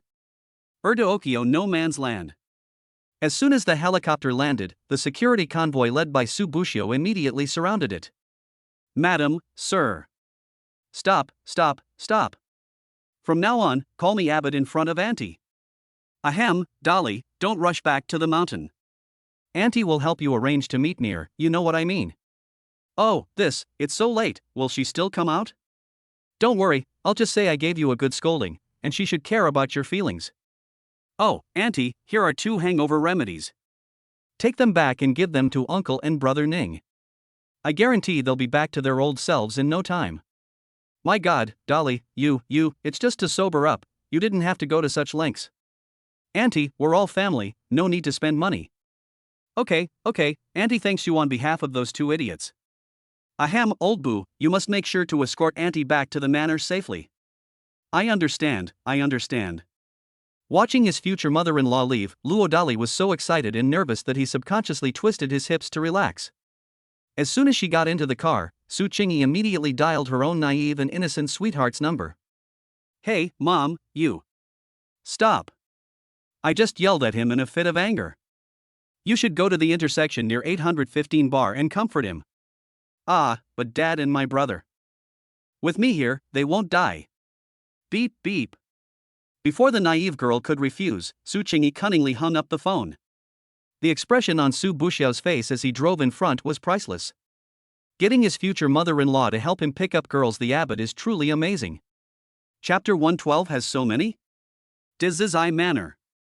As soon as she got home, Su Qingyi was caught in a dilemma, wondering whether or not to give the 2 idiots such a precious medicine to cure their hangovers. I'm still struggling with how to explain the information about the new super new energy vehicle later. Just 1. She's not stupid. In the hour or so she had been climbing the mountain, she had deduced several terrifying truths. First, the former richest man in Daxia must have given him the new car's technical data for free out of respect for Luo Dali.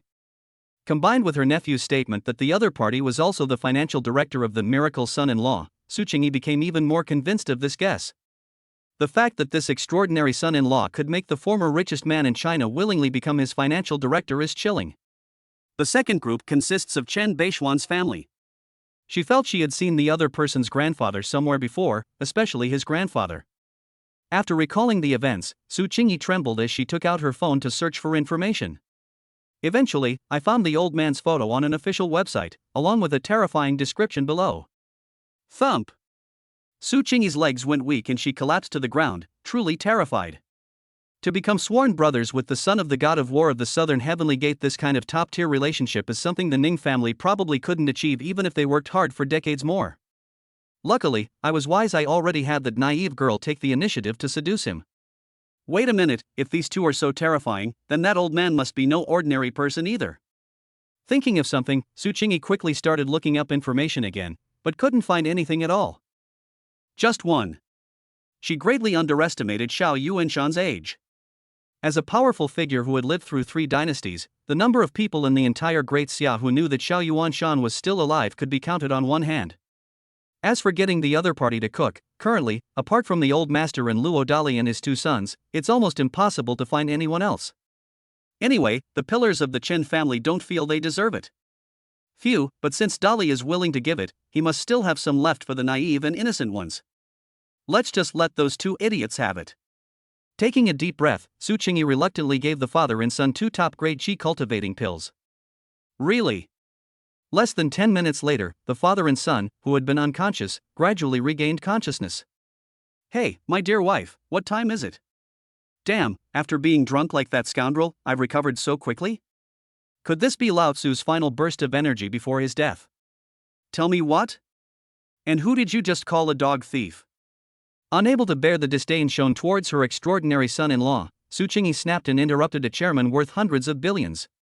Hey mom, did you give us some hangover soup just now?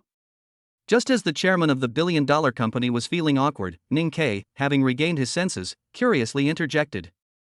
Yes, my dear wife, your hangover soup is simply miraculous. You idiot, let's go find that scoundrel again and fight in 300 rounds. Damn it, he actually got me drunk. This time. Ahem, my dear wife, did I say something wrong? Halfway through his outburst, he saw his wife's dark face and the billionaire chairman finally sensed something was wrong. You, take a look at this document first. Suppressing the urge to unleash a torrent of curses, Su Qingyi handed the USB drive to the idiot. Scratching his head, the chairman of a company worth hundreds of billions subconsciously began to check. Whoa. After a burst of excited shouts, the chairman of the billion-dollar company stared wide-eyed at Su Qingyi and asked, My dear wife, this super new energy vehicle. What are you planning to trade for it? Su Qingyi suddenly interrupted. I bet if you don't have at least 30% of Ning's shares, they won't even give you a second glance. Startled, the chairman of the multi-billion-dollar company looked helpless and nervous.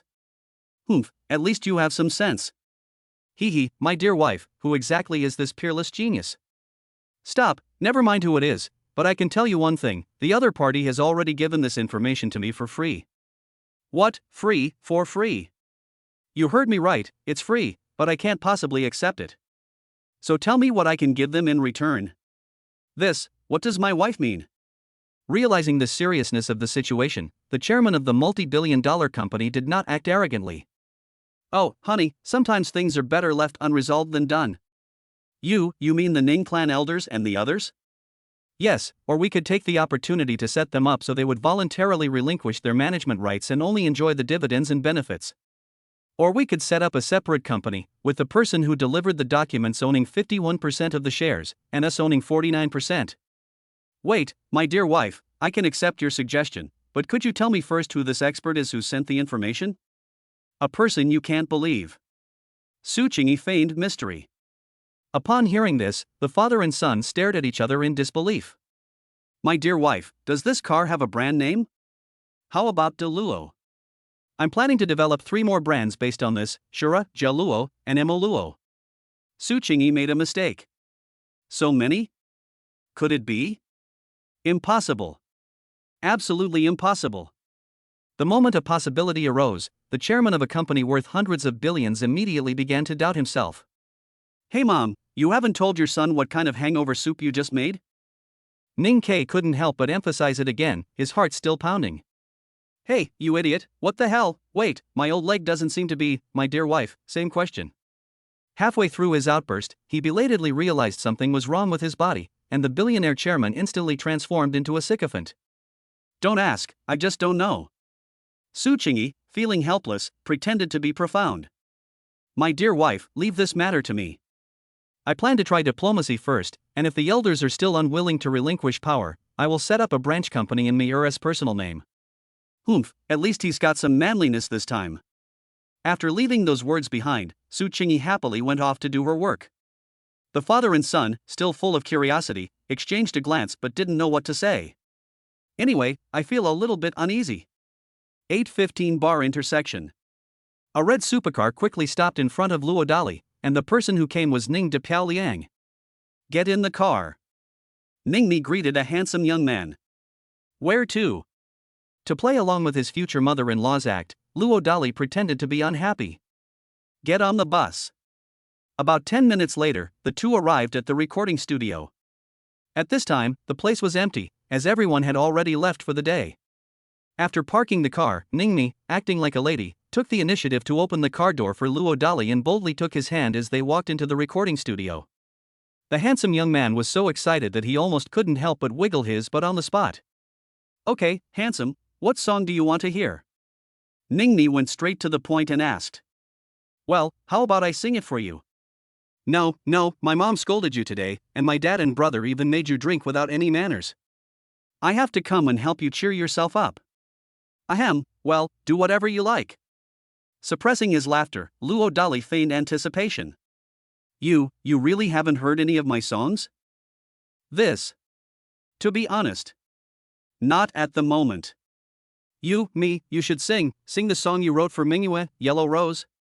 After saying something out of turn, Ningmi ended up feeling depressed herself, so she decided to be nonchalant and let a handsome guy comfort her. After a moment's hesitation, Luo Dali did not refuse. Soon, Ningmi found herself captivated by a handsome young man. At that moment, she felt that the handsome young man truly had the love of a father as deep as a mountain. Children who live with their spouses are guaranteed to be happy and joyful. Oh my god, could it be that I've actually fallen in love with him so quickly? When Ningmi came to her senses, her face was burning hot. Thanks to Li Juanxiang and Xie Di for the little gifts. I haven't been able to rate them yet, so please give me a 5-star review. Chapter 113 Lin Ting, have you ever seen a dragon? Hey, pretty girl, isn't it nice? Not bad. Then the beautiful lady must have composed songs for Qingfeng Mingyue and the others, right? You. Without comparison, there's no such thing as a critical hit of 10,000 damage. Ningmi was instantly so ashamed that her face turned red. Ahem, beautiful lady, let me make you a cup of coffee. Realizing he had said something wrong, Luo Dali scratched his head and quickly made a clever excuse to leave. Wait, do you know how to cook? Ningmi blurted out something without thinking. She was genuinely worried that the coffee machine she bought was quite high-end, and she was afraid that some handsome guy might embarrass himself later. Luo Dali gave Ningmi a confident look that said, I definitely can, and then calmly got to work. The whole process was so smooth and effortless. Ningmi felt that the handsome young man in front of her was even more of a master than a certain driver she had encountered before. My god, you know how to make coffee, so why did you? Otherwise how could he become my driver? The driver? Wasn't he supposed to be the class beauty suitor? Ahem, the important thing is, beautiful lady, this last step involves a family heirloom manual. You can't peek at it before you marry into the Luo family. You, who wants to marry you? Because of Luan Xinfei's sudden outburst, Ningmi turned her head away angrily. Seeing this, Luo Dali immediately took the opportunity to crush a top-grade qi nourishing pill and sprinkle it on the coffee. It even miraculously scattered the powder into the shape of a rose. Beautiful lady, no, princess, please have some coffee. My god, the shape of this rose. How can you be so amazing? Glug. Glug. Ah, this is the captivating flavor, it's absolutely wonderful. Hey, you idiot, what are you looking at? When she came to her senses, she saw a handsome guy staring at her with wide eyes, and Ningmi subconsciously scolded him. Look at the fairy. Luo Dali instinctively said. He used to not understand the old-fashioned love saying beauty is in the eye of the beholder, but now he truly understands it. It's so addictive. How does it compare to your cousin and the prettiest girl in your class? Suppressing her sweetness, Ningmi suddenly probed with a question. There's no comparison at all. Luo Dali answered without hesitation. That's absolutely the truth. Firstly, Yu Zureo and Song Xiaoman are already slightly inferior in terms of appearance. Secondly, they are all too young and lack femininity. The so-called femininity is an indescribable inner beauty that comes with having children. Seeing that no one hesitated at all, Ningmi smiled happily again. At this moment, she had none of the arrogant aura of a rich young lady. All she has is the image of a naive and innocent princess in the throes of a passionate love affair. Luo Dali was once again stunned. Now tell me why you haven't heard my songs. Ningmi poked a certain idiot and pretended to be fierce. The fierce look left Luo Dali completely bewildered. Ah! Suddenly feeling a sharp pain in his lower back, the handsome young man quickly pretended to be serious and said, "Ahem, well, beautiful lady, do you want to hear the truth or a lie? What do you think?" Ningni pretended to clench her small fist. His ample bosom almost made Luo Dali give him a huge hug. But to avoid being beaten, he still confessed, "To be honest, beautiful lady, I've listened to a little bit of your songs these days, but I've hardly been able to finish any of them." "Why?" Ningni's eyes widened. "It's unbelievable. I feel a little panicked. It lacks artistic conception. Don't know." To put it simply, your songs seem to rely too much on imitating the emotions and attitudes of foreign civilizations. While such songs may make listeners' hormones surge, honestly, they have no soul. Then, how does one acquire a soul? What is national is also international. Could you be more direct? Only by daring to sing about one's motherland and daring to go into the lives of the people can one create timeless songs that resonate with the masses. Luo Dali shared, borrowing the words of the sword god. Boom! As if struck by a thunderbolt, Ningmi's expression began to change rapidly, like turning the pages of a book. After finally calming down, she looked directly at Luo Dali and said seriously, "Handsome boy, I think I understand what you mean, but do you know the consequences of doing this? If everyone is afraid of being scolded by Erguzi, when will everyone in my great Xia be able to be like a dragon? My god, you made it sound so easy and domineering, but..." "Beautiful lady, do you know what Qingfeng and Mingyue's dream is?" "What is it?" Ningmi responded with an embarrassed expression. In truth, she had never paid attention to this point. Of course, that was in the context of her belief that her children had congenital disabilities. "Go up the mountain and ask them when you're free. You're so annoying." "But, handsome, what do you think of me? Hee, does having a curvy figure count? Tui. Where are you looking? If you keep looking, I'll really get angry. So, beautiful lady, what do you think of me?" "No, I asked first." As beautiful as a fairy, so beautiful that fish would sink and geese would fall from the sky, the moon would hide and flowers would blush with shame. Stop. Superficial, naive. Didn't you just want to hear my thoughts? I think of you like cow dung now. Hey, you can't play like that, or I'll really get angry. And then what? Hey, Luo Dali, you big jerk, how dare you break all your martial ethics and steal a kiss? Ningmi stomped her feet in anger as she watched the handsome guy who had made a sneak attack and then immediately fled. Put. While she was angry, she suddenly laughed in anger. She was annoyed that she had been taken advantage of, but she wasn't really that angry. Damn it, if only he were a good match for the Ning family. Ningmi looked melancholy. She admitted that she didn't dislike any handsome guy, but being born into a large family meant there were many things she couldn't control. Especially regarding her own marriage. On the other side, after successfully sneaking a kiss from the child's mother, Luo Dali felt a little giddy. He realized that he seemed to be in love. I was so fascinated that I couldn't help myself. Suddenly, he overheard the thoughts of a strange woman, and Luo Dali subconsciously activated his golden eagle eyes skill. They quickly located a yellow supercar nearby. The other party seemed to have no intention of hiding anything, and brazenly drove right up to Luo Dali. "Handsome, how about buying me a bubble tea?" The car window rolled down, revealing a top-tier mature woman whose looks were nearly 90% as good as Ningmi's. The original flavor? After a moment of surprise, Luo Dali pretended to be referring to something. Pfft, if you have the guts. The top-tier mature woman didn't mind being provoked by someone at all. Leave. After feigning a peg-like expression of being immediately provoked, Luo Dali got into the yellow supercar. Fortunately, Ningmi did not see this scene. Otherwise, she would really panic. The reason is that the owner of the supercar is Lin Ting, the second goddess of Ningxing, the daughter of the Lin family, and Ningmi's mortal enemy. It was because he overheard the other party's thoughts that Luo Dali decided to turn the tables on him. Not long after, the supercar was parked in front of a high-end club, standing tall and elegant. This is the most exclusive private club in the entire Ningxiang. The minimum annual membership fee alone starts at 1 million. It's a place only the truly wealthy are qualified to enter. Handsome guy, have you ever seen a dragon? Upon entering a lavishly decorated gold-plated private room, Lin Ting suddenly adopted a haughty demeanor and stared directly at Luo Dali. A dragon among men? Heh, no wonder my idiot brother always loses to you. Unexpectedly, Luo Dali would say something so insightful, and Lin Ting suddenly burst into unrestrained laughter. That sight of her bouncing and jumping around would probably make any man immediately kneel down at her feet. Unfortunately, Lin Ting encountered a true dragon. Chapter 114: A Naive and Innocent Meeting. Oh, from what Miss Lin is saying, it seems you've seen a real dragon. Ignoring the other party's physical advances, Luo Dali, disregarding martial ethics, retorted with a question. However, the question caught the other person off guard.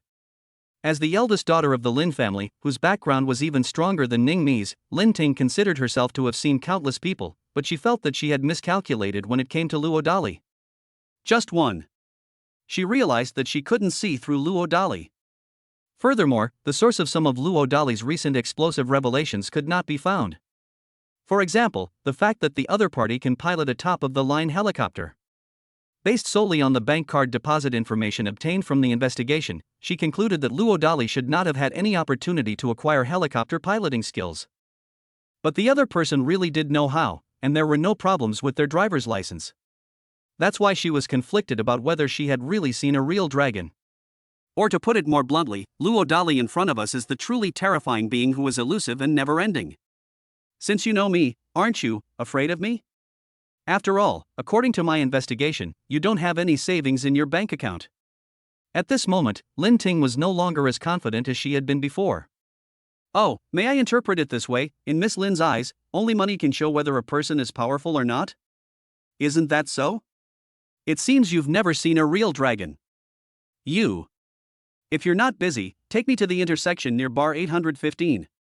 Do you really have to become an enemy of the Lin family? You're wrong. I have no enemies, because no one is worthy to be my enemy. You. Upon hearing this, Lin Ting suddenly felt a wave of terror wash over her, as if a single word from her could wipe out the entire Lin family. With her mind in a mess, Lin Ting subconsciously obeyed and respectfully escorted Luo Dali to the intersection of 815 bar. Miss Lin, you're much smarter than your brother. With a casual remark, Luo Dali slowly walked towards the helicopter parking area. Yes.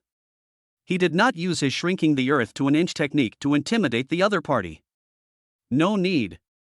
Or rather, a female loser who has never even seen a real dragon is not qualified for the other party to know what makes him so cool. Damn it, whose side is he on? Could it be that even I, Lin Ting, am not qualified to know about the terrifying Luo family in this great Xia dynasty? Lin Ting fell into deep thought. Because of her connection to a foreign conglomerate, she is indeed much more perceptive than Ningmi. For example, she cleverly took advantage of the Tingyun era to get to know many top overseas tycoon scions, which is also her proud evidence of having seen the dragon. But with Luo Dali, she had a truly complicated situation. Despite mobilizing all her domestic and international connections, she still couldn't find much information about Luo Dali. For example, why was the other party allowed to stay overnight at the armed observation post? You should know that even her father wasn't qualified for such an opportunity. This is the key reason why she doesn't want to become enemies with Luo Dali, and therefore she hasn't dared to continue to belittle Ningmi like before. As for avenging her foolish brother, she no longer has that dangerous idea. Ningmi. Am I destined to be forever overshadowed by you? Lin Ting became obsessed. Armed view. Sehiyuan Courtyard House. I thought that the crouching dragon and the phoenix chick were already asleep, but after sensing them, I found that they were having a meeting. That's right. They were secretly holding meetings in the music room. For a moment, Luo Dali couldn't help but become curious. We must eavesdrop. Hey sis, can we start now? Ning Shusheng consulted his composed elder sister. Shrugging, Ning Mingyue silently indicated that her silly younger brother could do as he pleased. The reason she was speechless was because her silly younger brother had shamelessly begged her to come and keep order. Ahem, they say you can tell a person's future from the age of 3, so the theme of this meeting is about life aspirations. Now, without further ado, who would like to speak freely first? Note that the key point is to speak freely. After confirming that his elder sister would give him some face, Ning Shusheng immediately looked triumphant. Second brother, what's the meaning of speak freely? Scratching his head, Xiao Erwo was once again the first to step forward and cooperate. Good question. Speaking freely means bragging without thinking. But. Well, second brother, I didn't mean anything by it, I just suddenly found it very exciting, yes, that's it. Oh, since Xiao is so excited, you can go first. This. Suddenly finding herself caught in the middle of all this gossip, Hua Buwen's expression was priceless, but after only a second of hesitation, she immediately declared shamelessly, since that's the case, then let's lay our cards on the table. This little one is going to become the god of wealth of Great Xia before she turns 30. Pft. Hey, you idiot, if you dare laugh, Minister Hua, will deduct your allowance from your pay later. What funding? Alright, Xiao's ambitions are indeed brilliant.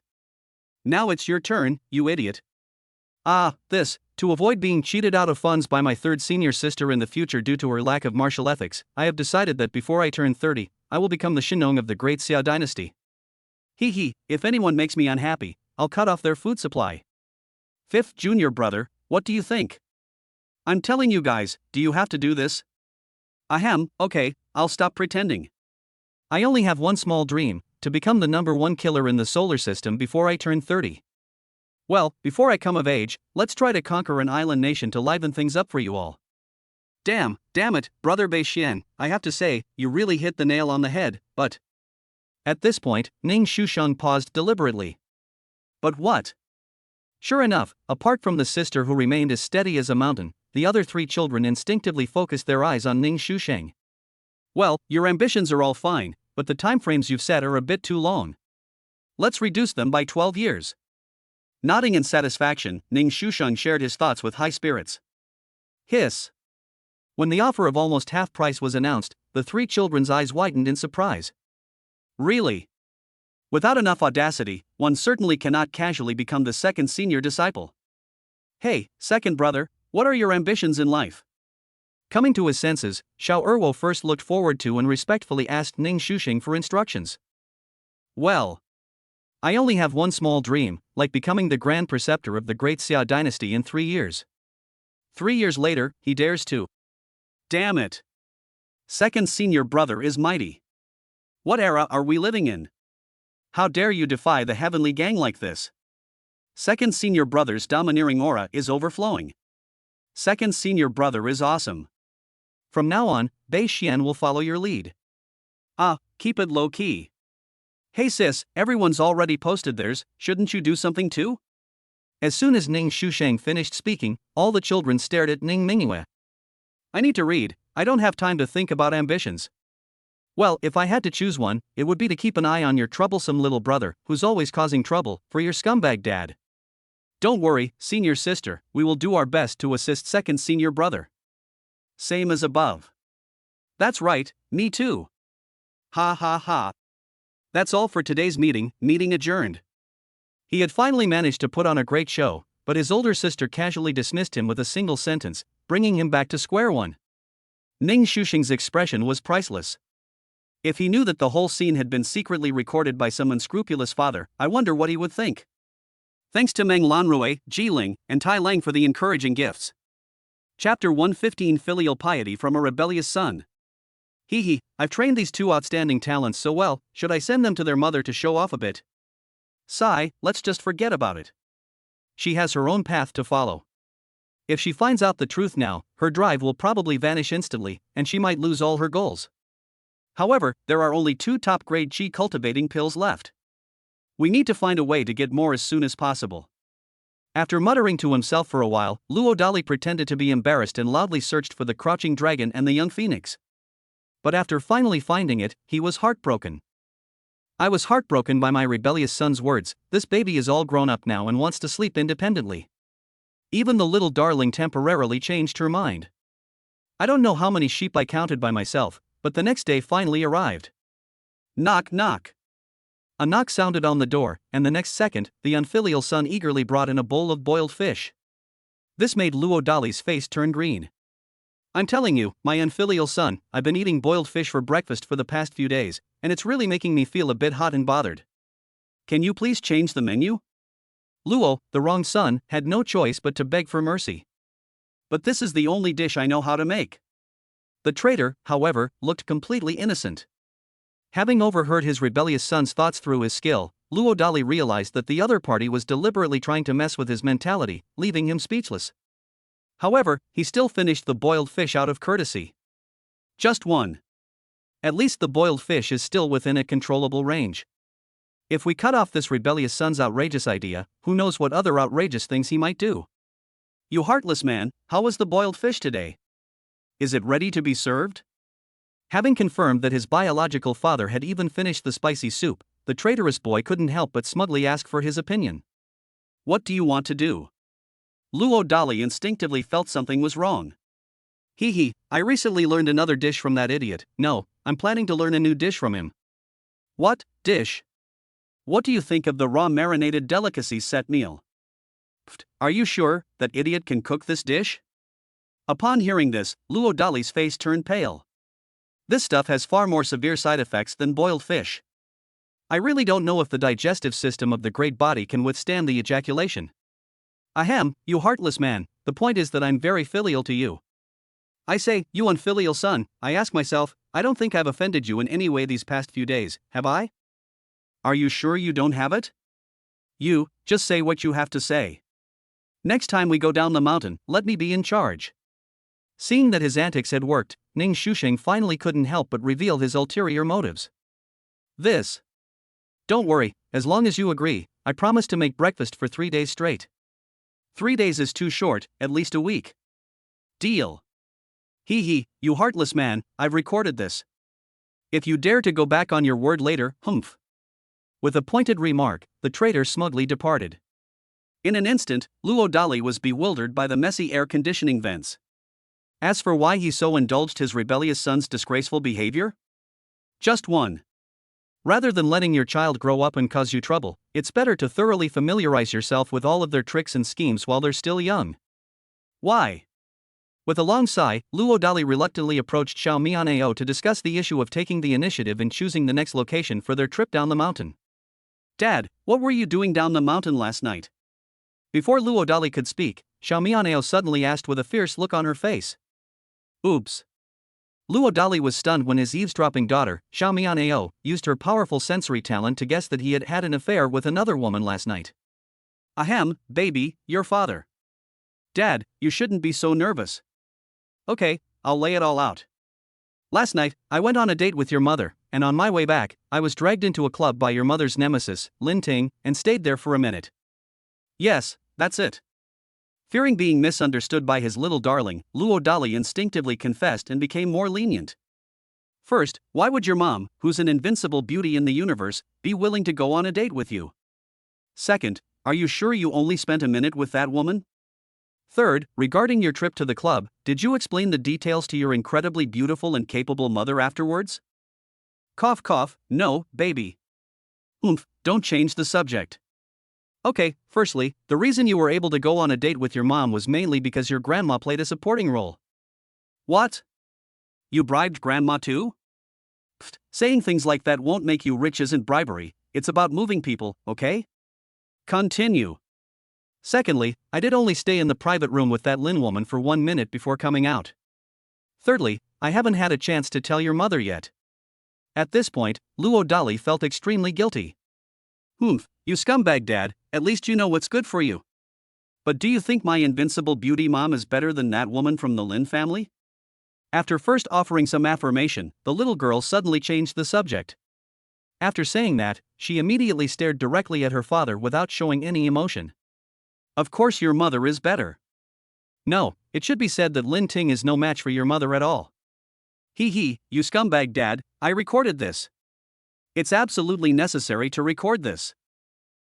Since my scumbag dad is so honest and well-behaved, I'll let my little brother experience what it's like to be the senior brother next time.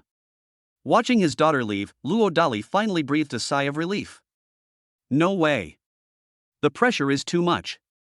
Even when facing the old man of the Chen family, there wasn't even a fraction of this chilling sense of oppression. As soon as someone's name was mentioned, their thoughts seemed to be instantly reflected within the 33-meter sensing range, causing Luo Dali's expression to twitch slightly. Even though it's a legendary car, the Z13, it still got targeted. Fortunately, only he can use the bracelet to start the car, so there's no need to worry about discovering anything else amiss. Hey, good morning, sir. Holding back his anger, Luo Dali walked over and greeted them openly. Ahem, good morning, Abbot Luo.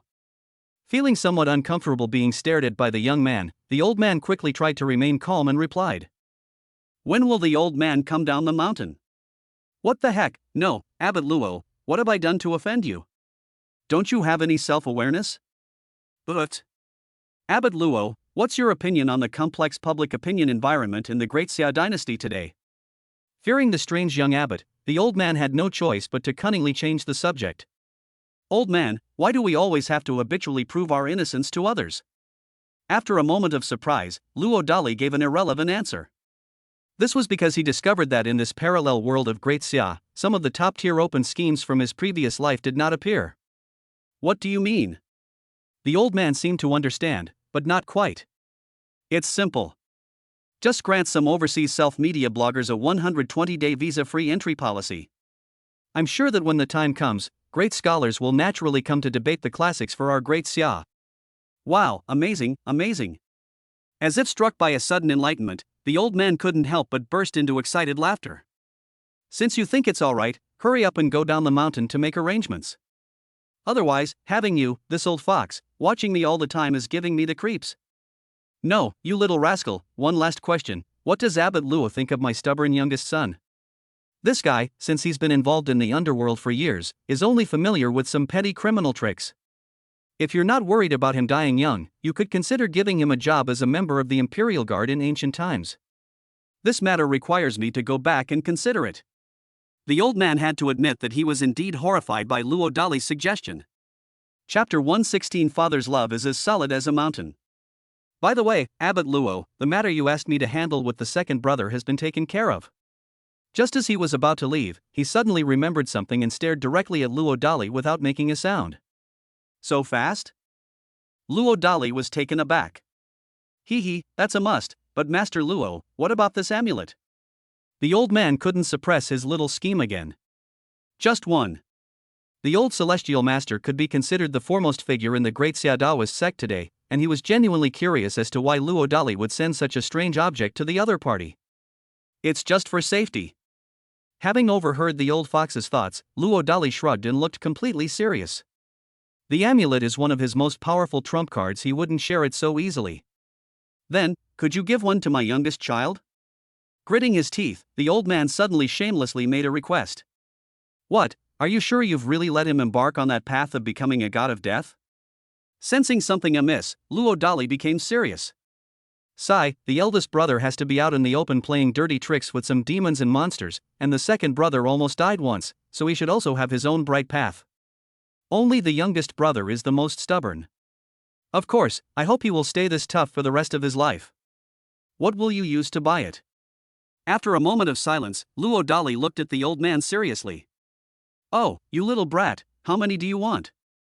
The old man was thrilled that there was actually a chance to get a good deal. After thinking for a moment, Luo Dali held up one finger. 1 million? The old man pretended to be very generous. Oh. Seeing this, Luo Dali didn't hesitate to utter a single sarcastic word. At such a bargain price, you can't even find scraps of amulets. That 10 million? The old man's expression turned somewhat serious. You've narrowed your perspective. You think you can trick me out of a small fortune? The old man's face had darkened. No, I just need one promise from the old man. Luo Dali revealed his little scheme. What the heck, cough cough, how about I give you a small goal instead? Clearly, the old man was also extremely afraid of owing favors. No need to see me out. This time, it was Luo Dali's turn to pretend to have a dark expression. Wait, tell me first, what kind of promise do you want? Since everyone's fatherly love is as strong as a mountain, how about letting the entire Chen family play games with my unfilial son for 3 years? Pfft, what does that mean? Ha, old man, are you sure you really don't understand what it means? Master Luo, are you sure you really want to go this crazy? The old man suddenly became serious. Luo Dali, however, seemed completely unconcerned. What is the main responsibility of a milk tea shop owner? Encourage children to think and act boldly, and help them achieve their life ambitions as much as possible. Phew. One last question, does this amulet really protect you? As long as I don't die, Honey Badger will be fine. Make a deal. Taking another deep breath, the old man finally gritted his teeth and agreed. Nodding in satisfaction, Luo Dali handed a jade pendant to the old man. How do you use this thing? Just wear it on your body all the time. It's that simple? Otherwise what? The old man's lips twitched twice, and he walked away with a dark expression. Just one. I have a feeling that I was impulsively fooled by a charlatan. After all, if such a wondrous thing truly existed in this world, there was no reason why someone like him wouldn't be able to come into contact with it. A private hospital. While Lin Tian was playing a game with the nurse, a stunningly beautiful woman suddenly burst into the ward, startling him so much that he was about to curse her out. But when he saw who it was, he quickly and guiltily gestured for the nurse to get out. Cough cough, sis, what brings you here? Ouch. Sis, what are you doing? You were really interrupted? Nonsense. Lin Tian was caught off guard by his older sister's unsportsmanlike behavior, looking constipated, but he didn't dare to get really angry. Who did this? Lin Ting questioned him with a grim expression. All she knew was that her foolish younger brother was having a little tantrum with Luo Dali because of Ningmi, but she only found out today that her brother had been beaten up and hospitalized. The reason I deliberately launched a sneak attack was because I saw the other person playing a game with the nurse and mistakenly thought it was fake.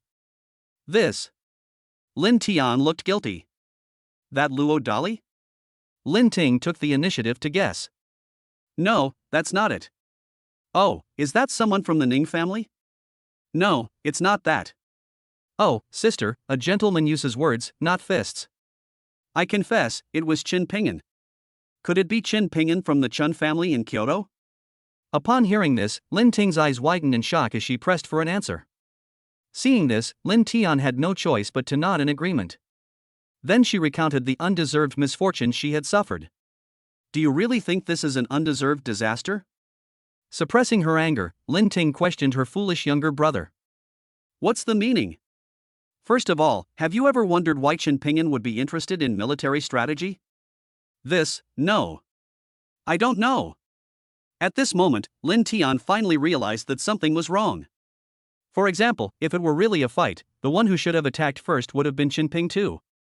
Secondly, according to my friends in Kyoto, this Qin Ping'an seems to have not returned to Kyoto for 3 years, and some people even say that he is about to die. This. Before coming here, I personally met Luo Dali. Ah, sis, have you already avenged your brother? Ah. In his excitement, Lin Tian was ambushed and injured in the leg by the cold-hearted older sister. He screamed so loudly that tears streamed down his face. I don't care what your karmic connection is with Luo Dali. From today onwards, give up all your obsession with causing trouble, or you will bear the consequences. After leaving a warning, Lin Ting left the ward. Upon hearing this, Lin Tian was completely stunned. After all, if he wasn't stupid, he would understand the seriousness of the situation if his sister came to warn him personally. Etc. Suddenly remembering something, Lin Tian's face turned extremely ugly. He immediately called number 36 to inform him to withdraw the female assassin. Unfortunately, the other party replied that the female assassin did not carry any communication devices. Grass. Lin was so angry that he was about to smash his phone. After thinking for a moment, he nervously dialed his sister's number. A few minutes later, Lin Ting returned. Take photos. Without saying a word, Lin Ting ruthlessly slapped Lin Tian several times. Lin Tian still dared not get angry. Sister, I'm sorry. Despite the pain, Lin Tian carefully apologized. Get ready. Taking a deep breath, Lin Ting suddenly said coldly. What does my sister mean? Since we've already offended them, we might as well go all the way. What? Sis, you're not kidding? Lin Tian was pleasantly surprised. The business world is like a battlefield, joking around can get you killed. Shopping mall? According to my informant, the Ning family recently obtained some incredible information about a new car. If this is true, then our Tingyun era will probably have nothing to do with Ningqing. Damn. Sis, what about this new car information? It should have some indirect connection with that Luo Dali, but I can deal with him and the Chen family. You need to investigate all the information about Luo Dali during this time. I mean all of it. Lin Ting coldly gave the order. If possible, she really didn't want to offend Luo Dali, this mysterious person who was practically unregistered. But that doesn't mean she's really afraid of Luo Dali. The reason is that Tencent is backed by a consortium of foreign financial groups. Once that terrifying force is activated, even the Chun family of Kyoto will tremble. Moreover, the old master of the Chen family has now retired to the background. After respectfully watching his sister leave, Lin Tian could no longer control himself and became agitated. Having dominated Ningxing for many years, he had never been so humiliated, let alone had his leg broken. Chapter 117 The Cat Owner Who Came to Our Door. Eldest brother, second brother, from now on you just need to be good drivers and sweepers. Don't overthink it, understand? Before leaving, the old man found his two sons and gave them instructions. Father, you haven't offended the abbot in any way, have you? Before his elder brother could speak, Qin Ping'an asked cautiously. Upon hearing this, the old man's expression was priceless. This was truly the first time he had encountered such a terrible situation in all the years since he retired. But the inability to lose one's temper is precisely that. It was incredibly frustrating. Of course, immediately returning to Kyoto to discuss the open scheme provided by Luo Dali with his old friend was also one of the convenient options. Father, should I go and talk to the abbot? Stop, second brother, there's one more thing. Tai Shu just reported to me that Lin Ting, the eldest daughter of the Lin family in Ningxing, is secretly investigating you. The old man looked very serious as he said this. It wasn't that he was afraid of his second son's sudden return being exposed, but rather that it would disrupt Luo Dali's sneaky development plan. Father, you forgot? It was the abbot who asked me to break Lin Tian's leg. I suppose he was prepared for this. That seems to be true. Remember, after I descend the mountain, you all keep a very low profile. Okay, when I come to the base again the day after tomorrow to watch the performance, each of you should write a 10,000-word summary. This. The two brothers watched their iron-willed father leave with respect, then stared at each other helplessly. Honestly, this 10,000-word summary is a bit of a mental exercise. Boss, what do you think of the Lin family of Ningxing? Chen Pingchuan suddenly broke the silence with a gloomy expression. Hey second brother, you wouldn't be thinking of getting rid of them for the abbot, would you? Is there a problem? Chen Ping'an looked puzzled. Isn't that what he calls taking precautions? Let me ask you a question. Do you think the abbot can deal with the Lin family of Ningxing? That goes without saying. Wait, boss, what do you mean? Chen Ping'an finally realized that something was wrong. I don't know what the abbot is thinking, but he most likely wouldn't want you to act recklessly. Then, what should we do? When soldiers come, generals will block them. When water comes, earth will dam it. Understood. Hey, second brother, what are your plans for the future? With a pat on the shoulder of his straightforward second brother, Qin Pingchuan suddenly changed the subject. Through private conversations with his father, he learned of the tragic outcome 3 years ago when a special forces team, except for his second brother who was still alive, all the others had perished overseas. In other words, the second brother is currently a lone special forces captain. Boss, I forgot to tell you, thanks to the abbot, I have now broken through and risen again, breaking through to the ranks of top-level generals. He also practiced the skills of a grandmaster of internal martial arts. What? How many of those pills did you take? 12. Damn, what a spendthrift, what a spendthrift. But, can that little pill really help someone break through to the grandmaster level? Boss, you're really overthinking it. The reason I was able to break through and rebuild is probably because I've been honing my physical body day and night for the past 10 years. Ahem. So what's your decision? Only by joining the Heavenly Soldiers and Generals program and entering that gate can I personally pilot a top-tier fighter jet to avenge my fallen brothers. Sigh. After hesitating for a moment, Chen Pingchuan still did not stop his second brother's choice. So, boss, what do you think of Song Xiaoman? But what are you laughing at? My second brother's child is already 3 years old. How can you still have the nerve to stay single? Or perhaps, you. Stop, second brother, I'm more than 10 years older than Xiaoman, okay? Oh, they're calling her Xiaoman, looks like things are looking promising. Hey, you! Seeing his second brother running away, Jin Pingchuan could only stand there in fum.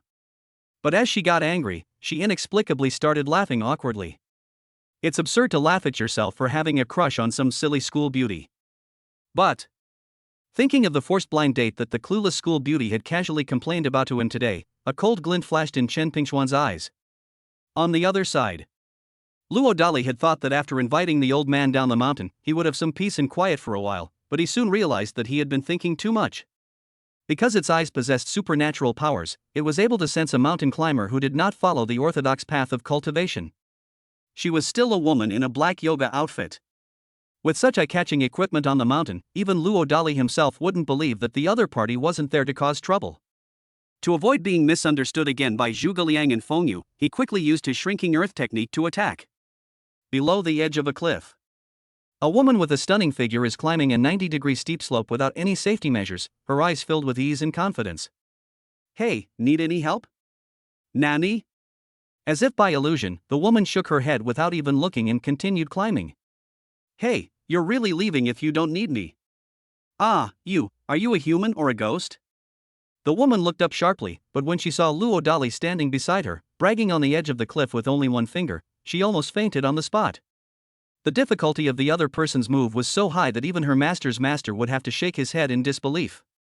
I must be human, but you're a real ghost. Having overheard the woman's thoughts, Luo Dali didn't hesitate to make sarcastic remarks. Baka! Could you be that Luo Dali? But, how is this possible? Lin Tian sent you up the mountain? Luo Dali interrupted the other party with disdain. A mere Lin family of Ningqing has no right to order me around. Linen belt. Before the arrogant woman could finish speaking, Luo Dali suddenly kicked her hand away without any martial ethics, and the Japanese woman who fell to the ground was so frightened that her face turned pale. But just as she was resigned to her fate and waiting to die, she suddenly sensed that something was wrong. She desperately wanted to take the opportunity to see the situation clearly, but she was horrified to find that she couldn't open her eyes at all. This was because the speed of shrinking the earth to an inch was too fast. When she came to her senses, the woman found herself in front of a top-notch horse farm. Xiaoba, you should thank this abbot for temporarily refraining from killing. From now on, you can stay here and be responsible for cleaning horse manure every day. Luo Dali gave the order with an overbearing expression.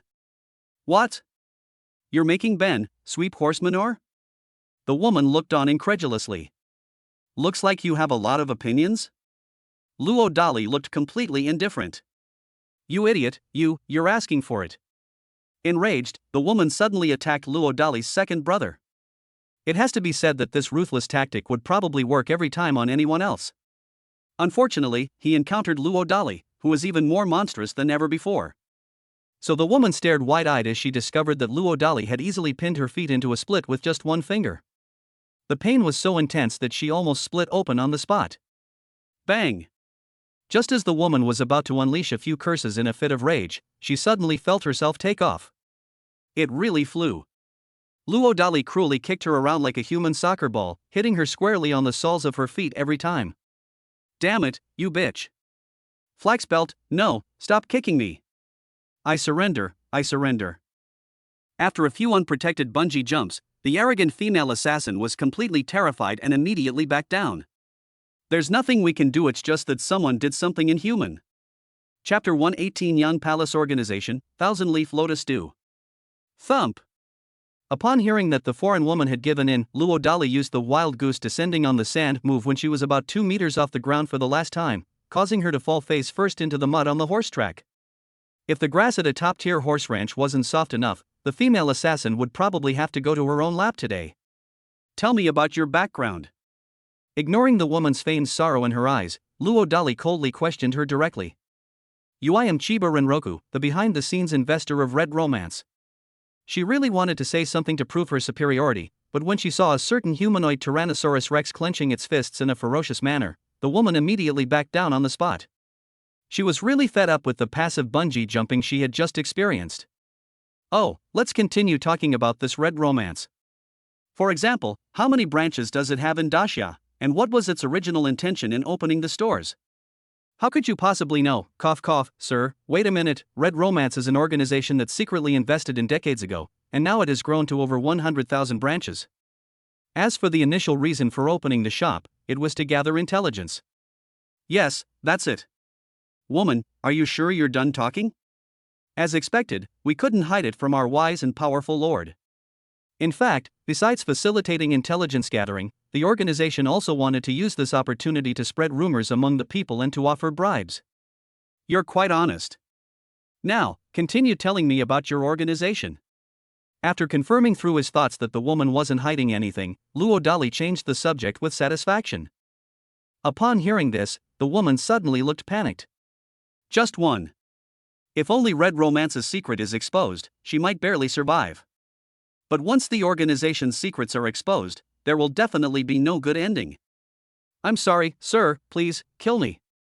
After saying that, the female assassin closed her eyes and awaited her death. Ha, how naive. Old Chen, now that you're here, hurry up and show yourself. Halfway through his disdainful remark, Luo Dali suddenly turned annoyed and looked towards a certain corner. The next second, Chen Ping'an awkwardly peeked out. Well, Abbot, the most poisonous heart is a woman's. Let's just kill these foreign races. Hey, will you help me clean up the horse manure in the horse farm? Ah, well. Since you were able to send the amulet to the old Taoist priest in the island nation so quickly, why not continue to spread a rumor there as well? Well, let's talk about this Chiba Renroku. She's already betrayed the organization. No, sir, you can't be such a villain. I'll confess, okay? Upon hearing Luo Dali's terrible idea, Chen Yelianlu immediately lost all hope. She feared that if news of her betrayal reached the organization, her family would be doomed. Stop, Lao Chen, you're in charge of recording. Sir, you are nothing like the honest and kind-hearted people of Great Xia. Upon hearing this, Shiba Renlu's face turned green. A top-tier ninja, equivalent to a first-class general in the Great Xia dynasty, is actually preparing to become a horse manure general without any dignity. If this were to be told, I doubt any of his peers would believe it. About half an hour later, Shiba Renro resigned herself to her fate and confessed all the organization's secrets she knew. The organization is called Yangdian, a name that instinctively makes you feel like they're trying to prove some kind of dignity. Chen Yelianlu is the highest-ranking official in charge of the Yang Palace in the Nanshanmen area of the Great Xia dynasty. This explains why the other party's combat strength is so formidable. Of course, this applies to ordinary people. But what truly widened Luo Dali's eyes was that the original purpose of establishing Yangdian was to monitor the armed forces. Unfortunately, due to Chiba Renro's low status, she was unaware of the true secrets behind the armed forces' view. Let's talk about your collusion with the Lin family of Ningcheng. Nanny, how could you not even know this? Cough cough, sir, please calm down. Actually, Yang Palace is just an internal name for our organization. In reality, we are staying in various parts of Daxia under the name of a company, and our organization has shares in Tingyun Era, which is behind the Lin family of Ningcheng. However, sir, could you please not covet these shares? Otherwise, Chiba will be exposed. But Chiba is willing to hand over all his personal savings to you. Oh, how much? 10 billion Xia Yuan. She really wanted to lie to save herself some leeway, but she always felt like she had no secrets from Luo Dali, so Chen Yelianlu finally chose to confess. Not enough. Not easily corrupted by his conscience, Luo Dali feigned indifference. My lord, I still have quite a few fixed assets. It's still not enough. What exactly does the master want? Faced with such a formidable demon, Chiba Renroku suddenly felt incredibly tired. Do you see this horse farm, rose garden, and farm? Their combined area could reach over 1,000 acres. If you think you can handle it all by yourself, then you can disregard what I just said. What, does your excellency mean that this huge 1,000 acres of land will be left to Chiba to manage all by himself? Upon hearing this, Chiba Renroku looked utterly devastated. So you need to hire people. Yes, it's about luring all the henchmen under your jurisdiction up the mountain. Luo Dali revealed his little scheme. Because he received 9 years of compulsory education in his previous life, and now that he is a stay-at-home dad, he doesn't have a bloodthirsty hobby of killing yet, but that doesn't mean he hasn't inherited the hatred from his ancestors. Rather than killing people outright, he preferred to have certain individuals work for him as long-term laborers for life. The kind that doesn't require a salary. But sir, I clearly saw seeders and harvesters over there. Stop. I'm laying my cards on the table. I enjoy exploiting you all. Any objections? Sir, what if they disobey during this time? If one of you misbehaves, I'll break one of your fingers, and then I'll move on to another spot. Linen belt, you're a devil. Ignoring the woman's wails, Luo Dali gestured to Chen Ping'an to take over the remaining details. This incident made someone so angry they wanted to slap themselves. Why were you so curious just now? Now we can't go back. Back at the courtyard house, Luo Dali immediately distributed protective amulets to Zhuge Liang, Feng Chu, and his 3 apprentices. After thinking it over, besides the 2 Qin brothers, he decided to temporarily lend the remaining 4 amulets to Xiao Yuanshan and the others. That's right. It means a temporary loan. Once they come down the mountain, they must hand it over immediately. As for his good brother Zhu Zhu, the treacherous king, Luo Dali felt that the other party was completely useless. At this point, all the protective amulets in Luo Dali's hands had been distributed. Elder Xiao, judging from the abbot's stingy expression today, could this talisman really have some function that transcends science? Suddenly remembering the old man Chen's previous doubts, Huabushi couldn't help but have a mischievous thought. Just try it and you'll see. Despite having lived for so long, Xiao Yuanshan still harbors the same boundless curiosity about this place. What's going on? Damn it, Xiao Yuanshan, what are you doing with a knife? Help! When Huabushi saw that Xiao Yuanshan was about to cut her with a knife, she turned green with fright. Despite being nearly 50 years younger than Xiao Yuanshan, he was physically no match for him due to his lack of health maintenance over the years. Bite. The blade struck precisely on a gold button on Huabushi's clothes. But just as Huabushi was about to cry out in pain, he was at a loss. It turns out that the 1,000-year-old cold iron knife, which could cut through iron like mud, couldn't even break through the golden button of the flower offering. I'm fucking idiot. Unexpectedly, someone's prediction came true. The amulet really did have an unbelievable function that transcended science. Xiao Yuanshan couldn't help but widen his eyes and swear. Thanks to Baikei Zixin and Lanma for the little gift. Chapter 119, Testing the Sword. Damn it, Xiao Yuanshan, you old bastard, you actually dared to use a knife. I'll fight you to the death today. Having finally come to her senses, Huabusheng instinctively wanted to vent her anger. Ahem, little flower, stay put. This old man has practiced top-tier swordsmanship for over 100 years. How could I possibly accidentally injure you? Besides, you have to trust my character. I believe you, damn it. Xiao Yuanshan, can you put the knife down first? Can you speak properly now?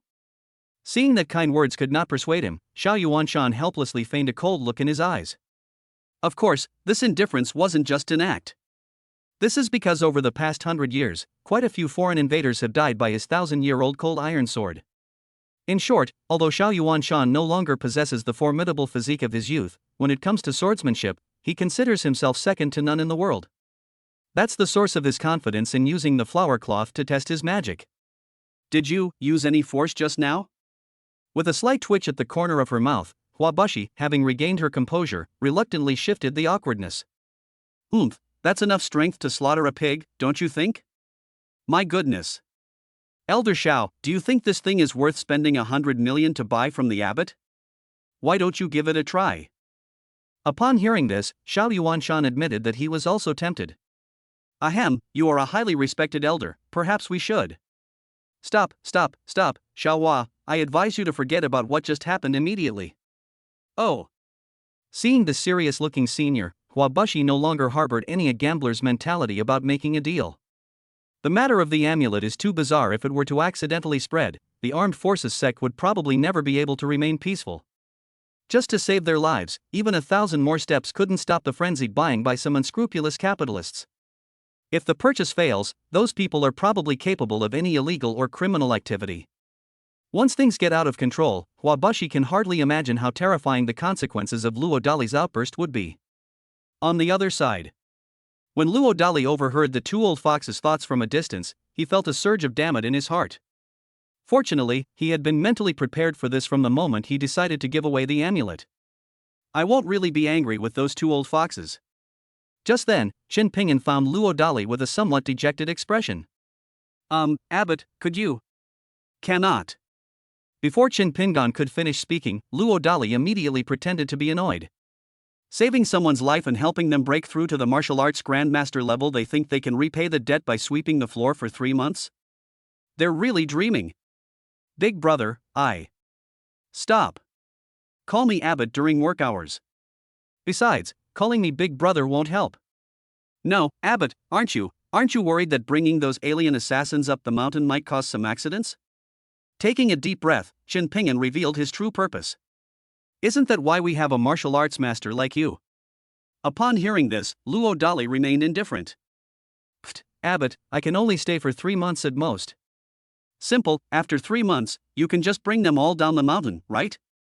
What the hell? Damn it, I knew the abbot had ulterior motives, so he was waiting for me here. Stop, old Chen, you've been imprisoned in that hell on earth for 3 years, are you just planning to go back empty-handed? Oh my, what the abbot means is, whether you can completely destroy this Yangdian Ningqing branch within 3 months, or even make more money, depends entirely on you. Master, When Shin Ping'an understood Luo Dali's intention in giving him credit, his eyes welled up with tears. What, you want to repay this abbot, otherwise your conscience won't allow it? Luo Dali suddenly grinned lewdly. This is necessary. Although he instinctively felt something was amiss, Shin Ping'an still spoke frankly and affirmed it first. Then why don't you take some time to practice with the children every day? But note that you can't force them. You can only try to entice them to train with you on their own. Abbot, taking care of a child seems a bit too difficult. Nonsense. Otherwise, why do you think I would invite the most authentic actors up the mountain for you?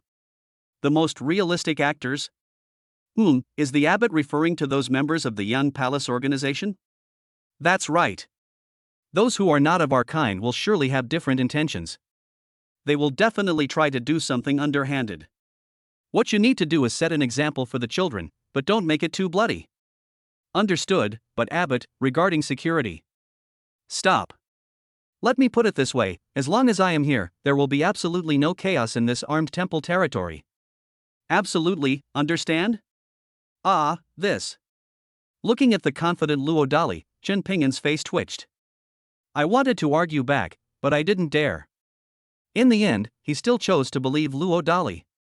After all, from a father's perspective, no one would be foolish enough to use their own child as a risky experiment.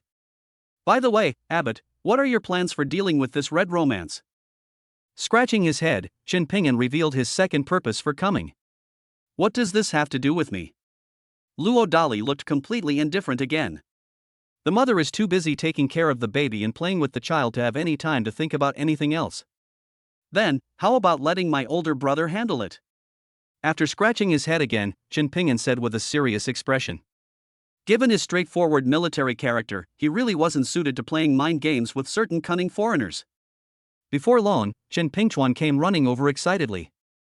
When Shin Pingchuan learned that there was a shocking plan by a foreign race behind red romance, his face instantly turned ugly. Abbot, this matter is difficult to handle. Taking a deep breath, Shin Pingchuan immediately began to analyze the situation seriously. Leaving aside other matters. Honglingman, with its 100,000 sub-stores alone, involves the livelihoods of at least 1 million people. If not handled properly, it could cause a major public outcry. Even more terrible consequences. The reason for using sub-store is that none of the branches of Red Romance use the name Red Romance directly. This was likely done to evade tracking and control by the relevant authorities of Dasha. Another point is that, after decades of subtle brainwashing, among the millions of customers directly or indirectly influenced by Red Romance, even Chiba Lotus Do probably can't count how many secret members have been developed. If these people are deliberately manipulated, it's absolutely terrifying to think about. It's simple. If you think you can't do it, just let someone else do it. Ahem, no need for that. It's just that your brother Chuan has an irreconcilable feud with the island nation's foreigners. Stop. You two can discuss this yourselves. I only have one condition: don't interfere with my childcare and my pursuit of my child's mother, or you'll face the consequences. After saying a few words, Luo Dali left irresponsibly. They exchanged a glance, and the expressions on their faces were priceless. Boss, if this is handled properly, the credit will be substantial. Sigh, of course I know, but it's really difficult. How about we let my younger brother join us too? Shin Ping'an suddenly had a flash of inspiration. My younger brother only started to change his mindset and join the army at this point. I don't know how long it will take for him to make a name for himself. If the Red Romance incident can be resolved, the road ahead will be much easier, and we won't be criticized by our colleagues in Kyoto. You know what, that kid always likes to show off, maybe he really has a better solution. After his eyes lit up, Chen Pingchuan nodded in agreement. Chapter 120 Luo Dali's Conditions. Basement. A top-notch music room. Watching the children rehearse diligently with Zhong Ling and a cousin, among others, for tomorrow's performance at the base, Luo Dali smiled with satisfaction. Indeed, interest is the best teacher. Hee, brother-in-law, you haven't forgotten the good thing you promised, have you? Upon seeing someone, Yuzureo immediately ran over and sweetly coaxed him. Stop, don't look at me like that, or the child and his mother will misunderstand. Well, if you really want a man, you could consider old Zhu. He may be a bit ugly, but his character and abilities are. Damn it, Lao Luo, if you keep making personal attacks, you'll regret it. Ha, a tiny half step, as if you can really do anything to me. Cough cough, what, half a step, you. Zhu Zhu's expression was unpredictable after he felt exposed once again. Ignoring his good friend's hilarious, book-flipping expressions, Luo Dali kept his word and started creating a scene for one of his cousins. A few minutes later, the harmonious pure heart and universal benevolence mantra was successfully born in a parallel world. After just one glance at the artwork, Yuzureo was completely unable to move on. Zhong Ling, standing nearby, was similarly captivated. When they finally came to their senses, the two of them had the illusion that they had found their destiny. They exchanged a glance, and almost simultaneously closed their eyes. The melodious sound of the guzheng rang out first. A desolate, bleak sound followed.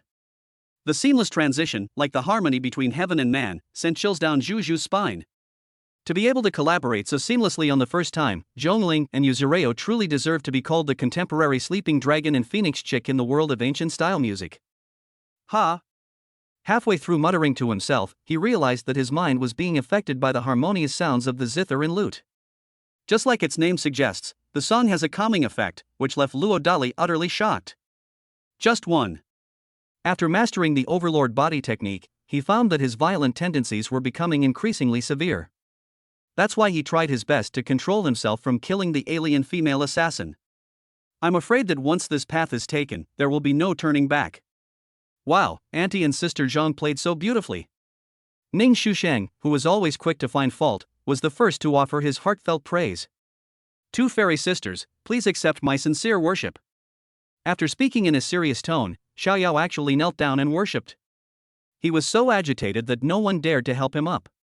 Xiaoer and her grandfather have traversed the Great Xia for 3 years, and this is the first time they have heard such divine and mysterious music.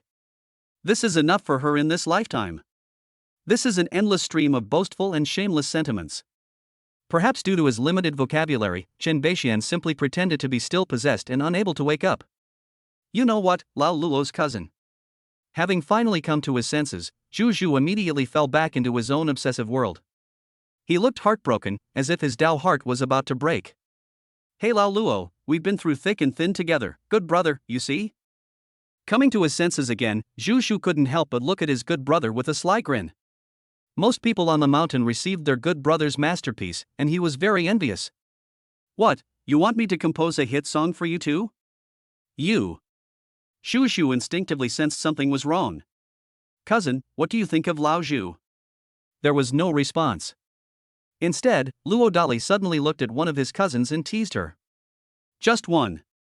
My partner has become increasingly uncontrollable lately. I need to find a man to keep him in check as soon as possible. Dear readers, please don't think this is a gift of a female lead after all, the synopsis clearly states it's a single female lead story. The main point is that my good brother's family background is absolutely worthy of the Yu family, a family of scholars. Brother-in-law, you, humph. Stop. Whether you can become good friends is between you two. Your brother-in-law is just there to strike up a conversation, no, to act as a bridge. Old Zhu, now tell me what you can offer? After casually answering his cousin's question, Luo Dali looked at his good brother. What, do you want? With a twitch at the corner of his mouth, Zhu Zhu said with a helpless confidence. Cousin, did you see that? Luo Dali suddenly looked at his cousin, who was blushing with embarrassment. What do you see? Yuzureo was a little taken aback. That's the incredible confidence that comes from a wealthy dog owner. Pfft, Lao Luo, you're talking nonsense. I only have a small business worth 100 million. In that case, I want a top-notch symphony orchestra and a court-level orchestra of the great Xia dynasty. Damn, how could you possibly know I had the ability to do that? Okay, deal. After realizing that his identity had most likely been seen through by his wicked good brother, Zhu was furious inside, but he was naturally inclined to lie low, so he subconsciously emphasized it in a guilty manner. Without exposing his good friend's ulterior motives, Luo Dali took him directly to Qingyun Academy. Just one. He doesn't yet possess all the musical skills of his good brothers. Fortunately, Qingyun Academy should have what my good brother needs. My goodness, this bronze door must be at least 2,000 years old. Wow, you can even tell that, old Zhu, you're really something. Pfft, Lao. Lao Luo, you just tricked me? What are you trying to scam me out of? Suppressing his laughter, Luo Dali asked the question knowingly. You. Fed up with someone's bad habit of only telling half the story, Zhu strode into the oldest and most prestigious academy in the great Xia dynasty. As if by divine will, he subconsciously arrived at an area containing records of court music from the dynasties of the great Xia. Zhu was completely captivated by an ancient book he casually opened, as if summoned by destiny. Damn it seems like everyone else who comes in gets a surprise, but I'm just a passerby with nothing. Am I destined to never have the chance to become a top student in any subject? After making a few self-deprecating remarks, Luo Dali didn't bother his good brother and turned to the place where Xiao Mianao had found her chance. If Luo Dali had to name something else in the entire Qingyun Academy that interested him, it would only be that person's cursive script. Oh, you heartless man, you can't understand anyway, so stop pretending. You unfilial son. Just when he was finally getting into a good mood, his unfilial son, who appeared out of nowhere, ruined it. Luo Dali's face darkened. Baby, are you confident about tomorrow's performance? After pretending to ignore his rebellious son's provocation, Luo Dali looked at his little cotton-padded jacket with a smile. Scumbag dad, isn't confidence something we descendants of the Celestial Empire are born with? But that's true. Unexpectedly, his little darling had such a high-profile moment, and Luo Dali was powerless to refute it. Hey, you heartless man, are we going to keep playing the role of little Taoist novices tomorrow?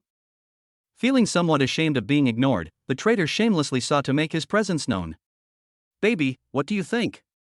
After a moment of surprise, Luo Dali looked at the little girl with tenderness. The jealous traitor standing to the side was incredibly envious. But he dared not feel jealousy or hatred. Dad, can I wear a military uniform? Ning Mingyue asked, her eyes lighting up after a moment's thought. Of course, no problem. Luo Dali answered without hesitation. You heartless man, I want the Special Forces version of the outfit. The traitor shamelessly chimed in again. Ha, with your weak constitution, you call yourself a Special Forces soldier? You, my wise, mighty, and handsome father, please just say yes.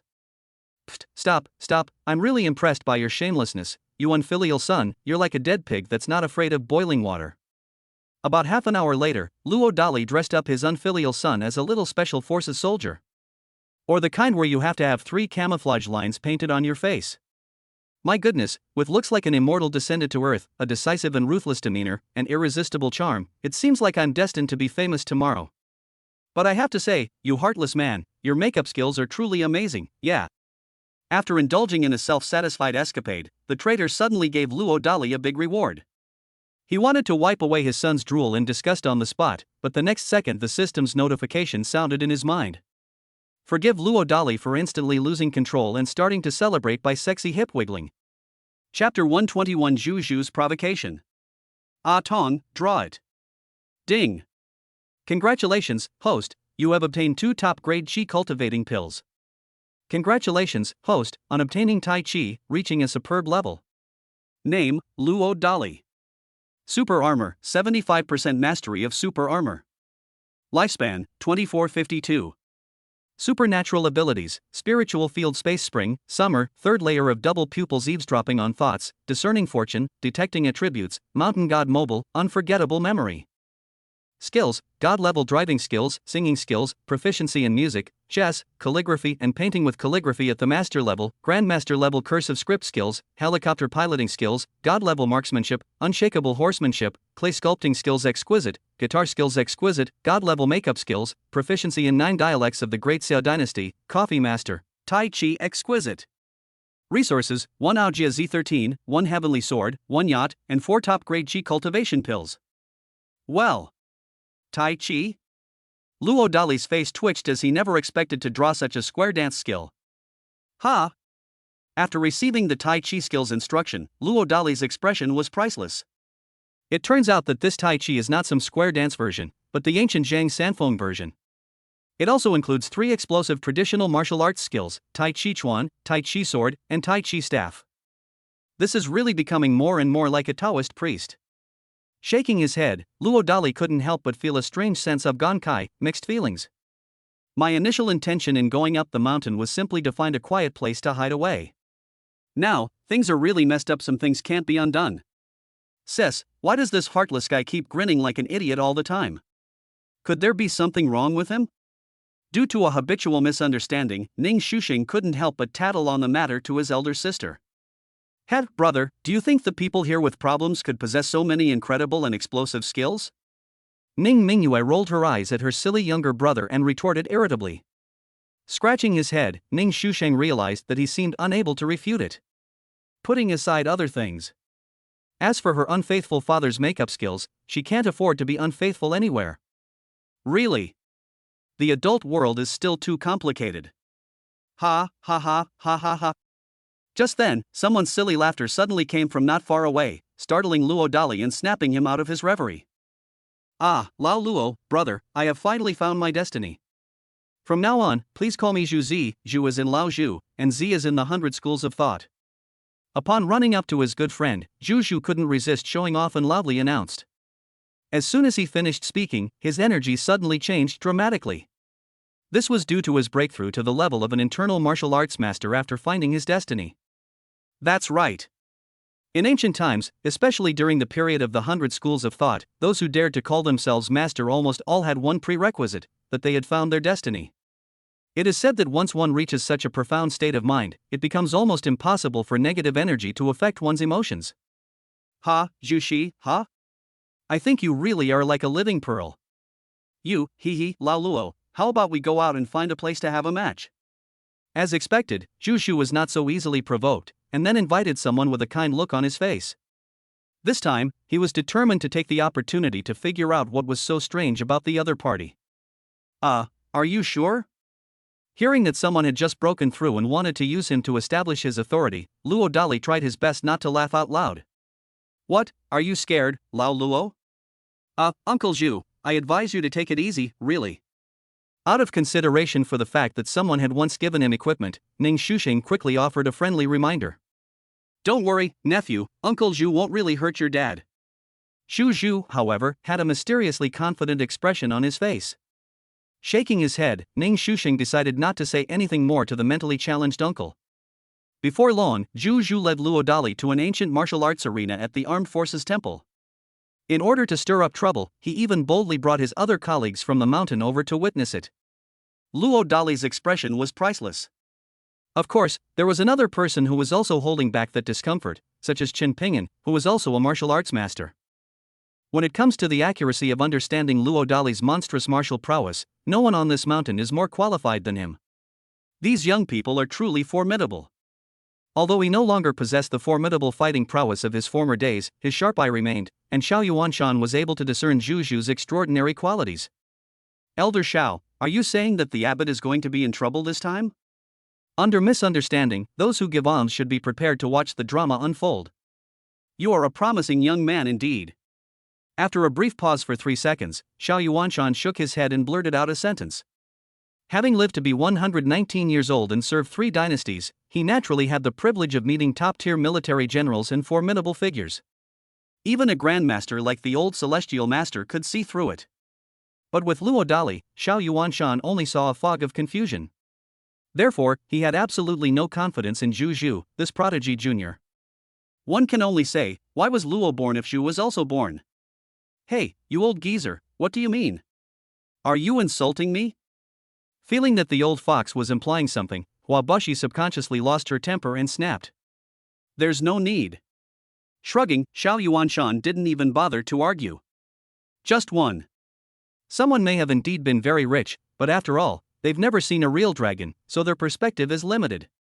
We're not on the same wavelength. Pingin, keep an eye on him. Shushu's been DJing a lot, he might be prone to acting recklessly.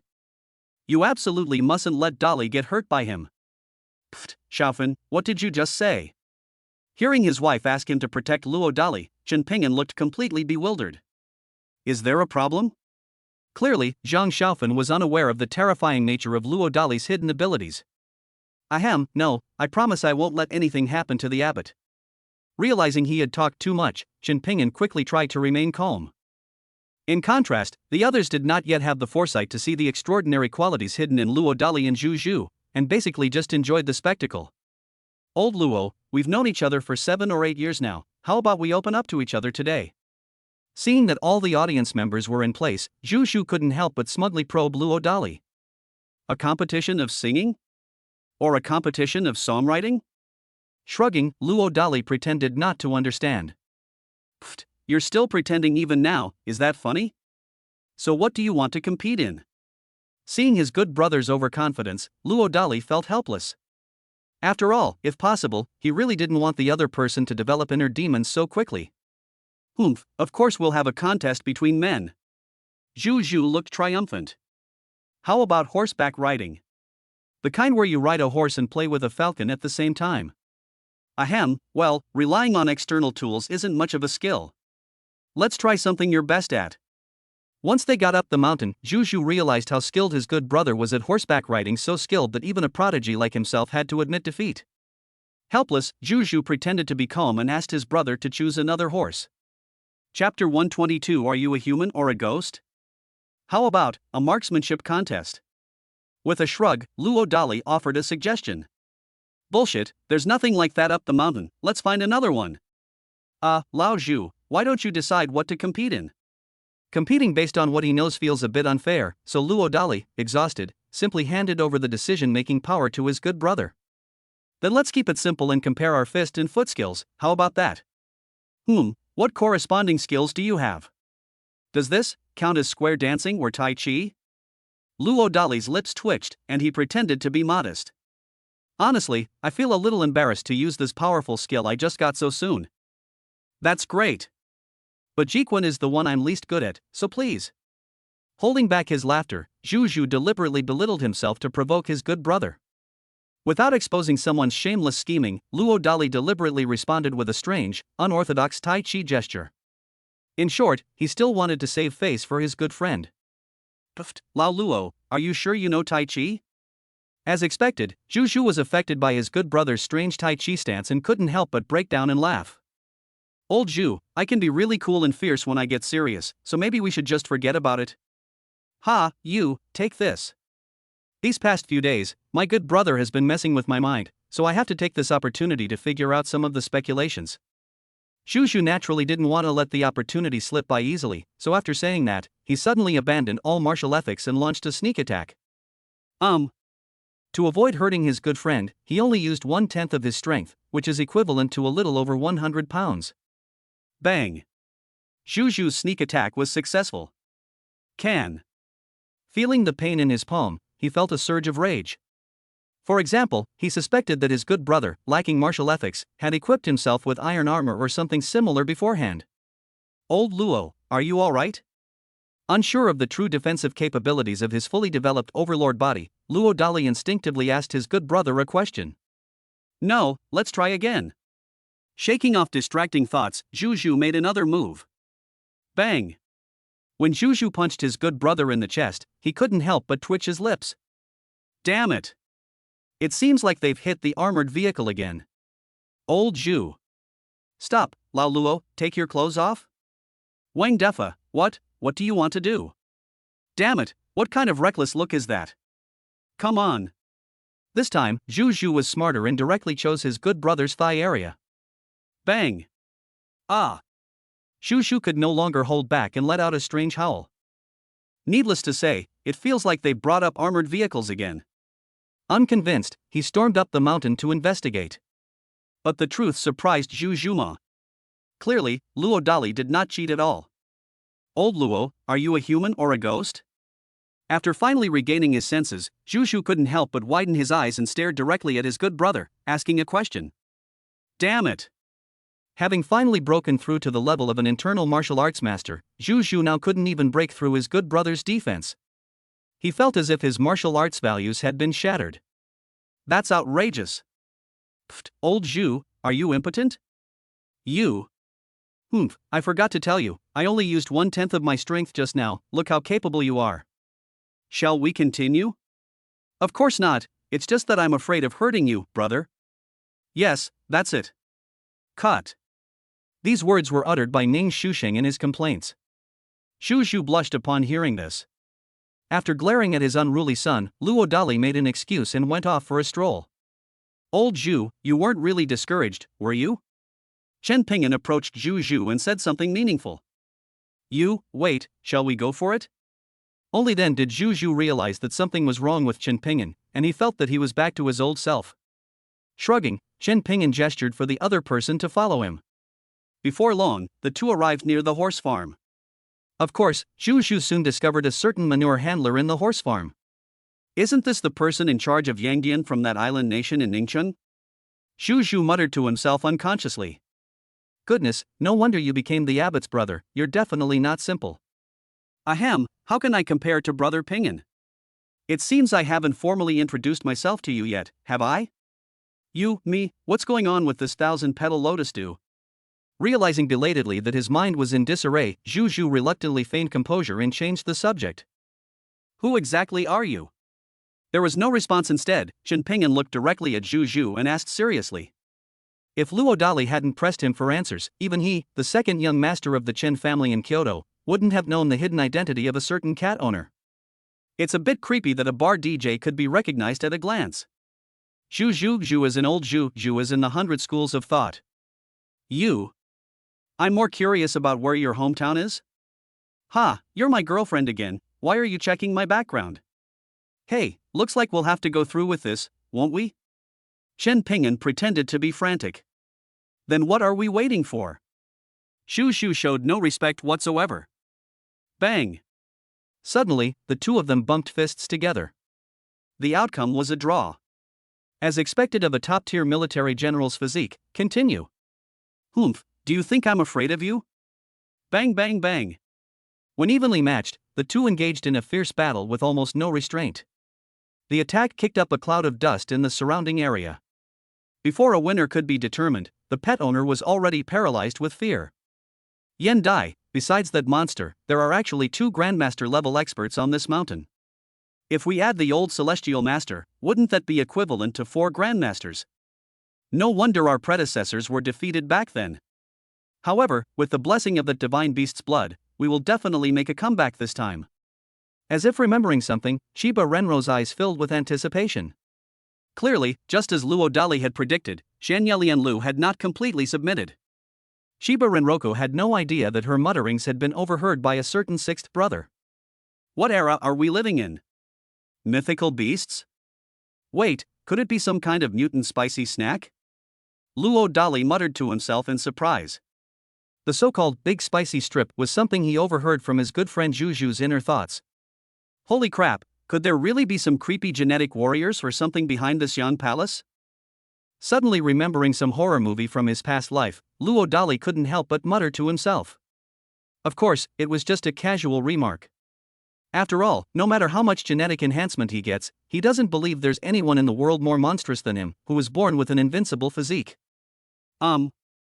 As soon as Luo Dali arrived near Ningmi recording studio at the foot of the mountain, he sensed something was wrong using his supernatural ability to see as a golden eagle.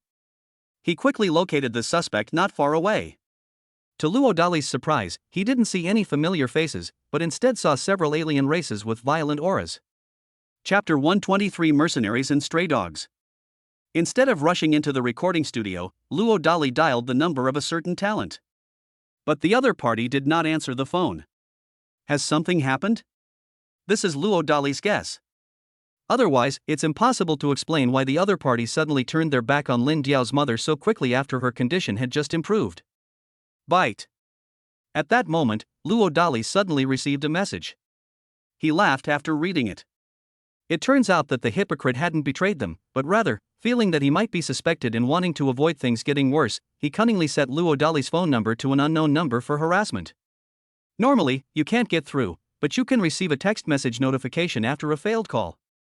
Through the information, Luo Dali also learned that Lin Tian had actually asked Lin Diao to investigate his background. Incidentally, Lin Diao also betrayed the few aliens he had just seen. Were they mercenaries sent by the overseas shareholders of Tingyun Times? Fortunately, the child's mother has a protective amulet. These weaklings shouldn't be able to do anything to her, it's just. That's right, Luo Dali suddenly thought of Ningmi's family's safety. The problem is, he doesn't have any extra amulets on hand right now. In addition, since the future mother-in-law and others are not within the territory of the armed forces, if these foreigners really cause trouble, there is no way to absolutely guarantee their safety. After thinking it over, Luo Dali could only let Su Buxiao return to the Ning family to continue his security work.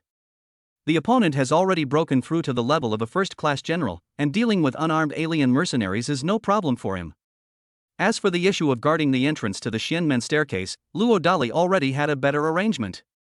As for why he was able to determine that the foreign mercenaries were weak in combat, it's quite simple. It was detected by the attribute detection function of the third layer of the double pupils. Don't be fooled by the fact that those alien mercenaries are all tall and strong. They're just muscle men who look good but are actually useless. Only one of them barely reaches the level of a third-rate general. In other words, he barely managed to overcome the 300-pound barrier in terms of strength. However, if he were to speculate any further, he would have to exhaust his lifespan to continue, and Luo Dali naturally wouldn't do such a foolish thing. Of course, some Chinese people who are overly fond of foreign things might find this hard to accept, but that is the truth. What's the truth? In terms of physical fitness alone, the basic combat strength of the great Xiao warriors has generally surpassed that of the Great Pleasure. No. To be precise, it should be said that it has already reached the pinnacle of global dominance. The reason is simple: the warriors of the Great Xiao are the most diligent and hard-working soldiers in the world. But where does the force come from? Aside from the extremely rare individuals born with superhuman strength, most people must hone their abilities through relentless, day and night training. What should we do with all this stuff?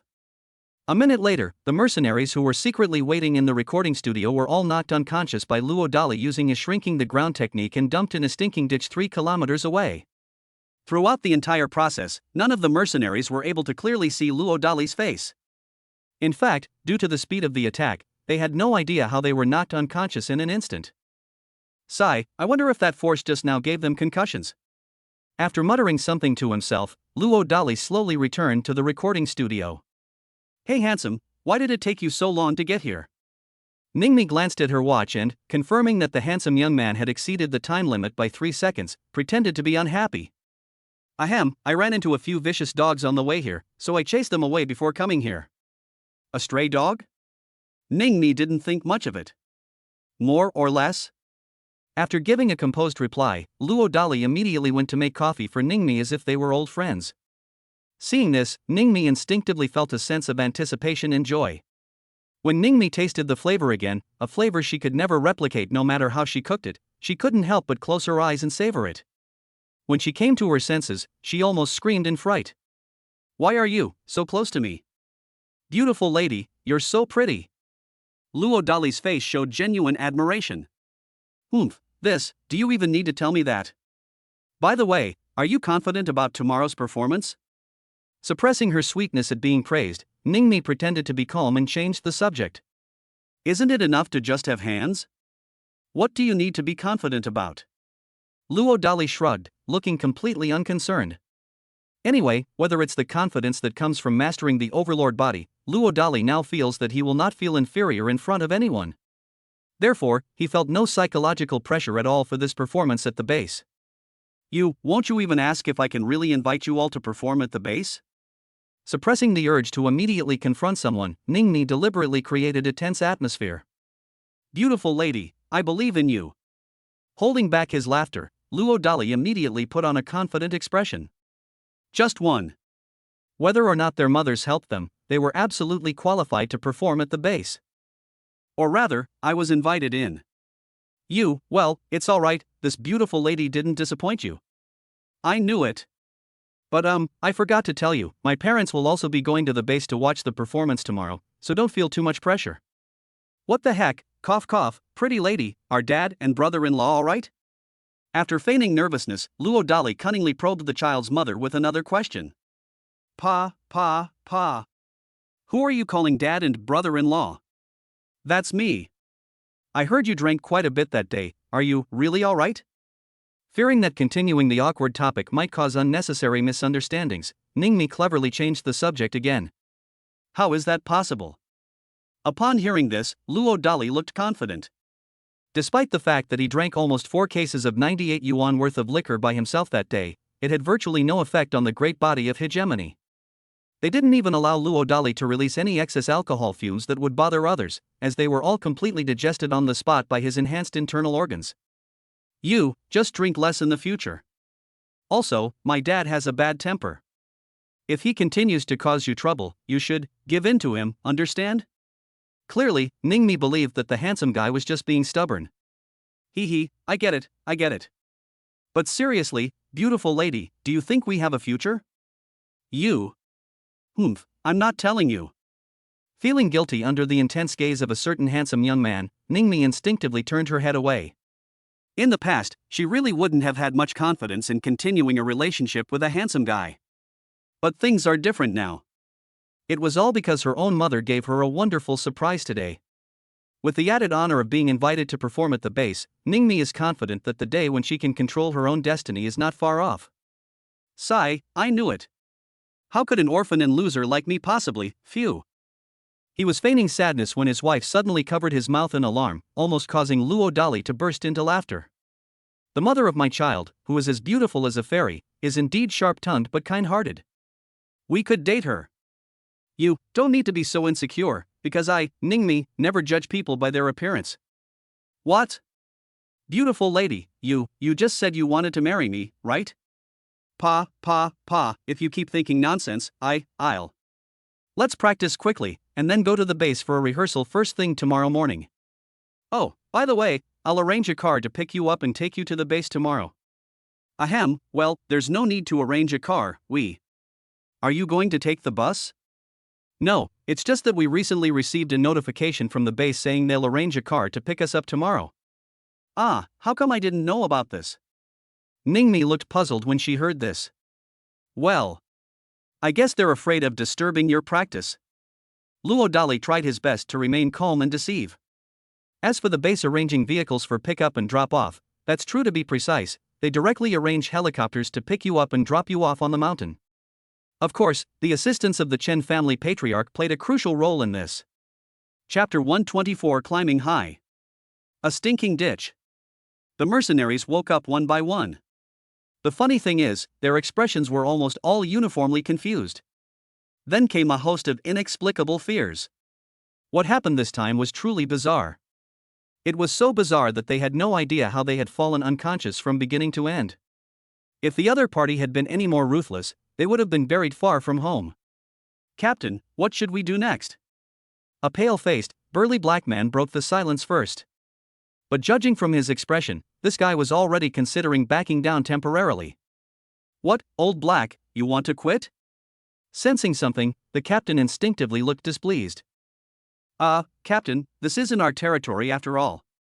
Plus, without the big guys to help us, we can only do some shady things sneakily. If we get caught, there's the huge risk of being buried far from home. Fuck, you, shut up. Captain, old Hay's words were a bit harsh, but... Captain, through monitoring Ningmi's phone calls, I learned that she is going to perform at the Wolffang base tomorrow. I guess the people who knocked us out just now came from there. The team member primarily responsible for intelligence gathering suddenly interjected. The moment those words were spoken, the atmosphere became tense. After all, anyone with a brain knows the terrible consequences of being targeted by the Wolffang base.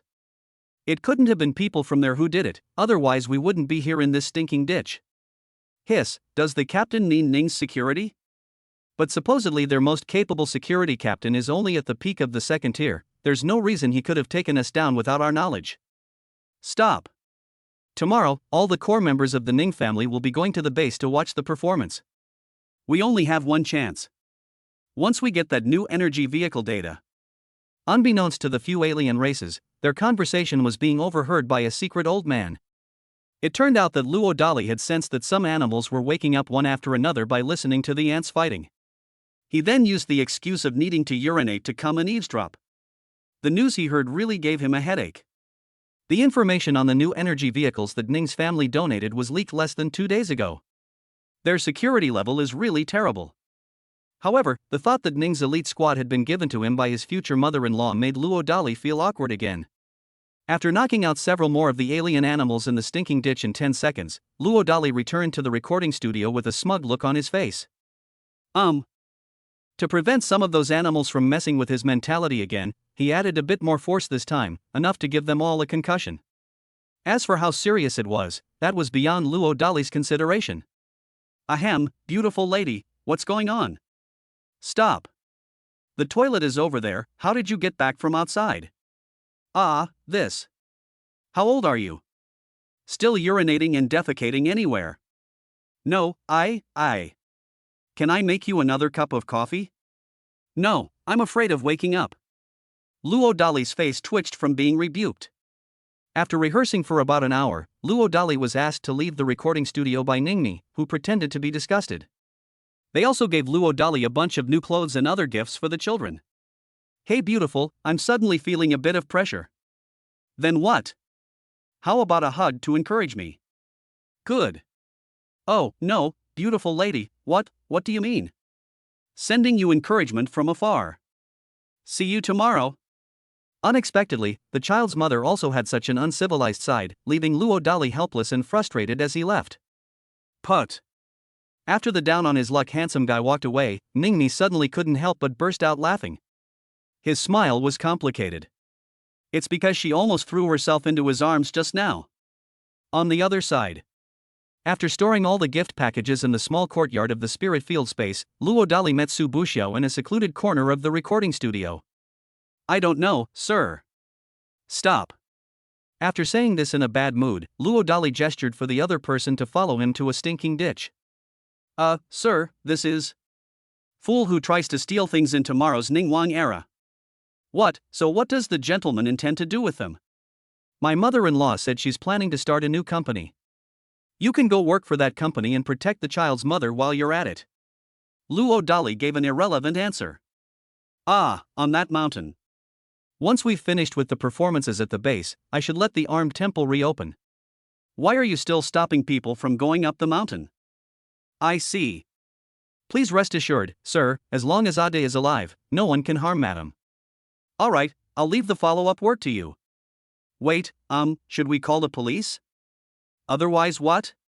You think you can just dispose of it harmlessly? Don't think of me as such an evil person, okay? Ahem, Ade respectfully sees you off, sir. Scratching his head, Su Buxiao quickly and foolishly performed a standard gesture for Luo Dali. After Luo Dali walked away, Su Buxiao immediately dialed Su Qingyi's number. When Su Qingyi learned that information about new energy vehicles had been leaked, her face turned incredibly ugly. But this only strengthened her resolve to start a new company. The people involved in the Ning Prince's era were simply too complex. It will be difficult to sort things out in a short period of time. After thinking for a moment, Su Qingyi dialed the number of the amazing son-in-law again. What, giving me 51% of the new company's shares? Isn't that a bit much? Luo Dali looked puzzled as he received such a big surprise from his future mother-in-law as soon as he returned to the mountain. Don't worry, you won't have to pay a single penny. Fearing her amazing son-in-law might misunderstand, Su Qingyi quickly added in a nonchalant manner. But auntie, if you want to successfully get that new car out, you'll have to use the money from the Ning Prince's era, right? I'm afraid that will still cause unrest. Well, we'll find a partner then. Auntie, I happen to have 10 billion in pocket money here. I'll have Brother Chuan contact you later. Pfft, Dali, you said you have 10 billion Xia Yuan in pocket money? Yeah, someone just delivered it yesterday. Luo Dali looked completely indifferent. If a pet owner from some island nation heard this, they would probably want to kill Luo Dali on the spot. After all, that was her hard-earned money from several years of hard work. This. After hanging up the phone, Su Qingyi looked completely bewildered. However, it also strengthened her previous terrifying suspicion, such as that her amazing son-in-law was a member of a hidden family or sect. Wait, he just said he'd have Brother Chuan contact me. Oh my god, Jinping Chuan, Jinpingin, I was wondering why they seemed so familiar yet so strange, turns out they're from Kyoto. No, wait, that person said Dali and the three of them even became sworn brothers. That's an incredible relationship, it seems my little cabbage has really climbed the social ladder. After thinking she had figured out some hidden truths, Su Qingyi was filled with shock. The connections and background of this future son-in-law are simply terrifying. Chapter 125. Clothes make the man. One glance and you're captivated. One night passed. Around 5 o'clock in the morning, a booming sound entered the range of Luo Dali's ant-fighting divine power. When he drew back the curtains and saw 3 top-of-the-line attack helicopters flying in a V formation, his expression turned strange. This pick-up and drop-off service is really high class. What made Luo Dali even happier was that the base personnel also brought various styles of military uniforms and cosmetics. Seeing some people in military uniforms made Luo Dali a little jealous on the spot. To be precise, it's envy. For example, the military uniform prepared for Xiao Yuanshan by the base even had gold stars on it, and not just one. Even the flower offering has one. Hee hee, Abbott, I see envy in your eyes. How about I introduce you to a part-time job? Sensing something, Chen Pingchuan couldn't help but make a pointed remark to Luo Dali. Get lost. Overhearing someone's subconscious scheming to make him a guinea pig, Luo Dali retorted angrily. If he doesn't become a stay-at-home dad, he might consider it. Let's leave it at that for now. There's only one thing that matters more in my life than raising a child. Hello, Mr. Luo, this is the military uniform that the commander prepared for you. Just then, a soldier politely handed Luo Dali an exquisite gift box. Startled for a moment, Luo Dali subconsciously took it and opened it. However, when he saw the golden branches and leaves and a dazzling golden star on the clothes, Luo Dali was once again completely bewildered. But to say I wasn't a little excited would be a lie. After all, not being able to serve in the military in both of his lives has always been one of Luo Dali's biggest regrets. Hey buddy, are you sure you guys are sure you're not mistaken? Swallowing hard, Luo Dali asked earnestly with a sigh of relief. Upon hearing this, the soldier shook his head without hesitation. This completely confused Luo Dali again. How dare you be so confused about yourself? Ha, Abbott, the base leader is definitely not mistaken, because the armed Abbott has this hidden perk. Of course, they only received benefits, but no real power. By the way, because of the special status of the armed sect in the Great Xia dynasty, your benefits as the sect leader will increase by 1 gold star every year. At the crucial moment, Xiao Yuanshan cleared up Luo Dali's doubts. What does that mean? I can wear it in 3 years. Upon learning the truth behind the explosion, Luo Dali was stunned. At the same time, he finally realized that he had indeed been tricked by the old Taoist priest. If simply inheriting the position of abbot can grant such astonishing benefits, then what do you mean by having no obligation to inherit the position? Even a fool wouldn't believe that. My goodness, a major general's uniform. My cousin's husband is about to strike it rich. My cousin is incredibly lucky. Upon realizing that the contents of the box were not counterfeit, Yuzureo was the first to let out a strange cry. His eyes were filled with envy. Zhongling, standing to the side, was in no better shape. Without comparison, there's no way to avoid being critically wounded by a soul-crushing attack. The Chen brothers and Zhu Zhu were not too surprised, as they were all somewhat aware of the special nature of the abbot of the armed temple. In addition, Luo Dali himself was ridiculously strong. Therefore, they do not believe that the other party is not entitled to welfare benefits. Grandpa Xiao, were you really not joking just now? This was the first time Ning Mingyue had been so curious since she came up the mountain. Nature. Xiao Yuanshan affirmed earnestly. Upon confirming the truth, Ning Mingyue's expression froze. It seems this scumbag dad is about to make a strong comeback. Putting everything else aside, the star on his shoulder alone is enough to shut many people up. This includes her proud and stubborn grandfather, among others. My goodness, this heartless man is really something else. But I have to admit, he looks absolutely stunning in that military uniform, so incredibly cool. I bet my mom, the most beautiful girl in the universe, she's going to. As he spoke, Ning Shuxing's expression turned strange. Clearly, he no longer sees the same optimism about his mother's plan to raise a clingy, subservient father. Ding! The host has donned a major general's uniform, which greatly shocked the crouching dragon and the phoenix chick. You have been granted 2 chances to draw a prize.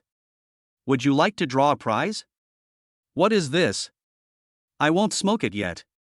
Unexpectedly, there was an even bigger surprise, 2 of them. Luo Dali quickly pretended to be calm and started doing everyone's makeup on the spot. In about an hour, he successfully completed the makeup for everyone, thanks to his incredibly sharp makeup skills. The Crouching Dragon, the Phoenix Chick, and their 3 apprentices were all disguised as Special Forces soldiers, with their faces painted with 3-color camouflage. Just one. For the time being, don't let the child's mother recognize him. The others were more conventional. Without exception, they all managed to showcase the spirit and energy of each individual to the fullest extent.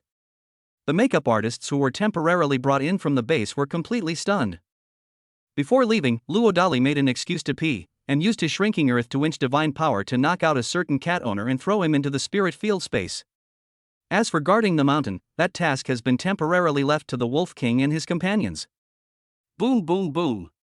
The armed helicopter left the armed observation post. Before long, we arrived over a mountainous area. At that moment, Luo Dali instinctively sensed a hint of danger. This was the first time he had encountered such an instinctive feeling since his rebirth.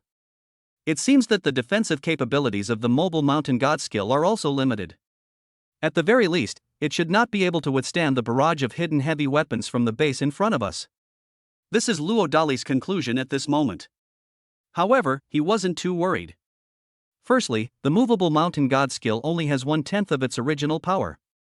Secondly, he possesses the heaven-defying existence of the spirit field space. Finally, he has one more trump card, the 9th generation mech, Overlord, which can reach speeds up to Mach 36. That's right, it's the third transformation that will far surpass the Augia Z13 in 2035. Once equipped with that powerful device, current technologies simply cannot catch up with the mechs, let alone destroy them. Another important point is that the transformed mech has a real laser counterattack capability. If he's really provoked, Luo Dali would dare to take on an entire country single-handedly. Ring ring ring. Just then, Luo Dali's phone rang. It was Ningni who called. Hey, beautiful lady. Handsome, where are you? Hey, beautiful lady, I see you. Stop fooling around. If you don't believe me, look up at the sky. Don't tell me you're on a helicopter? After instinctively looking in a certain direction in the sky, Ningni subconsciously widened her eyes and screamed. About 5 or 6 minutes later, Ningni confirmed her explosive guess. When Ningmi saw a handsome young man in military uniform, she rubbed her eyes frantically. Oh no, look at my mom, the most beautiful girl in the universe, looking so silly, I'm about to fall for her. Ning Shushan looked on with disbelief. Isn't this better? Ning Mingyue calmly retorted with a question to her silly younger brother. After a moment of stunned silence, Ning Shusheng realized that he really couldn't refute it. At the very least, if you asked him to change his father again, he definitely wouldn't be able to accept it. Cousin. Stop. Don't disturb your cousin's admiring of the handsome guy. Suddenly feeling as if her aloof cousin was a fake, Yuzureo was completely flustered. Ahem, Zureo, where did you get your military uniforms from? After belatedly realizing she had gotten a little carried away, Ningmi quickly tried to remain calm and asked about her doubts. Ha, beautiful lady, these are all fake, just for the sake of the performance. What, it's fake? You come here and explain yourself. Feeling genuinely misunderstood, Ningmi instinctively panicked, grabbed the handsome young man's ear, pulled him aside, and began to reprimand him sternly. This caused Luo Dali to have quite a colorful expression. This child's mother is really clueless. Doesn't she know how to give people face in public? Chapter 126. Zhao Jing is a bystander. Ah, sis, I suddenly feel that our mom's plan to raise a simp might actually have a chance of succeeding. Having witnessed his godlike father being so easily manipulated by his own mother, Ning Shushing's eyes lit up. Ning Mingyue rolled her eyes at her silly younger brother and didn't bother to respond further. On the contrary, a hint of inexplicable worry appeared in her eyes. Just one. The ultimate beautiful girl's mother is great in every way, except she's a bit of a domineering CEO. After all, what virtuous woman would be foolish enough to let her man embarrass himself in front of everyone? Sis, why do you look so strange? Bro, if you were in your dad's shoes, what would you think? Damn. Mom's a bit too fierce. If she doesn't change, she'll probably cause trouble sooner or later. Realizing something, Ning Shusheng instantly became somewhat anxious. Just as the siblings were debating whether to reveal their identities and give their mother a helping hand, a figure angrily burst into the fray. Who else could it be but Su Qingyi? Ignoring the wide-eyed stares of her husband and son behind her, Su Qingyi forcefully grabbed her daughter's ear and began to scold her. While scolding him, she also explained that kind of thing to Luo Dali. "No, Mom, are you sure you really insulted the right person?" Ningni looked completely bewildered at that moment. My mother's behavior was really strange. "Hey, honey, I think you." "Shut up, you old bastard." Before Ning Hontu could finish feeling sorry for his little darling, he was immediately scolded by Su Qingyi in a fit of anger. Seeing this, even someone as dense as Ningmi sensed that something was amiss. "Ahem, what are you looking at? Do you even know where you are? Who gave you that idiotic brain to make someone humiliate themselves like this here?" "No, Mom, his clothes are fake, I'm scared."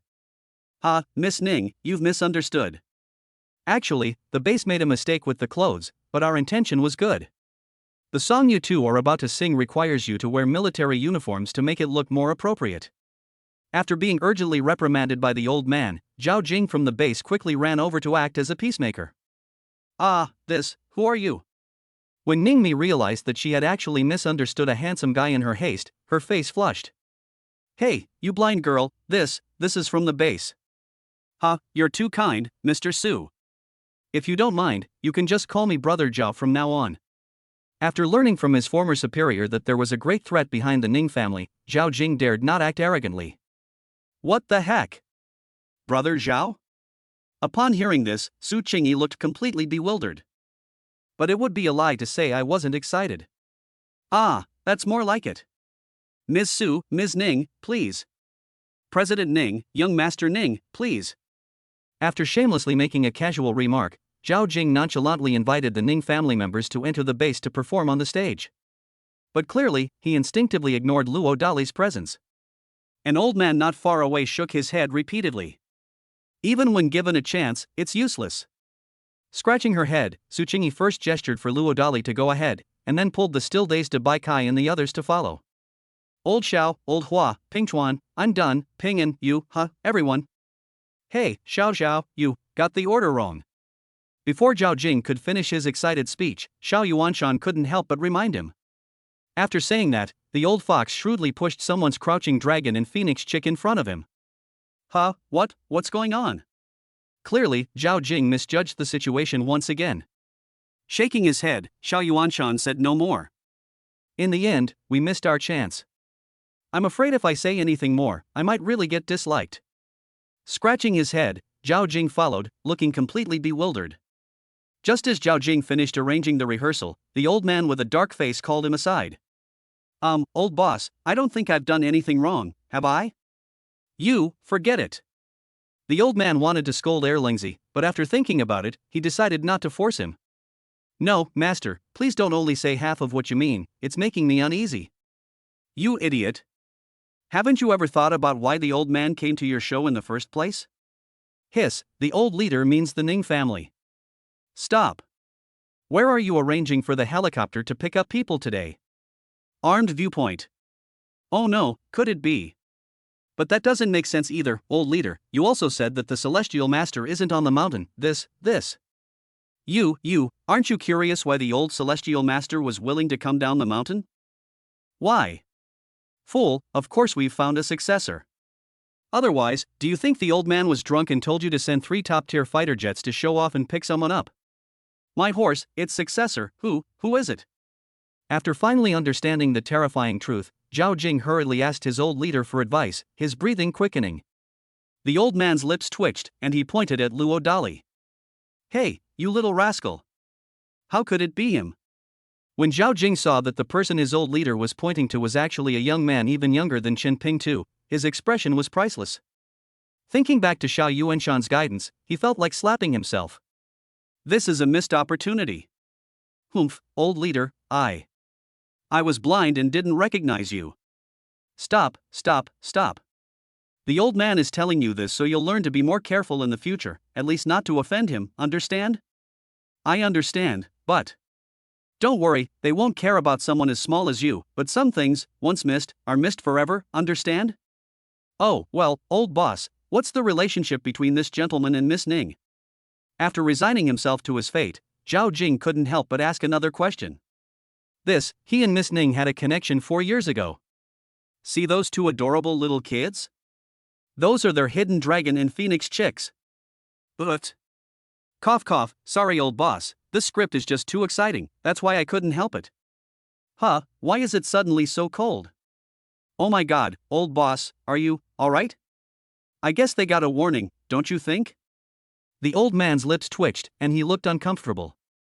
He had heard his two sons talk about Luo Dali's strangeness before, and he was a little skeptical at the time. Now, however, it has almost confirmed his son's terrible suspicions. After all, he was certain that the strange feeling he had just experienced was not an illusion. Warning? Could it be? Zhao Jing's expression was priceless, even though he seemed to understand something. He became the top dog in the base by working his way up step by step. During this process, he personally experienced all sorts of things that ordinary people cannot understand. For example, things like murderous aura and the oppressive aura of a powerful figure are things that science cannot yet explain in detail. Old boss, how does this gentleman compare to the old celestial master? Swallowing hard, Zhao Jing couldn't help but ask the old man a question in a low voice out of curiosity. Seeing that Lengzi was still stubbornly causing trouble, the old man was speechless. Sigh, if things don't go your way in the future, just go up the mountain and burn incense. Worried that Lengzi might one day indirectly anger Luo Dali, the old man thought for a moment and then gave a helpless piece of advice. Thanks for the 5-star reviews, brothers. Chapter 127 Little Honey. A private hospital. On this day, someone else approached Lin Tian. However, the leader was an old white man from another race. To be precise, he is one of the shareholders behind Tingyun Times. Their purpose was obvious, to find their missing subordinates. However, they clearly overestimated Lin Tian's abilities, simply because Lin Tian had no idea about such things. Fuck! In a fit of rage, Lin Tian received a slap from the alien old white, a slap so brutal that it made him cough up blood. Sadly, Lin Tian dared not get angry. Instead, they shamelessly began to fawn and apologize. President Lin, I need you to immediately arrange for someone to find out the truth of this matter. I'm only giving you 1 day. If you can't do that, have your sister come and explain to me. After respectfully watching the evil shareholder leave, Lin Tian's face instantly turned ferocious. Instinctively, he immediately dialed his sister's number. Not long after, Lin Ting arrived at the private hospital in person. After hearing the general information, Lin Ting's expression turned grim. It's really ridiculous that one of the shareholders doesn't take his brother seriously at all, and even tried to take advantage of him to sexually harass her. It's absolutely awful. Sister, what should we do? Lin Tian cautiously broke the silence. Where did that old man's people disappear to? Taking a deep breath, Lin Ting tried her best to calm herself down. I haven't had time to have someone investigate yet. Useless. Where's a Diao? I just sent him to investigate that scoundrel's information. Are you hiding something from me? Lin Ting suddenly questioned him calmly. Cough cough, no, how could this be? Ouch, sis, it hurts, let go. I confessed, I also had number 36 contact the people of Yang Palace. What? Why did you contact the people from Yang Palace? Upon hearing this, Lin Ting's face showed a mixture of anger and fear. I just want to use the people of Yang Palace to capture that scoundrel down from the mountain without him noticing. Shoot. Before he could finish speaking, Lin Tian received another vicious slap from his older sister. This time, he was beaten so badly he almost vomited blood again. Lin Tian still didn't dare to get angry. Instead, he was so frightened that his face turned deathly pale. She knew all too well that her sister in this volatile state was the most difficult to deal with. Fool, don't you know that the armed forces zone is a forbidden area? Right after she finished hitting him, Lin Ting couldn't help but curse at her younger brother again. You didn't tell me any details, how could I know? Shoot. Sister, I'm sorry.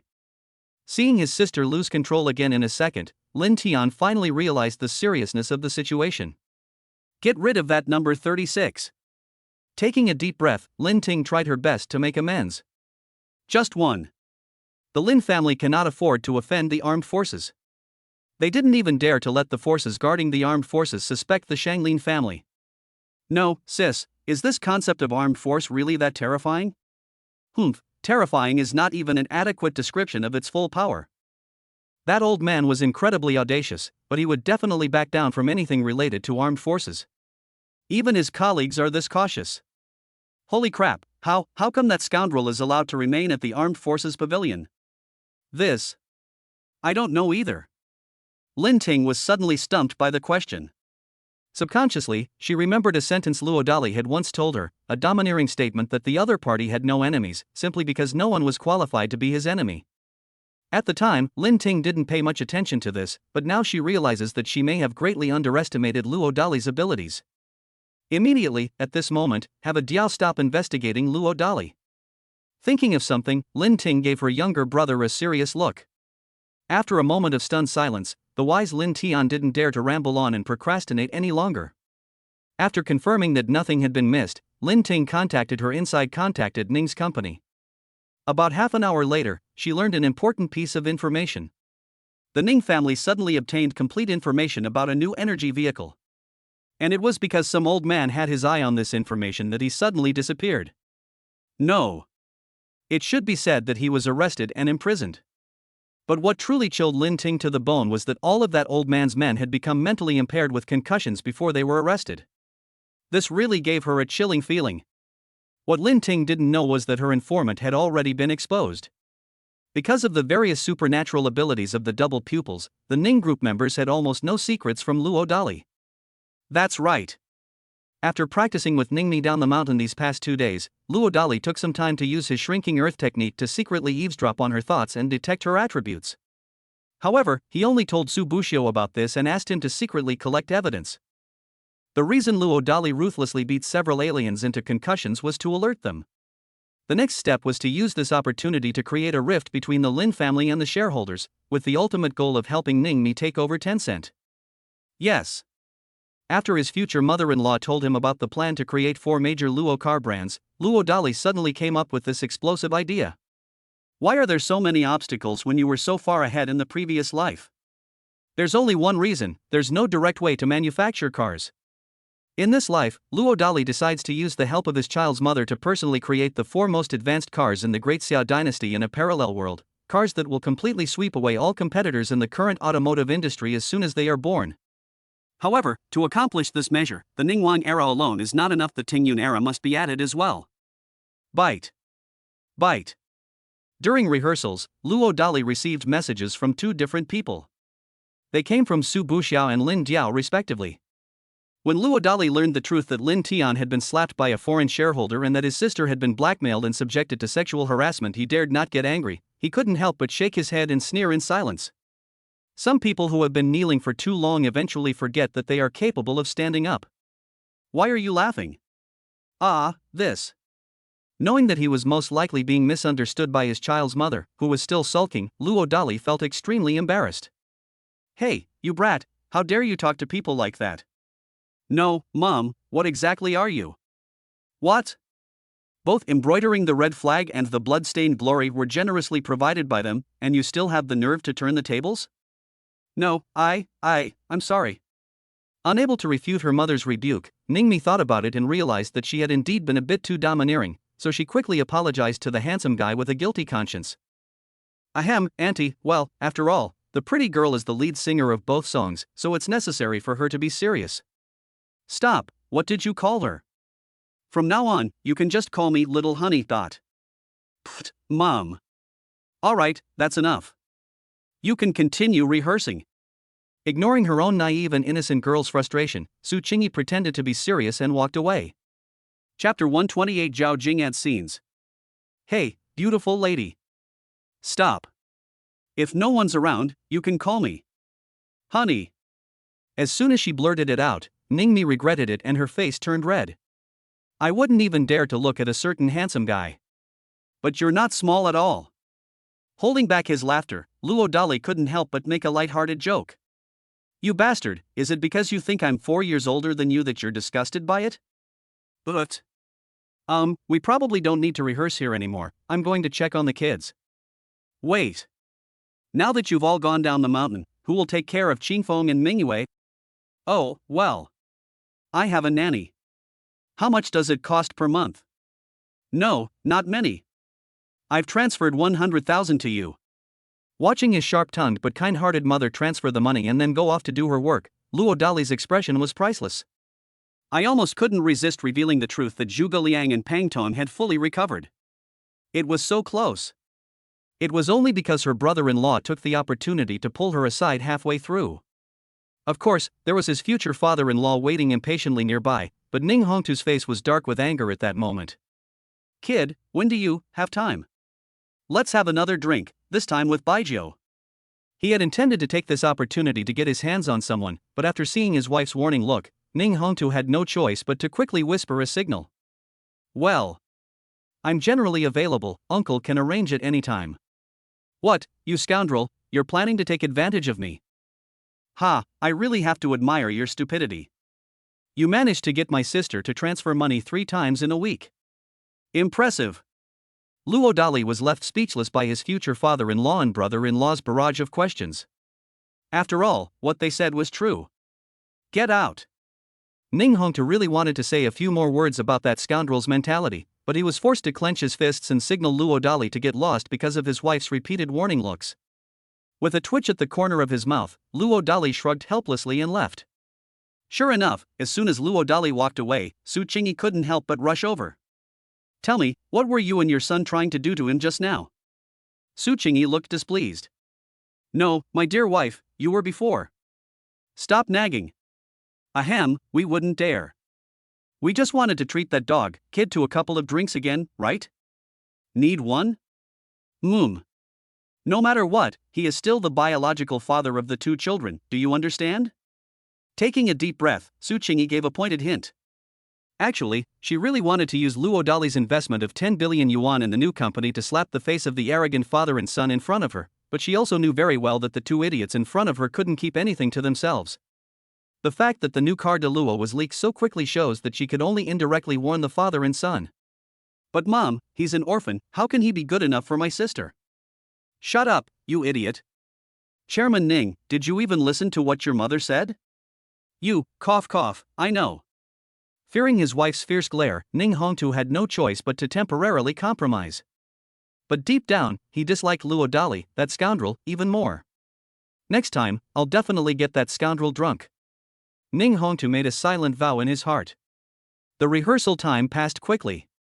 Presumably due to the secret assistance of the Chen family patriarch, the first program was Embroidering the Red Flag, sung by Ningmi.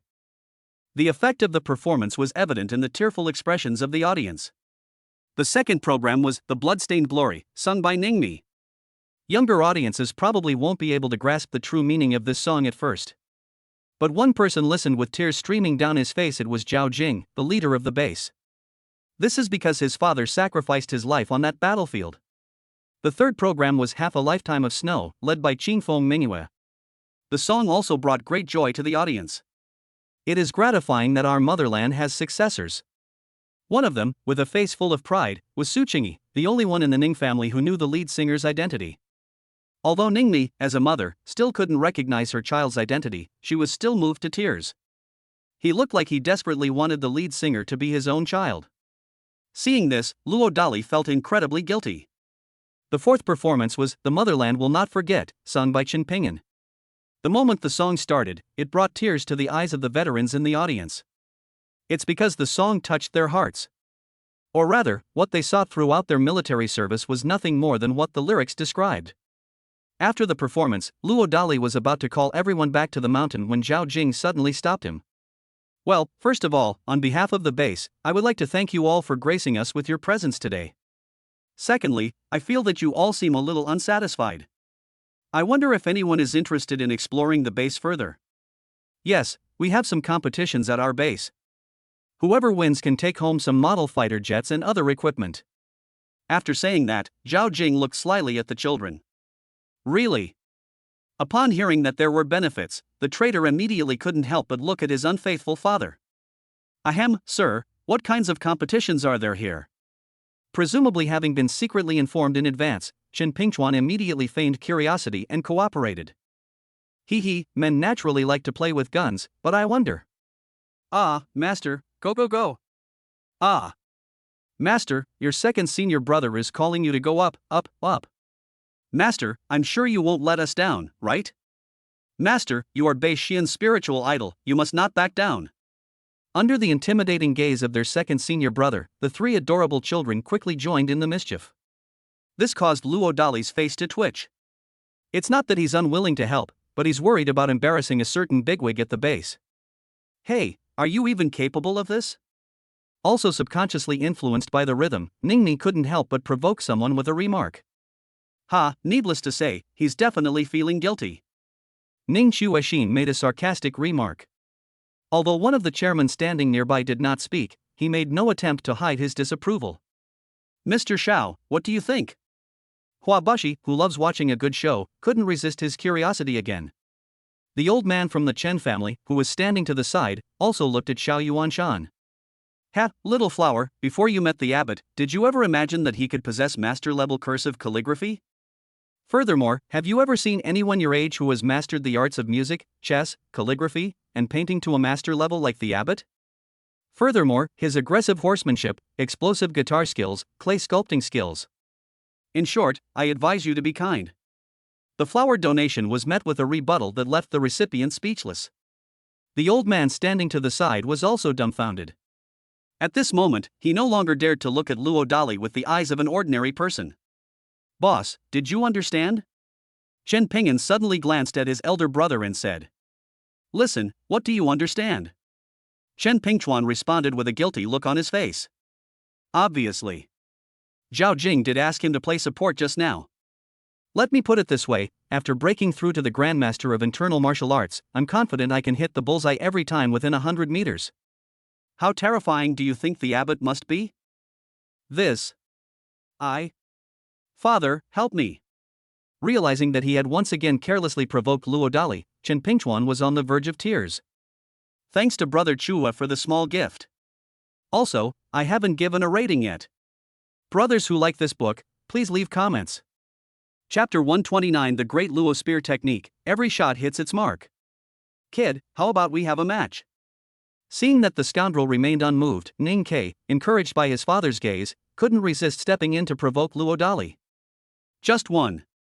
As the eldest son of the Ning family, he often went to the club to play with guns, and he was confident that he could take the opportunity to humiliate someone. Brother Ning, isn't this inappropriate? To be honest, Luo Dali, who possesses god-level marksmanship, doesn't want to bully his own people too much. After saying that, she looked at the child's mother, hoping that the other party would stand up and say something.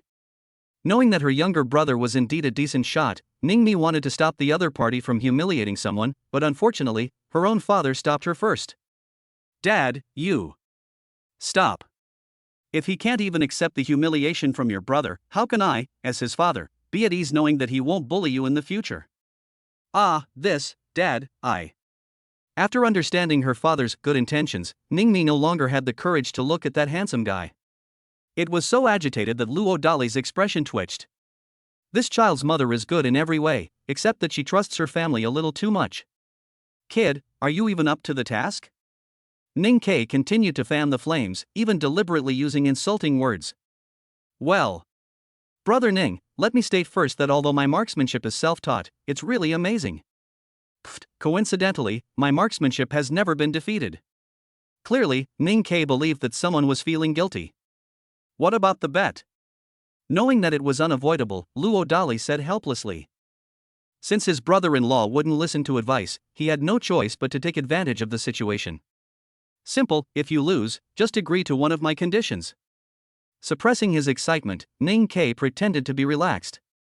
Of course, this condition is the biggest trap, such as taking the opportunity to keep Luo Dali away from his sister. If I'm lucky enough to win, how about you call me brother-in-law?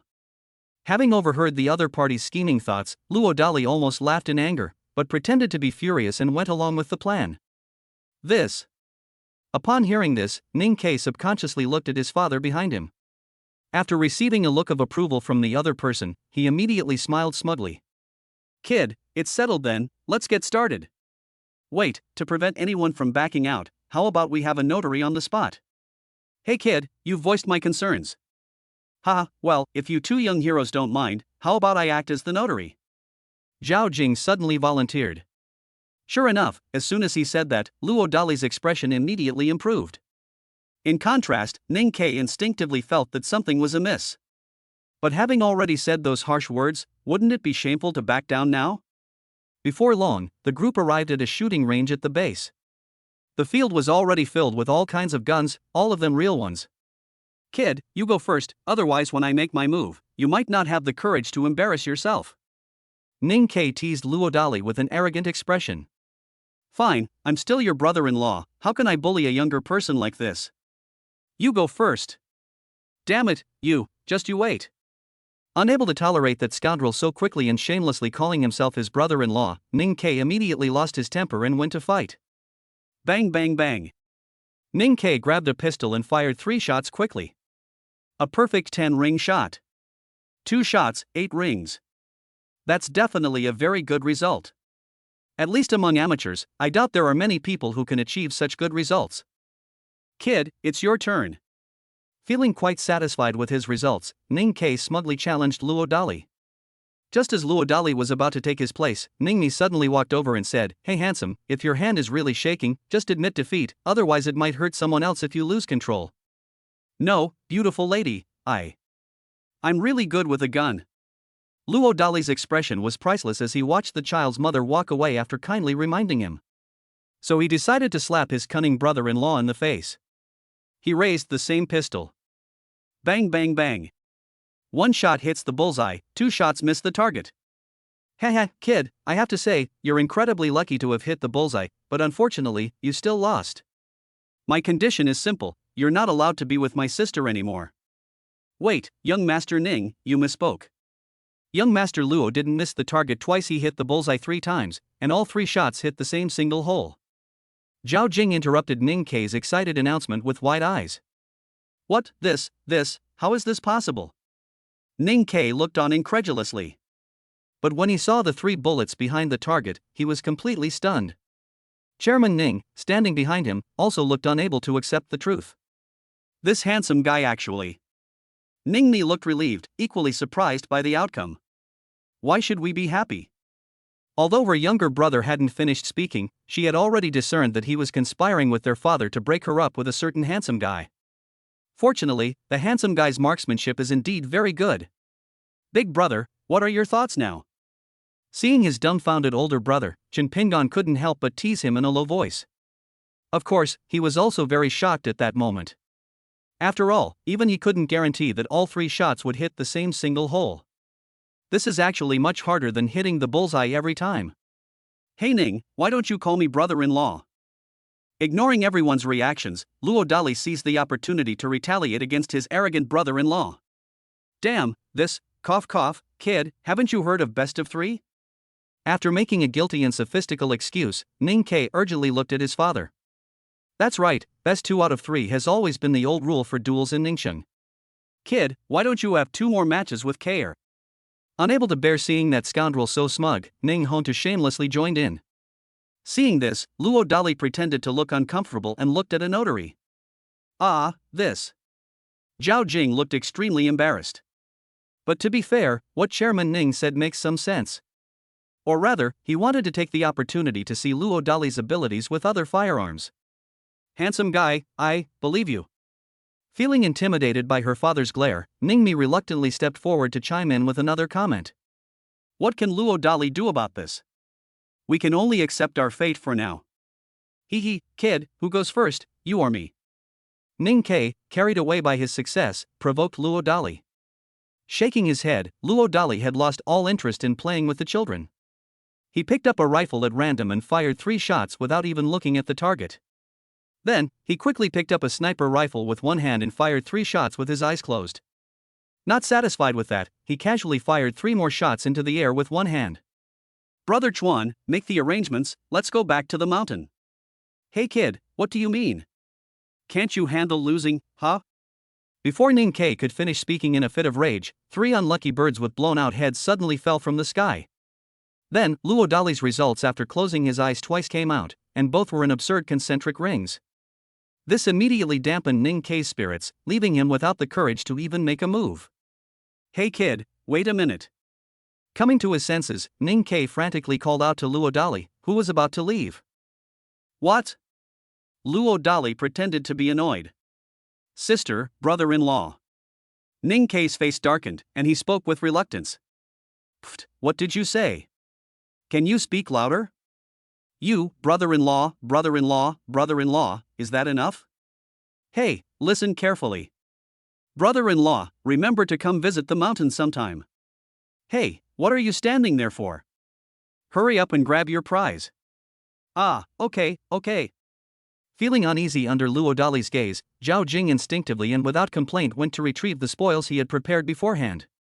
Chapter 130 Double Pupils Upgrade, Memory Deletion.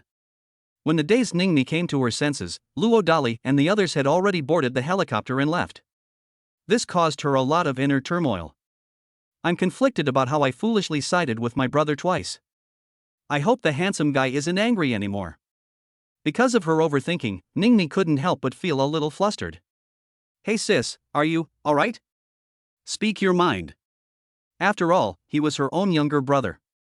Even though she was angry inside, Ningmi couldn't bear to slap him on the spot. However, she clenched her fist and warned the other party face to face.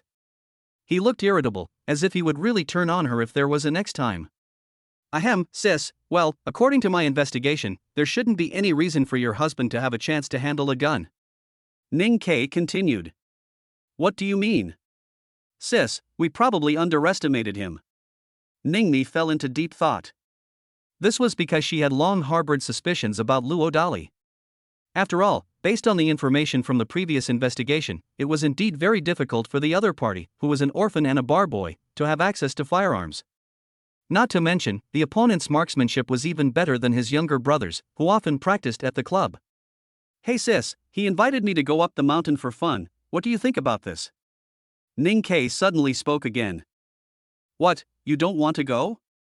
Ningni looked annoyed. There was only one, and she instinctively felt that her younger brother was not giving face to a certain handsome guy. To put it more bluntly, the Ning family looks down on a certain handsome guy.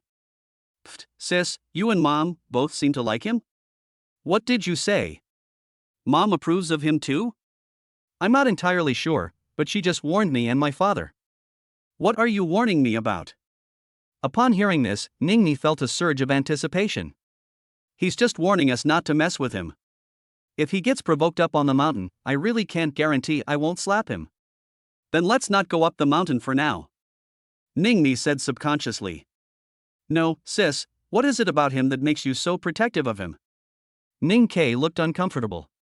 After all, he is Qingfeng and Mingyue's biological father, and I can tell that he genuinely cares for the two children. Who else do you think could do that? I'm sorry, sister, Stop. Today, you guys have instigated me to foolishly stand on the opposite side of him twice in a row. There won't be a next time. Otherwise, don't blame me for turning against you. Ahem, don't worry, sis, I promise I won't mess with him. Realizing his older sister was genuinely angry, Ning Kei immediately made a guilty promise. However, he could only guarantee his own safety, not that of his father, who was as fiercely opposed to evil. Honey, if I had to say, you've been too lenient with that scoundrel. Hey, Ning Hongtu, shut your mouth. Honey, let's go, let these two idiots take a taxi home themselves. Before he could finish pointing out the cabbage, his wife suddenly scolded him without giving him any chance to argue. Forgive Ning Hongtu's expression, it was priceless. Haha, how could we let President Ning take a taxi back? Someone, quickly arrange a bulletproof car to escort President Ning and young Master Ning back. Thanks. Ning Hongtu looked uncomfortable. Just one. Zhao Jing's initiative to help indirectly proves that the other party had overheard everything. How shameful. Hey, old boss, aren't you going up the mountain anymore? After the Ning family members had gone far away, Zhao Jing subconsciously asked the old man of the Chen family a question. The old man would like to, but that kid won't give him the time of day. What the heck? This, should I? Ha, he doesn't even give me face, do you think he'd care about a little karami like you? Ahem, old leader, all right. Scratching his head awkwardly, Zhao Jing suddenly and cautiously changed the subject. Are you worried that the kid will be targeted by the Black Triangle? Despite understanding something, the old man remained calm. Old leader, is the reason why Pingyan was able to return safely because you good for nothing Zhao Jing, from now on anyone who says you're heartless, this old man will personally beat them to death. But don't tell anyone about this, understand? I understand, but old leader. Stop. Under that kid's miraculous methods, Pinyin not only returned safely, but also broke through to become a martial arts grandmaster through a fortuitous opportunity. Hiss, no wonder the old leader was so calm. With Pinyin here, there's really no need for military awareness. Stop, Xiao Xiao, you don't actually think my composure is based on peace of mind, do you? Isn't that right? Pinyin once confessed to the old man that he was no match for Abbot Luo, and that he might not even be able to withstand a single move from him. What the heck? How is this possible? Could it be? Don't make wild guesses. You just need to know that the celestial master won't misjudge people. The old man is going back to Kyoto today. If you have time, go up the mountain and see if there's anything you can help with, like sweeping or weeding. After giving a strange explanation, the old man left the base. Zhao Jing looked completely bewildered. Honestly, it's hard to believe that a dignified base leader like him would be sweeping floors and weeding for someone else. After returning to the mountain, Luo Dali used the excuse of needing to urinate to enter the spiritual field space. Looking at his still unconscious pet owner, he suddenly felt conflicted. The spirit field space is great everywhere, but the risk of exposure is too great. Ah Ton, draw the prize. Taking a deep breath, Luo Dali subconsciously placed his hopes on the lottery. Ding! Congratulations, host, you have obtained an upgrade card. Congratulations, host, you have been granted 2 more years of lifespan. Congratulations, host, you have obtained 2 top-grade Qi cultivating pills. Congratulations, host, you have obtained 2 top-grade Qi cultivating pills. Please select the supernatural skill to upgrade. Let's upgrade the double pupils. Unexpectedly, he was able to draw an upgrade card, so Luo Dali decided to grit his teeth and take a gamble. Let's see if we can upgrade it to gain some useful skills or something. Ding, upgrade successful. The main function of the 4th layer of double pupils is to delete memories. A friendly reminder, deleting a person's memory once requires consuming 1 year of lifespan. Name, Luo Dali. Super Armor, 75% mastery of Super Armor. Lifespan, 2454. Supernatural abilities, Spiritual Field Space Spring, Summer, 4th level of double pupils eavesdropping on thoughts, discerning fortune, detecting attributes, erasing memories, Mountain God Mobile, unforgettable memory. Skills, God-level driving skills, singing skills, proficiency in music, chess, calligraphy and painting with calligraphy at the master level, grandmaster level cursive script skills, helicopter piloting skills, God-level marksmanship, unshakable horsemanship, clay sculpting skills exquisite, guitar skills exquisite, God-level makeup skills, proficiency in 9 dialects of the Great Xiao Dynasty, coffee master, Tai Chi exquisite. Resources, 1 Aojia Z13, 1 Heavenly Sword, 1 Yacht, and 7 top-grade Qi cultivation pills. Wow, this upgraded skill is awesome. But why does it require spending so much time and energy again? Before he could even get excited for a second, Luo Dali started to get a headache. He really wanted to live a few more years. Adon, erase all memories of Chiba Renlu during her time in the spirit field space. Taking a deep breath, Luo Dali immediately began the experiment. After saying that, he left the spirit field space and went to the vicinity of the horse farm to monitor Chiba Renlu. As it turned out, his guess was correct. Chiba Renlu did indeed wake up during the performance, and she was able to remain completely still and evade Luo Dali's telepathic communication. If it weren't for the fact that he had just upgraded to the supernatural power of erasing memories, Luo Dali couldn't even imagine the terrible consequences of exposing the spiritual field space. Chapter 131 The Origin of Zhu Zhu. Little 8, you're not being honest. Since a certain pet owner was being disobedient, Luo Dali decided to teach the other party a lesson. Ahem, sir, my name is Chiba Renroku, not Shiba. Because her memories had been erased, Shiba Renroku was unaware that something was wrong with her at that moment. Little Baka, isn't it just called Little Baka for short? What? But sir, Shiba really didn't do anything dishonest. Instinctively bristling, Shiba Renroku reluctantly gritted her teeth and became low-key again. Little 8, to reward your unwavering loyalty, I, the abbot, have decided to tell you some explosive information. Shaking his head, Luo Dali suddenly seemed to be referring to something. What, explosive news? Sure enough, Chiba Renlu couldn't resist her wicked thoughts. What? As a fellow shareholder of Lin's Tingyun era, no one told you that Ningguang era suddenly obtained complete information on a super new energy vehicle? It's said that once this car is successfully built, the traditional car manufacturers on your little island will probably be completely rendered obsolete. What does Your Excellency mean? Halfway through her bristling rage, Shiba Rinroku hurriedly feigned flattery and asked for instructions. It's clear that she's been heavily brainwashed by the organization behind her. My point is simple: you can't go down the mountain, but your people can come up later. If I could get your people to fight those old white shareholders for information, even to the point of a love-hate relationship, maybe I'd be in a better mood and make you pick up less horse manure. Ahem, sir, linen belt. Xianya Lianlu could tell from Luo Dali's sinister intentions, but before she could finish her sophistry, she felt herself take off again. About 5 minutes later, the thousand-petal lotus dew once again finished its dance with a swirling motion, swirling up a clump of grass leaves. Little 8, in our great Xia, there's a saying, better to die for a fellow Daiwas than for this humble one. Think about it carefully. After uttering a sarcastic remark, Luo Dali was about to leave irresponsibly. Wait. Master, Shiba will do whatever you say. In the end, Shiba Rinroku gave in and chose to send her subordinates to their deaths. Just one. Luo Dali's words make perfect sense. This child is teachable. Luo Dali smiled with satisfaction. The reward that you mentioned earlier, sir? Oh, I'll reward you with an hour off from picking up horse manure, but instead you'll be weeding. Nanny, we still need to weed. Thank you for your mercy, sir. While she was speaking in a frenzy, she saw someone standing on tiptoe, and Shiba Rinroku was so frightened that she turned pale and thanked them. At this moment, her dignity as a responsible person in Yangdian Ningqing shattered completely. Without paying any further attention to the other party, Luo Dali left directly. Baka! Damn it, sir, why are you back again?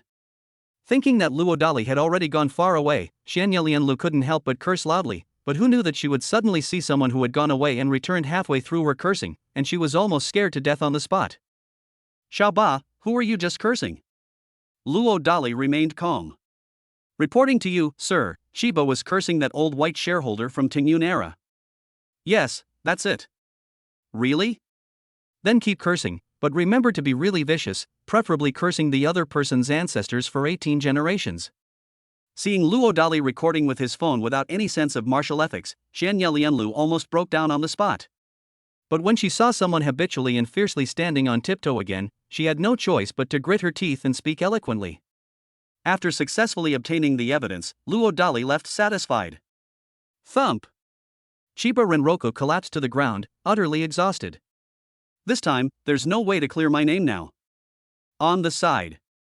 The two voyeurs began to whisper among themselves. Of course, they thought they were hiding it well, but in reality, Luo Dali was just too lazy to expose them. Or rather, Luo Dali was deliberately putting on an act for the two of them. Old Zhu, how exactly did you become such good brothers with the abbot in the first place? Damn it, old Chen, are you being sarcastic? I'm not exactly a saint either. Pfft, you said that yourself. Fuck. Honestly, old Chen, could you kick that woman into the air for fun? Stop joking. Even the old Master Celestial probably wouldn't be this relaxed and comfortable, let alone me. Sensing something, Qin Pingan responded directly and decisively. Holy crap, this Lao Luo is an absolute monster. I agree. Old Zhu, you could say we became friends after a fight, right? Then what? Ahem, I'll be honest, I'm very curious about your identity.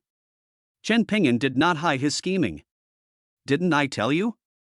My name is Zhu Zhu. Zhu is in old Zhu, and Zhu is in the 100 schools of thought. Zhu Zhu shrugged, his face straightforward. Heh, old Zhu, what you're doing is dangerous. Seeing that he couldn't get any useful information out of someone, Chen Pingan suddenly resorted to cunning and intimidation. Heh, old Chen, don't forget, I have a terrifying brother. Are you sure you want to mess with me? Zhu Zhu was not afraid of Chen Pingan's threats at all. You. Stop. Our Zhu family has no ambition, otherwise we wouldn't have only produced 2 direct descendants in over 100 years. 2 direct descendants? Then who is the other one? Upon hearing this, Chen Pingan asked with instinctive curiosity. You guess? Zhu Zhu looked serious. What the hell, what's your dream? Clenching his fist, Chen Pingan reluctantly changed the subject. That person is so inflexible, the only way to figure things out is by looking at their dreams. To be honest, before I started working at Bar A15, I was a conductor of one of the world's top symphony orchestras, and also a top pianist, violinist, and guitar prodigy. Stop, can you just get to the point? Overthrow the Qing and restore the Ming. Pft. What are you laughing at? We've already succeeded more than halfway, okay? Heh, wait, holy crap, the other one you're talking about, isn't that guy? The overthrow of the Qing and restoration of the Ming can be divided into 2 steps. The first step is to awaken our 400 million people and make them stand up straight. The second step is to use music to restore the absolute world leadership of our great Xia civilization. Over the years, I've been searching for someone with limitless potential and musical achievement, but I never expected it to be Lao Luo, a master of surviving even more cunning than I am. Holy crap, you're that mysterious Mingwang who once dominated the international music scene? Upon hearing this, Chen Ping'an suddenly remembered something. Well, it's just so. Xu Shu kept a low profile. Heh, compared to the abbot, you are indeed quite ordinary. Unable to stand someone's ugly face any longer, Chen Ping'an retorted without hesitation. This made Zhu Zhu look very uncomfortable. But to be honest, he knew that his achievements were probably no match for his good brother, that treacherous king. Old Chen, what do you think of my good brother? Taking a deep breath, Zhu Zhu suddenly looked directly at Chen Ping'an and said seriously. What do you mean? The meaning is very simple: if you are not determined to stand with Lao Luo, I will destroy your Chen family in the name of the moon. Xu Shu suddenly became arrogant and domineering. Chapter 132 Ningmi, handsome, wanna hook up? Heh, not to be rude, but with your weight representing the moon, does that mean your Zhu family? Halfway through his confidence, Chen Ping'an suddenly widened his eyes and let out a strange cry. Zhu Zhu did not refute this. The lack of rebuttal was a form of tacit affirmation, leaving Chen Ping'an momentarily speechless. No wonder that person dared to boast so arrogantly about destroying the Chen family. If the other party really comes from there, they certainly have that terrifying ability. Old Zhu, are you really content with just this?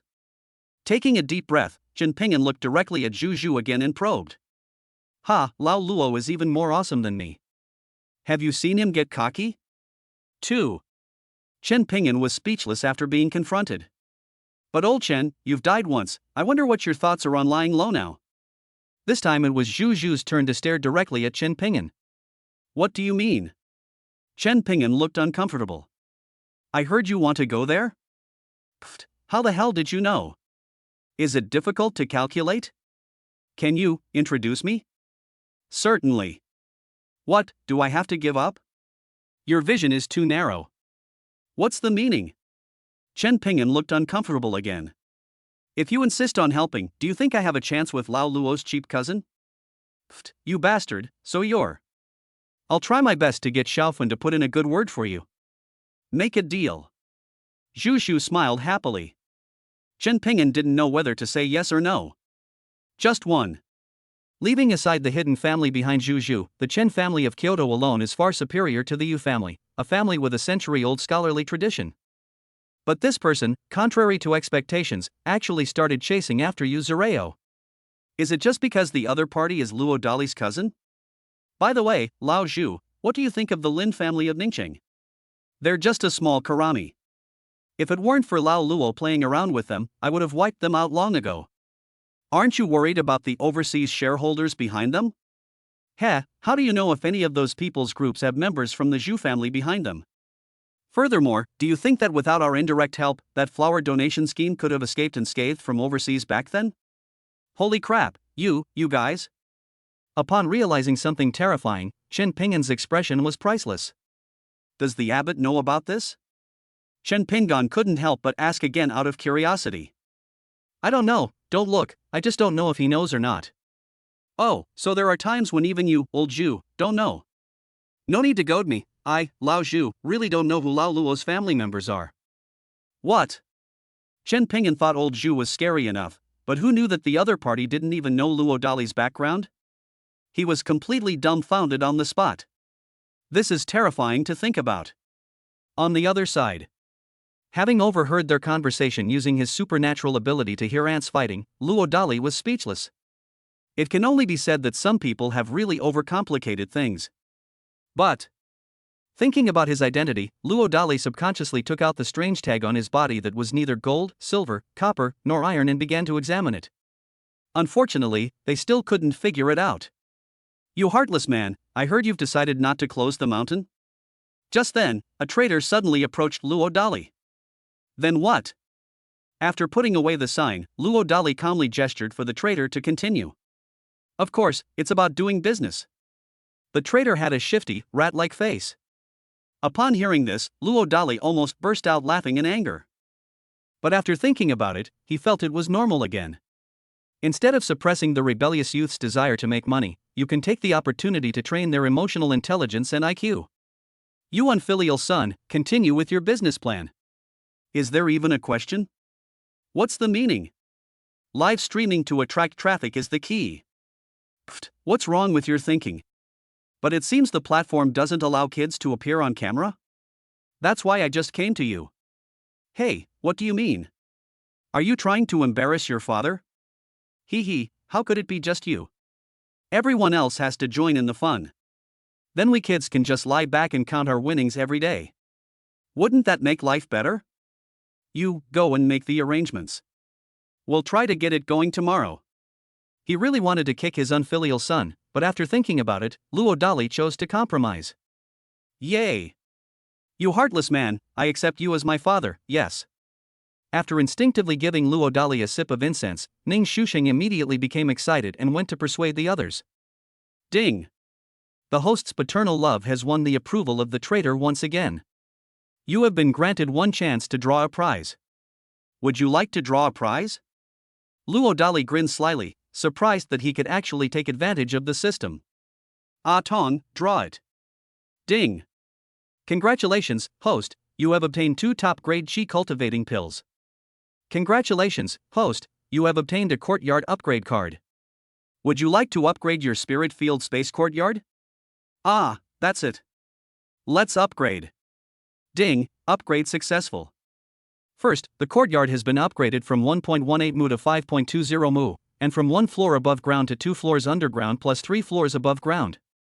The rooms have been upgraded from 6 bedrooms and 1 living room to 36 bedrooms and 6 living rooms. Secondly, a hot spring was created within the courtyard, with 2 flowing streams of yin and yang waters running through it, and an additional 1.18 acres of small golden sand beach. Third, the single-story octagonal pavilion has been upgraded to a 7-story tower, with each level decorated with the themes of music, chess, calligraphy, painting, poetry, wine, and flowers. Wow, these upgrade benefits seem pretty good. Out of curiosity, Luo Dali entered the spirit field space. Sure enough, when Luo Dali saw the exquisitely beautiful Jiangnan-style courtyard, a perfect harmony between man and nature, he smiled with satisfaction. Ring ring ring. The phone rang as soon as I left the spirit field space. It was Ning Mi who called. Hey, handsome, wanna hook up? Before Luo Dali could speak, Ning Mi on the other side took the initiative to say something charming. Just one. I'm craving someone's coffee. Well, beautiful lady, how about we do it another day? Handsome, you're not really angry? No, it's almost evening now. If I go down the mountain now, I'll probably have to climb until tomorrow morning to get back. Ah, then you didn't go down the mountain before because... That's right, beautiful lady, my stamina will definitely not disappoint you. Pa. I'm sorry about today. I shouldn't have sided with my brother both times. Taking a deep breath, Ningmi revealed her main ulterior motive for the call. It's human nature, I can understand. When did you learn to shoot? Men, of course, are self-taught. Remember how I first got it back then? Pa.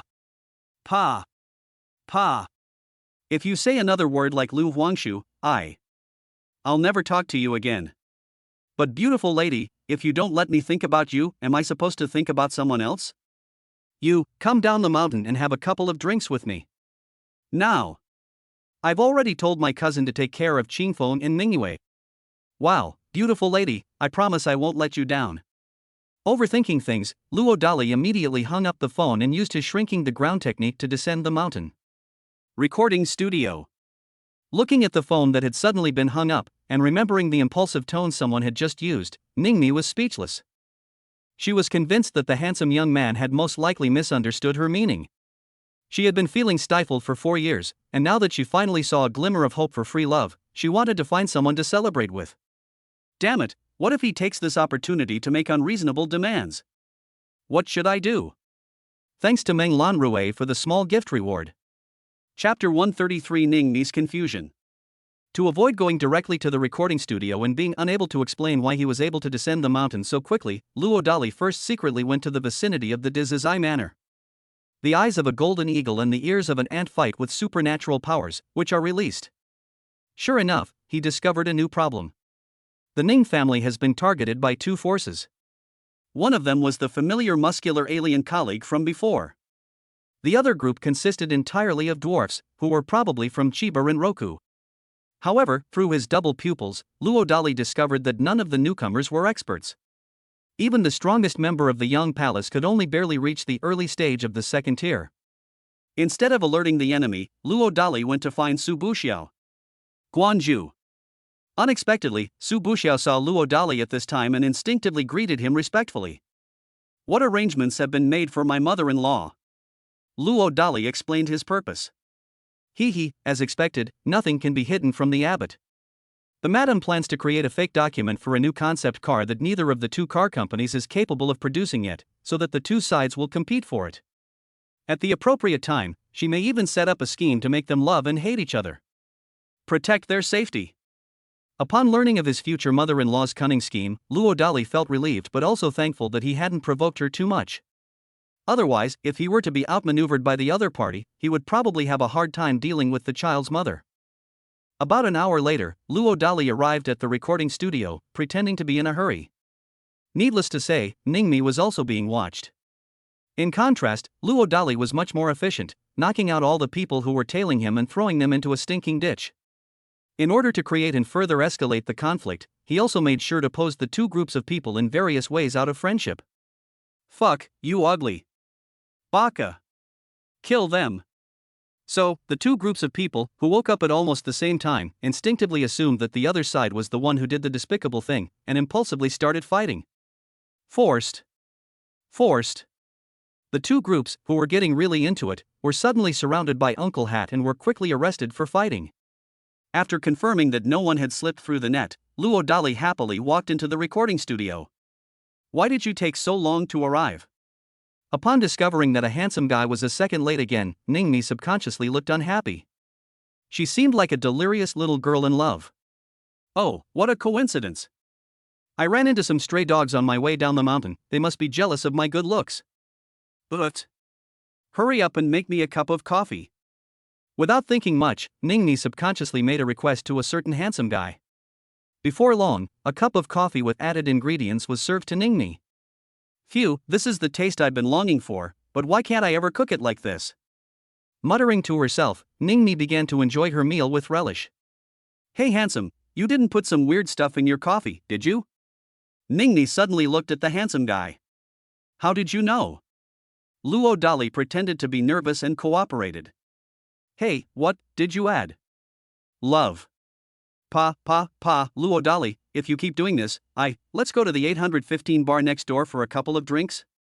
Halfway through her sullen mood, Ningmi suddenly made a suggestion as if by some strange twist of fate. Well, how about we go somewhere else? Luo Dali felt somewhat embarrassed. Why? Ningmi was a little taken aback. Well, because of my damn good looks, I'm very popular at the bar. I'm afraid I'll be forced to flirt with other women and make you unhappy. Real. Do you think any other young lady would dare to embarrass themselves if I stood next to you?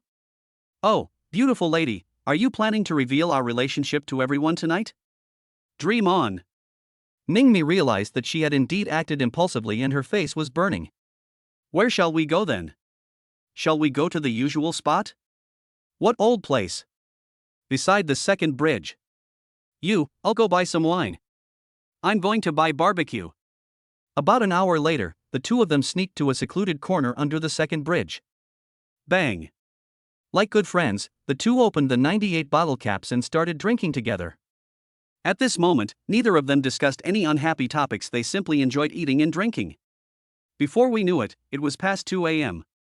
Ningmi was already quite tipsy from drinking. Under Luo Dali's wide-eyed stare, she suddenly leaned on his shoulder. What are you looking at? I'm just a little dizzy, don't overthink it. Despite denying it verbally, Ningmi didn't take the opportunity to push away the handsome guy.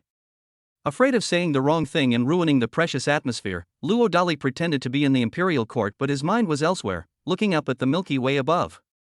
But when he came to his senses again, he found that Ningmi had already fallen asleep. Seeing the child's mother so closely for the first time, Luo Dali was completely bewildered. The kind of happiness that grows the more you look at it. Mustering his courage, he carefully embraced the other person. Unconsciously, a touch of red on the horizon hangs in the east. Ningmi woke up groggily because of the dazzling purple aura of the rising sun, but when she found herself in an ambiguous position with a handsome guy, she panicked. After checking and finding that she hadn't actually lost anything, she belatedly looked at a handsome young man. Handsome, I know you're awake, let go of me now. Ahem, well, beautiful lady, it's just that I was worried you'd catch a cold last night, so you took advantage of me for one night? Pfft, beautiful lady, you're making it sound like I've really lost hundreds of millions. Stop, stop, stop. You, hurry back to the mountain. And thank you. Why are you thanking me? Roll. Okay. Seeing the woman suddenly go into a frenzy, Luo Dali quickly got up and tried to make a quick getaway. Perhaps because he had been in one position for too long, he almost fell to the ground as soon as he got up. Fortunately, he didn't embarrass himself and managed to walk away, albeit unsteadily. You, be careful. Halfway through laughing, Ningmi instinctively screamed to remind someone. As soon as he finished speaking, he glanced around nervously, as if afraid someone would notice. Ring ring ring. A sudden phone call shattered Ningmi's petty thieving scheme. But when she saw that it was her own mother calling, she couldn't stay calm. Hey, Mom, good morning. Ningmi feigned composure. You little brat, you didn't come home last night. Tell me, where did you go? Ahem, Mom, what could I do? I just practiced too much in the recording studio and realized it was too late to come home. Really? But I'm right here in your recording studio. What, this? Upon hearing this, Ningmi was completely stunned. Going on a date with that guy? Before Ningmi could think of how to continue her excuses, her mother called again. However, his tone was quite strange. Ahem, Mom, let's get this straight, we were just having a little beer, really. Stop, are you drunk? Isn't that a bit too much? Then what? And then what? Did you give it to him? Pfft, Mom, are you sure this is something a mother should say to her daughter? Waste. Beep beep. The phone call ended abruptly after the mother uttered a single complaint. Ningmi was completely bewildered. Can't read. I really don't understand. Not only can I not understand a certain handsome guy, but now I can't even understand his own mother's bizarre actions. Chapter 134 Live Stream Debut, A Mirage Appears with Loose Bones. Meanwhile, things weren't going well for Luo Dali either. That's right, he had barely sneaked back up the mountain when he was ambushed by a certain rebellious son. Frightened, Luo Dali, who was already feeling guilty, wanted to run away as soon as possible. Hey, you heartless man, if you dare to run away, I'll tell Grandma right now. What exactly do you want? Fearing his unfilial son might complain, Luo Dali could only try his best to calm the other party down before speaking further. Ignoring Luo Dali, the anti-brothers seriously stepped forward and sniffed at everything. In the end, however, a heartbreaking result emerged. You went on a date with my incredibly beautiful mom last night? Pfft, you unfilial son, your nose is like a dog's, cough cough, I'll come clean, your father did indeed go down the mountain last night to discuss music with your mother. Heh, then how do you explain the smell of alcohol on you? Well, I just had breakfast down the mountain and grabbed a quick bite. Is there a problem? Heh, you heartless man, if I remember correctly, you've been basically sober since we came up the mountain, right? Even if you just wanted to grab a bite, you must have asked your older sister first. Or should I go ask her for advice? Fine, what exactly do you want? I never expected my rebellious son to be so difficult to deal with, Luo Dali said helplessly, giving in to his predicament. By eavesdropping on his thoughts, he knew that his rebellious son had come to ask for favors. Since the other party wants to play, just lower your IQ and play along. In order to solidify the position of the second senior brother, this little one wants to put on a big show. How big of a cabinet do you want? Is there anything that can give me a touch of the aura of a national advisor? Pfft, you unfilial son, you really dare to think such nonsense, but. But so what? At this moment, the traitors were unaware that the roles of attacker and defender had been subtly reversed. Simple. From now on, you are not allowed to interfere with the things your father does when he goes down the mountain to study music with your mother. That's it? That's right. What I mean is, are you sure you can? Stop. Although you have caused me a lot of trouble, I always keep my word. Oh my god, what should I do? 5 minutes later, the traitor excitedly went to call everyone to prepare to witness a miracle. Seeing this, Luo Dali breathed a sigh of relief. This time, however, he really didn't try to fool his rebellious son. Not only that, he also planned to pull off a bigger one. So, just as everyone arrived at the courtyard, the live streaming equipment was set up. The Doluwa Continent account, which has been idle for several days, is ready to set sail. Lao Luo, what's this? Shu Zhu had planned to go down the mountain today, but his good brother Wulong suddenly dragged him over mysteriously to witness some kind of miracle, leaving Zhu Zhu full of curiosity. Chen Ping'an and the others were almost all in a similar state of seeking knowledge. Sho, just watch. He left behind a mysterious remark, then Luo Dali took his rebellious son to get his makeup done. Mr. Xiao, what do you think? I couldn't resist giving away my flowers again. Look with your heart. Xiao Yuanshan didn't want to bother with this old-fashioned person. The main reason is that he doesn't understand it at all, so he can only avoid saying too much and making mistakes. Senior sister, what's second senior brother doing here? Encouraged by his unwilling grandfather, Hua Buwen reluctantly sought advice from Ning Mingyue. You're just playing tricks. Ning Mingyue shrugged and didn't hide anything. This is what her younger brother secretly told her just now. But clearly, Ning Mingyue didn't really believe that her silly younger brother could pull off any tricks. Fourth senior brother, what do you think? Receiving a subtle hint from his father, Chen Beixian also pretended to exchange a perfunctory remark with Xiao Erwo. Beixian, some things are true if you believe them. Scratching his head, Xiao Erwo imitated his grandfather's cunning tone, feigning profundity. This caused Chen Beixian's face to twitch. But just as he was about to continue investigating, a sudden storm arose on the horizon in front of the courtyard house. The next second, it suddenly started raining. It stopped again, strangely, after less than a minute. It's not over yet. Then a rainbow appeared, stretching across the sky. Wow, it's so beautiful. Hua Buwen couldn't help but be the first to loudly praise it. There was a sense that something wasn't so simple, and everyone subconsciously stared in the direction of the rainbow. Really? The arc-shaped rainbow changed again, gradually transforming into an ancient yet illusory portal through time and space. Through the illusory, alternating portals of time and space, scenes of dynamic battles appeared. Holy crap, a mirage! But how can it move? There's no reason for it. Chen Pingchuan broke through the defenses second. Before she could finish screaming, her younger brother suddenly grabbed her shoulder forcefully. Second brother, what are you doing? Stop, boss, don't you think those scenes are a bit too realistic? What's the meaning? By the great ancestor, if I'm not mistaken, that should be the battlefield of Songgu in the north, but how is this possible? Shu Zhu suddenly interrupted with a few words in a hoarse voice. Upon hearing this, Chen Pingchuan's pupils dilated instantly. No mistake, it's definitely from there. I even saw it myself back then. Xiao Yuanshan's words implicitly confirmed Zhu Zhu's guess. Instantly, everyone fell silent. Simply because the battle scenes were too brutal. It was so tragic that almost everyone's eyes instantly welled up with tears. The tragedy was so devastating that those who emerged victorious would remember this hatred for their country and people for the rest of their lives. Sister Linger, over 100,000 viewers have suddenly flooded into the live stream. Should we continue?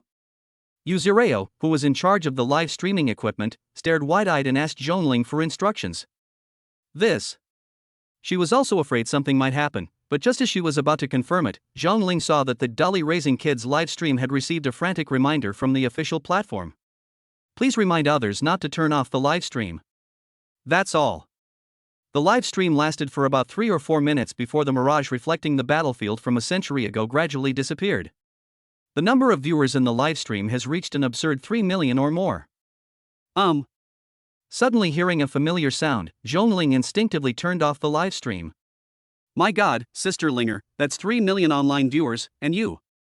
Stop. Your cousin-in-law told me to turn it off. He said the following explosive scene isn't suitable for live streaming. This.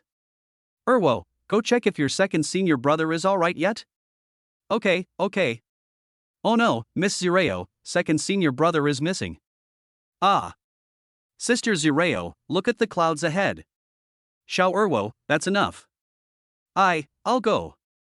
Zireo initially thought Xiao Era was deliberately playing along with her cousin-in-law to show off, but who knew that following the direction the other party pointed, she actually saw her nephew flying over on clouds.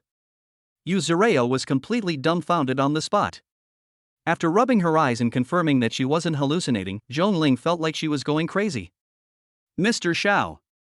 Xiao, my legs suddenly feel very weak, could you help me up? You, come and help this old man. Holy crap, how did the abbot manage to do that? Even the two Qin brothers, who were known for their composure, were both stunned at this moment. Chapter 135 The 4-meter wingspan falcon, Ning Wisher's debut. I swear, Lao Luo, how dare he, how could he do such a thing? At the scene, it seemed that only Zhu Zhu was the first to discover something was wrong through a hidden piece of equipment on his body. But it was precisely because he discovered it that he truly felt his scalp tingle. Luo Dali is really too bold. It turns out that Luo Dali really went all out this time to help his rebellious son show off. Yes, he didn't reveal the heavenly sword or the overlord mech, but instead used 5 top-grade chi cultivating pills to nurture the gerfalcon he had drawn earlier. This has resulted in the gerfalcon now being almost twice the size of its predecessor, reaching nearly 4 meters in width when its wings are spread. In terms of physical fitness, the gerfalcon has also doubled. In addition, the gerfalcon is a spirit beast produced by the system, so its intelligence is beyond question. At the very least, it can absolutely guarantee the safety of the rebellious son. Even if the rebellious son were to have an accident along the way, such as falling off due to fear, the gerfalcon could safely bring him back. If that doesn't work, there's always the Sky Sword and the Overlord mech working together in secret. Therefore, this rebellious son's debut as the national advisor can only succeed, and there is no possibility of failure. Ha ha! Fellow junior brothers and sisters, how was my debut performance as the Imperial Advisor? Was it a hit? After successfully landing without any major incident, Ning Shusheng could no longer contain his smugness and became overjoyed. Your Majesty the Imperial Preceptor, please accept my 2 bows. Xiao Erwo, who was brought back to his senses by the old fox grandfather's kick, immediately offered Ning Shusheng a devout salute without any hesitation. In other words, it's worship. My goodness, second senior brother, from now on you are my godfather, Chen Beixian. Upon hearing his son's words, Chen Ping'an's face turned green. Second brother, calm down. Trying not to laugh, Chen Pingchuan quickly offered some words of comfort. Chen Ping'an's lips twitched, but he ultimately refrained from giving his unfilial son a beating. But at this moment, he finally felt the same way as Luo Dali. Sure, what do you say? Satisfied with the sincere responses of his 2 junior brothers, Ning Shusheng then looked expectantly at Hua Buwen. Second brother, let's be friends. After fidgeting for a moment, Hua Buwen suddenly uttered something surprising. But that's how the Hua family raised their children. The reason is that the Hua family is very strict in choosing a son-in-law, so strict that he must be trained from a young age. Instead of being offended by her granddaughter's presumptuous actions, Hua Bushi gave Xiao Yuanshan a smug smile. Damn it, why don't I have a granddaughter? At this moment, Xiao Yuanshan was truly envious and jealous of Hua Bushi. Aren't we friends now? Clearly, the Ning family's upbringing lacked the Hua family's foresight and strategic thinking. After saying that, Ning Shusheng subconsciously looked at a certain unfaithful person. Baby, what do you think? Despite the wide-eyed stares of Hua Bushi and the others, Luo Dali showed no sign of adult composure. Instead, he instinctively fawned over Xiao Mianao and asked for her advice. Xiao has good taste in money, I quite like her. To avoid ruining her image, Ning Mingyue pretended to be a little adult and said something. Senior sister is the best. As if instantly understanding, Hua Buwen happily snuggled into Ning Mingyue's arms and began to act coquettishly. Luo Dali's face twitched at the sight. But as long as my little darling is happy, that's all that matters. As for the unfilial son, since the other party has taken the initiative to enter the marriage grave early, he couldn't be happier. That way you won't get tricked by the other party all day long. Dad, what's going on with Xiao Chang? Ning Mingyue suddenly looked at Luo Dali calmly. If she remembered correctly, Xiaoqing didn't have this kind of figure. Ahem, it's not that your brother wanted to show off, so your father went all out and gave Xiaoqing 5 top-grade qi cultivating pills. Well, I guess she's entered adulthood early now. Luo Dali said with a fawning expression. A top-tier Gerfalcon can have a wingspan of about 2 meters, but those produced by the system are naturally the best of the best, possessing the potential to be kings among beasts. That is, double the attributes. What? Upon hearing this, Qin Pingchuan instinctively felt a pang of heartache. They exchanged a glance, and Xiao Yuanshan and Hua Bushi instinctively turned away with dark expressions. Having lived all these years, I'm not even as happy as a bird. It's true what they say, you don't get critical hits without comparison. Did you, that scumbag dad, leave a backup of my mom, who's an absolutely gorgeous girl in the universe? Shaking her head, Ning Mingyue asked with a helpless, twitching expression. Honey, don't worry. I've been secretly making your mom some coffee with a special ingredient these past few days. If nothing unexpected happens, she'll be fully recovered by tomorrow. That's good, that's good. But Dad, you're not being biased, are you? After saying that, Ning Mingyue couldn't help but give Luo Dali a calm little look that said, you'd better understand. It's all over. The little girl is jealous of her little brother. Baby, just tell me what you want, however big or small. Luo Dali hurriedly and shamelessly made a guarantee. I'll tell you when I've thought it through. Only after receiving Luo Dali's affirmation did Xiao Mianao happily lead everyone to Qingyun Academy for further studies. In the blink of an eye, only Luo Dali and Zhu Zhu remained. Old Luo, you really shouldn't have. What? Before his good brother could finish speaking, Luo Dali suddenly and unethically gestured to the Gerfalcon.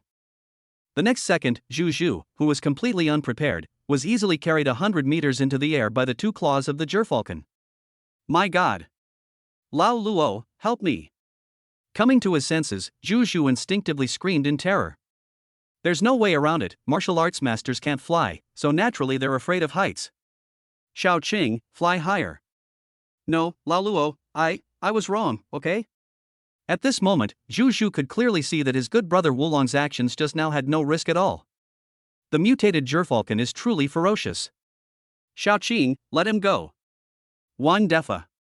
Suddenly feeling himself plummeting at breakneck speed, Zhu Zhu truly panicked. Just when he felt he was about to be devoured, he suddenly felt a lightness all over his body. Upon closer inspection, he saw that his good brother had effortlessly caught him as he fell from a height of 300 meters, using only the subtle techniques of Tai Chi. At this moment, Zhu Zhu was completely numb. At this moment, he realized that his good brother had not lied to him before, and that the other party's Tai Chi was really amazing. In comparison, his supposedly master-level Bajiquan is simply unbearable to watch. Hey, old Zhu, time to snap out of it. You bastard, you kept this from me for so long. Stop. In 3 months, I'm going to take the kids on a world tour, which means a national concert tour. Get the top-notch symphony orchestra and the historically renowned court orchestras of the great Xia dynasty that you promised ready. Wow, you're serious? Otherwise what? I thought old Zhu was quite a character, but compared to you, I'm nothing. Come on, you are indeed quite cunning, but it's fortunate that none of your lineage are brain-dead enough to try to revive the glory of our ancestors, otherwise, you know what will happen. How did you know? After all, apart from those few back then, I'm sure no one in the entire Great Xia could know the details of our lineage. Alright, let's go down the mountain. How could Luo Dali expose such a despicable skill as eavesdropping on others' thoughts? He could only pretend to be profound and send his good brother away. Recently some jerk suddenly wants to organize some kind of college reunion, probably with the aim of indirectly getting back at you through Song Xiaoman. What do you think? Are you going or not? But just let me know when the time comes. He also learned from his good brother's heartfelt words that some people were actually trying to indirectly scheme against him through Song Xiaoman. Luo Dali smiled contemptuously. Chapter 136 The Ocean Embraces All Rivers. Just as Luo Dali was about to go to Qingyun Academy to make a show of himself, he saw Qin Pingchuan come over to say goodbye, and he was stunned. Hey Chuan, are you sure you don't want to go in and take a look before coming down the mountain? After thinking it over, Luo Dali decided to offer a friendly reminder to someone. What kind of book haven't I read in these 40 years? Stop, I just got some news. I don't know if you're interested? Shaking his head, Luo Dali reluctantly changed the subject. Since the person didn't believe in the miraculous fate of Qingyun Academy, he couldn't force him. But since the following matters would involve Song Xiaoman, he felt it was necessary to inform Chen Pingchuan in advance. What's up? Chen Pingchuan said subconsciously. Our class is having a gathering in Ningxing around 3 p.m. on Saturday, the day after tomorrow. I was wondering if Brother Chuan would be interested in taking 2 more days off? No, what does your class reunion have to do with me? Wait, you're not saying Xiaoman is in danger, are you? Halfway through his speech, Chen Pingchuan suddenly realized something and instinctively tensed up. Hey, Brother Chuan, you're not really an old cow eating young grass. Stop. She is, after all, Pingtu Entertainment's spokesperson in Ningxing. As a member of the Chen family, how can I not take care of her? Yes, that's it. Boss. Stop. If no one's around, I prefer your defiant way of calling me kid. Is it the Lin family of Ningxing who's behind this? At this moment, Chen Pingchuan no longer dared to act like a young master from Kyoto in front of Luo Dali. Stop rambling, just tell me if you're asking for leave or not, that's all. Well, my job is really busy, if... What are you busy with? Are you busy with various drinking parties, card games, or do you personally go to the countryside to visit the people? Don't feed me like that, cough cough, I'll ask for leave right away. As if afraid of Luo Dali's serious side, Chen Pingchuan subconsciously made a phone call to ask for leave. Then, in less than a minute, he received approval. At this moment, Chen Pingchuan realized that he was superfluous. Perhaps. Thinking of Luo Dali's sarcastic remarks during his visit to the countryside, Chen Pingchuan seemed to have a completely new and down-to-earth idea for his upcoming work. Since Brother Chuan has already taken leave, let him go inside and read some books to calm his mind. This. Watching the person who had already walked away, Chen Pingchuan hesitated for a moment, but still stepped through the bronze gate of Qingyun Academy. As if by some strange twist of fate, he came to a place that recorded various autobiographies of the anti-Japanese war pioneers. That's right. It's an autobiography. It was a summary of their lives written by the old celestial master in his later years, and it has never been circulated to outsiders to this day. Coincidentally, the first book Chen Pingchuan opened was his grandfather's father's autobiography. An autobiography of a revolutionary legend. As he watched, Chen Pingchuan suddenly burst into tears. He finally understood the true meaning of the name his father gave him: the sea accepts all rivers, and greatness lies in tolerance. Then he became completely absorbed in the autobiographies of his predecessors, neglecting to eat or sleep. On the other side, Luo Dali eagerly opened the back end of Dali's childcare diary to check the data. As expected, thanks to the monthly live broadcast of the Mirage spectacle at this auspicious location, he reaped a bountiful harvest today. In less than half an hour, the number of followers increased by 300,000. And this data is increasing at a visible rate. Looking at the screen full of 99+ comments, Luo Dali opened his private messages, and almost all of them were questions about mirages. Luo Dali did not reply to the letter. I really can't explain it. Yes. Even he never expected that this mirage would miraculously reflect the brutal war that took place more than 70 years ago. Boom boom boom. At this moment, a familiar top-of-the-line armed helicopter entered Luo Dali's range of eyes that rivaled those of a golden eagle. Who else could it be but the old man of the Chen family? Master Luo, what about the live stream just now? As soon as he got off the plane, the old man couldn't wait to get straight to the point with Luo Dali to find out the truth. It's just a coincidence. Does the old man really think I can control mirages? Could you send me a copy of that recorded video? Thinking about it, the old man then revealed his first main purpose for going up the mountain. Over the years, certain foreign forces have been trying to deny the truth of what happened back then. If there is video evidence, that would be a huge benefit for Daxia. This. Luo Dali hesitated. Once this video is released, the armed forces will probably never be able to stay peaceful again. Don't worry, the original video won't be leaked. As for the online public opinion, we can also help you manipulate it secretly, ensuring that absolutely no one can suspect the armed group. Make a deal. As soon as the old man finished speaking, Luo Dali agreed with a smile. So you were just waiting for me to say that? The old man's face twitched as he looked at the sly young man. But if he didn't say it, he couldn't get angry at all. Just one. Honest people are easily bullied, especially the newly appointed leader of the armed sect. If one doesn't have enough shrewdness, the old man is genuinely afraid that Luo Dali will be plotted against in the future, leading to unpredictable and terrible consequences. Master Luo, the 120-day visa-free policy and this livestream video are quite an achievement. Are you sure you don't want to take other paths?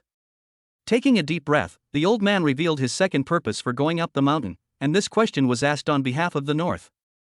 Old man, since those people back then wouldn't allow the old Taoist to come out of the mountains and become the national advisor, do you think the time is right now? Stop being so sarcastic. Pfft, you little rascal, are you really content to be a stay-at-home dad for the rest of your life? Isn't a wife, kids, and a warm bed good enough? That was a dream that countless predecessors could only dream of. Hey, what are you planning to do with Tingyun era? Shaking his head, the old man posed the last question about going up the mountain. Clearly, the Lin family's scheme against the Ning family could not be kept from the old man at all.